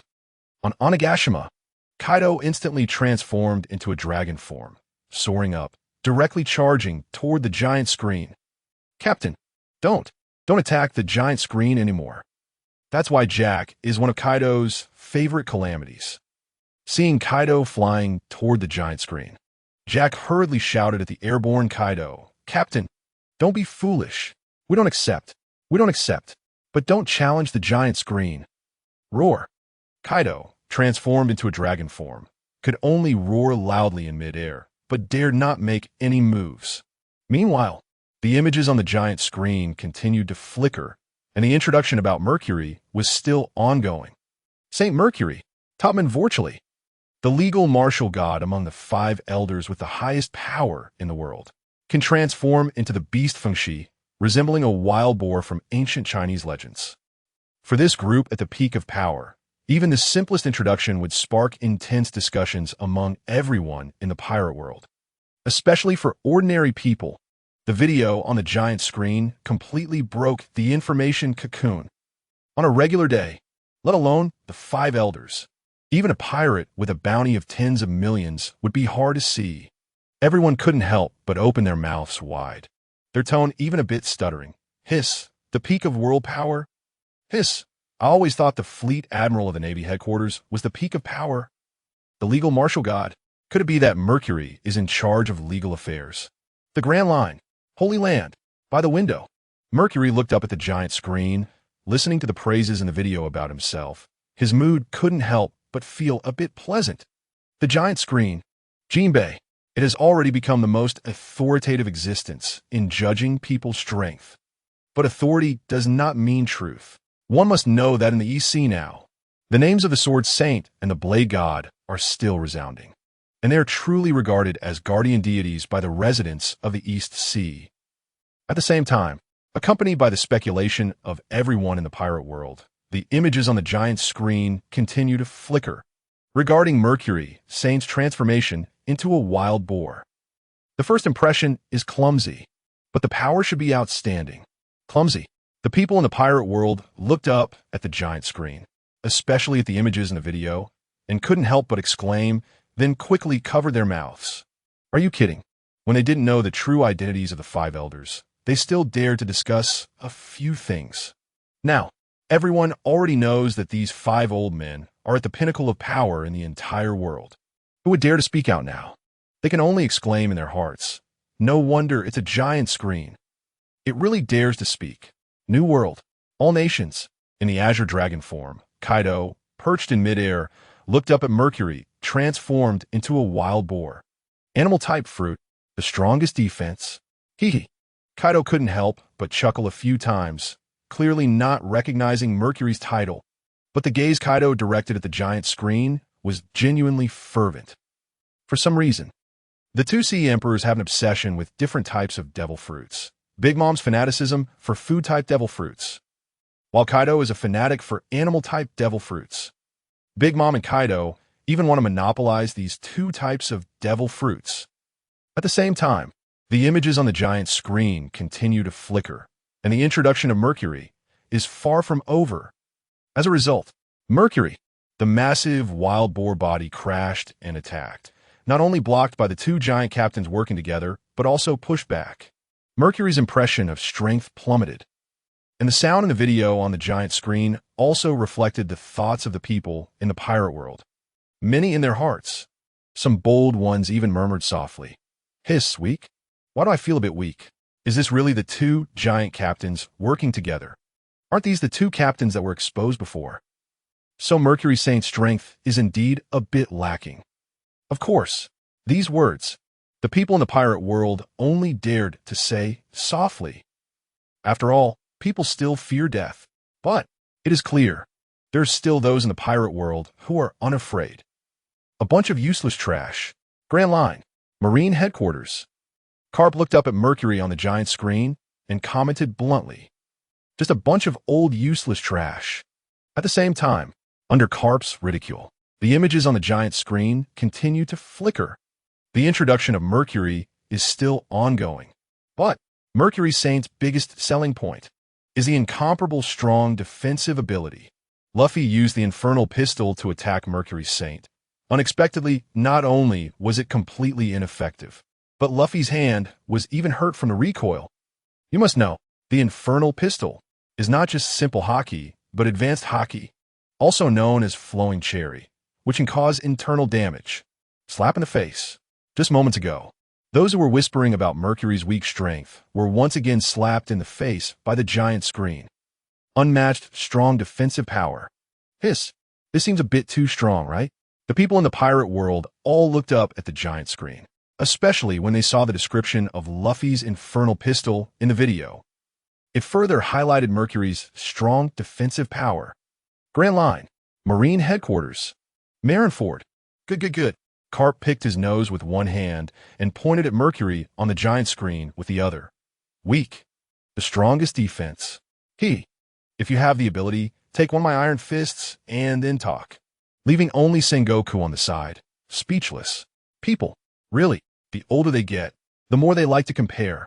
At the same time, the introduction of Mercury on the giant screen continues. Luffy once used the Infernal Pistol to hammer the human form of Kaido until he spat blood, pulling down. Again, it was a blatant pull down. Roar. New World. On Onigashima, Kaido shot out scorching flames from midair. The air seemed to be on fire. Spit blood. Luffy. Again Luffy. Damn it. Good for you, Straw Hat Luffy. If you come to Onigashima, I will definitely make you wish you were dead. Kaido is not Big Mom. Big Mom wanted to win over Straw Hat Luffy, but Kaido has no such thoughts at all. On one hand, it's because Kaido has a grudge against Luffy's mentor. On the other hand, Kaido's pride will never allow him to bow his head. The people in the pirate world looked up at the giant screen and couldn't help but sigh. Hiss, it really is Mercury. Luffy can punch Kaido to bleed, and Mercury can actually withstand that punch. Strong. Indeed, it is the strongest defense. At the same time, amidst the amazement of everyone in the pirate world, the images on the giant screen continue to flicker. Mercury's beast form. Not only did it withstand the Infernal Fist without budging, but it also caused Luffy pain from the recoil. Recoil. Anti-armor. The people in the pirate world looked up at the giant screen, each with a shocked expression, especially when they heard that Luffy was hurt from the recoil. They all exclaimed, could it be wearing anti-armor? However, in the next second, they all covered their mouths in surprise. Wearing anti-armor? What is anti-armor?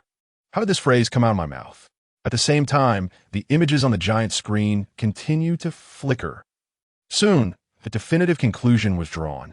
Kaido's defense is strong, but it should not compare to Mercury's performance. But if it comes to output combat power, Mercury cannot compete with Kaido. If considering overall combat power, Mercury should not be a match for Kaido's mentor. Whom, one sentence, triggered two urgent reactions. New World. Onigashima. Kaido couldn't help but let out a long sigh. This evaluation is still quite objective. What? Grand Line. Holy Land. Mercury could no longer hold back and let out a low roar while looking at the video on the giant screen through the glass. What? I'm not a match for that Kaido guy. Bullshit. This is simply nonsense. Under Mercury's roar, the three elders around turned to look at him. The anger in their eyes was clearly suppressed. Cursing. Are you still going to curse? Our strength is even less than yours. If you can't even defeat Kaido, then what about us? Aren't we just three jokes? In the past, the content exposed on the giant screen, apart from information like Luffy awakening the sun god Nika form, they would pay attention to. Other news they would scoff at. But today, the four elders by the window were heading to the land of Wano, and they all looked up, staring intently at the giant screen, afraid of missing any scene. Soon, under the gaze of the elders, the image on the giant screen continued to flicker. The next figure quickly appeared on the giant screen. Just like Mercury, it started with an image of Saturn and a segment of black subtitles. Skill type Saturn, the man with the most skills among the elders. Skill type. As soon as the title came out, everyone in the pirate world looked up at the giant screen and began to discuss. Skill type? What kind of style is this?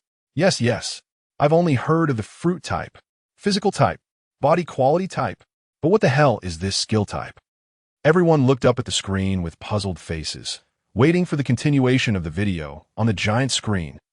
New World. Wano.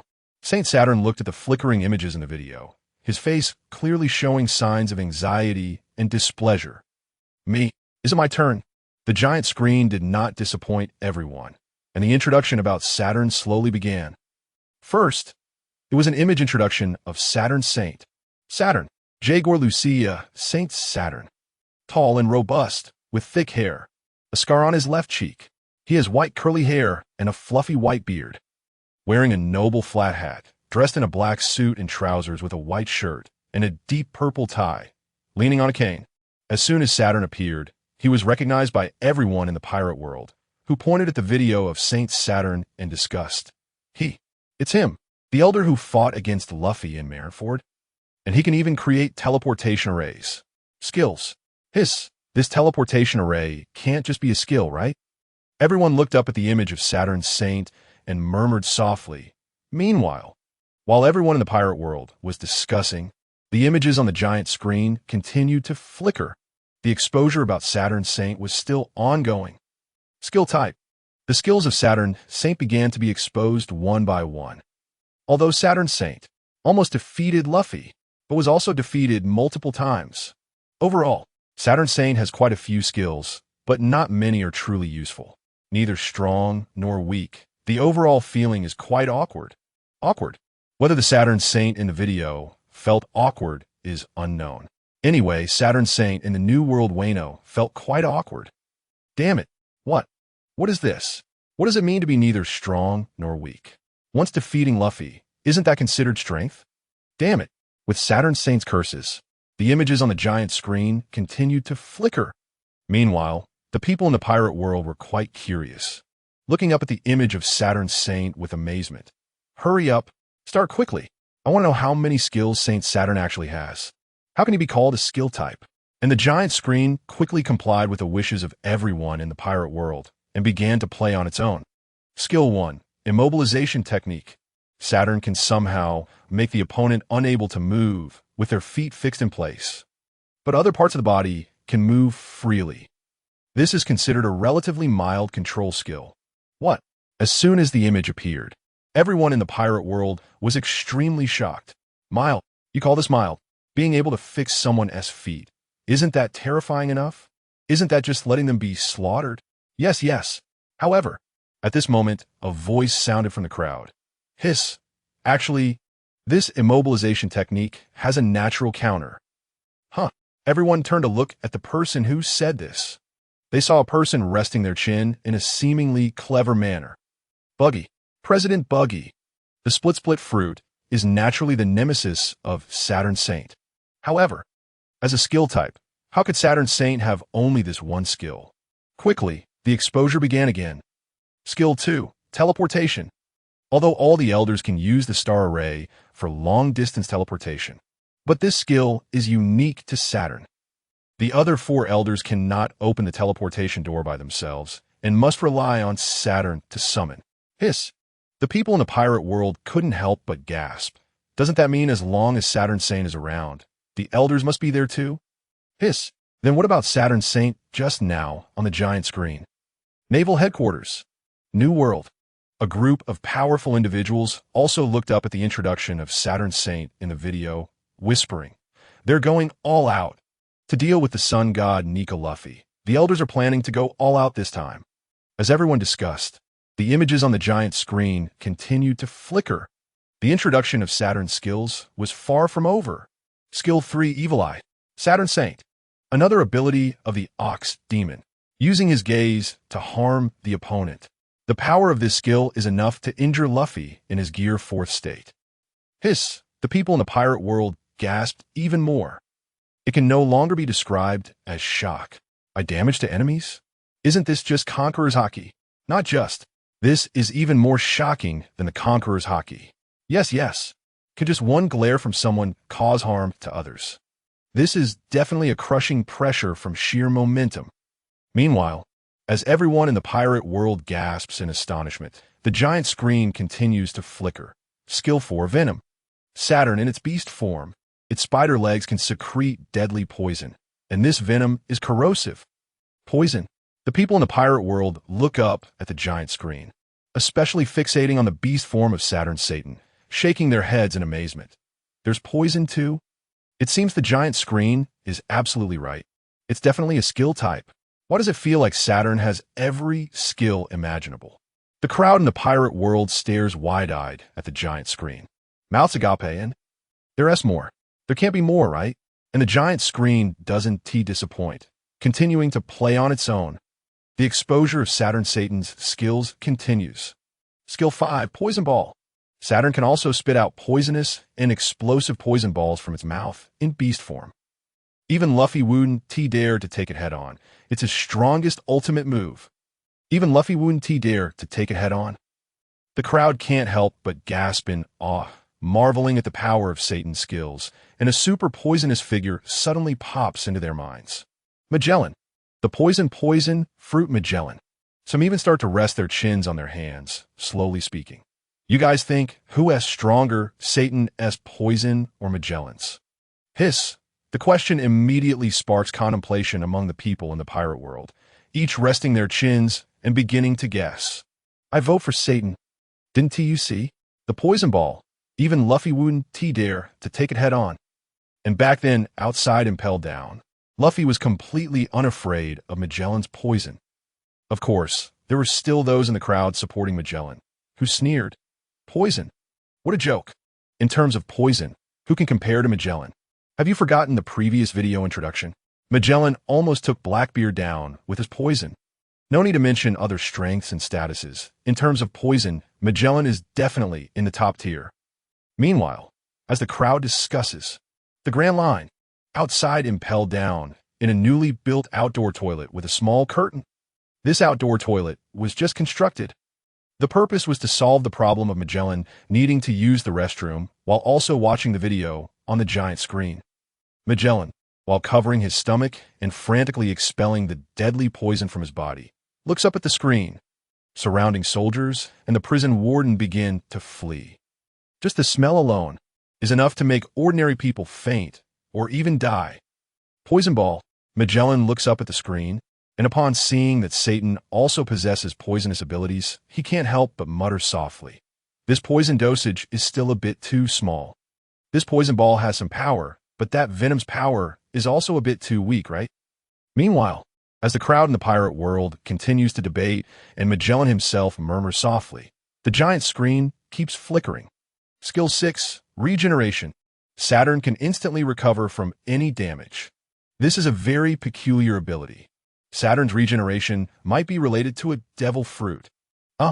This time, everyone, not just the ordinary people of the pirate world, but also the Navy, pirates, and even some powerful figures entrenched in the Grand Line and New World are all showing shocked expressions. Their pupils constrict sharply, and they unconsciously murmur. Regeneration? What? How is that possible? Isn't that invincible? Then what's the point of fighting? Compared to the previous skills, this one is clearly more shocking. Just to be clear, regeneration, this is a temptation that no one can resist, equivalent to having an immortal body. Let's put it this way. Just a single phoenix fruit can place Marco among the top tier of powerful figures in the pirate world. And the Gorosei, who possess regeneration abilities, are undoubtedly powerful. New World, Whole Cake Island, Saturn's Satan, sailing on the turbulent sea, has a rather grim expression. Staring at the giant screen, gritting his teeth. Damn it. Stop exposing it already. My pants are almost being stripped off. Do I still want to live? Skills. Once a skill is exposed, the enemy will come up with a counter-strategy. The Gorosei, who were previously feeling pleased about the exposure of Big Mom's pirate group, now look as though they've eaten something bitter, with expressions of constipation. Meanwhile, the giant screen doesn't care about the Gorosei's inner thoughts, and the images in the video continue to flicker. The exposure continues. Skill 7, Telepathic Communication. Saturn and the other Gorosei can communicate telepathically without the need for a Den Mushi, regardless of distance. This effect is similar to Enel's mind network, and may represent a globally covered, super-wide observation color. This skill is also mastered by the other Gorosei. What? The people in the pirate world are once again shocked, unable to believe what they see on the giant screen, momentarily speechless. What is this? A globally covered, super-wide observation color. Damn it, how is this possible? Even Katakuri, who is recognized as standing at the pinnacle of observation hockey, can't do this, right? Supermodel. This is simply too much of a supermodel, right? And each Gorosei possesses such powerful observation hockey. Impossible. The Grand Line. Navy Headquarters. Marine Ford. Carp looks up at the image of Satan being exposed on the screen, with a face full of mockery and disdain. Carp has always been like this. When it comes to the celestial dragons, even the Gorosei wouldn't receive any good treatment. There's absolutely no way. A globally covered, super strong observation hockey. Just two simple words already represent Carp's attitude. Meanwhile, Sengoku shakes his head slowly at Carp. The resources they occupy after so many years are simply unimaginable.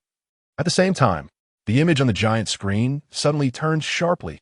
The introduction to Saturn Satan's skill flow slowly comes to an end in the video. But the exposure of Saturn Satan is not over yet. Soon, a black subtitle appears on the giant screen. Saturn, a villain who is worse than Kaido and Orochi in terms of reputation. A black subtitle sparks discussions among the people of the pirate world. A villain? Reputation? What is this? But at this moment, the two parties involved are even angrier. New World, Wano Country, Onigashima. Kaido and Orochi look up at the giant screen, their faces showing some astonishment. Me? Are you saying I'm both a villain and lack reputation? Damn it, is being a villain something that needs to be compared? The two lose their composure and start cursing at the giant screen. Meanwhile, as the people of the pirate world marvel, Kaido and Orochi are cursing. The images on the giant screen continue to flicker. Saturn Satan is truly detestable. Detestable. The people of the pirate world look up at the images in the video and can't help but speak up. What bad deeds has Saturn Satan done? This sentence directly characterizes Saturn Satan as a villain. Yes, I'm curious about what Saturn Satan has done to be so bad. Filled with curiosity, they look up at the giant screen, eagerly anticipating the images to flicker, thinking to themselves, what did he do? What exactly has Saturn Satan done? And the giant screen soon satisfies everyone's curiosity. Saturn Satan has made the Kuma family never find peace, especially Kuma's plight. The world government took away Bonnie, causing Kuma to lose his one and only love. But then he welcomed another unique love. However, overnight, he became a tyrant and a lackey of the Navy. Kuma. Now, all of these experiences were caused by Saturn. If that's the case, I seem to have some impression. The people of the pirate world look up at the giant screen, watching the images and sounds emerge one by one, and can't help but slowly say, "Wasn't it mentioned when Bonnie was exposed?" Huh. This sentence instantly triggers the memories of the people in the pirate world, and they all slap their heads. Right. Transformation. So, is everything caused by Saturn's Satan? Everyone looks up at the images of Satan and Kuma, and each person can't help but curse Saturn's Satan in their hearts. Bad. He really is a villain. Bonnie, what a lovely little girl. It's because of him that she was forced to disguise herself as an adult, wandering in the dangerous sea, and chose to become a pirate.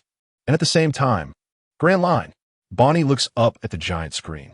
And due to the effects of her fruit, Bonnie now appears as a slim 18-year-old beauty. But if you look closely, you can find Bonnie's eyes are red. Tears are welling up. Saturn, Satan, all of this is because of you.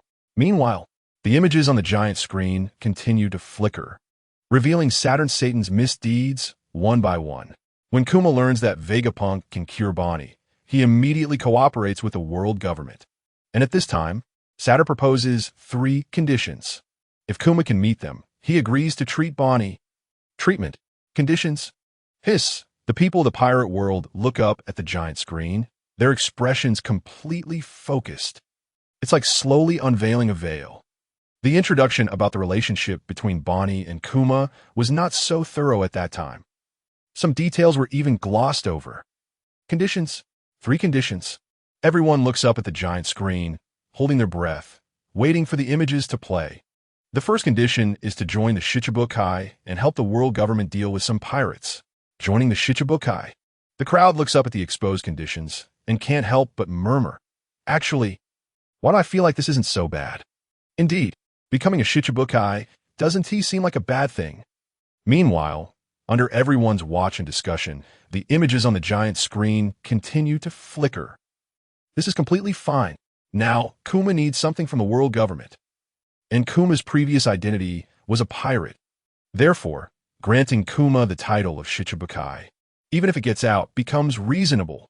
Because the Shichibukai are partners with the world government, helping Kuma treat Bonnie wouldn't be something outsiders would criticize, right?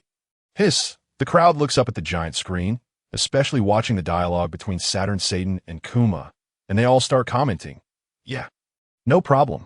This is completely fine. Indeed, the first condition is reasonable. Meanwhile, amidst the discussions of the people in the pirate world, the images on the giant screen continue to flicker. Soon, Saturn Satan's second condition is revealed. The second condition is to become a human weapon for the Navy. In fact, Kuma is definitely not the first person the world government has asked to become a human weapon. Doflamingo, Moria, Mihawk, Hancock, and others have all been solicited by the world government. It's just that they refused. But now Kuma has no choice, and he doesn't want to do this. However, Kuma needs to save his daughter, sacrificing for his daughter. This is Kuma's responsibility. Compared to the discussion, the people of the pirate world are more confused. What does that mean? Human weapon for the Navy? What is a human weapon? Isn't it just to help the Navy eliminate some pirates? Is this a human weapon? No way.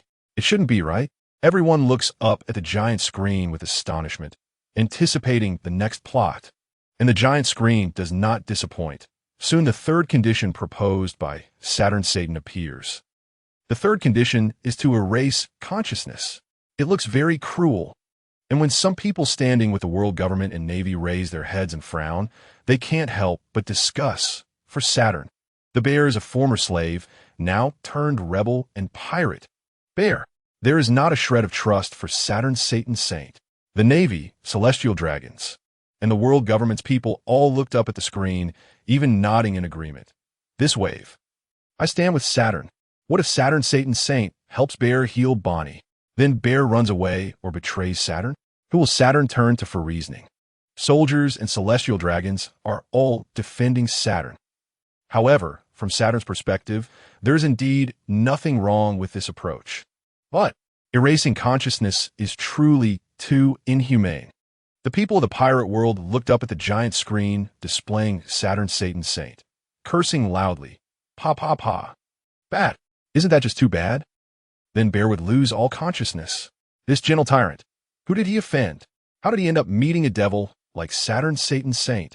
Meanwhile, amidst support and curses, the video on the giant screen continued to flicker, explaining a bit about that black subtitle. But bears two requests to Saturn. Saturn fulfilled them one by one. During Bonnie's treatment, Bear could live with Bonnie. After healing, Saturn sent Bonnie back to the Sorbet Kingdom, and Saturn kept his promise. It seems much more reliable than Kaido and Orochi. Hiss. The people of the pirate world looked up at the constantly flickering images in the video, unable to help but exclaim, hiss. Comparison? Is this how it is compared? Bad people? Do we have to categorize what kind of bad people they are? However, we also don't know what exactly Kaido and Orochi did. As soon as this was said, a large group of giant screen video enthusiasts shouted loudly at the screen, expose. Expose Kaido. Expose what exactly happened between Kaido, Orochi, and Oden. Yeah, let us witness how Kaido and Orochi are shameless and unreliable. Accompanied by the shouts of the pirate world, the giant screen did not expose Kaido and Orochi, but continued to flicker on its own. As for Kaido, Orochi, the exposure of the beast pirates, of course, none would be left out. But now is the exclusive show of the Gorosei, and Kaido and Orochi, as supporting characters for comparison, were only slightly exposed. At this point, Saturn promised to treat Bonnie. That really meant treating her. Saturn Satan Saint really allowed Vegapunk to completely heal the little girl. During this period, Saturn Satan Saint did not intervene at all. It can be seen, comparing Kaido and Orochi, although Saturn is bad, but at least he keeps his promise. Bad. As soon as the video appeared, it immediately received fierce rebuttals from those standing on Saturn Satan Saint's side. Bad. Where is it bad? I feel like Saturn is right. Kaido and Orochi are the real, shameless ones, the truly despicable ones. Confused. New World. On Onigashima, Wano Country, Kaido and Orochi were a bit confused, both looking up at the screen with innocent eyes, shouting angrily at the video. What the hell? You exposed Saturn Satan Saint. Why does it always come back to me? What the hell? What did I do? What did I do? Compared to Orochi and Kaido, the people of the pirate world were obviously more interested, all wide-eyed, staring intently at the giant screen, full of curiosity. Meanwhile, the video on the giant screen continued to flicker, briefly mentioning the misdeeds of Kaido and Orochi. Kaido, Orochi, deceived Oden for 5 years. Oden thought Orochi would return Wano. Who knew it would end up empty? Orochi and Kaido have been breaking their promises all along. The crowd was once again confused. Watching the screen slowly lower its curtain, the introduction video about Saturn Satan Saint was about to end, and they couldn't help but discuss. Deceived? 5 years. Was it just a deception? What kind of lie could deceive Oden for 5 years? Seeing this scene in the giant screen, the people of the pirate world couldn't help but become even more curious, constantly praying to the giant screen. New World, in Wano Country and Onigashima. Kaido and Orochi both opened their mouths almost simultaneously. This is it. No. This can't just be blamed on us, right? Who knew that idiot Oden would really believe it? New World, on the Moby Dick. Whitebeard held the tornado cut in his hand. The video about Saturn Satan Saint had already disappeared, but the voice echoed in Whitebeard's ears. Whitebeard couldn't help but sigh and mutter. Deceived Oden for 5 years. Sigh.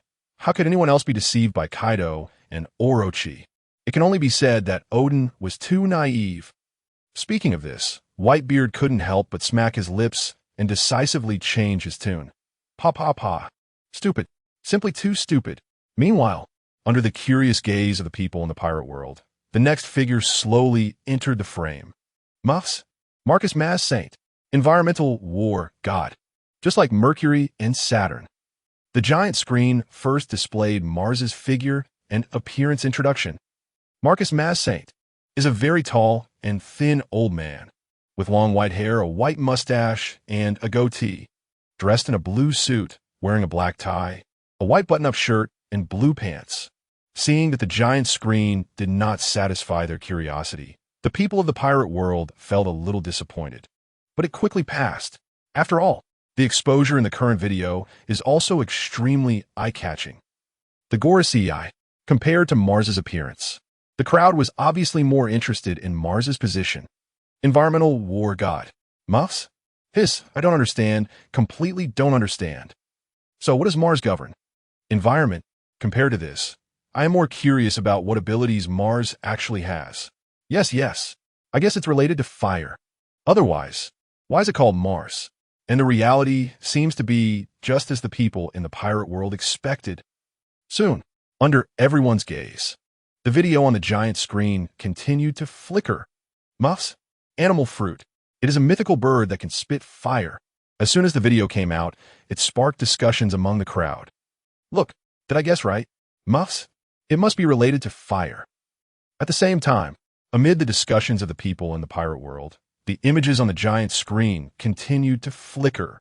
Mars can shoot out a blue dragon's hot breath from its mouth, easily destroying the Egghead Island research facility. Therefore, Mars is hailed as Little Kaido. As the video came out, everyone was a bit stunned, and the most stunned one had to be Mars himself. The Grand Line, Beauties Archipelago, Holy Land. Mars looked up at the giant screen through the window, and the sound from the video gradually reached his ears. Little Kaido. And when the video mentioned that Mars is Little Kaido, Mars was first shocked. Then came the rage. Insult.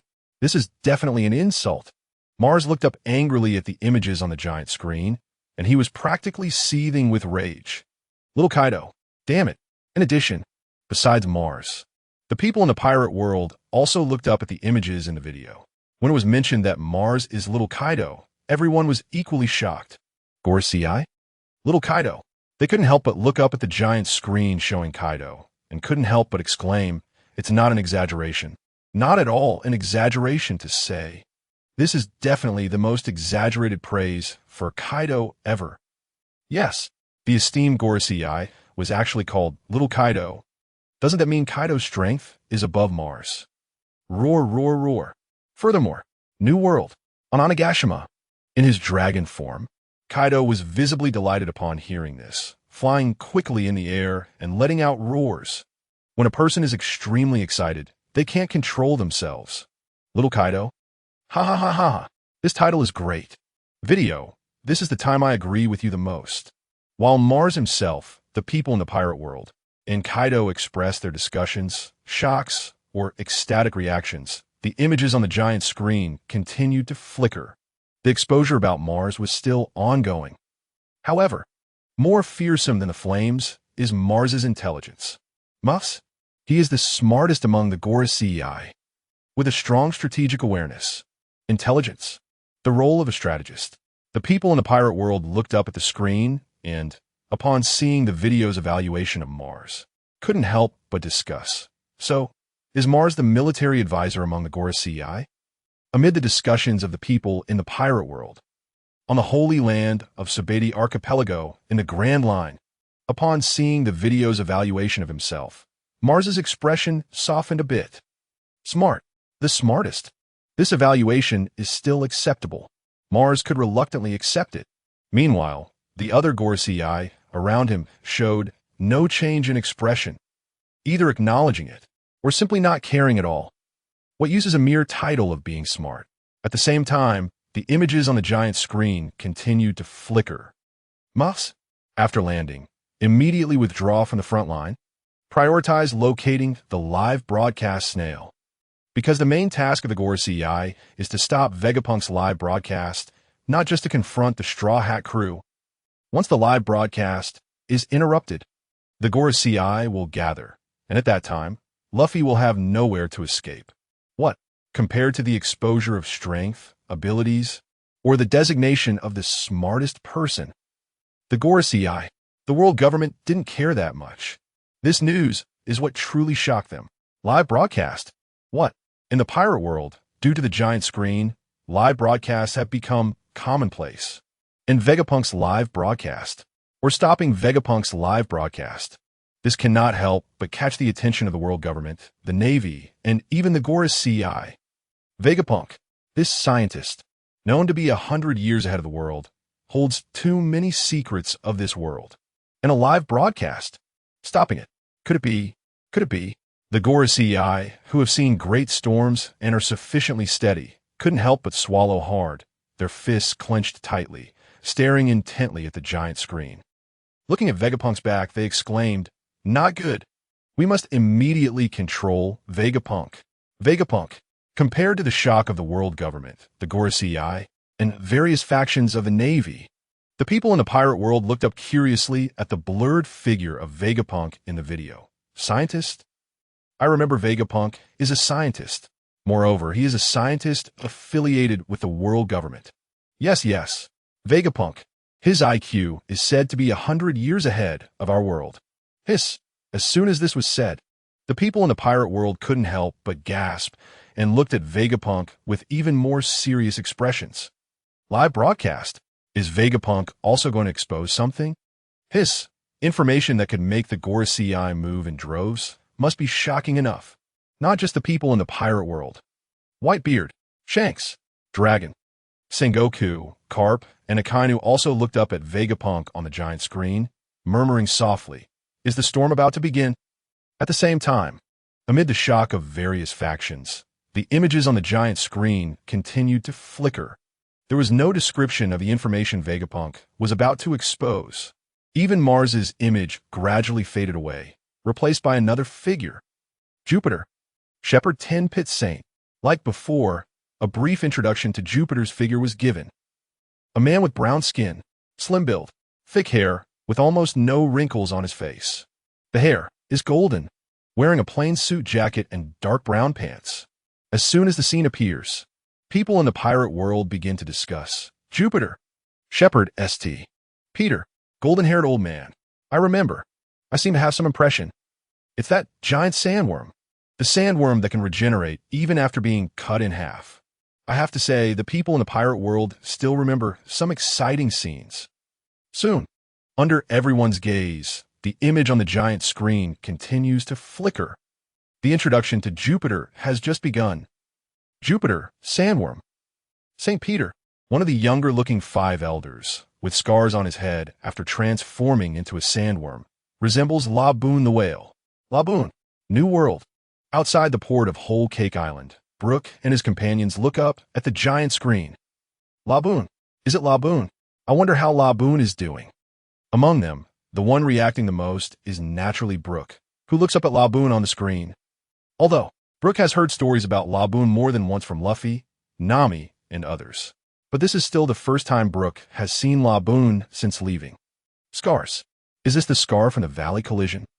Brook couldn't help but be taken aback, staring intently at the giant screen, standing still on the deck, softly murmuring, "Is this the scar from the collision?" Laboon, I am sorry. At the same time, under the watchful eyes of Brook, Luffy, Nami, and others, the image on the giant screen continues to flicker. The introduction to Jupiter has just begun. Jupiter can spit venom, can also release lightning, with greater control over space. Its gastric acid is powerful, capable of quickly digesting enemies. Venom. Why is it venom again? I really didn't expect the 5 elders to play with poison too. Soon, a very sophisticated voice rang out from the crowd. No wonder they're all old poisoners. I have to say, although the words are somewhat contrary, they're indeed the truth. The 5 elders? There shouldn't be any good people, right? Along with the discussions of the people in the pirate world, the image on the giant screen continues to flicker. East and Brokey split Jupiter in half, indicating that Jupiter's defense isn't very high. Plus its massive body, it's easy to become a live target. What? Live target?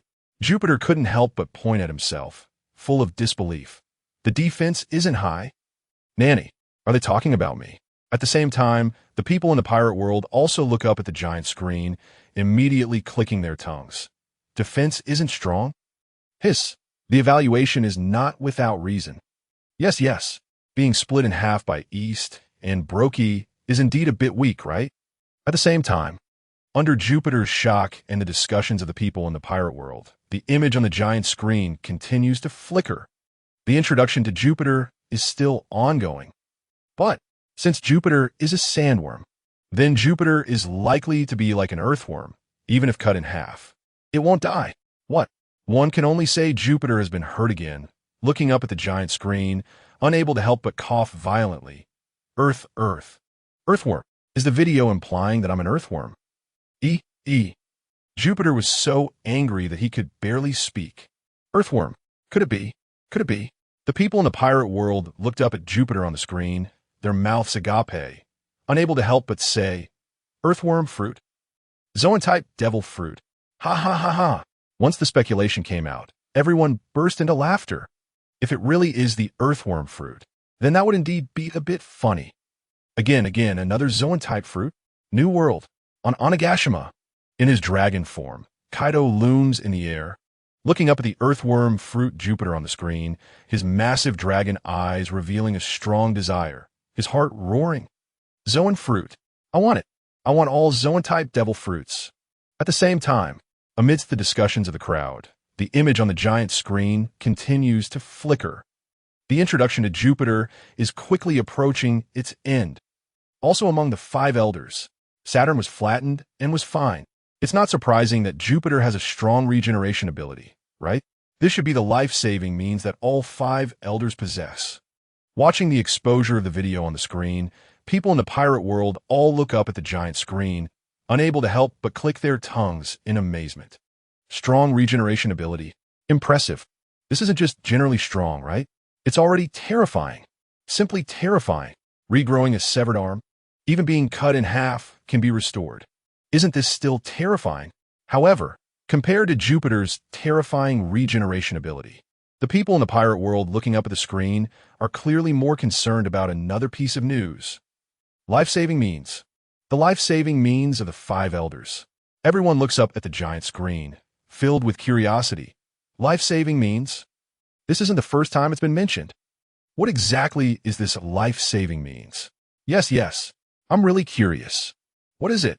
At the same time, amidst the discussions of the people in the pirate world, the image on the giant screen continues to flicker. Jupiter's figure slowly disappears. Following that is another figure. Venu, Laboon. Venu, Laboon. The people in the pirate world look up at the screen, watching Venus slowly appear. They can't help but perk up. There's no way. The aura of this old man is indeed too strong. Casually holding a sword, he exudes an aura that warns others to stay away, truly possessing the demeanor of a general. At the same time, under the eager gaze of everyone in the pirate world, the image on the giant screen begins to flicker. The introduction to Venus has just begun. Uzumbaron ve Nasuro. The only one among the 5 elders not dressed in a suit, with a beard. Don't say, it really seems to be true. Why is that? The people in the pirate world all looked up at the giant screen, unable to help but discuss. Different, huh? It feels like Saint Nesujuru is a bit different from the other 5 elders. Yes, I feel it too. It seems like there are some unknown things hidden within Saint Nesujuru. At the same time, amidst the discussions and speculations of the people in the pirate world, the images on the giant screen continued to flicker. Very tall. Compared to the other elders with beards and mustaches, Saint Nesujuru's skin tone is light gray. He has a face full of wrinkles. But, wearing glasses, hooked nose, thin eyebrows, dressed in a white robe, secured by a golden belt. But it is open enough to reveal his chest and abdomen, and he wears beige wooden clogs. He always holds a blade in his hand. Hiss! The people in the pirate world looked up at the giant screen, watching the outfit of Saint Nesujuru in the video, and couldn't help but speculate again. Why? Why do I feel that Saint Nesujuru seems more upright compared to the other elders? Agreed. Saint Nesujuru seems to be a relatively good elder. At the same time, while the people in the pirate world were speculating, the images on the giant screen continued to flicker. The introduction of Saint Nesujuru was just beginning. However, it was not about his identity or the doubts surrounding him, but rather about his skill introduction. Skill 1. Freezing Slash. It is worth noting, the freezing effect is not Saint Nesujuru's own ability, but is a characteristic of the legendary blade, Onigiri. New World. Outside Cake Island. On the Thousand Sunny, Zoro looked up at the image of Saint Nesujuru on the giant screen, more specifically at the Onigiri in his hand. A swordsman. The desire for a good sword is like a hungry man seeing a beautiful woman. At the same time, the images on the giant screen continued to flicker, and the introduction of Saint Nesujuru continued. The introduction of Onigiri began. All blades of the Onigiri series are demon blades. They possess special powers. For example, Zoro once saw the skeleton death god residing in the blade when he was on the brink of death. Therefore, Saint Nesujuru's freezing slash might be harnessing the death god within the blade, bringing the coldness of the underworld to the human world. Freezing slash. And can the blade also harbor a skeleton death god? The people in the pirate world looked up at the giant screen, and when they saw that the ability of the freezing slash came from Onigiri, they couldn't help but exclaim, "Hiss! Onigiri! A blade can have freezing abilities? That seems a bit too terrifying, right?" Terrifying. It's simply terrifying. Skill 2, Dual Form Transformation. Unlike ordinary ability users, who can only maintain a single transformation, Saint Nesujuru can transform from human to beast form while in human beast form. Saint Nesujuru, able to transform a horse's head from his shoulder while maintaining 2 forms. This is extremely rare in One Piece. The people in the pirate world looked at the image of Saint Nesujuru transforming a horse's head from his shoulder in human beast form, filled with astonishment. Animal type devil fruit? It can be like this.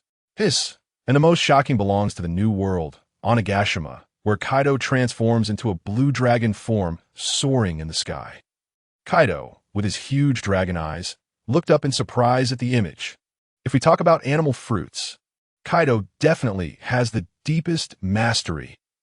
And when Kaido saw Saint Nesujuru's form, he was also somewhat shocked. Dual form transformation. What the hell is this? At the same time, amidst the discussions of the crowd and Kaido's shock, the images on the giant screen continued to flicker. Skill 3, Kinbunchaku Haki.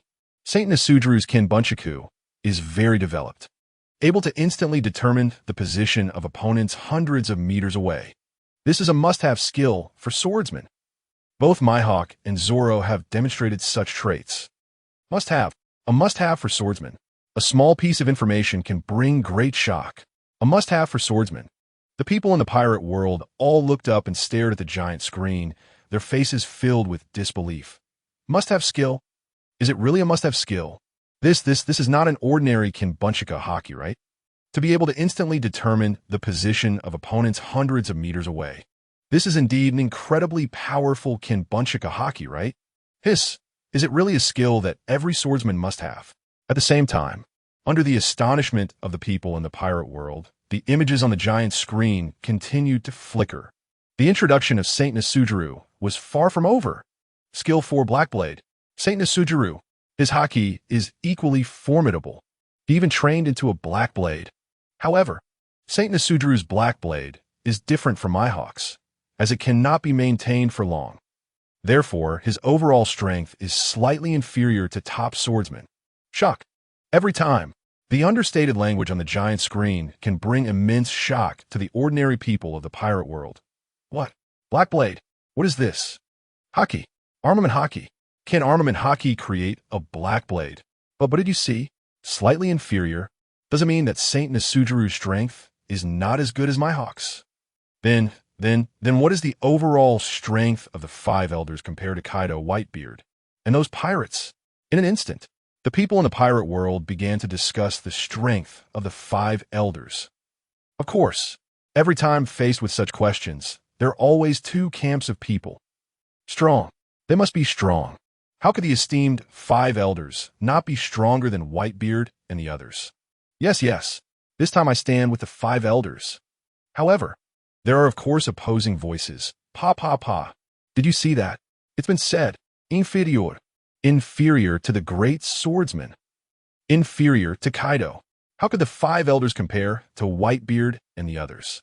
Moreover, and do you think the world's #1 swordsman, the world's strongest, is just boasting? At the same time, in the discussions of the people in the pirate world, the images on the giant screen continued to flicker. The image of Venus slowly faded from the video, and the next figure quickly appeared. What? Is there more? Wood, water, fire, earth? Could there be more? Aren't there already 5? Could there be more? But at the same time, the images on the giant screen continued to flicker.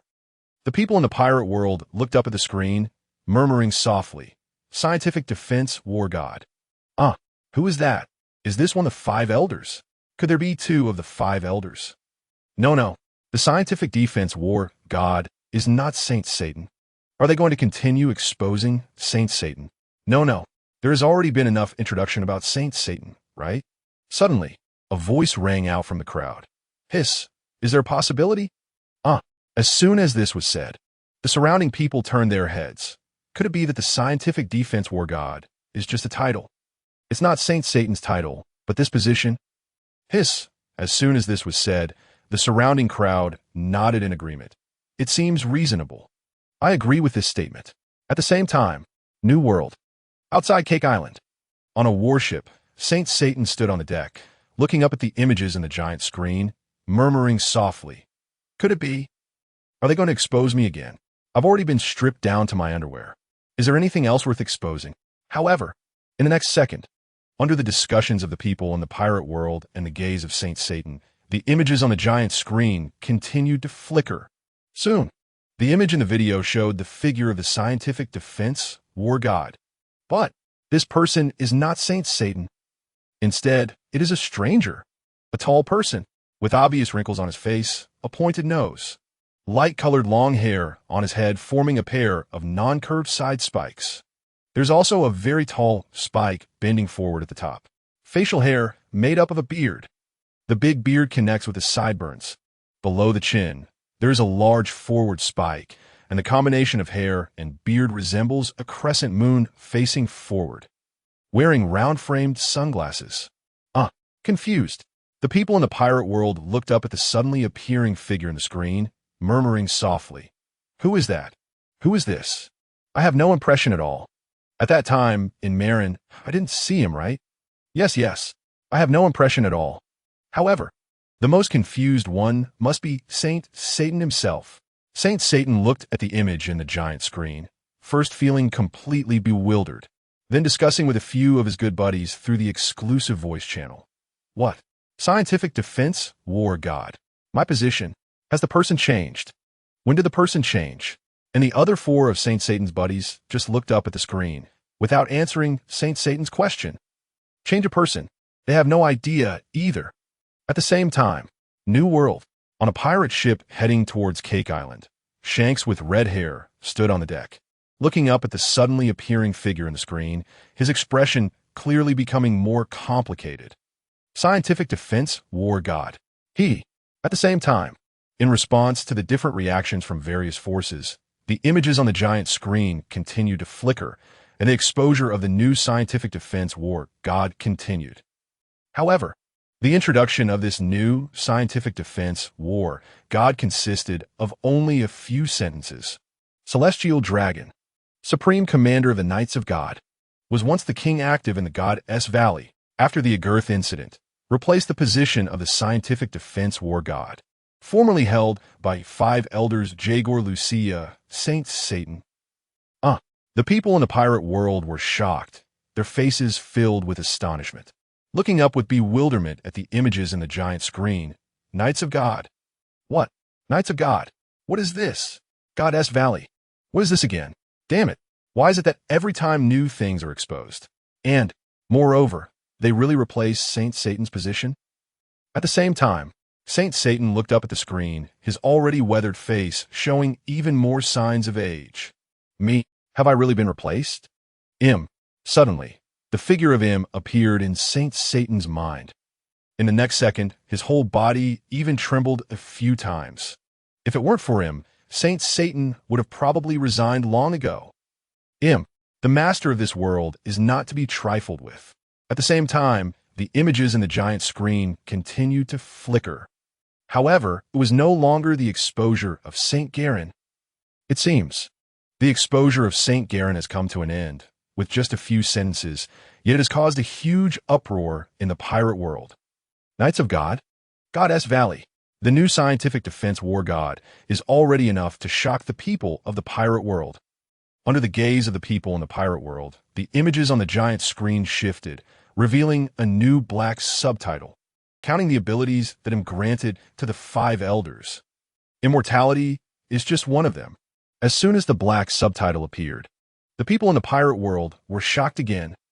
Every time they watched the images in the video, they didn't know how many times they would be shocked.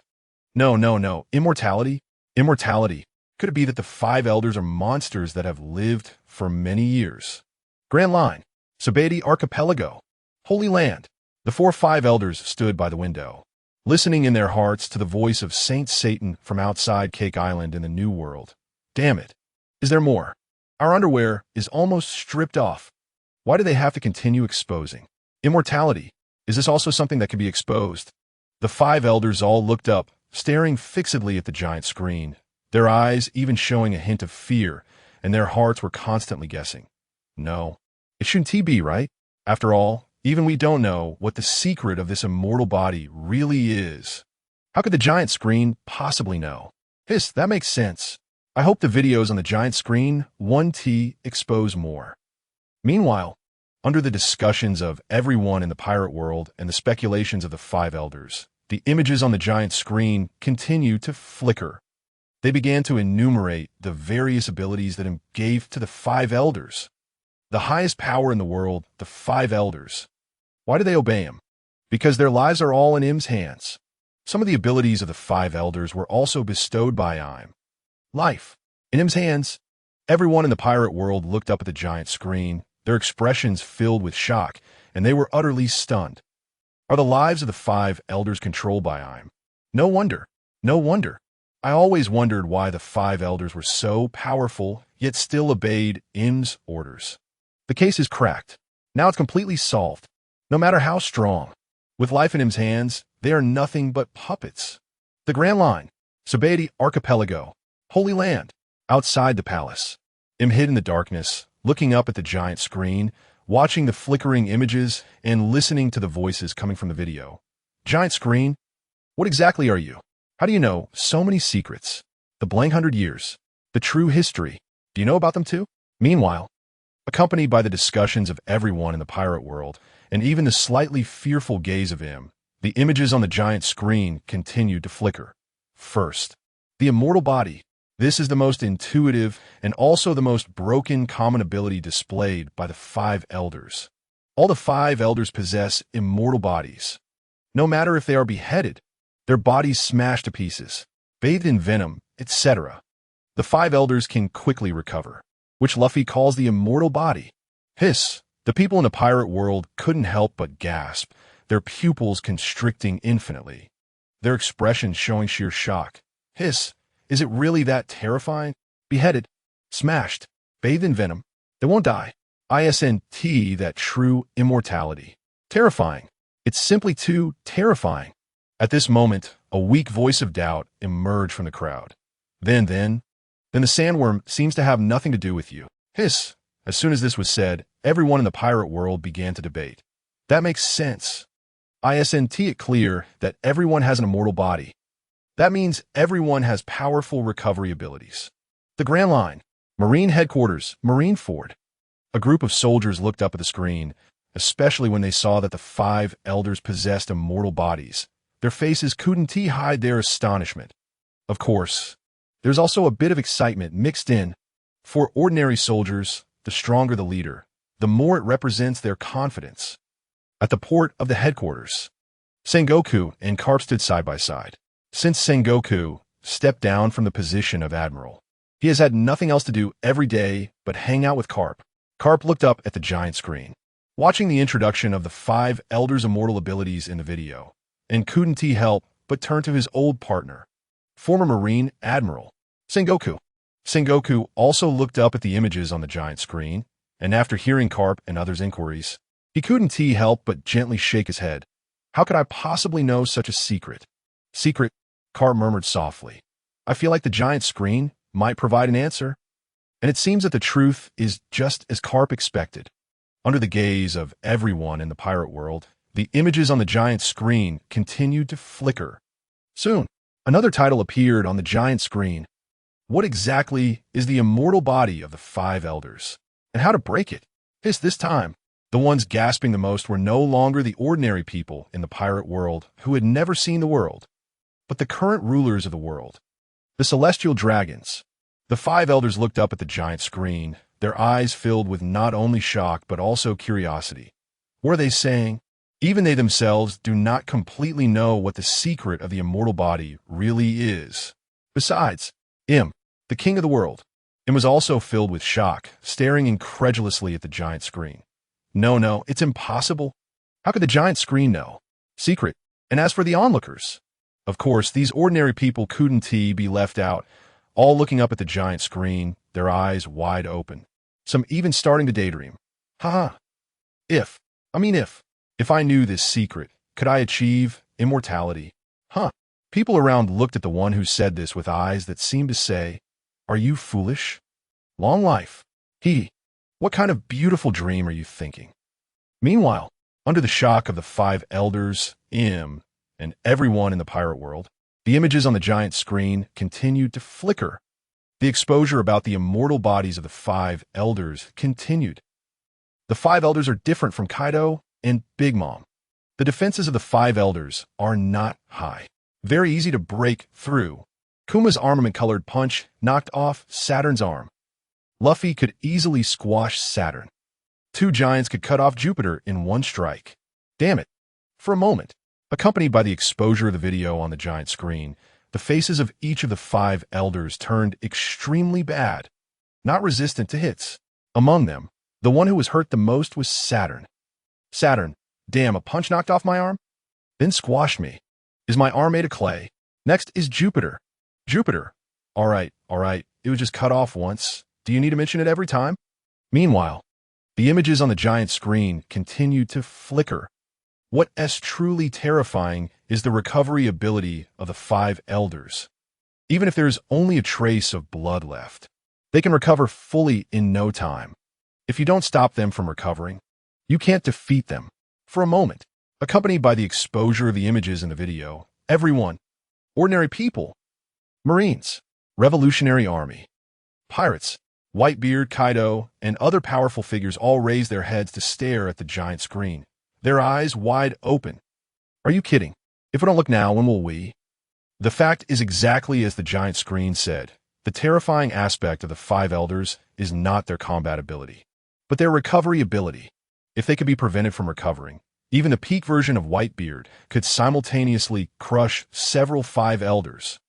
But the secret of their immortality is just too hidden. Everyone could only place their hopes on the all-knowing and all-powerful giant screen, yearning for answers. If viewed from a god's perspective, one could see pairs of wide-open eyes, unblinking, staring relentlessly at the giant screen. In the eyes of everyone in the pirate world and various factions, the images on the giant screen continue to flicker, starting to introduce the secret of the five elders' immortality. The five elders. This kind of recovery ability cannot be explained by any existing theories in our world. You say the five elders are mythical Zoans, so their recovery speed is fast. But can they recover faster than Marco? However, after the Marineford War, Marco was also bandaged up. It doesn't mean one can recover immediately after getting injured. The Phoenix is the best at recovery. If even the Phoenix can't do something, how could other mythical Zoans possibly achieve it? Accompanied by the introduction in the giant screen video, everyone in the pirate world supported it with nods. Full of agreement. Makes sense? This seems to have some rationale. If even the Phoenix Marco cannot achieve such a terrifying recovery ability, can other mythical Zoans do it? Definitely not. It is definitely not because of being a mythical Zoan. Meanwhile, accompanied by the speculations of the people in the pirate world, the images in the giant screen continued to flicker, starting to introduce another possibility. What if the five elders have a special constitution? But it's too coincidental that all five of them just happen to have the same constitution, right? Five people with the same constitution. The people of the pirate world looked up at the continuously emerging images in the video, and after a brief thought, they decisively shook their heads. Impossible. Not to mention how low the probability is for five people to have the same constitution. What if? I'm saying if, just if, this is indeed due to the constitution of the elders, then how can him control the life and death of the five elders? How do you explain that? Yes. Special constitution. Pass. This hypothesis is definitely impossible. Meanwhile, the video in the giant screen also negated this speculation. The images continued to flicker, and the introduction to the immortality of the five elders had just begun. The most important thing is, Saturn and Jupiter have obvious scars on their bodies. If recovery ability is innate, then injuries shouldn't leave scars. From this, we can deduce that the immortality of the five elders was acquired later, and the scars were left before they gained the ability. Agree. Seeing the video introduce it this way, the people of the pirate world frantically nodded. There must be other possibilities. Right. I said it couldn't be due to a special constitution, right? Not only ordinary people in the pirate world. Marine headquarters. Marineford. Sengoku looked up at the constantly flickering images, listening to the speculations coming from the video, and couldn't help but gently shake his head, as if he had guessed the direction and ending of the story. Garp. Sengoku turned to look at Garp, who was still focused on the giant screen, and softly murmured. Garp replied lightly, but his gaze did not leave the giant screen. The secret of immortality. Such a shocking secret. Even Garp, Sengoku, and even Kaido, these powerful figures standing at the pinnacle of the world, couldn't help but pay attention. The giant screen also would not know the secret of immortality of the five elders. This time, Garp shifted his gaze, looking down at Sengoku. Why do you say that? The giant screen has already displayed its all-knowing ability. Sengoku met Garp's gaze. Haven't you noticed? This time, everything said in the giant screen is speculation, which indicates that even the giant screen does not fully know.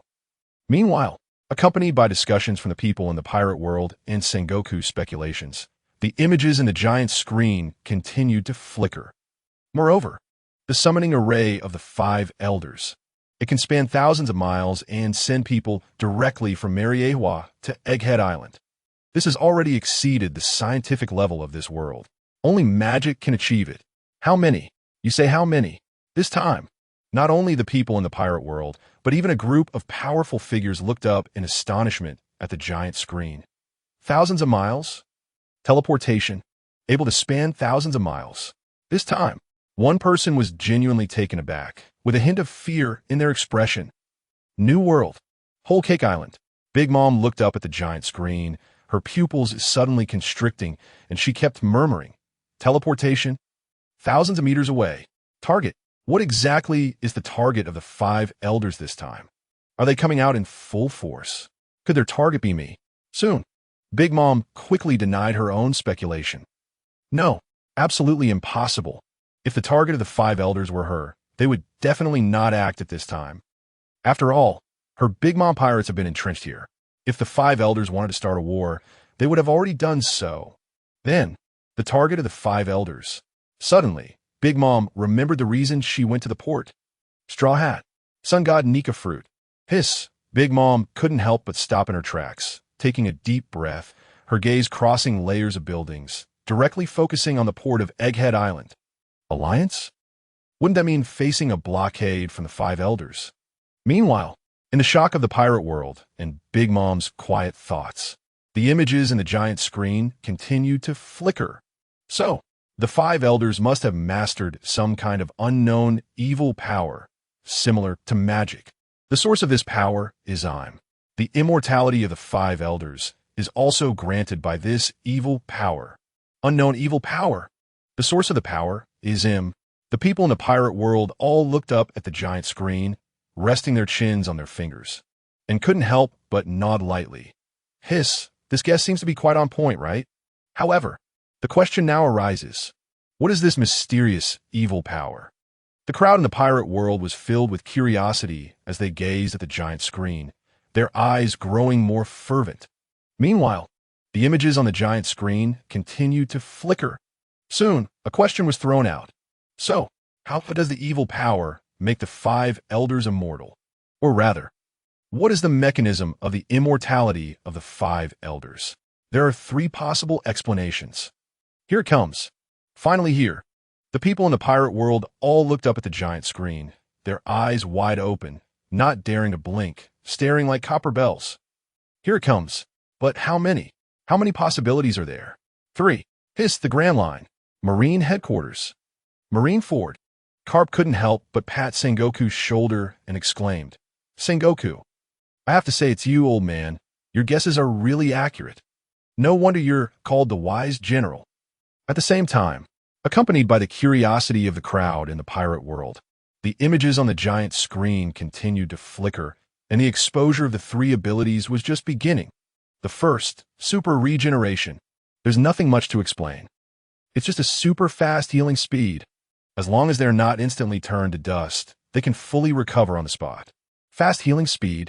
Even though the video on the giant screen didn't provide a definitive answer, everyone started to speculate. The Grand Line. Marine Headquarters. Marineford. Genes. Could it be that genes were altered? Sengoku looked at the images in the video, his brows furrowed, and couldn't he help but speculate. Could it be that Dr. Vegapunk altered their genes so they could have such a super fast healing ability? Impossible. The next moment, Sengoku slowly shook his head. It doesn't make much sense. If it was just a matter of altering genes, if it's just a faster healing speed, how did the five elders achieve immortality? Moreover, the teleportation array cannot explain it. Impossible. Compared to Sengoku and the other speculations, there was one person who was simply shocked. The New World, on several fast-moving ships. At the front of the deck stood a person, the leader of Germa 66. Judge. Upon seeing the speculation in the video, Judge directly exclaimed, "Impossible. Absolutely impossible. Genes. Having super fast healing ability. Absolutely impossible. Even Dr. Vegapunk couldn't possibly have such an ability." As a fellow scientist, this statement is indeed somewhat absolute, but Judge is more unwilling to accept that the gap between himself and Vegapunk is so vast. Judge, as a scientist, knows how small the possibility of realizing such technology really is. He, Judge, might spend his whole life without discovering it, and Judge would never accept that Vegapunk could discover it. Meanwhile, the video on the giant screen continued to flicker with images regarding this speculation. The exposure continued, and there are mainly two ways to crack this ability. One is to use an extremely powerful attack to instantly reduce the five elders to atomic state. The second is to use some special attack properties, such as corrosion, to suppress the regeneration of the five elders' flesh and blood. Sanction. The blade of sanction? The crowd looked up at the presentation on the giant screen regarding how to crack the five elders' super fast healing ability, and for some reason, they blurted it out. Suppressing healing ability? Hiss, isn't that a sanction? As for what the sanction is, why they could blurt it out, they couldn't explain. It could only be said to be a stroke of fate. As for the first method of cracking, the people in the pirate world indeed heard it in their hearts. Super strong, explosive power, reducing to atomic form. Hiss, how strong must that explosion be to achieve that? Difficult. Perhaps even Whitebeard couldn't do it. This is equivalent to punching someone into oblivion. Accompanied by the discussions of the people in the pirate world, the images on the giant screen continued to flicker. Soon, the second speculation slowly surfaced. The second, damage transfer. Damage transfer. As the speculation emerged, the people in the pirate world couldn't help but murmur. What does it mean? Transferring damage to others. Accompanied by everyone's speculation, the images in the video on the giant screen continued to flicker. That is, among the five elders, there is one who can absorb damage. The damage suffered by others is transferred to him, and then absorbed. Absorbing damage. Hiss, the people in the pirate world couldn't help but gasp, and a certain image suddenly appeared in their minds. A giant sandworm split in two. Meanwhile, the images on the giant screen continued to flicker. This mechanism is much more troublesome to crack than the first one. First, you need to find out who is absorbing damage. Understand how he absorbs damage, whether there is an upper limit to the absorption, and other questions. Then, treat it symptomatically, find a way to deal with him before tackling the other 4 or 5 elders. No way out. After the second speculation ended, everyone looked up at the giant screen and began to discuss. No way out. It must be Saint Bit. If the owner has powerful recovery ability and can absorb a large amount of damage, it must be Saint Bit. After all, the recovery ability of the sandworm is so strong. Meanwhile, a few clever people in the crowd slapped their heads, as if they had made an incredible discovery. I know. I got it. Could it be that each of the 5 elders has a group skill? The people in the pirate world all looked at the person with such speculation. They heard that person murmuring softly, Saint Satan can cast a summoning array, summoning the other 5 elders. It must be a group skill, right? This must be a group skill, right? The people around nodded and said, this is indeed the case. So does that mean the case is solved? What does that mean? The people around were equally confused, with small eyes and big bewilderment. Are you stupid? Is it really that simple? The group skill of the 5 elders is to absorb damage. Whoa. Those around were stunned for a few seconds and couldn't help but say, it makes sense. This guess makes sense. So, does that mean the other 5 elders also have group skills? Of course. I told you so. The Holy Satan doesn't seem so special. How could he be the only one who can summon a teleportation array? It's clear. Now it's completely clear. At the same time, under the speculations and discussions of the people in the pirate world, the images in the giant screen continued to flicker. Soon, it arrived at the third guess about the immortality of the 5 elders.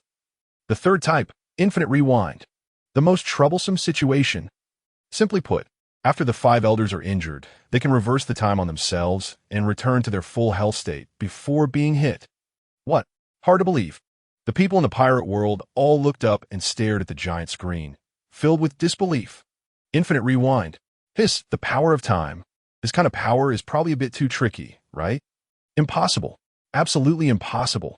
The people in the pirate world, a group of strong beings, all looked up at the giant screen and quickly shook their heads. Fake. Please tell me this is fake. This must be the hardest thing for the people and strong beings in the pirate world to accept. So strong. If it really is the ability to rewind time, then that's just too powerful, right? At the same time, under the intense gaze of the people and strong beings in the pirate world, the images in the giant screen continued to flicker. And if this is really such an ability, then we must start from the root and dismantle the evil power that supports the rewind. Otherwise, any attack will be useless. Bonnie's ability might serve as a reference. Bonnie can imagine her future self. An infinite rewind is going back to the past. The crowd couldn't help but gasp, then looked up at the 5 elders on the giant screen, each face filled with seriousness. If it really is time rewind, no solution, then the immortality of the 5 elders becomes completely unsolvable. Sengoku, what do you think?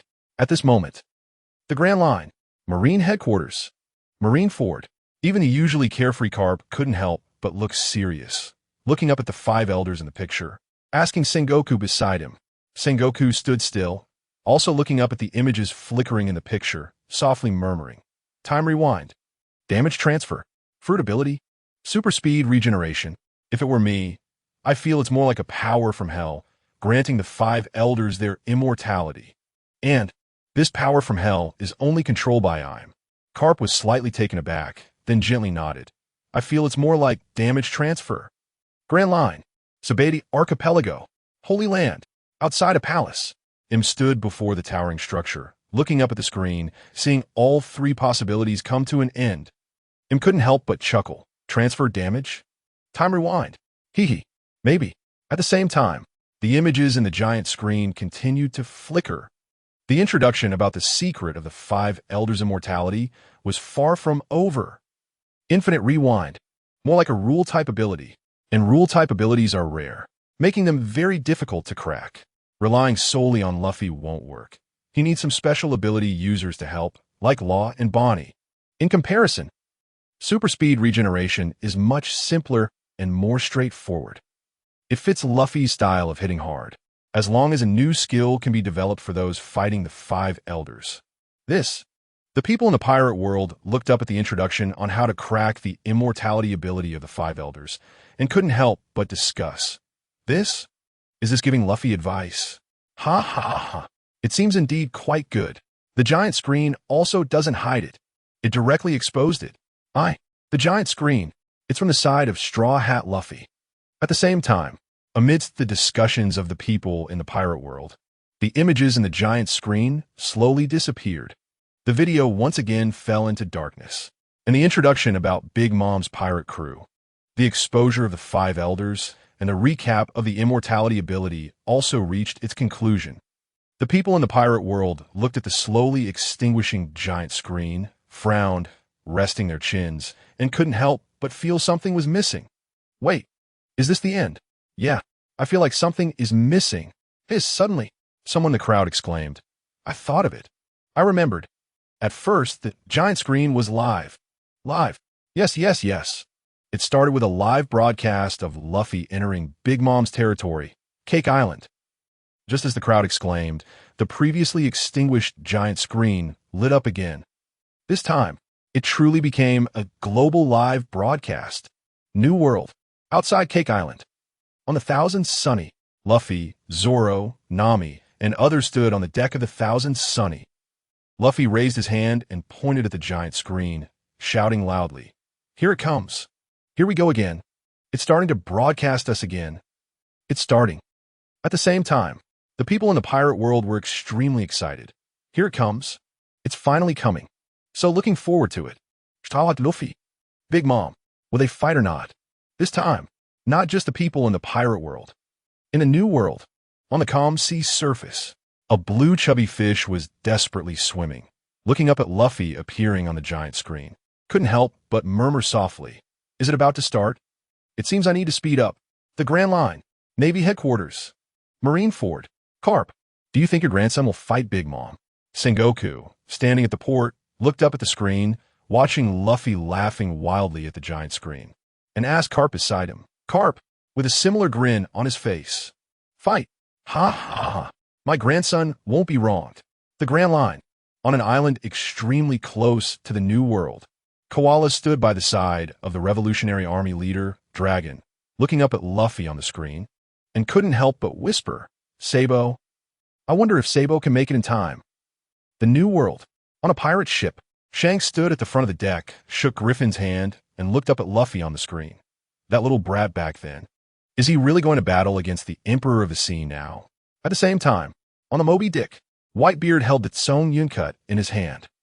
Like a mountain, he stood at the front of the deck, looking up at Luffy on the giant screen, but another figure emerged in his mind. Ace, you should be arriving soon, right? The New World, on the ship of the Whitebeard pirates. Ace, wearing a smiley hat, looked up at Luffy on the screen and couldn't help but show his signature smile. Is it starting? Luffy, wait for me. However, at that moment, not far away, a wild laugh echoed, eerie and dark. Ha! Ace, upon hearing that familiar voice. Ace was taken aback, standing frozen on the ship, his pupils dilating in disbelief. Marshal, teach. In the next second, without any hesitation, Ace immediately turned around, extended his hands in a gun shape, and began to shoot. But the next second, Ace was stunned in place. A huge pirate ship was not far away. His fireball had not gone off course. However, at the front of the ship, a door appeared, and all the fireballs shot into the door, disappearing without a trace. Ace was somewhat shocked, mumbling softly, The door fruit? Bruno. Since the terrifying devil fruit was exposed, the image of the door fruit and Bruno had long been known worldwide. Ha ha ha.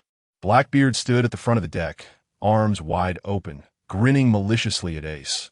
Captain Ace, what a coincidence to meet you here. Ace looked at Blackbeard with disgust. If it weren't for Luffy awakening the sun god, Nika form in advance, perhaps, during the Marineford War, he would have really harmed his own father, Whitebeard. Teach, why are you here? Teach pointed at the giant screen, the corners of his mouth slightly raised, his tone extremely arrogant. Of course, it's for your good little brother. Luffy. The cold light in Ace's eyes grew colder. Teach stared at Ace and continued. The sun god Nika form. Ha ha ha. The powers of light and darkness. What would happen if these two powers were in one person? Captain Ace, for your sake, I'll leave Luffy's corpse hole. Ace pressed down on his smiley hat and glared fiercely at Teach.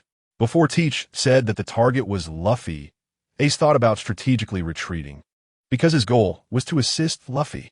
But, upon hearing that Blackbeard's target was Luffy, Ace could no longer endure. Ace leapt up, a fireball instantly forming in his palm, throwing it at Blackbeard. Black hole. and Blackbeard grinned cruelly. Dark matter generated in front of a huge pirate ship, instantly swallowing the fireball. Seeing his attack easily countered by Blackbeard, Ace couldn't help but be slightly stunned, inwardly exclaiming, "Again, Teach has become stronger?" But no matter how strong he is, since Blackbeard's target is Luffy, he must pass over Ace's corpse. In an instant, Ace, without any hesitation, directly unleashed a powerful move, shouting angrily, "Flame Emperor!" In an instant, rings of fire expanded around Ace. I must say, the ships in the pirate world are truly amazing. Wooden ships, under the intense Flame Emperor, remained intact without any signs of burning. And Blackbeard couldn't help but grin wickedly. This is precisely Blackbeard's goal. Blackbeard said he would go after Luffy. The purpose was to force Ace to duel with him. Today's Ace would definitely not be Blackbeard's opponent. And once Blackbeard captures Ace, it could possibly recreate the Marineford War. Blackbeard couldn't help but laugh wildly, waves of darkness appearing behind him. One red, one black, and the black seemed to be swallowing the red. Not far from the battle between Ace and Blackbeard, on the calm sea, Jinbei looked up at the sight of the black and red confrontation not far away, and couldn't help but exclaim, "Not good, it's Ace." Without any hesitation, Jinbei quickly moved towards the center of the battlefield. Fire flames on a passenger ship, a huge ship with only one person standing. Sabo, wearing a blue gentleman's hat and holding an iron rod. Could it be Ace? The New World, on Cake Island. Big Mom led her crew, including Oven and Daifuku, rushing quickly towards the port. Luffy. Big Mom looked up at Luffy on the screen, her expression somewhat complex. At this moment, even Big Mom doesn't know how this battle will unfold. The New World, at the port of Cake Island. On the Thousand Sunny, Zoro, who was standing on the deck polishing Enma, suddenly looked up at the nearby blue sea surface that was rippling. To be more precise, he was staring at the sky above the sea not far away, where a black was rapidly moving towards the Thousand Sunny. "Help, help, help me!" Just then, a figure surfaced on the blue sea. To be precise, a mermaid with yellow hair, dressed in a blue dress decorated with pink roses, sporting purple eyes and red lipstick, and having freckles on her face. As her silhouette emerges, the crowd in the pirate world gasps. It's Charlotte Pudding, the one who would rather betray the Big Mom Pirates to be with the vice captain of the Sun Pirates, Charlotte Pudding. Why is Charlotte Pudding here? Just as everyone is confused, a voice comes from a giant screen. "Pudding, stop right there." At the same time, a figure that is all too familiar appears. Katakuri. It's Katakuri. The crowd gasps even louder, pointing at Katakuri on the giant screen. What happened? Did you hear Charlotte Pudding calling for help? Could it be that because of Charlotte Pudding's betrayal, Big Mom ordered Katakuri to kill his own daughter? Someone in the crowd can't help but sneer. Is this really shocking? To Big Mom, aren't her children just tools? Meanwhile, New World, outside Cake Island, on the Thousand Sunny, an infinitely extending arm suddenly reaches the surface of the sea. Under everyone's gaze, Luffy forcefully pulls Charlotte Pudding onto the deck of the Thousand Sunny. Charlotte Pudding stands behind Luffy. Nami, Zoro, Sanji, and others almost simultaneously step forward, looking up at Katakuri, standing in front of them. Katakuri, holding his trident, the Earth Dragon, looks up and down at Luffy's crew. His tone is somewhat cold. Katakuri is naturally a cold person. Even though he deeply cares about his younger siblings, he usually maintains a serious demeanor. Stahlhat Luffy. Meeting again. The crowd in the pirate world all looks up at the giant screen, some even clenching their fists, constantly murmuring, "Fight! Hurry up and fight!" We want to know who is stronger now, Luffy or Katakuri. As the saying goes, those who watch the excitement never find it too big. Moreover, just looking up at the giant screen poses no safety concerns. Marine Headquarters, Marineford, Sengoku, Garp Akainu, and a group of Navy soldiers also look up at the screen, their expressions showing some tension. Fight! Garp, while eating senbei, looks at the giant screen. Even though the protagonist on the giant screen is his grandson, there is no sign of anxiety on Garp's face. just calmness. Fight? Heh. Katakuri now is no match for Luffy. And the reality is just as Garp said. New World. At the port of Cake Island. The footage on the giant screen keeps switching back and forth between Luffy and Katakuri. A great battle seems imminent. Charlotte Pudding, we and the Big Mom Pirates don't want to lay a hand on you. Katakuri's voice spreads throughout the pirate world via the giant screen. Broly is waiting for you on Cake Island. At this moment, on the deck, Charlotte Pudding, standing behind Luffy, nervously looks up at Luffy, who is blocking her way. After all, the background on the giant screen is not the same as before.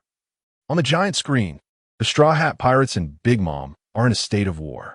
However, now, the two pirate crews are more likely to form a marriage alliance. Just as Katakuri said, Broly is waiting for Sanji on Cake Island. This statement is a blatant threat. It means that Broly is under our control. And if Luffy and the others choose to go to war, the outcome will naturally be Broly's death. Sure enough, Luffy turns to look at Sanji. Sanji lowers his head. Now, whether to go to war or not seems to be up to Sanji to decide. At this moment, the crowd in the pirate world stares at the giant screen, almost holding their breath. Sanji, in the entire footage on the giant screen, the whole world is looking up at Sanji. And this, a cook with yellow hair smoking a cigarette, can, to some extent, decide the battle between two sea emperors. Choose. Sanji, what will you choose? New World. Inside Cake Island. In a candy-shaped prison. Broly looks up at Sanji on the screen. In the exposure. The man she loves so much. Her future husband. Outside the candy prison. Perospero points his candy cane at Sanji on the giant screen, slowly speaking to Broly. Ha! Broly, you like him, right? Broly is momentarily stunned, not answering Perospero, but simply puts her hands together in prayer on her chest, waiting for Sanji's decision. Ha! Perospero continues to laugh wildly, pointing at Sanji. Broly, remember, men are the most unreliable. Will you die, or will the Straw Hat crew let Charlotte Pudding go, choosing a marriage alliance? I guess Sanji will definitely choose to let you die. East Blue. On the deck of the floating restaurant, Zeph and a group of chefs look up at Sanji, facing a dilemma on the screen, starting to discuss. Sai, what do you think Sanji will choose? One side is Broly, the other is a marriage alliance with Big Mom. What will that guy Sanji choose? Soon, at the very front of the crowd, Zeph looks up at Sanji on the screen, sighing, Sigh Sanji. You will have to compromise again. On the giant screen, outside the port of Cake Island in the New World, on the Thousand Sunny. Captain.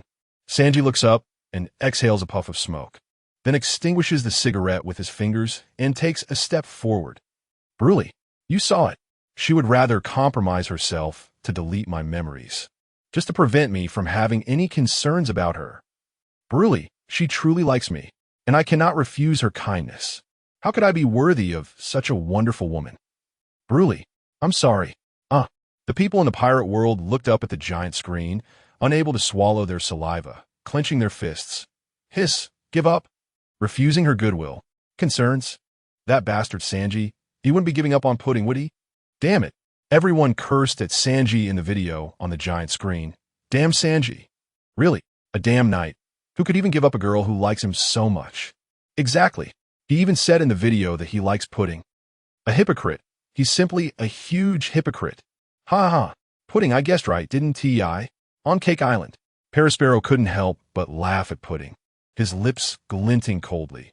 Pudding, how dare you entrust your fate to others?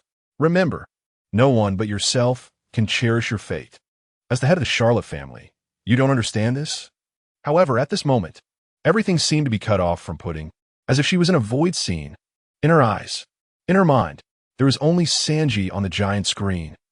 She, Pudding, was still waiting for Sanji's decision. At the same time, Big Mom also looked up at the screen, coldly watching Sanji in the giant screen, seemingly waiting for his choice.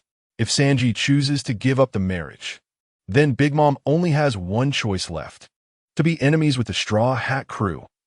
Meanwhile, under the watchful eyes of Pudding, Big Mom, and others in the pirate world, the live broadcast on the giant screen continued. New World, outside Cake Island. it wasn't just the people in the pirate world cursing at Sanji.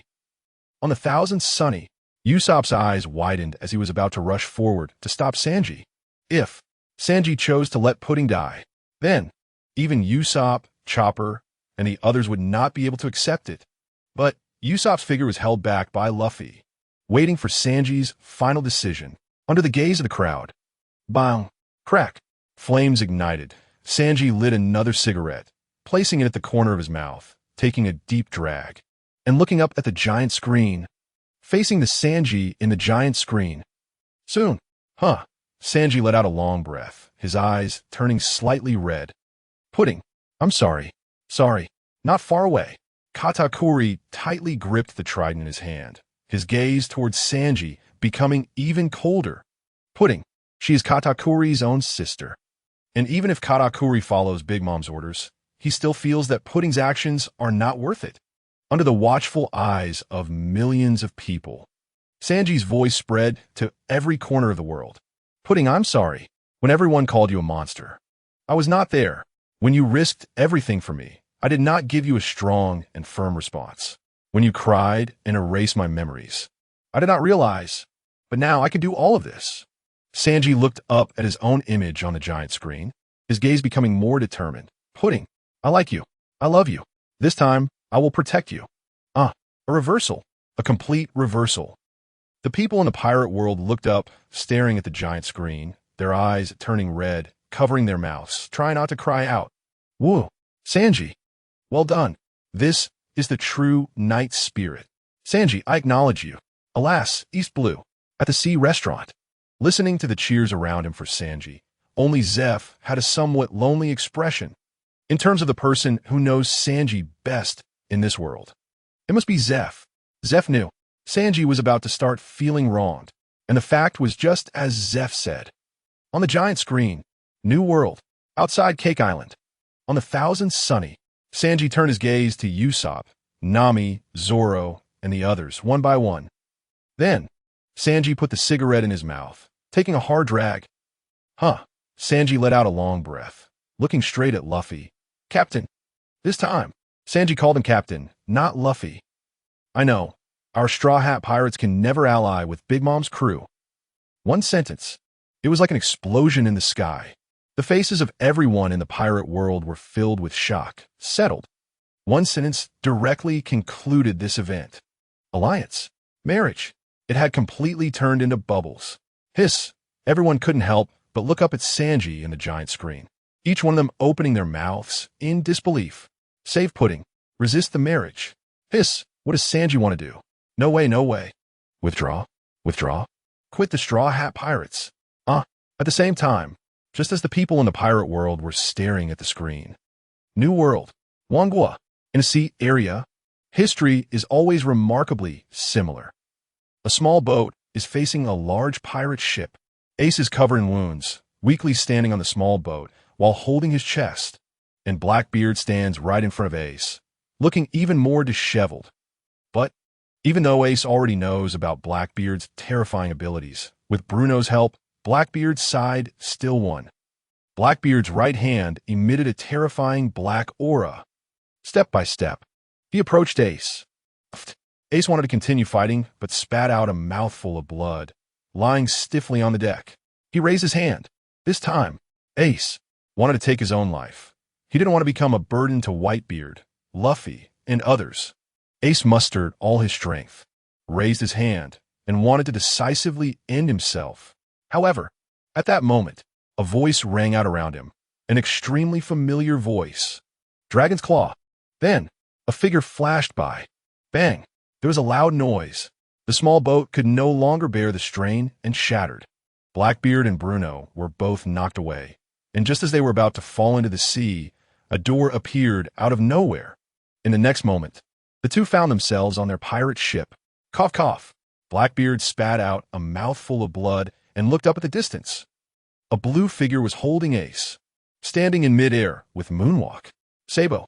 Ace looked up, his blurred vision slowly becoming clear, and he exclaimed, Sabo, why are you here? At the same time, a ship appeared. Sabo, using Moonwalk, instantly reached the deck of the ship and set Ace down. Me? Of course. I'm here to save Luffy too. Ha ha ha ha. Blackbeard couldn't help but clutch his chest and laugh loudly. What a touching, brotherly scene. Sabo. Ha ha. The chief of staff of the Revolutionary Army. You don't think you can save Ace with just the three of you, do you? Just then, a voice came from nearby. What if I join in? Everyone couldn't help but be slightly stunned, then looked towards the voice. A blue figure appeared in their sight. A blue fat man. Jinbei. Hiss. Ace and Sabo both let out a sigh of relief. Phew, good. It's an ally. But Blackbeard's face darkened, his gaze darting between Sabo and Jinbei, and finally he could only grit his teeth and say, Retreat. There's no other way. Blackbeard had already sustained significant injuries dealing with Ace, and now Jinbei and Sabo had appeared. One was the chief of staff of the Revolutionary Army. The other was the Sea Knight Jinbei. How to fight, hurry up, and retreat. Moreover, Blackbeard's goal this time was Luffy's devil fruit. Under the watchful eyes of Ace, Jinbei, and Sabo, Bruno quickly opened a door. Blackbeard stepped in, then vanished without a trace, leaving behind a voice. Do you three really think you can save Luffy? Ha ha ha. The sun god Nika fruit belongs to me. With the voice fading away, Blackbeard's figure had also completely disappeared. At the same time, Jinbei looked up at the giant screen. On the giant screen, Sanji, looking helpless, stood on the deck of the Thousand Sunny, staring intently at Luffy. It seemed that sentence was about to come out. I think we should go save Brulee first. Brulee. Jinbei and Ace looked up at Sabo, and after a moment of thought, nodded slightly. This idea is good. If we don't save Brulee, we can only be under Big Mom's threat. I have to say, Sabo truly deserves to be the chief of staff of the Revolutionary Army. His intelligence is indeed on point. Since it's decided, then there's no need to hesitate.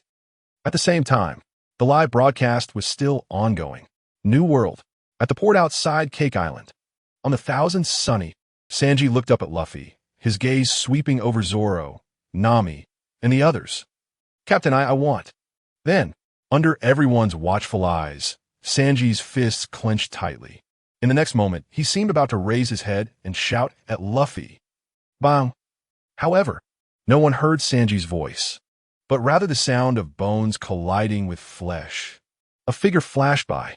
Before Sanji could react, Zoro kicked him. After a loud crash, Sanji stumbled and crashed onto the deck. Zoro stared at Sanji, whose mouth was bleeding. Pervert cook?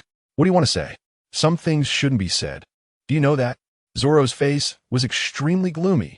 Although Zoro and Sanji usually act like rivals, it's precisely because of that rivalry that their bond runs deep. They have walked step by step together from East Blue until now. But is there really no better way, other than Sanji voluntarily leaving the Straw Hat Pirates? Cough, cough. Sanji coughed lightly, got up and brushed off the dust from his clothes. However, this time, before Sanji could speak, Luffy had already stepped forward, blocking Charlotte Pudding behind him. Give up on a friend, especially one who risks their life to help you. Luffy couldn't do it. The entire Straw Hat crew couldn't do it. As for Sanji and Brulee, hiss, what is Luffy trying to do? The people in the pirate world looked up at the giant screen with puzzled faces, seemingly waiting for Luffy's next move. Luffy, what is he going to do? Immediately, someone in the crowd began to discuss. No way, no way. Could it be that Luffy and the others are going to give up on Charlotte Pudding? Hiss, everyone couldn't help but gasp, but it seemed they could fully accept it. After all, compared to Sanji's lifelong affair, Charlotte Pudding was just someone they had met for the first time in the real world. But for some reason, they felt a little disappointed, perhaps because they believed too much, or because they had started to become fans of the Straw Hat Pirates. At the same time, under the watchful eyes of the pirate world, the live broadcast in the giant screen continued. Under everyone's attention, Luffy stepped forward to the front of the deck, staring directly at Katakuri. Generally, Luffy is extremely unserious, but at this moment his expression was full of seriousness. Katakuri, right? At the same time, Katakuri also faced Luffy, their gazes fiercely locking onto each other in the air. What about Big Mom? Did she just send you to the port to welcome us? Katakuri couldn't help but grip his trident tightly, preparing for battle. Katakuri is not a fool. Naturally, he could understand Luffy's meaning. Charlotte Pudding. At the moment, it seems that the Straw Hats can't let her go. At the same time, the people in the pirate world couldn't help but look up at the giant screen, starting to discuss intensely. Hiss, why does it feel so tense?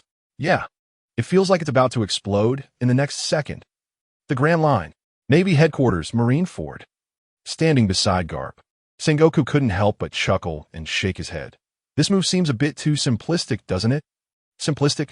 Garp couldn't help but pick his nose and look at Sengoku. Envy. Jealous. Hate.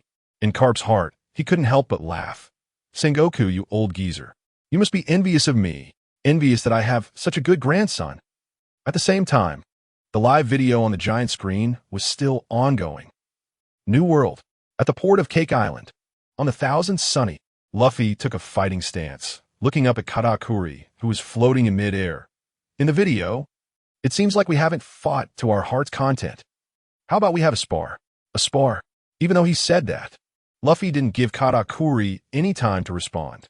In an instant, under the gaze of everyone in the pirate world, Luffy directly entered his Gear 4th form. Bounce Man. The people in the pirate world couldn't help but feel excited. A fight. They all looked up intently at the giant screen, their expressions filled with excitement. Shouting loudly, yes, that's right. This is the Luffy we know. This is the Straw Hat Pirates we know. How could the Straw Hat Pirates abandon any of their members? At the same time, the people in the pirate world began to speculate, speaking out. Hiss, who do you think is stronger now, Luffy or Katakuri? It's one-sided. The answer to this question was truly one-sided, with everyone saying, do we even need to guess? Of course it's Luffy. Straw Hat Luffy. He once took down Kizaru with one move. At the same time, Cake Island. On a small island close to Cake Island, Big Mom looked up at the giant screen with a cold expression. Her face as foul as it could be. He made a move. Luffy actually made a move. A spar. Big Mom couldn't help but sneer coldly in her heart. Who would believe such an old-fashioned excuse? At this moment, Daifuku and Oven, standing beside Big Mom, asked, Mom, what should we do with Broly? Broly. Big Mom's eyes widened in surprise, and after pondering for a few seconds, she finally shook her head. Let her live for now, and let Perospero keep an eye on her. Of course, not choosing to kill Broly doesn't mean that Big Mom has suddenly changed her nature and become a good person. Big Mom had two main reasons for doing this. First, to leave a little room for the marriage between the Big Mom Pirates and the Straw Hat Pirates. Now, the hot topic is Straw Hat Luffy, the Sun God Nika form, the Monkey D family, the Whitebeard Pirates, the Red-Haired Pirates. Big Mom really doesn't want to be enemies with Luffy, but reality is always far from fantasy. Second, to keep a means of threatening Sanji and the Straw Hat Pirates. This is the true thought of Big Mom. As long as Broly is in her hands, she is at least more useful than being dead. When necessary, she can restrain the Straw Hat crew. Under the watchful eyes of everyone in the pirate world, the live broadcast on the giant screen continued. New World. Outside Cake Island. On the Thousand Sunny, almost the entire world heard Luffy shouting, Goma Gomu, no King Kong gun. Clearly, Luffy did not hold back at all. The move he used was his signature technique. Under the gaze of everyone in the pirate world, Luffy pulled his fist into his body, using elasticity to generate double the attack power and then punched towards Katakuri. The massive King Kong gun, covered in armament haki, intertwined with Conqueror's haki. The speed was incredibly fast. Katakuri stood still. His top-tier observation haki was fully activated, staring intently at Luffy. Katakuri could foresee the scene a few seconds later. But the fast attack, even if Katakuri could foresee it, he simply couldn't dodge it with his speed. His King Kong gun. The people in the pirate world looked up at the giant screen, watching Luffy in Gear 4th unleash the King Kong gun, their eyes widening in surprise. Is he starting with such a terrifying move? Hiss, Luffy isn't holding back at all. Hiss, this level of battle is simply too thrilling. Everyone stared intently at Katakuri on the giant screen. Katakuri, are you going to counter? Why aren't you moving at all? Could it be that he's been scared silly? New World. On the Moby Dick, Whitebeard sat on the deck, drinking rum while watching the battle between Luffy and Katakuri on the screen. Old man, who do you think will win? Beside Whitebeard, Marco sat cross-legged, also drinking and enjoying the battle. He even asked about the situation of the battle. To be honest, in the entire pirate world, only little Marco could be so carefree in front of Whitebeard, saying whatever he wanted without any concerns. Whitebeard took a hearty swig of rum and then laughed heartily. Grrrr, Katakuri can't possibly be Luffy's opponent. Marco couldn't help but be slightly stunned. In fact, Marco also knew in his heart that Katakuri was very likely not Luffy's opponent at all. But Marco didn't expect Whitebeard to answer so decisively without a shred of hesitation. However, Marco didn't expect Whitebeard to make such a shocking statement. If Luffy enters the sun god Nika form, then even I would have to take it seriously. At this moment, Marco couldn't hold back anymore, his whole being slightly stunned, and he was lost in thought for several seconds. You have to know, the current Whitebeard is the peak powerhouse from his youth. Perhaps anyone in this world standing in front of Whitebeard would not evoke any fear from him. But for Whitebeard to say that he needs to take Luffy seriously now, how exaggerated that description must be. At the same time, under the watchful eyes of everyone in the pirate world, the live broadcast on the giant screen continued to play. In the footage, New World, at the port of Cake Island, facing Luffy's King Kong gun, Katakuri dared not be careless. He immediately let out a low roar. Machi Spike. In the footage, Katakuri used the Machi fruit's ability to turn his arm into Machi and envelop his weapon, the trident. Then, his arm spun continuously and thrust forward, charging straight at the King Kong gun that Luffy had just unleashed. Bam! With a loud bang, Luffy's Kong gun and Katakuri's Machi punch collided in midair, both of them looking incredibly fierce. A hard clash. This is what a real battle between men looks like. On the deck, Zoro, Usopp, Brook, and the others just stood in place, watching the fight between Luffy and Katakuri, not intervening at all. This is a battle exclusive to their captain. They cannot interfere. Hiss! The people in the pirate world watched as the Kong gun and Katakuri's Machi punch collided fiercely on the giant screen, holding their breath and unconsciously clenching their fists. Win. Who will win, Luffy or Katakuri? Hiss! Look, just as everyone was discussing. On the giant screen, the first round of the clash between Luffy and Katakuri seemed to have determined the outcome. Above the Thousand Sunny, Luffy roared, Katakuri, get out of my way. At the same time Luffy roared. Cold sweat kept dripping down Katakuri's forehead. The Kong gun, covered in armament haki and entwined with Conqueror's haki. A hard clash. Katakuri didn't seem to be the opponent. Bang! Another loud sound. The outcome seemed to have been determined. Katakuri's Machi fist was directly shattered by Luffy, and the Kong gun crashed heavily onto Katakuri. In midair, Katakuri withstood Luffy's blow, crashing heavily onto the coast outside Cake Island. Holding his chest, he directly spat out several mouthfuls of blood. This blow, even Kaido would have to bleed a few drops to show respect to the newly crowned emperor of the sea. Luffy. Lost. The people in the pirate world stared at the giant screen, their pupils shrinking, especially looking at Katakuri lying on the ground with blood at the corner of his mouth. He couldn't help but murmur. One move?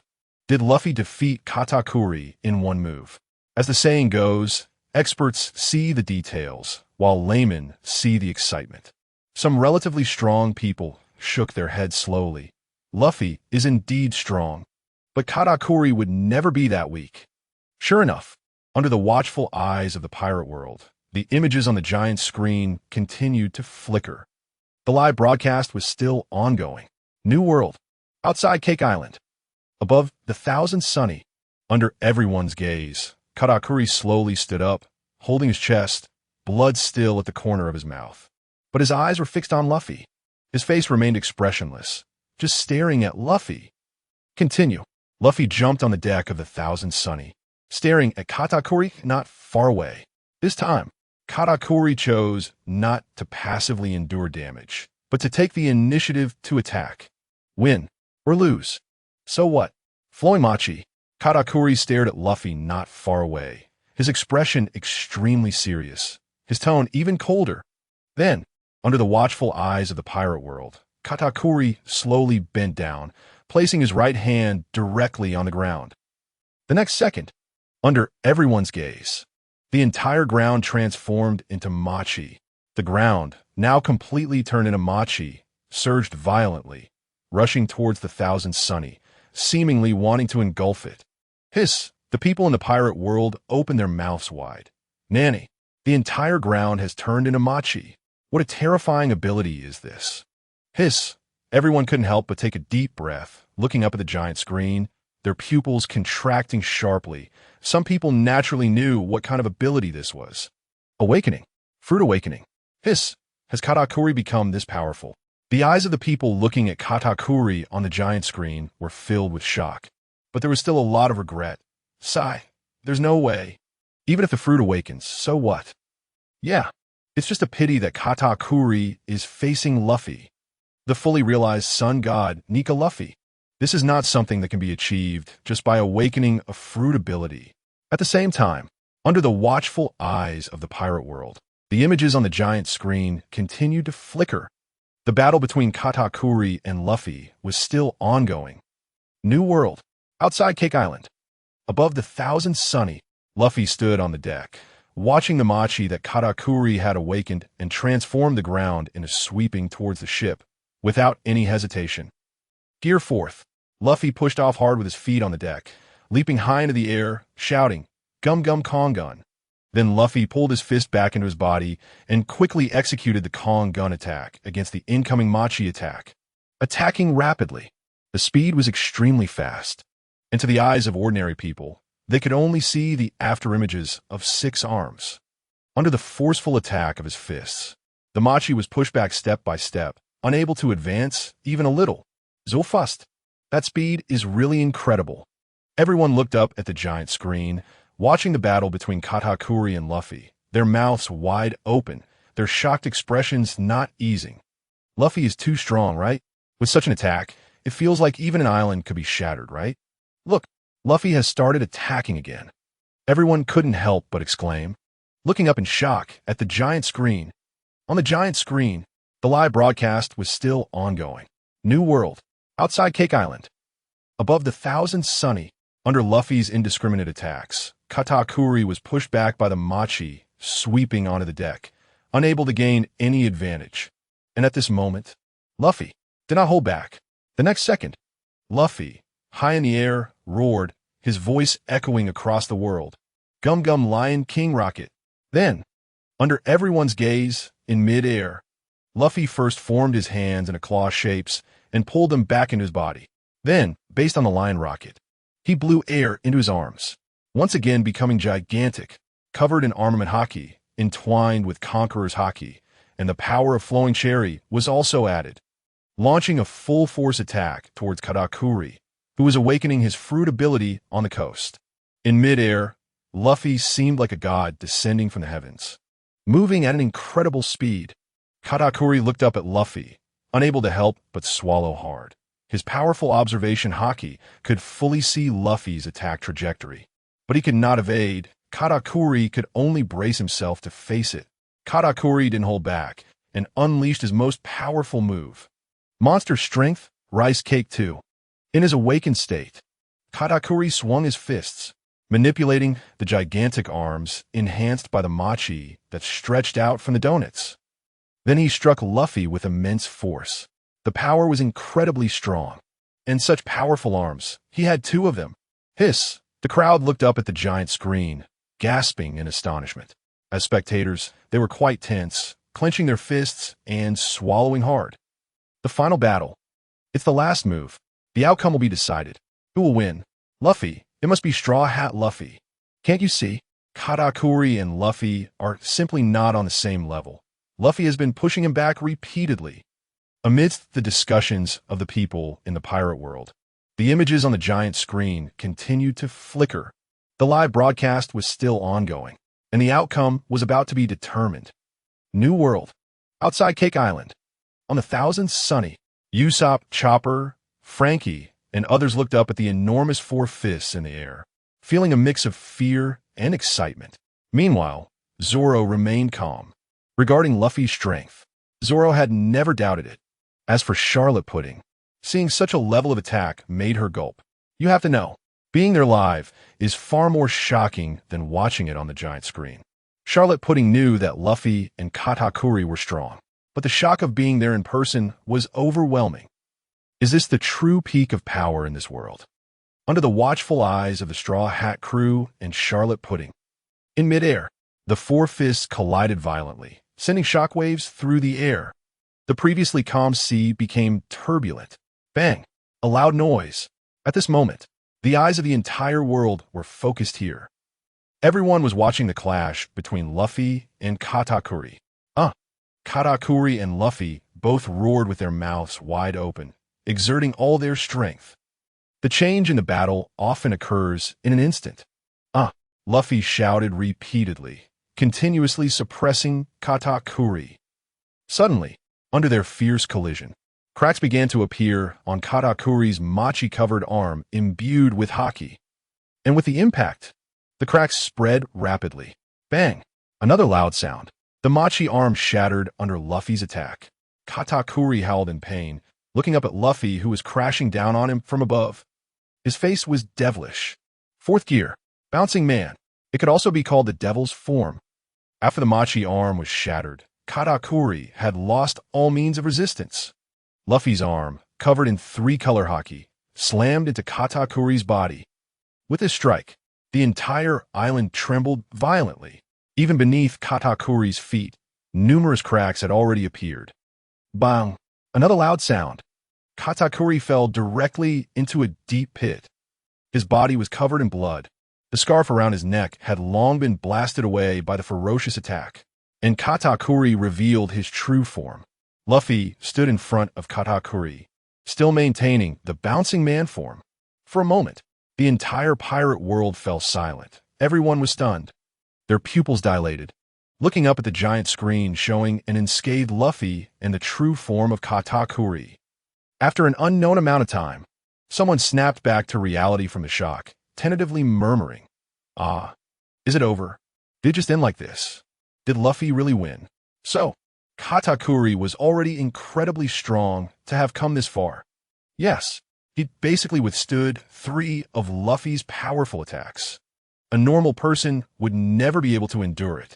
Some were discussing the battle situation, while others were discussing Katakuri's true form, unable to help but smack their lips and say, I never expected this.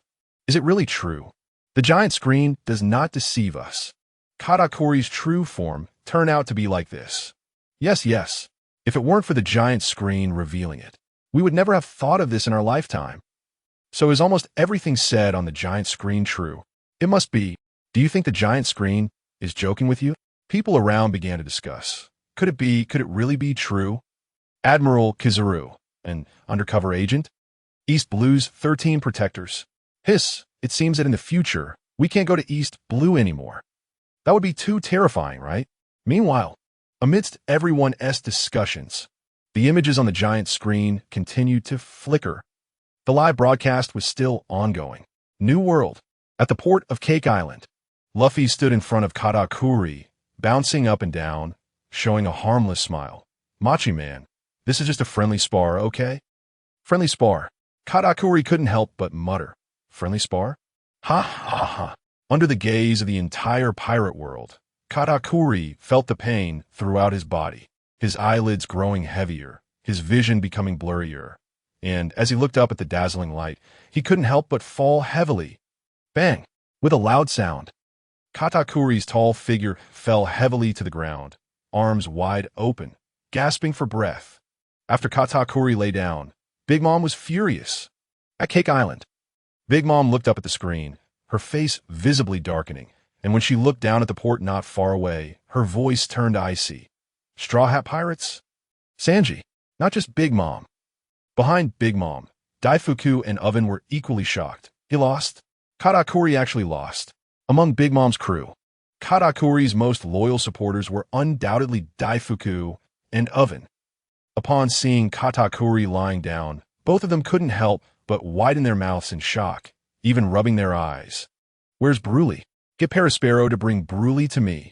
Suddenly, she yelled angrily at Daifuku and Oven. Alliance. As Katakuri fell, the marriage alliance between the Big Mom Pirates and the Straw Hat Pirates was already declared a failure. Defeated. Katakuri, you actually lost just like that?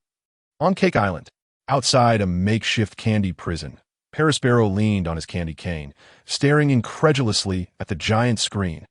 What? He lost just like that? This was only the third move. He lost. Although Perospero sometimes did not fully acknowledge his brother Katakuri in terms of strength, Katakuri was definitely the second strongest in the Big Mom Pirates. Also shocked was Broly. Lost. Inside the candy prison, Broly looked up in disbelief at the giant screen, her hands covering her mouth. Did brother Katakuri really lose? You have to know, in the Big Mom Pirates, Katakuri's prestige was still very high. At that moment, Perospero outside the candy prison couldn't help but mockingly say, "Ha, Broly, do you think you can still escape now?" Broly couldn't help but be slightly stunned. Katakuri's fall already meant that the Big Mom Pirates and the Straw Hat Pirates had completely lost the possibility of a marriage alliance. Broly's face turned pale, but she still chose to believe in Sanji. "Ha ha ha, Broly, just wait for Mom to find you, and get ready to face Mom's wrath." Perospero continued to speak to Broly from outside the candy prison. Katakuri was a person who appeared cold on the outside, but cared deeply for his younger siblings. He was a gentle person, but Perospero clearly did not care about family ties. Just then, a voice rang out. "Perospero, I think you should be the one to accept the wrath." As the voice sounded, Perospero was still laughing wildly. Who is it? Who dares to speak so boldly on Cake Island? But when Perospero turned around, 3 figures appeared before his eyes. The smile instantly froze on Perospero's face. Perospero's mouth dropped open, looking at the 3 figures standing before him, filled with disbelief. What? Perospero's mouth was agape, staring at the 2 figures standing in front of him. Whitebeard's 2nd Division Commander, Ace. The Fishman Jinbe, Revolutionary Army Chief of Staff, Sabo. Hiss, Perospero couldn't help but gasp. "Why you? How did you get here? Why you? How did you appear here?" Perospero's eyes widened, looking at the 3 figures before him, utterly unable to believe. And Ace and the others had no intention of small talk, directly speaking. "Perospero, get out of the way. Let Broly out." Perospero stared at the approaching Ace, his mouth wide open, his body instinctively retreating. "Why you? Don't come any closer." Perospero wasn't stupid. Just Ace alone was not someone he could handle. Moreover, now it was Ace, Jinbe, and Sabo together. Perospero was only destined to be trampled. Ace, Jinbe, and Sabo did not hesitate, each shouting, "Flame Emperor! Fishman Karate! Dragon's Claw!" 3 attacks flashed by, and Perospero had no chance to resist. Just as he was about to launch a counterattack, he let out a scream.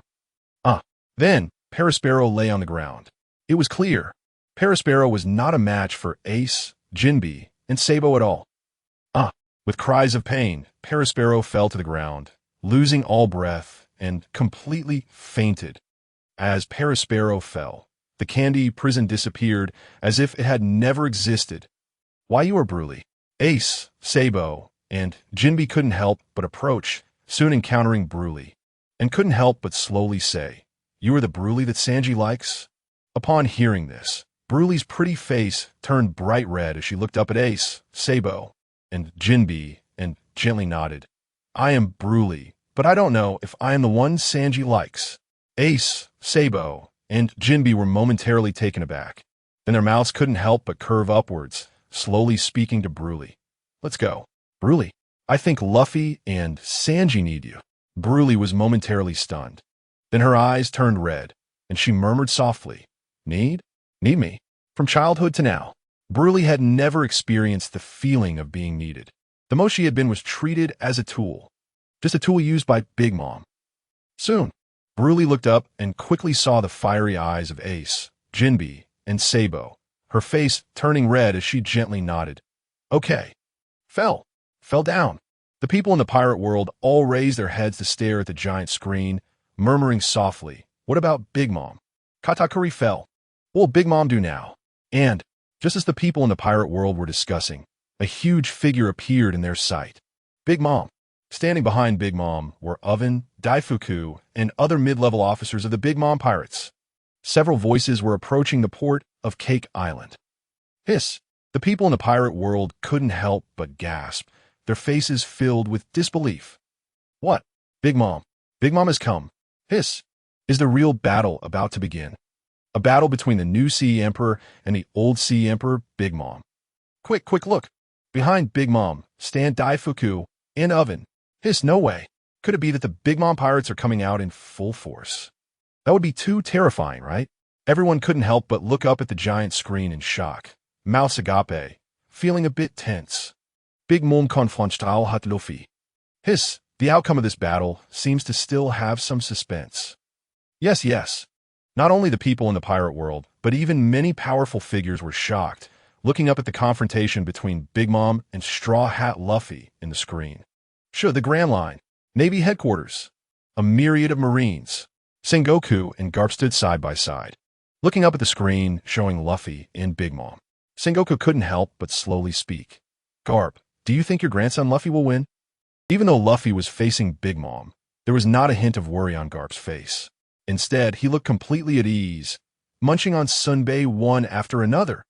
Ha. Big Mom, the so-called weakest emperor of the sea. Garp couldn't help but snicker. She is no match for Luffy. Shuh. Sengoku couldn't help but gasp, holding a skeptical attitude toward his old partner Garp's blind confidence. Big Mom, but she is a proper emperor of the sea. Standing at the pinnacle of the world's strongest, even if Luffy wins, he will probably pay a huge price, right? And the reality was just as Sengoku expected. The entire pirate world shared a similar attitude to Sengoku, looking up at the giant screen, especially the expressions on Big Mom and Luffy in the footage. Both were filled with shock. Big Mom actually took action herself. Sure, who will win this battle? The newly appointed Emperor of the Sea, Luffy, or the veteran Emperor of the Sea, Big Mom? Amidst the speculation of the pirate world, the images on the giant screen continued to flicker. The live broadcast of Big Mom and Luffy was still ongoing. New World, outside Cake Island. At the port, Big Mom stood at the edge of the shore, and in front of Big Mom's towering figure, Luffy looked like a child. The difference between a giant and a dwarf. Straw Hat Luffy. Big Mom looked down, staring hard at Luffy. Luffy in his gear, fourth form. Did you come here to fight me? Big Mom's expression was extremely serious, her voice sounding as if it rose from hell. Luffy looked up at Big Mom, his eyes showing no fear. Instead, there was an eager expression, and he couldn't help but laugh lightly. Fight? Big Mom's pirates. Luffy's tone contained various nuances, but there was no hint of fear. Then Luffy shouted at Big Mom, "Let Broly go. Let her choose for herself. This is Broly's freedom." Big Mom looked down at Luffy, the bouncy Gear 4th Luffy, and a cruel smile gradually appeared on her lips. Broly's freedom? Big Mom's cold laughter seemed to represent her attitude. Freedom. As her daughter, Broly has never had any surprises. Just a tool. Meanwhile, the crowd in the pirate world looked up at the giant screen, clenching their fists, their eyes not daring to blink, fearing that if they missed a second, the battle would already be over. Chill. Watching the confrontation between Big Mom and Luffy, it seemed that this battle was unavoidable. Yes. The Big Mom Pirates and the Straw Hat Pirates are about to go to war. Who? They couldn't help but gasp, looking up at the giant screen, starting to discuss and speculate. Big Mom and Luffy. Who will win in the end? Big Mom. She is a veteran emperor of the sea. And Luffy has just recently risen to the status of an emperor of the sea, although his strength is strong. It seems he has never faced an opponent of this caliber before. Not only the ordinary people of the pirate world, New World, on the Moby Dick, even the Emperor of the Sea, known as the world's strongest, Whitebeard, and his crew were discussing. Marco, Jozu, and others sat on either side of Whitebeard, pouring drink after drink for him, while continuously commenting, "Old man, who do you think will win, Straw Hat Luffy or Big Mom?" Once these words were spoken, everyone in the Whitebeard Pirates looked up at Edward Newgate, waiting for the old man's answer. Gulp gulp. Whitebeard took a big swig of liquor, looked up at the image of Big Mom and Luffy, and couldn't help but laugh heartily. Gurura, Big Mom. Gururara. Now Big Mom is also nothing in front of Luffy, accompanied by the discussions of the pirate world. The images on the giant screen continued to flicker. The live broadcast was still ongoing. New World. At the port of Cake Island, Big Mom and the Straw Hat crew were facing off. During the standoff, on the Thousand Sunny, several figures flashed and instantly arrived behind Luffy, forming a line. Zoro, Sanji, Frankie, Usopp, Brook, Nami-Chopper, and Robin stood in a row, each with expressions full of seriousness. But like Luffy, none showed fear. An Emperor of the Sea. So what? Are the Straw Hat Pirates afraid? At this moment, Big Mom's subordinates, Daifuku and Oven, were also preparing for battle, staring at Luffy and the others without daring to let their guard down. Sanji, don't you like Broly? Big Mom looked down at Sanji behind Luffy and slowly spoke. You need to think this through. If you make a move, Broly will die. She will die at your hands. Don't you like Broly? Big Mom stared hard at Sanji, even revealing a cruel smile. You know that if you dare to act, Broly will die. Sure. The crowd in the pirate world looked up at the giant screen, watching Big Mom's actions, listening to her threats towards Sanji, and couldn't help but start cursing Big Mom. Damn. Evil. Big Mom is too wicked, right? Yes. I didn't believe it before. Big Mom actually threatened Sanji with her own daughter. Is there really such a mother? It's really too cruel, right? Exactly. Broly. She is Big Mom's own daughter. How can one use their own child to threaten others? Yeah. Damn. She's really a beast. New World. On Cake Island, 3 men and 1 woman. Ace, Jinbei, and Sabo were running quickly toward the port with Broly. As they neared the port, Broly looked up at the giant screen, momentarily stunned, and stopped in her tracks. Mama. Broly stared at the giant screen in disbelief. She knew that Big Mom had always treated her as a tool. However, seeing Big Mom say it in person, anyone would feel heartbroken, right? Jinbei seemed to sense the change in Broly's emotions, reached out, patted her shoulder, opened his mouth, but couldn't say anything. Meanwhile, the images on the giant screen were still flashing. The live broadcast continued. New World. At the port of Cake Island, the Big Mom Pirates and the Straw Hat Pirates faced off. Sanji stepped forward, quickly arriving next to Luffy, and stared up at Big Mom. Huh. Sanji let out a long breath, smoke rings slowly dissipating in the air. Big Mom, what if I exchange my life for Broly's? What? As soon as these words were spoken, everyone in the pirate world looked up, staring at the giant screen in shock, watching Sanji in the video, their eyes becoming slightly misty. Sanji. Whoa. Sanji was actually willing to exchange his life for Broly's. So touching. This was incredibly touching, right? Meanwhile, stunned, Broly, who was rushing to the port with Ace, Jinbei, and Sabo, was once again frozen in place. But this time, it was from emotion. Broly covered her face, looked up at Sanji on the screen, tears streaming down her cheeks, softly sobbing. Whoa. Jinbei comforted Broly, saying, Broly, there will always be someone who loves you and is willing to sacrifice their life for you. Hearing Jinbei's voice, Broly looked up at Sanji on the screen, tightly clenched her fists, letting tears flow down her cheeks. Only as one grows older does one understand how difficult it is to meet someone who would risk everything for you, not to mention someone willing to give their life. Let's go. Broly, let's go meet Sanji together. Similarly, the meticulous Sabo patted Broly's shoulder, looking up at Sanji questioning Big Mom on the screen, his voice equally gentle. As long as you appear, Sanji will become resolute. Hearing this, Broly was momentarily stunned, then nodded vigorously. Okay. As Broly, Sabo, Ace, and Jinbei moved quickly toward the port of Cake Island, the video on the giant screen continued to flash. The live broadcast was still ongoing. New World. Outside Cake Island. Big Mom looked down, examining Sanji, her expression quite splendid. It was no wonder. It was completely understandable that Big Mom was surprised. How could someone who viewed their own children as tools understand why someone would be willing to sacrifice their life for another? This was simply incomprehensible. Standing behind Sanji were Luffy, Zoro, Nami, and Robin, all of whom looked up at Sanji with astonishment in their eyes. True emotion. Clearly, Sanji was truly moved this time. He was even willing to sacrifice his life for Broly. Ha! While Zoro, Luffy, Nami, and others looked up in shock at Sanji, Big Mom laughed wildly. Touching. It's really so touching. All right, since you are willing to die, I will naturally fulfill your wish. Black like Sanji, right? Big Mom's face looked as if it came from hell, like a demon. Hiss, damn it. Everyone looked up at the giant screen, and upon seeing Big Mom's face, they were filled with disgust. Damn it. Is there really such a despicable person in this world? Bad.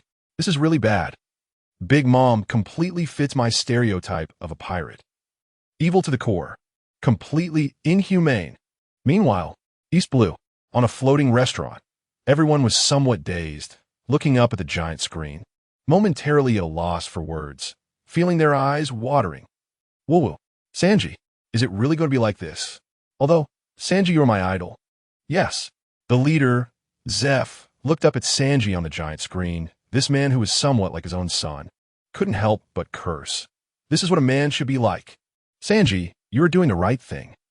On a ship speeding toward Cake Island. Vinsmoke Judge looked up at Sanji on the screen, watching this nominal son. A smirk of mockery appeared at the corner of his mouth. As expected, just a failure. For Judge, Sanji's ability to make such a choice still showed some emotion, which was just a sign of being an unsuccessful product. What Judge didn't notice was that standing behind him, Reiju was somewhat moved, even unconsciously gritting her teeth. But to outsiders, there was no difference. To survive in Germa 66, disguise was the best weapon. Meanwhile, under the scolding of the pirate world and the shocked gazes of various forces, the images on the giant screen continued to flash. The live broadcast continued. Big Mom took a step forward, looking at Sanji with a playful expression, a cruel smile appearing at the corner of her mouth. If that's the case, then you should sacrifice your soul to me. Soul sacrifice. As soon as these 4 words were uttered, the eyes of those standing behind Big Mom, like Daifuku in oven, widened in shock, their pupils dilating. This was the real killing move. It could extract anyone's soul from their body, reducing their lifespan. Sanji. Behind Sanji, the bouncing Luffy in Gear 4th looked at Sanji, his tone somewhat shocked. Sanji, we don't need to be afraid of this old hag. We will win. Old hag.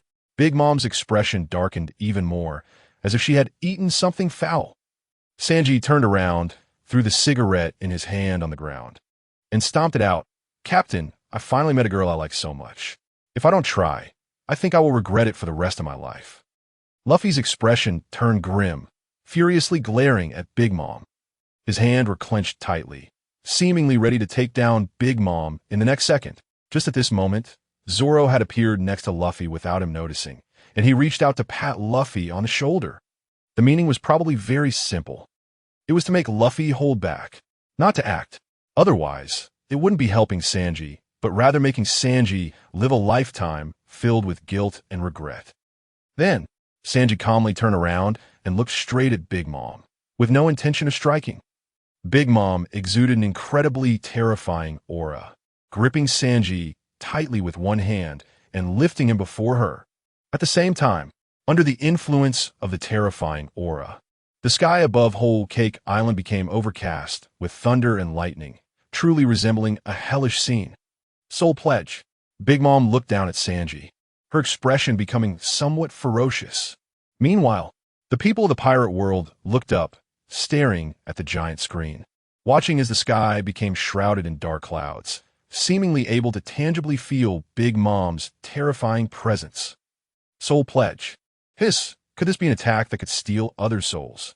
Everyone was shocked, staring at the ferocious-looking Big Mom, and even began to discuss. Should we cover our ears?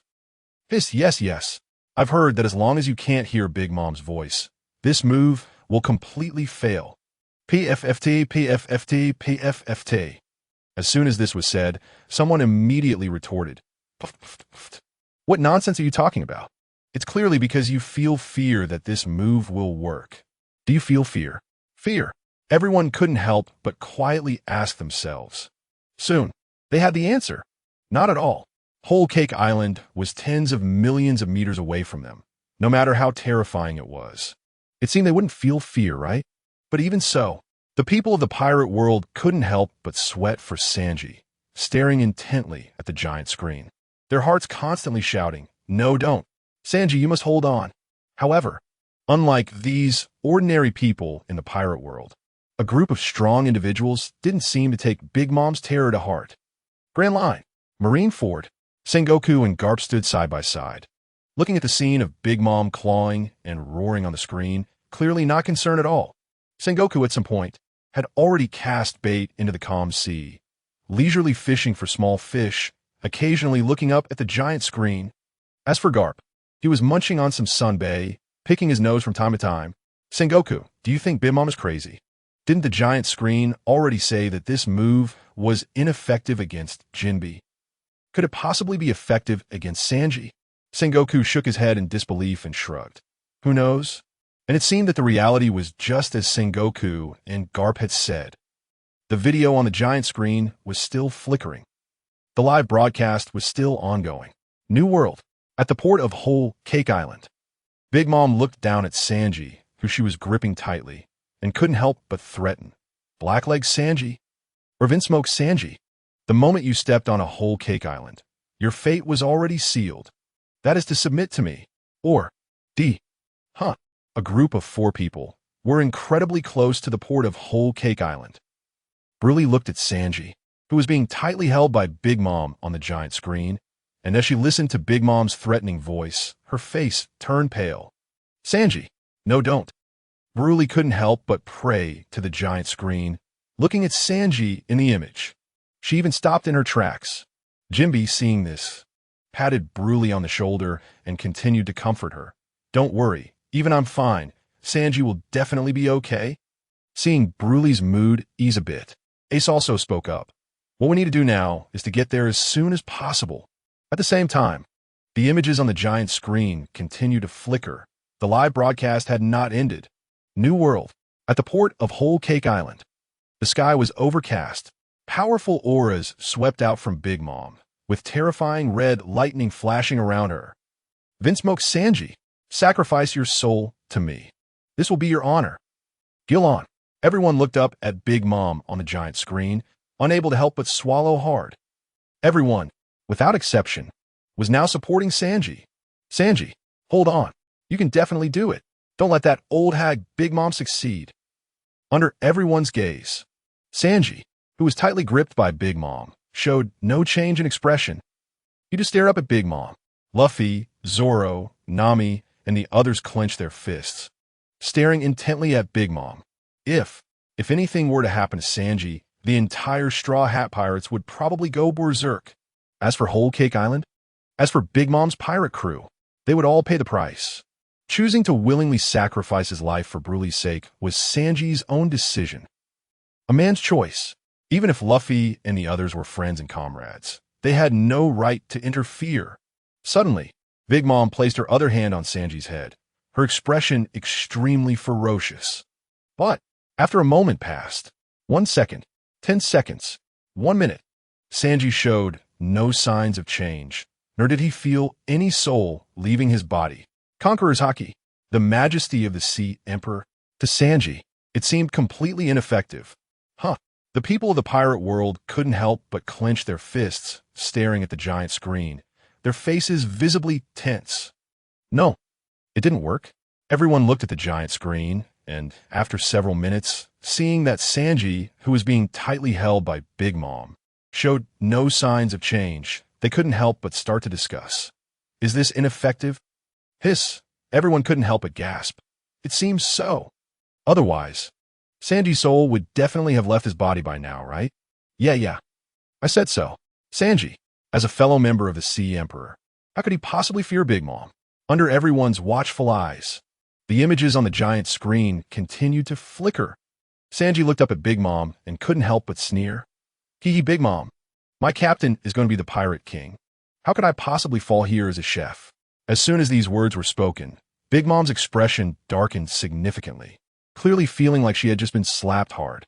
The future Pirate King? Ha ha ha ha. In a new world, on a Moby Dick, Whitebeard looked at Sanji, who was held in Big Mom's grip yet showed no fear, and couldn't help but laugh heartily. Gururara. The chef of the future Pirate King. Gururara. Roger. The person you were waiting for seems to have appeared. I might have only been guessing before. But the old man could now confirm. Monkey D. Luffy. The will of D. Roger. What you couldn't do, he seems to be able to do. If Jinbei was an exception, now with Sanji, it's enough to see Luffy's charismatic charm. In the video, Sanji continued, if you want to take my life, bring out some real moves. Bang! This statement infuriated Big Mom, who slammed Sanji down hard on the ground, causing a huge noise. The entire port of Cake Island shook several times. Deep pits appeared one after another. Sanji lay in the pit, covered in blood, with several bones clearly broken. In just one move, he was knocked down to the point of spitting blood. Big Mom, as a veteran Sea Emperor, naturally possessed great strength. However, after the giant screen revealed the Straw Hat crew, Sanji's power had received an epic boost. People in the pirate world looked up at the giant screen, watching Sanji lying in the pit, and began to discuss. Hiss, terrifying? Big Mom is still terrifying. Yes.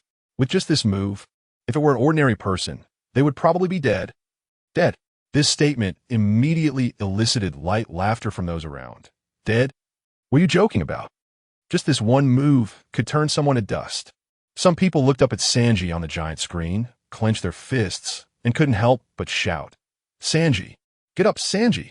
Don't give up. Yes. Are we going to keep being passive and taking hits?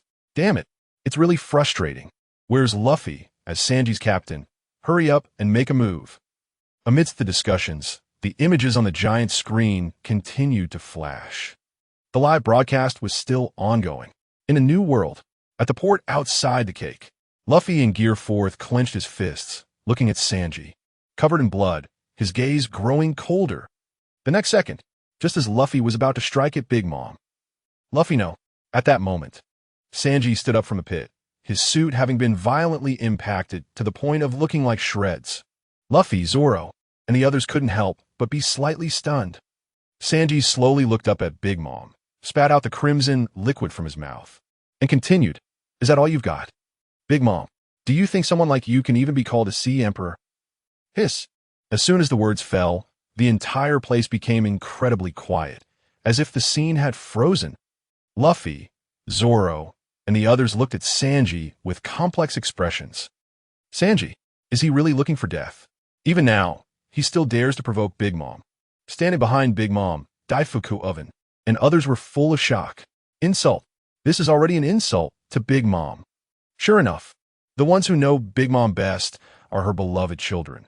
Big Mom glared down at Sanji with a dark expression, her mouth curling into a cruel smile. Good. Since you want to die so badly, I'll fulfill your wish. Saying that, Big Mom showed no mercy, raising the sword in her hand and decisively swinging it at Sanji, shouting, Elbaf Spear, King of Nations. Then, a massive sword energy shockwave shot out fiercely from the sword. The range was vast, and the speed was incredibly fast. Wherever it went, nothing could survive. Deep cracks appearing out of nowhere. It was simply impossible to dodge. Sanji looked up at the rapidly approaching sword energy, showing no signs of resistance. Merely looking up, as the sword energy rushed towards Sanji at breakneck speed, Luffy, Zoro, and the others involuntarily narrowed their eyes. This strike, if it really hit Sanji, even if he didn't die, he would probably be seriously injured. Quick, get out of the way. Damn it. Sanji, are you stupid? The people in the pirate world looked up, staring at the giant screen, as if they were already part of it, shouting, You don't really think that if you don't resist Big Mom, she will let Broly go, do you? Yes. Resist. Sanji, you must not. Even if you die, Big Mom 1T let Broly go. Resist. As the sword energy approached, in the East Blue, at the floating restaurant, everyone looked up at the giant screen, nervously holding their breath, even closing their eyes, unwilling to see such a cruel scene. No, don't. Sanji, quickly dodge away. Only Zepp looked up at the screen, not closing his eyes, staring at the screen without blinking. Even if he dies, Zepp wants to deeply engrave Sanji's figure in his mind. In a new world, a ship had already entered the land of Whole Cake Island. It flew the Germa 66 flag. On the deck, Judge stood at the forefront. Watching the scene where Sanji was about to die at Big Mom's hands, Judge's expression remained calm, even contemplating in his heart. Still, is there still a need to go to this cake island? Judge initially wanted to climb aboard the Straw Hat Pirate ship for an alliance with Big Mom. But now it seems there is no longer any opportunity. An alliance? Don't even mention an alliance. It has completely collapsed. It's not just a matter of turning against each other. If Sanji dies at Big Mom's hands, it would be a life-and-death rivalry. A situation where one cannot live while the other survives. So, is there really any need to go to Cake Island now? Sigh. I have to say, in Judge's eyes, Sanji is merely a tool being exploited. Life. Judge doesn't care at all. All he cares about is his own interests. Under the discussions of the people in the pirate world and forces like Judge, the images on the giant screen continue to flicker. The live broadcast is still ongoing. It is far from over. Sanji looks up at the approaching Wano. His eyes are still filled with calmness, showing no fear or dread of death. Not far away, Zoro has already grasped his sword, ready for battle. Sanji, get out of the way. Just as the sword energy is closing in on Sanji, a voice rings out on the battlefield. Crisp and gentle. It is a shout. Sanji, hurry and dodge. If you die, I will die too. Sanji's gaze turns to the side. A beautiful, elegant figure appears in his eyes. Bruli, that figure wearing a pure white wedding dress. That figure willing to give her life for him. That figure that cries only for him. But it's too late. Everything is too late. The sword energy has already enveloped Sanji. Sanji cannot resist at all. This time, Sanji closes his eyes, seemingly waiting for his death. However, a smile hangs at the corner of his mouth. Happiness. In the last second. Even if he dies, Sanji probably would still be indifferent, right? Bruli, appearing at the port of Cake Island means she is safe. Even if Luffy, Zoro, and the others die, they will still rescue Bruli. Look, hurry and look. The people in the pirate world look up at the giant screen, their expressions filled with excitement. Hurry. Look, it's Bruli. Bruli has appeared. Can Sanji survive now? At this moment, the entire pirate world is overwhelmingly supportive. Everyone is cheering for Sanji and cursing Big Mom. There's no way. Big Mom can't escape this time. She's a complete bastard. Sigh. Meanwhile, some people can't help but sigh, clearly having seen something. Dodge. It seems Sanji can't dodge it. Sigh. Yes, that last blow has already taken half of Sanji's life. That was Big Mom, the full power strike of an Emperor of the Sea, shaking the entire Cake Island several times. And Sanji, a mere flesh and blood body, is already strong enough to stand up. That's right. Sigh. If only Bruli had appeared a little earlier. Under the sighs and astonishment of the people in the pirate world, the video on the giant screen continues to flicker. The live broadcast is still ongoing, as Wano's sword energy is about to engulf Sanji. Luffy, Nami, Brook, and the others can't help but widen their eyes, their pupils constricting sharply, shouting loudly, "No, please don't." Sanji, and Bruli is already frozen. Weakly kneeling on the ground, she looks up at Sanji's figure being covered by the sword energy. Tears flow endlessly from her three eyes, covering her entire cheek. Sanji, woo. It's my fault. It's all my fault. If only I had arrived sooner. Woohoo. And standing behind Bruli, Ace, Sabo, and Jinbei also can't help but feel dazed, their pupils constricting sharply, staring intently ahead. Dead. Could Sanji really die like this? Under the watchful eyes of everyone, a voice rings out. 3-sword style ultimate move. 1 great 3,000 great thousand worlds. A figure doesn't appear, but a poem reaches everyone's ears. No doubt, he has made his move. The poetic master of the pirate world, Roronoa Zoro, has made his move. 9 mountains and 8 seas for 1 world, gathering 1,000 realms to form little 1,000 worlds. This world multiplied by 3, those who do not continue to exist. 3-sword style ultimate move. 1 great 3,000 great thousand worlds. Who is it?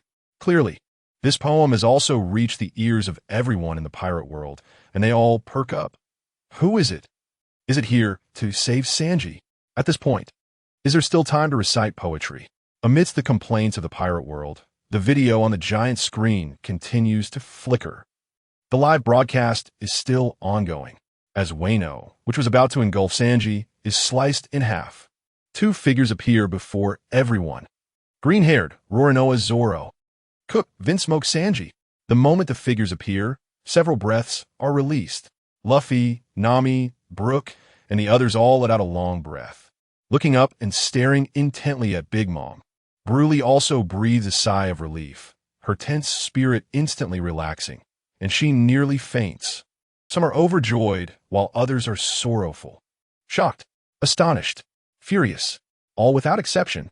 Everything is reflected on the faces of Big Mom and her crew, including Daifuku and Oven.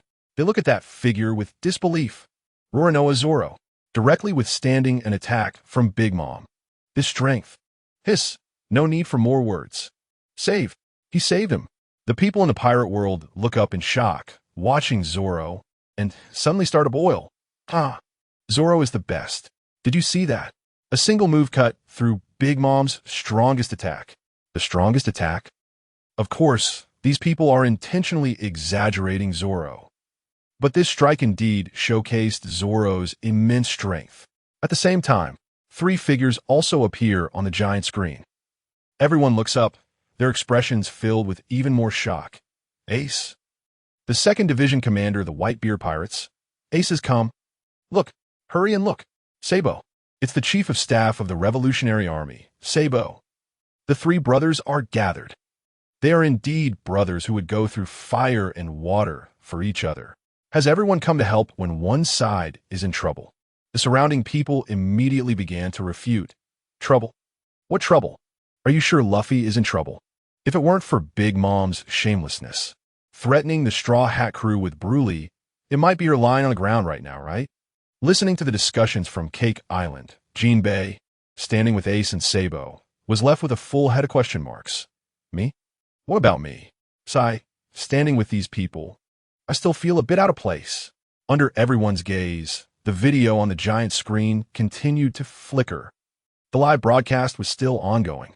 Damn it, Luffy directly shouted in anger. Big Mom, your next opponent is me. Then, Luffy showed no hesitation. He jumped directly from Gear 4th into Gear 5th. Under the power of the sun god Nika form, the entire port of Cake Island became as elastic as rubber. Sun god Nika. Hiss. The people in the pirate world looked up at the giant screen where Luffy had entered the Nika form, and couldn't help but gasp. He's angry. This time Luffy seems to be really angry. How can he not be furious? Sanji's life was almost lost. He started with a big move. It seems Luffy really wants to take down Big Mom. Who will win and who will lose? This time I'm betting on the Straw Hat crew.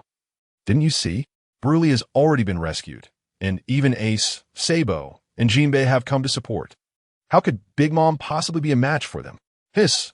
On a warship approaching Cake Island, Saint Satan looked up at Nika Luffy on the screen, murmuring softly, is the real battle about to begin? It seems I need to hurry. Big Mom can't take much more. And the reality was just as Saint Satan predicted. Under the gaze of everyone in the pirate world, the images on the giant screen continued to flicker. The live broadcast was still going on. New World, Cake Island. At the port, Nika Luffy was laughing with his hands covering his face, his laughter echoing through every corner of Cake Island. Although he is the sun god Nika, although he is the sun god who brings joy.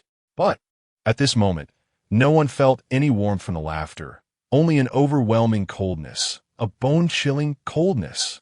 Big Mom was also facing Luffy, standing in front of her. Powerful auras swept out from her.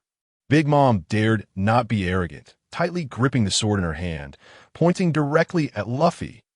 In the next moment, two figures suddenly appeared beside Luffy. Ace, Sabo.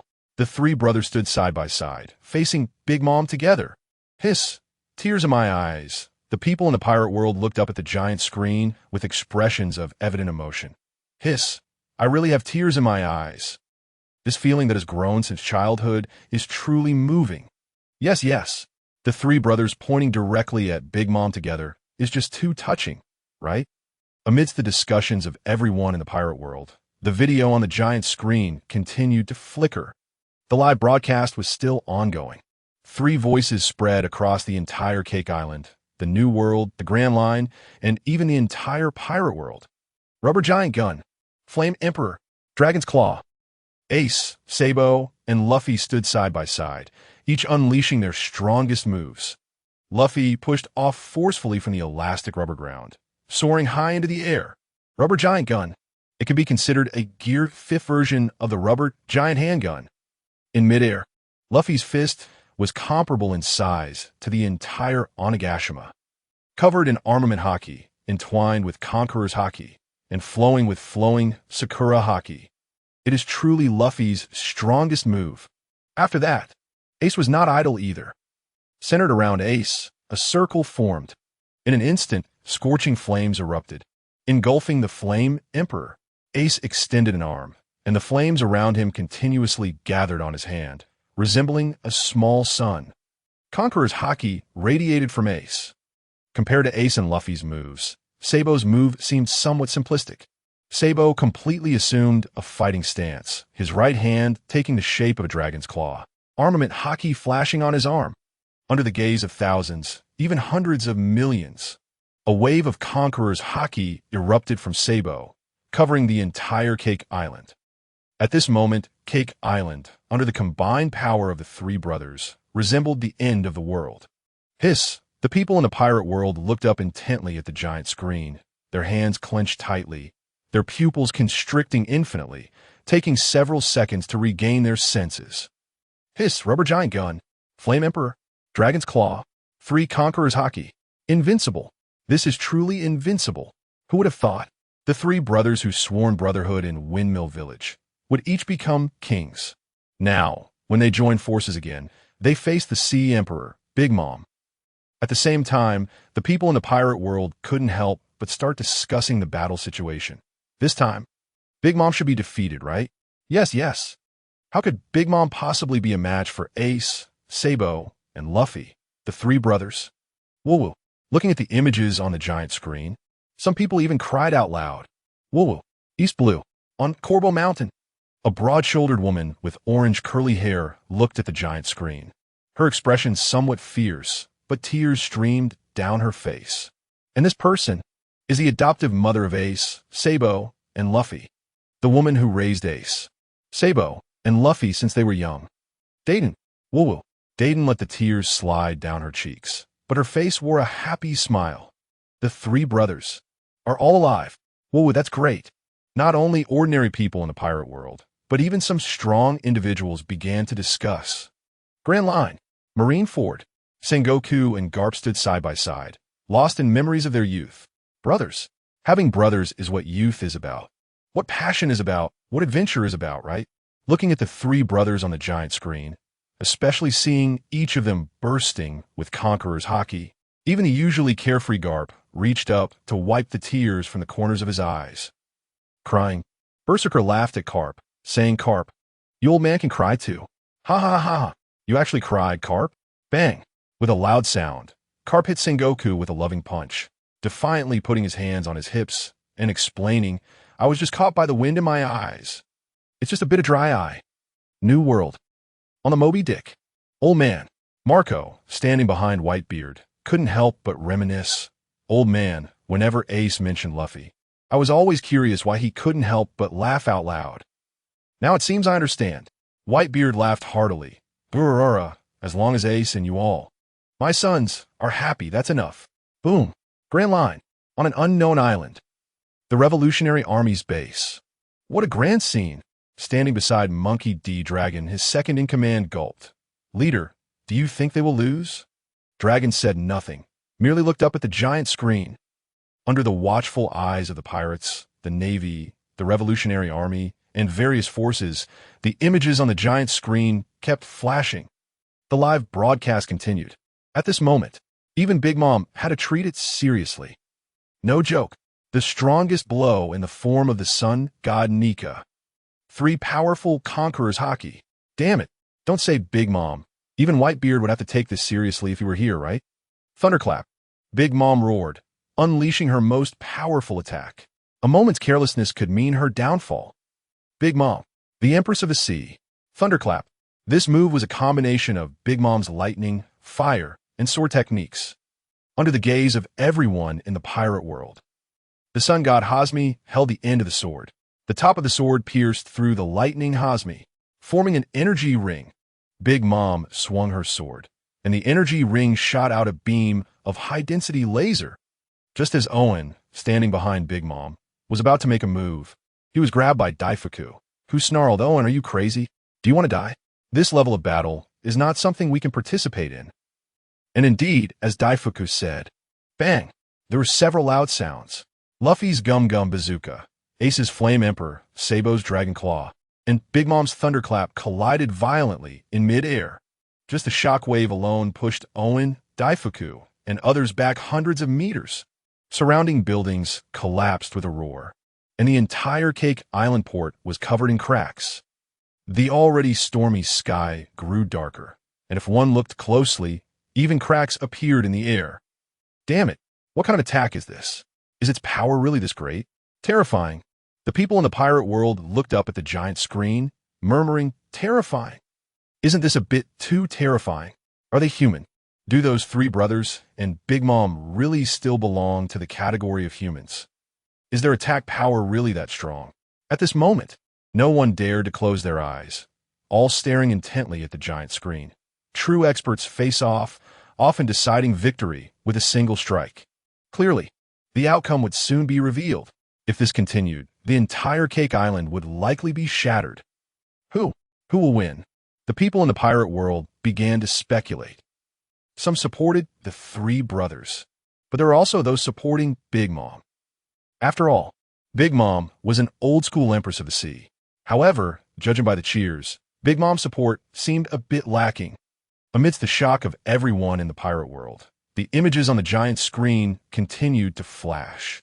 The live broadcast was still playing. Bang, bang, bang. Ace, Sabo, Luffy, and Big Mom all opened their mouths and yelled.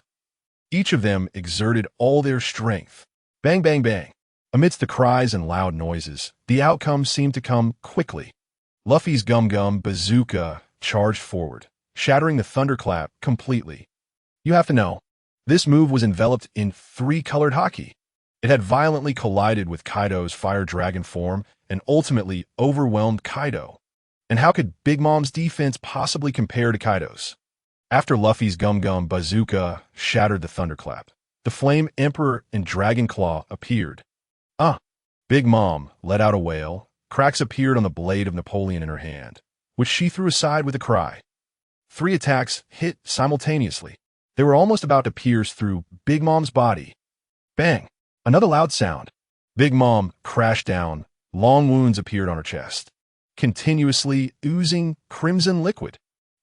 In the live broadcast, as Big Mom fell, the entire pirate world erupted. All eyes were glued to the giant screen. Nanny, she fell. Damn it. The eyes of the people in the pirate world shrank infinitely, everyone stunned in place, only able to mumble uncontrollably. Damn it. She fell. Big Mom, the mighty Empress of the Sea, fell, just like that. This seems a bit too fragile, right? Yes. Hiss.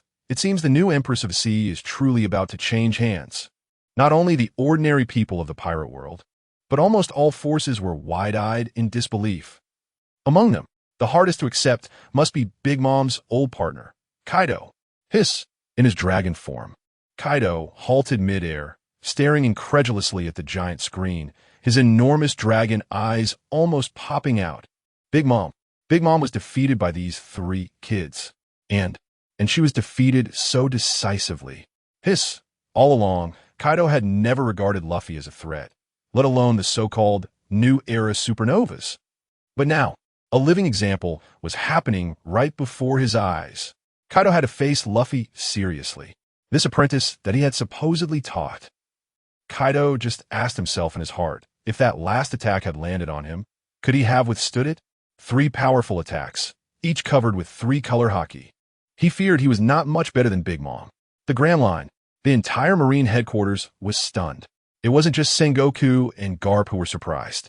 Even the newly appointed Marine Admiral Akainu, biting his cigar, couldn't help but tighten his grip, his expression full of seriousness. Big Mom's defeat was undoubtedly good news for the Marines. But being defeated by Luffy? That was the worst news possible. Big Mom was strong, but she was getting old. Her limits had been reached. However, Monkey D. Luffy was different. Young, sun god Nika form, a terrifying background. Wasn't this a clear enemy of the Marines? This means they won. New World. On the Moby Dick, Marco, Jozu, and others widened their eyes, unconsciously exclaiming, Ace and the others actually won. They really defeated Big Mom.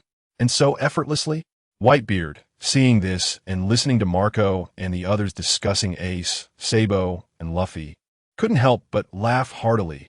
Gururara, the new emperor of the sea. Now, Luffy has surely secured his position among the 4 emperors, right?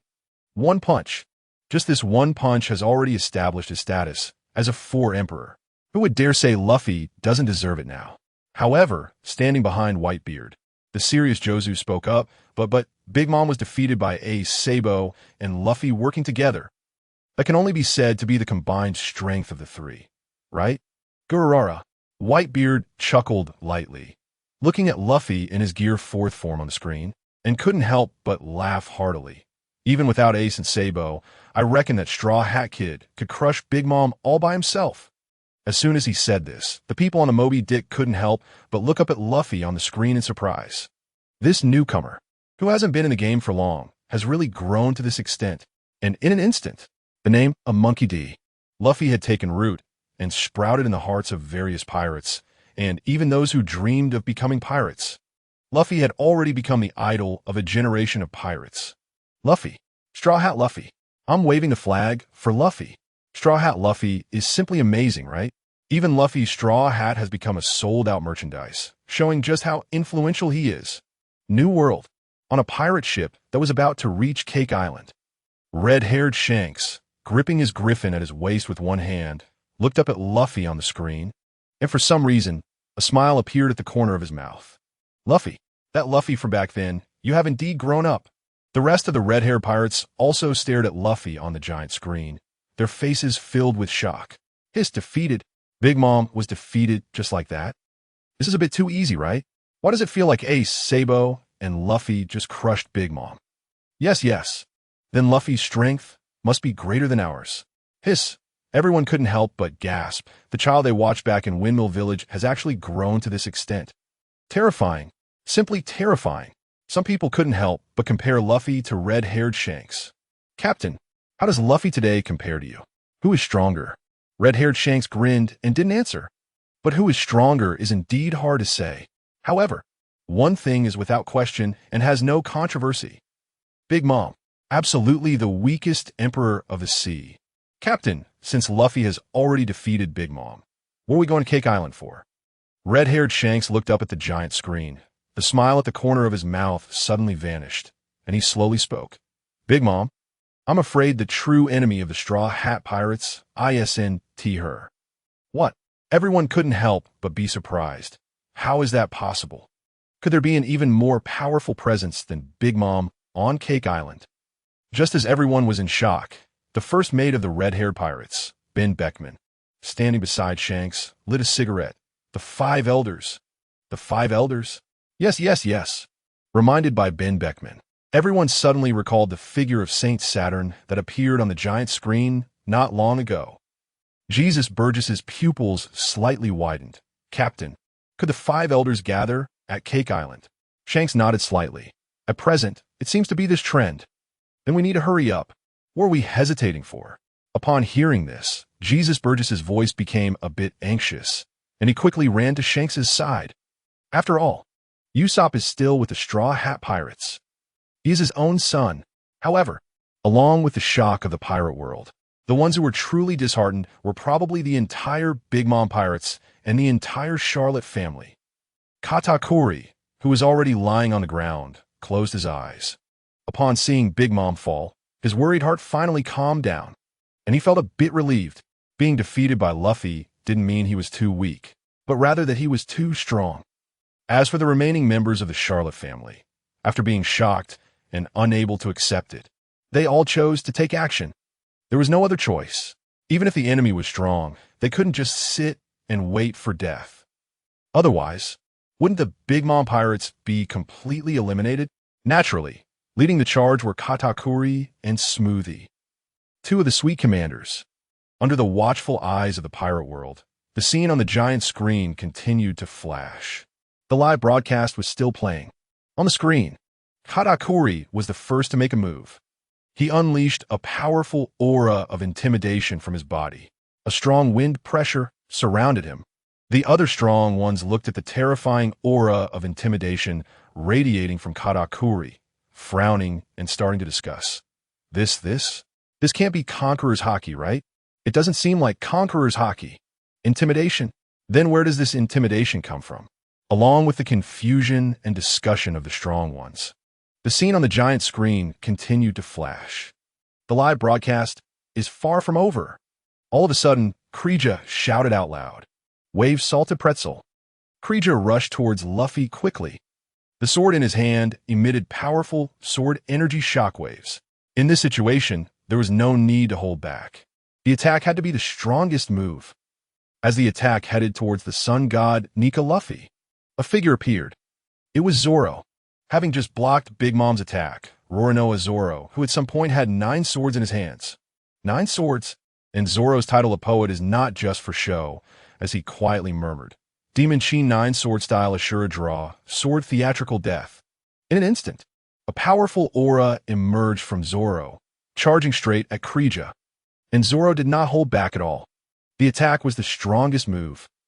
Hiss! The pirate world had not yet recovered from the shock of Ace, Sabo, and Luffy teaming up to take down Big Mom, when they faced another shock. Taking a deep breath, it must be said, in this day and age, being a spectator requires strong mental fortitude. Everyone looked up at Zoro on the screen, chanting his move, their eyes widening in disbelief, their mouths agape in shock, and the first thing they exclaimed was, "Damn. So long. Is it really that long? Whose good guy's move name is this long?" Yes. If it were someone ordinary, they probably wouldn't even have time to read out the move before getting sliced to death. I want to see just how powerful an attack with such a long wind-up can be. Amidst the discussions of the pirate world, the giant screen continued to flicker. The live broadcast was still ongoing. Suddenly, Zoro's figure flashed. A normal person would be unable to capture the trajectory of his attack. When Zoro reappeared, he executed a particularly cool ending. Holding 9 swords, his muscular upper body exposed, panting heavily, as if he had been drained. His expression was extremely serious. Crack! As Zoro sheathed his swords, Krija immediately let out a sound. 9 deep sword wounds appeared on Krija's chest. Crimson liquid flowing continuously from his body. Thud! With another thud, Krija fell straight down, losing consciousness. It should be noted, this move was a special technique that Zoro used while heavily injured. In a heavily injured state, this move had even hurt Kaido.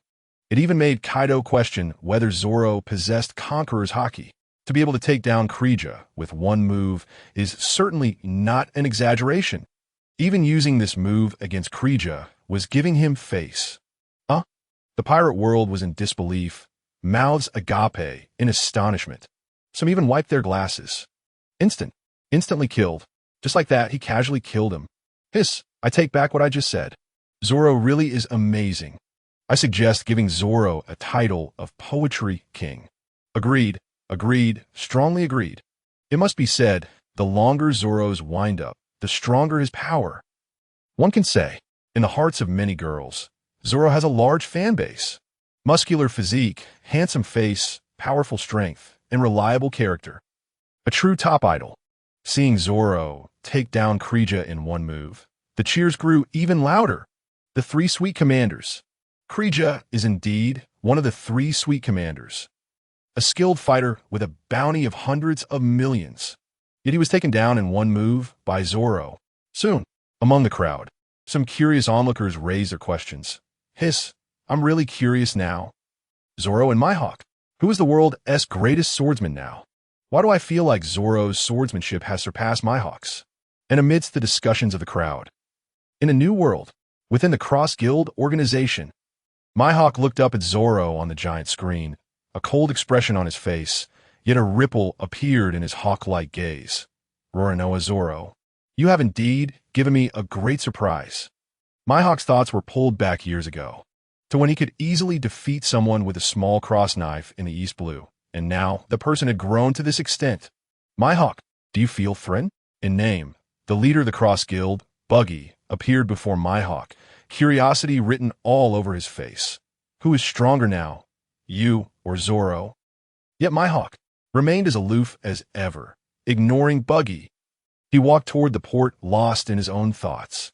Undoubtedly, Mihawk is feeling a bit restless.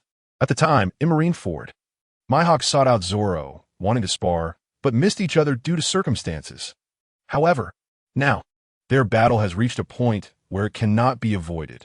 The world's greatest swordsman, it must be said, Mihawk feels a considerable threat from Zoro. But to say he would lose, Mihawk had never considered that possibility. With Krija being defeated so casually by Zoro, the entire Big Mom Pirates were thrown into chaos. One of the remaining Sweet Commanders, Smoker, looked up, Luffy in the sun god Nika form, Ace, engulfed in flames, with a resolute expression, and Sabo, still maintaining the shape of a dragon's claw. Just now, having taken down Krija, Zoro with his cool ending. Then looking around, Krija lying on the ground, barely alive. Katakuri, who had long since closed his eyes, and Big Mom, who was massive and took up half the battlefield after falling. Smoker, known as the King of Water, was feeling quite troubled. Facing the global live broadcast on the giant screen, Smoker was silently shouting in his heart, "Stupid brain, hurry up and turn. Stupid brain, I don't want to end up like Krija." Big Mom's defeat has already become a foregone conclusion. All Smuggy needs to do now is to exit with minimal injuries. Quickly, Smuggy's gaze swept across the Straw Hat Pirates one by one. Usopp, a coward? No way. Nami, Robin, Chopper? Forget it. How can I mix with them in the future? Brook, another sword user. He won't go crazy like Cracker and start bleeding, right? Frankie, what is that? Quickly, Smuggy soon fixed his eyes on a somewhat chubby figure. The blue fat guy, Jinbe, former warlord. And not even using a knife. All right, it's him. I have to say, this is the awareness of being the king of taking it easy. When choosing opponents, you must pick the most suitable one. Not too strong, not too weak. Losing won't leave any handles. Smuggy raised the sword in his hand and charged straight at Jinbe, not even wanting to use any moves. Upon seeing this, Jinbe immediately assumed a karate fighting stance, letting out a low growl. Fishman karate shoulder throw. Jinbe effortlessly dodged Smuggy's sword attack, grabbed Smuggy's arm, and threw him out using a judo throw. Bang, bang, bang. Smuggy's somewhat large body crashed into several buildings before falling to the ground. Immediately fainted. Jinbe looked down at his hands, somewhat puzzled. Has my strength increased again? Or is Smuggy just too weak? That was just one move? I haven't even started. How did he fall? I must say, the shock brought by the Straw Hat crew has never disappointed anyone. People in the pirate world looked up at the giant screen, especially when they saw Jinbe knock Smuggy out with just a simple shoulder throw. It was truly shocking. In seconds, damn it, another one-shot kill. Jinbe is too strong, right? Smuggy is one of the 3 Sweet Commanders of the Big Mom Pirates, and he got taken down so easily. One can only say that the current Straw Hat Pirates and the Big Mom Pirates are simply not on the same level. Yes. Why? Why do I feel like the Straw Hat Pirates only need Luffy, Zoro, Sanji, and Jinbe to crush an Emperor of the Sea? As soon as this was said, everyone was first shocked, then they nodded vigorously. Agreed. Strongly agreed. Don't be fooled by the small number of Straw Hat crew members. Their strength is top-notch. Yes. They're truly going for an elite route. Amidst everyone's discussions, the images on the giant screen continued to flicker.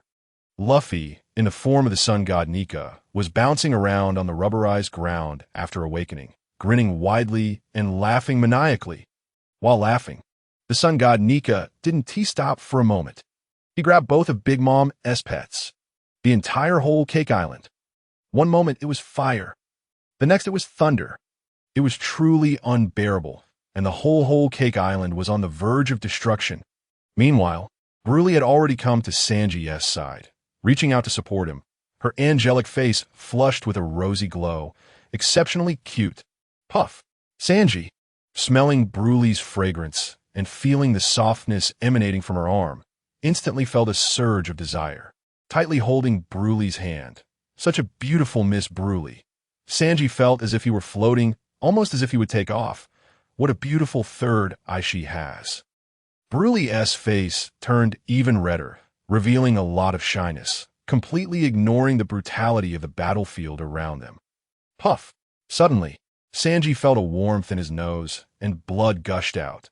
The already heavily injured Sanji shot up like a rocket. Then he fell heavily to the ground. Sanji, are you okay? Bruley hurriedly rushed forward to support Sanji. Not far away, Chopper saw this and quickly ran over, wrapping Sanji's entire body in bandages and working to stop the bleeding. At the same time, he advised Bruley, Miss Bruley, if you want Sanji to recover quickly, it's better not to get too close to him. Huh, Bruley exclaimed in surprise. Chopper continued, otherwise you'll just make him bleed more. All right, Bruley agreed while bashfully stepping back. Huh, the people in the pirate world couldn't help but feel speechless about Sanji. Sanji, this is simply too much. As he engraved his perversion deeply in his brain, he didn't get killed by Big Mom, but almost died at Bruley's hands?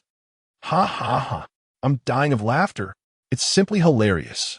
It was evident that the emotions of the people in the pirate world were gradually calming down. The situation was already too clear, right? Big Mom has fallen. Katakuri, Cracker, and Smuggy, the three sweet commanders, have all been taken down. Daifuku, Oven, and other members of the Charlotte family would definitely not be opponents. Defeated. The mighty Big Mom pirates. The once established Yonko. Just like that, they were defeated. Completely defeated. Sign out. The rise of the Straw Hat Pirates is simply unstoppable. Yes. Will Luffy's bounty break 50 billion? That is too terrifying, right? What about Big Mom? Will the Straw Hat Pirates take over Big Mom's territory? Soon, some of the crowd began to deny impossible. Luffy's goal is to become the Pirate King. He will definitely continue to sail. Then, what about Big Mom? As the people in the pirate world speculated, the images on the giant screen continued to flicker. The live broadcast was still playing. It was far from over. New World. At the port of Whole Cake Island, a warship suddenly barged in. On the deck of the warship stood only one person. The Five Elders. The pinnacle of power in the pirate world. One of the Five Elders. Saint sat in.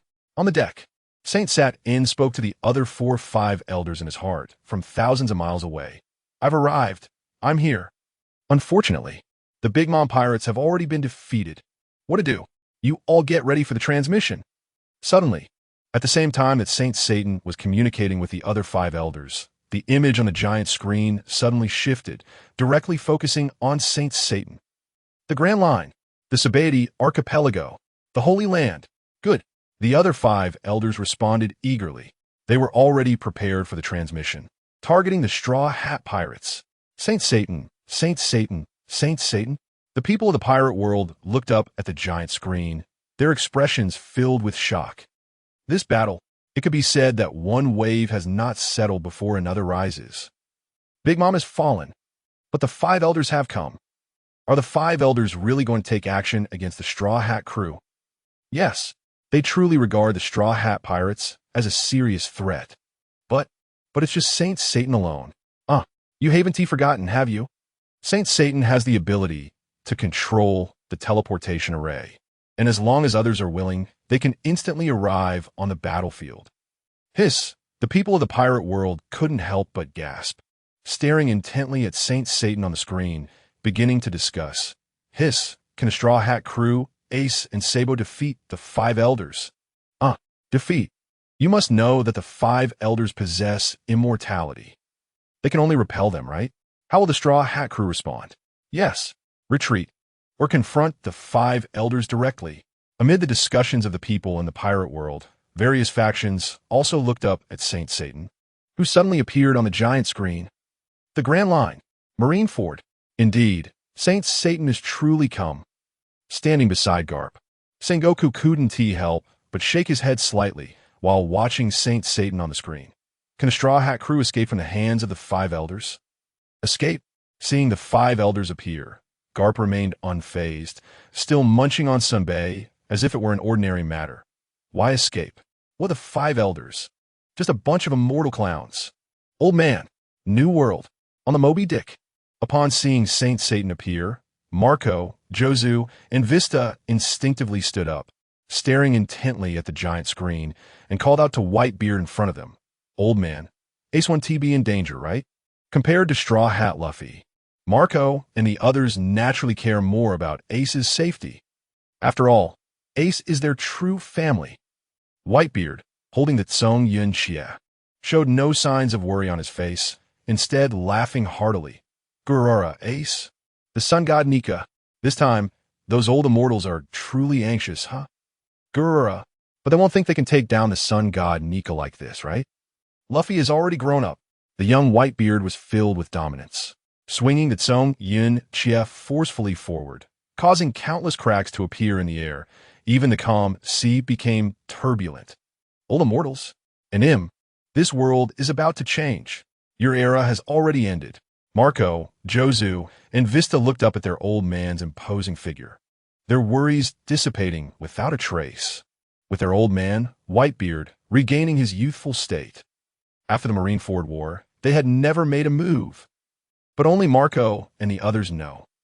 If Whitebeard truly takes action, perhaps only that so-called king of power, could withstand it. As for Straw Hat Luffy, still a bit lacking. After all, the world's strongest man, Edward Newgate, is not just a name. New World, on Onigashima, Gulong. The changes in the battle situation were too rapid, leaving the Beast Pirates somewhat at a loss and greatly shocked. Especially the Prince of the Beast Pirates, Jack. After Big Mom just fell, Jack looked up at the image of Luffy in the sun god Nika form, filled with excitement and eagerness. If he were to encounter the Straw Hat Pirates Thousand Sunny on the sea, Jack would probably shout, "Get the ship over here!" Compared to the reckless Jack, Jin and Queen were clearly more cautious, looking up at the greatly imposing Luffy. Ace, Sabo, Zoro, and Jinbe, their expressions becoming serious. You must know, the Straw Hat Pirates have long since settled their grudge with the Beast Pirates. Perhaps the Straw Hat Pirates' next target is them. However, after the appearance of the five elders, the members of the Beast Pirates were even more shocked, their pupils dilating, mouths agape. Even Kaido in his dragon form froze in midair, his enormous dragon eyes widened as he looked at the screen, internally shouting, "Fight! Get fighting! Damn it!" For Kaido, after seeing the powerful strength and potential of the Straw Hat Pirates, indubitably, Kaido also felt a tangible threat. Captain, we're about to make our entrance, right? New World. On the sea surface less than 500 meters from the battlefield, a pirate ship was sailing quickly. On the deck, everyone's expressions were filled with excitement. Are we going live again? No, to be precise. The captain is going to showcase his face fruit ability again. Hearing the teasing from his subordinates around him, Shanks smiled, but felt somewhat helpless. After all, they were about to face the struggling Big Mom Pirates and the current pinnacle of world power, the five elders. Those who could still laugh were probably just them. I said there's still a chance, right? Around the port of Cake Island, there was an extremely concealed sea area where a pirate ship was stationed. There were only 3 people on the ship. The atmosphere was a bit heavy. Blackbeard looked at the suddenly appearing Saint Satan on the giant screen. His gloomy expression instantly vanished, and he couldn't help but laugh wildly. Big Mom, you really are disappointing. I thought you could hold your own against the sun god Nika. Turns out you were this weak, but thanks to the 5 elders coming. Just then, a voice beside him spoke slowly. Captain, should we be a bit cautious? Don't you remember being captured by the 5 elders and made to work as labor? We must be careful this time. The once cocky Blackbeard was suddenly struck by a rather humiliating memory, his expression instantly turning sinister as he clenched his fists tightly. 5 elders? I will make you pay. In the world of pirates, amidst the shocked reactions of various forces, the images on the giant screen continue to flicker. The live broadcast is still ongoing. New world. At the port of Cake Island. Ha ha ha ha. The entire port still echoes with the hearty laughter of the sun god Nika, as if completely disregarding Saint Satan or the Gorosei. For a moment, Usopp, Nami, Robin, Frankie, and others also assumed battle stances. A great enemy. This is the real great enemy. Straw Hat Luffy. Saint Satan stands on the deck, staring intently at Luffy in the form of the sun god Nika. Back then in Marineford, you were lucky to escape, but today is your day of death. After saying this, Saint Satan showed no hesitation, and immediately beneath him, strange and dazzling rays of light began to appear.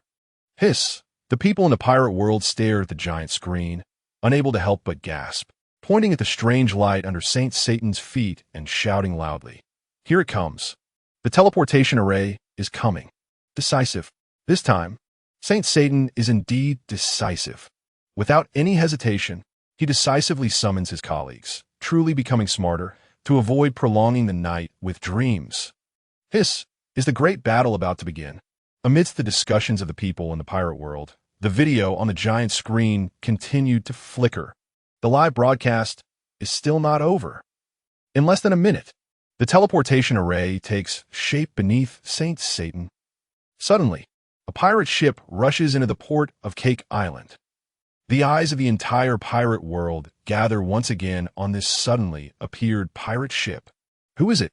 The people in the pirate world all looked up, staring intently at the giant screen, and slowly spoke. Who is it? How did another pirate ship suddenly appear? Yes, yes. Is it really this lively? Hiss! Moreover, with such a scene unfolding, the entire world must be watching. Right. Yes. Who has the guts to come to Cake Island? However, someone quickly noticed the flag of that pirate ship and shouted loudly. Look! Quick, look! It's red-haired. It's Shanks the red-haired. Nanny! Shanks has appeared again. Almost in unison, a voice surfaced in everyone's heart. No, it can't be. The face fruit. Hiss, is Shanks going to show off his face fruit again? Grand Line. Marine Headquarters. Marineford. Sengoku looks at Shanks suddenly appearing on the giant screen and can't help but glance at the expressionless Carp beside him, sighing. Carp, are you sure Luffy is Dragon's son? Carp couldn't help but glance at Sengoku, waiting for his next words. Why? Why do I feel like Shanks is more like Luffy's real dad? First the Marineford War. Now Cake Island. Why is it always Shanks who saves Luffy? What about his real dad, Dragon? Carp merely rolled his eyes at Sengoku, without making any comments. Shanks. New world.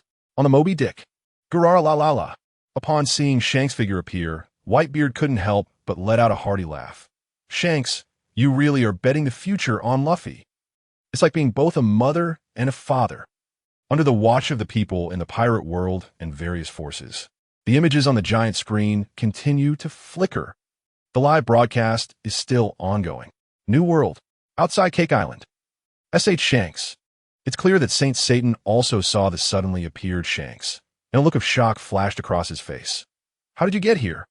Shanks did not answer Saint Satan's question, merely standing at the very front of the deck, staring intently at Saint Satan, and indeed stated that famous line, Saint Satan, give me some face.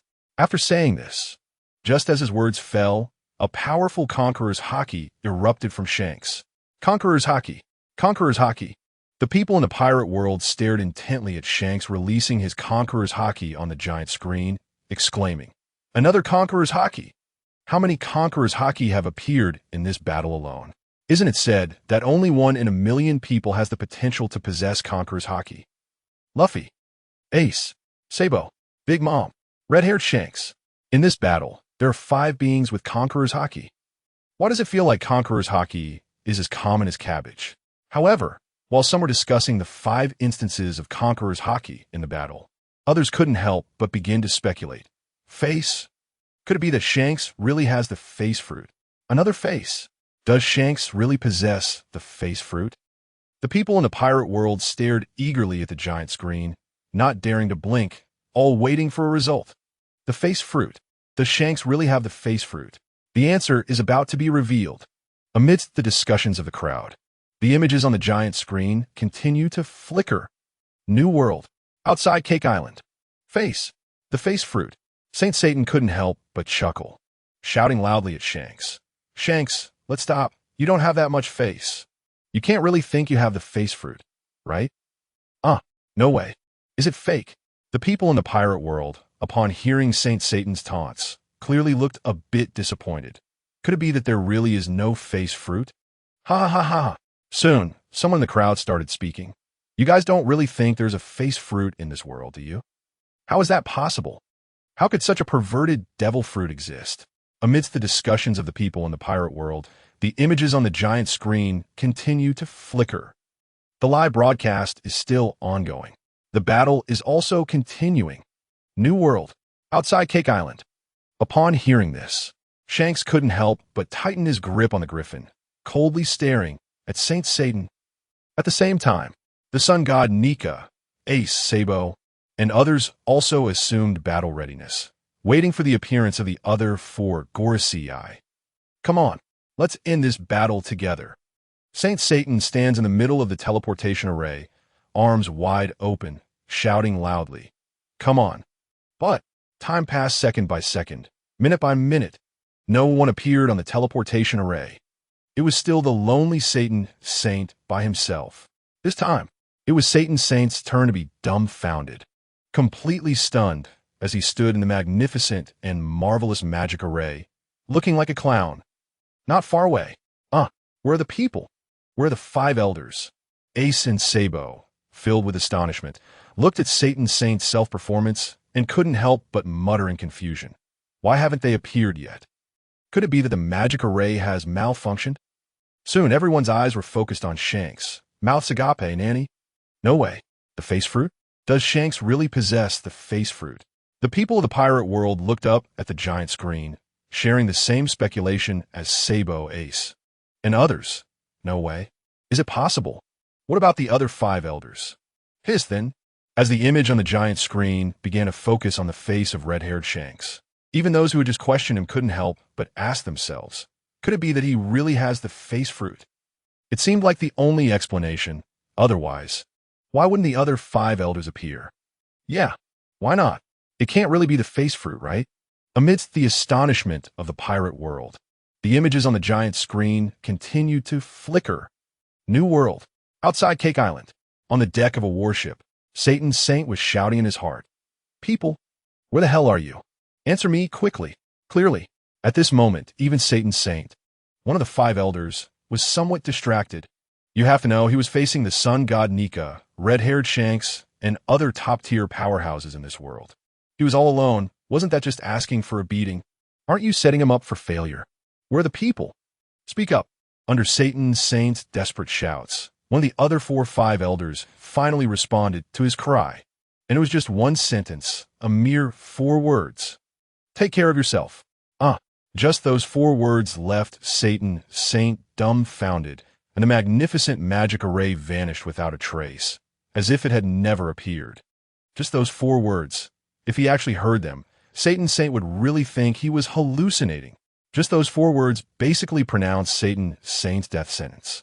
A few minutes earlier, New World, Sabati Archipelago, Holy Land, the other 5 elders stood by the window. Just as Satan Saint activated the magic array and was about to teleport, they heard a voice in their ears. Again, just one sentence, but the voice was filled with suppressed rage. Satan actually dared to act on his own, and had already been stripped of his position and powers as a 5 elder. Shocked, the other 4 widened their eyes, their pupils dilating, filled with disbelief at what they heard. What? But even in their shock, the other 5 elders could only kneel halfway on ground, solemnly answering the towering building nearby. Yes. However, in their hearts, they all sighed. Acting on his own? Just a baseless accusation. Every move they made was under Im's surveillance and control. How could him not know about Satan Saint's actions? The only explanation that made sense was that the sun god Nika or red-haired Shanks had some secrets hidden. But the 5 elders only had a vague understanding. They could only arrive at this answer. Under everyone's gaze, the giant screen continued to flicker with the video. The live broadcast was still not over. New World, outside Cake Island. Where are Satan Saint and the other 5 elders? Seeing this, red-haired Shanks relaxed his grip on the griffin, seemingly knowing the fate that awaited Satan's Saint. Ha ha ha ha! Upon hearing this, Saint was first taken aback, then laughed out loud. But soon, the laughter turned into howls of despair. As Satan's Saint wailed, he had already knelt on the ground. The people of the pirate world looked up at the giant screen in confusion, exclaiming in excitement. The development of this plot. It was simply too shocking. If they weren't careful, they might miss a major event that could change the world's landscape. What about the other 5 elders? Did the magic array really malfunction? No way, right? Satan's Saint wouldn't have to face the sun god Nika and red-haired Shanks by himself, would he? Then Satan's Saint probably wouldn't even know how he died, right? Just as everyone was discussing, something changed with Satan. Look, quick look. What is that on Satan's Saint's body? Under everyone's gaze, the image on the giant screen continued to flicker. The entire video focused on Satan's Saint. New World, on the deck of the warship outside Cake Island. Satan's Saint lay on the deck, screaming in pain while struggling violently. Black lightning and flames surged from his body. Everyone present was dumbfounded, watching Satan's Saint, who suddenly had black lightning and flames appear on his body, shocked. What happened? What on earth is going on? This phenomenon shocked not just the ordinary people of the pirate world. Even some powerful beings from other worlds were surprised, watching the excruciatingly tortured Satan's Saint in the video, and their minds couldn't help but conjure some guesses. Could it be because of him? And the reality was just as everyone suspected. In the video, on the giant screen, Satan's Saint was howling in pain on the deck.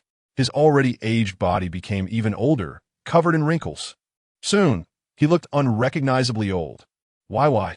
Satan's Saint covered his face, looking up and pleading loudly to the sky. Lord him, please. Spare me, Lord him. It really is I'm. In an instant, the people of the pirate world were all frozen in place, watching the tormented and suffering Satan's Saint in the video, shivering in fear. They seemed to understand. They understood why the 5 elders obeyed Im's orders so thoroughly. Under everyone's gaze, the entire giant screen gave Satan's Saint a close-up, seemingly recording his changes. Then, before Satan's Saint could howl again, in an instant, he was blasted into a pile of bones. Black blood stained the entire deck, dead beyond recognition. The people in the pirate world couldn't help but gasp and step back, with some even collapsing in fear, their eyes becoming somewhat hollow. Dead, just like that. A member of the 5 elders was actually killed so easily. Terrifying, it's simply too terrifying. Meanwhile, New World, Sabaody Archipelago, Holy Land. The 4-5 elders looked up with complex expressions, their faces turning pale as they stared at the giant screen. Saint Satan, it might just be what I'm used to intimidate them. To kill the chicken to scare the monkey. That Saint Satan seemed to be that chicken. The 4 of them clearly understood that for the rest of their lives, they could only be controlled by Im. Although he granted them immortal bodies, he could decide their life and death, and it was a kind of instant kill with no possibility of resistance. Step. Soon, as the 4 were in shock, the large room's door was opened, and clear footsteps were heard. One person was missing, just in time for my arrival. Now the seat should be enough, right? The 4 turned their heads to look. They saw a figure appearing before their eyes. As everyone watched, the image on the giant screen flickered. The live broadcast continued. Come out. After Saint Satan's death, red-haired Shanks looked toward a dark spot not far away. Everyone followed Shanks' gaze. Soon, a figure appeared in front of them, and at the same time, his iconic hearty laughter echoed in every corner of the pirate world. Ha! Shanks, I thought you had the power of the face fruit. Everyone looked at the suddenly appearing figure, their pupils shrinking sharply, their faces filled with disgust. Damn. Blackbeard, Marshal D. Teach. Shanks looked up at Blackbeard, coldly saying, I didn't expect you to escape from the 5 elders. The next second, before Blackbeard could respond, Luffy and the sun god Nika form decisively struck out, with an infinitely extending arm rushing toward Blackbeard Teach. Quick, Bruno, quick! Blackbeard shouted loudly at Bruno, and Bruno didn't let Blackbeard down. As soon as Blackbeard finished speaking, a door appeared out of thin air and then opened. The next moment, Blackbeard, Bruno, and Beige stepped into the door simultaneously, disappearing without a trace, leaving only Blackbeard Teach's voice. Blackbeard Teach, will be back. Luffy's punch naturally missed. Then, the giant screen in midair slowly fell into darkness, and the video was turned off. Blackbeard Teach is still alive. Across the world, on various unknown islands, a dying Poison Q riding a donkey looked at the suddenly appearing Blackbeard and slowly said, "Captain, I'm here." A Van Oka, holding a sniper rifle, after putting away the long gun, looked at the darkened giant screen and turned to move in the opposite direction. Half a month later, news about the Straw Hat Pirates spread across every corner of the pirate world.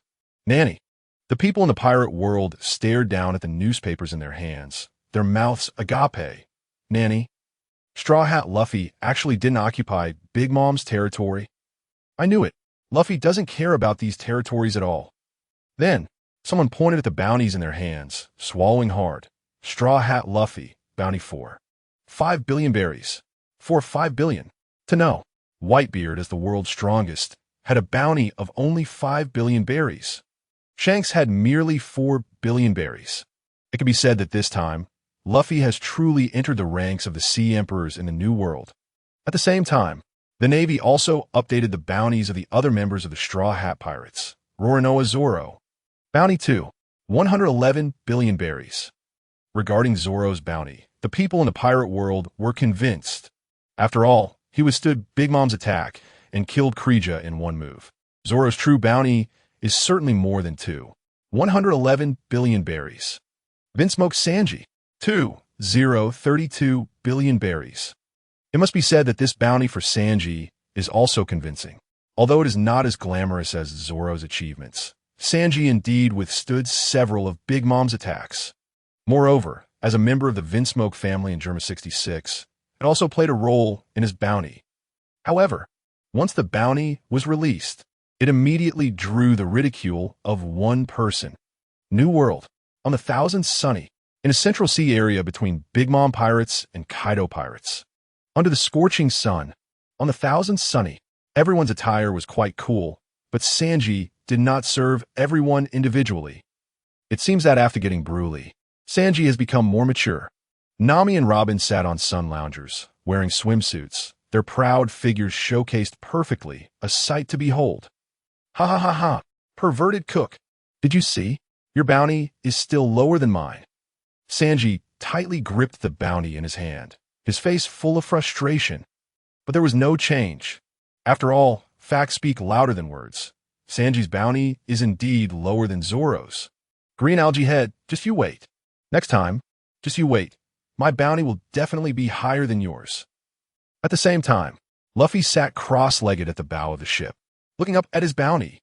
Jinbe was steering the Thousand Sunny. Usopp, Chopper, Frankie, and Brook were quickly flipping through bounties, searching for their own.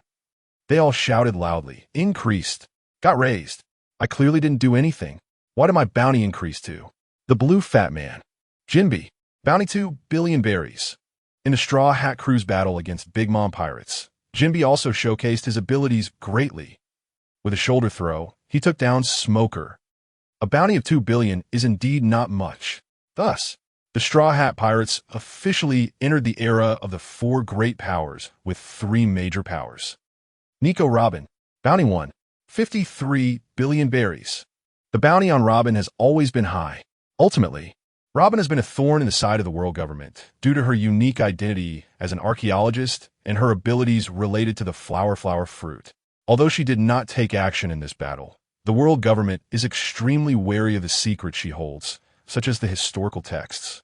Frankie, bounty of 490 million berries. Since Frankie has only shown his face a few times as a member of the Straw Hat Pirates and demonstrated little of his strength, the world government merely symbolically raised his bounty by 100 million berries. Meanwhile, the other members of the Straw Hat crew, also not having taken action, had their bounties increased by around 100 million berries each due to the world government's fear of the Straw Hats. Of course, Chopper, the reindeer, is an exception. At the same time, in the East Blue, Inside a maritime restaurant. You look just like Bruley for not long ago. One of the customers shouted loudly at a waiter. Nanny. Everyone focused their attention. B.R. Bruley. Could it really be the place Sanji worked at before? The crowd couldn't help but open their mouths in surprise. Meanwhile, an old man with a limp appeared in the kitchen, holding a stack of papers. Bruley. There's a bounty for Sanji. Come look. Additionally, several pieces of news from the Navy were released. First, the Navy headquarters will be moved to the New World. Sure enough, Akainu is still the same Akainu. No changes at all. He made this decision again.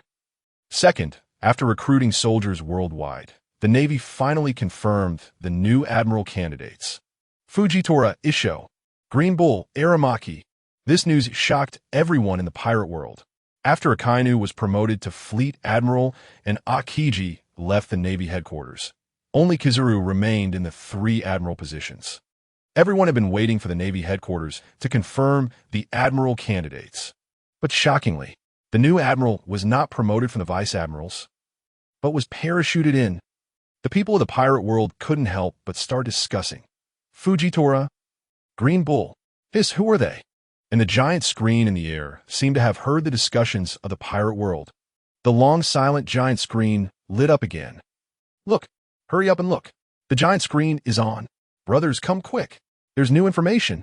While everyone was still speculating about Fujitora and Green Bull, the video on the giant screen suddenly brightened. In just a few seconds, all over the world, on various open streets, there were crowds of people, all looking up intently at the giant screen, not daring to blink, discussing. What? What could this be? No way. It can't be about to expose other sea emperors, right? Red-haired Shanks crew, white bear pirates, or the beast pirates. The familiar feeling returns. The familiar taste. Amid the discussions of the people in the pirate world, the images on the giant screen began to flicker. Soon, a black subtitle appeared on the video. Fujitora, the kindest admiral in the Navy. As soon as the title came out, everyone in the pirate world began to discuss. The giant screen can't hear us talking, right? Just because we were curious about Admiral Fujitora, they decided to feature him. However, compared to the big data monitoring of the giant screen, the people in the pirate world were clearly more concerned about the title. The kindest admiral? That title isn't for just anyone. Let's review the previous admirals. Akainu, Akiji, Kizaru, Zephyr. Why? Why is Fujitora considered the kindest admiral? Yes. Currently, the Navy headquarters. Marineford. The Navy has only proposed moving the headquarters to the New World, but the new headquarters in the New World has not yet been completed. Therefore, Marineford remains the current headquarters. Look, hurry up and look. It's Admiral Fujitora. For a moment, all the Navy personnel looked up at the giant screen. Although they are part of the Navy, just like the people in the pirate world, they are curious about the details of Admiral Fujitora and Admiral Green Bull. Buffed. Experiences. They are not clear about the experiences. Marineford, in a conference room. A group of high-ranking officials sat in the conference room. And Kizaru, sitting next to Fujitora, saw Fujitora appear on the giant screen through the window and couldn't help but pat Fujitora on the shoulder. Fujitora, you're on the giant screen. Take a look. Fujitora couldn't help but chuckle. I didn't expect that I would also appear on the giant screen, but unfortunately, I can't see it. With that one sentence, Kizaru felt a bit awkward and quickly said, "Oh, sorry, I forgot you can't see it." Meanwhile, in the pirate world, under the discussions of the Navy headquarters soldiers and high-ranking officials, the images on the giant screen continued to flicker. The introduction of Fujitora was just beginning. Fujitora, an unknown master from the civilian world, a Paramecia-type heavy fruit user, holding one of the 12 supreme swords, the gambler's fire line. A blind uncle who loves to gamble. After Admiral Akainu was promoted to Fleet Admiral, and former Admiral Akiji left the Navy, 2 positions in the 3 admirals were vacant. Thus, the Navy conducted world recruitment. Fujitora participated in the world recruitment and was exceptionally promoted to Admiral, codenamed Fujitora, alongside Green Bull and Kizaru. They are known as the new 3 admirals. In just a few sentences, Fujitora's abilities, personality, and experiences were all introduced. The crowd looked up at the blind uncle on the giant screen, and a wave of doubt arose. Hiss, what? What is this? The Navy headquarters is definitely not joking. A blind man became a damn admiral? Some citizens of the pirate world began to curse at Fujitora on the giant screen. I pay so many taxes every year, and they give me a blind man to protect my safety. The kindest admiral? I bet he can't even fight anyone. How could he be kind? Damn it. The key is gambling. Damn it. The new admiral was actually a gambler. It's collapsing. The sky is falling. The new admiral of the Navy is actually a gambler. At the same time, at the former Navy headquarters, Marineford, for a moment, all the Navy soldiers were shocked and looked up at the giant screen, but they didn't curse as harshly as ordinary people. They were just questioning in their hearts. Fujitora, how was he promoted to admiral against the odds? At the port, Sengoku and Garp stood side by side. Garp was tossing Sunbae into his mouth one by one, laughing heartily. This is killing me with laughter. Fujitora's experience is so bizarre. Ha ha ha ha ha. I'm quite curious about this person. After saying that, Garp patted Sengoku's shoulder. I have to say, Akainu indeed did something decent. Sengoku also laughed heartily at this. But what Sengoku and Garp didn't know was that Akainu, who was in the conference room, was turning black with anger. He was even sneezing continuously. Meanwhile, amidst the insults from the pirate world and the doubts in the hearts of the Navy soldiers, the images on the giant screen continued to flicker. Not seeing the truth is a blessing. There are indeed too many dirty and lowly people in the world that are hard to bear. Fujitora's eyes were closed because he didn't want to see the world's sins. Hiss, not wanting to see the world's sins. He closed his eyes on his own. What does that mean? Is Admiral Fujitora blind by his own doing? The people in the pirate world looked up at the giant screen, shaking their heads while sighing. This old man seems a bit foolish. He actually blinded himself for this reason. Truly foolish. Meanwhile, under the discussions of the people in the pirate world, the images on the giant screen continued to flicker. The introduction of Fujitora was far from over. Fujitora loves gambling. Gambling has become an inseparable part of Fujitora's life. After arriving in Dressrosa, Fujitora began gambling with people in taverns. Moreover, when talking with others, Fujitora often likes to use gambling content or terminology as metaphors or quotations. Gambler. This is too much a gambler, right? For a moment, at the former Navy headquarters, Marineford, a group of sailors looked up at the giant screen, especially when they saw that gambling is an inseparable part of Fujitora's life. They couldn't help but start discussing. Hiss, gambler. Can this gambler really take on the duty of admiral? You have to know, for the Navy, an admiral is the most authoritative representative. And now, this representative is actually a gambler. Doesn't that completely obliterate the little confidence the public has in the Navy?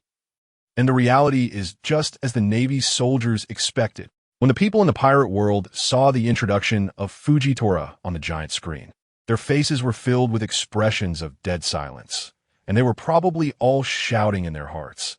There's no saving it. The Navy headquarters is completely hopeless. The world government is indeed hopeless. Meanwhile, accompanied by the gazes and discussions of the people in the pirate world, the images on the giant screen continued to flicker. The exposure of Fujitora was just beginning. But Fujitora always remained calm. One time, when a meteorite flew towards his warship, and the crew members were all in a panic, Fujitora remained calm, eating ramen as if nothing had happened. Even when he was proposing his handling suggestions, a noodle was still hanging from his mouth. The images in the giant screen flashed by, especially after introducing Fujitora's calmness. The people in the pirate world began to discuss again, but it wasn't positive. Hiss, calm. Are you sure this is calm? This is pure insensitivity, right? Ha ha ha ha. The reaction of everyone in the pirate world at this moment was surprisingly unanimous. At the former Navy headquarters, Marineford, Sengoku stood up, pointing at Fujitora on the giant screen with a noodle hanging from his mouth, and couldn't help but laugh. Ha ha ha. Garp, why does it feel like this kid Fujitora is a bit like you? Ha ha ha ha ha. Garp was slightly taken aback, then couldn't help but laugh. I said, Letting Fujitora become an admiral is the smartest decision Akainu has ever made. At the same time, the images on the giant screen continued to flicker. Soon, an introduction of Fujitora's abilities was presented. Paramecia Gravity Fruit. Fujitora uses his ability to drop meteorites. Gravity Fruit. The people in the pirate world looked up at the introduction of Fujitora's fruit abilities, frowning and recalling. Gravity Fruit? Wasn't this fruit exposed before? This is there. But I'm quite curious about this devil fruit. Under the curious gazes of everyone, the images on the giant screen continued to flicker. Fujitora can freely manipulate the strength and direction of gravity. He can instantly increase gravity to tens of thousands of kilometers above the ground, pulling down meteorites with high-temperature flames. Moreover, Fujitora can also make objects lose weight and float. He can create repulsive gravity to deflect opponents' attacks. He can also swap the direction of gravity in a certain area, causing everything on the ground to fall toward the sky. The most critical part, also the most bugged aspect of the gravity fruit. Fujitora can use his ability to move objects, like warships or stones. And Fujitora does not need to physically contact the target he wants to act on, and can affect all living or non-living objects. For a moment, the people in the pirate world stared at the giant screen, unable to help but gasp in disbelief, saying, "No need to contact the target?" Does that mean Fujitora can make anyone lose gravity or bear more gravity with just a glance? Moreover, and the gravity fruit can also act on living beings. Terrifying.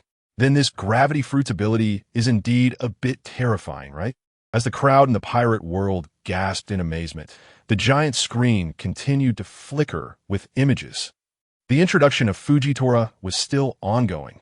When the Navy learned that Don Quixote da Flamingo had withdrawn from the Shichibukai, another warlord law, openly allied with pirates, Akainu sent Fujitora to Dressrosa to handle this matter. The crowd in the pirate world looked up at the screen, especially at the familiar scenes, and couldn't help but start discussing. Dressrosa? I remember. I seem to have some impression. Isn't this when the giant screen said to look at the news of the king's defeat? Yes. At the same time, amidst the murmurs of the crowd in the pirate world, the images on the giant screen continued to flicker. When Luffy and the others headed to the restaurant, Zoro, who was walking at the back, noticed Fujitora. This was the aura unique to a strong person. And Fujitora did the most incredible thing in history. He asked a pirate for directions. And what's even more incredible is, this pirate is notorious for being directionally challenged. As the scene appeared, the crowd in the pirate world couldn't help but laugh heartily. Are you sure? Is there really such a thing? Zoro, the name of the directionally challenged, is known to all. The key is, Fujitora is still a Marine Admiral, and he actually asked a pirate for directions. As the crowd in the pirate world discussed Admiral Fujitora, the images on the giant screen continued to flicker. Fujitora felt many strong individuals gathering in the arena for the Mera Mera no Mi, sensing that something significant might happen. Therefore, Fujitora instructed his subordinates to investigate the number of spectators and townspeople, because rather than the number of enemies, Fujitora prioritized confirming the number of people who needed protection in his mind. Justice exists to protect the people. After saying this, he headed alone to Greenbit, where Law and Doflamingo had their transaction. As the images on the giant screen flashed and Fujitora's exposure unfolded, the crowd in the pirate world looked up and stared at the giant screen, their expressions momentarily dazed. Those who had previously scolded Fujitora as a gambler, unworthy of being an admiral, were momentarily frozen in place. First confirming the numbers. True justice exists to protect the people. The crowd couldn't help but repeatedly echo this phrase in their hearts, their expressions becoming more and more excited. Admiral Fujitora, just this one sentence you deserve. You deserve to be an admiral. At this moment, the crowd's praise for Fujitora began to boil over. Meanwhile, under the acclaim of the crowd in the pirate world, the images on the giant screen continued to flicker. The introduction of Fujitora had just begun and was far from over. Law appeared with Caesar, and Caesar also revealed Doflamingo's identity in the Dark World. Fujitora understood what this meant. It meant that Doflamingo had colluded with the higher-ups. The crowd in the pirate world couldn't help but gasp. Even though they already knew that pirates and the Navy had colluded with the higher-ups. Even though they already knew that Doflamingo had colluded with the government. But every time they see it, who can remain calm? It's coming. It's coming again. The people from the world government and Marine headquarters all looked up at the screen, their brows furrowed, and they couldn't help but sigh. Amidst the disappointment of the crowd in the pirate world, the inaction of the world government, and the shame of the soldiers, the images on the giant screen continued to flicker. Fujitora's exposure was far from over, to the extent that Doflamingo, who was deeply involved with Kaido, could openly manipulate the world. However, the crowd in the pirate world looked up at the giant screen, their expressions filled with desolation, and they couldn't help but mutter. The Sea Emperor? Shichibukai? Navy? The world government? No matter how you look at it, they should be two opposing camps, irreconcilable, yet they can collude like this? Interests. Among the crowd, someone quickly spoke through gritted teeth. As long as it involves benefits, even if it means killing one's father, this group of scum would probably accept it. As soon as these words were spoken, everyone turned to look at that person, then closed their eyes in anger, and they all echoed. It seemed, in the eyes of the crowd, the Navy's reputation had fallen to the lowest point.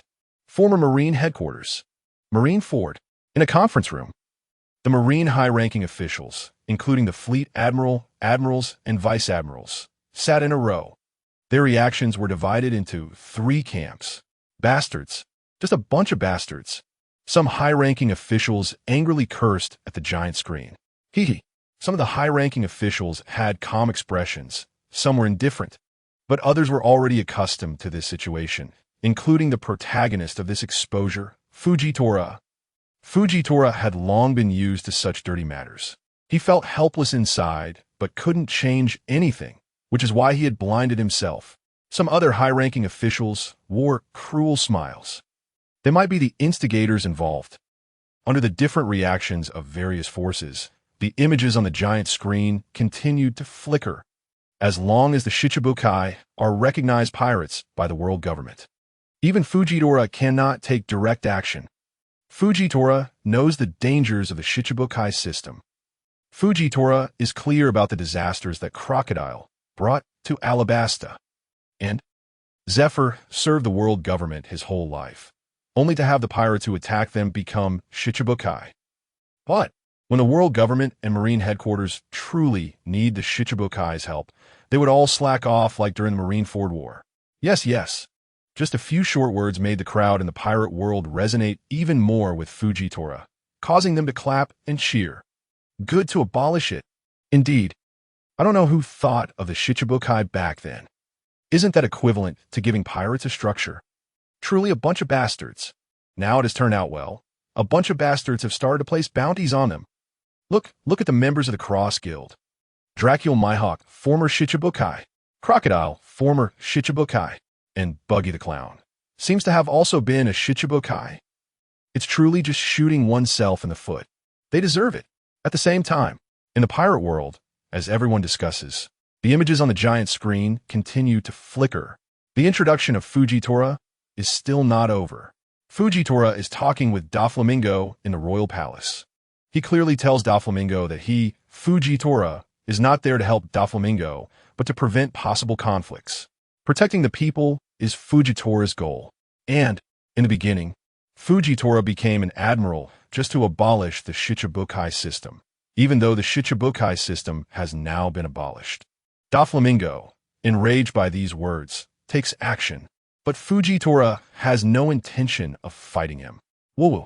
The people in the pirate world look up at the blind admiral on the screen, feeling somewhat moved.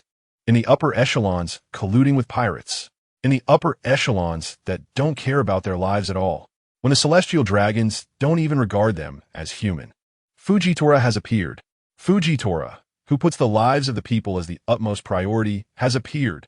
At this moment, under the build-up and rendering of the giant screen, Fujitori's support reaches an unprecedented high.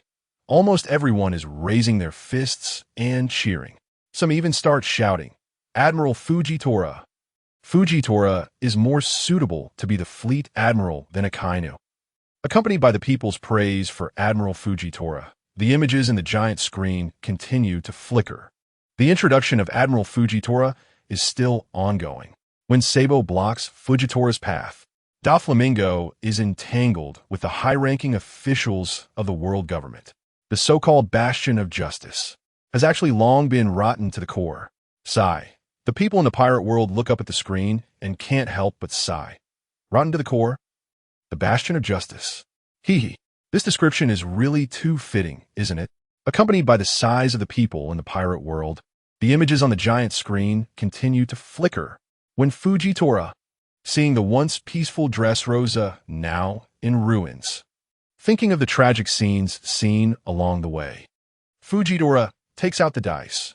He says to King Riku, "I choose to go all in on Straw Hat." Huh. The crowd looks up at the giant screen, somewhat surprised, opening their mouths, feeling a mix of laughter and tears. Gambling? Is it really time to gamble now? Ha ha. The crowd looks at Fujitora, who has taken out the dice on the screen, shaking their heads and laughing. And, at this moment, no one is saying that Fujitora is an old man who doesn't do his job anymore. Instead, he is a lovable old man who enjoys a little gamble. At Marine Headquarters, Marineford, at the port, Sengoku and Garp are standing side by side.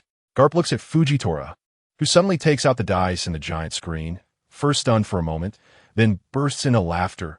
Interesting. It's really too funny, right? Ha ha ha ha. Sengoku beside him also shakes his head slowly, a smile appearing on his face. Garp, why do I feel like I'm seeing young you? Ha ha. Garp can't help but be slightly taken aback, and then hears Sengoku continue, ignoring any rules, just sticking to your own thoughts. Garp is slightly taken aback by these words and shakes his head with a smile.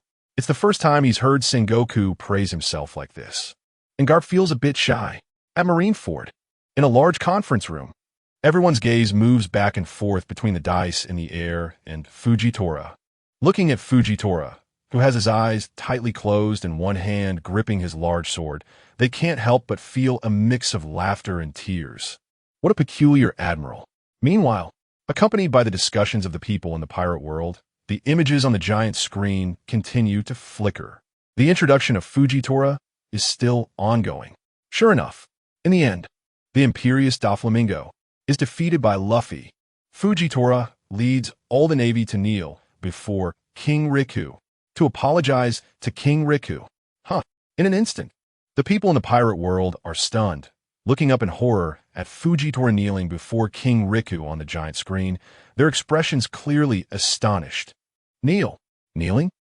The dignified admiral of the navy actually kneels before King Riku. Hiss, apologize. King Riku. Actually, sigh. Fujitora kneeling is not for King Riku, but for the people of Dressrosa. That's right. Woo-woo. Admiral Fujitora. My Admiral Fujitora. Accompanied by the astonishment of the crowd. The images on the giant screen continue to flicker. The exposure of Admiral Fujitora is still ongoing. Fujitora. The meaning of Admiral Fujitora is probably this. This incident is not your fault, King Riku. If blame is to be placed, it should be on the world government's Shichibukai system, which is too foolish. So, today, I, Admiral Fujitora, as an admiral, I represent the world government to apologize to you and broadcast it live to the whole world. Now the whole world knows the scandal of the Shichibukai. Great righteousness. This is simply great righteousness. The people in the pirate world look up at the giant screen, unable to contain their tears, shouting towards Fujitora on the screen. Justice. Admiral Fujitora is truly the embodiment of justice. That's right. Woo-woo. Admiral Fujitora. It has to be Admiral Fujitora. Woo-woo.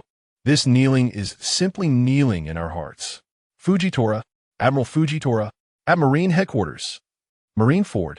In the square, a group of soldiers look up at Fujitora on the giant screen, and someone can't help but raise their fist and shout, Admiral Fujitora! Admiral Fujitora! Soon, the voices grow more numerous and louder. Soon, it even stirred the high-ranking officials in the conference room. Hearing the voices from the square, Fujitora remains calm, feeling that it is all quite natural. Why should there be so much cheering? People, as long as they hold onto their hearts. That's enough. Accompanied by the discussions of the people in the pirate world, the images on the giant screen continue to flicker. The introduction of Fujitora is still ongoing. Think about it. At first, Alabasta, the five elders don't care at all about how much harm the people have suffered. What they do afterward is to cover up the facts of the seven warlords' wrongdoing. They take all the credit for saving the country for the Navy. This is something the Navy has done many times. Dark Faces, the Grand Line, the Sabaody Archipelago, the Holy Land, in a huge conference room. Through the window, the five elders stand in a row, watching the giant screen exposing themselves, not caring at all about how much harm the people have suffered. Damn it, the giant screen. Each of the five elders curses directly, continuously blaming the giant screen. Pulling down. This is blatant pulling down. Accompanied by the curses of the five elders, the video on the giant screen continues to flicker. Akainu, coming to question Fujitora. Fujitora directly retorts. If reported, it would still be altered, right? Fujitora recalls his conversation with Smoker. The world government allows evil deeds. The country is saved by pirates. And afterward, all the credit is taken. How ironic. And Fujitora made a choice completely different from Alabasta. Woo-woo. In an instant, the entire populace of the pirate world looks at Fujitora on the giant screen, their expressions filled with deep emotion. Kindness. He truly is a kind admiral. Indeed, the kindest admiral lives up to his reputation. Just look at the statement. The Grand Line, on an unknown island, Dragon stares at the giant screen, a mocking smile unconsciously forming at the corners of his mouth, just like the people around him. Look, irony. This is truly full of irony. Sabo's expression reveals deep disgust, and he grits his teeth and slowly speaks. The country is saved by pirates. Country. Pirates? Save. Ha ha ha ha ha. Evil. Crime. Isn't this the inherent impression of pirates? And now, a country actually needs pirates to save it. What about the Navy? What about the world government? Just a bunch of corrupt governments. Dragon, who is beside him, looks down at Sabo and slowly says, "Isn't this the reason we are fighting for?" Former Marine headquarters. Marineford, in the large conference room. Akainu bites his cigar, his gaze involuntarily focused on Fujitora, his expression somewhat serious. Fujitora, kindness. Akainu can't help but sneer softly in his heart. Akainu, a pure, hawk-like figure, but he has encountered Fujitora, this pure dove, and he even defies his orders, under Akainu's gaze. Although Fujitora is blind, he can still feel Akainu's gaze and slowly holds his sword, saying, "Admiral Akainu, I will only do what I believe is right. Not what you want me to do." Fujitora's voice is quiet but incredibly firm. The corners of Akainu's eyes involuntarily wrinkle slightly, his expression turning somewhat cold. Biting his cigar, and after a while, he finally speaks. "Kind Admiral, you indeed deserve this title." In the end, Akainu still conceded. There was no other way. Being in a high position, he has to consider too much. If Fujitora resigns now, the already complaining populace would probably directly rebel, right? Staring at the giant screen, the people in the pirate world can't help but discuss. Wrong. Admiral Fujitora. I was indeed wrong. I admit, I previously held some preconceived notions about you. Gambling. Blind man. I have to say, Admiral Fujitora, your preconceived notions have indeed been too great for us. But, now, you are definitely the kindest admiral. Our most admired admiral. Nothing else. Is there no more introduction about Admiral Fujitora? Accompanied by the discussions of the people in the pirate world, the giant screen suddenly changes. A subtitle appears. Blind eyes, but not a blind heart. Pirate Faction Marine Admiral Fujitora. As soon as the subtitle appears on the giant screen, those who were still immersed in emotion, filled with admiration for Admiral Fujitora, can't help but be stunned. They all raise their heads and stare intently at the giant screen, and some even rub their eyes. Pirate Faction? This no way, right? Don't mess with me? A reversal? It can't be a damn reversal, right? The kindest admiral suddenly becomes a pirate faction admiral. Hiss, under the stunned and incredulous gazes of the people in the pirate world, the images on the giant screen continue to flicker. It seems that the introduction about Fujitora has just begun. Soon, a scene of Fujitora appears on the giant screen. In the scene, Fujitora has his eyes tightly closed, yet he murmurs, "The overly righteous straw hat Luffy. Everyone wants to help you. What kind of person are you? What color is your hair? What is the shape of your eyes? I wish this pair of eyes weren't closed. I want to see what you look like." The people of the pirate world look up at the scene on the giant screen. As a blind man, Fujitora seems to regret his blindness for the first time, staring hard at Luffy's back, while murmuring those words. Fanboy. There's no way. Could it be that even a newly appointed admiral is a fanboy of Luffy? Isn't this enhancing the background of Straw Hat Luffy even further? The people of the pirate world can't help but count on their fingers. If we only consider the Navy's side of the camp. Grandpa Garp, the hero of the Navy, Marine Admiral Kizaru, suspected to be Luffy's second uncle. Now it's good. Another admiral fanboy has appeared. New world. In a calm, sunny sea, the Thousand Sunny is sailing steadily. Luffy looks up at the giant screen, tilting his head and murmuring, "The gambling-loving blind uncle? Have I seen him before? I don't seem to know him." Surrounding Zoro, Nami, and others couldn't help but feel a bit helpless upon hearing this. Know him? Have seen him? The newly appointed admiral. How could they know him? As the discussions among the people in the pirate world continued, the giant screen kept flashing images. The introduction of Admiral Fujitora was still playing. When they heard the words, "If only those eyes hadn't closed," they instantly felt teary-eyed. Admiral Fujitora. He chose not to see because he had witnessed too many things he didn't want to see. Surely he had his own past experiences. And Fujitora, who had seen too many things he didn't want to see, had become an admiral through world conscription. It seemed Fujitora wanted to change something.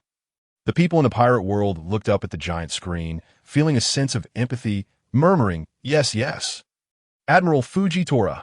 What kind of darkness did he see in this world that made him choose to blind himself? It must be the dirtiest parts of this world, right? Alas, with the size of the people in the pirate world, the images on the giant screen continued to flash. Protecting civilians is a fundamental duty. During the bullfighting competition, Fujitora emphasized having his subordinates investigate the audience count. City population. At this moment, his subordinates looked confused. Fujitora said, "Rather than counting the enemy's numbers, shouldn't we first count the people we need to protect?" Watching the images flashing on the giant screen, everyone couldn't help but breathe a sigh of relief. Fortunately, there was no plot twist. It was just detailing Admiral Fujitora. Thank goodness, thank goodness. No plot twist. If Admiral Fujitora were also a bad person, who could we trust then? Yes, yes. As the discussions among the people in the pirate world continued, the images on the giant screen kept flashing. The introduction of Admiral Fujitora was still playing. In fact, all along, most of the Navy's actions have been focused on pursuing the enemy. It can't be said that they completely disregard the safety of civilians. At least, the first thought should not be protect civilians, which is their most important duty. Yes, yes, pursuing the enemy. The people in the pirate world looked up at the giant screen, watching the comments on the Navy, and couldn't help but discuss protection. Clearly, protecting us is their duty. Yes, yes. Damn it, this bunch of bastards. For a moment, the Grand Line, former Navy headquarters. Marineford. Well said. Sengoku looked up at the giant screen, unable to help but exclaim, "This is what we should be doing, right?" Yes. Carp, standing by, surprisingly nodded seriously, but now, if Kazan had become an admiral, the Navy would probably head in this direction, right? But now, it's Akainu who serves as the fleet admiral. When has he ever cared for the lives of the people? Sengoku was slightly taken aback upon hearing this, and after a long time, he couldn't help but sigh deeply. It has already become settled, but what can we do? Not just Sengoku and Carp, the two admirals. In the square, almost all the soldiers stood frozen in place, looking up at the giant screen, their expressions changing dramatically. Pursuing the enemy, protecting the people, Everyone was constantly pondering in their hearts. Did we all do something wrong? Hee. In the large conference room, Akainu looked up at the giant screen, especially after seeing the comments on the screen. He couldn't help but sneer coldly. Only by completely eliminating the enemies can we protect more people. True justice should be upheld to the end. It should be at the expense of some people. Meanwhile, accompanied by the discussions among the crowd, the images on the giant screen continued to flash. The introduction of Admiral Fujitora was still ongoing. No need to cite distant examples. Just look at the confusion of that Marine from Dressrosa. And later, when the civilians rushed over to help Luffy and his crew through the crisis. Bastile's reaction. How long does he plan to let the rubble float? The images playing on the giant screen continued to strike a heavy blow to those self-proclaimed Marines, representing justice. Former Navy headquarters. Marineford. In the square, a group of Navy soldiers looked up at the giant screen, their expressions stiffening, staring hard at the screen. Almost everyone was questioning themselves in their hearts. Really? When did I become like this? Is this really my original intention when I joined the Navy? No, absolutely impossible. I joined the Navy to protect these civilians. Original intention? How did I become like this? People, sometimes they unknowingly fall into confusion while walking, not even realizing it. Meanwhile, the images on the giant screen continued to flash. The introduction of Fujitora was still ongoing. Akainu is too extreme. Kizaru likes to be a bystander. Akiji is a bit lazy. These few, whether former or current admirals, all have their own sense of justice. Compared to these three, the straightforward Fujitora is more likable. The military's job is to minimize the damage suffered by civilians. And Fujitora is one of the people who will bring significant changes to the Navy's future. Good. Listening to the introductions on the giant screen, the people in the pirate world couldn't help but applaud. They couldn't help but cheer. Good. It's really damn good. Yes. The evaluations of Akainu, Kizaru, and Akiji on the giant screen are also quite accurate, right? Fujitora. I wave the flag for Fujitora. I hope Fujitora can become the next fleet admiral of the Navy. Reform. If Fujitora really becomes an admiral, he will definitely bring significant changes to the Navy headquarters. Reform.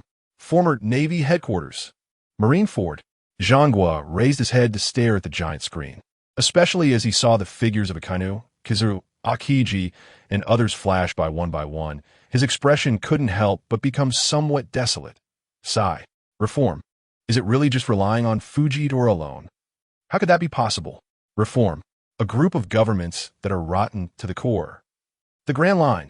On a very secretive island, the Revolutionary Army's base, Dragon raised his head to stare at the giant screen, and couldn't help but sneer. When one is terminally ill, can one person really save it? Zhanghua dared not say what he could not say, but the leader of the Revolutionary Army, Dragon, spoke it out loud. At the same time, accompanied by discussions from various factions in the Navy world, the images on the giant screen continued to flicker. The introduction of Fujitora was still playing. Abolish the Shichibukai system, since he accepted the position of admiral. There is hope for achieving the complete abolition of the Shichibukai system. Actually, at first glance, many people would think that Fujitora's plan is really not that easy to solve, as the Shichibukai keeps changing, and when someone is gone, they are replaced again. Since it still exists, how can one admiral influence the Shichibukai system? However, Fujitora is blind, but not blind in heart, although blind in eyes. He is very perceptive and astute, although blind in eyes, but sharp in observation. Astute. The people in the pirate world looked up at the giant screen and couldn't help but exclaim. This evaluation of Admiral Fujitora is indeed quite accurate. Blind in eyes, but not blind in heart. Too many people in this world are not blind in eyes, but blind in heart. Yes, I'd rather get involved myself than do nothing. Now I support Admiral Fujitora even more. At the same time, accompanied by everyone's discussions, the images on the giant screen continued to flicker. Compared to Smoker, Fujitora is indeed much braver and more decisive. Even Smoker himself said, even if I could have a position like Fujitora, I definitely couldn't do something like that. As soon as this was said, New World, at a Navy base. Smoker, with several cigarettes in his mouth, looked up at the giant screen, especially watching Admiral Fujitora on the giant screen. Hearing the voice from the giant screen reach his ears. Me, can't do it. Afterwards, Smoker questioned himself repeatedly, continuously asking himself this answer in his heart. It seems just as stated in the giant screen. He indeed cannot do it. As an admiral, holding a high position also means bearing more responsibilities. Yet, Admiral Fujitora has done it, and he did it so lightly. I have to say, it's truly admirable. At the same time, accompanied by Smoker's recognition in his heart, the images on the giant screen continued to flicker. The introduction of Admiral Fujitora was far from over. Fujitora knelt down, taking the first step toward completely abolishing the Shichibukai system. As an admiral, this kneel acknowledges the glory of the world government and also bears the mistakes of the world government. How many people can achieve such responsibility and reflection? The people in the pirate world looked up at the giant screen and couldn't help but take a few gasps. Yes, this kneel. Who else besides Admiral Fujitora could do it? And the amazement was not only from the people in the pirate world, also former Navy headquarters, Marineford. The soldiers in the square looked up at the giant screen, and their expressions became exceptionally serious at this moment. Even Carp and Zhangguo, who stood side by side at the port, were somewhat astonished. Kneeling in front of a global broadcast. Even the two old men, Carp and Zhangguo, couldn't help but secretly ponder. To be honest, there are certainly people in the Navy, in the world government, who could do it. Zhangguo, Carp, both of them could probably do what Fujitora did. But if it weren't for Fujitora's appearance, it seems the whole Navy truly has no successors. Akainu, Kizaru, can we rely on those two? The Navy sky might collapse. At the same time, accompanied by the amazement of Zhangguo and Carp, the images on the giant screen continue to flicker. This kneel is a deeper intention for reform. It also moved all the sailors, truly touching. I believe that one day, the Navy will really change because of these brave and responsible people. Good. Well said. Former Navy headquarters. Marineford, Carp, who was next to Zhangguo, couldn't help but applaud. If the Navy was filled with people like Fujitora, why would we keep retreating before pirates? Fujitora. The entire Navy square was calling out the name of Admiral Fujitora. And, at this moment, Fujitora, sitting in the large conference room with several high-ranking Navy officials, had no smile on his face. Change. Hee. Fujitora couldn't help but chuckle a few times in his heart. The blind Fujitora could keenly sense the emotional changes of those around him. Moved, excited, praise. These emotions were not at all expressed among these so-called high-ranking Navy officials. Instead, it was some colder emotions. Sigh at the port. Zhang was sighed lightly. Change. Can it really depend only on Fujitora, the Navy and world government that are rotten at the root? How could they possibly undergo earth-shattering changes just because of one admiral? At the same time, the video on the giant screen continued to flicker, and the introduction of Admiral Fujitora had already ended. Finished. Has it really ended? Has the introduction of Admiral Fujitora ended? Whoa. Admiral Fujitora is truly a good person. Yes. Thank goodness there was no twist, otherwise I wouldn't know who to believe anymore. The kindest admiral? Admiral Fujitora can completely take on that title. Yes, he is indeed the kindest admiral.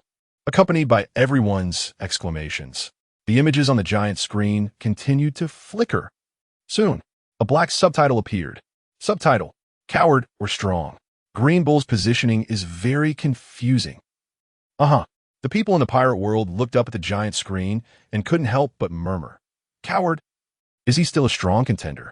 The people in the pirate world couldn't help but gasp, looking up at the giant screen with surprise. Damn it. Can someone who becomes an admiral not be a strong contender? Surely they can't let a coward become an admiral, right? Yes. I bet Admiral Green Bull is definitely a strong contender. Bet. Ha. You must have caught Admiral Fujitora's gambling addiction, right? The former Navy headquarters. Marineford, in the large conference room. Green Bull sits beside Admiral Fujitora, looking up at the giant screen with astonishment. Me? Am I included too? Hiss. Looking at this title, it seems my reputation is a bit unfavorable. Ha ha ha ha. Lost in his own thoughts. Green Bull laughs loudly in the conference room, completely ignoring the expressions of those around him. Meanwhile, accompanied by the discussions of the people in the pirate world, the images on the giant screen continue to flicker. The introduction of Admiral Green Bull has just begun. Aramaki, Admiral of the Navy. Navy code, name Green Bull. From the South Blue, a Logia-type user of the forest fruit, with extraordinary strength. He was promoted to the rank of Admiral through world recruitment. He is a follower of Akainu, advocating absolute justice. Accompanied by the start of the introduction, it has already sparked intense discussions among the people in the pirate world. What? A follower of Akainu? Absolute justice? No way, no way. Isn't this the absolute justice of Admiral Akainu? Coward. As a follower of Admiral Akainu, how could he possibly be a coward? This feels a bit ominous. Meanwhile, accompanied by the discussions of the pirate world, the video on the giant screen continues to flicker. The introduction of Admiral Green Bull has just begun. Admiral Fujitora dislikes troublesome things and has not eaten for 3 years because he finds eating too troublesome. He is more courteous to women than to men. But even if a beautiful woman feeds him, he might only eat a little bit. Accompanied by the flickering video on the giant screen, the people in the pirate world couldn't help but be stunned. What? Dislikes trouble. Everyone looked up at Green Bull on the giant screen and loudly discussed. Damn it. Lazy. Isn't that just lazy? I've seen laziness before. Damn it. I've never seen someone so lazy they don't even eat. If Akiji adheres to lazy justice, isn't Green Bull's justice just lazily dead? Hee. As the video on the giant screen flickers, people can't help but continue discussing. Lazy. I see Admiral Green Bull is not only lazy, but also lecherous. Huh. People around were puzzled and questioned. Didn't you see? He is more courteous to women than to men. Gender discrimination. That's definite gender discrimination. In this day and age, does Green Bull becoming an admiral mean that female pirates will be safer than male pirates? Ugh. A lazy guy who loves women. Can he really become an admiral? There's no helping it. I can only say that Green Bull is a bit too different, too hated, and they all started cursing. Not only the people in the pirate world. Former Navy headquarters. Marineford. The Navy was also bewildered. All right. A blind gambling addict has indeed been redeemed. Moreover, not only redeemed, but also gained the approval of many. Now they are filled with curiosity about Green Bull. This lazy and lecherous existence is drawing their attention. They all looked up at the giant screen, hoping for a twist. Under everyone's gaze, the video on the giant screen continues to flicker. The introduction of Admiral Green Bull is far from over. Admiral Green Bull, advocating absolute justice, worshipping Akainu, admiring Akainu's unwavering spirit. Akainu too. When the various forces heard this, they couldn't help but stare at Green Bull on the giant screen, commenting. Could he be the second Akainu? Some are worried, some are pleased. Those who are worried and fearful are naturally from the pirate camp. Akainu's absolute justice, when it encounters them, it is a sure kill with no mercy. And those who are happy, naturally, it's the high-ranking officials of the Navy government, the Gora's CI. What they need is someone like Akainu who could be decisive and even a bit stubborn. Accompanied by the reactions of various forces, the video on the giant screen continues to flicker. Admiral Fujitora believes that nature should coexist harmoniously with humanity, so he is never soft-hearted towards enemies. Huh? What?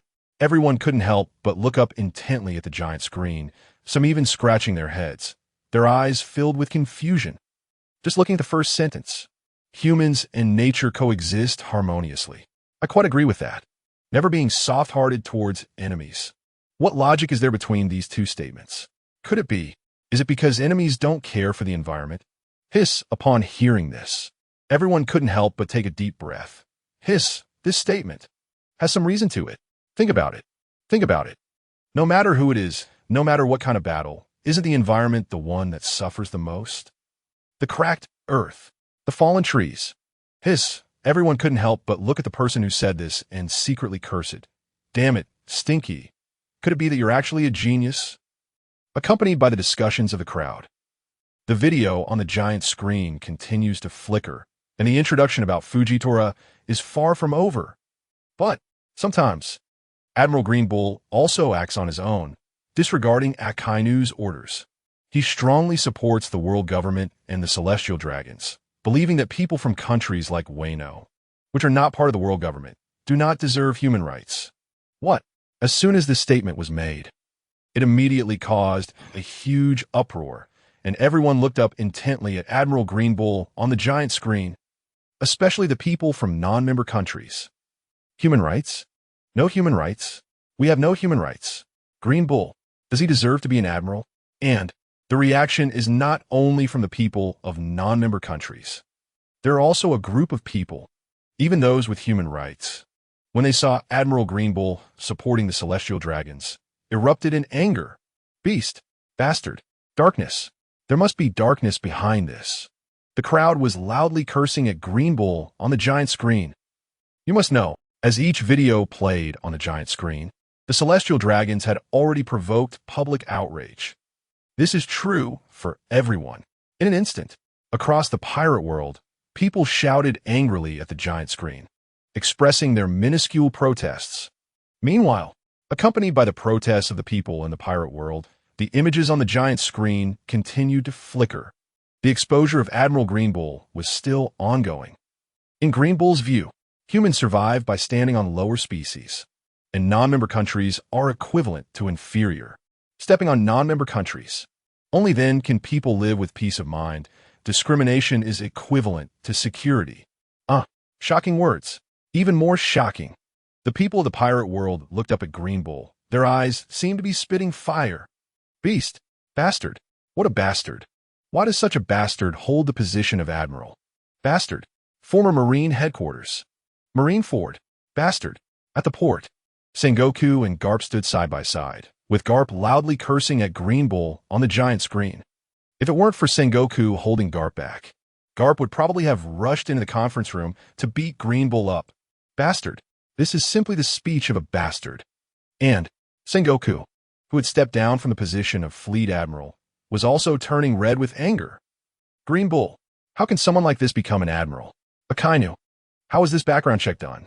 At the same time, not far away at Marineford Square, the soldiers felt the same way. They had no good feelings towards the Celestial Dragons either. They enlisted to protect the people, not those despicable Celestial Dragons. But not a single person cursed at Green Bull. Obeying orders is the duty of every soldier. And the appointment of Admiral Green Bull was made by Fleet Admiral Akainu. All they could do was comply. The Marines were all looking up at the conference room, waiting for Akainu's decision. Marine headquarters. In the large conference room, a group of high-ranking Marines were gathered together. Their reactions varied. Akainu, biting his cigar, looked at the giant screen with a face full of indifference. Meanwhile, as an old-school admiral, Kizaru was casually lounging with his legs crossed, shaking a thermos filled with goji berries. Indifferent. Fujitora, however, held his sword in hand, showing no rage and making no sound. About such people, Admiral Fujitora had seen too many. It was too difficult to change these people. People doing what they should do is already enough. As for others, they were just watching Akainu, waiting for his voice. And Green Bull himself was completely unconcerned. Ahem. Soon, Akainu looked around, his tone quite firm. As admirals of a navy, protecting the Celestial Dragons is our duty. And obeying the world government is our primary responsibility. I don't know what Admiral Green Bull did wrong. At this moment, Akainu did not call Green Bull by name, but deliberately referred to him as Admiral, which already represented Akainu's attitude. As Fleet Admiral Akainu, his attitude naturally represented the Navy's stance. Soon, Akainu's gaze locked onto a figure in the corner. He took out his cigar and exhaled a puff of smoke. Meeting King? After the video on the giant screen ends, we'll hold a mobilization meeting. Meeting King? Hiss. Now, they're even using code names. The Grand Line, on a very hidden island. This is the territory of the Revolutionary Army. Ha ha ha. Has Akainu lost his mind? How can such a person be allowed to serve as an admiral? He truly does not take the people seriously. One by one, the high-ranking revolutionaries stared at Green Bull on the giant screen, listening to his anti-human thoughts, unable to suppress the smiles on their faces. One can only say, thanks to the video on the giant screen, the Revolutionary Army doesn't even need to do any mobilization work now. Every time a video involves the Navy, it is a tremendous blow to their reputation. Meanwhile, accompanied by the different reactions of various forces in the pirate world, the images on the giant screen continued to flicker. The introduction of Admiral Green Bull was still ongoing. It began to introduce Admiral Green Bull's fruit ability. Green Bull is a forest man who has eaten the Mori Mori no Mi. The forest is a source of life that can stand alongside the ocean. Therefore, he is nature itself. Nature. The people of the pirate world looked up and stared at Green Bull on the giant screen, unable to help but curse loudly. I self-UMD nature. You speed. Do you deserve it? However, there are still some rational beings who, upon seeing the evaluation of Green Bull's fruit ability, could not help but narrow their pupils sharply. Nature, like water, the source of all things. New World, in a calm sea area, aboard the Moby Dick. Whitebeard sat cross-legged on the deck, looking up at Green Bull on the giant screen. Especially when watching Green Bull turning himself into trees, he couldn't help but say, another terrifying devil fruit. Accompanied by the curses of the pirate world, the images on the giant screen continued to flicker. The introduction of Green Bull's fruit ability was still ongoing. Admiral Green Bull can create various different plants and freely control the growth of plants, transforming them into the shapes he desires. He can also turn his body into plants, including flowers that allow him to fly, and vines that can drain the nutrients and moisture from others. Wherever Green Bull goes, a green belt of flowers, grass, and trees will form. Able to photosynthesize, Green Bull can go 3 years without food, only needing water. When Green Bull merges with plants, if the plants are burned to ashes by an opponent, he can regenerate through a new bud. What? As the video played on the giant screen, the people of the pirate world slowly calmed down from their anger. However, their eyes still burned with fury as they looked at Green Bull's figure in the video. Yet some rationality returned, but not much. Dirty. What a dirty person. A hypocritical, dirty person. Hypocritical. As some were confused, someone continued, isn't it about protecting the environment? How can you burn trees yourself? Is this your so-called environmental protection?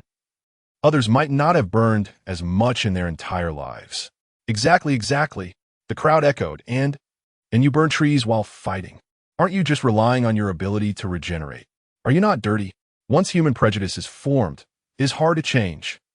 Accompanied by the crowd's curses, the images on the giant screen continued to flicker. The introduction of Admiral Green Bull continued. Admiral Green Bull, does he have a sense of oppression?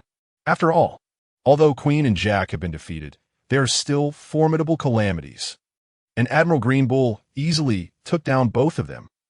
From the relaxed and comfortable expression on Admiral Green Bull's face, one can easily deduce that he must have taken down the 2 calamities in a relatively short time.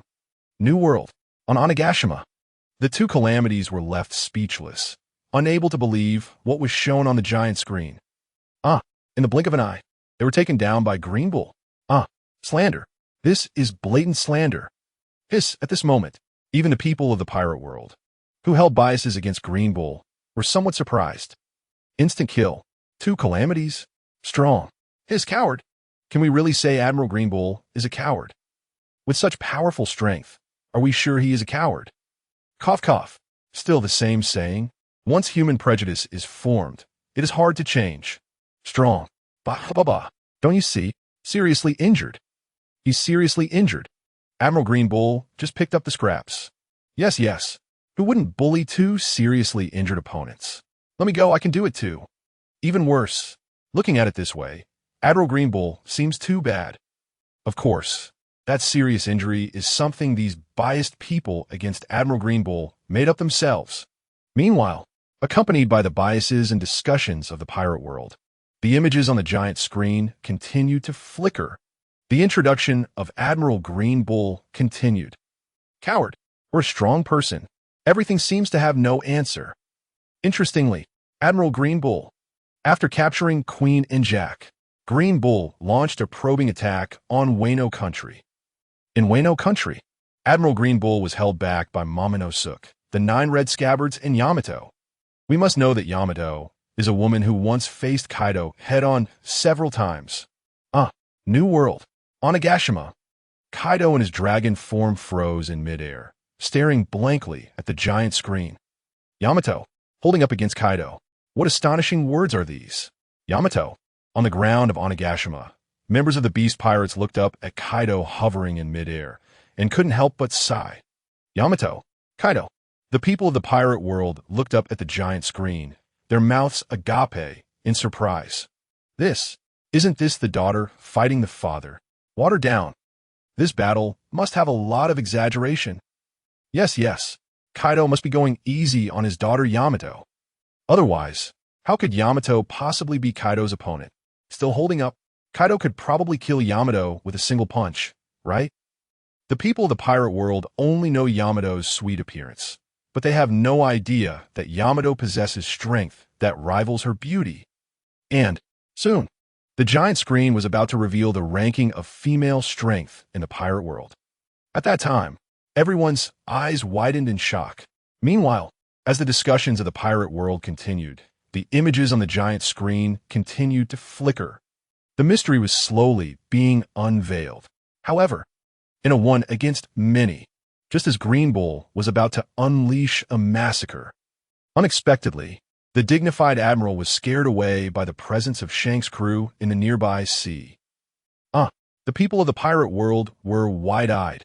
This time, not only the citizens of the pirate world, but even the celestial dragons. Inside the space bubbles, the previously excited celestial dragons suddenly froze in place. They thought a reliable admiral had arrived. What happened? They encountered Coward, no matter how much they support the celestial dragons. How much they support the Navy government. What does it matter? If he is a coward, so what? Ha ha ha ha. And the people of the pirate world erupted, looking up at the giant screen, pointing at Admiral Green Bull in the video, and laughing loudly. Coward. What a coward. Ha ha ha. The title of coward is truly well-deserved. I said it right. Admiral Green Bull does not look like a strong person at all. He didn't disappoint us at all. Ha ha ha. Still calling him Admiral Green Bull. Just call him Coward Admiral instead. The original Navy headquarters. Marineford. In a vast square, a group of soldiers were somewhat stunned, staring at the images on the giant screen. For a moment, everyone's faces turned red. For no other reason. Just because of 2 words. Embarrassing. It's simply too embarrassing. A dignified admiral of the Navy. He was actually scared off by red-haired Shanks. Who? Red-haired? What? The people in the pirate world looked up at the giant screen and couldn't help but discuss. Could it be that red-haired really has the face fruit? It's connected. Now, it's completely connected. If red-haired really has the face fruit, then it makes sense that he scared off Admiral Green Bull. Could it be that it's not Green Bull's fault? Is it really because red-haired is the user of the face fruit? At the same time, amidst the discussions of the people in the pirate world, the images on the giant screen continued to flicker. The introduction of Admiral Green Bull was far from over. So, when Admiral Green Bull faced Queen and Ash, was he really unbothered facing 2 opponents? Or was he encountering the severely weakened Calamities? Accompanied by the video on the giant screen, the people in the pirate world couldn't help but exclaim, "Damn! Do we even need to say it? It must have been that the Calamities were in terrible condition at that time." Agreed. Strongly agreed. Who did the Calamities encounter to be beaten to such a state? They looked like they were on the verge of collapse. As the discussions continued in the pirate world, the images on the giant screen kept flickering. Soon, the giant screen posed a question. Strong or cowardly? Which one is Admiral Green Bull? Very simple. First, as an admiral, Green Bull has the entire Navy's intelligence backing him. So Admiral Green Bull is well acquainted with the abilities of pirates, the racial information of Ash, Queen's technological abilities. Green Bull should have been familiar with them long ago. So, although Queen and Ash were not in great shape at that time. Even if they were at their peak, it wouldn't be difficult for Green Bull to win. After all, besides intelligence, Green Bull's status as an admiral is also a factor. With the flickering of the video on the giant screen, it directly sparked intense discussions among the people in the pirate world. Not difficult. That's simply nonsense. If Queen and Ash were at their peak, Admiral Green Bull would definitely not be their match. Exactly. Strongly agreed. Woo-woo. New World. On Onigashima. Queen and Ash couldn't help but tear up. Damn. Listening to the voices around them, Queen and Ash dared to promise. In their lives, they had never felt this way before. Never been supported like this by others. Queen and Ash were so excited listening to the voices around them. Impossible. Absolutely impossible. Lord Queen and Lord Ash, either of them could easily take down Admiral Green Bull. Admiral, and a cowardly Admiral Green Bull at that. How could he possibly be a match for Lord Queen and Lord Ash? Moreover, not just the members of the Beast Pirates on Onigashima. Almost 90 of the entire pirate world was shouting. How could Admiral Green Bull possibly be a match for Queen and Ash? Queen, Ash, but the two major figures of the Beast Pirates. How could a mere Green Bull possibly defeat them? However, there were still some rational people in the crowd. This Admiral, you have to know, Green Bull becoming a Navy Admiral definitely means his strength is unquestionable. Indeed, whether Admiral Green Bull is a coward or not is uncertain, but he definitely cannot be weak. Otherwise, he wouldn't have become an admiral. In fact, it seems that what the giant screen video said is true. As a Navy admiral, with the support of the Navy's powerful intelligence network, it is indeed possible for Green Bull to take down Queen and Ash. At the same time, as the discussions continued in the pirate world, the images on the giant screen kept flickering. Everything was far from over. The only thing that could spark controversy should be the fact that he was scared off by red-haired. But to be honest, being scared off should represent that Admiral Green Bull has two worries. Worries. The people in the pirate world looked up at the giant screen, and when they saw the video stating that Green Bull has worries, they all started to mock. Worries. Pfft. Worries. What worries? Coward is just a coward. What kind of worries are we talking about? Sure enough, once people's biases are formed, they become difficult to change. Amidst the biases of the people in the pirate world, the images on the giant screen continued to flicker. The two worries of Admiral Green Bull continued to be exposed. 1. Wano country is not a member country after all. As a Navy officer who just landed on the island, not knowing Wano's reserve combat power and their stance, and the situation influenced by Kaido, recklessly contacting red-haired is obviously an irrational act. God knows what will happen after colliding with red-haired. Will Wano country intervene or not? Is this it? Rational?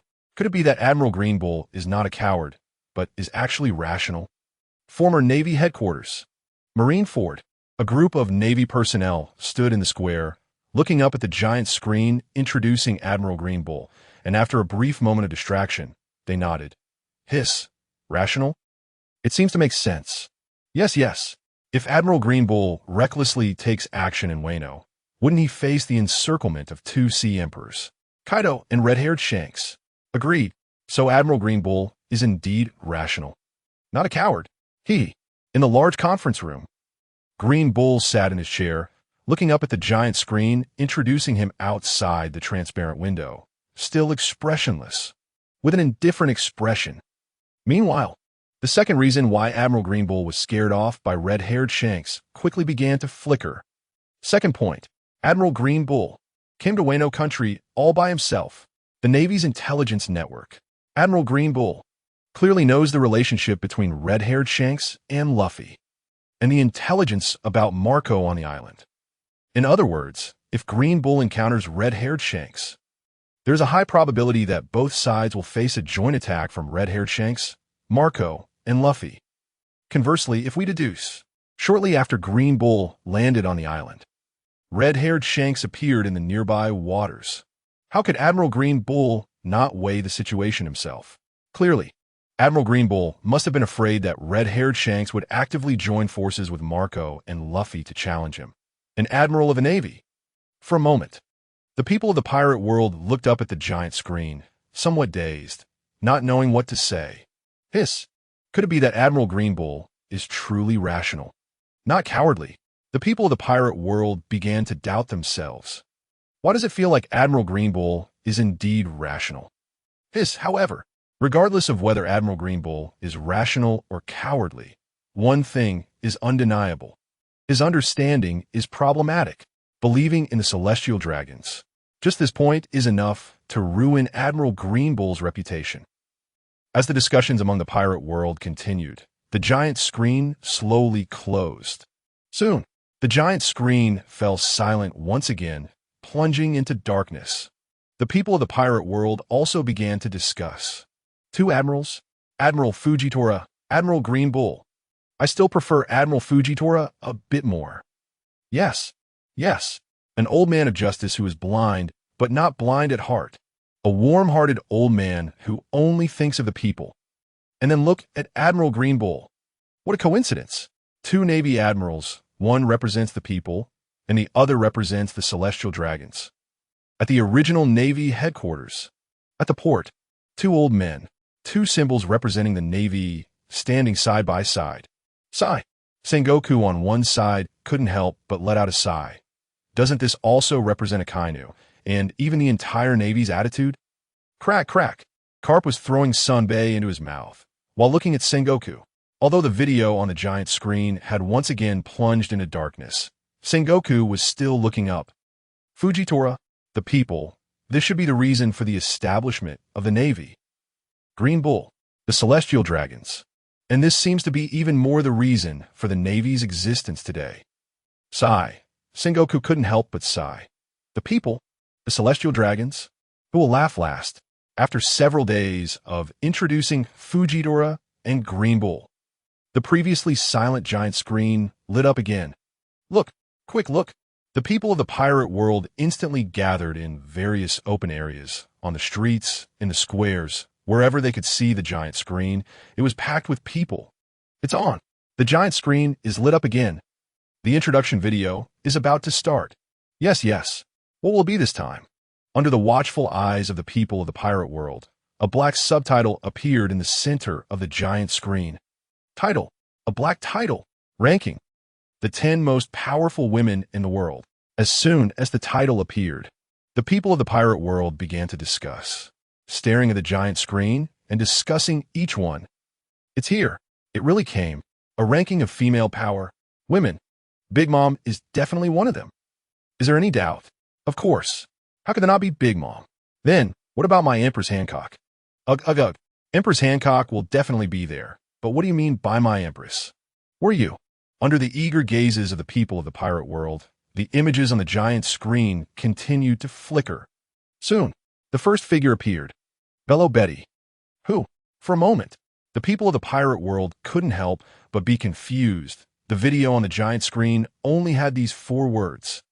There wasn't even an image, and the crowd began to discuss. Who? Who is it? Bello Betty. Why have I never heard of this name? The Grand Line, on an extremely secretive island. At the Revolutionary Army's base. Stunned, all the revolutionaries couldn't help but be a bit dazed, especially after seeing Bello Betty's name. Bello Betty. Is it the Bello Betty we know? Meanwhile, Bello Betty also looked up at the screen, incredulously pointing at herself. Nanny, the top 10 strong. Me. Is it me? Accompanied by the shocked gazes of Bello Betty herself and the people of the pirate world, the images on the giant screen continued to flicker. The introduction about Bello Betty was just beginning. First, let's take a look at Bello Betty's image. At the same time, the image of Bello Betty appeared on the giant screen, perfectly synchronized with the audio. On the screen, a hot figure of a woman appeared, with short purple hair, sporting a bob cut with bangs, wearing a red top hat with goggles and a long tassel at the back, and dark red sunglasses. On her upper body, she wore a red long-sleeve vest, without a bra and with her shirt open. At the same time, she wore a red tie around her neck and yellow leather gloves. On her lower body, she wore a long skirt, red boots, and red and white striped thigh-high stockings, holding a cigarette in her mouth and a large flag in her hand. The people of the pirate world couldn't help but widen their eyes. staring intently at the giant screen, especially at that open shirt. What? No bra. Damn it. Is this real or fake? While secretly muttering this, the eyes of the people of the pirate world widened even more, wanting to see through Bello Betty's open shirt to get a full view of her proud figure. Bastards. This is really a damn bastard. The Grand Line. The territory of the Revolutionary Army. Bello Betty, cigarette in mouth, directly cursed after seeing the introduction of her private parts on the giant screen. Scum. The one playing the video behind the giant screen must be a scum. At the same time, under the astonished gazes of the crowd in the pirate world, the image on the giant screen continued to flicker. The introduction of Bello Betty was far from over. Bello Betty, straightforward in personality, she spoke and fought without holding back. She would even call the public garbage. Scum. The crowd in the pirate world, who had just been enthusiastic, was now in shock, exclaiming in disbelief. Garbage. Scum. Not long ago, the Marine Headquarters General, Green Bull, had just said that their people were all low-class individuals.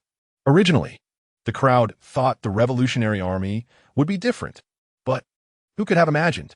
One of the 4 leaders of the Grand Revolutionary Army, Bello Betty, would actually say that their people are all garbage, all scum. How are they supposed to live with this?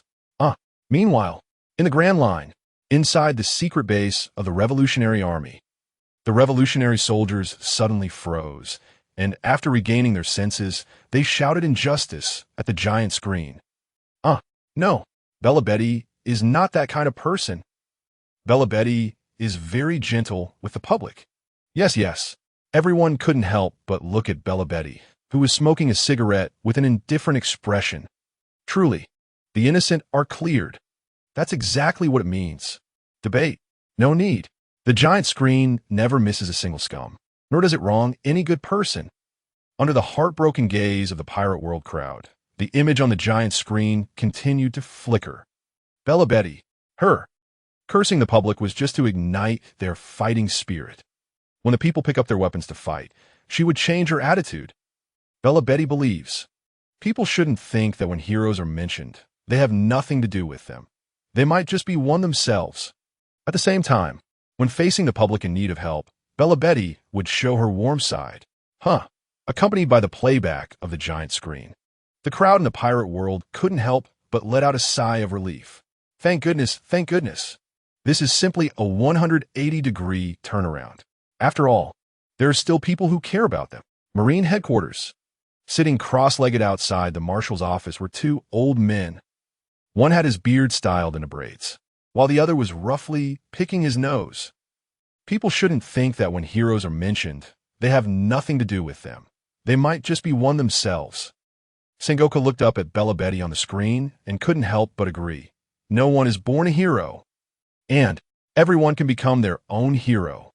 But, at the same time, the crowd in the pirate world looked up at Bello Betty on the screen, still somewhat puzzled. Strength? Isn't this a ranking of women's strength? So what exactly is Bello Betty's strength? Yes. And the giant screen didn't keep everyone in suspense. The next second introduced Bello Betty's strength. Bello Betty, commander of the Revolutionary Army's Eastern Army, and also a devil fruit user. Bello Betty possesses the Paramecia type Inspire Fruit ability. As long as Bello Betty waves her flag and shouts, she can awaken the power hidden in people's hearts. What? The crowd in the pirate world looked up at the giant screen, listening to the introduction of Bello Betty. Inspire Fruit, awakening people's inner strength. Does it mean she can make all ordinary people stronger? And the ones reacting the most were the soldiers of the Marine Headquarters and the world government.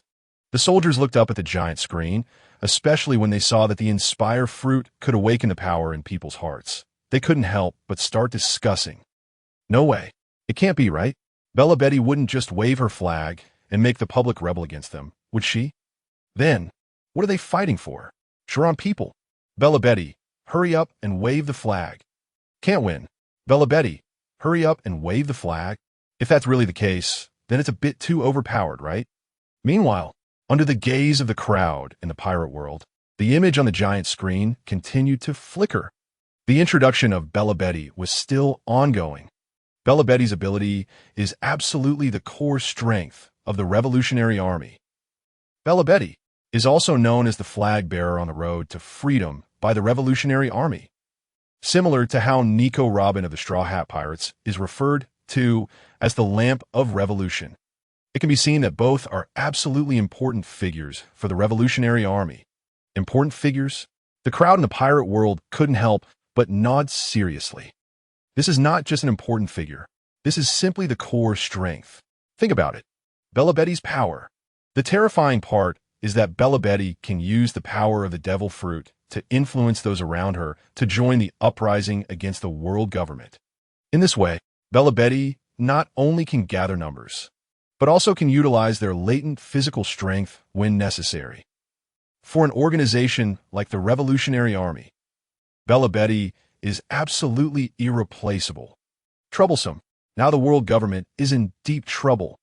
Just as the crowd in the pirate world was sighing, someone couldn't help but rest their chin on their hand and slowly spoke.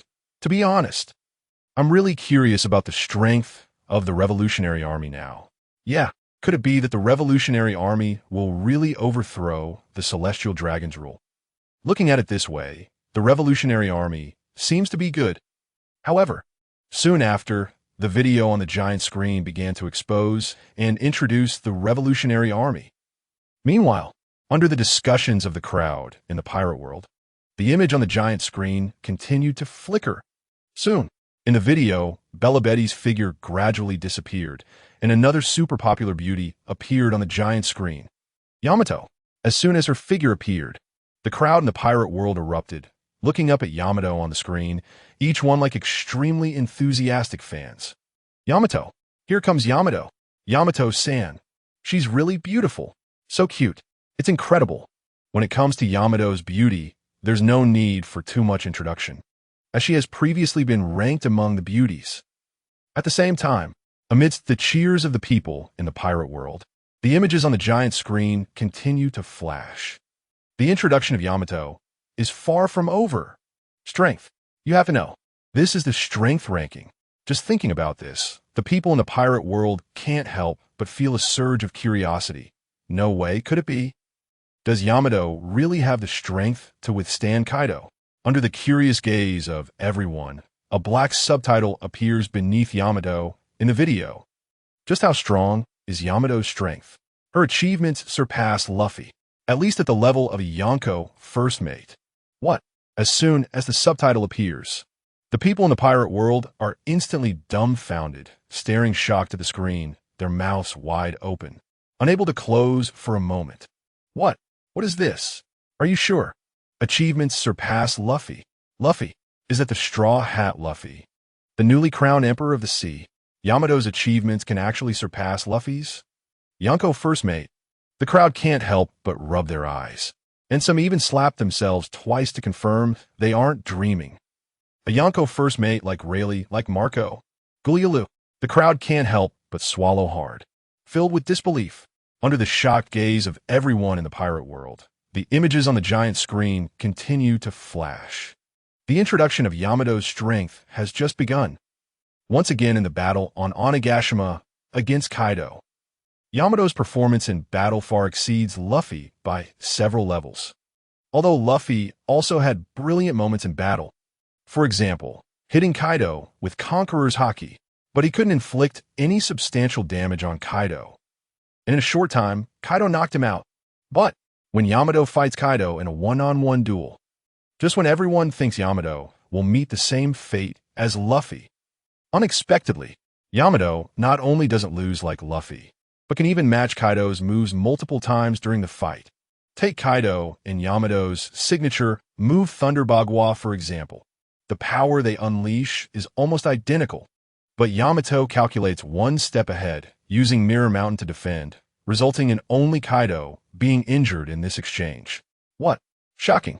The entire pirate world is stunned, their pupils dilating, their shock evident. Is this real? Thunder Bagua. Yamato can also use Thunder Bagua, and she is actually on par with Kaido's strength? Impossible. This absolutely can't be true. The people in the pirate world look up at the giant screen, unconsciously murmuring, is Yamato really this strong? Of course, among the crowd. While they express shock at Yamato's strength, they are also trying to defend the current #1 popularity king of the pirate world, Straw Hat Luffy. Better achievements than Luffy? Nonsense. It's simply ridiculous. Didn't they see? Luffy hasn't even entered his 5th gear, the sun god Nika form. Otherwise, let alone injuring Kaido, he could probably knock Kaido out with one punch. A mere Yamato, even if she has some strength, how could she possibly be stronger than Luffy? Roar. New World. Onigashima. The people in the pirate world are all discussing Straw Hat Luffy and Yamato, but they forget that there is someone quietly suffering. Kaido. In his dragon form, Kaido is moving rapidly in the air, flames spewing from his dragon mouth, clearly venting his endless anger. Who can understand? It's one thing for Straw Hat Luffy to cue himself every day, treating himself as a unit of measurement. But now it's even worse. Yamato, his own daughter, actually also takes him as a unit of measurement. Insult. It's a huge insult. Family shame should not be aired. And Kaido's family shame, how can it not be aired? The entire pirate world knows about it. Roar. There's no way. Kaido has only this one daughter, and there's nothing he can do. Like an inept old father, he can only roar in anger, wanting to vent his inner fury to the fullest.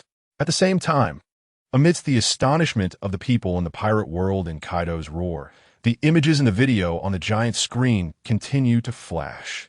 The introduction of Yamato has just begun. Yamato, to be able to face Kaido in a one-on-one battle without being at a disadvantage. It must be something only a Yonko-level figure can do. This shows just how outstanding Yamato's strength is. Yamato's fruit abilities, martial arts, haki, and other combat skills all have profound attainments. Of course, we also have to admit that Yamato's current skills are closely related to the beatings she took from Kaido. Years of sparring have made Yamato's strength even stronger, to the extent that the current Yamato can even contend with Kaido. Roar.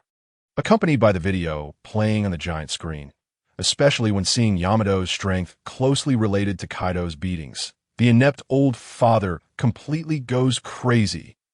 A powerful aura sweeps from Kaido.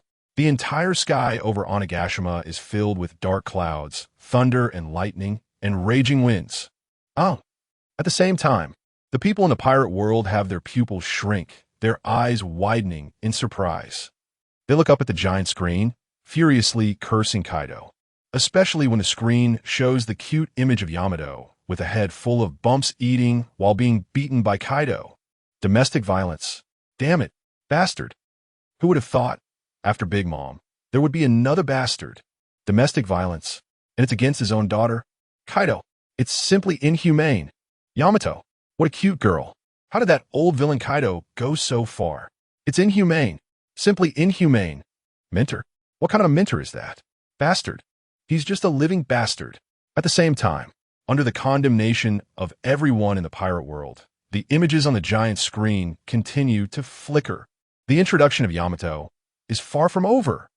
Although Yamato's overall strength is not as good as Kaido's, but she is already very strong. During the battle with Kaido, Yamato was the first to transform into human form. This means that Yamato's physical strength has basically been exhausted. It shows that Yamato is not as strong as her father Kaido in terms of overall strength, although her overall ability is not as good as Kaido's. But as mentioned above, Yamato's abilities are already very close to Kaido in many aspects.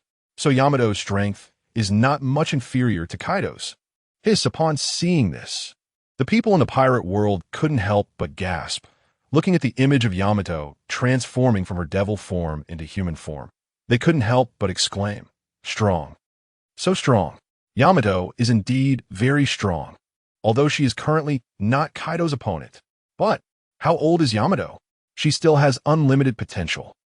If nothing unexpected happens, Yamato will definitely be much stronger than Kaido in the future. At the same time, accompanied by the discussions of everyone in the pirate world, the images on the giant screen continue to flicker.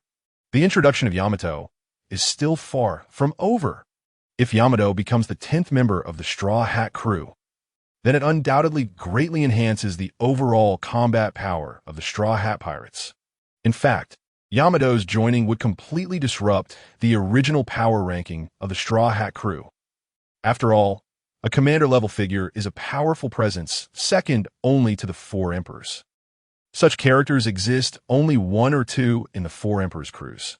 So will Yamato really board the Straw Hat pirate ship? What?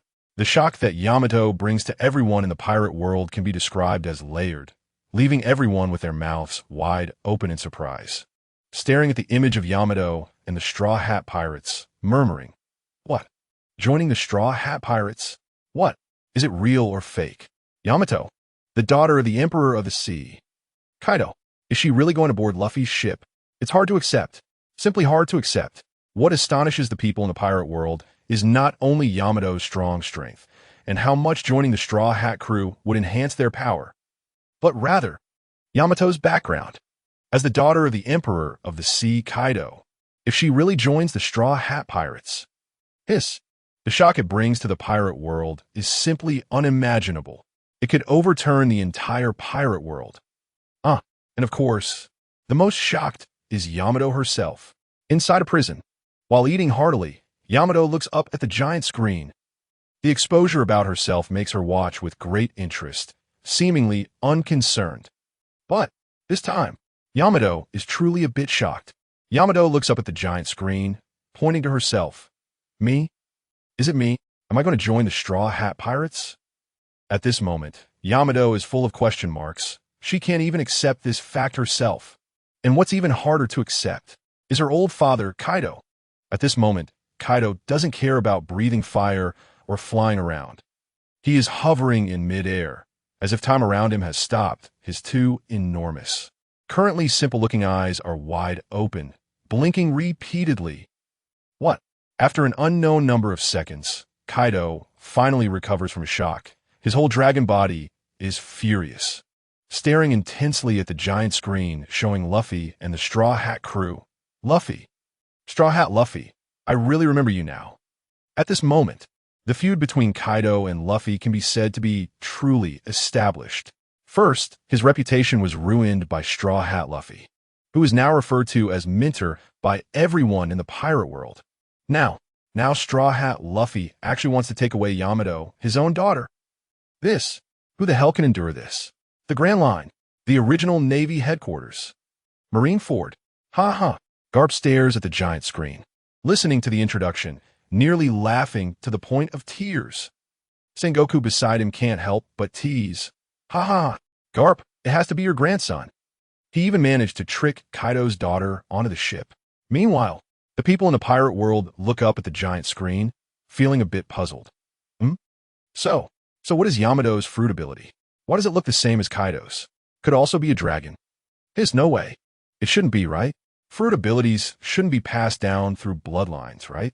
If fruit abilities could be inherited, that would indeed be too terrifying, right? At the same time, accompanied by the confusion of everyone in the pirate world, the video on the giant screen continues to flicker. It starts to introduce Yamato's fruit ability, the Devil Fruit. Naturally, it cannot be inherited through bloodlines. Otherwise, by now, wouldn't the whole world be filled with ability users? Yamato's Devil Fruit is revealed, the Inu no Mi, mythical Zoan type, Deiko Kutten form. What? Inu no Mi.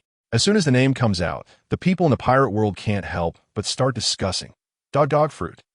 Can a dog fruit be this terrifying? Isn't it said that Zoan type devil fruits are the weakest fruits? Are you crazy? As soon as this statement came out, it immediately received condemnation from those around. Can't you see? Mythical Zoan. That's a mythical Zoan. Mythical Zoan. It's said to be rarer than even the Logia-type fruits. Can it not be powerful? Count it up. Marco, mythical Zoan. Kaido, mythical Zoan. Now Yamato is also a mythical Zoan. As long as one possesses the ability of a mythical Zoan fruit, one can undoubtedly join the ranks of the strong. Meanwhile, under the discussions of everyone in the pirate world, the video on the giant screen continues to flicker. The introduction of Yamato's fruit ability is still ongoing. Yamato's devil fruit ability belongs to the rare mythical Zoan type. Mythical Zoan devil fruits are indeed very few. Currently, There are not many mythical Zoan users, with figures like Marco, Sengoku, Katarina, and Kaido's son having mythical Zoan abilities. Yamato's devil fruit is the Inu no Mi. And indeed, from Yamato's appearance, it resembles a white wolf. Yamato, it can transform into the legendary Deiko Kuten, possessing sharp fangs. This devil fruit was obtained with great effort by Kaido. Moreover, Yamato did not eat it at Kaido's behest, but out of hunger. Yamato regrets the price of becoming a dry duck. The crowd in the pirate world couldn't help but be stunned again, looking up at the giant screen, listening to Yamato's regret about eating this devil fruit. What? Regret? Is it possible to regret eating a mythical Zoan devil fruit? Is there no justice? Is there really no justice left? Meanwhile, amidst the crowd's lamentations in the pirate world, Yamato's figure slowly disappears from the giant screen. In its place is another figure, Stussy. As soon as the figure appeared, there was no need for much introduction, and immediately it drew cheers from everyone in the pirate world. The queen of the pleasure district. So beautiful, really so beautiful. Stussy goddess. I would die for you. Isn't she stunning? Truly so sexy. However, soon someone raised a question. Stussy. Is it possible that Stussy is stronger than Kaido's children, who possess the strength of an emperor's vice? No way. This can't be possible, right? Meanwhile, accompanied by the crowd's confusion, the introduction of Stussy's abilities slowly unfolds. Stussy, as an agent of the CP0 intelligence agency directly under the Celestial Dragons. Stussy's intelligence capabilities are not weak. Her main job is to monitor, infiltrate, and gather intelligence. Stussy has a very high infiltration ability and once participated in the operation to seize the Tamada Baiko. And, in terms of combat, as a CP0 member, Stussy also knows the 6 powers. In terms of hockey, she masters both armament hockey and observation hockey. Hiss, as the video on the giant screen introduces Stussy, the previously fervent crowd in the pirate world suddenly goes dumbfounded. An intelligence agent, mastering the 6 powers, also mastering armament hockey and observation hockey? Why? Why is this happening? Why can someone be so beautiful and so strong at the same time? Yeah, how are we supposed to live? Is the goddess only something we can see in our dreams? And in reality, we don't even have the courage to get close. First the Revolutionary Army, then Yamato, and finally Stussy. Woo-woo, how do these goddesses do it? Both beautiful and damn strong. Meanwhile, the video on the giant screen continues to flicker, and the introduction of Stussy's powerful abilities is still ongoing.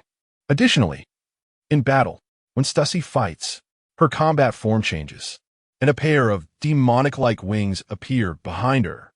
Then she directly bites Kaku in his awakened state. Kaku instantly loses his will and collapses.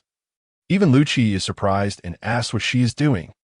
In the new world, under the bright sunlight, on the calm sea, on the thousand sunny, long-nosed, Luffy, sitting cross-legged on the lion's head, looks up and is shocked to see Kaku's sudden appearance, shouting, "Long-nosed hasn't he died either?"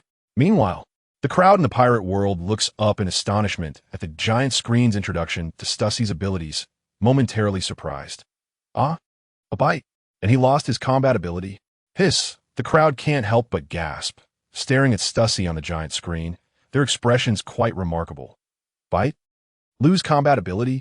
Would that lead to death?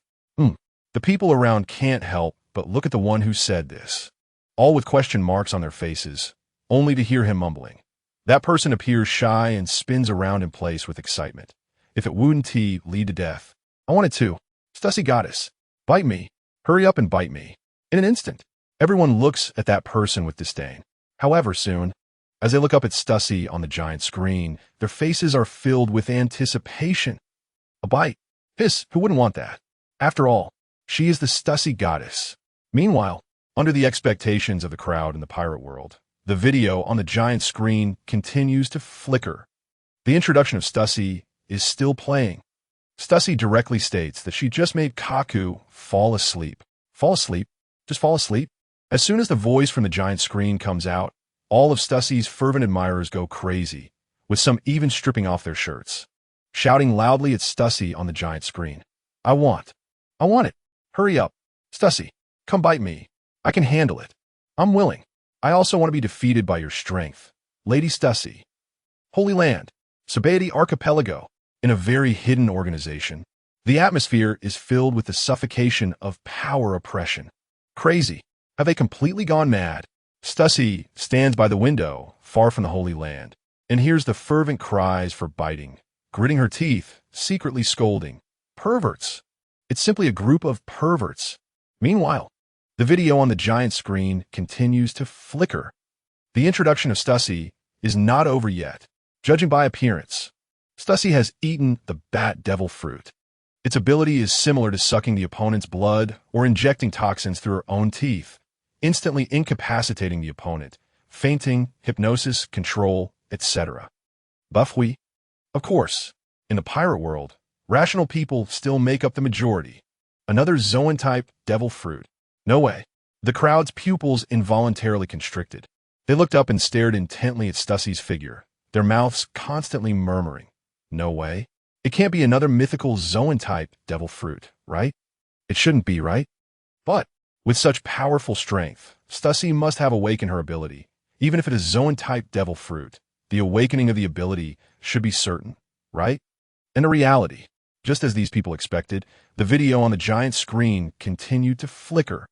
The introduction of Stussy's ability was still playing. Of course, Stussy might have already awakened her ability.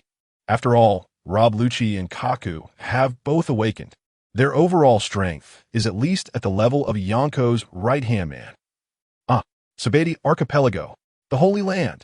Stussy listened to the introduction about herself on the giant screen, to the point where even she found it hard to believe.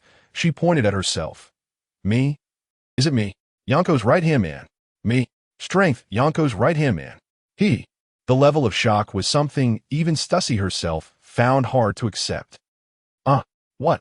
The people in the pirate world looked up at the giant screen, their mouths wide open, their voices filled with shock and disbelief. Yonko's right-hand man. Again a Yonko's right-hand man? Is a Yonko's right-hand man so worthless now? Impossible. Absolutely impossible. New World. Marco. The Pirate King. The Three Disasters. Katakuri. Zoro. One by one, the true Yonko's right-hand men pointed at themselves. Oh no. Is this coming for me? How could someone just be a Yonko's right-hand man? Meanwhile, the video of Stussy slowly disappeared from the giant screen. Soon, another figure appeared. Black Maria? As soon as the figure appeared, the pirate world erupted again. Everyone shouted loudly at the figure of Black Maria on the giant screen. Goddess, here comes Black Maria again. The intelligent sister.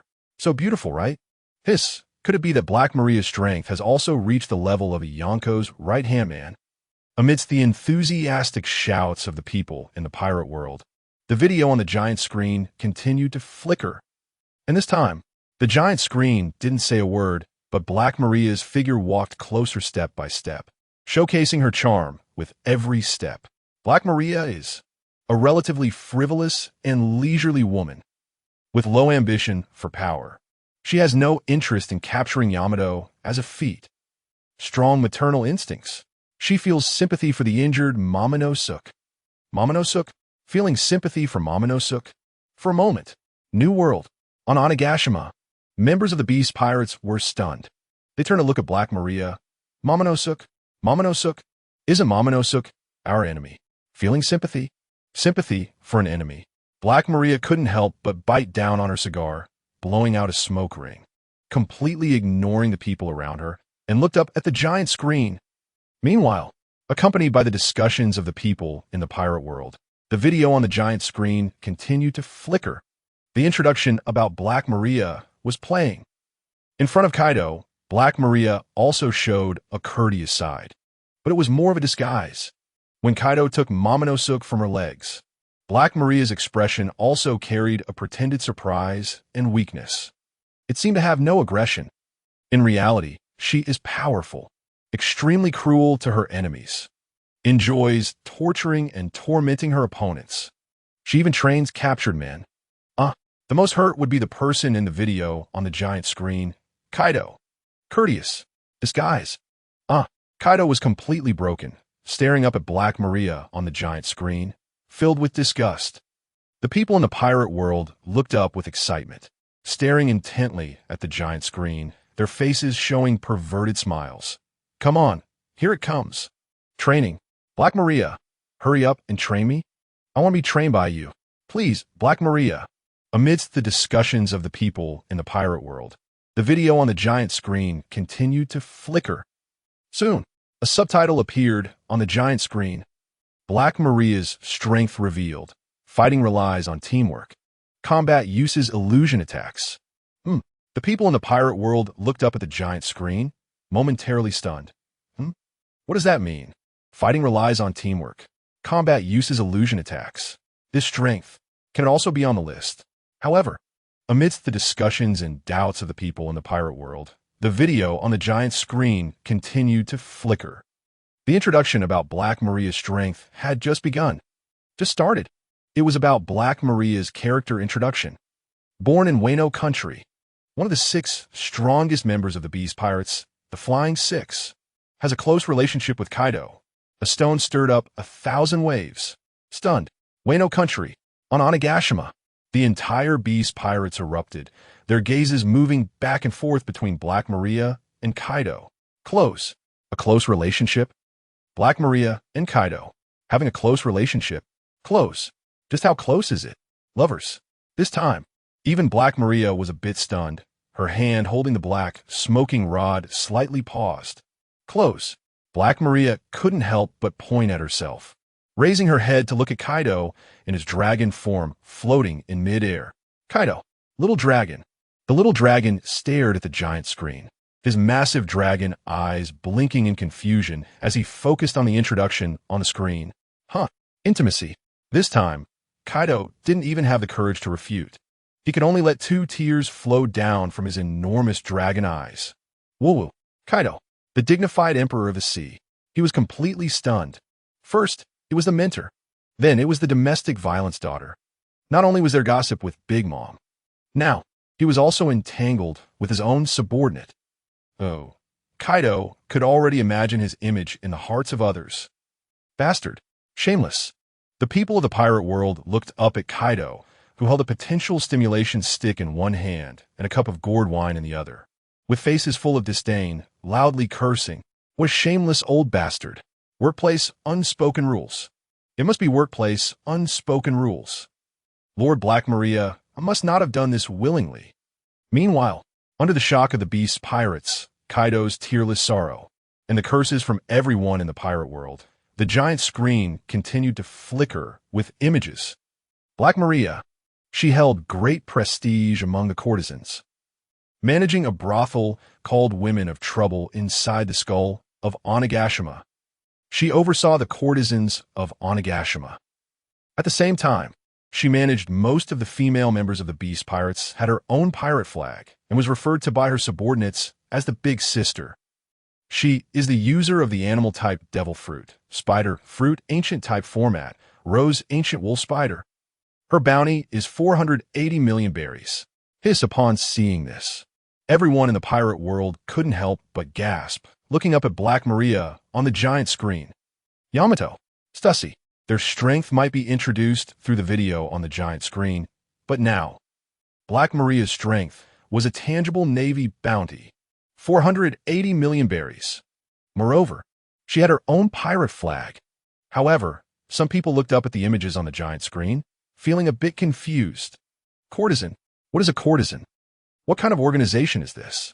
Soon, amidst the discussions of the people in the pirate world, the video on the giant screen continued to flicker. The introduction of Black Maria's strength had just begun. First, it is Black Maria's fruit ability, a rare animal-type, ancient-type devil fruit. She can transform into a format, rose ancient wolf spider. Black Maria usually shows her hybrid form. In her hybrid form, the upper half of Black Maria is human, while the lower half is a spider. The front 2 legs of her lower half bear Black Maria's personal pirate emblem. Due to the drug-induced transformation of her body, she differs from others in hybrid form, having a second face on her lower half similar to Smile. The tips of the spider's legs can release toxins. The spider's body can release webs to trap enemies. The webs possess extremely strong stickiness and toughness. Hiss! In various corners of the pirate world, people couldn't help but take a deep breath, looking up at the hybrid form of Black Maria, who had a second face. And disgusting. Terrifying. It's really scary. Yes. Black Maria's form is truly frightening. The once enthusiastic fans of Black Maria couldn't help but shiver. As the saying goes, a woman's heart is the most poisonous, and the Black Maria on the giant screen looks like the most poisonous one. Ugh. How about it? Do you still want to submit to Black Maria and be trained by her? The people around vigorously shook their heads, resembling a rattling drum, and their bodies retreated repeatedly.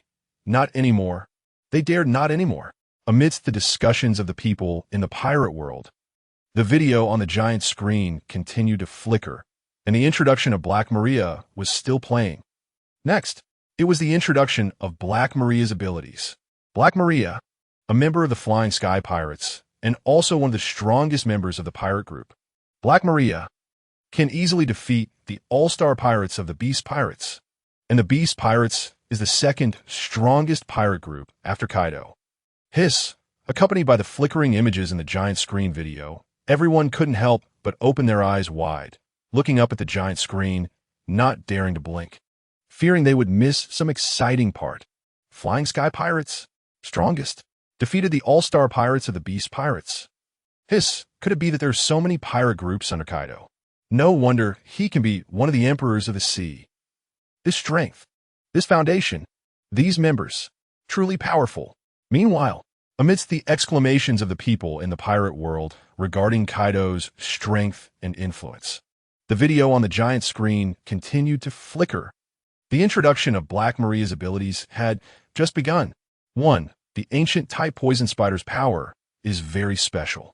As Black Maria, who possesses the spider fruit ancient type format, rose ancient wolf spider form, due to the ability of the devil fruit. She falls within the category of wolf spiders, making her power quite unique. Unique? What do you mean by unique? The people in the pirate world couldn't help but have questions pop up in their minds, looking up at the giant screen and discussing. Poisonous? Sticky? Isn't that the special aspect of Black Maria's fruit?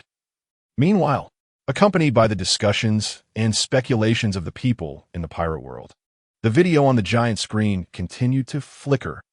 Everyone, we all know that the characteristics of wolf spiders are ferocious, agile, and possess highly toxic attacks. Although wolf spiders primarily feed on insects, a wolf spider can also take down a canine many times its size. Therefore, the reputation and ferocity of wolf spiders are known far and wide. And Black Maria's devil fruit is such a ferocious creature. Not to mention that Black Maria is an ancient wolf spider that far surpasses modern wolf spiders. From this perspective, the abilities possessed by Black Maria will at least be as fierce as a wolf spider, if not more so. In terms of agility and the use of venom, she far exceeds ordinary people. Agility? To eliminate a canine that is several times stronger than herself. Hiss, that's right. Although the wolf spider is small, its reputation spreads throughout the world. As the video on the giant screen gradually reveals, the people in the pirate world are filled with astonishment. Looking up at Black Maria on the giant screen, wolf spider form, devil fruit. If it were just the power of the devil fruit, Black Maria shouldn't be this strong, right? Black Maria must possess strength far beyond what the devil fruit grants her. As the speculations and discussions among the pirates continue, the video on the giant screen keeps flickering. The images flash one after another. Regarding Black Maria, it is as if a mysterious veil is being slowly lifted by the giant screen. Black Maria possesses the ability to see through people's hearts. Besides, the devil fruit itself makes her powerful. What is even more formidable about Black Maria is her soft power. That is, her ability to navigate social situations. Compared to Fusif's coldness, Sasaki's straightforwardness, Ultai and Page One's sibling bond, and Drake's seasoned heaviness, Black Maria can be considered exceptionally charming. Grand line. A pirate ship, rather than a pirate ship, it resembles more of a warship. Who? Me? Drake. Are they talking about me? have joined Kaido's Beast Pirates. Drake's face is filled with question marks. He is currently in a very difficult situation. After the previous exposure, Drake's title as a spy has spread throughout the pirate world. It has turned Drake's pirate identity into a complete joke. What drives Drake even more to despair is that the Navy also does not accept him. Instead, they have Drake continue to execute and maintain his identity as a pirate. The purpose is to give the pirate forces an unexpected surprise. Just think about it. If, after the exposure, Drake returns to the Navy, then wouldn't that confirm the Navy's act of planting a spy? And if Drake continues to roam the seas, wouldn't that make the pirates even think, isn't Drake a Navy officer? Why is he still a pirate? Could it be that the information exposed on the giant screen is false? Drake can't be a fool, knowing that his identity is exposed. It's still pretending to be a pirate. This is called being unexpected. Meanwhile, the people in the pirate world are all looking up at the giant screen, clearly not paying attention to Drake's presence. Now, compared to their goddess, the terrifying goddess Black Maria, Drake indeed seems a bit out of place. The people in the pirate world look up at the giant screen and can't help but discuss. What? Charming. Black Maria? What exactly does it mean to be charming? At the same time, under the curious gazes of the people in the pirate world, the images in the giant screen video continue to flicker. Black Maria, from being like a little bird by Kaido's side during the banquet, to the cunning trap that lured Sanji into her net, and the overwhelming aura against Robin, all reveal how Black Maria tailors her approach based on the different personalities of her opponents. It can be said, Black Maria utilizes her high emotional intelligence to firmly grasp the other party, giving off a sense of being exceptionally charming. Exceptionally charming. The people in the pirate world look up at the giant screen's evaluation of Black Maria, marveling while shaking their heads in amazement. A little bird by Kaido's side? Could this be the source of the rumors between Black Maria and Kaido? Cunning traps, overwhelming aura, Robin, Sanji. What exactly happened between Black Maria, Robin, and Sanji? Exceptionally charming. Indeed, exceptionally charming. But we are more curious about what exactly happened between Black Maria and Robin, Sanji. Could it be? Is Black Maria stronger than both Robin and Sanji? Impossible. It should be impossible, right? And this sense of being exceptionally charming indicates that in terms of social skills, Black Maria has mastered it perfectly. She could be considered the social master of the Beast Pirates. And this ability to see through people's hearts also helps Black Maria formulate different strategies against different opponents, thus achieving victory in battle. New World. On Onigashima, under the gaze of the Beast Pirates, Black Maria calmly smokes her pipe. Indifferent. Aside from being slightly dazed after the gossip about her and Kaido was exposed on the giant screen, Black Maria is otherwise completely indifferent, clearly not caring at all. Praise. It's also slander. Black Maria, I don't care about any of it. But the giant screen seems to have heard the voices of the people in the pirate world and actually starts to introduce the various events between Black Maria and Robin, Sanji. Capturing Sanji. Black Maria lured Sanji in with the cries of a woman. When Sanji rushed into the corridor, he was caught in Black Maria's spiderweb. Black Maria transformed into her hybrid form to tease the chaotic Sanji along with her subordinates. Afterwards, Sanji defeated all of Black Maria's male subordinates. But due to his unwillingness to attack female subordinates, he was caught again by Black Maria with her spiderweb. Not good reviews, really not good reviews. The people in the pirate world all look up at the giant screen. Especially watching the battle between Black Maria and Sanji, they can't help but exclaim, exceptionally charming. Don't say, you have to admit. Black Maria indeed has some strategy. She actually knew to use a woman's voice to attract Sanji. This kind of conspiracy, even if Sanji knows it's a trap, he would probably willingly fall into it, right? Yes. But I have to say, is Sanji really embodying the spirit of a knight? Why do I feel like Sanji has some serious issues?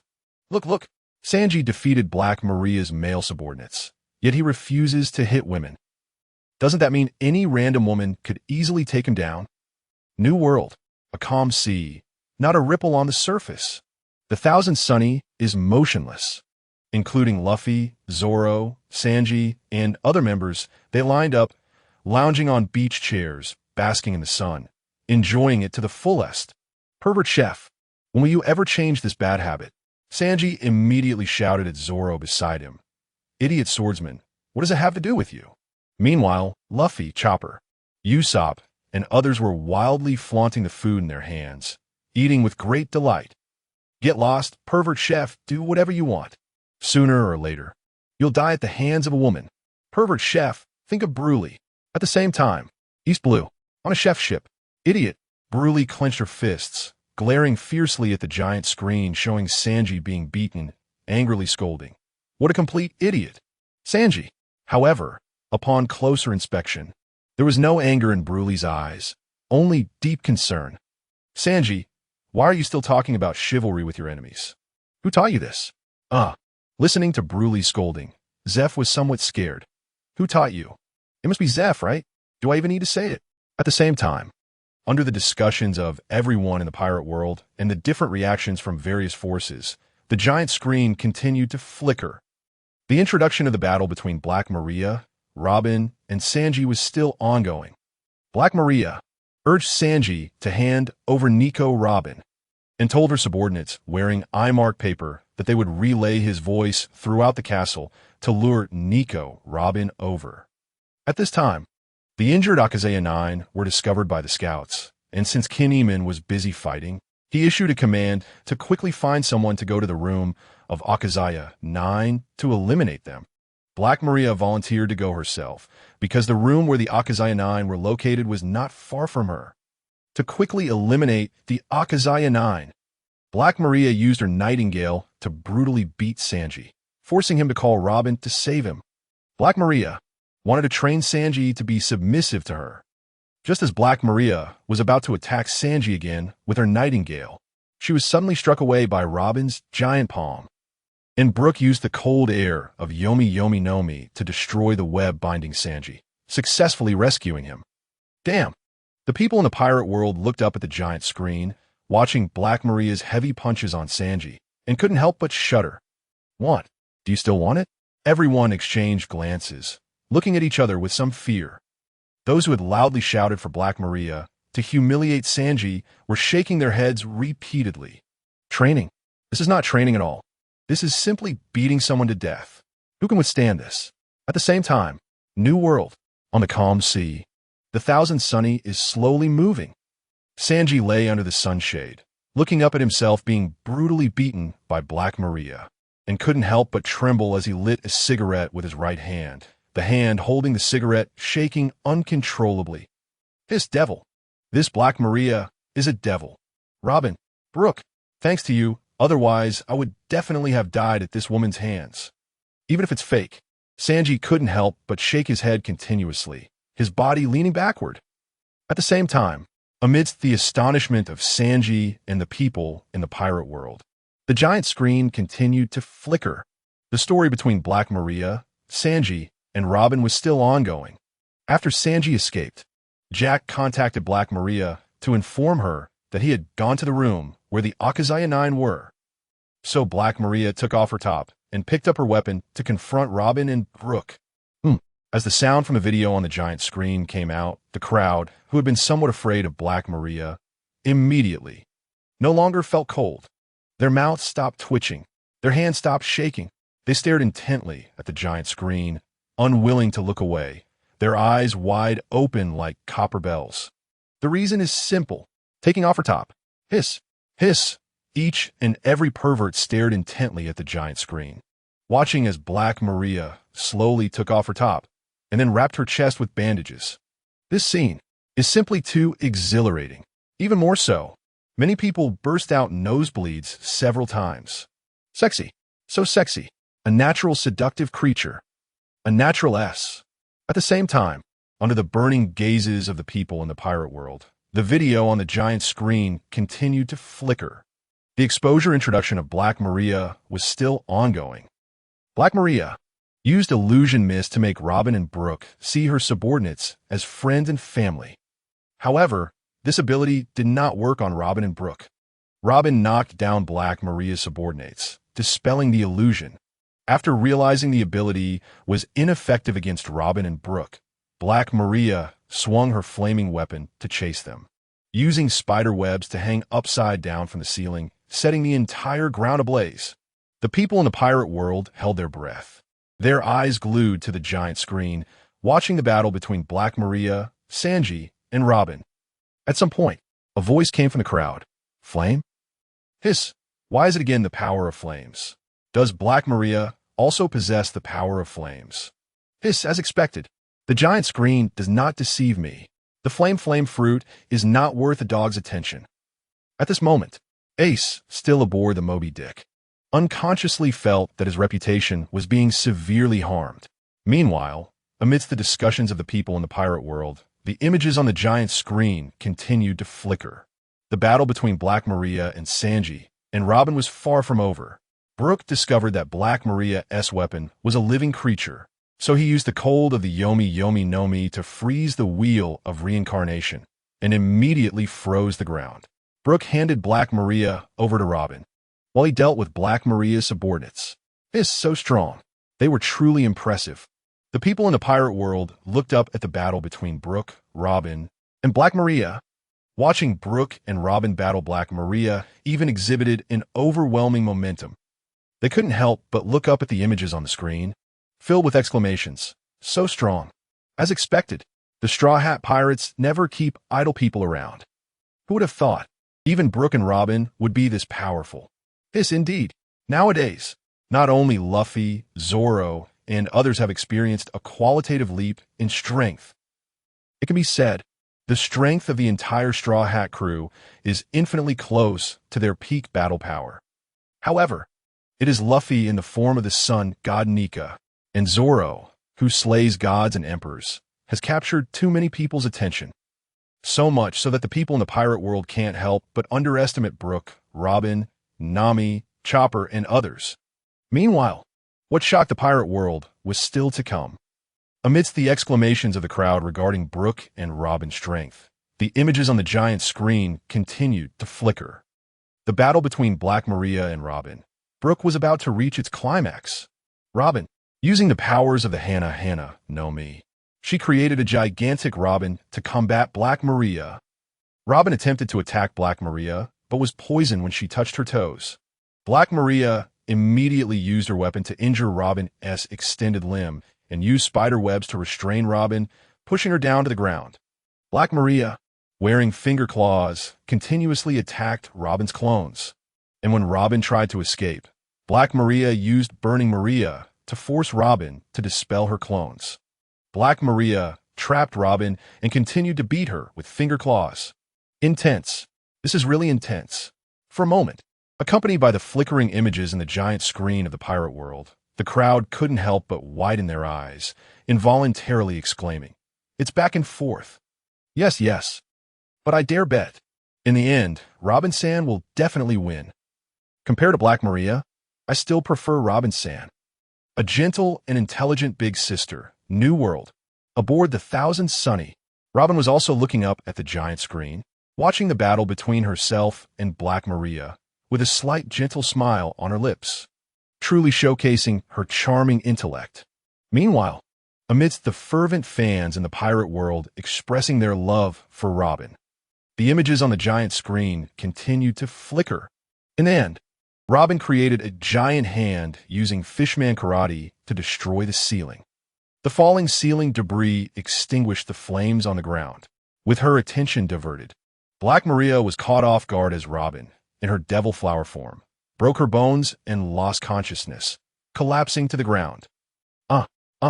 Accompanied by the flickering images on the giant screen, people gaped in shock. Clap. Even in the crowd, there were sounds of people clapping their hands. Are you dreaming? I can't be dreaming, right? This time, what captivated the pirate world was no longer the battle between Robin and Black Maria, but the giant figure of Robin in the images. Naked, completely naked, the crowd stared intently at the giant screen, fearing to miss any moment. They saw, in the images, the giant Robin was completely nude, undoubtedly attracting everyone's attention. Hiss, Robin-san is simply too beautiful, right? Yes. The crowd stared at the giant screen, their eyes sparkling with hearts, beating one after another. Meanwhile, New World, Aboard the Thousand Sunny, Robin-san, Sanji was stunned, spraying a noseful of blood, and his whole body flew up like a rocket due to the recoil from the nosebleed. As the saying goes, a leopard cannot change its spots. Even with pudding, Sanji cannot remain indifferent when he sees a beautiful woman. After all, this has already been ingrained in his bones. At the same time, accompanied by the discussions of the people in the pirate world and their fiery gazes filled with hearts staring at Robin on the giant screen, the images continued to flicker. The introduction of Black Maria was not over yet. The second characteristic of Black Maria began. Second, forming a team, relying on teammates in battle, and reaping the benefits herself. Compared to the direct confrontations of other Flying Six, Black Maria is extremely clever. Originally not weak, Black Maria prefers to engage in team battles. Illusion type and weapon transformation type partners all became members of her team, making Black Maria's attack methods not only diverse, but also allowing her to hide behind the scenes, reaping the benefits. The people in the pirate world looked up at the images on the giant screen, unable to help but form their own opinions about Black Maria. Scheming. Very shrewd. Now, there's another one who relies on teammates in battle. You can't deny it. You have to admit. This is indeed Black Maria. Her own strength is somewhat lacking, but she has reliable allies. She just needs to assist from a side. Meanwhile, accompanied by the pirate world's discussions about Black Maria, the video on the giant screen continued to flicker. The introduction of Black Maria continued. When Sanji fell into the trap, it was a successful example of Black Maria's team combat. Although they were not as strong as Sanji, the power of unity fully exhibited a greater than the sum of its parts effect, directly turning Sanji into a joke among pirates. If it weren't for Robin's timely intervention, Sanji could have very well become the strongest opponent to be defeated by Black Maria. It can be seen, the cleverness of Black Maria. This way of utilizing team combat, not only does it allow Black Maria to have enough strength to challenge stronger opponents, but it also has an indescribable advantage in overwhelming opponents with numbers. Ha ha ha, a joke. The people of the pirate world are laughing heartily at the evaluation of Sanji on the giant screen. The strongest opponent? Ha ha ha. If this is evidence of Black Maria's cleverness, then to be honest, I somewhat disagree. How is this cleverness? This is clearly Sanji's stupidity. If it were a normal person who would fall into a trap because of an inexplicable woman's cry for help during a battle. Yes, me, New World, on the Thousand Sunny. Sanji looks up at the giant screen, watching the flickering images and listening to the sounds coming from the video. His face couldn't help but darken. A joke. He almost became a joke himself. Meanwhile, as the pirate world laughs at Sanji, the video on the giant screen continues to flicker. The introduction of Black Maria is still ongoing. Third, illusionary attacks combined with potential poison skills make Black Maria's attack methods diverse. Although Black Maria does not possess illusion abilities, her subordinates have the ability to use illusions. Combined with Black Maria's own poison attacks, Black Maria is almost invincible on the battlefield. After all, few can avoid the interference of illusions while also defending against Black Maria's unpredictable poison sneak attacks, making it increasingly difficult.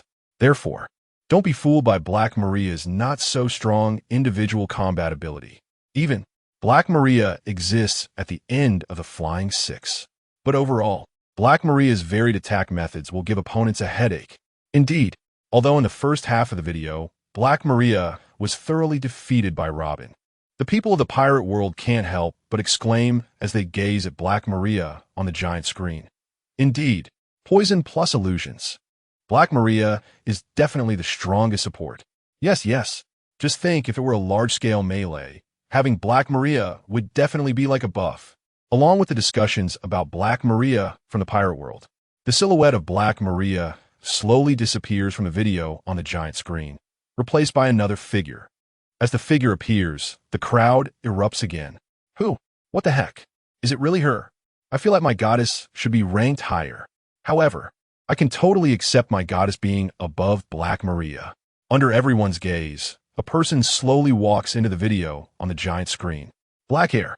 wearing a long beach dress and a blue leather zip-up vest, exposing her navel and a bit of her waist, wearing red sunglasses, carrying a pink backpack, wearing high heels. As the figure appears, the entire pirate world erupts, staring intently at the giant screen, their eyes beating with their hearts. Robin, Nico Robin, it's Robin-san. New world, on the calm sea, aboard the Thousand Sunny. Robin, look, hurry and look. Robin, you actually made the list. Luffy excitedly shouts at Robin, and Robin just gently covers her mouth and smiles softly. Meanwhile, the pirate world can't help but start discussing Robin's strength. No problem. This is definitely no problem. Robin-san defeated Black Maria, so isn't it right that she ranks above her? Yes. Robin-san must be well-deserved. Robin, I raised the flag for Robin-san. Accompanied by the discussions from the pirate world, the video on the giant screen continues to flicker. The exposure of Robin's abilities has just begun. Like others, Robin comes on screen with a black subtitle. Robin's combat power ranking in various periods, after mastering armament hockey, will break through her power limits. Combat power of various periods. The people of the pirate world look up at the giant screen, quietly murmuring, power limits? Could it be? Could it be that Robin-san hadn't mastered armament hockey when she defeated Black Maria? Is it true or false?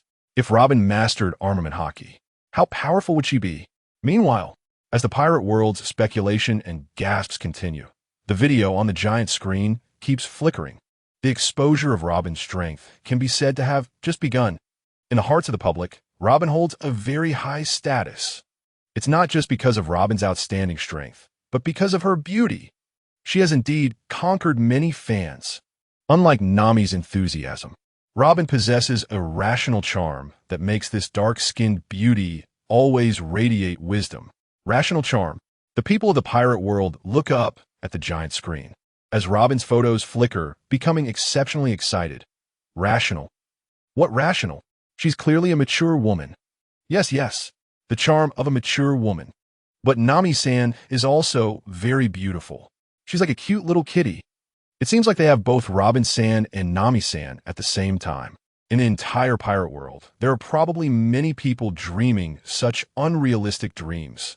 At the same time, amidst the gasps from the pirate world, the video on the giant screen continues to flicker.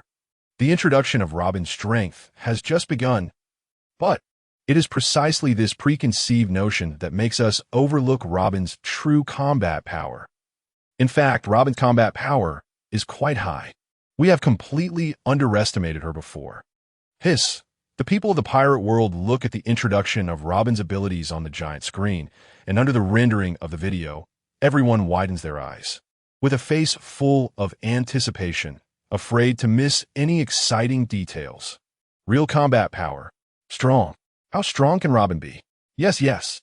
In an instant, everyone in the pirate world couldn't help but widen their eyes, curiously staring at the giant screen. At the same time, under the discussions and expectant gazes of the people in the pirate world, the images on the giant screen continued to flicker. The king of group battles, Robin. It is well known. Robin's main combat method is Robin's devil fruit, the paramecia-type flower fruit. This makes Robin appear invincible in group battles. Perhaps only Luffy's Conqueror's Haki, Zoro's ultra-high sword energy, can rival Robin's group attack capability with the flower fruit. Therefore, the first beauty in team battles. Robin is undoubtedly deserving of the title King of Group Attacks. The people in the pirate world looked up in surprise at the giant screen, all somewhat stunned. King of Group Battles. This title is indeed not small. However, strength often comes with doubts from the crowd. Many people looked up at Robin in the video on the giant screen and couldn't help but exclaim, King of Group Attacks. Strong. How strong can it be? Yes. And the video, how could it be doubted by everyone? Soon it presented an introduction to Robin's abilities. About Robin's group attack capabilities. The group attack ability of the flower fruit. Not to mention anything else. Let's talk about Robin's skill names. Single wheel flower. Double wheel flower. Triple wheel flower. There are a whopping 80 wheel flowers. At the same time, soon, The giant screen displayed 4 gigantic hands formed by the combination of 80 arms, resembling a giant tree. Hiss, staring at the 4 giant arms resembling a giant tree formed by 80 arms on the giant screen, everyone in the pirate world opened their mouths wide. Their shocked expressions were simply beyond words. A towering tree. This is indeed a towering tree. When these hands come crashing down, wouldn't that mean thousands of lives? Yes, yes. The crowd gaped at the giant screen, witnessing the scene of the 4 giant arms slamming down on the enemies, which undeniably gave everyone in the pirate world a tremendous shock, leaving them all filled with awe. King of group attacks. Undoubtedly the king of group attacks. Yes, this is too terrifying, right? But what the people in the pirate world never expected was that the introduction to Robin's group attack capabilities was just the beginning. Of course, this is still the basic version of Robin's fruit abilities. Soon, Robin developed even more powerful group attack techniques. The crowd looked up at the images in the video on the giant screen, each one deeply shocked. There's more. These are only the basic versions. Is this for real? Accompanied by the voices and gazes of doubt from the people in the pirate world, the images in the video continued to flicker. Robin. Soon, based on the basic version of her abilities, Robin developed even stronger attack techniques with a wider range of lethality. 100 flowers in full bloom. As the sound of the video resonated from the giant screen, the images began to synchronize. One by one, hands appeared from Robin's body from the ground, from various positions, delivering indiscriminate heavy blows to countless enemies. The crowd watched the images in the video on the giant screen, and some with a fear of clusters had already collapsed. Unable to bear it, they simply couldn't take it. The density of the arms was enough to make those with claustrophobia cry for their lives. But this is not the end. This is far from the end of Robin's abilities. Soon, Robin developed even more powerful abilities based on the 100 flowers in full bloom. 10,000 purple and red. Even denser arms. Even more indiscriminate attacks made everyone in the pirate world shout invincible. King of group attacks. Undoubtedly, Robin is definitely the most powerful king of group attacks. Of course, I'm impressed. Accompanied by the introduction of Robin's terrifying group attack abilities in the video on the giant screen. The people in the pirate world couldn't help but give a thumbs up, completely convinced. With the people in the pirate world being fully convinced, the images in the video on the giant screen continued to flicker. The introduction to Robin's abilities had just begun. However, due to the overwhelming group attack capability of the flower fruit, we naturally overlooked Robin's one-on-one combat. After all, most of Robin's battles are in group attacks, working together with others to achieve a comeback. It can be said, we logically overlooked Robin's solo combat abilities, thinking that her one-on-one skills were not strong. At the same time, during battles, Robin mainly relies on her rich cultural knowledge. In battles, unlike Luffy, Zoro, Sanji, and others who rely on absolute strength to crush their opponents. Therefore, regarding Robin's true strength, we always mistakenly believed that Robin was not very strong. But is that really the case? Makes sense. Is that really the case? Since you say so, there must be a twist. Nowadays, everyone has already figured out the tone of the giant screen. The people in the pirate world looked up at the sounds from the video on the giant screen and couldn't help but nod. Don't say. You really can't say. What the giant screen says seems to make some sense. Yes, but if Robin's group attack strength is strong and her one-on-one ability is also strong, wouldn't that be too powerful? I say. Robin's strength is already strong. Soon, Robin's fans began their blind admiration for her. Our Robin is just unwilling to steal the spotlight. But as the vice captain of the Straw Hat Pirates, Robin can definitely compete. At the same time, accompanied by the discussions of the people in the pirate world, the images in the video on the giant screen continued to flicker. It began to introduce Robin's one-on-one abilities. Robin's Devil Fruit Awakening, unleashing her true power. What? The people in the pirate world were once again shocked, mouse agape, and couldn't help but murmur softly. The awakening of fruit abilities? Awaken again? When did the awakening of fruit abilities become so common? Yes, not to mention the awakening of abilities. Now, after frequently watching videos on the big screen, I feel like armed hockey, observation hockey, and even conqueror's hockey are everywhere. Clearly, these are things we could never encounter in our lifetime. Now it feels particularly ordinary. Meanwhile, amidst the discussions of the people in the pirate world, the images on the big screen continued to flicker. In Wano, the battle between Robin and Black Maria, besides being a pure female combat scene, which attracts men, this battle also showcased the true power of Robin's devil fruit. Why do I say this? Attracting men? Upon hearing this, the thoughts of the people in the pirate world drifted back a few minutes. The naturally endowed S-Class Black Maria, with her top off, only wrapped in bandages. And the giant shadow created by Robin. The exposed giant Robin.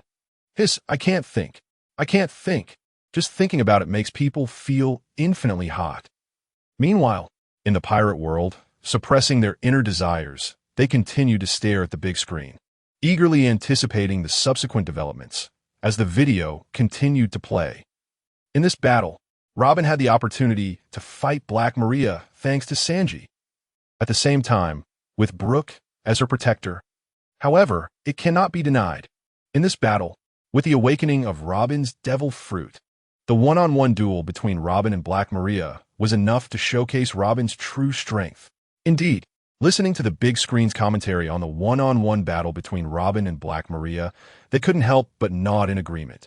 Indeed, Robin's strength is slightly superior. Yes, even without Brook, Black Maria would definitely not be Robin's match. Suddenly, while everyone was discussing, they suddenly realized another event being introduced on the big screen. Ability awakening.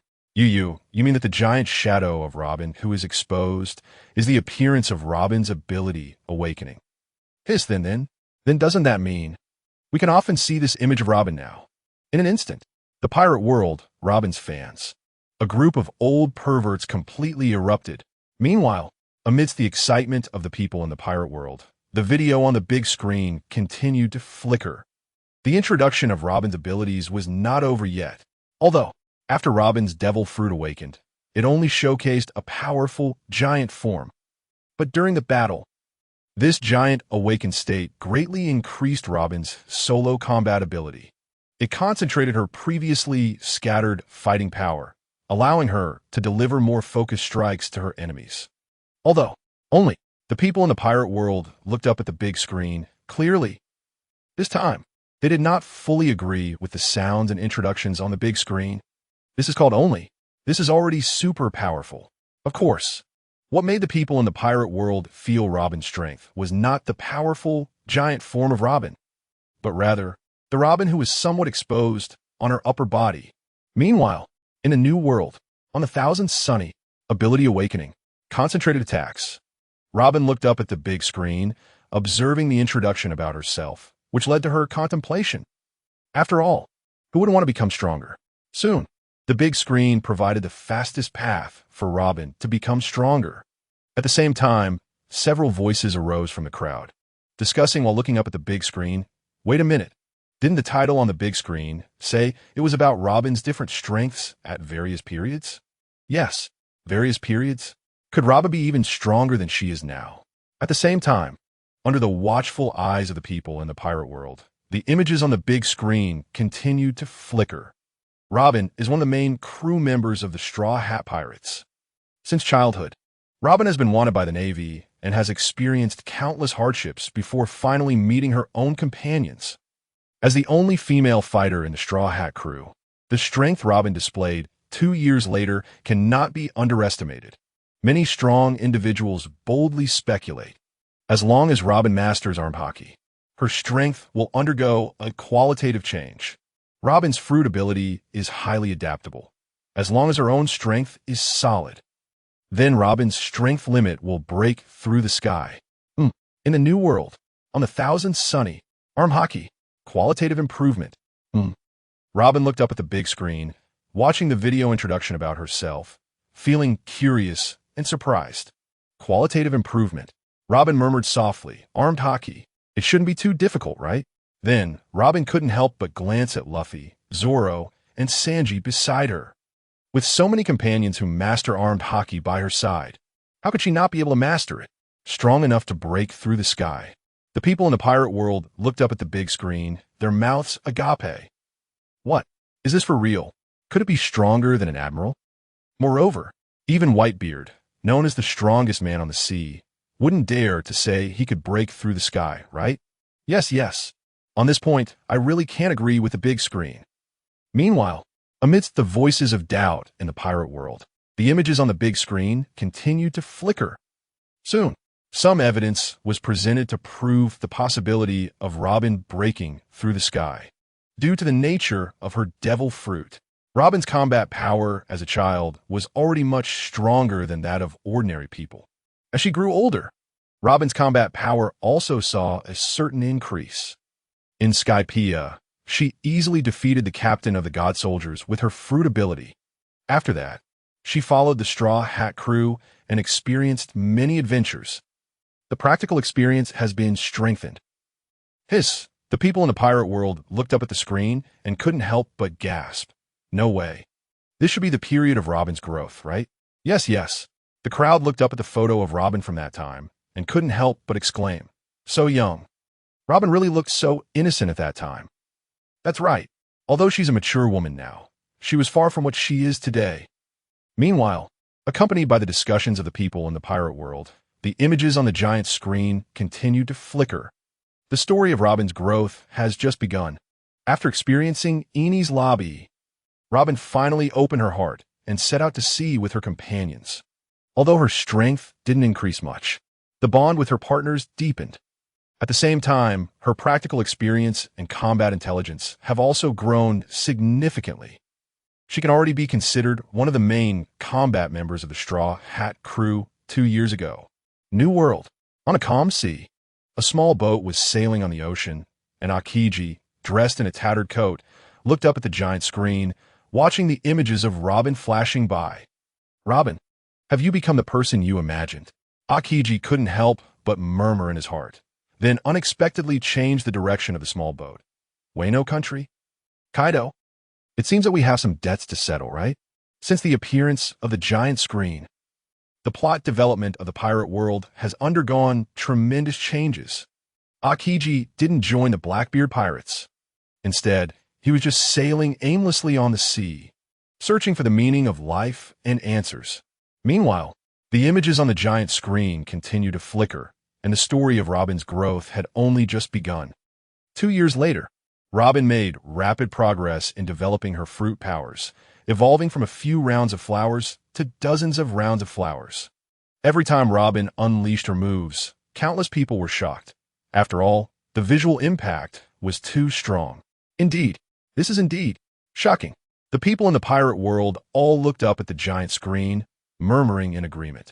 Their expressions filled with recognition. It must be said that Robin's moves are indeed shocking. Indiscriminate attacks. Meanwhile, accompanied by the discussions of the people in the pirate world, the video on the giant screen continued to flicker. Moreover, 2 years later, Robin also had significant changes in her appearance. She looked more intellectual than before, and her skin had become much fairer.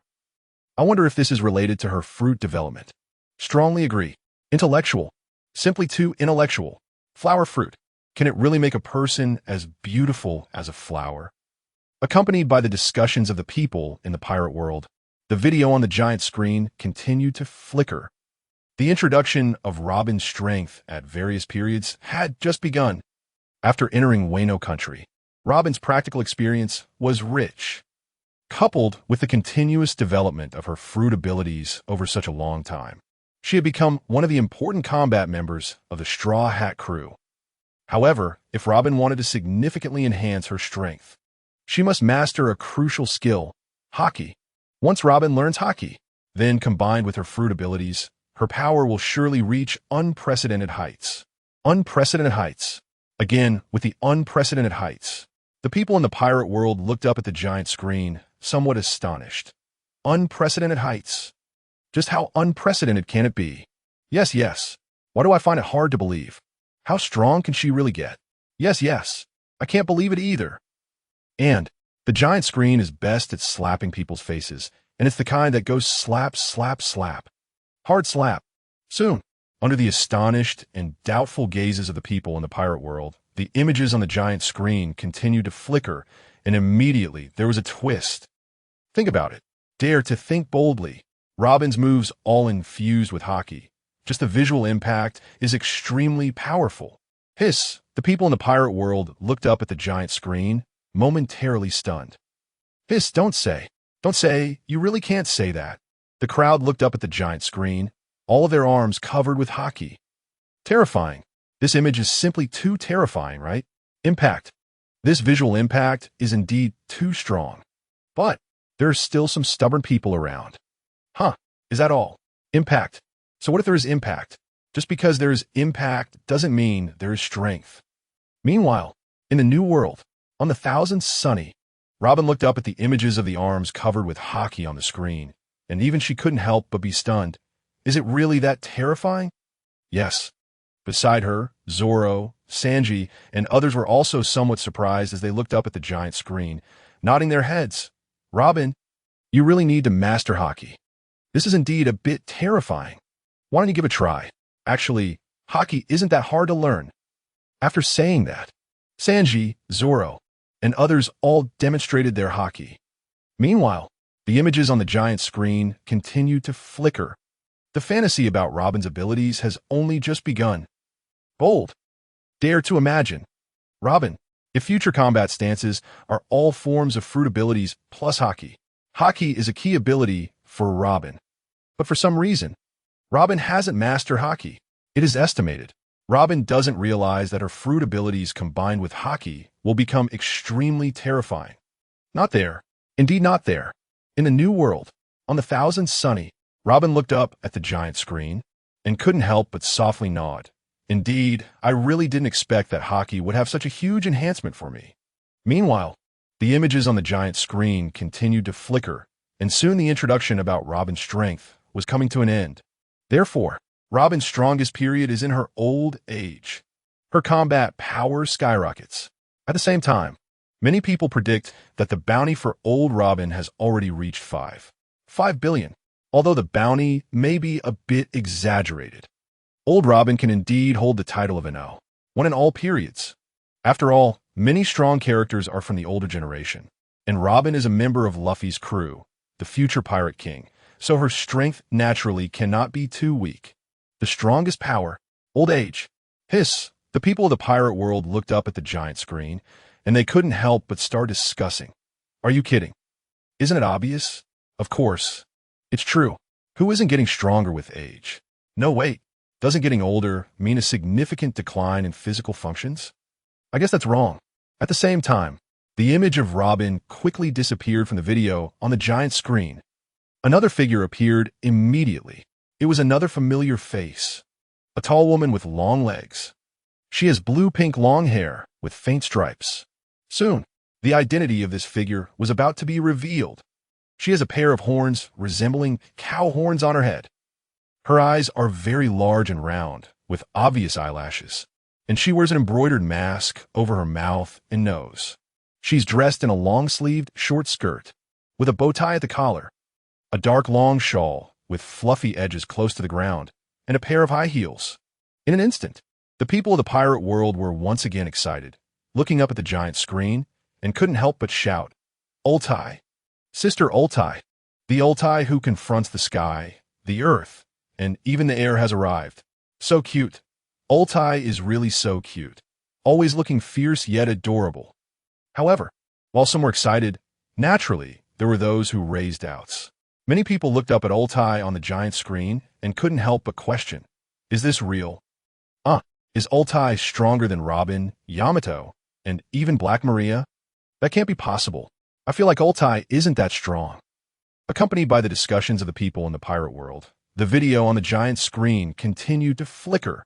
The introduction to Ultai's strength was just beginning. Soon, like everyone else, a black subtitle appeared on the giant screen. Just how powerful is Ultai's ultimate move? A cute girl with iron head skills, claiming to be invincible in the world. Hiss! The people of the pirate world frowned upon hearing this, looking up at the screen with disbelief in their eyes. Cute girl, we can admit this. Iron head skills. All right, that's Ultai's ability. Then, but being invincible in the world. Not many people agree with that.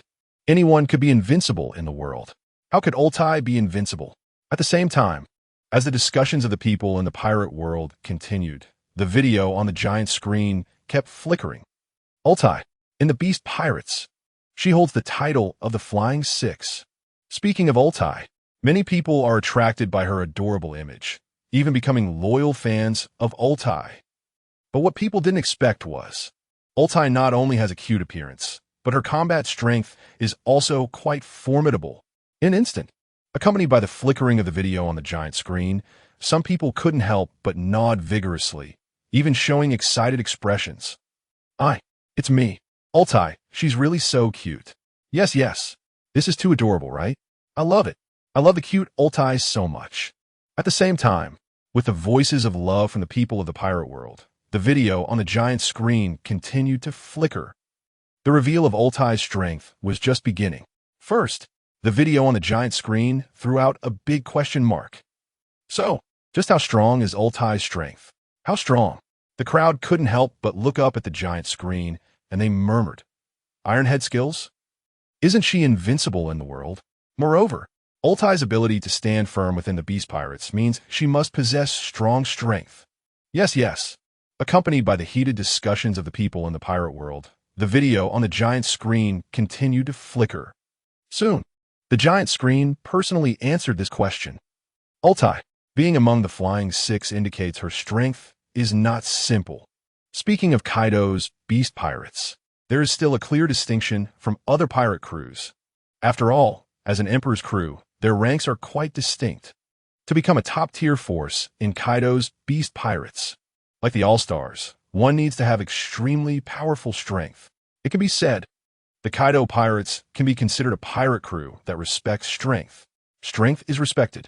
The people of the pirate world looked up at the images of the Beast Pirates flashing on the screen. Looking at Kaido, the ship King Jack, Queen, and King. The fear that once filled their faces was long gone. Before the giant screen appeared, when the video had not been exposed, the average person would turn pale at the mention of the name of the Sea Emperor and pirates, to the point where just hearing it would instill fear. But now, with the exposure in the giant screen, the crowd seemed to no longer fear pirates. Perhaps it was because everything was in the video. It had never appeared in reality. Even the people of the pirate world wanted to see what kind of configuration the Sea Emperor had. Previous dinner table conversations were about what they ate and drank. Now, after a few drinks, it's all. I think Big Mom isn't that strong. I feel like Luffy can definitely become the strongest. I still prefer Robin. No. Hancock is the most beautiful. These are all small changes brought about by the appearance of the giant screen. And now, the people of the pirate world actually want to know more about the Beast Pirates. Actually, when will the giant screen introduce the configuration of the Beast Pirates? Yes. Actually, I'm quite curious. And the introduction of Earth's strength is just a small part of the Beast Pirates diagram. But it's already enough to attract attention. And the top combat power of Kaido's crew is the Three Disasters. Below the Three Disasters are the 6 Flying Stars. It can be said, anyone who can become a member of the 6 Flying Stars.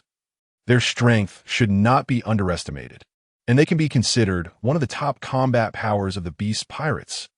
Since Urt ranks as one of the 6 Flying Stars, it indicates that Urt's strength is also among the top in Kaido's Beast Pirates. Therefore, from the name alone, Urt has a certain capital of strength, proving that Urt is not just a pretty face. Underestimate. Who dares? The people in the pirate world all look up at the giant screen, their eyes even showing a bit of confusion. You have to know. Don't mention the 6 Flying Stars. Even any pirate with a bit of a reputation in the New World is a well-known existence in the Grand Line. And, as one of the 6 Flying Stars, if placed in the Grand Line, it would definitely dominate a region. And if placed in the 4 seas, it would be like a boss existing. And in what vase? Who dares to call Urt a vase? That would be like losing their mind. New World, on Onigashima. Looks up at the giant screen, biting her pretty little lip under the mask, and curses fiercely. Damn it. When did my strength get to be assessed by you? The people beside her shrink their necks in response, and even dare not look at Who doesn't know name? Who doesn't know? This is someone who dares to curse even Kaido, let alone them. At the same time, amidst the heated discussions of the people in the pirate world, the images on the giant screen continue to flicker. The exposure of strength is still ongoing. Second, the captain's identity makes people not dare to underestimate. Besides the strength of the 6 flying stars. Another reason to not underestimate title as a member of the 6 flying stars is that used to be a captain of a pirate crew. After all, the members of the 6 flying stars, their identities, aside from being Kaido's subordinates, before joining Kaido's beast pirates, each was an ambitious captain. With their own crew, having established their own territory, they could be considered heroes who dominate a region, definitely top-tier existences.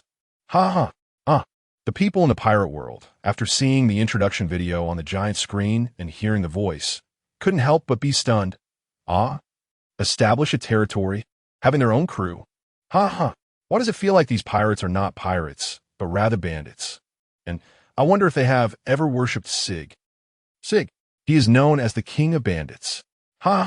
Amidst the laughter and discussions of the people in the pirate world, the images on the giant screen continue to flicker. The introduction of abilities has just begun. And, as someone who has led a pirate crew, undoubtedly, strength is not as delicate as her appearance suggests. Rather, it is as aggressive as sharp tongue. Because of her captain's background, it also indirectly proves that strength is far above that of ordinary people. Damn it, I fuck you. And the reality is just as the giant screen predicted. New World, on Onigashima, looks up at the giant screen, listening to the evaluation of herself in the video, and her mouth is full of foul language. Damn it, I am delicate and aggressive. What does that have to do with you? Damn it, really, you just know how to talk nonsense every day. Meanwhile, amidst curses, the images on the giant screen continue to flicker. The giant screen pays no attention to foul language and continues to play on its own. Third, referred to as cannon head. Speaking of devil fruits, many people can't help but complain. Under the exposure on the giant screen, devil fruits feel like something that's everywhere. And as one of the 6 flying stars, naturally possesses a certain devil fruit ability. Devil fruit ability perfectly fits the setting of the dinosaur-type devil fruit of the 6 flying stars. 6 flying stars, dinosaur type. The people in the pirate world look up at the giant screen, their faces filled with surprise. Could it be that all the members of the 6 flying stars are dinosaur-type devil fruits? Hiss plus Kaido. Wouldn't that make the beast pirates a proper dragon's nest? That's terrifying, right? Yes. No wonder they say the beast pirates are stronger. Looking at these devil fruits, they are definitely stronger than Big Mom's crew. At the same time, accompanied by the discussions of the people in the pirate world, the images on the giant screen continue to flicker. The introduction of is still ongoing. Therefore, from his point of view, strength is not simple. But, besides that, devil fruit is the dragon fruit, head type. The biggest feature of this devil fruit is that the head's attack ability is particularly strong. Therefore, is referred to by Kaido's subordinates as having cannon-like power. As the video images on the giant screen flicker one by one, everyone can't help but open their mouths wide. Cannon-like power? Is that describing Hiss, but I have to say, is such a beautiful woman. Why did she choose a head-type dragon fruit? Yes. Sometimes when enters her fruit form, she looks like a bald person, which is indeed a bit unattractive. Yes. At the same time, accompanied by the discussions of the people in the pirate world, the video on the giant screen continued to flicker. The story about Ultai is not over yet. From his point of view, Ultai's devil fruit ability is quite extraordinary. In actual combat, Ultai forced Luffy to use his Conqueror's Haki with a headbutt. This shows that Ultai's strength is also quite formidable. As an important reference, Luffy's reaction highlights Ultai's unique strength. Hiss, upon seeing this, The people in the pirate world couldn't help but gasp, staring intently at the giant screen, watching Ultai, who looks like a cute girl in the video. Powerful.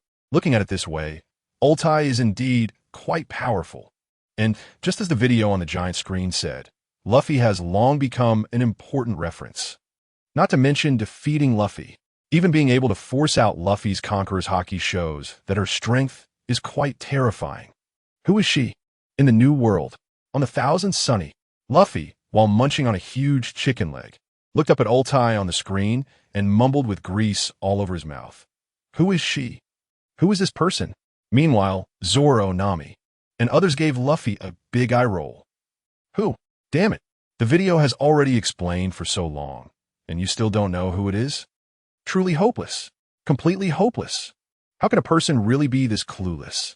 At the same time, accompanied by the discussions of the people in the pirate world and Luffy's foolish reaction, the images on the giant screen continued to flicker. The exposure of Ultai is about to reach its conclusion. It can be seen. The cute girl Ultai not only has an enchanting appearance, but the strength within Ultai's body proves that she will not simply be a pretty face. At the same time, it also proves that Ultai's strength is among the top in the realm of powerhouses. Top tier. Soon, with Ultai's figure disappearing from the giant screen, the people in the pirate world began to give objective evaluations of the introduction about Ultai. It was a one-sided situation, very few differing opinions. Cute girl. She is indeed beautiful. Pretty face. Ultai is definitely not. But unbeatable. Ultai is certainly not deserving of that title. At the same time, accompanied by the discussions of the people in the pirate world, Ultai's figure slowly disappeared from the giant screen, and soon another figure was about to appear on the giant screen. Compared to the previous women, this person's figure was somewhat unfamiliar. The crowd looked up at the voice appearing on the screen and couldn't help but discuss curiously. Who?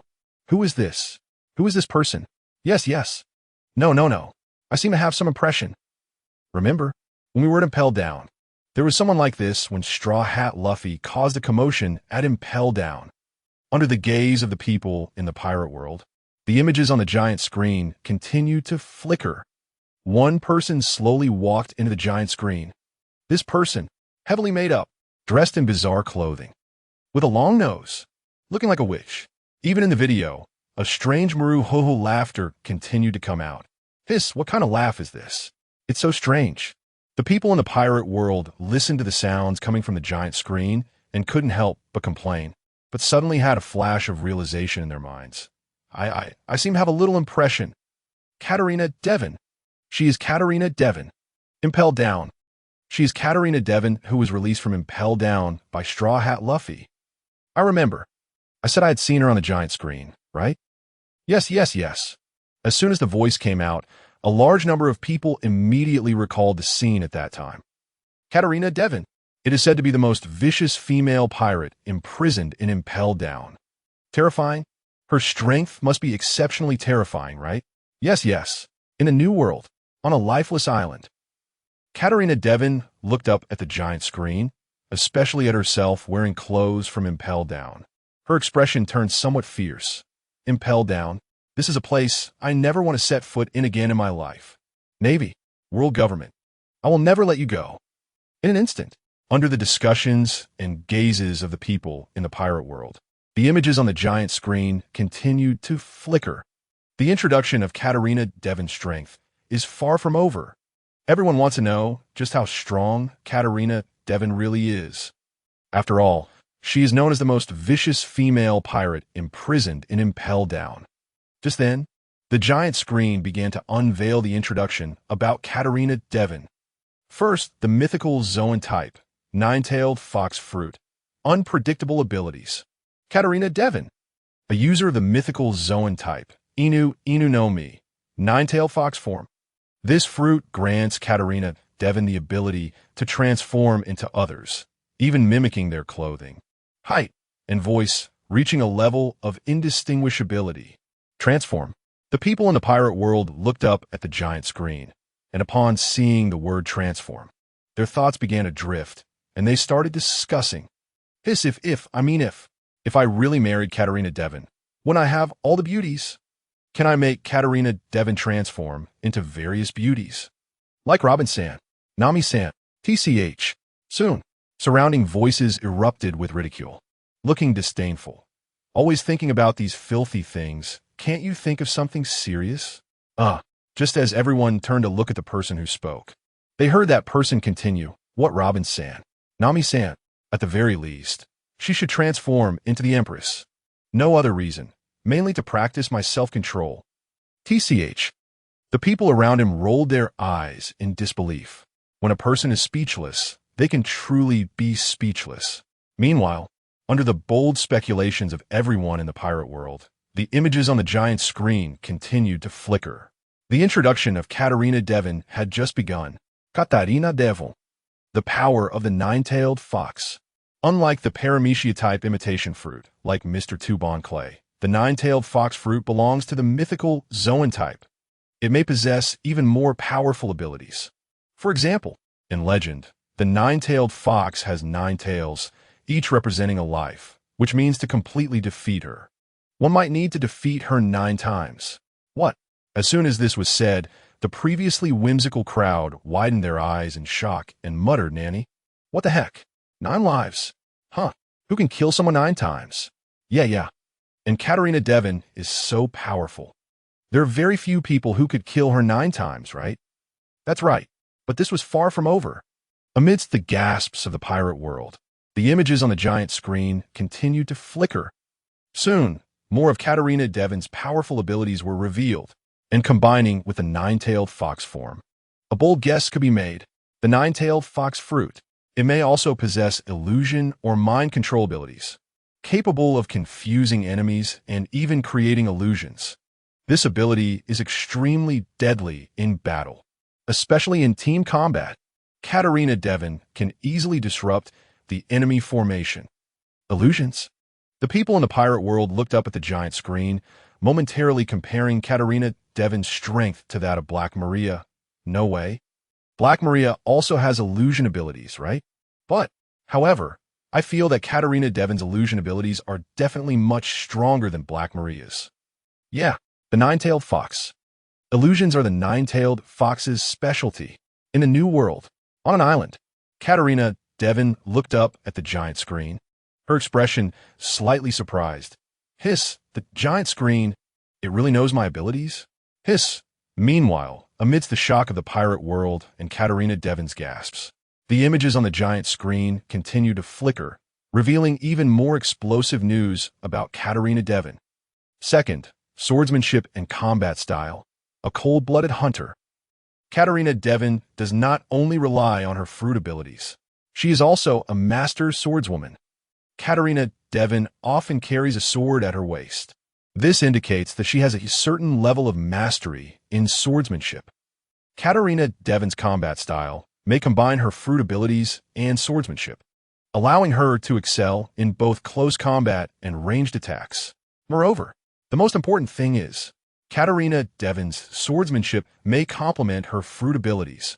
For example, in battle, Katarina Devon is likely to suddenly transform into the appearance of an enemy's companion, taking them by surprise with a deadly strike. This tactic is not only efficient, but can also create immense psychological pressure on the enemy. The people in the pirate world looked up at the giant screen, shocked and nodding in agreement. That's right. Just think, if Katarina Devon turned into the appearance of your companion, you would have no guard up at all. That one strike would stab you hard, right? You might even think your companion is backstabbing you until you die. Upon careful consideration, this fruit ability is indeed a bit terrifying. Killing silently, huh? As the discussions and amazement of the pirate world continued, the images on the giant screen kept flickering. The introduction of Katarina Devon was still ongoing. Third, bounty and status, a core combat force of the Blackbeard Pirates. As a senior officer of the Blackbeard Pirates, Katarina Devon's bounty exceeds 100 million. Although, the bounty information about Katarina Devon is quite old. But, nowadays, Katarina Devon's strength is enough for her to rank among the top female pirates. The bounty could easily reach 1 billion.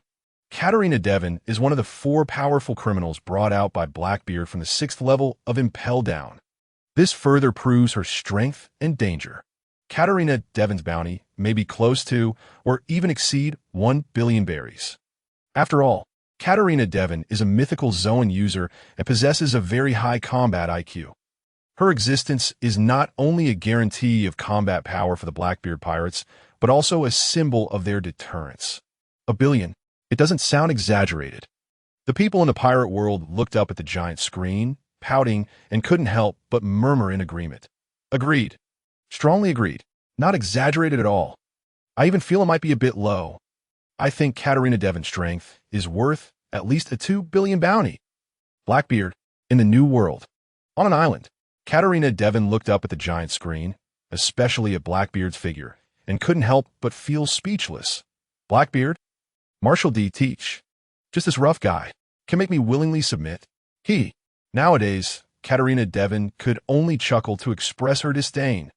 Similarly, in the New World, Blackbeard, Marshall D. Teach looked up at Katarina Devon on the screen, then turned to look at his companions, Burgess and Bruno, and couldn't help but sigh. It's all the fault of the giant screen. Now, only these two remain by his side.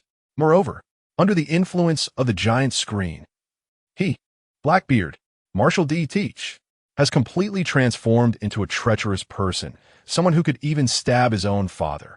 Who would dare to be his partner now?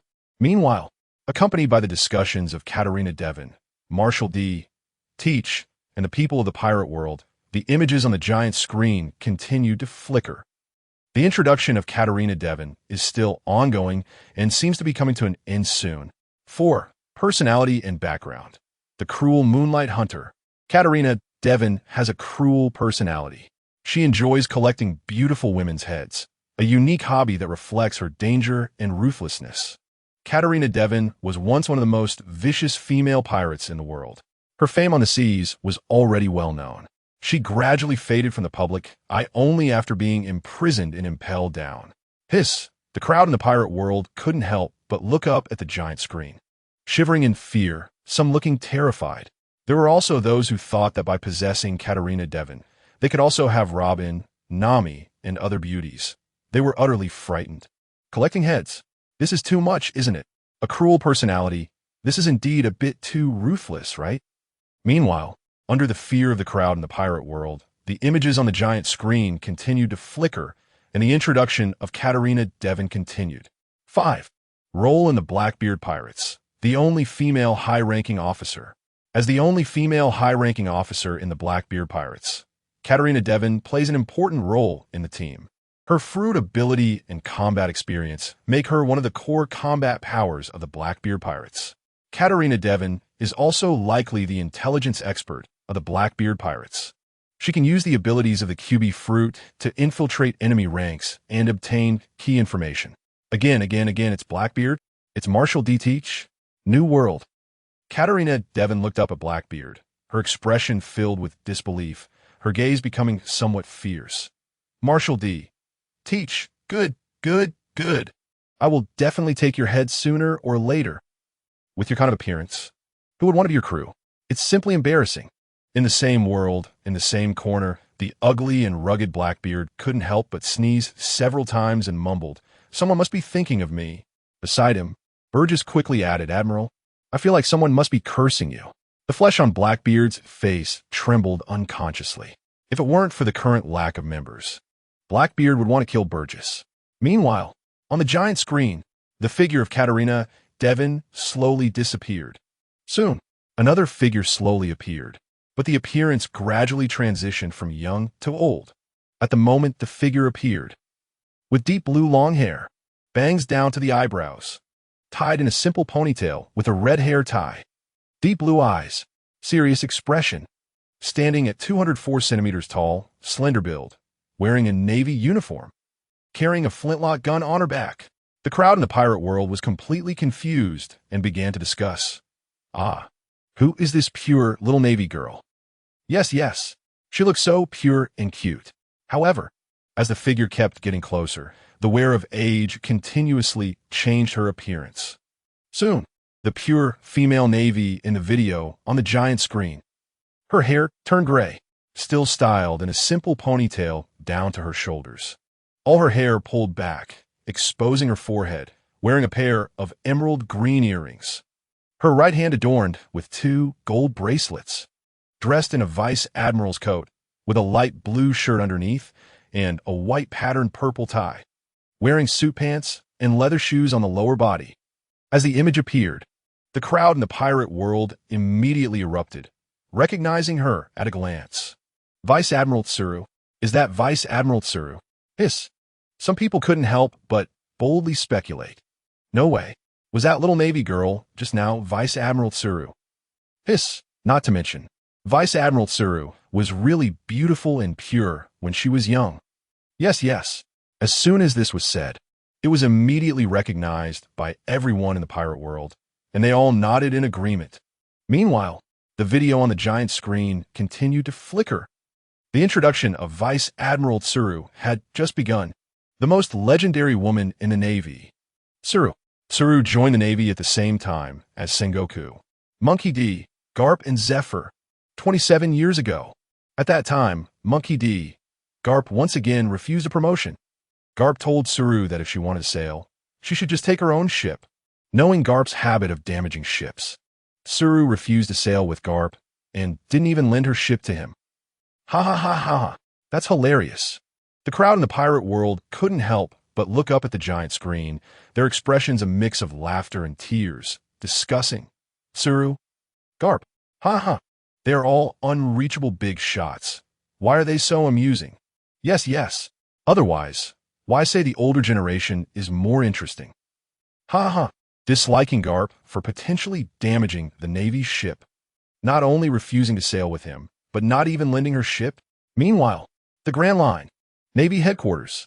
On a warship about to leave the port of Marineford, 3 people stood. They were the Tsuru, Garp, and Sengoku, who had just appeared in the video on the giant screen. The 3 looked up at the giant screen. 3 elderly men of similar age, yet with completely different expressions. Garp had a dark face as he stared at the giant screen. In just a few seconds, Garp felt like his old face was completely lost. Seeing this, Tsuru looked at Garp's angry expression, then looked back at her image on the giant screen. And for some reason, her mindset began to feel a bit younger.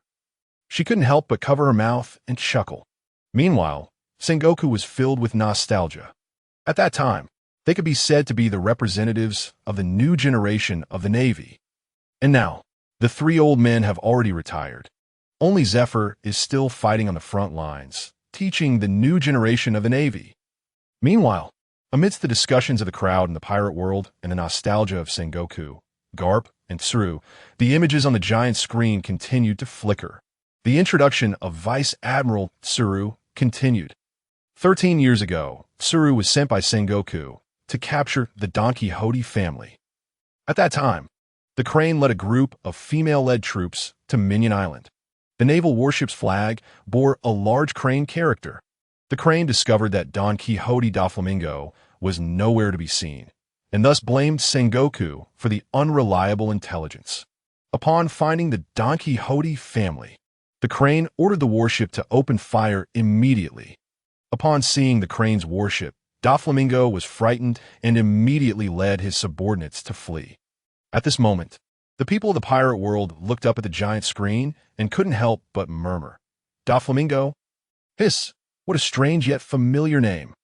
Yes, Impel Down, the current News King. The News King who was defeated by Straw Hat Luffy with a single punch and sent to Impel Down. However, the people of the pirate world were somewhat experienced and couldn't help but exclaim, Ah, Doflamingo, sent to Impel Down by Luffy's punch. But is Doflamingo really not strong? You must know, Doflamingo is a powerful and intelligent underground overlord. Then, the Crane's strength is certainly not to be underestimated. Being able to make Doflamingo run away upon meeting him naturally speaks volumes about the Crane's strength. The Grand Line, Naval Headquarters. On a warship, the one who provided you with the intelligence should be Tsuru, right? The Crane looked at Sengoku, whose expression was somewhat desolate, and couldn't help but ask softly. Sengoku said nothing, only gave a slight nod. Meanwhile, accompanied by the discussions of the people in the pirate world, The video on the giant screen continued to flicker. The introduction of the crane was far from over. Attending the Seven Warlords meeting. The crane attended the government-invited meeting with Sengoku to discuss the removal of Sir Crocodile from the Warlords. Before the meeting, Doflamingo used his strings to control the Navy to fight amongst themselves. The crane, having pursued Doflamingo multiple times, was very familiar with his abilities and immediately recognized that Doflamingo was using his strings, ordering him to stop. After that, Lafitte from the Blackbeard Pirates made his appearance, and the crane immediately recognized his name and introduced his identity to Sengoku. It can be seen, if it comes to intelligence capability, Vice Admiral Tsuru is definitely the best in the entire Navy. A true strategist. The crane looked up at the flickering images of herself on the giant screen, listening to the evaluation of herself coming from the video, and couldn't help but softly murmur, "Wisdom. What a lofty evaluation. Sengoku, this title truly suits you." Sengoku was slightly taken aback and wearing casual beach attire. He couldn't help but shrug, muttering indifferently, "Strategist? Me? Ha ha ha. If I really were, Tsuru wouldn't be dead. And I wouldn't be thinking about venturing into the new world with you, too." Ha ha ha ha ha. Carp beside him laughed heartily, patting Sengoku's shoulder, even making faces at Sengoku. "Aren't you bored staying at Marineford every day? We should. Now, a retirement age, we should learn to take a break." Take a break. Sengoku couldn't help but glance sideways at Carp. "You wouldn't have been taking breaks often before, would you?" Ha ha ha ha ha. Carp was clearly exposed. Under Carp's awkward smile, Sengoku continued to murmur, "Actually, going to the new world is good. I can't remember how long it has been since I set foot in the new world. I heard your grandson Carp is doing quite well in the new world." Carp couldn't help but tease Sengoku. First, he defeated Big Mom, truly becoming a renowned emperor of the seas. Moreover, he even witnessed the execution of Saint Satan. Ha ha. Upon hearing this, Carp couldn't help but laugh heartily. What a little troublemaker. Suddenly, Sengoku changed the subject. "If I encounter Luffy, I won't show any mercy." Carp, upon hearing this, couldn't help but give Sengoku a contemptuous glance. The meaning in his eyes was quite clear. "Defeat Luffy. Just you, Sengoku." "Carp, what do you mean by that?" Sengoku clearly understood the meaning behind Carp's gaze and couldn't help but angrily shout. Meanwhile, the crane looked up at the giant screen showing herself, unable to help but softly murmur, "The new world today is probably even more chaotic than back then." At the same time, accompanied by the dialogue between Sengoku, Carp, and the crane, the video on the giant screen continued to flicker. The introduction of Vice Admiral Tsuru was still ongoing. The Marineford War. Tsuru during the Marineford War. Tsu, along with others, went to the execution site of Fire Fist Ace at Naval Headquarters, battling the New World pirates led by the Whitebeard Pirates. Before the battle, Tsuru comforted Carp, saying, "It's not your fault." Carp replied that Tsuru was a gentle woman. After the battle, Vice Admiral Akainu urged Tsuru to step back from the front lines, but Tsuru insisted on fighting at the forefront, stating that even if she retreated to the ends of the earth, there would be no truly safe place. After the battle, Tsuru used the power of the Wash Wash fruit to take down several pirates and purify their hearts. Gentle. Indeed, very gentle. The people of the pirate world couldn't help but look up at the scene of Tsuru, comforting Carp, feeling somewhat moved. However, for some Navy personnel, it seems they should resonate more with Vice Admiral Tsuru's words. "I seem to resonate more with that sentence. Even if one retreats to the ends of the earth, there is no truly safe place." Yes, where in this world is truly safe. However, some ordinary civilians couldn't help but look at the introduction of Vice Admiral Tsuru's fruit abilities with curiosity. Wash Wash fruit. What kind of devil fruit is this? Washing hearts. Turning over a new leaf. Can it really purify the hearts of criminals? Then, for a moment, the people of the pirate world couldn't help but start speculating. If Vice Admiral Tsuru were to use her Wash Wash fruit abilities and impel down, wouldn't everyone turn to goodness? Don't say. That's actually quite reasonable. As the discussions continued, the giant screen also began to introduce the abilities of the Wash Wash fruit. The abilities and combat style of the Wash Wash Fruit. The ability of Admiral Tsuru's Devil Fruit is the superhuman Wash Wash Fruit. This ability seems simple, yet it has immense strategic value. The Wash Wash Fruit can turn people or objects into clothing. After washing and drying, the cleansed beings will lose their strength and be unable to move freely. Tsuru's ability not only allows her to directly control her enemies, but also puts immense psychological pressure on them. What? At that moment, everyone in the pirate world was stunned, looking up at the giant screen showing the Wash Wash Fruit, listening to the voice from the video. Turn into clothing. Hiss, what kind of clothing is that? Can it be worn? This fruit's ability indeed seems a bit terrifying. But this is not the end. Another ability of the Wash Wash Fruit, just as the people in the pirate world are discussing, is, moreover, the Wash Wash Fruit also has a purification effect. Admiral Tsuru's Wash Wash Fruit. The cleansed enemies not only have their bodies restrained, but their minds will also be purified, weakening their evil thoughts.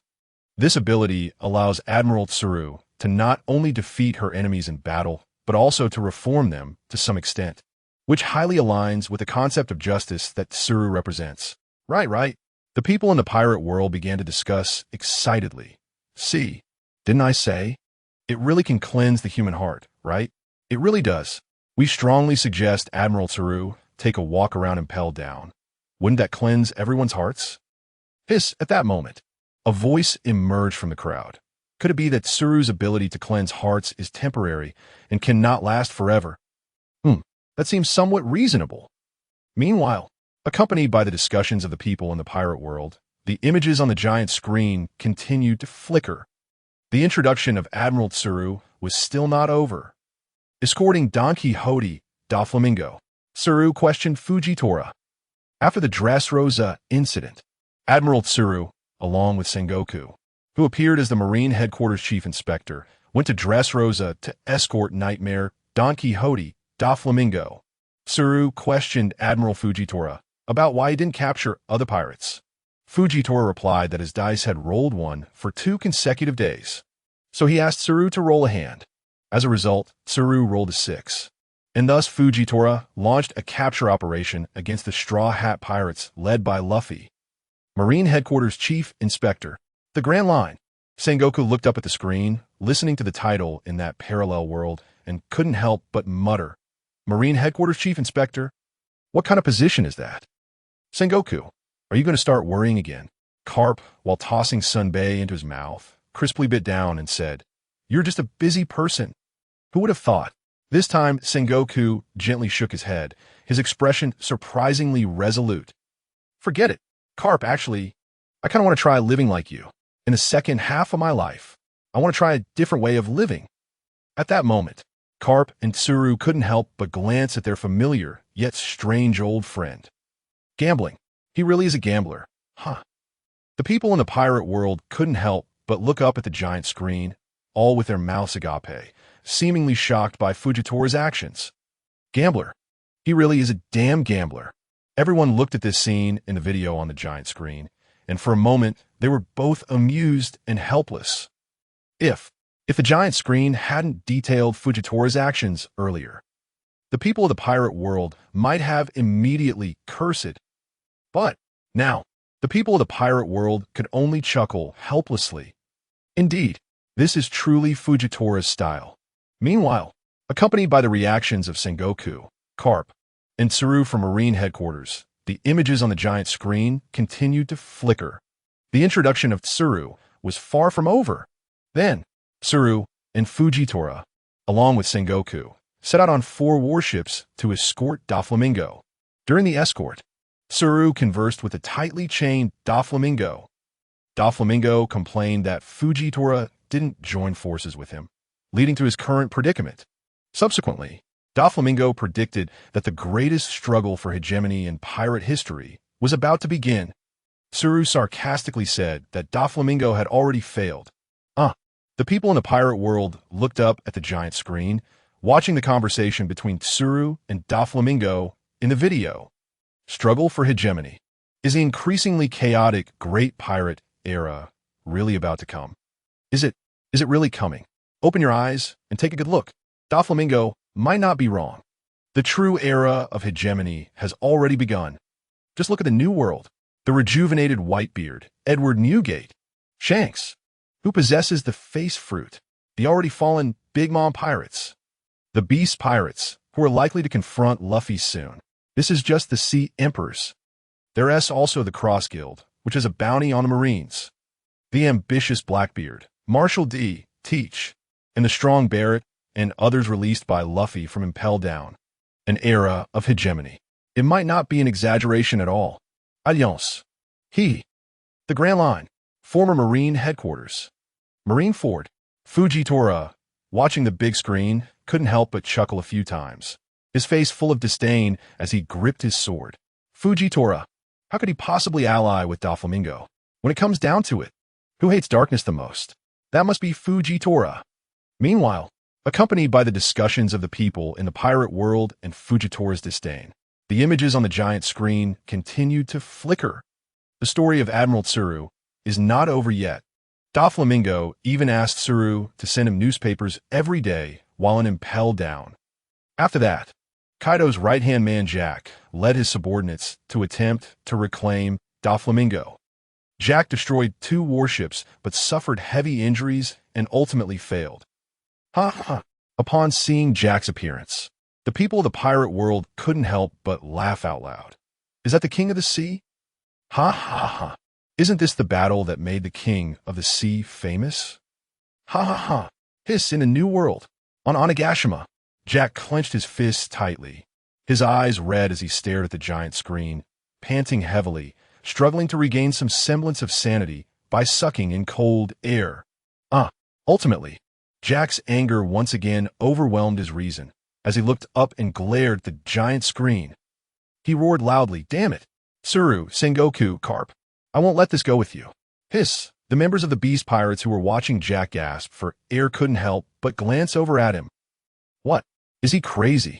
Jack must be out his mind. Sengoku, the former Marine Fleet Admiral. Carp, the Marine hero. And then there's Tsuru.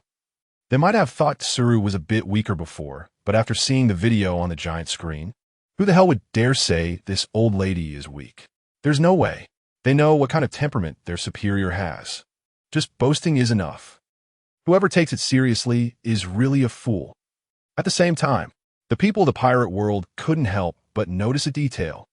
The newspaper? Doflamingo has Tsuru bring him newspapers every day. Soga, no wonder. This must be the source of Doflamingo's title as the King of Newspapers, right? I'm dying of laughter. Who would have thought? Doflamingo's title as the King of Newspapers actually comes from Vice Admiral Tsuru. And Vice Admiral Tsuru actually brings Doflamingo newspapers. Meanwhile, amidst the laughter and gossip of the people in the pirate world, Jack's anger and the familiar questioning gazes continued as the video on the giant screen flickered on. Vice Admiral Tsuru was accompanying Sengoku to listen to the broadcast announced to the whole world by Vegapunk, seeing Sengoku nervously eat sunbae nonstop, reminding Sengoku not to choke on it. Nervous? Eating sunbae? Vegapunk. The people of the pirate world looked up at the video on the giant screen, filled with curiosity. Hiss, Vegapunk. The scientist said to be 100 years ahead of the world. How shocking could this information be? Yes. It can actually make Sengoku eat sunbae like crazy, almost choking him. Damn it. Is this for real? Hiss, I'm curious. I'm really curious. I want to know, what kind of information could it be? Is it going to overturn the entire pirate world? Giant screen. You. Don't make me beg you. And the shock was far from limited to the people of the pirate world. New World. Among the powerful. On the Moby Dick, Whitebeard's expression also turned serious. As Sengoku's longtime rival, he knows Sengoku's temperament all too well. You have to know, Sengoku has always been calm, showing no emotion. And to make Sengoku act this way, how explosive must the information be? No, it can't be. On a pirate ship, red-haired Shanks looked up at the giant screen, his pupils suddenly shrinking. Compared to other pirates, even compared to Whitebeard, Shanks has more information, but information that could shock Sengoku like this. That must be. Meanwhile, on the Grand Line, on a naval ship, the 3 old Navy heads who appeared on the giant screen were all standing here, staring at the giant screen, especially Sengoku, the one who almost choked on Senbei. Sengoku looked up at the giant screen, muttering softly, "News? Vegapunk. Hiss, could this sea really be about to boil over?" Meanwhile, with the shock from various factions, the surprise, curiosity, and discussions of the people in the pirate world, the video on the giant screen continued to flicker. The introduction of Vice Admiral Tsuru was still ongoing. And next, it seemed to be a true evaluation of Vice Admiral Tsuru's abilities, haki, and combat experience. Vice Admiral Tsuru, besides the Devil Fruit ability, Vice Admiral Tsuru is also proficient in Armament Haki and Observation Haki. Armament Haki grants Tsuru powerful offensive and defensive capabilities in close combat, while Observation Haki allows Vice Admiral Tsuru to predict the enemy's actions, thus gaining the upper hand in battle. Armament Haki, Observation Haki. The people of the pirate world looked up at the giant screen, unable to help but exclaim, "No wonder! Truly impressive. Vice Admiral Tsuru really deserves the title of Vice Admiral, possessing both types of haki. That's already quite terrifying, right?" Meanwhile, amidst the admiration of the people in the pirate world, the video on the giant screen continued to flicker. The introduction of Vice Admiral Tsuru was still ongoing. And, compared to the two types of haki, Vice Admiral Tsuru's combat style is primarily based on intelligence. Vice Admiral Tsuru is adept at using terrain, tactics, and fruit abilities to lead enemies into traps. At the same time, Vice Admiral Tsuru has extensive combat experience. Having pursued Doflamingo multiple times, although she couldn't capture him, she always forced him to flee. This ability to suppress strong enemies is enough to prove that Vice Admiral Tsuru's strength far exceeds that of an ordinary Vice Admiral. Agreed. Strongly agreed. For a moment, the people of the pirate world couldn't help but look up at the giant screen, expressing their considerable agreement. Yeah, yes. The key is that Vice Admiral Tsuru's ability is more about her intelligence, rather than just her strength, right? No matter how strong the strength is, intelligence must be on point. Otherwise, with just brute force, one would look like a fool, and Bayer seems to be the best example of that, right? Meanwhile, amidst the discussions of the people in the pirate world, the video on the giant screen continued to flicker. The introduction of Admiral Tsuru continues. Admiral Tsuru's status and influence in the Navy. Admiral Tsuru, her position in the Navy is pivotal. Admiral Tsuru is not only an old partner of Garp and Sengoku, but also the Chief of Staff in the Navy, responsible for formulating strategies and commanding operations. Admiral Tsuru's wisdom and experience grant her a very high reputation in the Navy, and many significant decisions cannot be made without her involvement. Despite Admiral Tsuru's advanced age, her strength has not diminished. Like Garp, Admiral Tsuru belongs to the category of hidden strong figures. Chief of Staff, old partner. The people of the pirate world looked up at the giant screen and couldn't help but nod heavily. Agreed. I sincerely agree. It's truly admirable that Admiral Tsuru holds such a high rank. Yes, it's definitely deserved. Absolutely. On a warship that has already departed from Marineford. Sengoku and Garp turned to look at Tsuru, suddenly exclaiming, "Tsuru, is that you? Why you look so pale?" "Yes, yes. And why are your fists clenched so tightly?" Admiral Tsuru couldn't help but look up, staring intensely at the giant screen. After a long time, she couldn't help but shout at the giant screen, "Old? Old lady? Who the hell is old? And who the hell is an old lady? I advise you to watch your mouth. Damn it." Meanwhile, under Admiral Tsuru's furious glare and the recognition of the pirate world, her figure slowly disappeared from the giant screen. Soon, another figure appeared on the giant screen. The transition was so smooth. As soon as the figure appeared, it immediately sent the pirate world into a frenzy, absolutely boiling over. They stared intensely at the giant screen, completely excited. "Goddess! My goddess! My goddess! Hancock, I would die for you. Having such high popularity must be Hancock, the goddess of all men in the pirate world." Even many older men, upon seeing Hancock appear on the giant screen, felt their hearts racing wildly. For a moment, they were almost uncontrollable. The people of the pirate world could not help but look up at the giant screen. Hancock's figure slowly emerged, a tall stature of 191 centimeters.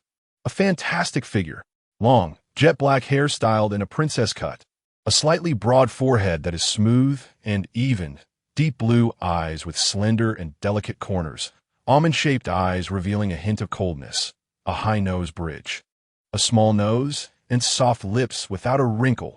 She wore a pair of snake-shaped golden earrings, dressed in a purple, cheap house-style outfit. As soon as the figure appeared, countless people immediately sprayed blood from their noses and fainted on the spot. They all looked up at the giant screen and shouted loudly, "Yes, this is the feeling. Hancock, I love you. Hancock, I am willing to be your slave. Yes, yes." Amid the discussions of the pirate world, the images on the giant screen continued to flicker. This time, it was no longer an introduction to Hancock's stunning beauty, but to Hancock's strength.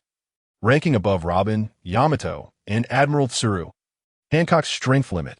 The people of the pirate world couldn't help but look up and stare at the giant screen.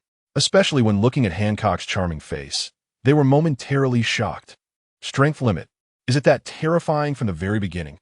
Hiss, Hancock.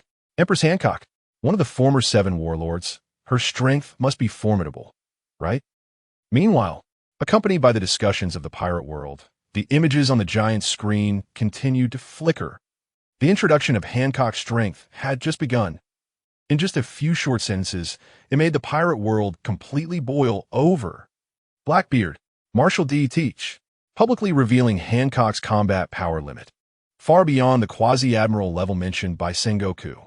No wonder Akainu sent 2 Seraphim to capture Hancock. What? The people of the pirate world looked up at the giant screen, somewhat surprised, their mouths agape, staring blankly at the images on the giant screen. Hiss, is this for real? Quasi-admiral. Admiral. This is an admiral. No way. The people of the pirate world knew Hancock's strength was indeed strong, but they absolutely could not have imagined she would have quasi-admiral level strength. However, compared to Hancock's quasi-admiral level strength, some people noticed a different aspect. Seraphim. 2 Seraphim. What? What is this? The crowd looked up at the several images appearing in the video, somewhat surprised. Seraphim. Is this the Navy's secret weapon? But the people of the pirate world were baffled, while the high-ranking officials of the world government and Navy headquarters were in a panic. What? Seraphim? Is this for real? Some high-ranking officials had only heard of this proposal, but had never seen it before. But who would have thought? This has actually been realized. The Grand Line. Sabeti Archipelago. Holy Land. The 5 elders looked up at the screen, filled with shock. What? Exposed? Is it really exposed, just like this? Is there really a god above the giant screen? How come you know everything? But there's one more person who's shocked. Vega Banks stretches out his long tongue, looking up at the giant screen. His eyes filled not only with shock, but also with curiosity, constantly mumbling. The giant screen. How on earth was it formed? It's like something from outer space. It's just too shocking, right? At the same time, accompanied by the astonishment of various forces and the discussions of people in the pirate world, the images on the giant screen continue to flicker. However, it's not a detailed introduction of the Seraphim, but rather a continued exposure of Hancock's strength. Does Hancock have the strength of an admiral? There has never been a definitive conclusion. After all, there have been too few opportunities for Hancock to make a move. Back then, when the Navy planned to publicly execute Ace, they sent Rear Admiral Rat to summon Hancock, but all the Marines were instantly petrified. Rat barely maintained consciousness after piercing his arm. Rat's combat power isn't weak. He could easily overpower the then Luffy during the Marineford War. Yet he was easily killed by Hancock, which only shows how powerful the Empress is. Again, it's about me. In the Grand Line, in Amazon Lily, Hancock stand by the window, looking up at the giant screen, her expression clearly a bit grim. Damn it, Hancock, with her typically Leda-like image, couldn't he help but curse? Why do they always play footage of me? Yes, damn it. The yellow and green sisters beside her couldn't help but echo her sentiment. The elder beside them even spoke up. Hancock, usually I tell you to keep a low profile. Keep a low profile.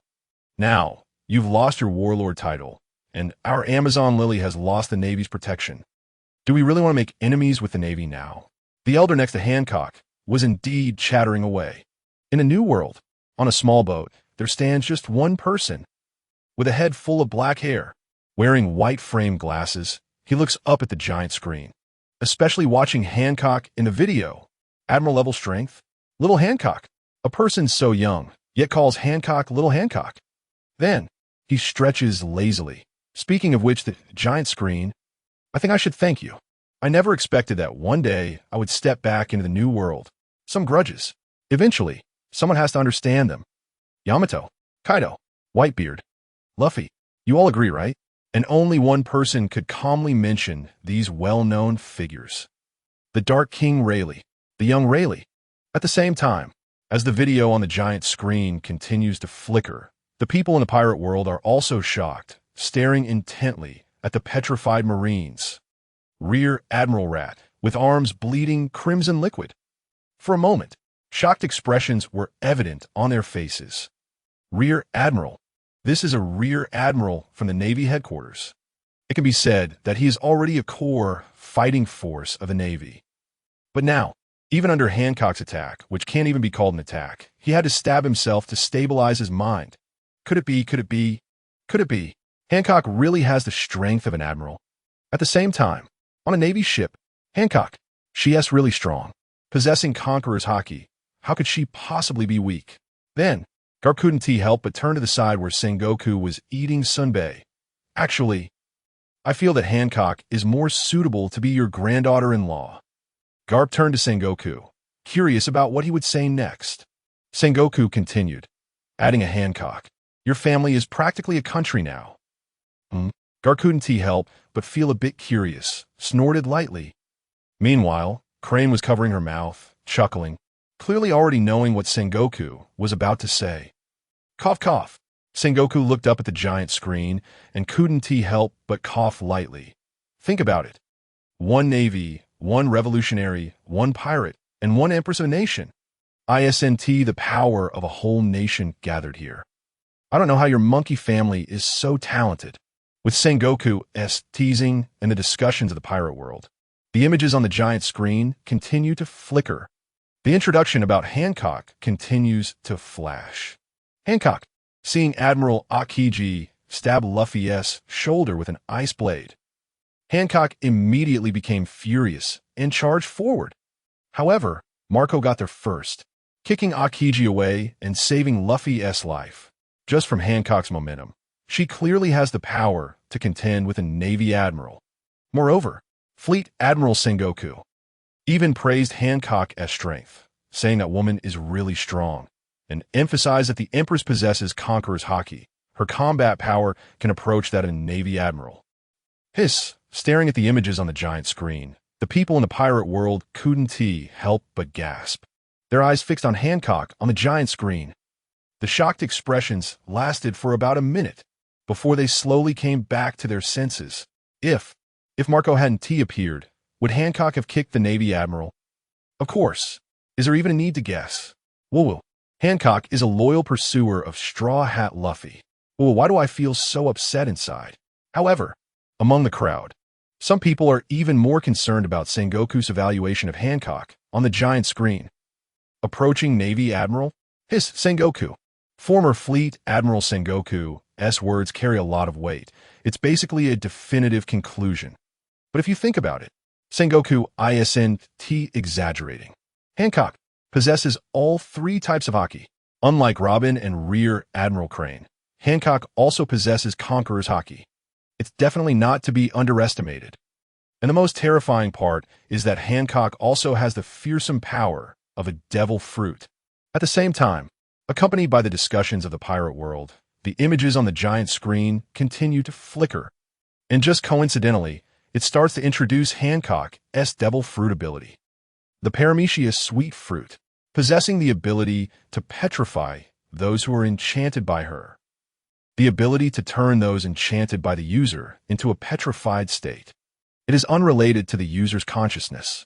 As long as there is even a slight attraction to the user, the body will petrify. Attraction. Hiss, with Hancock's appearance paired with this devil fruit. Isn't she invincible? People in the pirate world looked up at the giant screen, their eyes glued to the introduction of Hancock's sweet fruit abilities, shaking their heads in disbelief. No attraction? Who can achieve that? Hancock, standing before you, is the most beautiful woman in the pirate world. To remain unaffected? How is that possible? Meanwhile, a voice emerged from the crowd. There is. The current Emperor of the Seas, Monkey D. Luffy. He remained unaffected. No matter how Hancock's fruit abilities were activated, Luffy showed no signs of petrification at all. New World, on a pirate ship. Luffy, Frankie, and Brook stood on either side of Luffy. Zoro, while lifting weights, looked up at the video of Hancock on the giant screen. Even he couldn't help but glance a few more times. As for Sanji, his nerves were already out of control, spinning in circles, with heart-shaped pupils beating wildly. Luffy, Frankie, and Brook couldn't help but look at the expressionless Luffy, curiously asking, "You really won't be attracted?" Attraction? Unexpectedly, Luffy looked at Frankie and Brook with a confused expression, asking them back, "Attraction? Huh?" Brook and Frankie couldn't help but shout, "Attraction? Attraction? How should I explain this to you? Attraction, right?" Amidst Brook and Frankie's murmurs, only Luffy remained confused. At the same time, accompanied by the discussions of the people in the pirate world and the reactions of the Straw Hat crew, the video on the giant screen continued to flicker. The introduction of Hancock's fruit abilities was far from over, but Hancock's enemies can avoid being enchanted through intense pain and other means, and opponents who have no intention of petrification at all. And the petrification caused by Hancock's ability can only be undone by the user themselves. Even if the user is unconscious or dead, the petrified state will not be undone. If the user who activated the petrification ability dies, even if a new user appears, they cannot undo the petrification state activated by the previous user. The current user, Boa Hancock, can launch her ability through arrows, and anyone hit by those arrows, even cannonballs, will be petrified, rendering the cannonballs ineffective. What did you say? You can't be joking, right? Shocked. This time, the people in the pirate world were genuinely shocked, staring at the giant screen in disbelief, their pupils widening infinitely. Besides the fruit user themselves, no one can undo it. Damn it. This is too much of a bug, right? Not to mention how many people can manage to be unaffected by Hancock. Just talking about this perverse fruit ability. Vice Admiral, is it exaggerated? Not exaggerated at all. If you accidentally get petrified by Hancock, wouldn't that mean giving your entire fortune and life to her? Bug. It truly is a bug of a fruit ability. At the same time, amidst the size of the people in the pirate world, the images on the giant screen continued to flicker. The introduction of Hancock was far from over. Hancock's strength is probably beyond this. After the Seven Warlords system was abolished, Blackbeard brought two subordinates to steal the sweet fruit. Seeing the enraged Hancock petrify everyone with her fruit ability, Blackbeard did not immediately strike to avenge his two companions. Instead, taking advantage of Hancock jumping to attack Kobe, he used the dark fruit to sneak attack and caught the Empress by the neck. The people in the pirate world looked up at the giant screen, their eyes filled with anger, seemingly spewing flames. Damn it, bastard. Blackbeard, you really are a huge bastard. How dare you so rudely choke my Empress Hancock by the neck? Bastard, I will not let this slide. At this moment, Blackbeard, who was somewhere unknown, was getting unwarrantedly blamed. Already infamous, Blackbeard at this moment had lost any remaining reputation. When it comes to the number of fans, besides Luffy and Zoro from the Straw Hat Pirates, it's probably Hancock. One phrase, it's not an exaggeration to say she appeals to all ages. New World, on an island, surrounded by ancient Japanese-style buildings. Everyone wore smiles on their faces, but their tone was filled with anger. They were loudly cursing Blackbeard. Captain, how strange. In the crowd, in a hidden spot, a door quietly opened, and three figures stepped out. The burly wrestler Burgess couldn't help but murmur, Captain, they all seem to be cursing you, calling you rude, a bastard. Ha! I think they are right. Burgess relayed the surrounding people's curses to Blackbeard. Meanwhile, Blackbeard's face was filled with helplessness and a hint of a sinister smile. Even if he didn't take care in his heart, when hearing the insults from those around him, his mood probably wouldn't be too good, right? And Burgess was just adding fuel to the fire. Bang! With a loud noise, Burgess suddenly let out a scream, covering the large bump on his head, silently shedding tears. Beside him, Bruno looked at the crowd of residents and couldn't help but murmur, "Blackbeard, have you noticed that even though these people are angry, why do they still have smiles on their faces?" Blackbeard. This is Bruno's way of addressing Blackbeard, but Blackbeard didn't take care at all, clenching his fists. "Do you think Kaido and Orochi are good people?" "What?" Upon hearing Blackbeard's explanation, Bruno's pupils suddenly constricted, repeatedly thinking, "Terrifying." As expected, in the New World, everyone who becomes famous is not a good person. Blackbeard lowered his head to look at his clenched fist, the green gem ring reflecting a bit of light onto his face. On an extremely ugly face, there was enough ambition to swallow the entire world. "Kaido, Orochi, I hope you won't disappoint me." New World. On the calm sea, the Thousand Sunny was slowly sailing. "Bastard, Marshal D. Teach, I'm gonna fucking kill you." On the deck, Sanji was smoking a cigarette, fiercely looking up at Blackbeard on the giant screen. He then threw the cigarette but underfoot, crushing it hard as if it were Blackbeard's head. Meanwhile, the video on the giant screen continued to flicker. The introduction of Hancock's strength was not over yet. After that, Blackbeard clearly stated that he dared not loosen his grip. Blackbeard decisively admitted he had no way to resist the petrification attack. It could be seen in Blackbeard's arrogant view. It was also very difficult to defeat Hancock from the front. To make Teach, who has 2 devil fruits, back down, the Empress's strength is definitely not just at the level of a vice admiral. Back down. Ha ha. New World. Blackbeard looked up at the giant screen, listening to the evaluation of himself in the video, and couldn't help but laugh wildly. Ha ha ha ha. The surrounding crowd turned their heads to look towards the dark place, and in unison, some strangely rubbed their ears and murmured, "Is there no one?" Why do I hear a series of unpleasant laughs? But what came into their view was only an endless dark corner, with no figure in sight. In a space from another world, Bruno looked at Blackbeard with helplessness.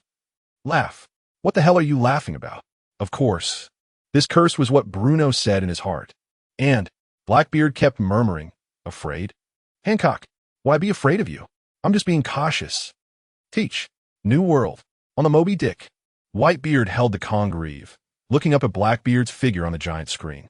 A trace of cold light flashed in his eyes. "Teach, you can no longer be spared." For a moment, Marco and Ace, who were standing beside Whitebeard, couldn't help but look up at Whitebeard. They heard Whitebeard let out a hearty laugh. "Struggle for hegemony. Gururara. The chaotic sea? Let be even more chaotic. Kids, set sail." For a moment, everyone on the Moby Dick looked at Whitebeard's back.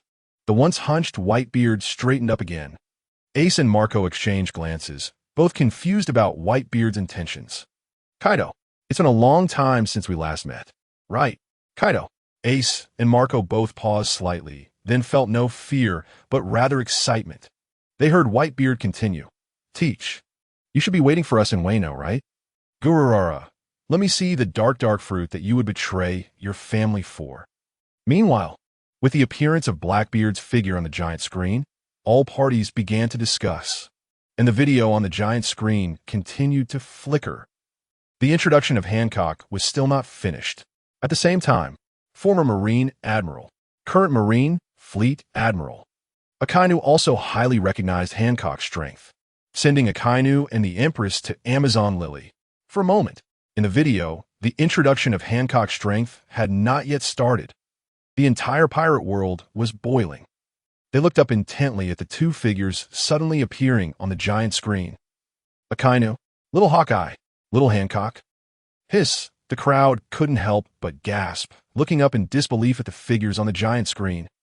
Some even rubbed their eyes repeatedly, afraid they were seeing things. Slap. Even more so, some slapped their own faces hard to verify if they were dreaming. How is this possible? Looks like it. The crowd stared at Little Hawkeye and Little Hancock. But But if you look closely, it seems that they are indeed not the same person. What the hell is this? Akainu? What exactly are they? Could it be created by a devil fruit user with the power to copy? No, no, no. Absolutely impossible. The replication fruit does exist. But even the strongest developer of the replication fruit could never replicate several people at once. Moreover, and the most terrifying thing is, how come it looks like these two Akainas have abilities similar to the original? Meanwhile, New World, Whitebeard, Shanks, Luffy, Kaido, and others were also shocked into speechlessness upon seeing Little Hawk, I, and Little Hancock appear. Only Shanks murmured in his heart, "Exposed. Is it still exposed? Giant screen, what exactly are you? How do you know such secrets?" Of course, the most shocked were Hawk, I, and Hancock themselves. New World. In the Cross Guild, Hawkeye looked up at Little Hawk, I on the giant screen. His eagle-like eyes were also stunned. Who is this? Is it me? Beside him, Crocodile bit his cigar, looking up in surprise at Little Hawk, I on the giant screen. His gaze kept moving back and forth between Hawk, I, and Little Hawkeye. My Hawk. Hiss. Could it be that they really succeeded? My Hawk's eyes flashed cold light, his face very stern. Just don't know how strong their power is. Damn, how dare you imitate me? Grand Line. In Wano Country. By the window of the palace, Hancock clenched her fist, gritting her teeth as she shouted angrily at Little Hancock on the giant screen. Look, now it's good. You've implicated yourself too. What the hell is going on? The mother-in-law continued to chatter away like a busybody. I roll you, MD. Finally, Hancock could no longer hold back and kicked the mother-in-law. She was sent flying like a meteor. At the same time, accompanied by the discussions of the people in the pirate world, the video on the giant screen continued to flicker. CP0's Lucci had emphasized, the combat power of the Seraphim is not inferior to the original. Little Mihawk was fighting against the Yonko Blackbeard. From a scene, it was indeed not at a disadvantage. From the perspective of the Akainu deploying the Seraphim, Hancock likely possesses Admiral-level combat power. What the heck? The people in the pirate world looked up at the video on the giant screen, murmuring softly, What? Little Mihawk and Blackbeard are fighting, and they aren't at a disadvantage? Strong. So strong indeed. The one deployed by Akainu. And there's a crucial question. Seraphim? How many of these powerful Seraphim are there? If there are many Seraphim, wouldn't that be terrifying? Yes. This can't be the Navy's trump card, right? Of course. At this moment, there were still discussions about Hancock's strength. Admiral, this is indeed the strength of a quasi-admiral. Too strong. At the same time, accompanied by the discussions of the people in the pirate world, the video on the giant screen continued to flicker. The introduction of Hancock's strength was about to end. About Hancock. Navy. The bounty offered is 659 billion berries. Almost 300 million berries higher than Marco, who holds the title of Yonko's gatekeeper. Upon seeing Marco's figure appear on the giant screen, the people in the pirate world couldn't help but laugh loudly. What the heck? Ha. The Yonko's gatekeeper? Is it because defeating Marco can make one a Yonko? Ha. Could it also be possible that to become a Yonko, one must be stronger than Marco? New World. On the quickly moving Moby Dick, Marco looked up at the screen, his expression a bit helpless. Even Marco had forgotten how many nicknames he has had now. Pineapple Brother, Guardian. Now, there's another Yonko's gatekeeper. Helpless. All he can say is it's too helpless. At the same time, accompanied by the discussions of the people in the pirate world and Marco's own reaction, the video on the giant screen continued to flicker. It is said, the sweet fruit is actually a double fruit. Not only can it instantly petrify enemies, but it's also a mythical Zoan Medusa form. Given this, has Hancock's combat power already reached quasi-Yonko level? What? The people in the pirate world looked up at the giant screen, their eyes fixed on the video of that devil fruit, murmuring, Double devil fruit. What does double devil fruit mean? Yes. Could it be that Hancock has the ability to turn into Medusa? No way. It shouldn't be, right? If it were true, there should have been records of it long ago, right? Yes. Impossible, absolutely impossible. At this moment, a voice in the crowd broke the doubts with a single sentence. Impossible. What do you mean impossible? Back in the day, Straw Hat Luffy's Gum Gum Fruit later became the so-called sun god Nika form, right? Impossible. What is impossible about a double fruit? The grand line. Amazon Lily. This news has reached a level of shock even for the person herself, looking up at the giant screen, filled with disbelief. Double devil fruit. How come I didn't know? At the same time, under the discussions of the people in the pirate world and Hancock's own shock, the video on the giant screen continued to flicker. Soon, Hancock's figure slowly disappeared from the giant screen, followed by another figure. Familiar. So familiar. Standing at 880 centimeters. The tallest known human. As a child and in old age, her physique is unexpectedly huge. With long pink curly hair, thick lipstick, and light purple eyeshadow, wearing a pirate hat and a loose pink dress. As the image appeared, the people in the pirate world immediately shouted her name. Big Mom. This can't be Big Mom, right? But Big Mom is indeed bad, but her strength is undoubtedly powerful. Yes. Using Big Mom as the finale, the people in the pirate world definitely felt no shock, but rather full recognition. Everyone looked up at Big Mom on the giant screen, shaking their heads in amazement. First, this must be the first, right? Yes, it must be, if compared with everyone in this world. Then Big Mom is definitely not the strongest. But compared among women, Big Mom is absolutely the strongest, right? Agreed. New world. Whole cake island. Big Mom looked up at the giant screen, constantly throwing cake in her mouth, seemingly suppressing her endless rage. Introduction. Are they really going to continue exposing Big Mom's abilities? No way. Yes, Big Mom's abilities are known to everyone. At the same time, the giant screen, as everyone thought, did not elaborate on Big Mom's strength.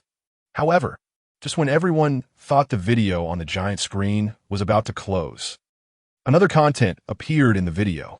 The Seraphim lineup has expanded with 7 new members. Ace miraculously reborn. Shanks and Law bring surprises. Look, hurry up and look up. The people in the pirate world looked up at the giant screen, their eyes wide open in excitement. Seraphim? Finally! Are they finally going to reveal the Seraphim? Hurry up and tell us. I really want to know what exactly the Seraphim are. Yes. As the discussions among the people in the pirate world continued, the video on the giant screen kept flickering. The atmosphere became even more heated. Ace miraculously resurrected. Law, and Shanks too. Ace, resurrected. New world. The thousands sunny sailed on the calm sea, and Luffy looked up at the image of little Ace on the screen, frowning and mumbling. Ace? Resurrected? It seems Ace didn't die, right? Why is it called resurrection? Luffy, don't you realize? Robin, who was beside him, closed the book in her hands and stared at the image on the giant screen, her eyes flashing with a light of wisdom. The direction of the giant screen is based on what happened before he didn't appear. And, even though we have changed now, it is still based on before. So, Luffy couldn't help but turn to Robin, his head filled with question marks. Robin couldn't help but smile gently and continued to explain. If the giant screen hadn't appeared, we would not have saved Ace and Marineford. So in the eyes of the giant screen, Ace is already dead. Do you understand? Luffy shook his head wildly, but kept agreeing. This scene couldn't help but become even more amusing. So Ace is not dead, right? No. Bang. With a loud bang, Nami's fist landed on Luffy's head. Don't worry. Ace is alive and well. Oh yeah. No wonder Nami understands Luffy so well. Luffy, he just wants an answer. He doesn't need to know what exactly happened. So, as long as Ace is alive, that's enough. At the same time, along with the discussions among the people in the pirate world, the video on the giant screen continued to flicker. The introduction of the Seraphim was still ongoing. Seraphim, a new type of humanoid weapon developed by Vegapunk, belonging to the Navy's Special Scientific Unit, considered to be the strongest humans. They incorporate the bloodline of the Lunarians and adopt the appearance of the warlords of the sea in their youth, while possessing powerful combat abilities and special skills. What? As the video on the giant screen flickered, everyone couldn't help but exclaim, staring intently at the screen with their mouths wide open. A new type of humanoid weapon? The strongest humans? What? Is it really that terrifying? Also, what the hell is the Lunarian race? Yes. The people in the pirate world couldn't help but stare blankly at the giant screen, momentarily speechless. Is this real or fake? Is this world still the one I know? Seraphim? Lunarians? Is this really from this world? Why have I never heard of it before? The Grand Line, Sabati Archipelago. At the Holy Land, the five elders stared at the row of seraphim on the giant screen through the window, their expressions shifting from shock to anger, and finally to calm. Exposed. Sai, let me exposed. What can we five old men say? Giant screen? That's a giant screen. We can't fight it, can't scold it. Let it go. It's exposed. Let it be fully exposed. New world. On a future island filled with technology. Vegapunk looked up at the giant screen, but his face showed no sign of shock, instead full of curiosity. Giant screen. It's a giant screen. What is this? How can it know about some future events? Strange. This is too strange, isn't it? At the same time, along with the discussions among the people in the pirate world, the helplessness of the five elders, and Vegapunk's curiosity, the video on the giant screen continued to flicker. The introduction of the seraphim was far from over. 1. The origin and setting of the seraphim. Seraphim. It is an upgraded version developed by Vegapunk based on pacifist technology, aimed at replacing the abolished warlords of the sea system. Replacing the abolished warlords of the sea system? The people in the pirate world looked up at the giant screen and couldn't help but murmur softly. Warlords of the sea. Replacing? Does that mean that every seraphim possesses at least the strength of a warlord of the sea? There's no way. How could that be? Didn't you see? The seraphim are called the strongest humans. At the same time, Crocodile, Mihawk, Hancock, and other former warlords of the sea looked up at the seraphim on the giant screen, then pointed to themselves. Me? Is it going to replace me? At the same time, the video on the giant screen continued, and the exposure of the seraphim was still ongoing. Seraphim, not only do they have the physical characteristics of the warlords of the sea, they also incorporate the genes of the Lunarians, giving them features such as brown skin, white hair, black wings, and flames on their back. What? What is this? What on earth is this? The people in the pirate world looked up at the giant screen with only a partial understanding, constantly mumbling. Lunarians? What kind of race is this? Of course, many people might know about the Lunarians. But as some ordinary people in the pirate world, they clearly don't know much about it. After all, what exactly does Lunarians refer to? However, the video on the giant screen did not explain the Lunarians, but continued to flicker on its own, continuing to introduce the seraphim. The pupils of the seraphim are star-shaped. Their bodies contain green blood, which is a type of artificial blood. It contains the bloodline factor of the paramecia-type devil fruits, allowing them to replicate the corresponding devil fruit abilities. What? The shock deepened. This time, not just the people of the pirate world. Ordinary people, pirates, navy, even some powerful individuals are looking up, staring intently at the giant screen, as if the words keep echoing in their ears, copying the abilities of the corresponding devil fruits. Is this for real? Could it be that technology has advanced to such a level? And, apart from those who are unaware and do not understand, the most shocked must be a group of scientists, especially the one who claims to study the invincibility of bloodline factors, Vegapunk. Vegapunk looks up at the giant screen, gripping his hands tightly, his eyes filled with doubt. Clearly, he is unwilling to accept this fact. Impossible. How can this be? Vegapunk keeps murmuring softly, looking up at the image of Vegapunk on the screen, a hint of fear appearing in his eyes. Vegapunk, a man who fears nothing, not even death. Yet at this moment, he is actually afraid of a man named Vegapunk. It must be known. As a scientist, it is absolutely unacceptable to realize that his achievements are nothing but garbage in front of others. This would be an incredibly devastating blow.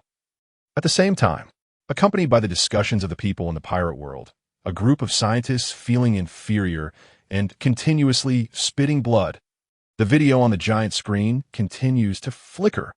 It seems that the introduction of the seraphim is far from over. Second, the abilities of the seraphim. The abilities of the seraphim are extremely powerful. mainly including the following 3 aspects. Laser attack. Inherited the laser ability of the pacifista, originating from the fruit ability of Admiral Kizaru. The martial arts of the 7 warlords. Each seraphim possesses the corresponding martial arts of the 7 warlords. For example, the Mihawk version of the seraphim has swordsmanship, and the Hancock version possesses kicking techniques, etc. Devil fruit abilities. Although some of the 7 warlords originally did not have devil fruit abilities, the seraphim obtained matching fruit abilities through green blood. For example, the Jinbei version of the seraphim can manipulate water, similar to the water fruit ability. Furthermore, the seraphim also possesses the flame defense ability of the Lunarians, capable of generating flames around their body, significantly enhancing their defense. And when the flames disappear, their speed will significantly increase. Stunned. The appearance of the seraphim has given the pirate world a heavy psychological blow. Almost everyone is continuously repeating the words from the giant screen. When people are extremely shocked, they will subconsciously repeat. Laser ability, martial arts, devil fruit abilities. Then, what have we been working for all these years? Yes. Some people have probably worked their whole lives and still can't compare to the seraphim that has been created. For a moment, countless people's resolve in the pirate world was shattered, looking up at the images on the giant screen. And the shock is far beyond just these ordinary people in the pirate world. On a warship, Sengoku, Garp, and Tsuru are standing side by side. Garp is casually eating sunbae, looking up at the flickering images on the giant screen. Vice Admiral Tsuru remains silent beside him. Only Sengoku. Sengoku looks up at the giant screen, unable to help but murmur softly. I didn't expect this to really be achievable. If this is really the case, once the seraphim is mass-produced, the sea will truly be stable, right? Stable. Vice Admiral Tsuru, upon hearing this, keeps repeating this phrase. Hee. Meanwhile, Garp only lets out a cold laugh. Comfort? No matter how powerful an existence is, it is merely a tool to stabilize political status. Once mass-produced, I'm afraid the celestial dragon status will become even more secure. By that day, the real apocalypse may just be beginning, right? At the same time, accompanied by the shock of the people in the pirate world, the secret thoughts of various forces, the video on the giant screen continues to flicker. First to appear is a seraphim. The first to appear is Seraphim Law, one of the former 7 warlords, using this identity to execute his plan, which is to eliminate Doflamingo, this major threat. In the Grand Line, on a pirate ship, Law looks up at the Seraphim version of himself on the giant screen, holding his sword, and can't help but feel a bit confused. Am I being copied? Is this real or fake? It really seems like the captain. Around him, members of the Heart Pirates are all looking up at the giant screen, loudly discussing. Even that fat, white bear looks like its eyes are about to pop out. Captain, could this be your twin brother? Twin brother. Upon hearing this, Law's face darkens, and he even feels an urge to curse. My twin you. And at this moment, the entire pirate world is also boiling, shaking their heads and staring intently at the giant screen, completely dumbfounded. Law? Aside from height and color differences, the expressions of Seraphim Law and Law are really identical. Yes, it looks like it was carved from the same mold. However, compared to Law, or the people of the pirate world, a group of powerful individuals are clearly more concerned about something else. The Ope no Mi. The Seraphim has the ability to copy devil fruits, so does it have the ability to copy the Ope no Mi? Pirates, Navy, even the high-ranking members of the world government are looking up, staring intently at the giant screen, their shock evident on their faces. Especially the celestial dragons. Money, they don't lack that. Power, they could be said to be the gods of this world. And, no matter how rich they are, or how much power they have, they ultimately cannot resist the ravages of time. The Ope no Mi is there, really is there. Eternal life? Could it really mean infinite life? As for things like life, what costs? They don't care at all. They have plenty of people who would sacrifice their lives, even their lives for them. Meanwhile, under the discussions of the people in the pirate world, the shocked expressions of various forces, or the eager gaze of the celestial dragons. The images on the giant screen continue to flicker. The introduction of the seraphim is far from over. Law. The celestial dragon, as Archangel, must be the same as other members. Only the devil fruit is different. And if the surgery fruit can also be replicated, it means that Law's abilities will be completely mastered by the world government. After all, the immortality surgery is the ultimate ability that even the celestial dragons go crazy over. Is there or not?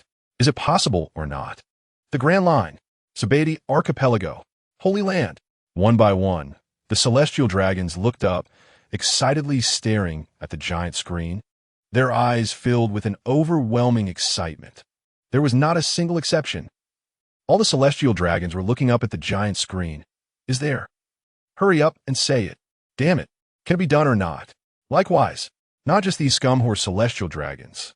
Even the people of the pirate world couldn't help but feel curious. They naturally also want to know what level and extent modern technology has developed to. Then, the next second, the giant screen indeed left them greatly disappointed. There was no detailed introduction to Archangel Law, and it did not reveal whether the ability to replicate Law's surgery fruit existed. Instead, it continued to flicker. Another figure appeared. Archangel, Yamato, WW. New World, Wano Country. Yamato herself was dumbfounded, looking up at her small archangel appearance. I became an archangel, and even more stunned was Yamato's father, Kaido. Kaido looked up, staring intensely at the giant screen, watching the video of Yamato's archangel form, and after a brief daze, he exploded in anger. Yamato. Can Yamato be replicated too? World government, Navy, celestial dragons. Vegapunk, I have no intention of letting you go. But Kaido did not know that this was not the end. There would be even more enraging parts later.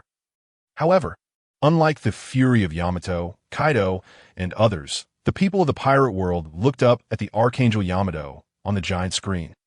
One by one, besides being surprised, they were actually a bit excited. So beautiful, so pretty, so cute. Yes. Why is the little Archangel so cute? I don't understand. It seems that compared to Yamato herself, Archangel Yamato is even prettier. Agreed. Strongly agreed.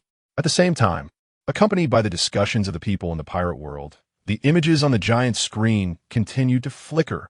The introduction about Archangel Yamato was far from over. Yamato, far away in Wano Country. How did Vegapunk obtain her bloodline factor? Could it be that it was extracted when capturing Kaido back then? What?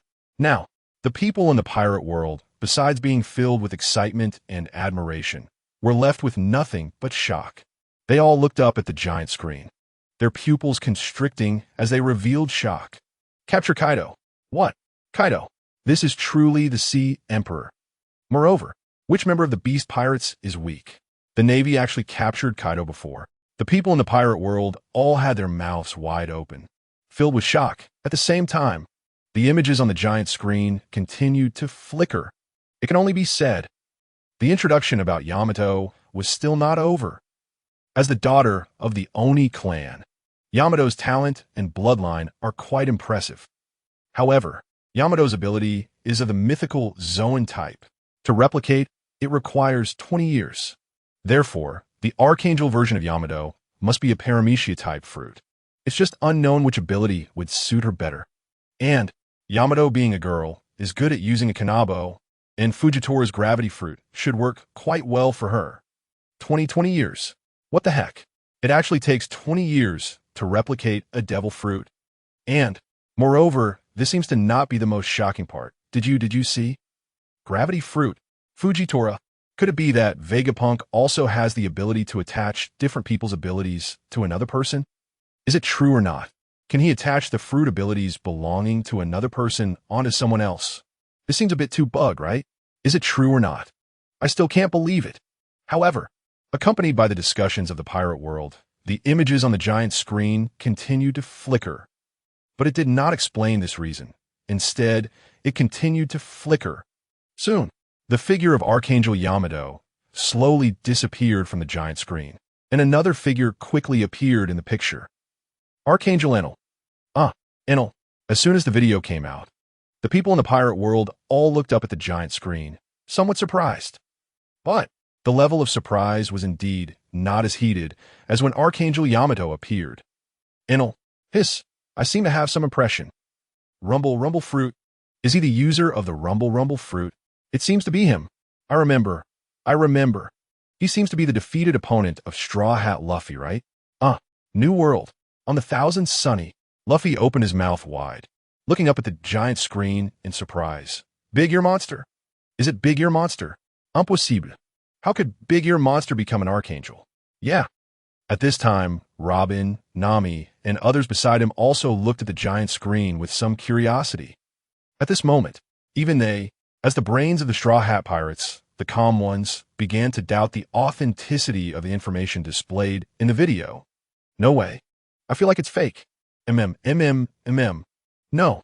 At this time, the big brother Jinbe beside them slowly shook his head, looking up at the giant screen, his expression somewhat serious. It's real, but it probably won't all be true.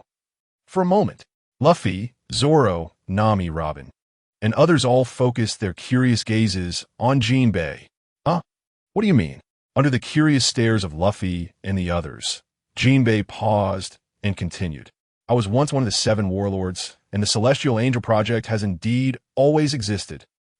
Luffy and the others exclaimed in surprise, but then heard Jinbe slowly say, however, Yamato, Enel, those should be fake.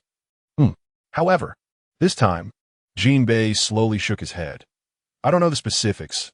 I only know that this Celestial Angel Project is plotting to abolish the 7 warlords policy.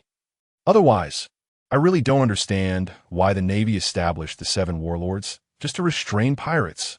As discussions among the people in the pirate world continued, the giant screen kept flickering. The introduction about the Celestial Angel Enel had just begun. Vegapunk, even Enel, who lives on the moon, can obtain his bloodline factor to create the image of the Celestial Angel. That's just too crazy. I wonder if Enel will return to the blue sea on Earth. The moon. God. Ha ha ha. The people in the pirate world were all laughing heartily, looking up at the introduction of Enel on the screen. God. The god who was beaten by Luffy until he lost his teeth. The god who fled to the moon after being beaten. Damn it. In the sky, on an abandoned island, a huge ark was resting, and the Enel, whom Luffy called Big Ear Monster, stood right in the center of the ark. Celestial Angel, mimicking the face of Lousy. Enel was enraged on the spot, staring intently at his image on the screen. The moon. Damn it. I'm not going. The blue sea, right? Luffy, right? Big Mom, right? The Sea Emperor, right? The world government, right? Just wait for me to cause a huge uproar. Meanwhile, as the discussions among the people in the pirate world continued, the video on the giant screen was still flashing. The introduction about Enel was not over yet. Enel, possessing the strongest Logia-type Thunderfruit, it must not be wasted. Navy, the world government certainly cannot waste it. So, is it also replicable? The people in the pirate world looked up at the giant screen, unable to hide their surprise. No, it impossible to replicate Logia-type devil fruits. If every celestial angel possesses a Logia-type devil fruit, how terrifying would that be? Yeah, soon. The giant screen provided an explanation, and the introduction about Enel continued to be revealed. Enel's thunder fruit cannot be replicated. Therefore, the celestial angel version of Enel obviously needs to change to a new ability. Enel is skilled in observation hockey, but his body can't take a beating and his physical skills are lacking. So why not give Enel a rubber fruit instead? Ha ha ha. At this point, even the video on the giant screen burst into laughter. This time, the people in the pirate world clearly did not believe it 100. What fruit? Rubber fruit. Sun god Nika form. How could that possibly be given to Enel? The people in the pirate world looked up and stared at the giant screen, murmuring softly. Moreover, and the most important thing is, Enel's powerful observation hockey due to the electric net of the Thunder Fruit. If he loses the Thunder Fruit, Enel's observation hockey will surely be greatly weakened, right? However, clearly, the people in the pirate world were not the ones shocked. The most shocked one had to be Enel himself. Enel looked up at the giant screen, feeling as if he was being slapped in the face. Without a doubt, the rubber fruit is definitely the devil fruit that Enel hates the most now. In every second before Luffy appeared, Enel absolutely never expected that he would have such a natural enemy. And Luffy's appearance could be said to have dealt a heavy blow to his so-called dream of being a god. Damn it, Enel shouted loudly at the giant screen, seemingly cursing more than he ever had in his life. Luffy, I will definitely defeat you. Let you taste the feeling of failure. New world. On the Thousand Sunny. Luffy, looking confused, raised his hand high while looking at the giant screen. It seemed he was asking, can I borrow the thunder fruit to play with? Lightning. This is the ability to manipulate lightning. The surrounding Robin, Nami, and others looked at Luffy with a speechless gaze. How could a person think of this? Meanwhile, as the people in the pirate world were astonished, Enel was furious and Luffy was filled with curiosity. The video on the giant screen continued to flicker. In the giant screen, Enel's figure slowly disappeared, replaced by another figure. The fourth figure was even more shocking. Ace, Celestial Angel, Ace. As the image appeared, the people in the pirate world completely erupted, looking up at Ace on the screen, without exception, all shocked and shouting, Ace? What the hell? Is this real? Can the Navy, the world government, and Vegapunk turn Ace into a celestial angel? Hiss, I can't quite believe it. Who says it's not? Ace, I don't even know how he was replicated. ISNT, it said that you need to obtain some blood from the original body, or even other things. Yeah, at the same time, it wasn't just the people in the pirate world who were shocked, but also one person. Naturally, it was Ace himself, on a Moby Dick moving calmly on the sea. Ace looked up at the giant screen, somewhat surprised me. Ace looked at the little celestial angel on the giant screen, seemingly resembling himself a bit. But this is a bit too hard to accept, right? Wow. Ace. It really looks like Ace. On the Thousand Sunny, Luffy excitedly looked up at the giant screen, unable to contain his excitement, and pointed, Cool. Seraph Ace. He looks so cool. What about me? Well, I have a Seraph form. The Grand Line. On a battleship. Crunch, crunch. Carp was munching on his sunbae and casually said, Seraph Yamato, Seraph Ace, and Seraph Enel. These must be fake, right? With that, Carp turned to Sengoku. Sengoku couldn't help but nod lightly. Fake. Even if Seraphs have been developed by Vegapunk, there can't be this many types. I think so too. Carp added lightly. How could they have copied so many? At this rate, wouldn't even I be copied?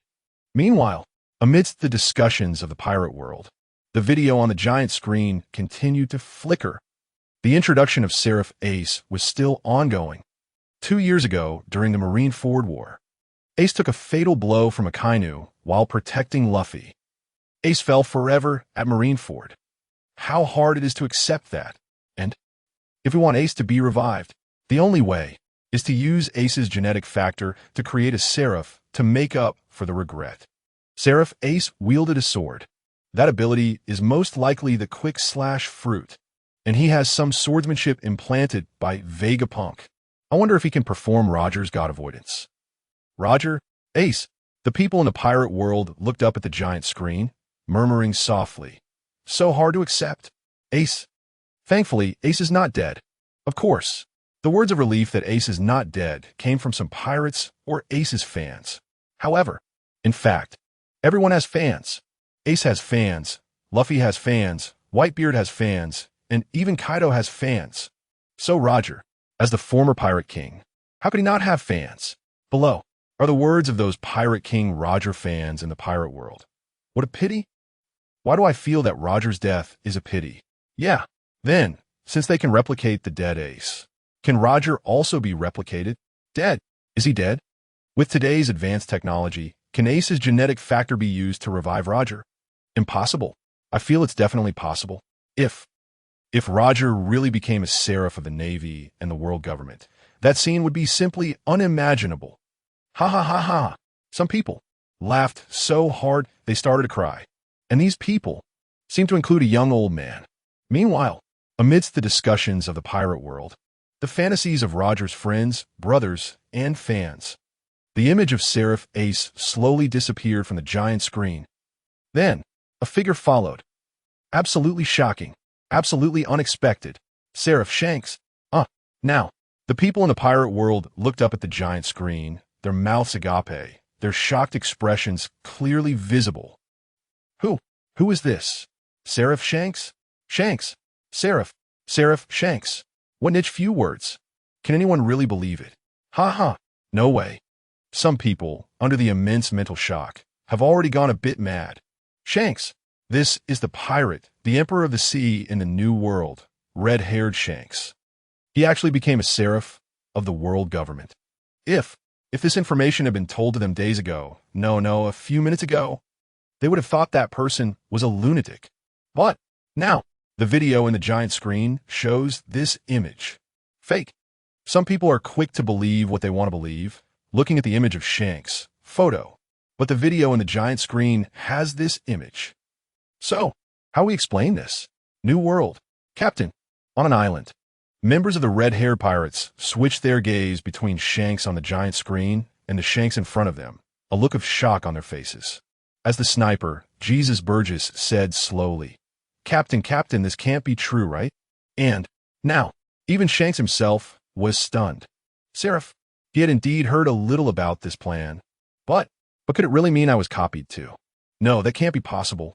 Shanks looked up at the giant screen in shock, his pupils continuously contracting. New world. On another island. Vegapunk casually sat on a rock, looking up at the flickering images on the giant screen, feeling a bit excited. Seraph Shanks? Ha. Why didn't I think of that? Since they can replicate Seraph Shanks, then what about Seraph Kaido, Seraph Big Mom, or even Seraph Whitebeard? Meanwhile, amidst the discussions of the pirate world, the shock of red-haired Shanks himself, and Vegapunk's excitement and fantasies, the video on the giant screen continued to flicker. It began to simply introduce Seraph Shanks. Goodness. The Shanks version of the Seraph is simply the most powerful. Shanks is originally a great swordsman, and if Shanks is equipped with a terrifying devil fruit, his strength would undoubtedly undergo a qualitative change. Not only can it enhance the swordsman's attack power, but it can also expand the range. It's like adding wings to a tiger. There's no exaggeration. Hiss! The people in the pirate world looked up at the image of Seraph Shanks on the giant screen, gasping for air. Their shocked expressions were already evident. Strength. Powerful. This is probably not just simple power anymore, but terrifying. If Shanks really had a suitable devil fruit, his strength would definitely see a qualitative improvement. No, wait. In the discussions among the people in the pirate world, a voice suddenly came from a corner.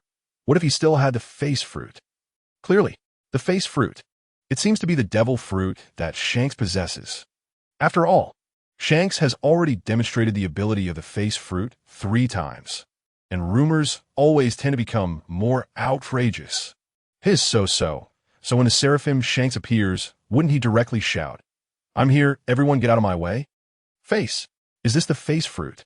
Amidst the discussions and shock of the people in the pirate world, the images on the giant screen continued to flicker. The introduction of the Seraphim Shanks is far from over.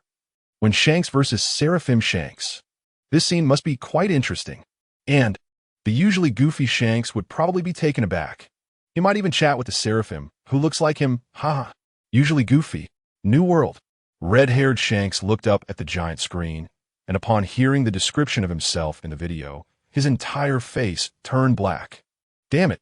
What the hell are you talking about? Goofy. Chatting. Are you sure you're describing me? Hiss, Seraphim Shanks. The Grand Line. Sabaody Archipelago. By the window of the large conference room, the 5 elders stood by the window, looking at the introduction of Shanks on the giant screen, and couldn't help but feel a bit shocked. Hiss, Seraphim Shanks? This is something we never even dare to think about. But it seems like it can really be realized, right? Hiss, so if Seraphim Shanks can be realized, then what about Seraphim Big Mom, Seraphim Kaido, or even Seraphim Whitebeard? Can't they be realized too? Then what is the world government afraid of? In an instant, the 5 elders, the world government, even the celestial dragons have fallen into deep fantasies. And when Seraphim Shanks appears, A few people in the New World have already started to worry. Whitebeard tightly gripped the Tsung Yun Xia in his hand, looking up at the giant screen, constantly muttering in his heart, "No, it can't be that I will also be copied into a seraphim." Kaido in his azure dragon form. "Damn it, I was already going to fight you all with Yamato. If it were me, I would definitely wreak havoc on the world government." Big Mom from Cake Island. "Me? Seraphim? Absolutely impossible." Cross-Guild Buggy couldn't help but point at himself. "Me? There can't be me too, right? No, no way." The people around, like Crocodile, Mihawk, and others, were shaking their heads in disbelief. Seraphim Buggy? Were the world government and Vegapunk thinking? Meanwhile, accompanied by the discussions of the people in the pirate world, the precarious situation of the Emperors of the Sea in the New World, the images in the video on the giant screen continued to flicker. The introduction of the Seraphim is far from over. Soon, the figure of Seraphim Shanks slowly disappeared from the video, and another figure was slowly walking out. Seraphim Yuta. In an instant, New World. Shanks, unable to suppress the anger in his heart, looked up at Seraphim Yuta, with one hand already resting on his griffin. A powerful aura swept out from Shanks. The previously calm scene became exceptionally turbulent. "Yuta." Shanks' voice was extremely low, and if it weren't for a bit of rationality, he might have gone berserk on the spot. Vegapunk. 5 elders. What exactly do you want to do?" Shanks murmured while suppressing his inner anger, as he stood up and walked towards the pirate ship. "Captain, what are you going to do?" Shanks couldn't help but chuckle coldly. "I'm going to Sabati Archipelago to see if I really possess the face fruit." "Captain, wait for us." Sabati Archipelago. Holy Land. That place is the headquarters of the 5 elders, and when Jesus Burgess and the others said to wait for them, they meant to wait for us. Not that we need to go together. When has the red-haired pirates ever cared about the Navy government? No need. Shanks simply waved his hand. "One person is enough." "Yuta." "It's Yuta." New World. On the Thousand Sunny. After Yuta's figure appeared, Luffy shouted loudly at the giant screen showing Seraphim Yuta, with excitement on his face. For Luffy, how could he know what a seraphim is? What is cloning? What is replication? He just maintains a strong desire to explore all new and interesting things. Who? Yuta. The people in the pirate world looked up and stared at the giant screen, their eyes filled with shock. Who? Yuta. The world government even copied Shanks' daughter. Hiss, they really didn't spare even Shanks' daughter. Yes. Meanwhile, accompanied by the discussions of the people in the pirate world, the images in the video on the giant screen continued to flicker. The introduction of Seraphim Yuta seems to have just begun. Yuta. Although Yuta has also sacrificed, the people in the pirate world looked up at the giant screen, unable to help but swallow hard. It should be fake, right? It must be fake. The people around immediately echoed. How could it be true? If it were true, wouldn't this world be in complete chaos? Yes. Let's think carefully. If Yuta really died, how big of a wave would that stir up on this sea? First of all, how could Yuta's father, Shanks, possibly hold back? And let's also look at Yuta's childhood friend, Straw Hat Luffy. Straw Hat Luffy in the sun god Nika form. If Yuta died, wouldn't Luffy go crazy seeking revenge? Thinking about it this way makes a lot of sense. Yuta definitely can't die. Yuta, dead. New World.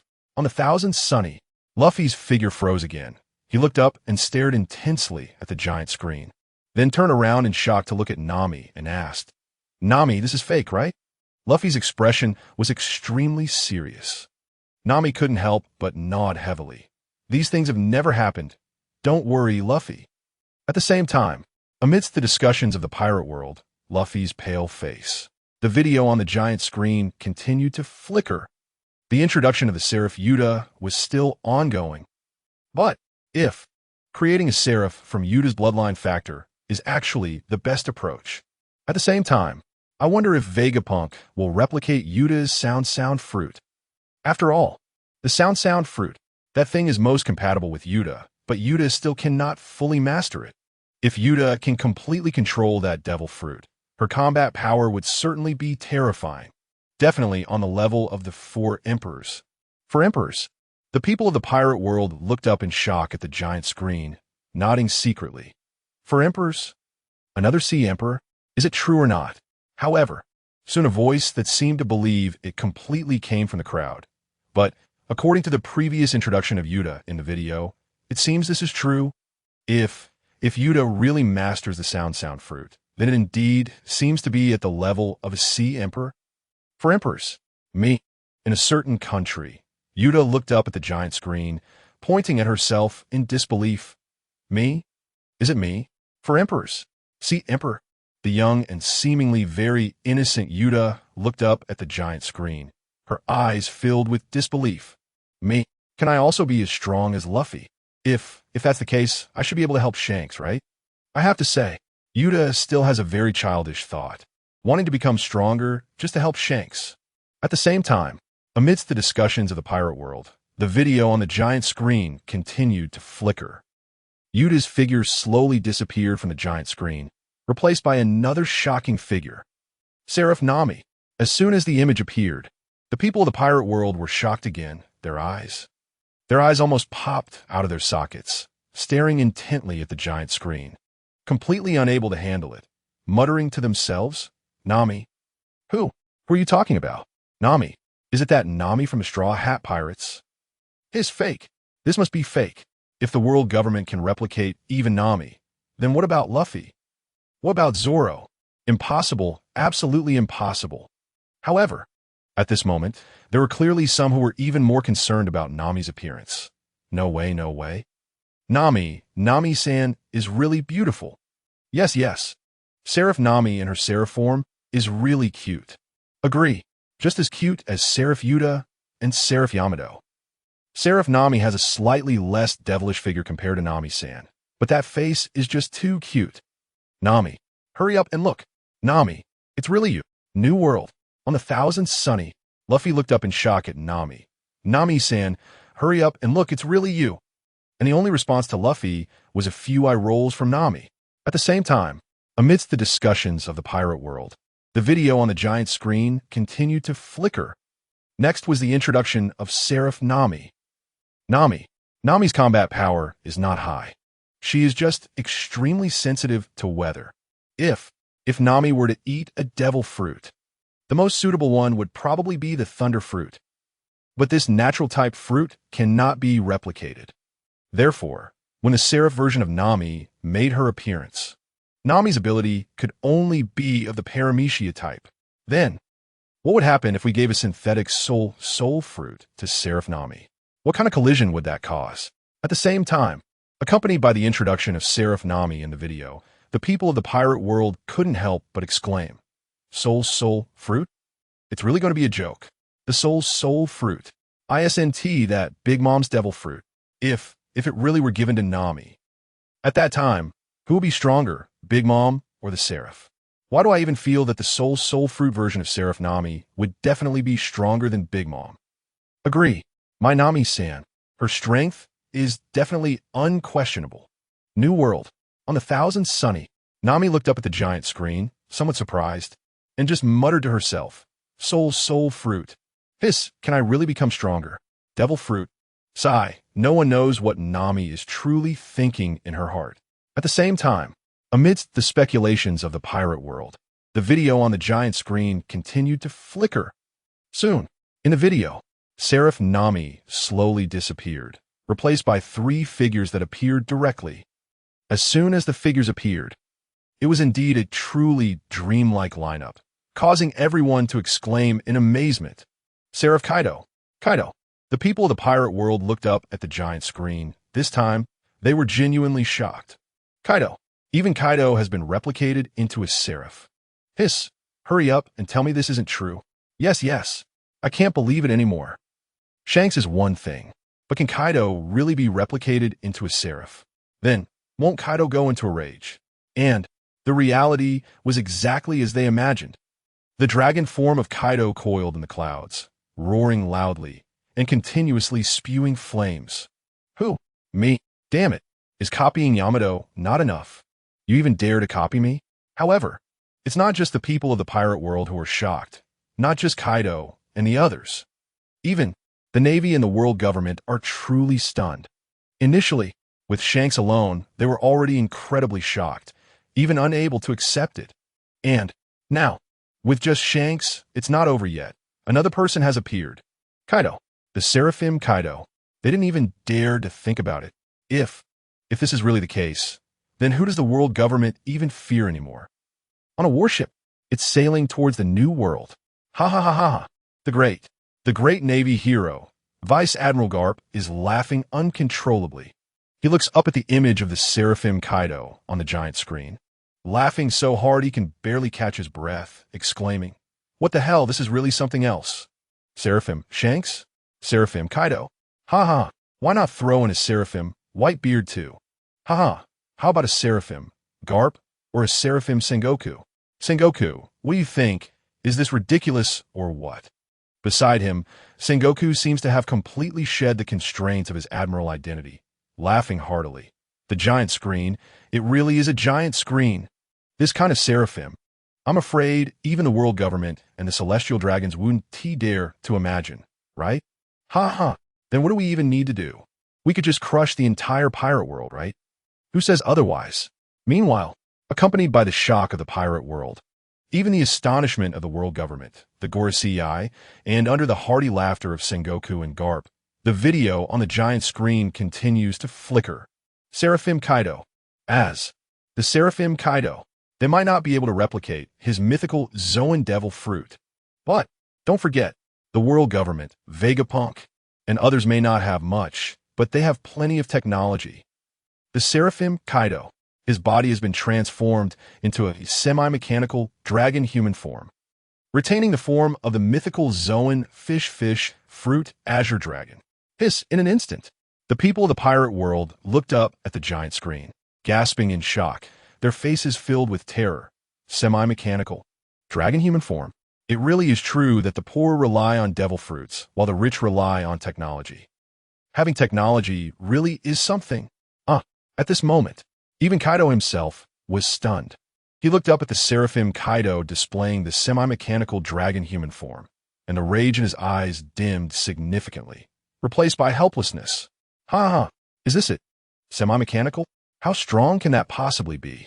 Meanwhile, accompanied by the discussions of the pirate world, Kaido's disdain, the video on the giant screen continues to flicker. The introduction of the Seraphim Kaido continues. At the same time, the Seraphim Kaido integrates a high-tech weapon system. The Seraphim's dragon scales have been reinforced into alloy armor, capable of withstanding most attacks, even reflecting energy damage. Moreover, the Seraphim Kaido can switch freely between human, dragon, and semi-mechanical forms. In dragon form, he can unleash plasma flames and electromagnetic storms, destroying entire areas. Thus, Kaido's fighting style becomes even more ferocious. And the Seraphim's modifications allow Kaido to lose human weaknesses, no longer having suicidal tendencies, but instead completely focused on annihilating enemies, crushing all resistors with absolute power. What? In an instant, the people of the pirate world could only stare in shock at the giant screen, stunned into silence. Technology? Is this the power of technology? Plasma flames? Electromagnetic storms, and it can even cure Kaido's suicidal tendencies. I have to say, the Seraphim Kaido is indeed quite formidable. Meanwhile, in the new world, on Onigashima, Kaido himself was also shocked, staring at the giant screen in disbelief. Me? Is this really me? Plasma flames? Crushing all resistors with absolute power. That does sound a bit like me. But is it real or fake? This time, even Kaido himself was somewhat surprised and doubtful. It must be fake, right? But the image looks so real. Could it really be true? Seraphim Shanks? Seraphim Kaido? And even Seraphim Nami? And soon, accompanied by the disappearance of the Seraphim Kaido on the giant screen, two other figures appeared, making Kaido feel that this must definitely be fake. The image of the Seraphim Kaido slowly faded, replaced by another existence that shocked the entire pirate world. Looking at the silhouette that suddenly appeared on the giant screen, the people of the pirate world erupted once again. Seraphim Big Mom. The people of the pirate world looked up, staring at the giant screen in shock, unable to speak. Who is it? Big Mom. Seraphim Big Mom. Is this for real or not? Crazy. Has this world completely gone mad? Hiss in a new world. On Cake Island. Big Mom looked up at the giant screen, crazily stuffing sweets in her mouth, her expression a mix of astonishment and anger as she stared at the giant screen. The world government. Damn Vegapunk. You even dare to copy me? Bastard. This is simply outrageous. In the Grand Line. Sabaody Archipelago. Holy Land. In a large conference room. The Gorosei stood by the window, staring up at the image of the Seraphim Big Mom on the giant screen, their expressions filled with surprise. Who? Big Mom? Has she also been made into a Seraphim? Wow, is this for real? Can it really be achieved? Bika Bank. Is it really possible? And this century's common problem has come to Bika Bank. Bika Bank looked up at the giant screen showing the Seraphim Big Mom, and the previously appeared Seraphim Kaido and Seraphim Shanks. His expression couldn't help but become serious and earnest. Is it real or fake? Is it possible? Can it really be done? If someone who is not in the know saw this, they might think Bika Bank is contemplating whether it can really replicate the Seraphim Big Mom or the Seraphim Shanks and Seraphim Kaido. Suddenly, Bika Bank exclaimed, is it possible? Can it really be done? Giant screen? Can something like a giant screen really be created? Unlike what the people of the pirate world might think, Bika Bank is only considering whether this giant screen can really be replicated. He is not at all concerned about the Seraphim Shanks, Seraphim Kaido, or the Seraphim Big Mom. The Grand Line. On a warship. Ha ha ha.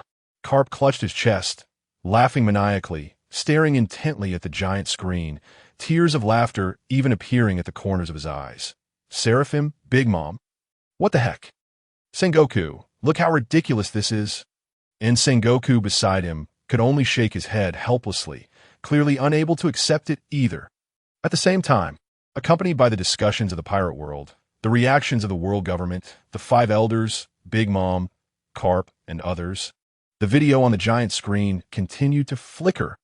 The introduction about Big Mom was far from over. The Seraphim Big Mom will combine the abilities of the Soul Fruit with a high-tech soul control system. Big Mom's body is directly transformed into a massive soul energy container, capable of absorbing and storing countless souls. It can even directly extract the souls of enemies and convert them into her own power. Technology. Damn it. Technology is back again. The people of the pirate world could only look up with wide eyes at the giant screen, each one excitedly shouting, damn. Technology. It's technology again. Damn. The soul fruit combined with technology. Doesn't this make her invincible? New world. On Cake Island. Big Mom looked up at the giant screen, especially after seeing that soul container. Even she, the person involved, was somewhat surprised. What? What is this thing? What can it do? Devour souls, enhance power. Then can it directly transform the person herself? As soon as Big Mom said this, Katakuri and Perispero beside her looked up in terror at Big Mom's reaction, their faces showing a sense of despondency. Sigh. Ever since Big Mom lost to Straw Hat Luffy, she has been wanting to become strong. But becoming strong is not that easy. However, Big Mom has become somewhat insane now, staring intently at the giant screen, looking at that massive container that has been transformed. At the same time, accompanied by the discussions of the pirate world and Big Mom's own curiosity, the video on the giant screen continued to flicker. The introduction about Seraphim Big Mom was still far from over. Big Mom's size has become even larger. Her body is composed of special alloys and soul energy, possessing extremely strong defensive power and can quickly repair damage through soul energy. Moreover, Big Mom's Seraphim form can summon a homies legion composed of soul energy. These homies have been transformed into mechanized combat units, equipped with powerful firepower and mobility.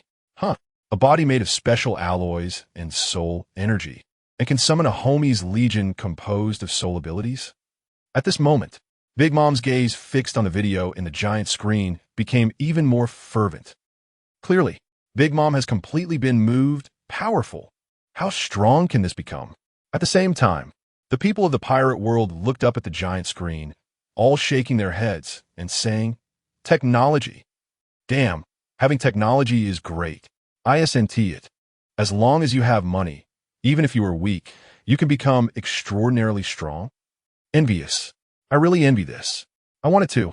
I also want to have a massive combat power transformed by technology. At the same time, accompanied by the discussions of the pirate world, the video on the giant screen continued to flicker. The introduction about Seraphim Big Mom was still far from over. Due to the transformation, Big Mom's personality has become even colder and more ruthless, completely abandoning human emotions. She only pursues absolute domination. And the goal of Seraphim Big Mom is to establish a mechanized soul empire completely under her control, bringing all life under her dominion. Mechanical? Completely abandoned human emotions. Wow, this is like pouring a bucket of cold water on others. And it's a big bucket of cold water. The previously excited people of the pirate world instantly regained their rationality, becoming silent, with only the sound of a pin dropping audible. Damn, mechanical? Doesn't that mean she has really become a robot? Moreover, and she has human emotions. Then, what do I need this power for? It won't to even feel good inside. Useless. It's simply too useless. Useless. It's more than just useless. Clearly, it's an inhumane invention. One has to say, this world will sooner or later be destroyed at the hands of the world government and the celestial dragons. Shoo, such words cannot be spoken. Do you want to die? Don't you want to live? At the same time, in the palace on Cake Island in the New World, Big Mom's once fervent eyes instantly became calm, not stirring a single wave. And she couldn't help but let out a long sigh.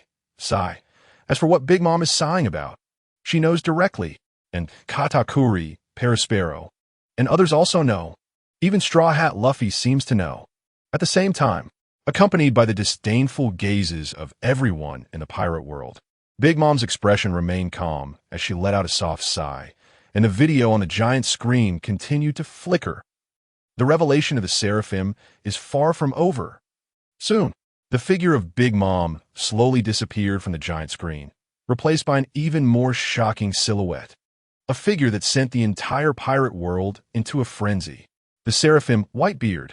The Seraphim Whitebeard retained the powers of the Gura Nomi, while his body was transformed into a battle machine capable of infinitely absorbing and releasing energy. Whitebeard. The Seraphim Whitebeard. The people of the pirate world looked up at the giant screen, their expressions filled with shock, mouths agape. Whitebeard. Is that Edward Newgate? Is that the Whitebeard? The one who is said to be the strongest in the world? Impossible. It must be fake. How could this possibly be real? Technology. Are they using technology on the world's strongest Whitebeard? How powerful must he have become? Terrifying. This is simply too terrifying, right? 100 not real. At the same time, in a new world, on the Moby Dick, Whitebeard held the sword Song Yun Chia in his hand, staring intently at the giant screen, unable to contain his hearty laughter. Gururara. The Seraphim Whitebeard. Ha ha ha ha. Gururara. It seemed that the entire sea echoed with Whitebeard's hearty laughter. Meanwhile, Ace and Marco stood on either side, looking up at the Seraphim Whitebeard on the giant screen, curiously asking, "Old man, do you think this is real?" "Really?" Whitebeard chuckled lightly, then countered, "Do you think this could be real? If it were real, would we still be standing here peacefully?" At the same time, accompanied by the surprise of the pirate world and Whitebeard's hearty laughter, the video on the giant screen continued to flicker. The introduction of the Seraphim Whitebeard continued. It was far from over. The Seraphim Whitebeard. Whitebeard's mechanical body could amplify vibrational energy several times, and with a single punch could trigger a super earthquake capable of tearing the continent apart. At the same time, the Seraphim Whitebeard sword was transformed into an energy weapon, capable of releasing shockwaves and energy slashes that could easily cut through any defense. Ha ha! The Grand Line. On a warship, standing at the front of the deck, Carp was laughing more crazily than ever. "Look, Sengoku! Hurry and look! Whitebeard! There's even a Seraphim Whitebeard! Ha ha ha ha! I'm dying of laughter!" Sengoku beside him also laughed to the point of tears. And even the usually serious and stern Vice Admiral Tsuru couldn't help but feel a mix of laughter and tears. A parody. This is really a damn parody. The giant screen. Who on earth invented this genius thing? It's simply too brilliant. Just these contents are things that normal people wouldn't even dare to think about. At the same time, accompanied by the discussions of the pirate world and the reactions of Carp, Sengoku, and Vice Admiral Tru, the video on the giant screen continued to flicker. The introduction of a Seraphim Whitebeard was still not over. The Seraphim Whitebeard, continuing Whitebeard's fighting style, still bold, but even more efficient and deadly. The Seraphim Whitebeard's mechanical body freed him from the limitations of aging and injuries, allowing him to fight continuously until his enemies were utterly destroyed. But, even though Whitebeard was transformed into a Seraphim, he still retained his obsession with family. The people of the pirate world looked up at the giant screen, their eyes filled with shock. Family? Does he still have an obsession with family? Whitebeard's obsession with family seems a bit too deep, right? Could it be? Could it be that as long as one is strong enough, they can resist the complete loss of humanity that comes with being a Seraphim? Is this real or fake? In a new world, on the Moby Dick, Whitebeard, holding the Tsong Yun Xia, was momentarily stunned after seeing the introduction about himself on the giant screen. Family. Gururara. For Whitebeard. Money. Power. Women. Ahem. That probably doesn't count. After all, the elderly and physically weak Whitebeard has beautiful nurses around him, each with perfect figures, bunny girls. Compared to family, they seem especially insignificant. This also proves just how deep Whitebeard's obsession with family is. At the same time, in a new world, on Cake Island, inside a palace, with a fervent gaze, Big Mom, whose thirst had already dimmed considerably, couldn't help but open her eyes again and stared intently at the giant screen. Family? Does it mean that as long as one is strong enough, they won't have their consciousness erased? And will their strength also undergo a qualitative leap? Accompanied by the discussions of the pirate world, the video on the giant screen continued to flicker. Soon, under everyone's gaze, the giant screen seemed to provide a summary of the Seraphim above. And, of course, currently, the Navy government and Vegapunk only have 4 extremely clear Seraphim. For a moment, the people of the pirate world looked up at the giant screen, and the discussion erupted as they began to talk about the video on the giant screen. So there are 4 of them. What about the previous ones? With a previous Seraphim law? Seraphim Kaido, Seraphim Big Mom, and Seraphim Whitebeard all fake? Playing with us? Is this not a joke? Yes. So Seraphim Kaido, Seraphim Big Mom, and Seraphim Whitebeard were actually not created. In a new world, on the Moby Dick, Whitebeard, holding the Tsong Yun Xia, looked up at the giant screen and couldn't help but laugh loudly. Gurura fake? Didn't I say it long ago? Fake. How could the world government and Vegapunk possibly have such capabilities? Wouldn't that make them invincible? Ha. The Grand Line. On a warship sailing towards the new world, Carp stood at the front of the deck, looking up at the giant screen, and couldn't help but burst into laughter. Ha. No way. Is there really someone who believes this? Ha. This is killing me with laughter. At the same time, accompanied by the discussions of people in the pirate world, the video on the giant screen continued to flicker. It seemed that the introduction of the Seraphim was just beginning now. The first to appear is naturally S-Snake, a new type of pacifist Seraphim developed by Vegapunk, belonging to the Navy's Special Science Unit. It is a model based on Boa Hancock, possessing the ability to replicate the sweet fruit. So, the people in the pirate world looked up, fixated on the giant screen, watching the cute appearance of S-Snake, each one filled with affection. Hancock. S-Snake is really so cute. Yes. Isn't too cute. I wave the flag for S-Snake. So, does that mean S-Snake really exists? Then, can S-Snake be mass-produced? Even some wealthy and powerful individuals couldn't help but look at S-Snake on the screen, even shouting loudly or praying. If she could be mass-produced. Can you sell me one? How much? No matter the price, I'm willing to pay. I have to say, Hancock has quite a lot of fans. But indeed, S-Snake is really too cute, isn't she? Meanwhile, one person, however, turned dark-faced, on the Grand Line, in the daughter country. Inside a palace styled with ancient Japanese architecture, Hancock stood by the window, staring at the giant screen. Clenching her two pink fists, her face darkened. And her veins popped me.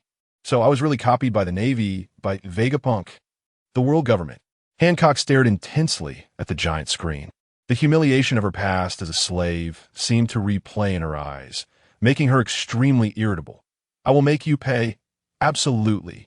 At the same time, accompanied by the attention and discussions of the pirate world, the video on the giant screen continued to flicker. The introduction of the Seraphim Hancock had just begun. First, identity background.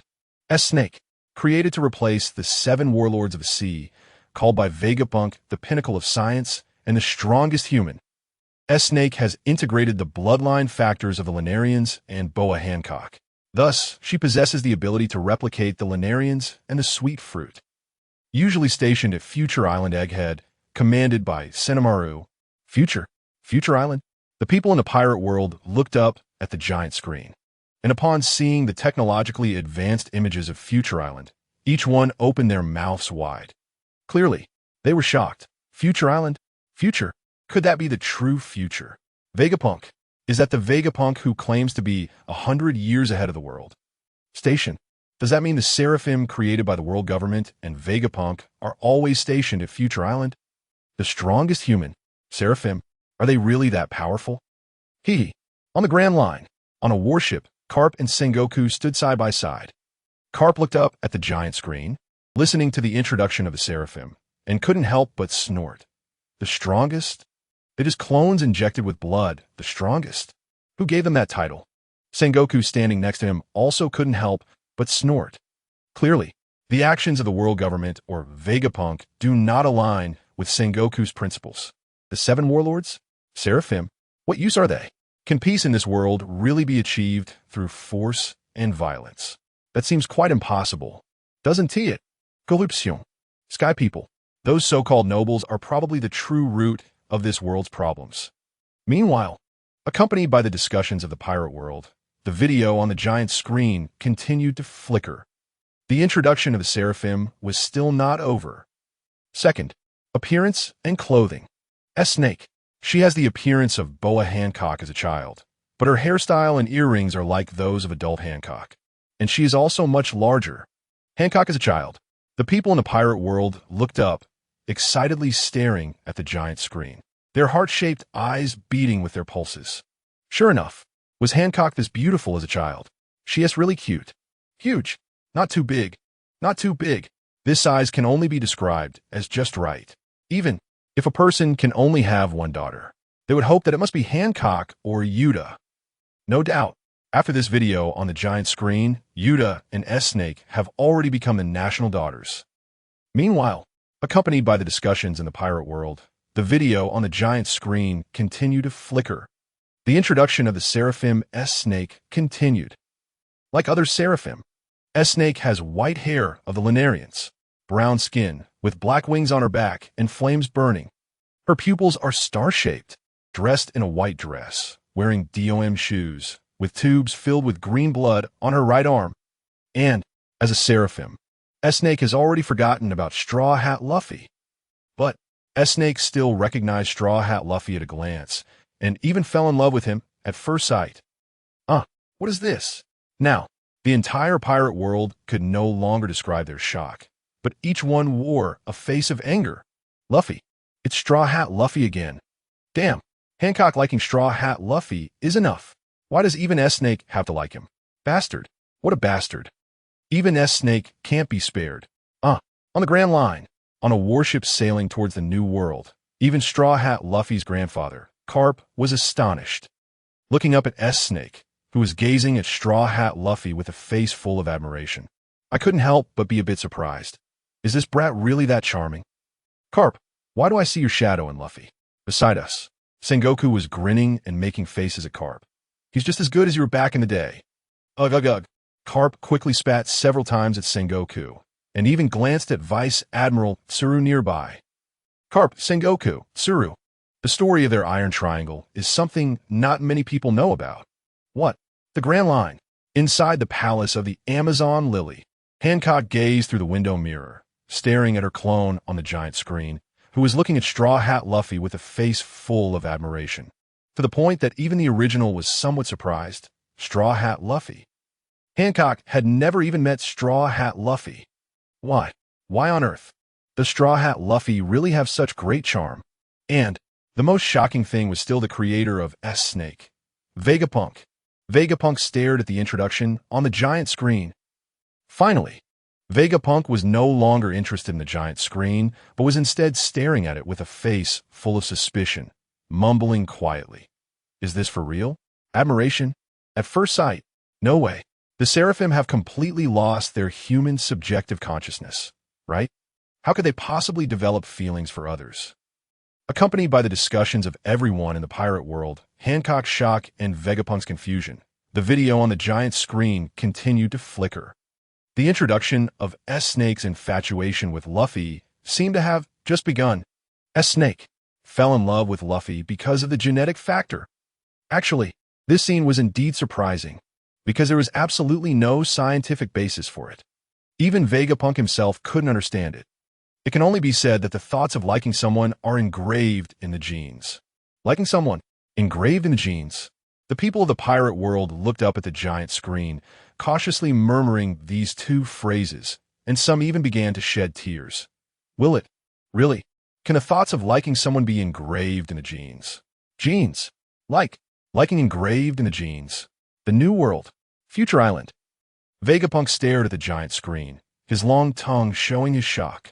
Obviously, as a scientist, Vegapunk could not comprehend this phenomenon. Liking. What exactly is it?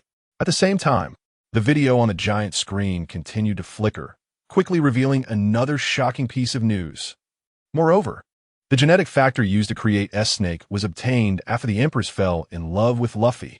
This directly confirmed that the Navy's high-ranking officials had obtained the genetic factors of the 7 warlords during the Marineford War. It seems the Navy had already made plans to abolish the 7 warlords. Nanny. The people of the pirate world stared at the introduction on the giant screen, unable to help but exclaim, Marineford War? Genetic factors? Obtained after the Marineford War. OMG, is this for real? Then, does that mean there are actually no Seraphim existing now? Then, can Vegapunk still create them?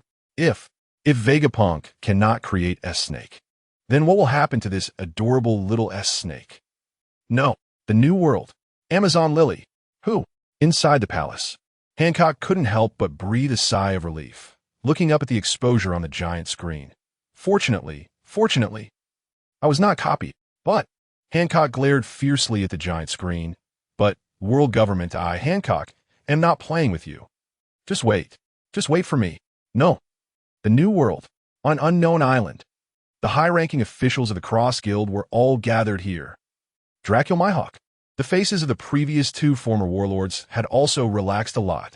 Marina Fortva. They did not participate in the Marineford War. That genetic factor. Then it was even more unfounded. Seraphim. That was even more absurd. This seemed to be great news for Hancock, Crocodile, and Dracula Mihawk, right? At the same time, on the giant screen, accompanied by the discussions of everyone in the pirate world and the continuous exposure of the Seraphim bringing shock, the video on the giant screen continued to flicker. S-Snake, falling in love with Luffy, was truly unexpected yet reasonable. On one hand, Seraphim are artificial beings, different from normal humans. Logically speaking, Seraphim shouldn't have too many emotions. But on the other hand, the Empress's feelings for Luffy are truly deep. S-Snake, as a clone, inheriting this emotion makes sense. It can only mean the Empress's love is engraved in her DNA. DNA? What is DNA? The people of the pirate world looked up at the giant screen with confusion, their expressions showing a bit of astonishment. What does this mean? Why is it said that Hancock's love for Luffy is engraved in her genes? No, it can't be. Genes. DNA. It can't be something that is in the very essence, right? So does that mean Hancock's love for Straw Hat Luffy is ingrained in her very bones? Almost every person in the pirate world was holding their heads and wailing. No. Please don't, really don't. Hancock. My dear Hancock. Why? Why do you have to like Straw Hat Luffy? What is so good about him? Is it just that his background is a bit better? No. Is it just that he is a bit stronger? No. Is it just that he's a bit more popular? He doesn't even look that great. Right. Luffy, Straw Hat Luffy, what makes you so special? At the same time, amidst the wails and grievances of the people in the pirate world against Straw Hat Luffy, the Grand Line, Amazon Lily, Hancock's expression was even more astonished. Jeans? DNA. Hancock murmured softly to herself, then turned to her two sisters. Do you think I should go to the New World? The two sisters looked at Hancock, unable to help but glance sideways. New World? Clearly, both of them were on the same wavelength, and hadn't reacted to the meaning yet. Then they heard. Hancock continued to murmur, Luffy, Straw Hat Luffy, I'm getting more and more curious about him. And when a woman becomes curious about another man, it's probably not far from falling in love.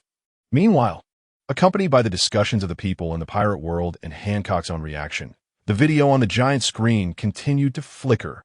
The introduction about S-Snake Girl was still ongoing. It was far from over. Purely comedic, using the exaggerated method of love inscribed in DNA to achieve a comedic effect. But this is definitely not intentional comedy. Vegapunk personally stated, the emergence of this phenomenon is due to the bloodline factors transmitting the information of the original body during the cloning process. What? What the heck? Comedy. Comedic effect. The people in the pirate world looked up at the giant screen, their expressions becoming somewhat strange. Clearly, these people were once again played with by the video on the giant screen. Comedy. Intentional.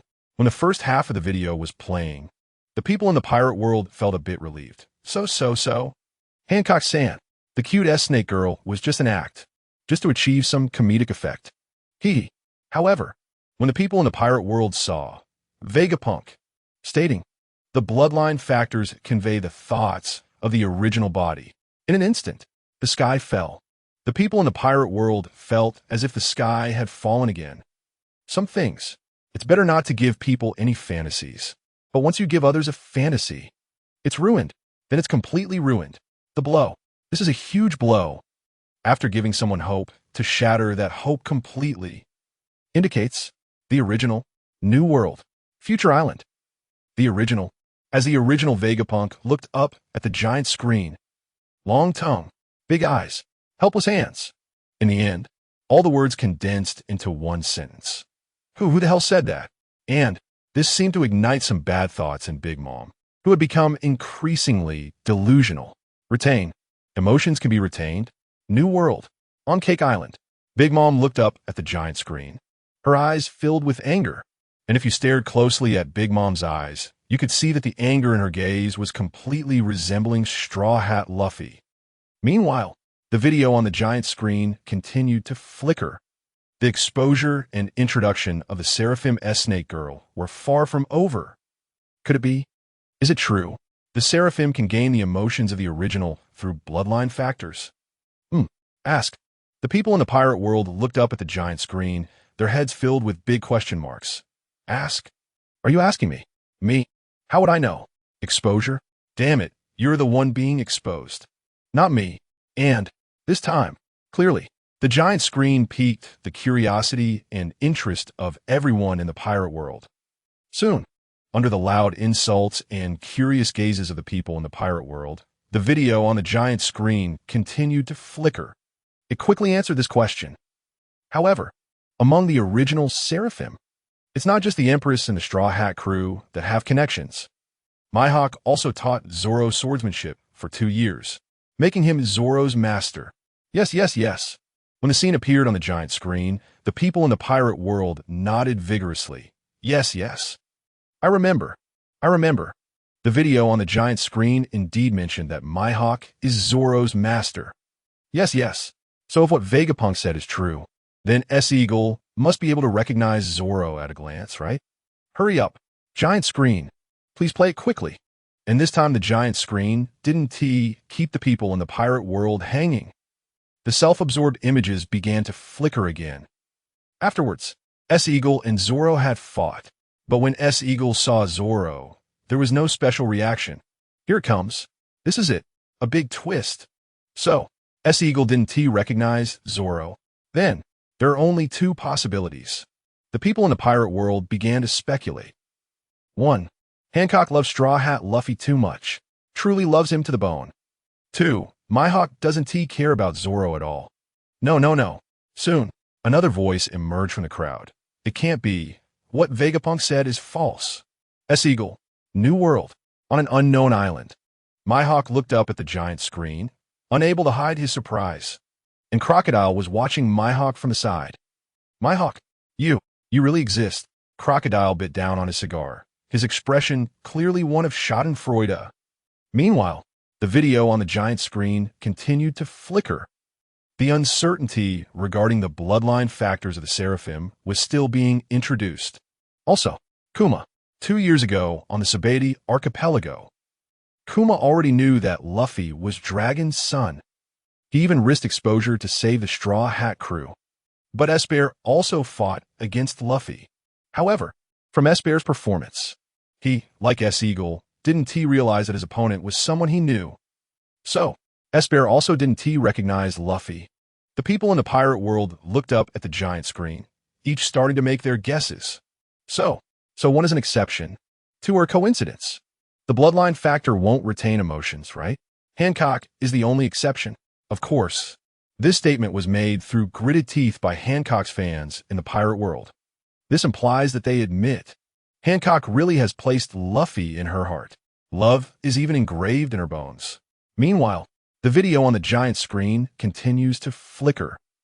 It seems the introduction to the bloodline factors is far from over. This is strange. As fellow Seraphs, why do the other Seraphs show no reaction when they see acquaintances? Only S-Snake's emotions are consistent with her true self. Again, are you fucking asking me? The people in the pirate world looked up at the giant screen, each pointing at themselves. Me? The giant screen. Do you think I know? Can I know? This is clearly a bit difficult for these ordinary people in the pirate world. Soon, the giant screen began to provide answers. First, this is related to the extraction time of the bloodline factors of the 7 warlords. The people in the pirate world couldn't help but hum in confusion. Didn't they say the bloodline factors were all extracted after the Marineford War? What do you mean by different periods? Yeah, the people in the pirate world widened their eyes, staring intently at the giant screen, murmuring softly, what does that mean? Amidst the confusion of the people in the pirate world, the video on the giant screen continued to flicker. Empress, the extraction time of the bloodline factor must be after the Empress fell in love with Luffy, probably during the Marineford War. This explains S-Snake's love for Luffy. Right, it makes sense. The people in the pirate world nodded, their heads bobbing like a rattle. Yes, the giant screen said so. What other possibilities are there? At the same time, under the puzzled gazes of the people in the pirate world, the video on the giant screen continued to flicker. The introduction to the bloodline factors is not over yet. So, some people judged based on this. Other 7 warlords were also extracted at the same time as the Empress. However, the bloodline factors of the 7 warlords may not have been extracted at the same time. In an instant, the attention of the people in the pirate world was completely captivated by the video on the screen. They couldn't help but look up at the giant screen, eagerly anticipating the next turn of events in the video. At the same time, the video on the giant screen continued to flicker. The introduction to the bloodline factors of the Seraphs is far from over. For example, Kuma. Kuma had cooperated with Vegapunk a long time ago. Many of Vegapunk's experiments used Kuma as a test subject. Therefore, Kuma's bloodline factor was extracted first, even over a decade ago. When creating S-Kuma, they could directly use what was available without needing to extract it again. More than a decade ago, Kuma hadn't met Luffy, so S-Kuma remained indifferent. Hiss, the people in the pirate world gasped, and their heads couldn't help but nod lightly. Makes sense? It seems to really make sense. Kuma, modified human. His bloodline factor must have been extracted a long time ago. It's even possible that S is the first Seraph. In an instant, with the approval of the people in the pirate world, the video on the giant screen continued to flicker. The exposure and introduction seemed to be far from over. And for example, Hawkeye. Zoro learned swordsmanship from Hawkeye after the Marineford War. Before that, although Hawkeye admired Zoro, they couldn't say they had any friendship. They weren't even very familiar. If Vegapunk had acted a little earlier, extracting Hawkeye's bloodline factor before the Marineford War, then it wouldn't be surprising that S-Hawkeye showed no reaction to Zoro. Bloodline factor. New world. On an unknown island. Hawkeye looked up at the video on the giant screen, the voices from the video echoing in his ears. Is there? Hawkeye couldn't help but murmur softly. Makes sense. It makes sense. The crowd looked up at the giant screen, and upon seeing such speculation in the video, they exclaimed that it makes sense. If explained this way, it really does add up. Yes, yes. Meanwhile, the video on the giant screen continued to flicker, and the introduction to the Seraphs was still not over. The 7 warlords couldn't have all joined at the same time, but rather one after another. Those 7 warlords who joined earlier might have had their extraction completed long ago. The later joining warlords would be later. Some warlords like Hawkeye always refuse to be summoned, so it takes more effort to obtain his bloodline factor. These would affect the extraction time, and in turn, influence the information transmitted in the bloodline factor. Makes sense. Even more fucking makes sense. The crowd couldn't help but look up at the giant screen, nodding repeatedly, continuously agreeing. Some even raised a question. Then, who in the Navy and the world government has their bloodline factors now? Yes, yes. The only thing that can be certain is that the world government definitely doesn't have Hancock's bloodline factor now. In an instant, as this sentence echoed in the crowd, many people's eyes filled with desolation, looking up at the giant screen, the lively hearts in their gazes slowly fading away. Meanwhile, amidst the discussions of the people in the pirate world, the video on the giant screen continued to flicker. The introduction to the Seraphs seems to be far from over. Of course, there is another guess. Secondly, the Empress's love is so strong that it leaves memories in the bloodline factor. Woo-woo. The crowd looked up at the giant screen, seeing their goddess, their unattainable goddess, willingly becoming someone else's pet. That kind of heartache is like being stabbed repeatedly in the heart with a knife. Strong. Just how strong is it? But there are still some fans of the CP pairing of Hancock and Luffy in the crowd. So sweet. It's really so sweet. Yes, yes. Together, together. I hope Hancock and Luffy end up together. Yes, yes. Why do I feel like Hancock is more suitable for Luffy now? Even more than Nami. In a new world, on the Thousand Sunny, on the deck, Nami, wearing a small tank top and with her orange hair, is lying on a sun lounger. Her gaze involuntarily glancing at the bewildered straw hat Luffy standing at the front of the deck. For some reason, she lets out a light sigh. At the same time, accompanied by the discussions of everyone in the pirate world, the video on the big screen continues to flicker.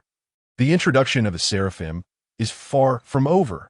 The Seraphim can inherit the emotions of their original selves through their lineage factors.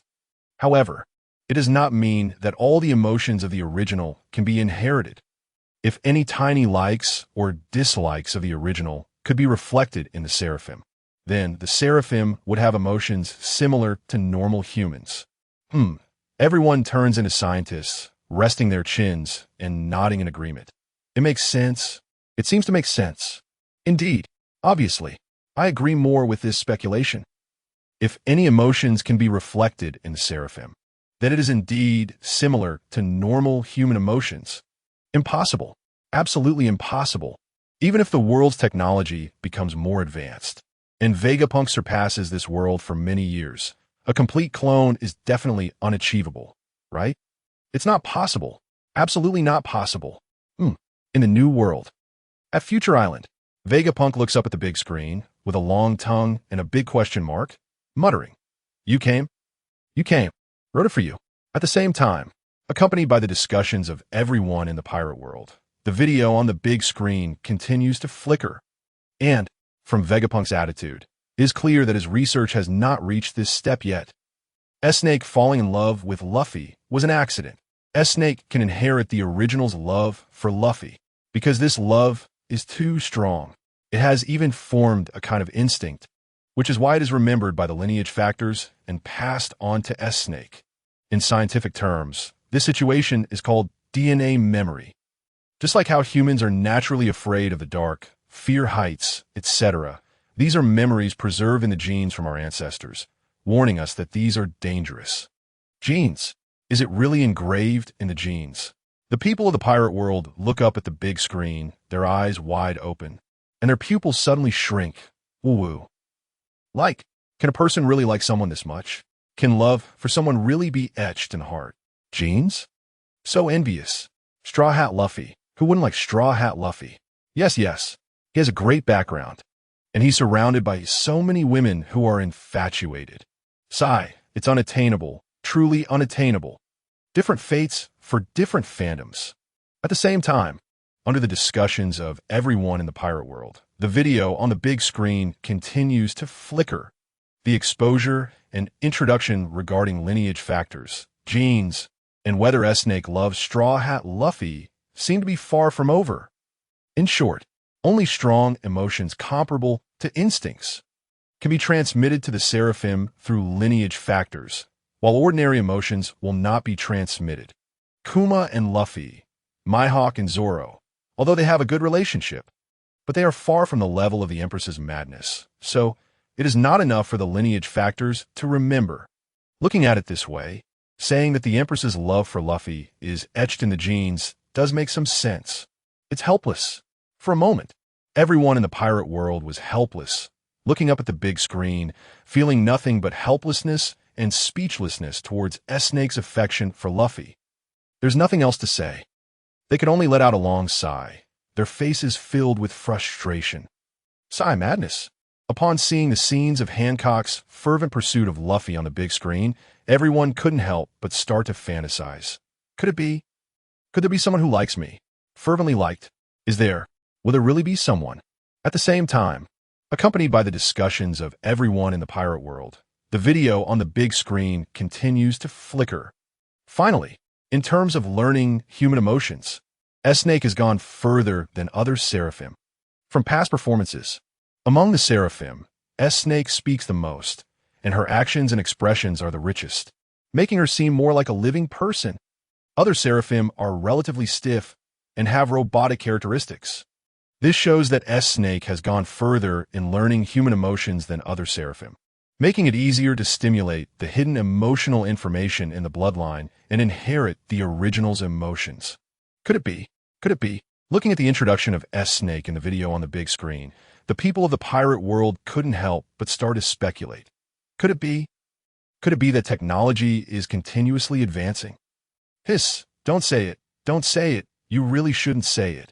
Could it be that S-Snake is the last Seraphim? So is the craft for creating Seraphim becoming more mature? At the same time, accompanied by the speculations of everyone in the pirate world, the video on the big screen continues to flicker.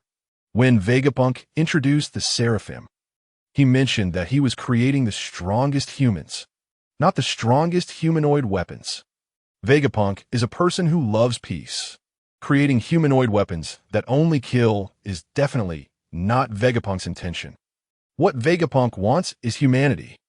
But how to make the Seraphim possess human emotions has been a problem that has not been solved, which is why the Seraphim look like robots. A love for peace. The people of the pirate world look up at the big screen at the plain-looking Vegapunk with a long tongue, falling into contemplation. Peace. A love for peace. Also, if he didn't love peace, I'm afraid that with Vegapunk's level of technology, it would be easy to destroy this world. Indeed, it's lucky that Vegapunk is a being that loves peace. Peace. A lover of peace. New world. On Future Island. Vegapunk looked up at the giant screen, and the voice introducing him echoed in his ears, making his old face flush. Compliment? Is this a compliment for me? At the same time, accompanied by the discussions of the people in the pirate world, the video on the giant screen continued to flicker. Now, S-Snake stood out and even fell in love with Luffy.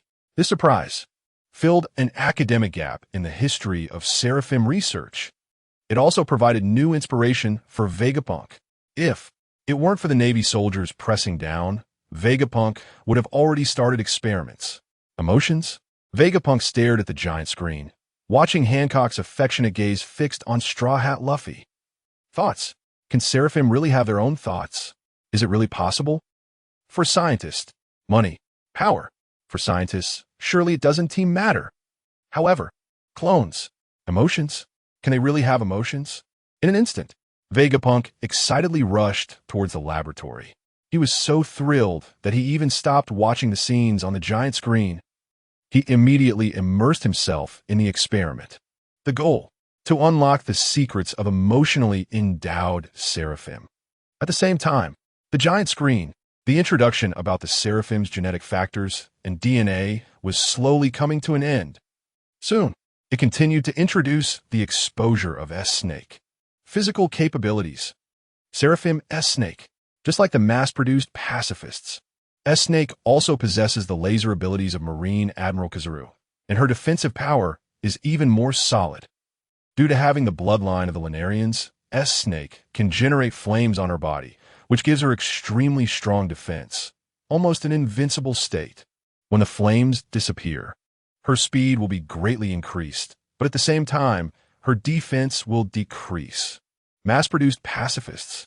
The people in the pirate world looked up at the giant screen, their eyes wide open once again. Pacifists? Mass-produced? Is it really that terrifying? Damn! Mass-produced? Such terrifying war machines being mass-produced is too frightening, right?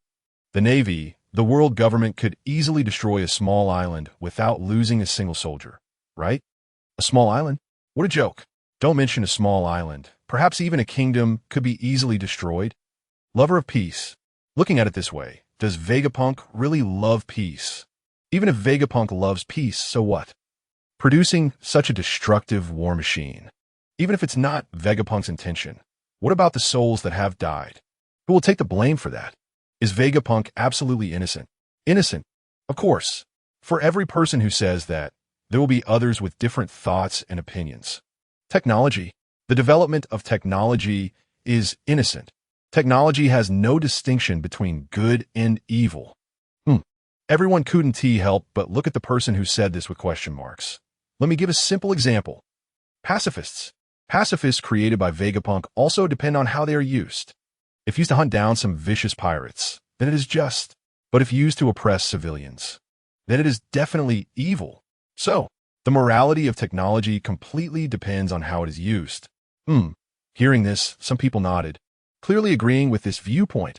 Meanwhile, accompanied by the flickering video on the giant screen, the footage continued to play. About S-Snake was still being revealed. S-Snake possesses strong willpower, being one of the few who is not affected by Joy Boy's haki.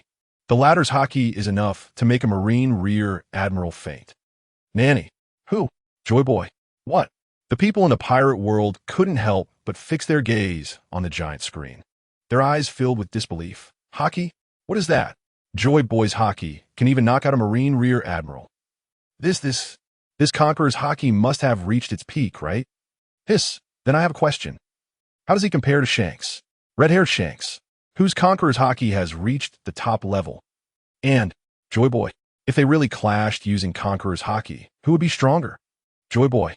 As soon as Joy Boy's image appeared, various forces in the pirate world began to discuss. The Grand Line, Sabaody Archipelago, the Holy Land, Joy Boy, Sun God Nika form, inside a dilapidated palace. Im looked up at Joy Boy's figure in the footage, murmuring softly. At the same time, the video on the giant screen was still flickering. S-Snake possesses haki. S-Snake has both observation haki and armament haki. Haki.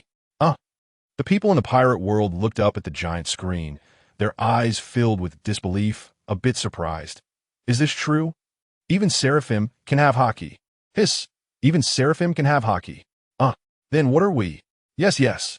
We have worked hard our whole lives, yet we can't even use haki. Now even Seraphim can have haki. Woo-woo. Mom, I want to go home. For these people, the two types of haki possessed by S-Snake were like two sharp swords, deeply piercing their hearts. Weak. Is there really no chance for a comeback? Meanwhile, accompanied by the discussions of the people in the pirate world, the images on the giant screen continue to flicker, and the introduction of S-Snake Woman seems to be coming to an end. Devil Fruit. Superhuman type sweet fruit, green blood. S-Snake Woman. She has copied Boa Hancock's sweet fruit ability, which can petrify anyone enchanted by S-Snake Woman's appearance. S-Snake Woman. She can also directly use her ability to petrify opponents and objects. And because she has the bloodline factor of the devil fruit in her body. Snake Woman is also afraid of seawater and will lose her strength when in contact with large amounts of seawater. Green blood, sweet fruit. At this moment, the people in the pirate world seem to be truly shocked, looking up in surprise at the giant screen. Devil fruit? Can the devil fruit really be copied? This is just too unbelievable, right? And she is also afraid of seawater. Isn't this just a pure devil fruit user? Losing her abilities upon contact with seawater? Sigh, for a moment. Everyone couldn't help but let out a long sigh. Sometimes, no life means no life, right? Sigh. A seraphim can actually possess the ability of a devil fruit. And we sigh, have nothing to say, completely speechless. Meanwhile, accompanied by the discussions of the people in the pirate world, the images on the giant screen continue to flicker. Combat moves. Depressive sweet wind. Snake Woman poses with her hands in a heart shape, releasing heart-shaped rays. Anyone struck by the rays and attracted by Snake Woman's beauty will be instantly petrified. Fragrant feet can petrify and shatter parts of the opponent's body upon impact. Same. It's really exactly the same. Even the moves are completely identical. The people in the pirate world look up at the introduction of Snake Woman's moves on the giant screen and can't help but exclaim, "It's really, even the moves are exactly the same. This is indeed a copycat." Sigh. I have to say, the Seraphim Snake Woman is really a little beauty. Who can see Snake Woman and not be moved? Yes. Completely inherits Hancock's beauty. Meanwhile, the figure of Snake Woman slowly fades from the images on the giant screen, and another small seraphim figure slowly appears. The childhood appearance of Dracula Mihawk, with the white hair of the Lunarian race, brown skin, black wings, and burning flames on her back, with a machine number on her left chest. Hawkeye, S-Eagle. The people in the pirate world look up at the giant screen, their eyes filled with shock, looking at the little eagle on the screen and can't help but exclaim, "So cool." S-Eagle has completely inherited the coolness of Dracula Mihawk. Yes, still as cold and ruthless as ever. However, I wonder if S-Eagle is stronger than Hawkeye. Probably not, right? After all, Hawkeye is known as the world's greatest swordsman. New World. On an island, Dracula Mihawk looks up at the giant screen, his eagle-like sharp gaze becoming even colder, especially when he sees S-Eagle on the giant screen. The discussions of the surrounding people keep ringing in his ears. Strong? Copy. Like. Meanwhile, under the discussions and debates of the people in the pirate world, the images on the giant screen continue to flicker. Is it over? The introduction of S-Eagle is far from over. It has just begun. Superhuman type, quick/fruit, green blood. S-Eagle can turn her legs into steel blades. What is this? The people in the pirate world look up at the giant screen, filled with shock, their pupils constricting sharply. Quick/fruit. Green blood. S-Eagle actually possesses the ability of a devil fruit. Quick/fruit. What kind of devil fruit is this? If Dracula Mihawk possesses the ability of a devil fruit, how powerful would that be? Yes, Mihawk is already the world's greatest swordsman. Quick/fruit. New World. On an island, Dracula Mihawk looks up at the giant screen, the sound from a video echoing in his ears. Devil fruit. Hawkeye murmurs softly, a hint of disdain appearing on his face. For true, strong individuals, the devil fruit, it doesn't seem to be the best choice. And, this time, the giant screen seems to know what the people in the pirate world want to know the most. It doesn't continue to introduce S-Eagle. Instead, it starts to introduce the quick/fruit. Quick/fruit can transform the entire body into blades, gaining a body as tough as iron. Can change any part of the body into blade shapes. The range of transformation is at will, fingertips, entire feet, etc. Depending on the purpose, any part can be transformed into a blade. When the entire body is transformed into blades, to a certain extent, strikes and slashes become completely ineffective, and the body becomes as solid as an iron wall. Perfect. This is truly a perfect match. The whole body can turn into blades. Coupled with Dracula Mihawk's swordsmanship, wouldn't that be invincible? And, at this time, A few people are even more shocked. New world. On an island. Fruit. Crocodile bites down on the cigar in his mouth, softly murmuring, "Daz Bones, is this your fruit?" This sentence seems to be asking a tough guy standing beside him, "Daz Bones." Daz Bones nods slightly, without saying a word. Meanwhile, amidst the awed exclamations of the people in the pirate world, the images on the giant screen continue to flicker. The introduction of the fruit is not over. Fruit. The wrists or feet that can change into blade states can flexibly stretch and deform while maintaining sharpness and strength. If trained on this basis, one can move agilely while unleashing their abilities or engage in high-difficulty combat at will. And the current ability user, Daz Bonus, can turn his entire wrist into a spiral blade and make it spin, attacking like a drill, piercing through rock. He can even transform the soles of his feet into blades, moving at high speed across the ground like ice skating. It's not just simple slashing. He can use various skills. Hiss, the crowd in the pirate world gasped. Is this like adding wings to a tiger? This is simply like adding wings to a tiger. With Hawkeye's Mihawk paired with a fruit. Wouldn't that mean a powerful sword energy attack with just a wave of his hand? This is too strong, right? Why? Why do I even feel that S-Eagle strength is even stronger than Hawkeye's Mihawk? As for, who is Daz Bonus? It seems no one cares. At the same time, amidst the amazement of the pirate world, the introduction of the fruit in the giant screen was just a brief segment, while the main focus and exposure were still on S-Eagle. After all, S-Eagle is currently the real protagonist. S-Eagle, through the green blood, possesses strength close to and potentially replacing the 7 warlords of the sea. His power is extremely formidable, capable of challenging the Yonko Blackbeard. Moreover, he can turn any part of his body into a sharp steel blade. S-Eagle can use the abilities of the fruit to transform his legs into blades, enhancing his kicks and creating long-range slicing attacks. Information. Another piece of information. The crowd looked up at the giant screen, whispering, "Close? Replace the 7 warlords of the sea." And does S-Eagle actually have the strength to challenge Blackbeard? Close. Replace. Compared to the original 7 warlords. Who is stronger? If viewed this way, the original 7 warlords must be stronger. After all, the Seraphim is merely a replacement. Also, Yonko, Blackbeard, can he actually become a Yonko? Moreover, if S-Eagle can repel Blackbeard, wouldn't that mean Hawkeye's Mihawk has strength close to that of the Sea Emperor? Can we not make comparisons here? New world. On an island. As a suddenly appearing supporting character on the giant screen, Blackbeard, Marshal D. Teach felt his personality was greatly insulted. Pulling down. Seraphim. S-Eagle. Strong. I know you're strong, but can you not compare me? Hurt. This really hurts. Mihawk. Boss Mihawk. Boss Mihawk is too strong, right? New world. The Cross Guild's old base. The subordinates were all shouting Mihawk's name. Clearly, this inadvertently gave the Cross Guild a huge boost. After all, Hawkeye's Mihawk strength is close to that of the Sea Emperor. At the same time, the introduction of S-Eagle continues, far from over. S-Eagle, after the Wano Country incident, was dispatched to Amazon Lily to capture one of the former 7 warlords of the sea, Boa Hancock, destroying more than half of the island. More than half of the island. Strong. This is a bit too strong, right? Destroying more than half of the island with a single strike. Truly, he deserves to be called the strongest human.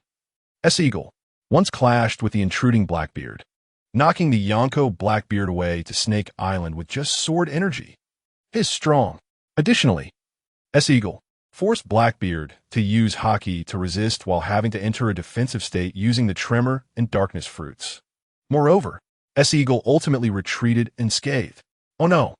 Amidst the amazement of the pirate world, people from different factions exclaimed, "Oh no!" Pirates. One by one, the pirates looked up at the Seraphim S-Eagle. Treasure. Damn it. Life is more important, right? And, what is even more shocking, is the reaction from the Revolutionary Army. Grand Line. The Revolutionary Army's base. Everyone's expression was grave. If the Revolutionary Army can truly mass-produce these, then the Revolutionary Army is really going to be in trouble.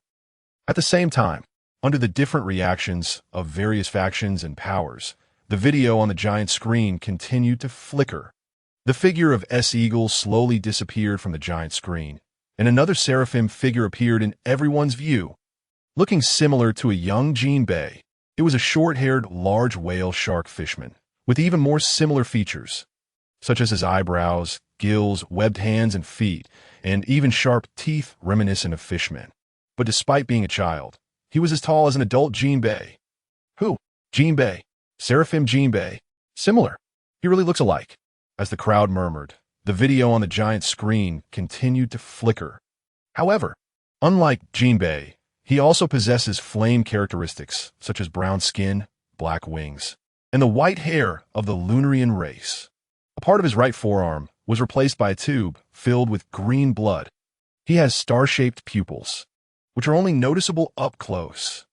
Additionally, like other seraphim, he has the title P on his chest. Introduction. When short videos enter the pirate world. No Male Protagonist, second creation short video.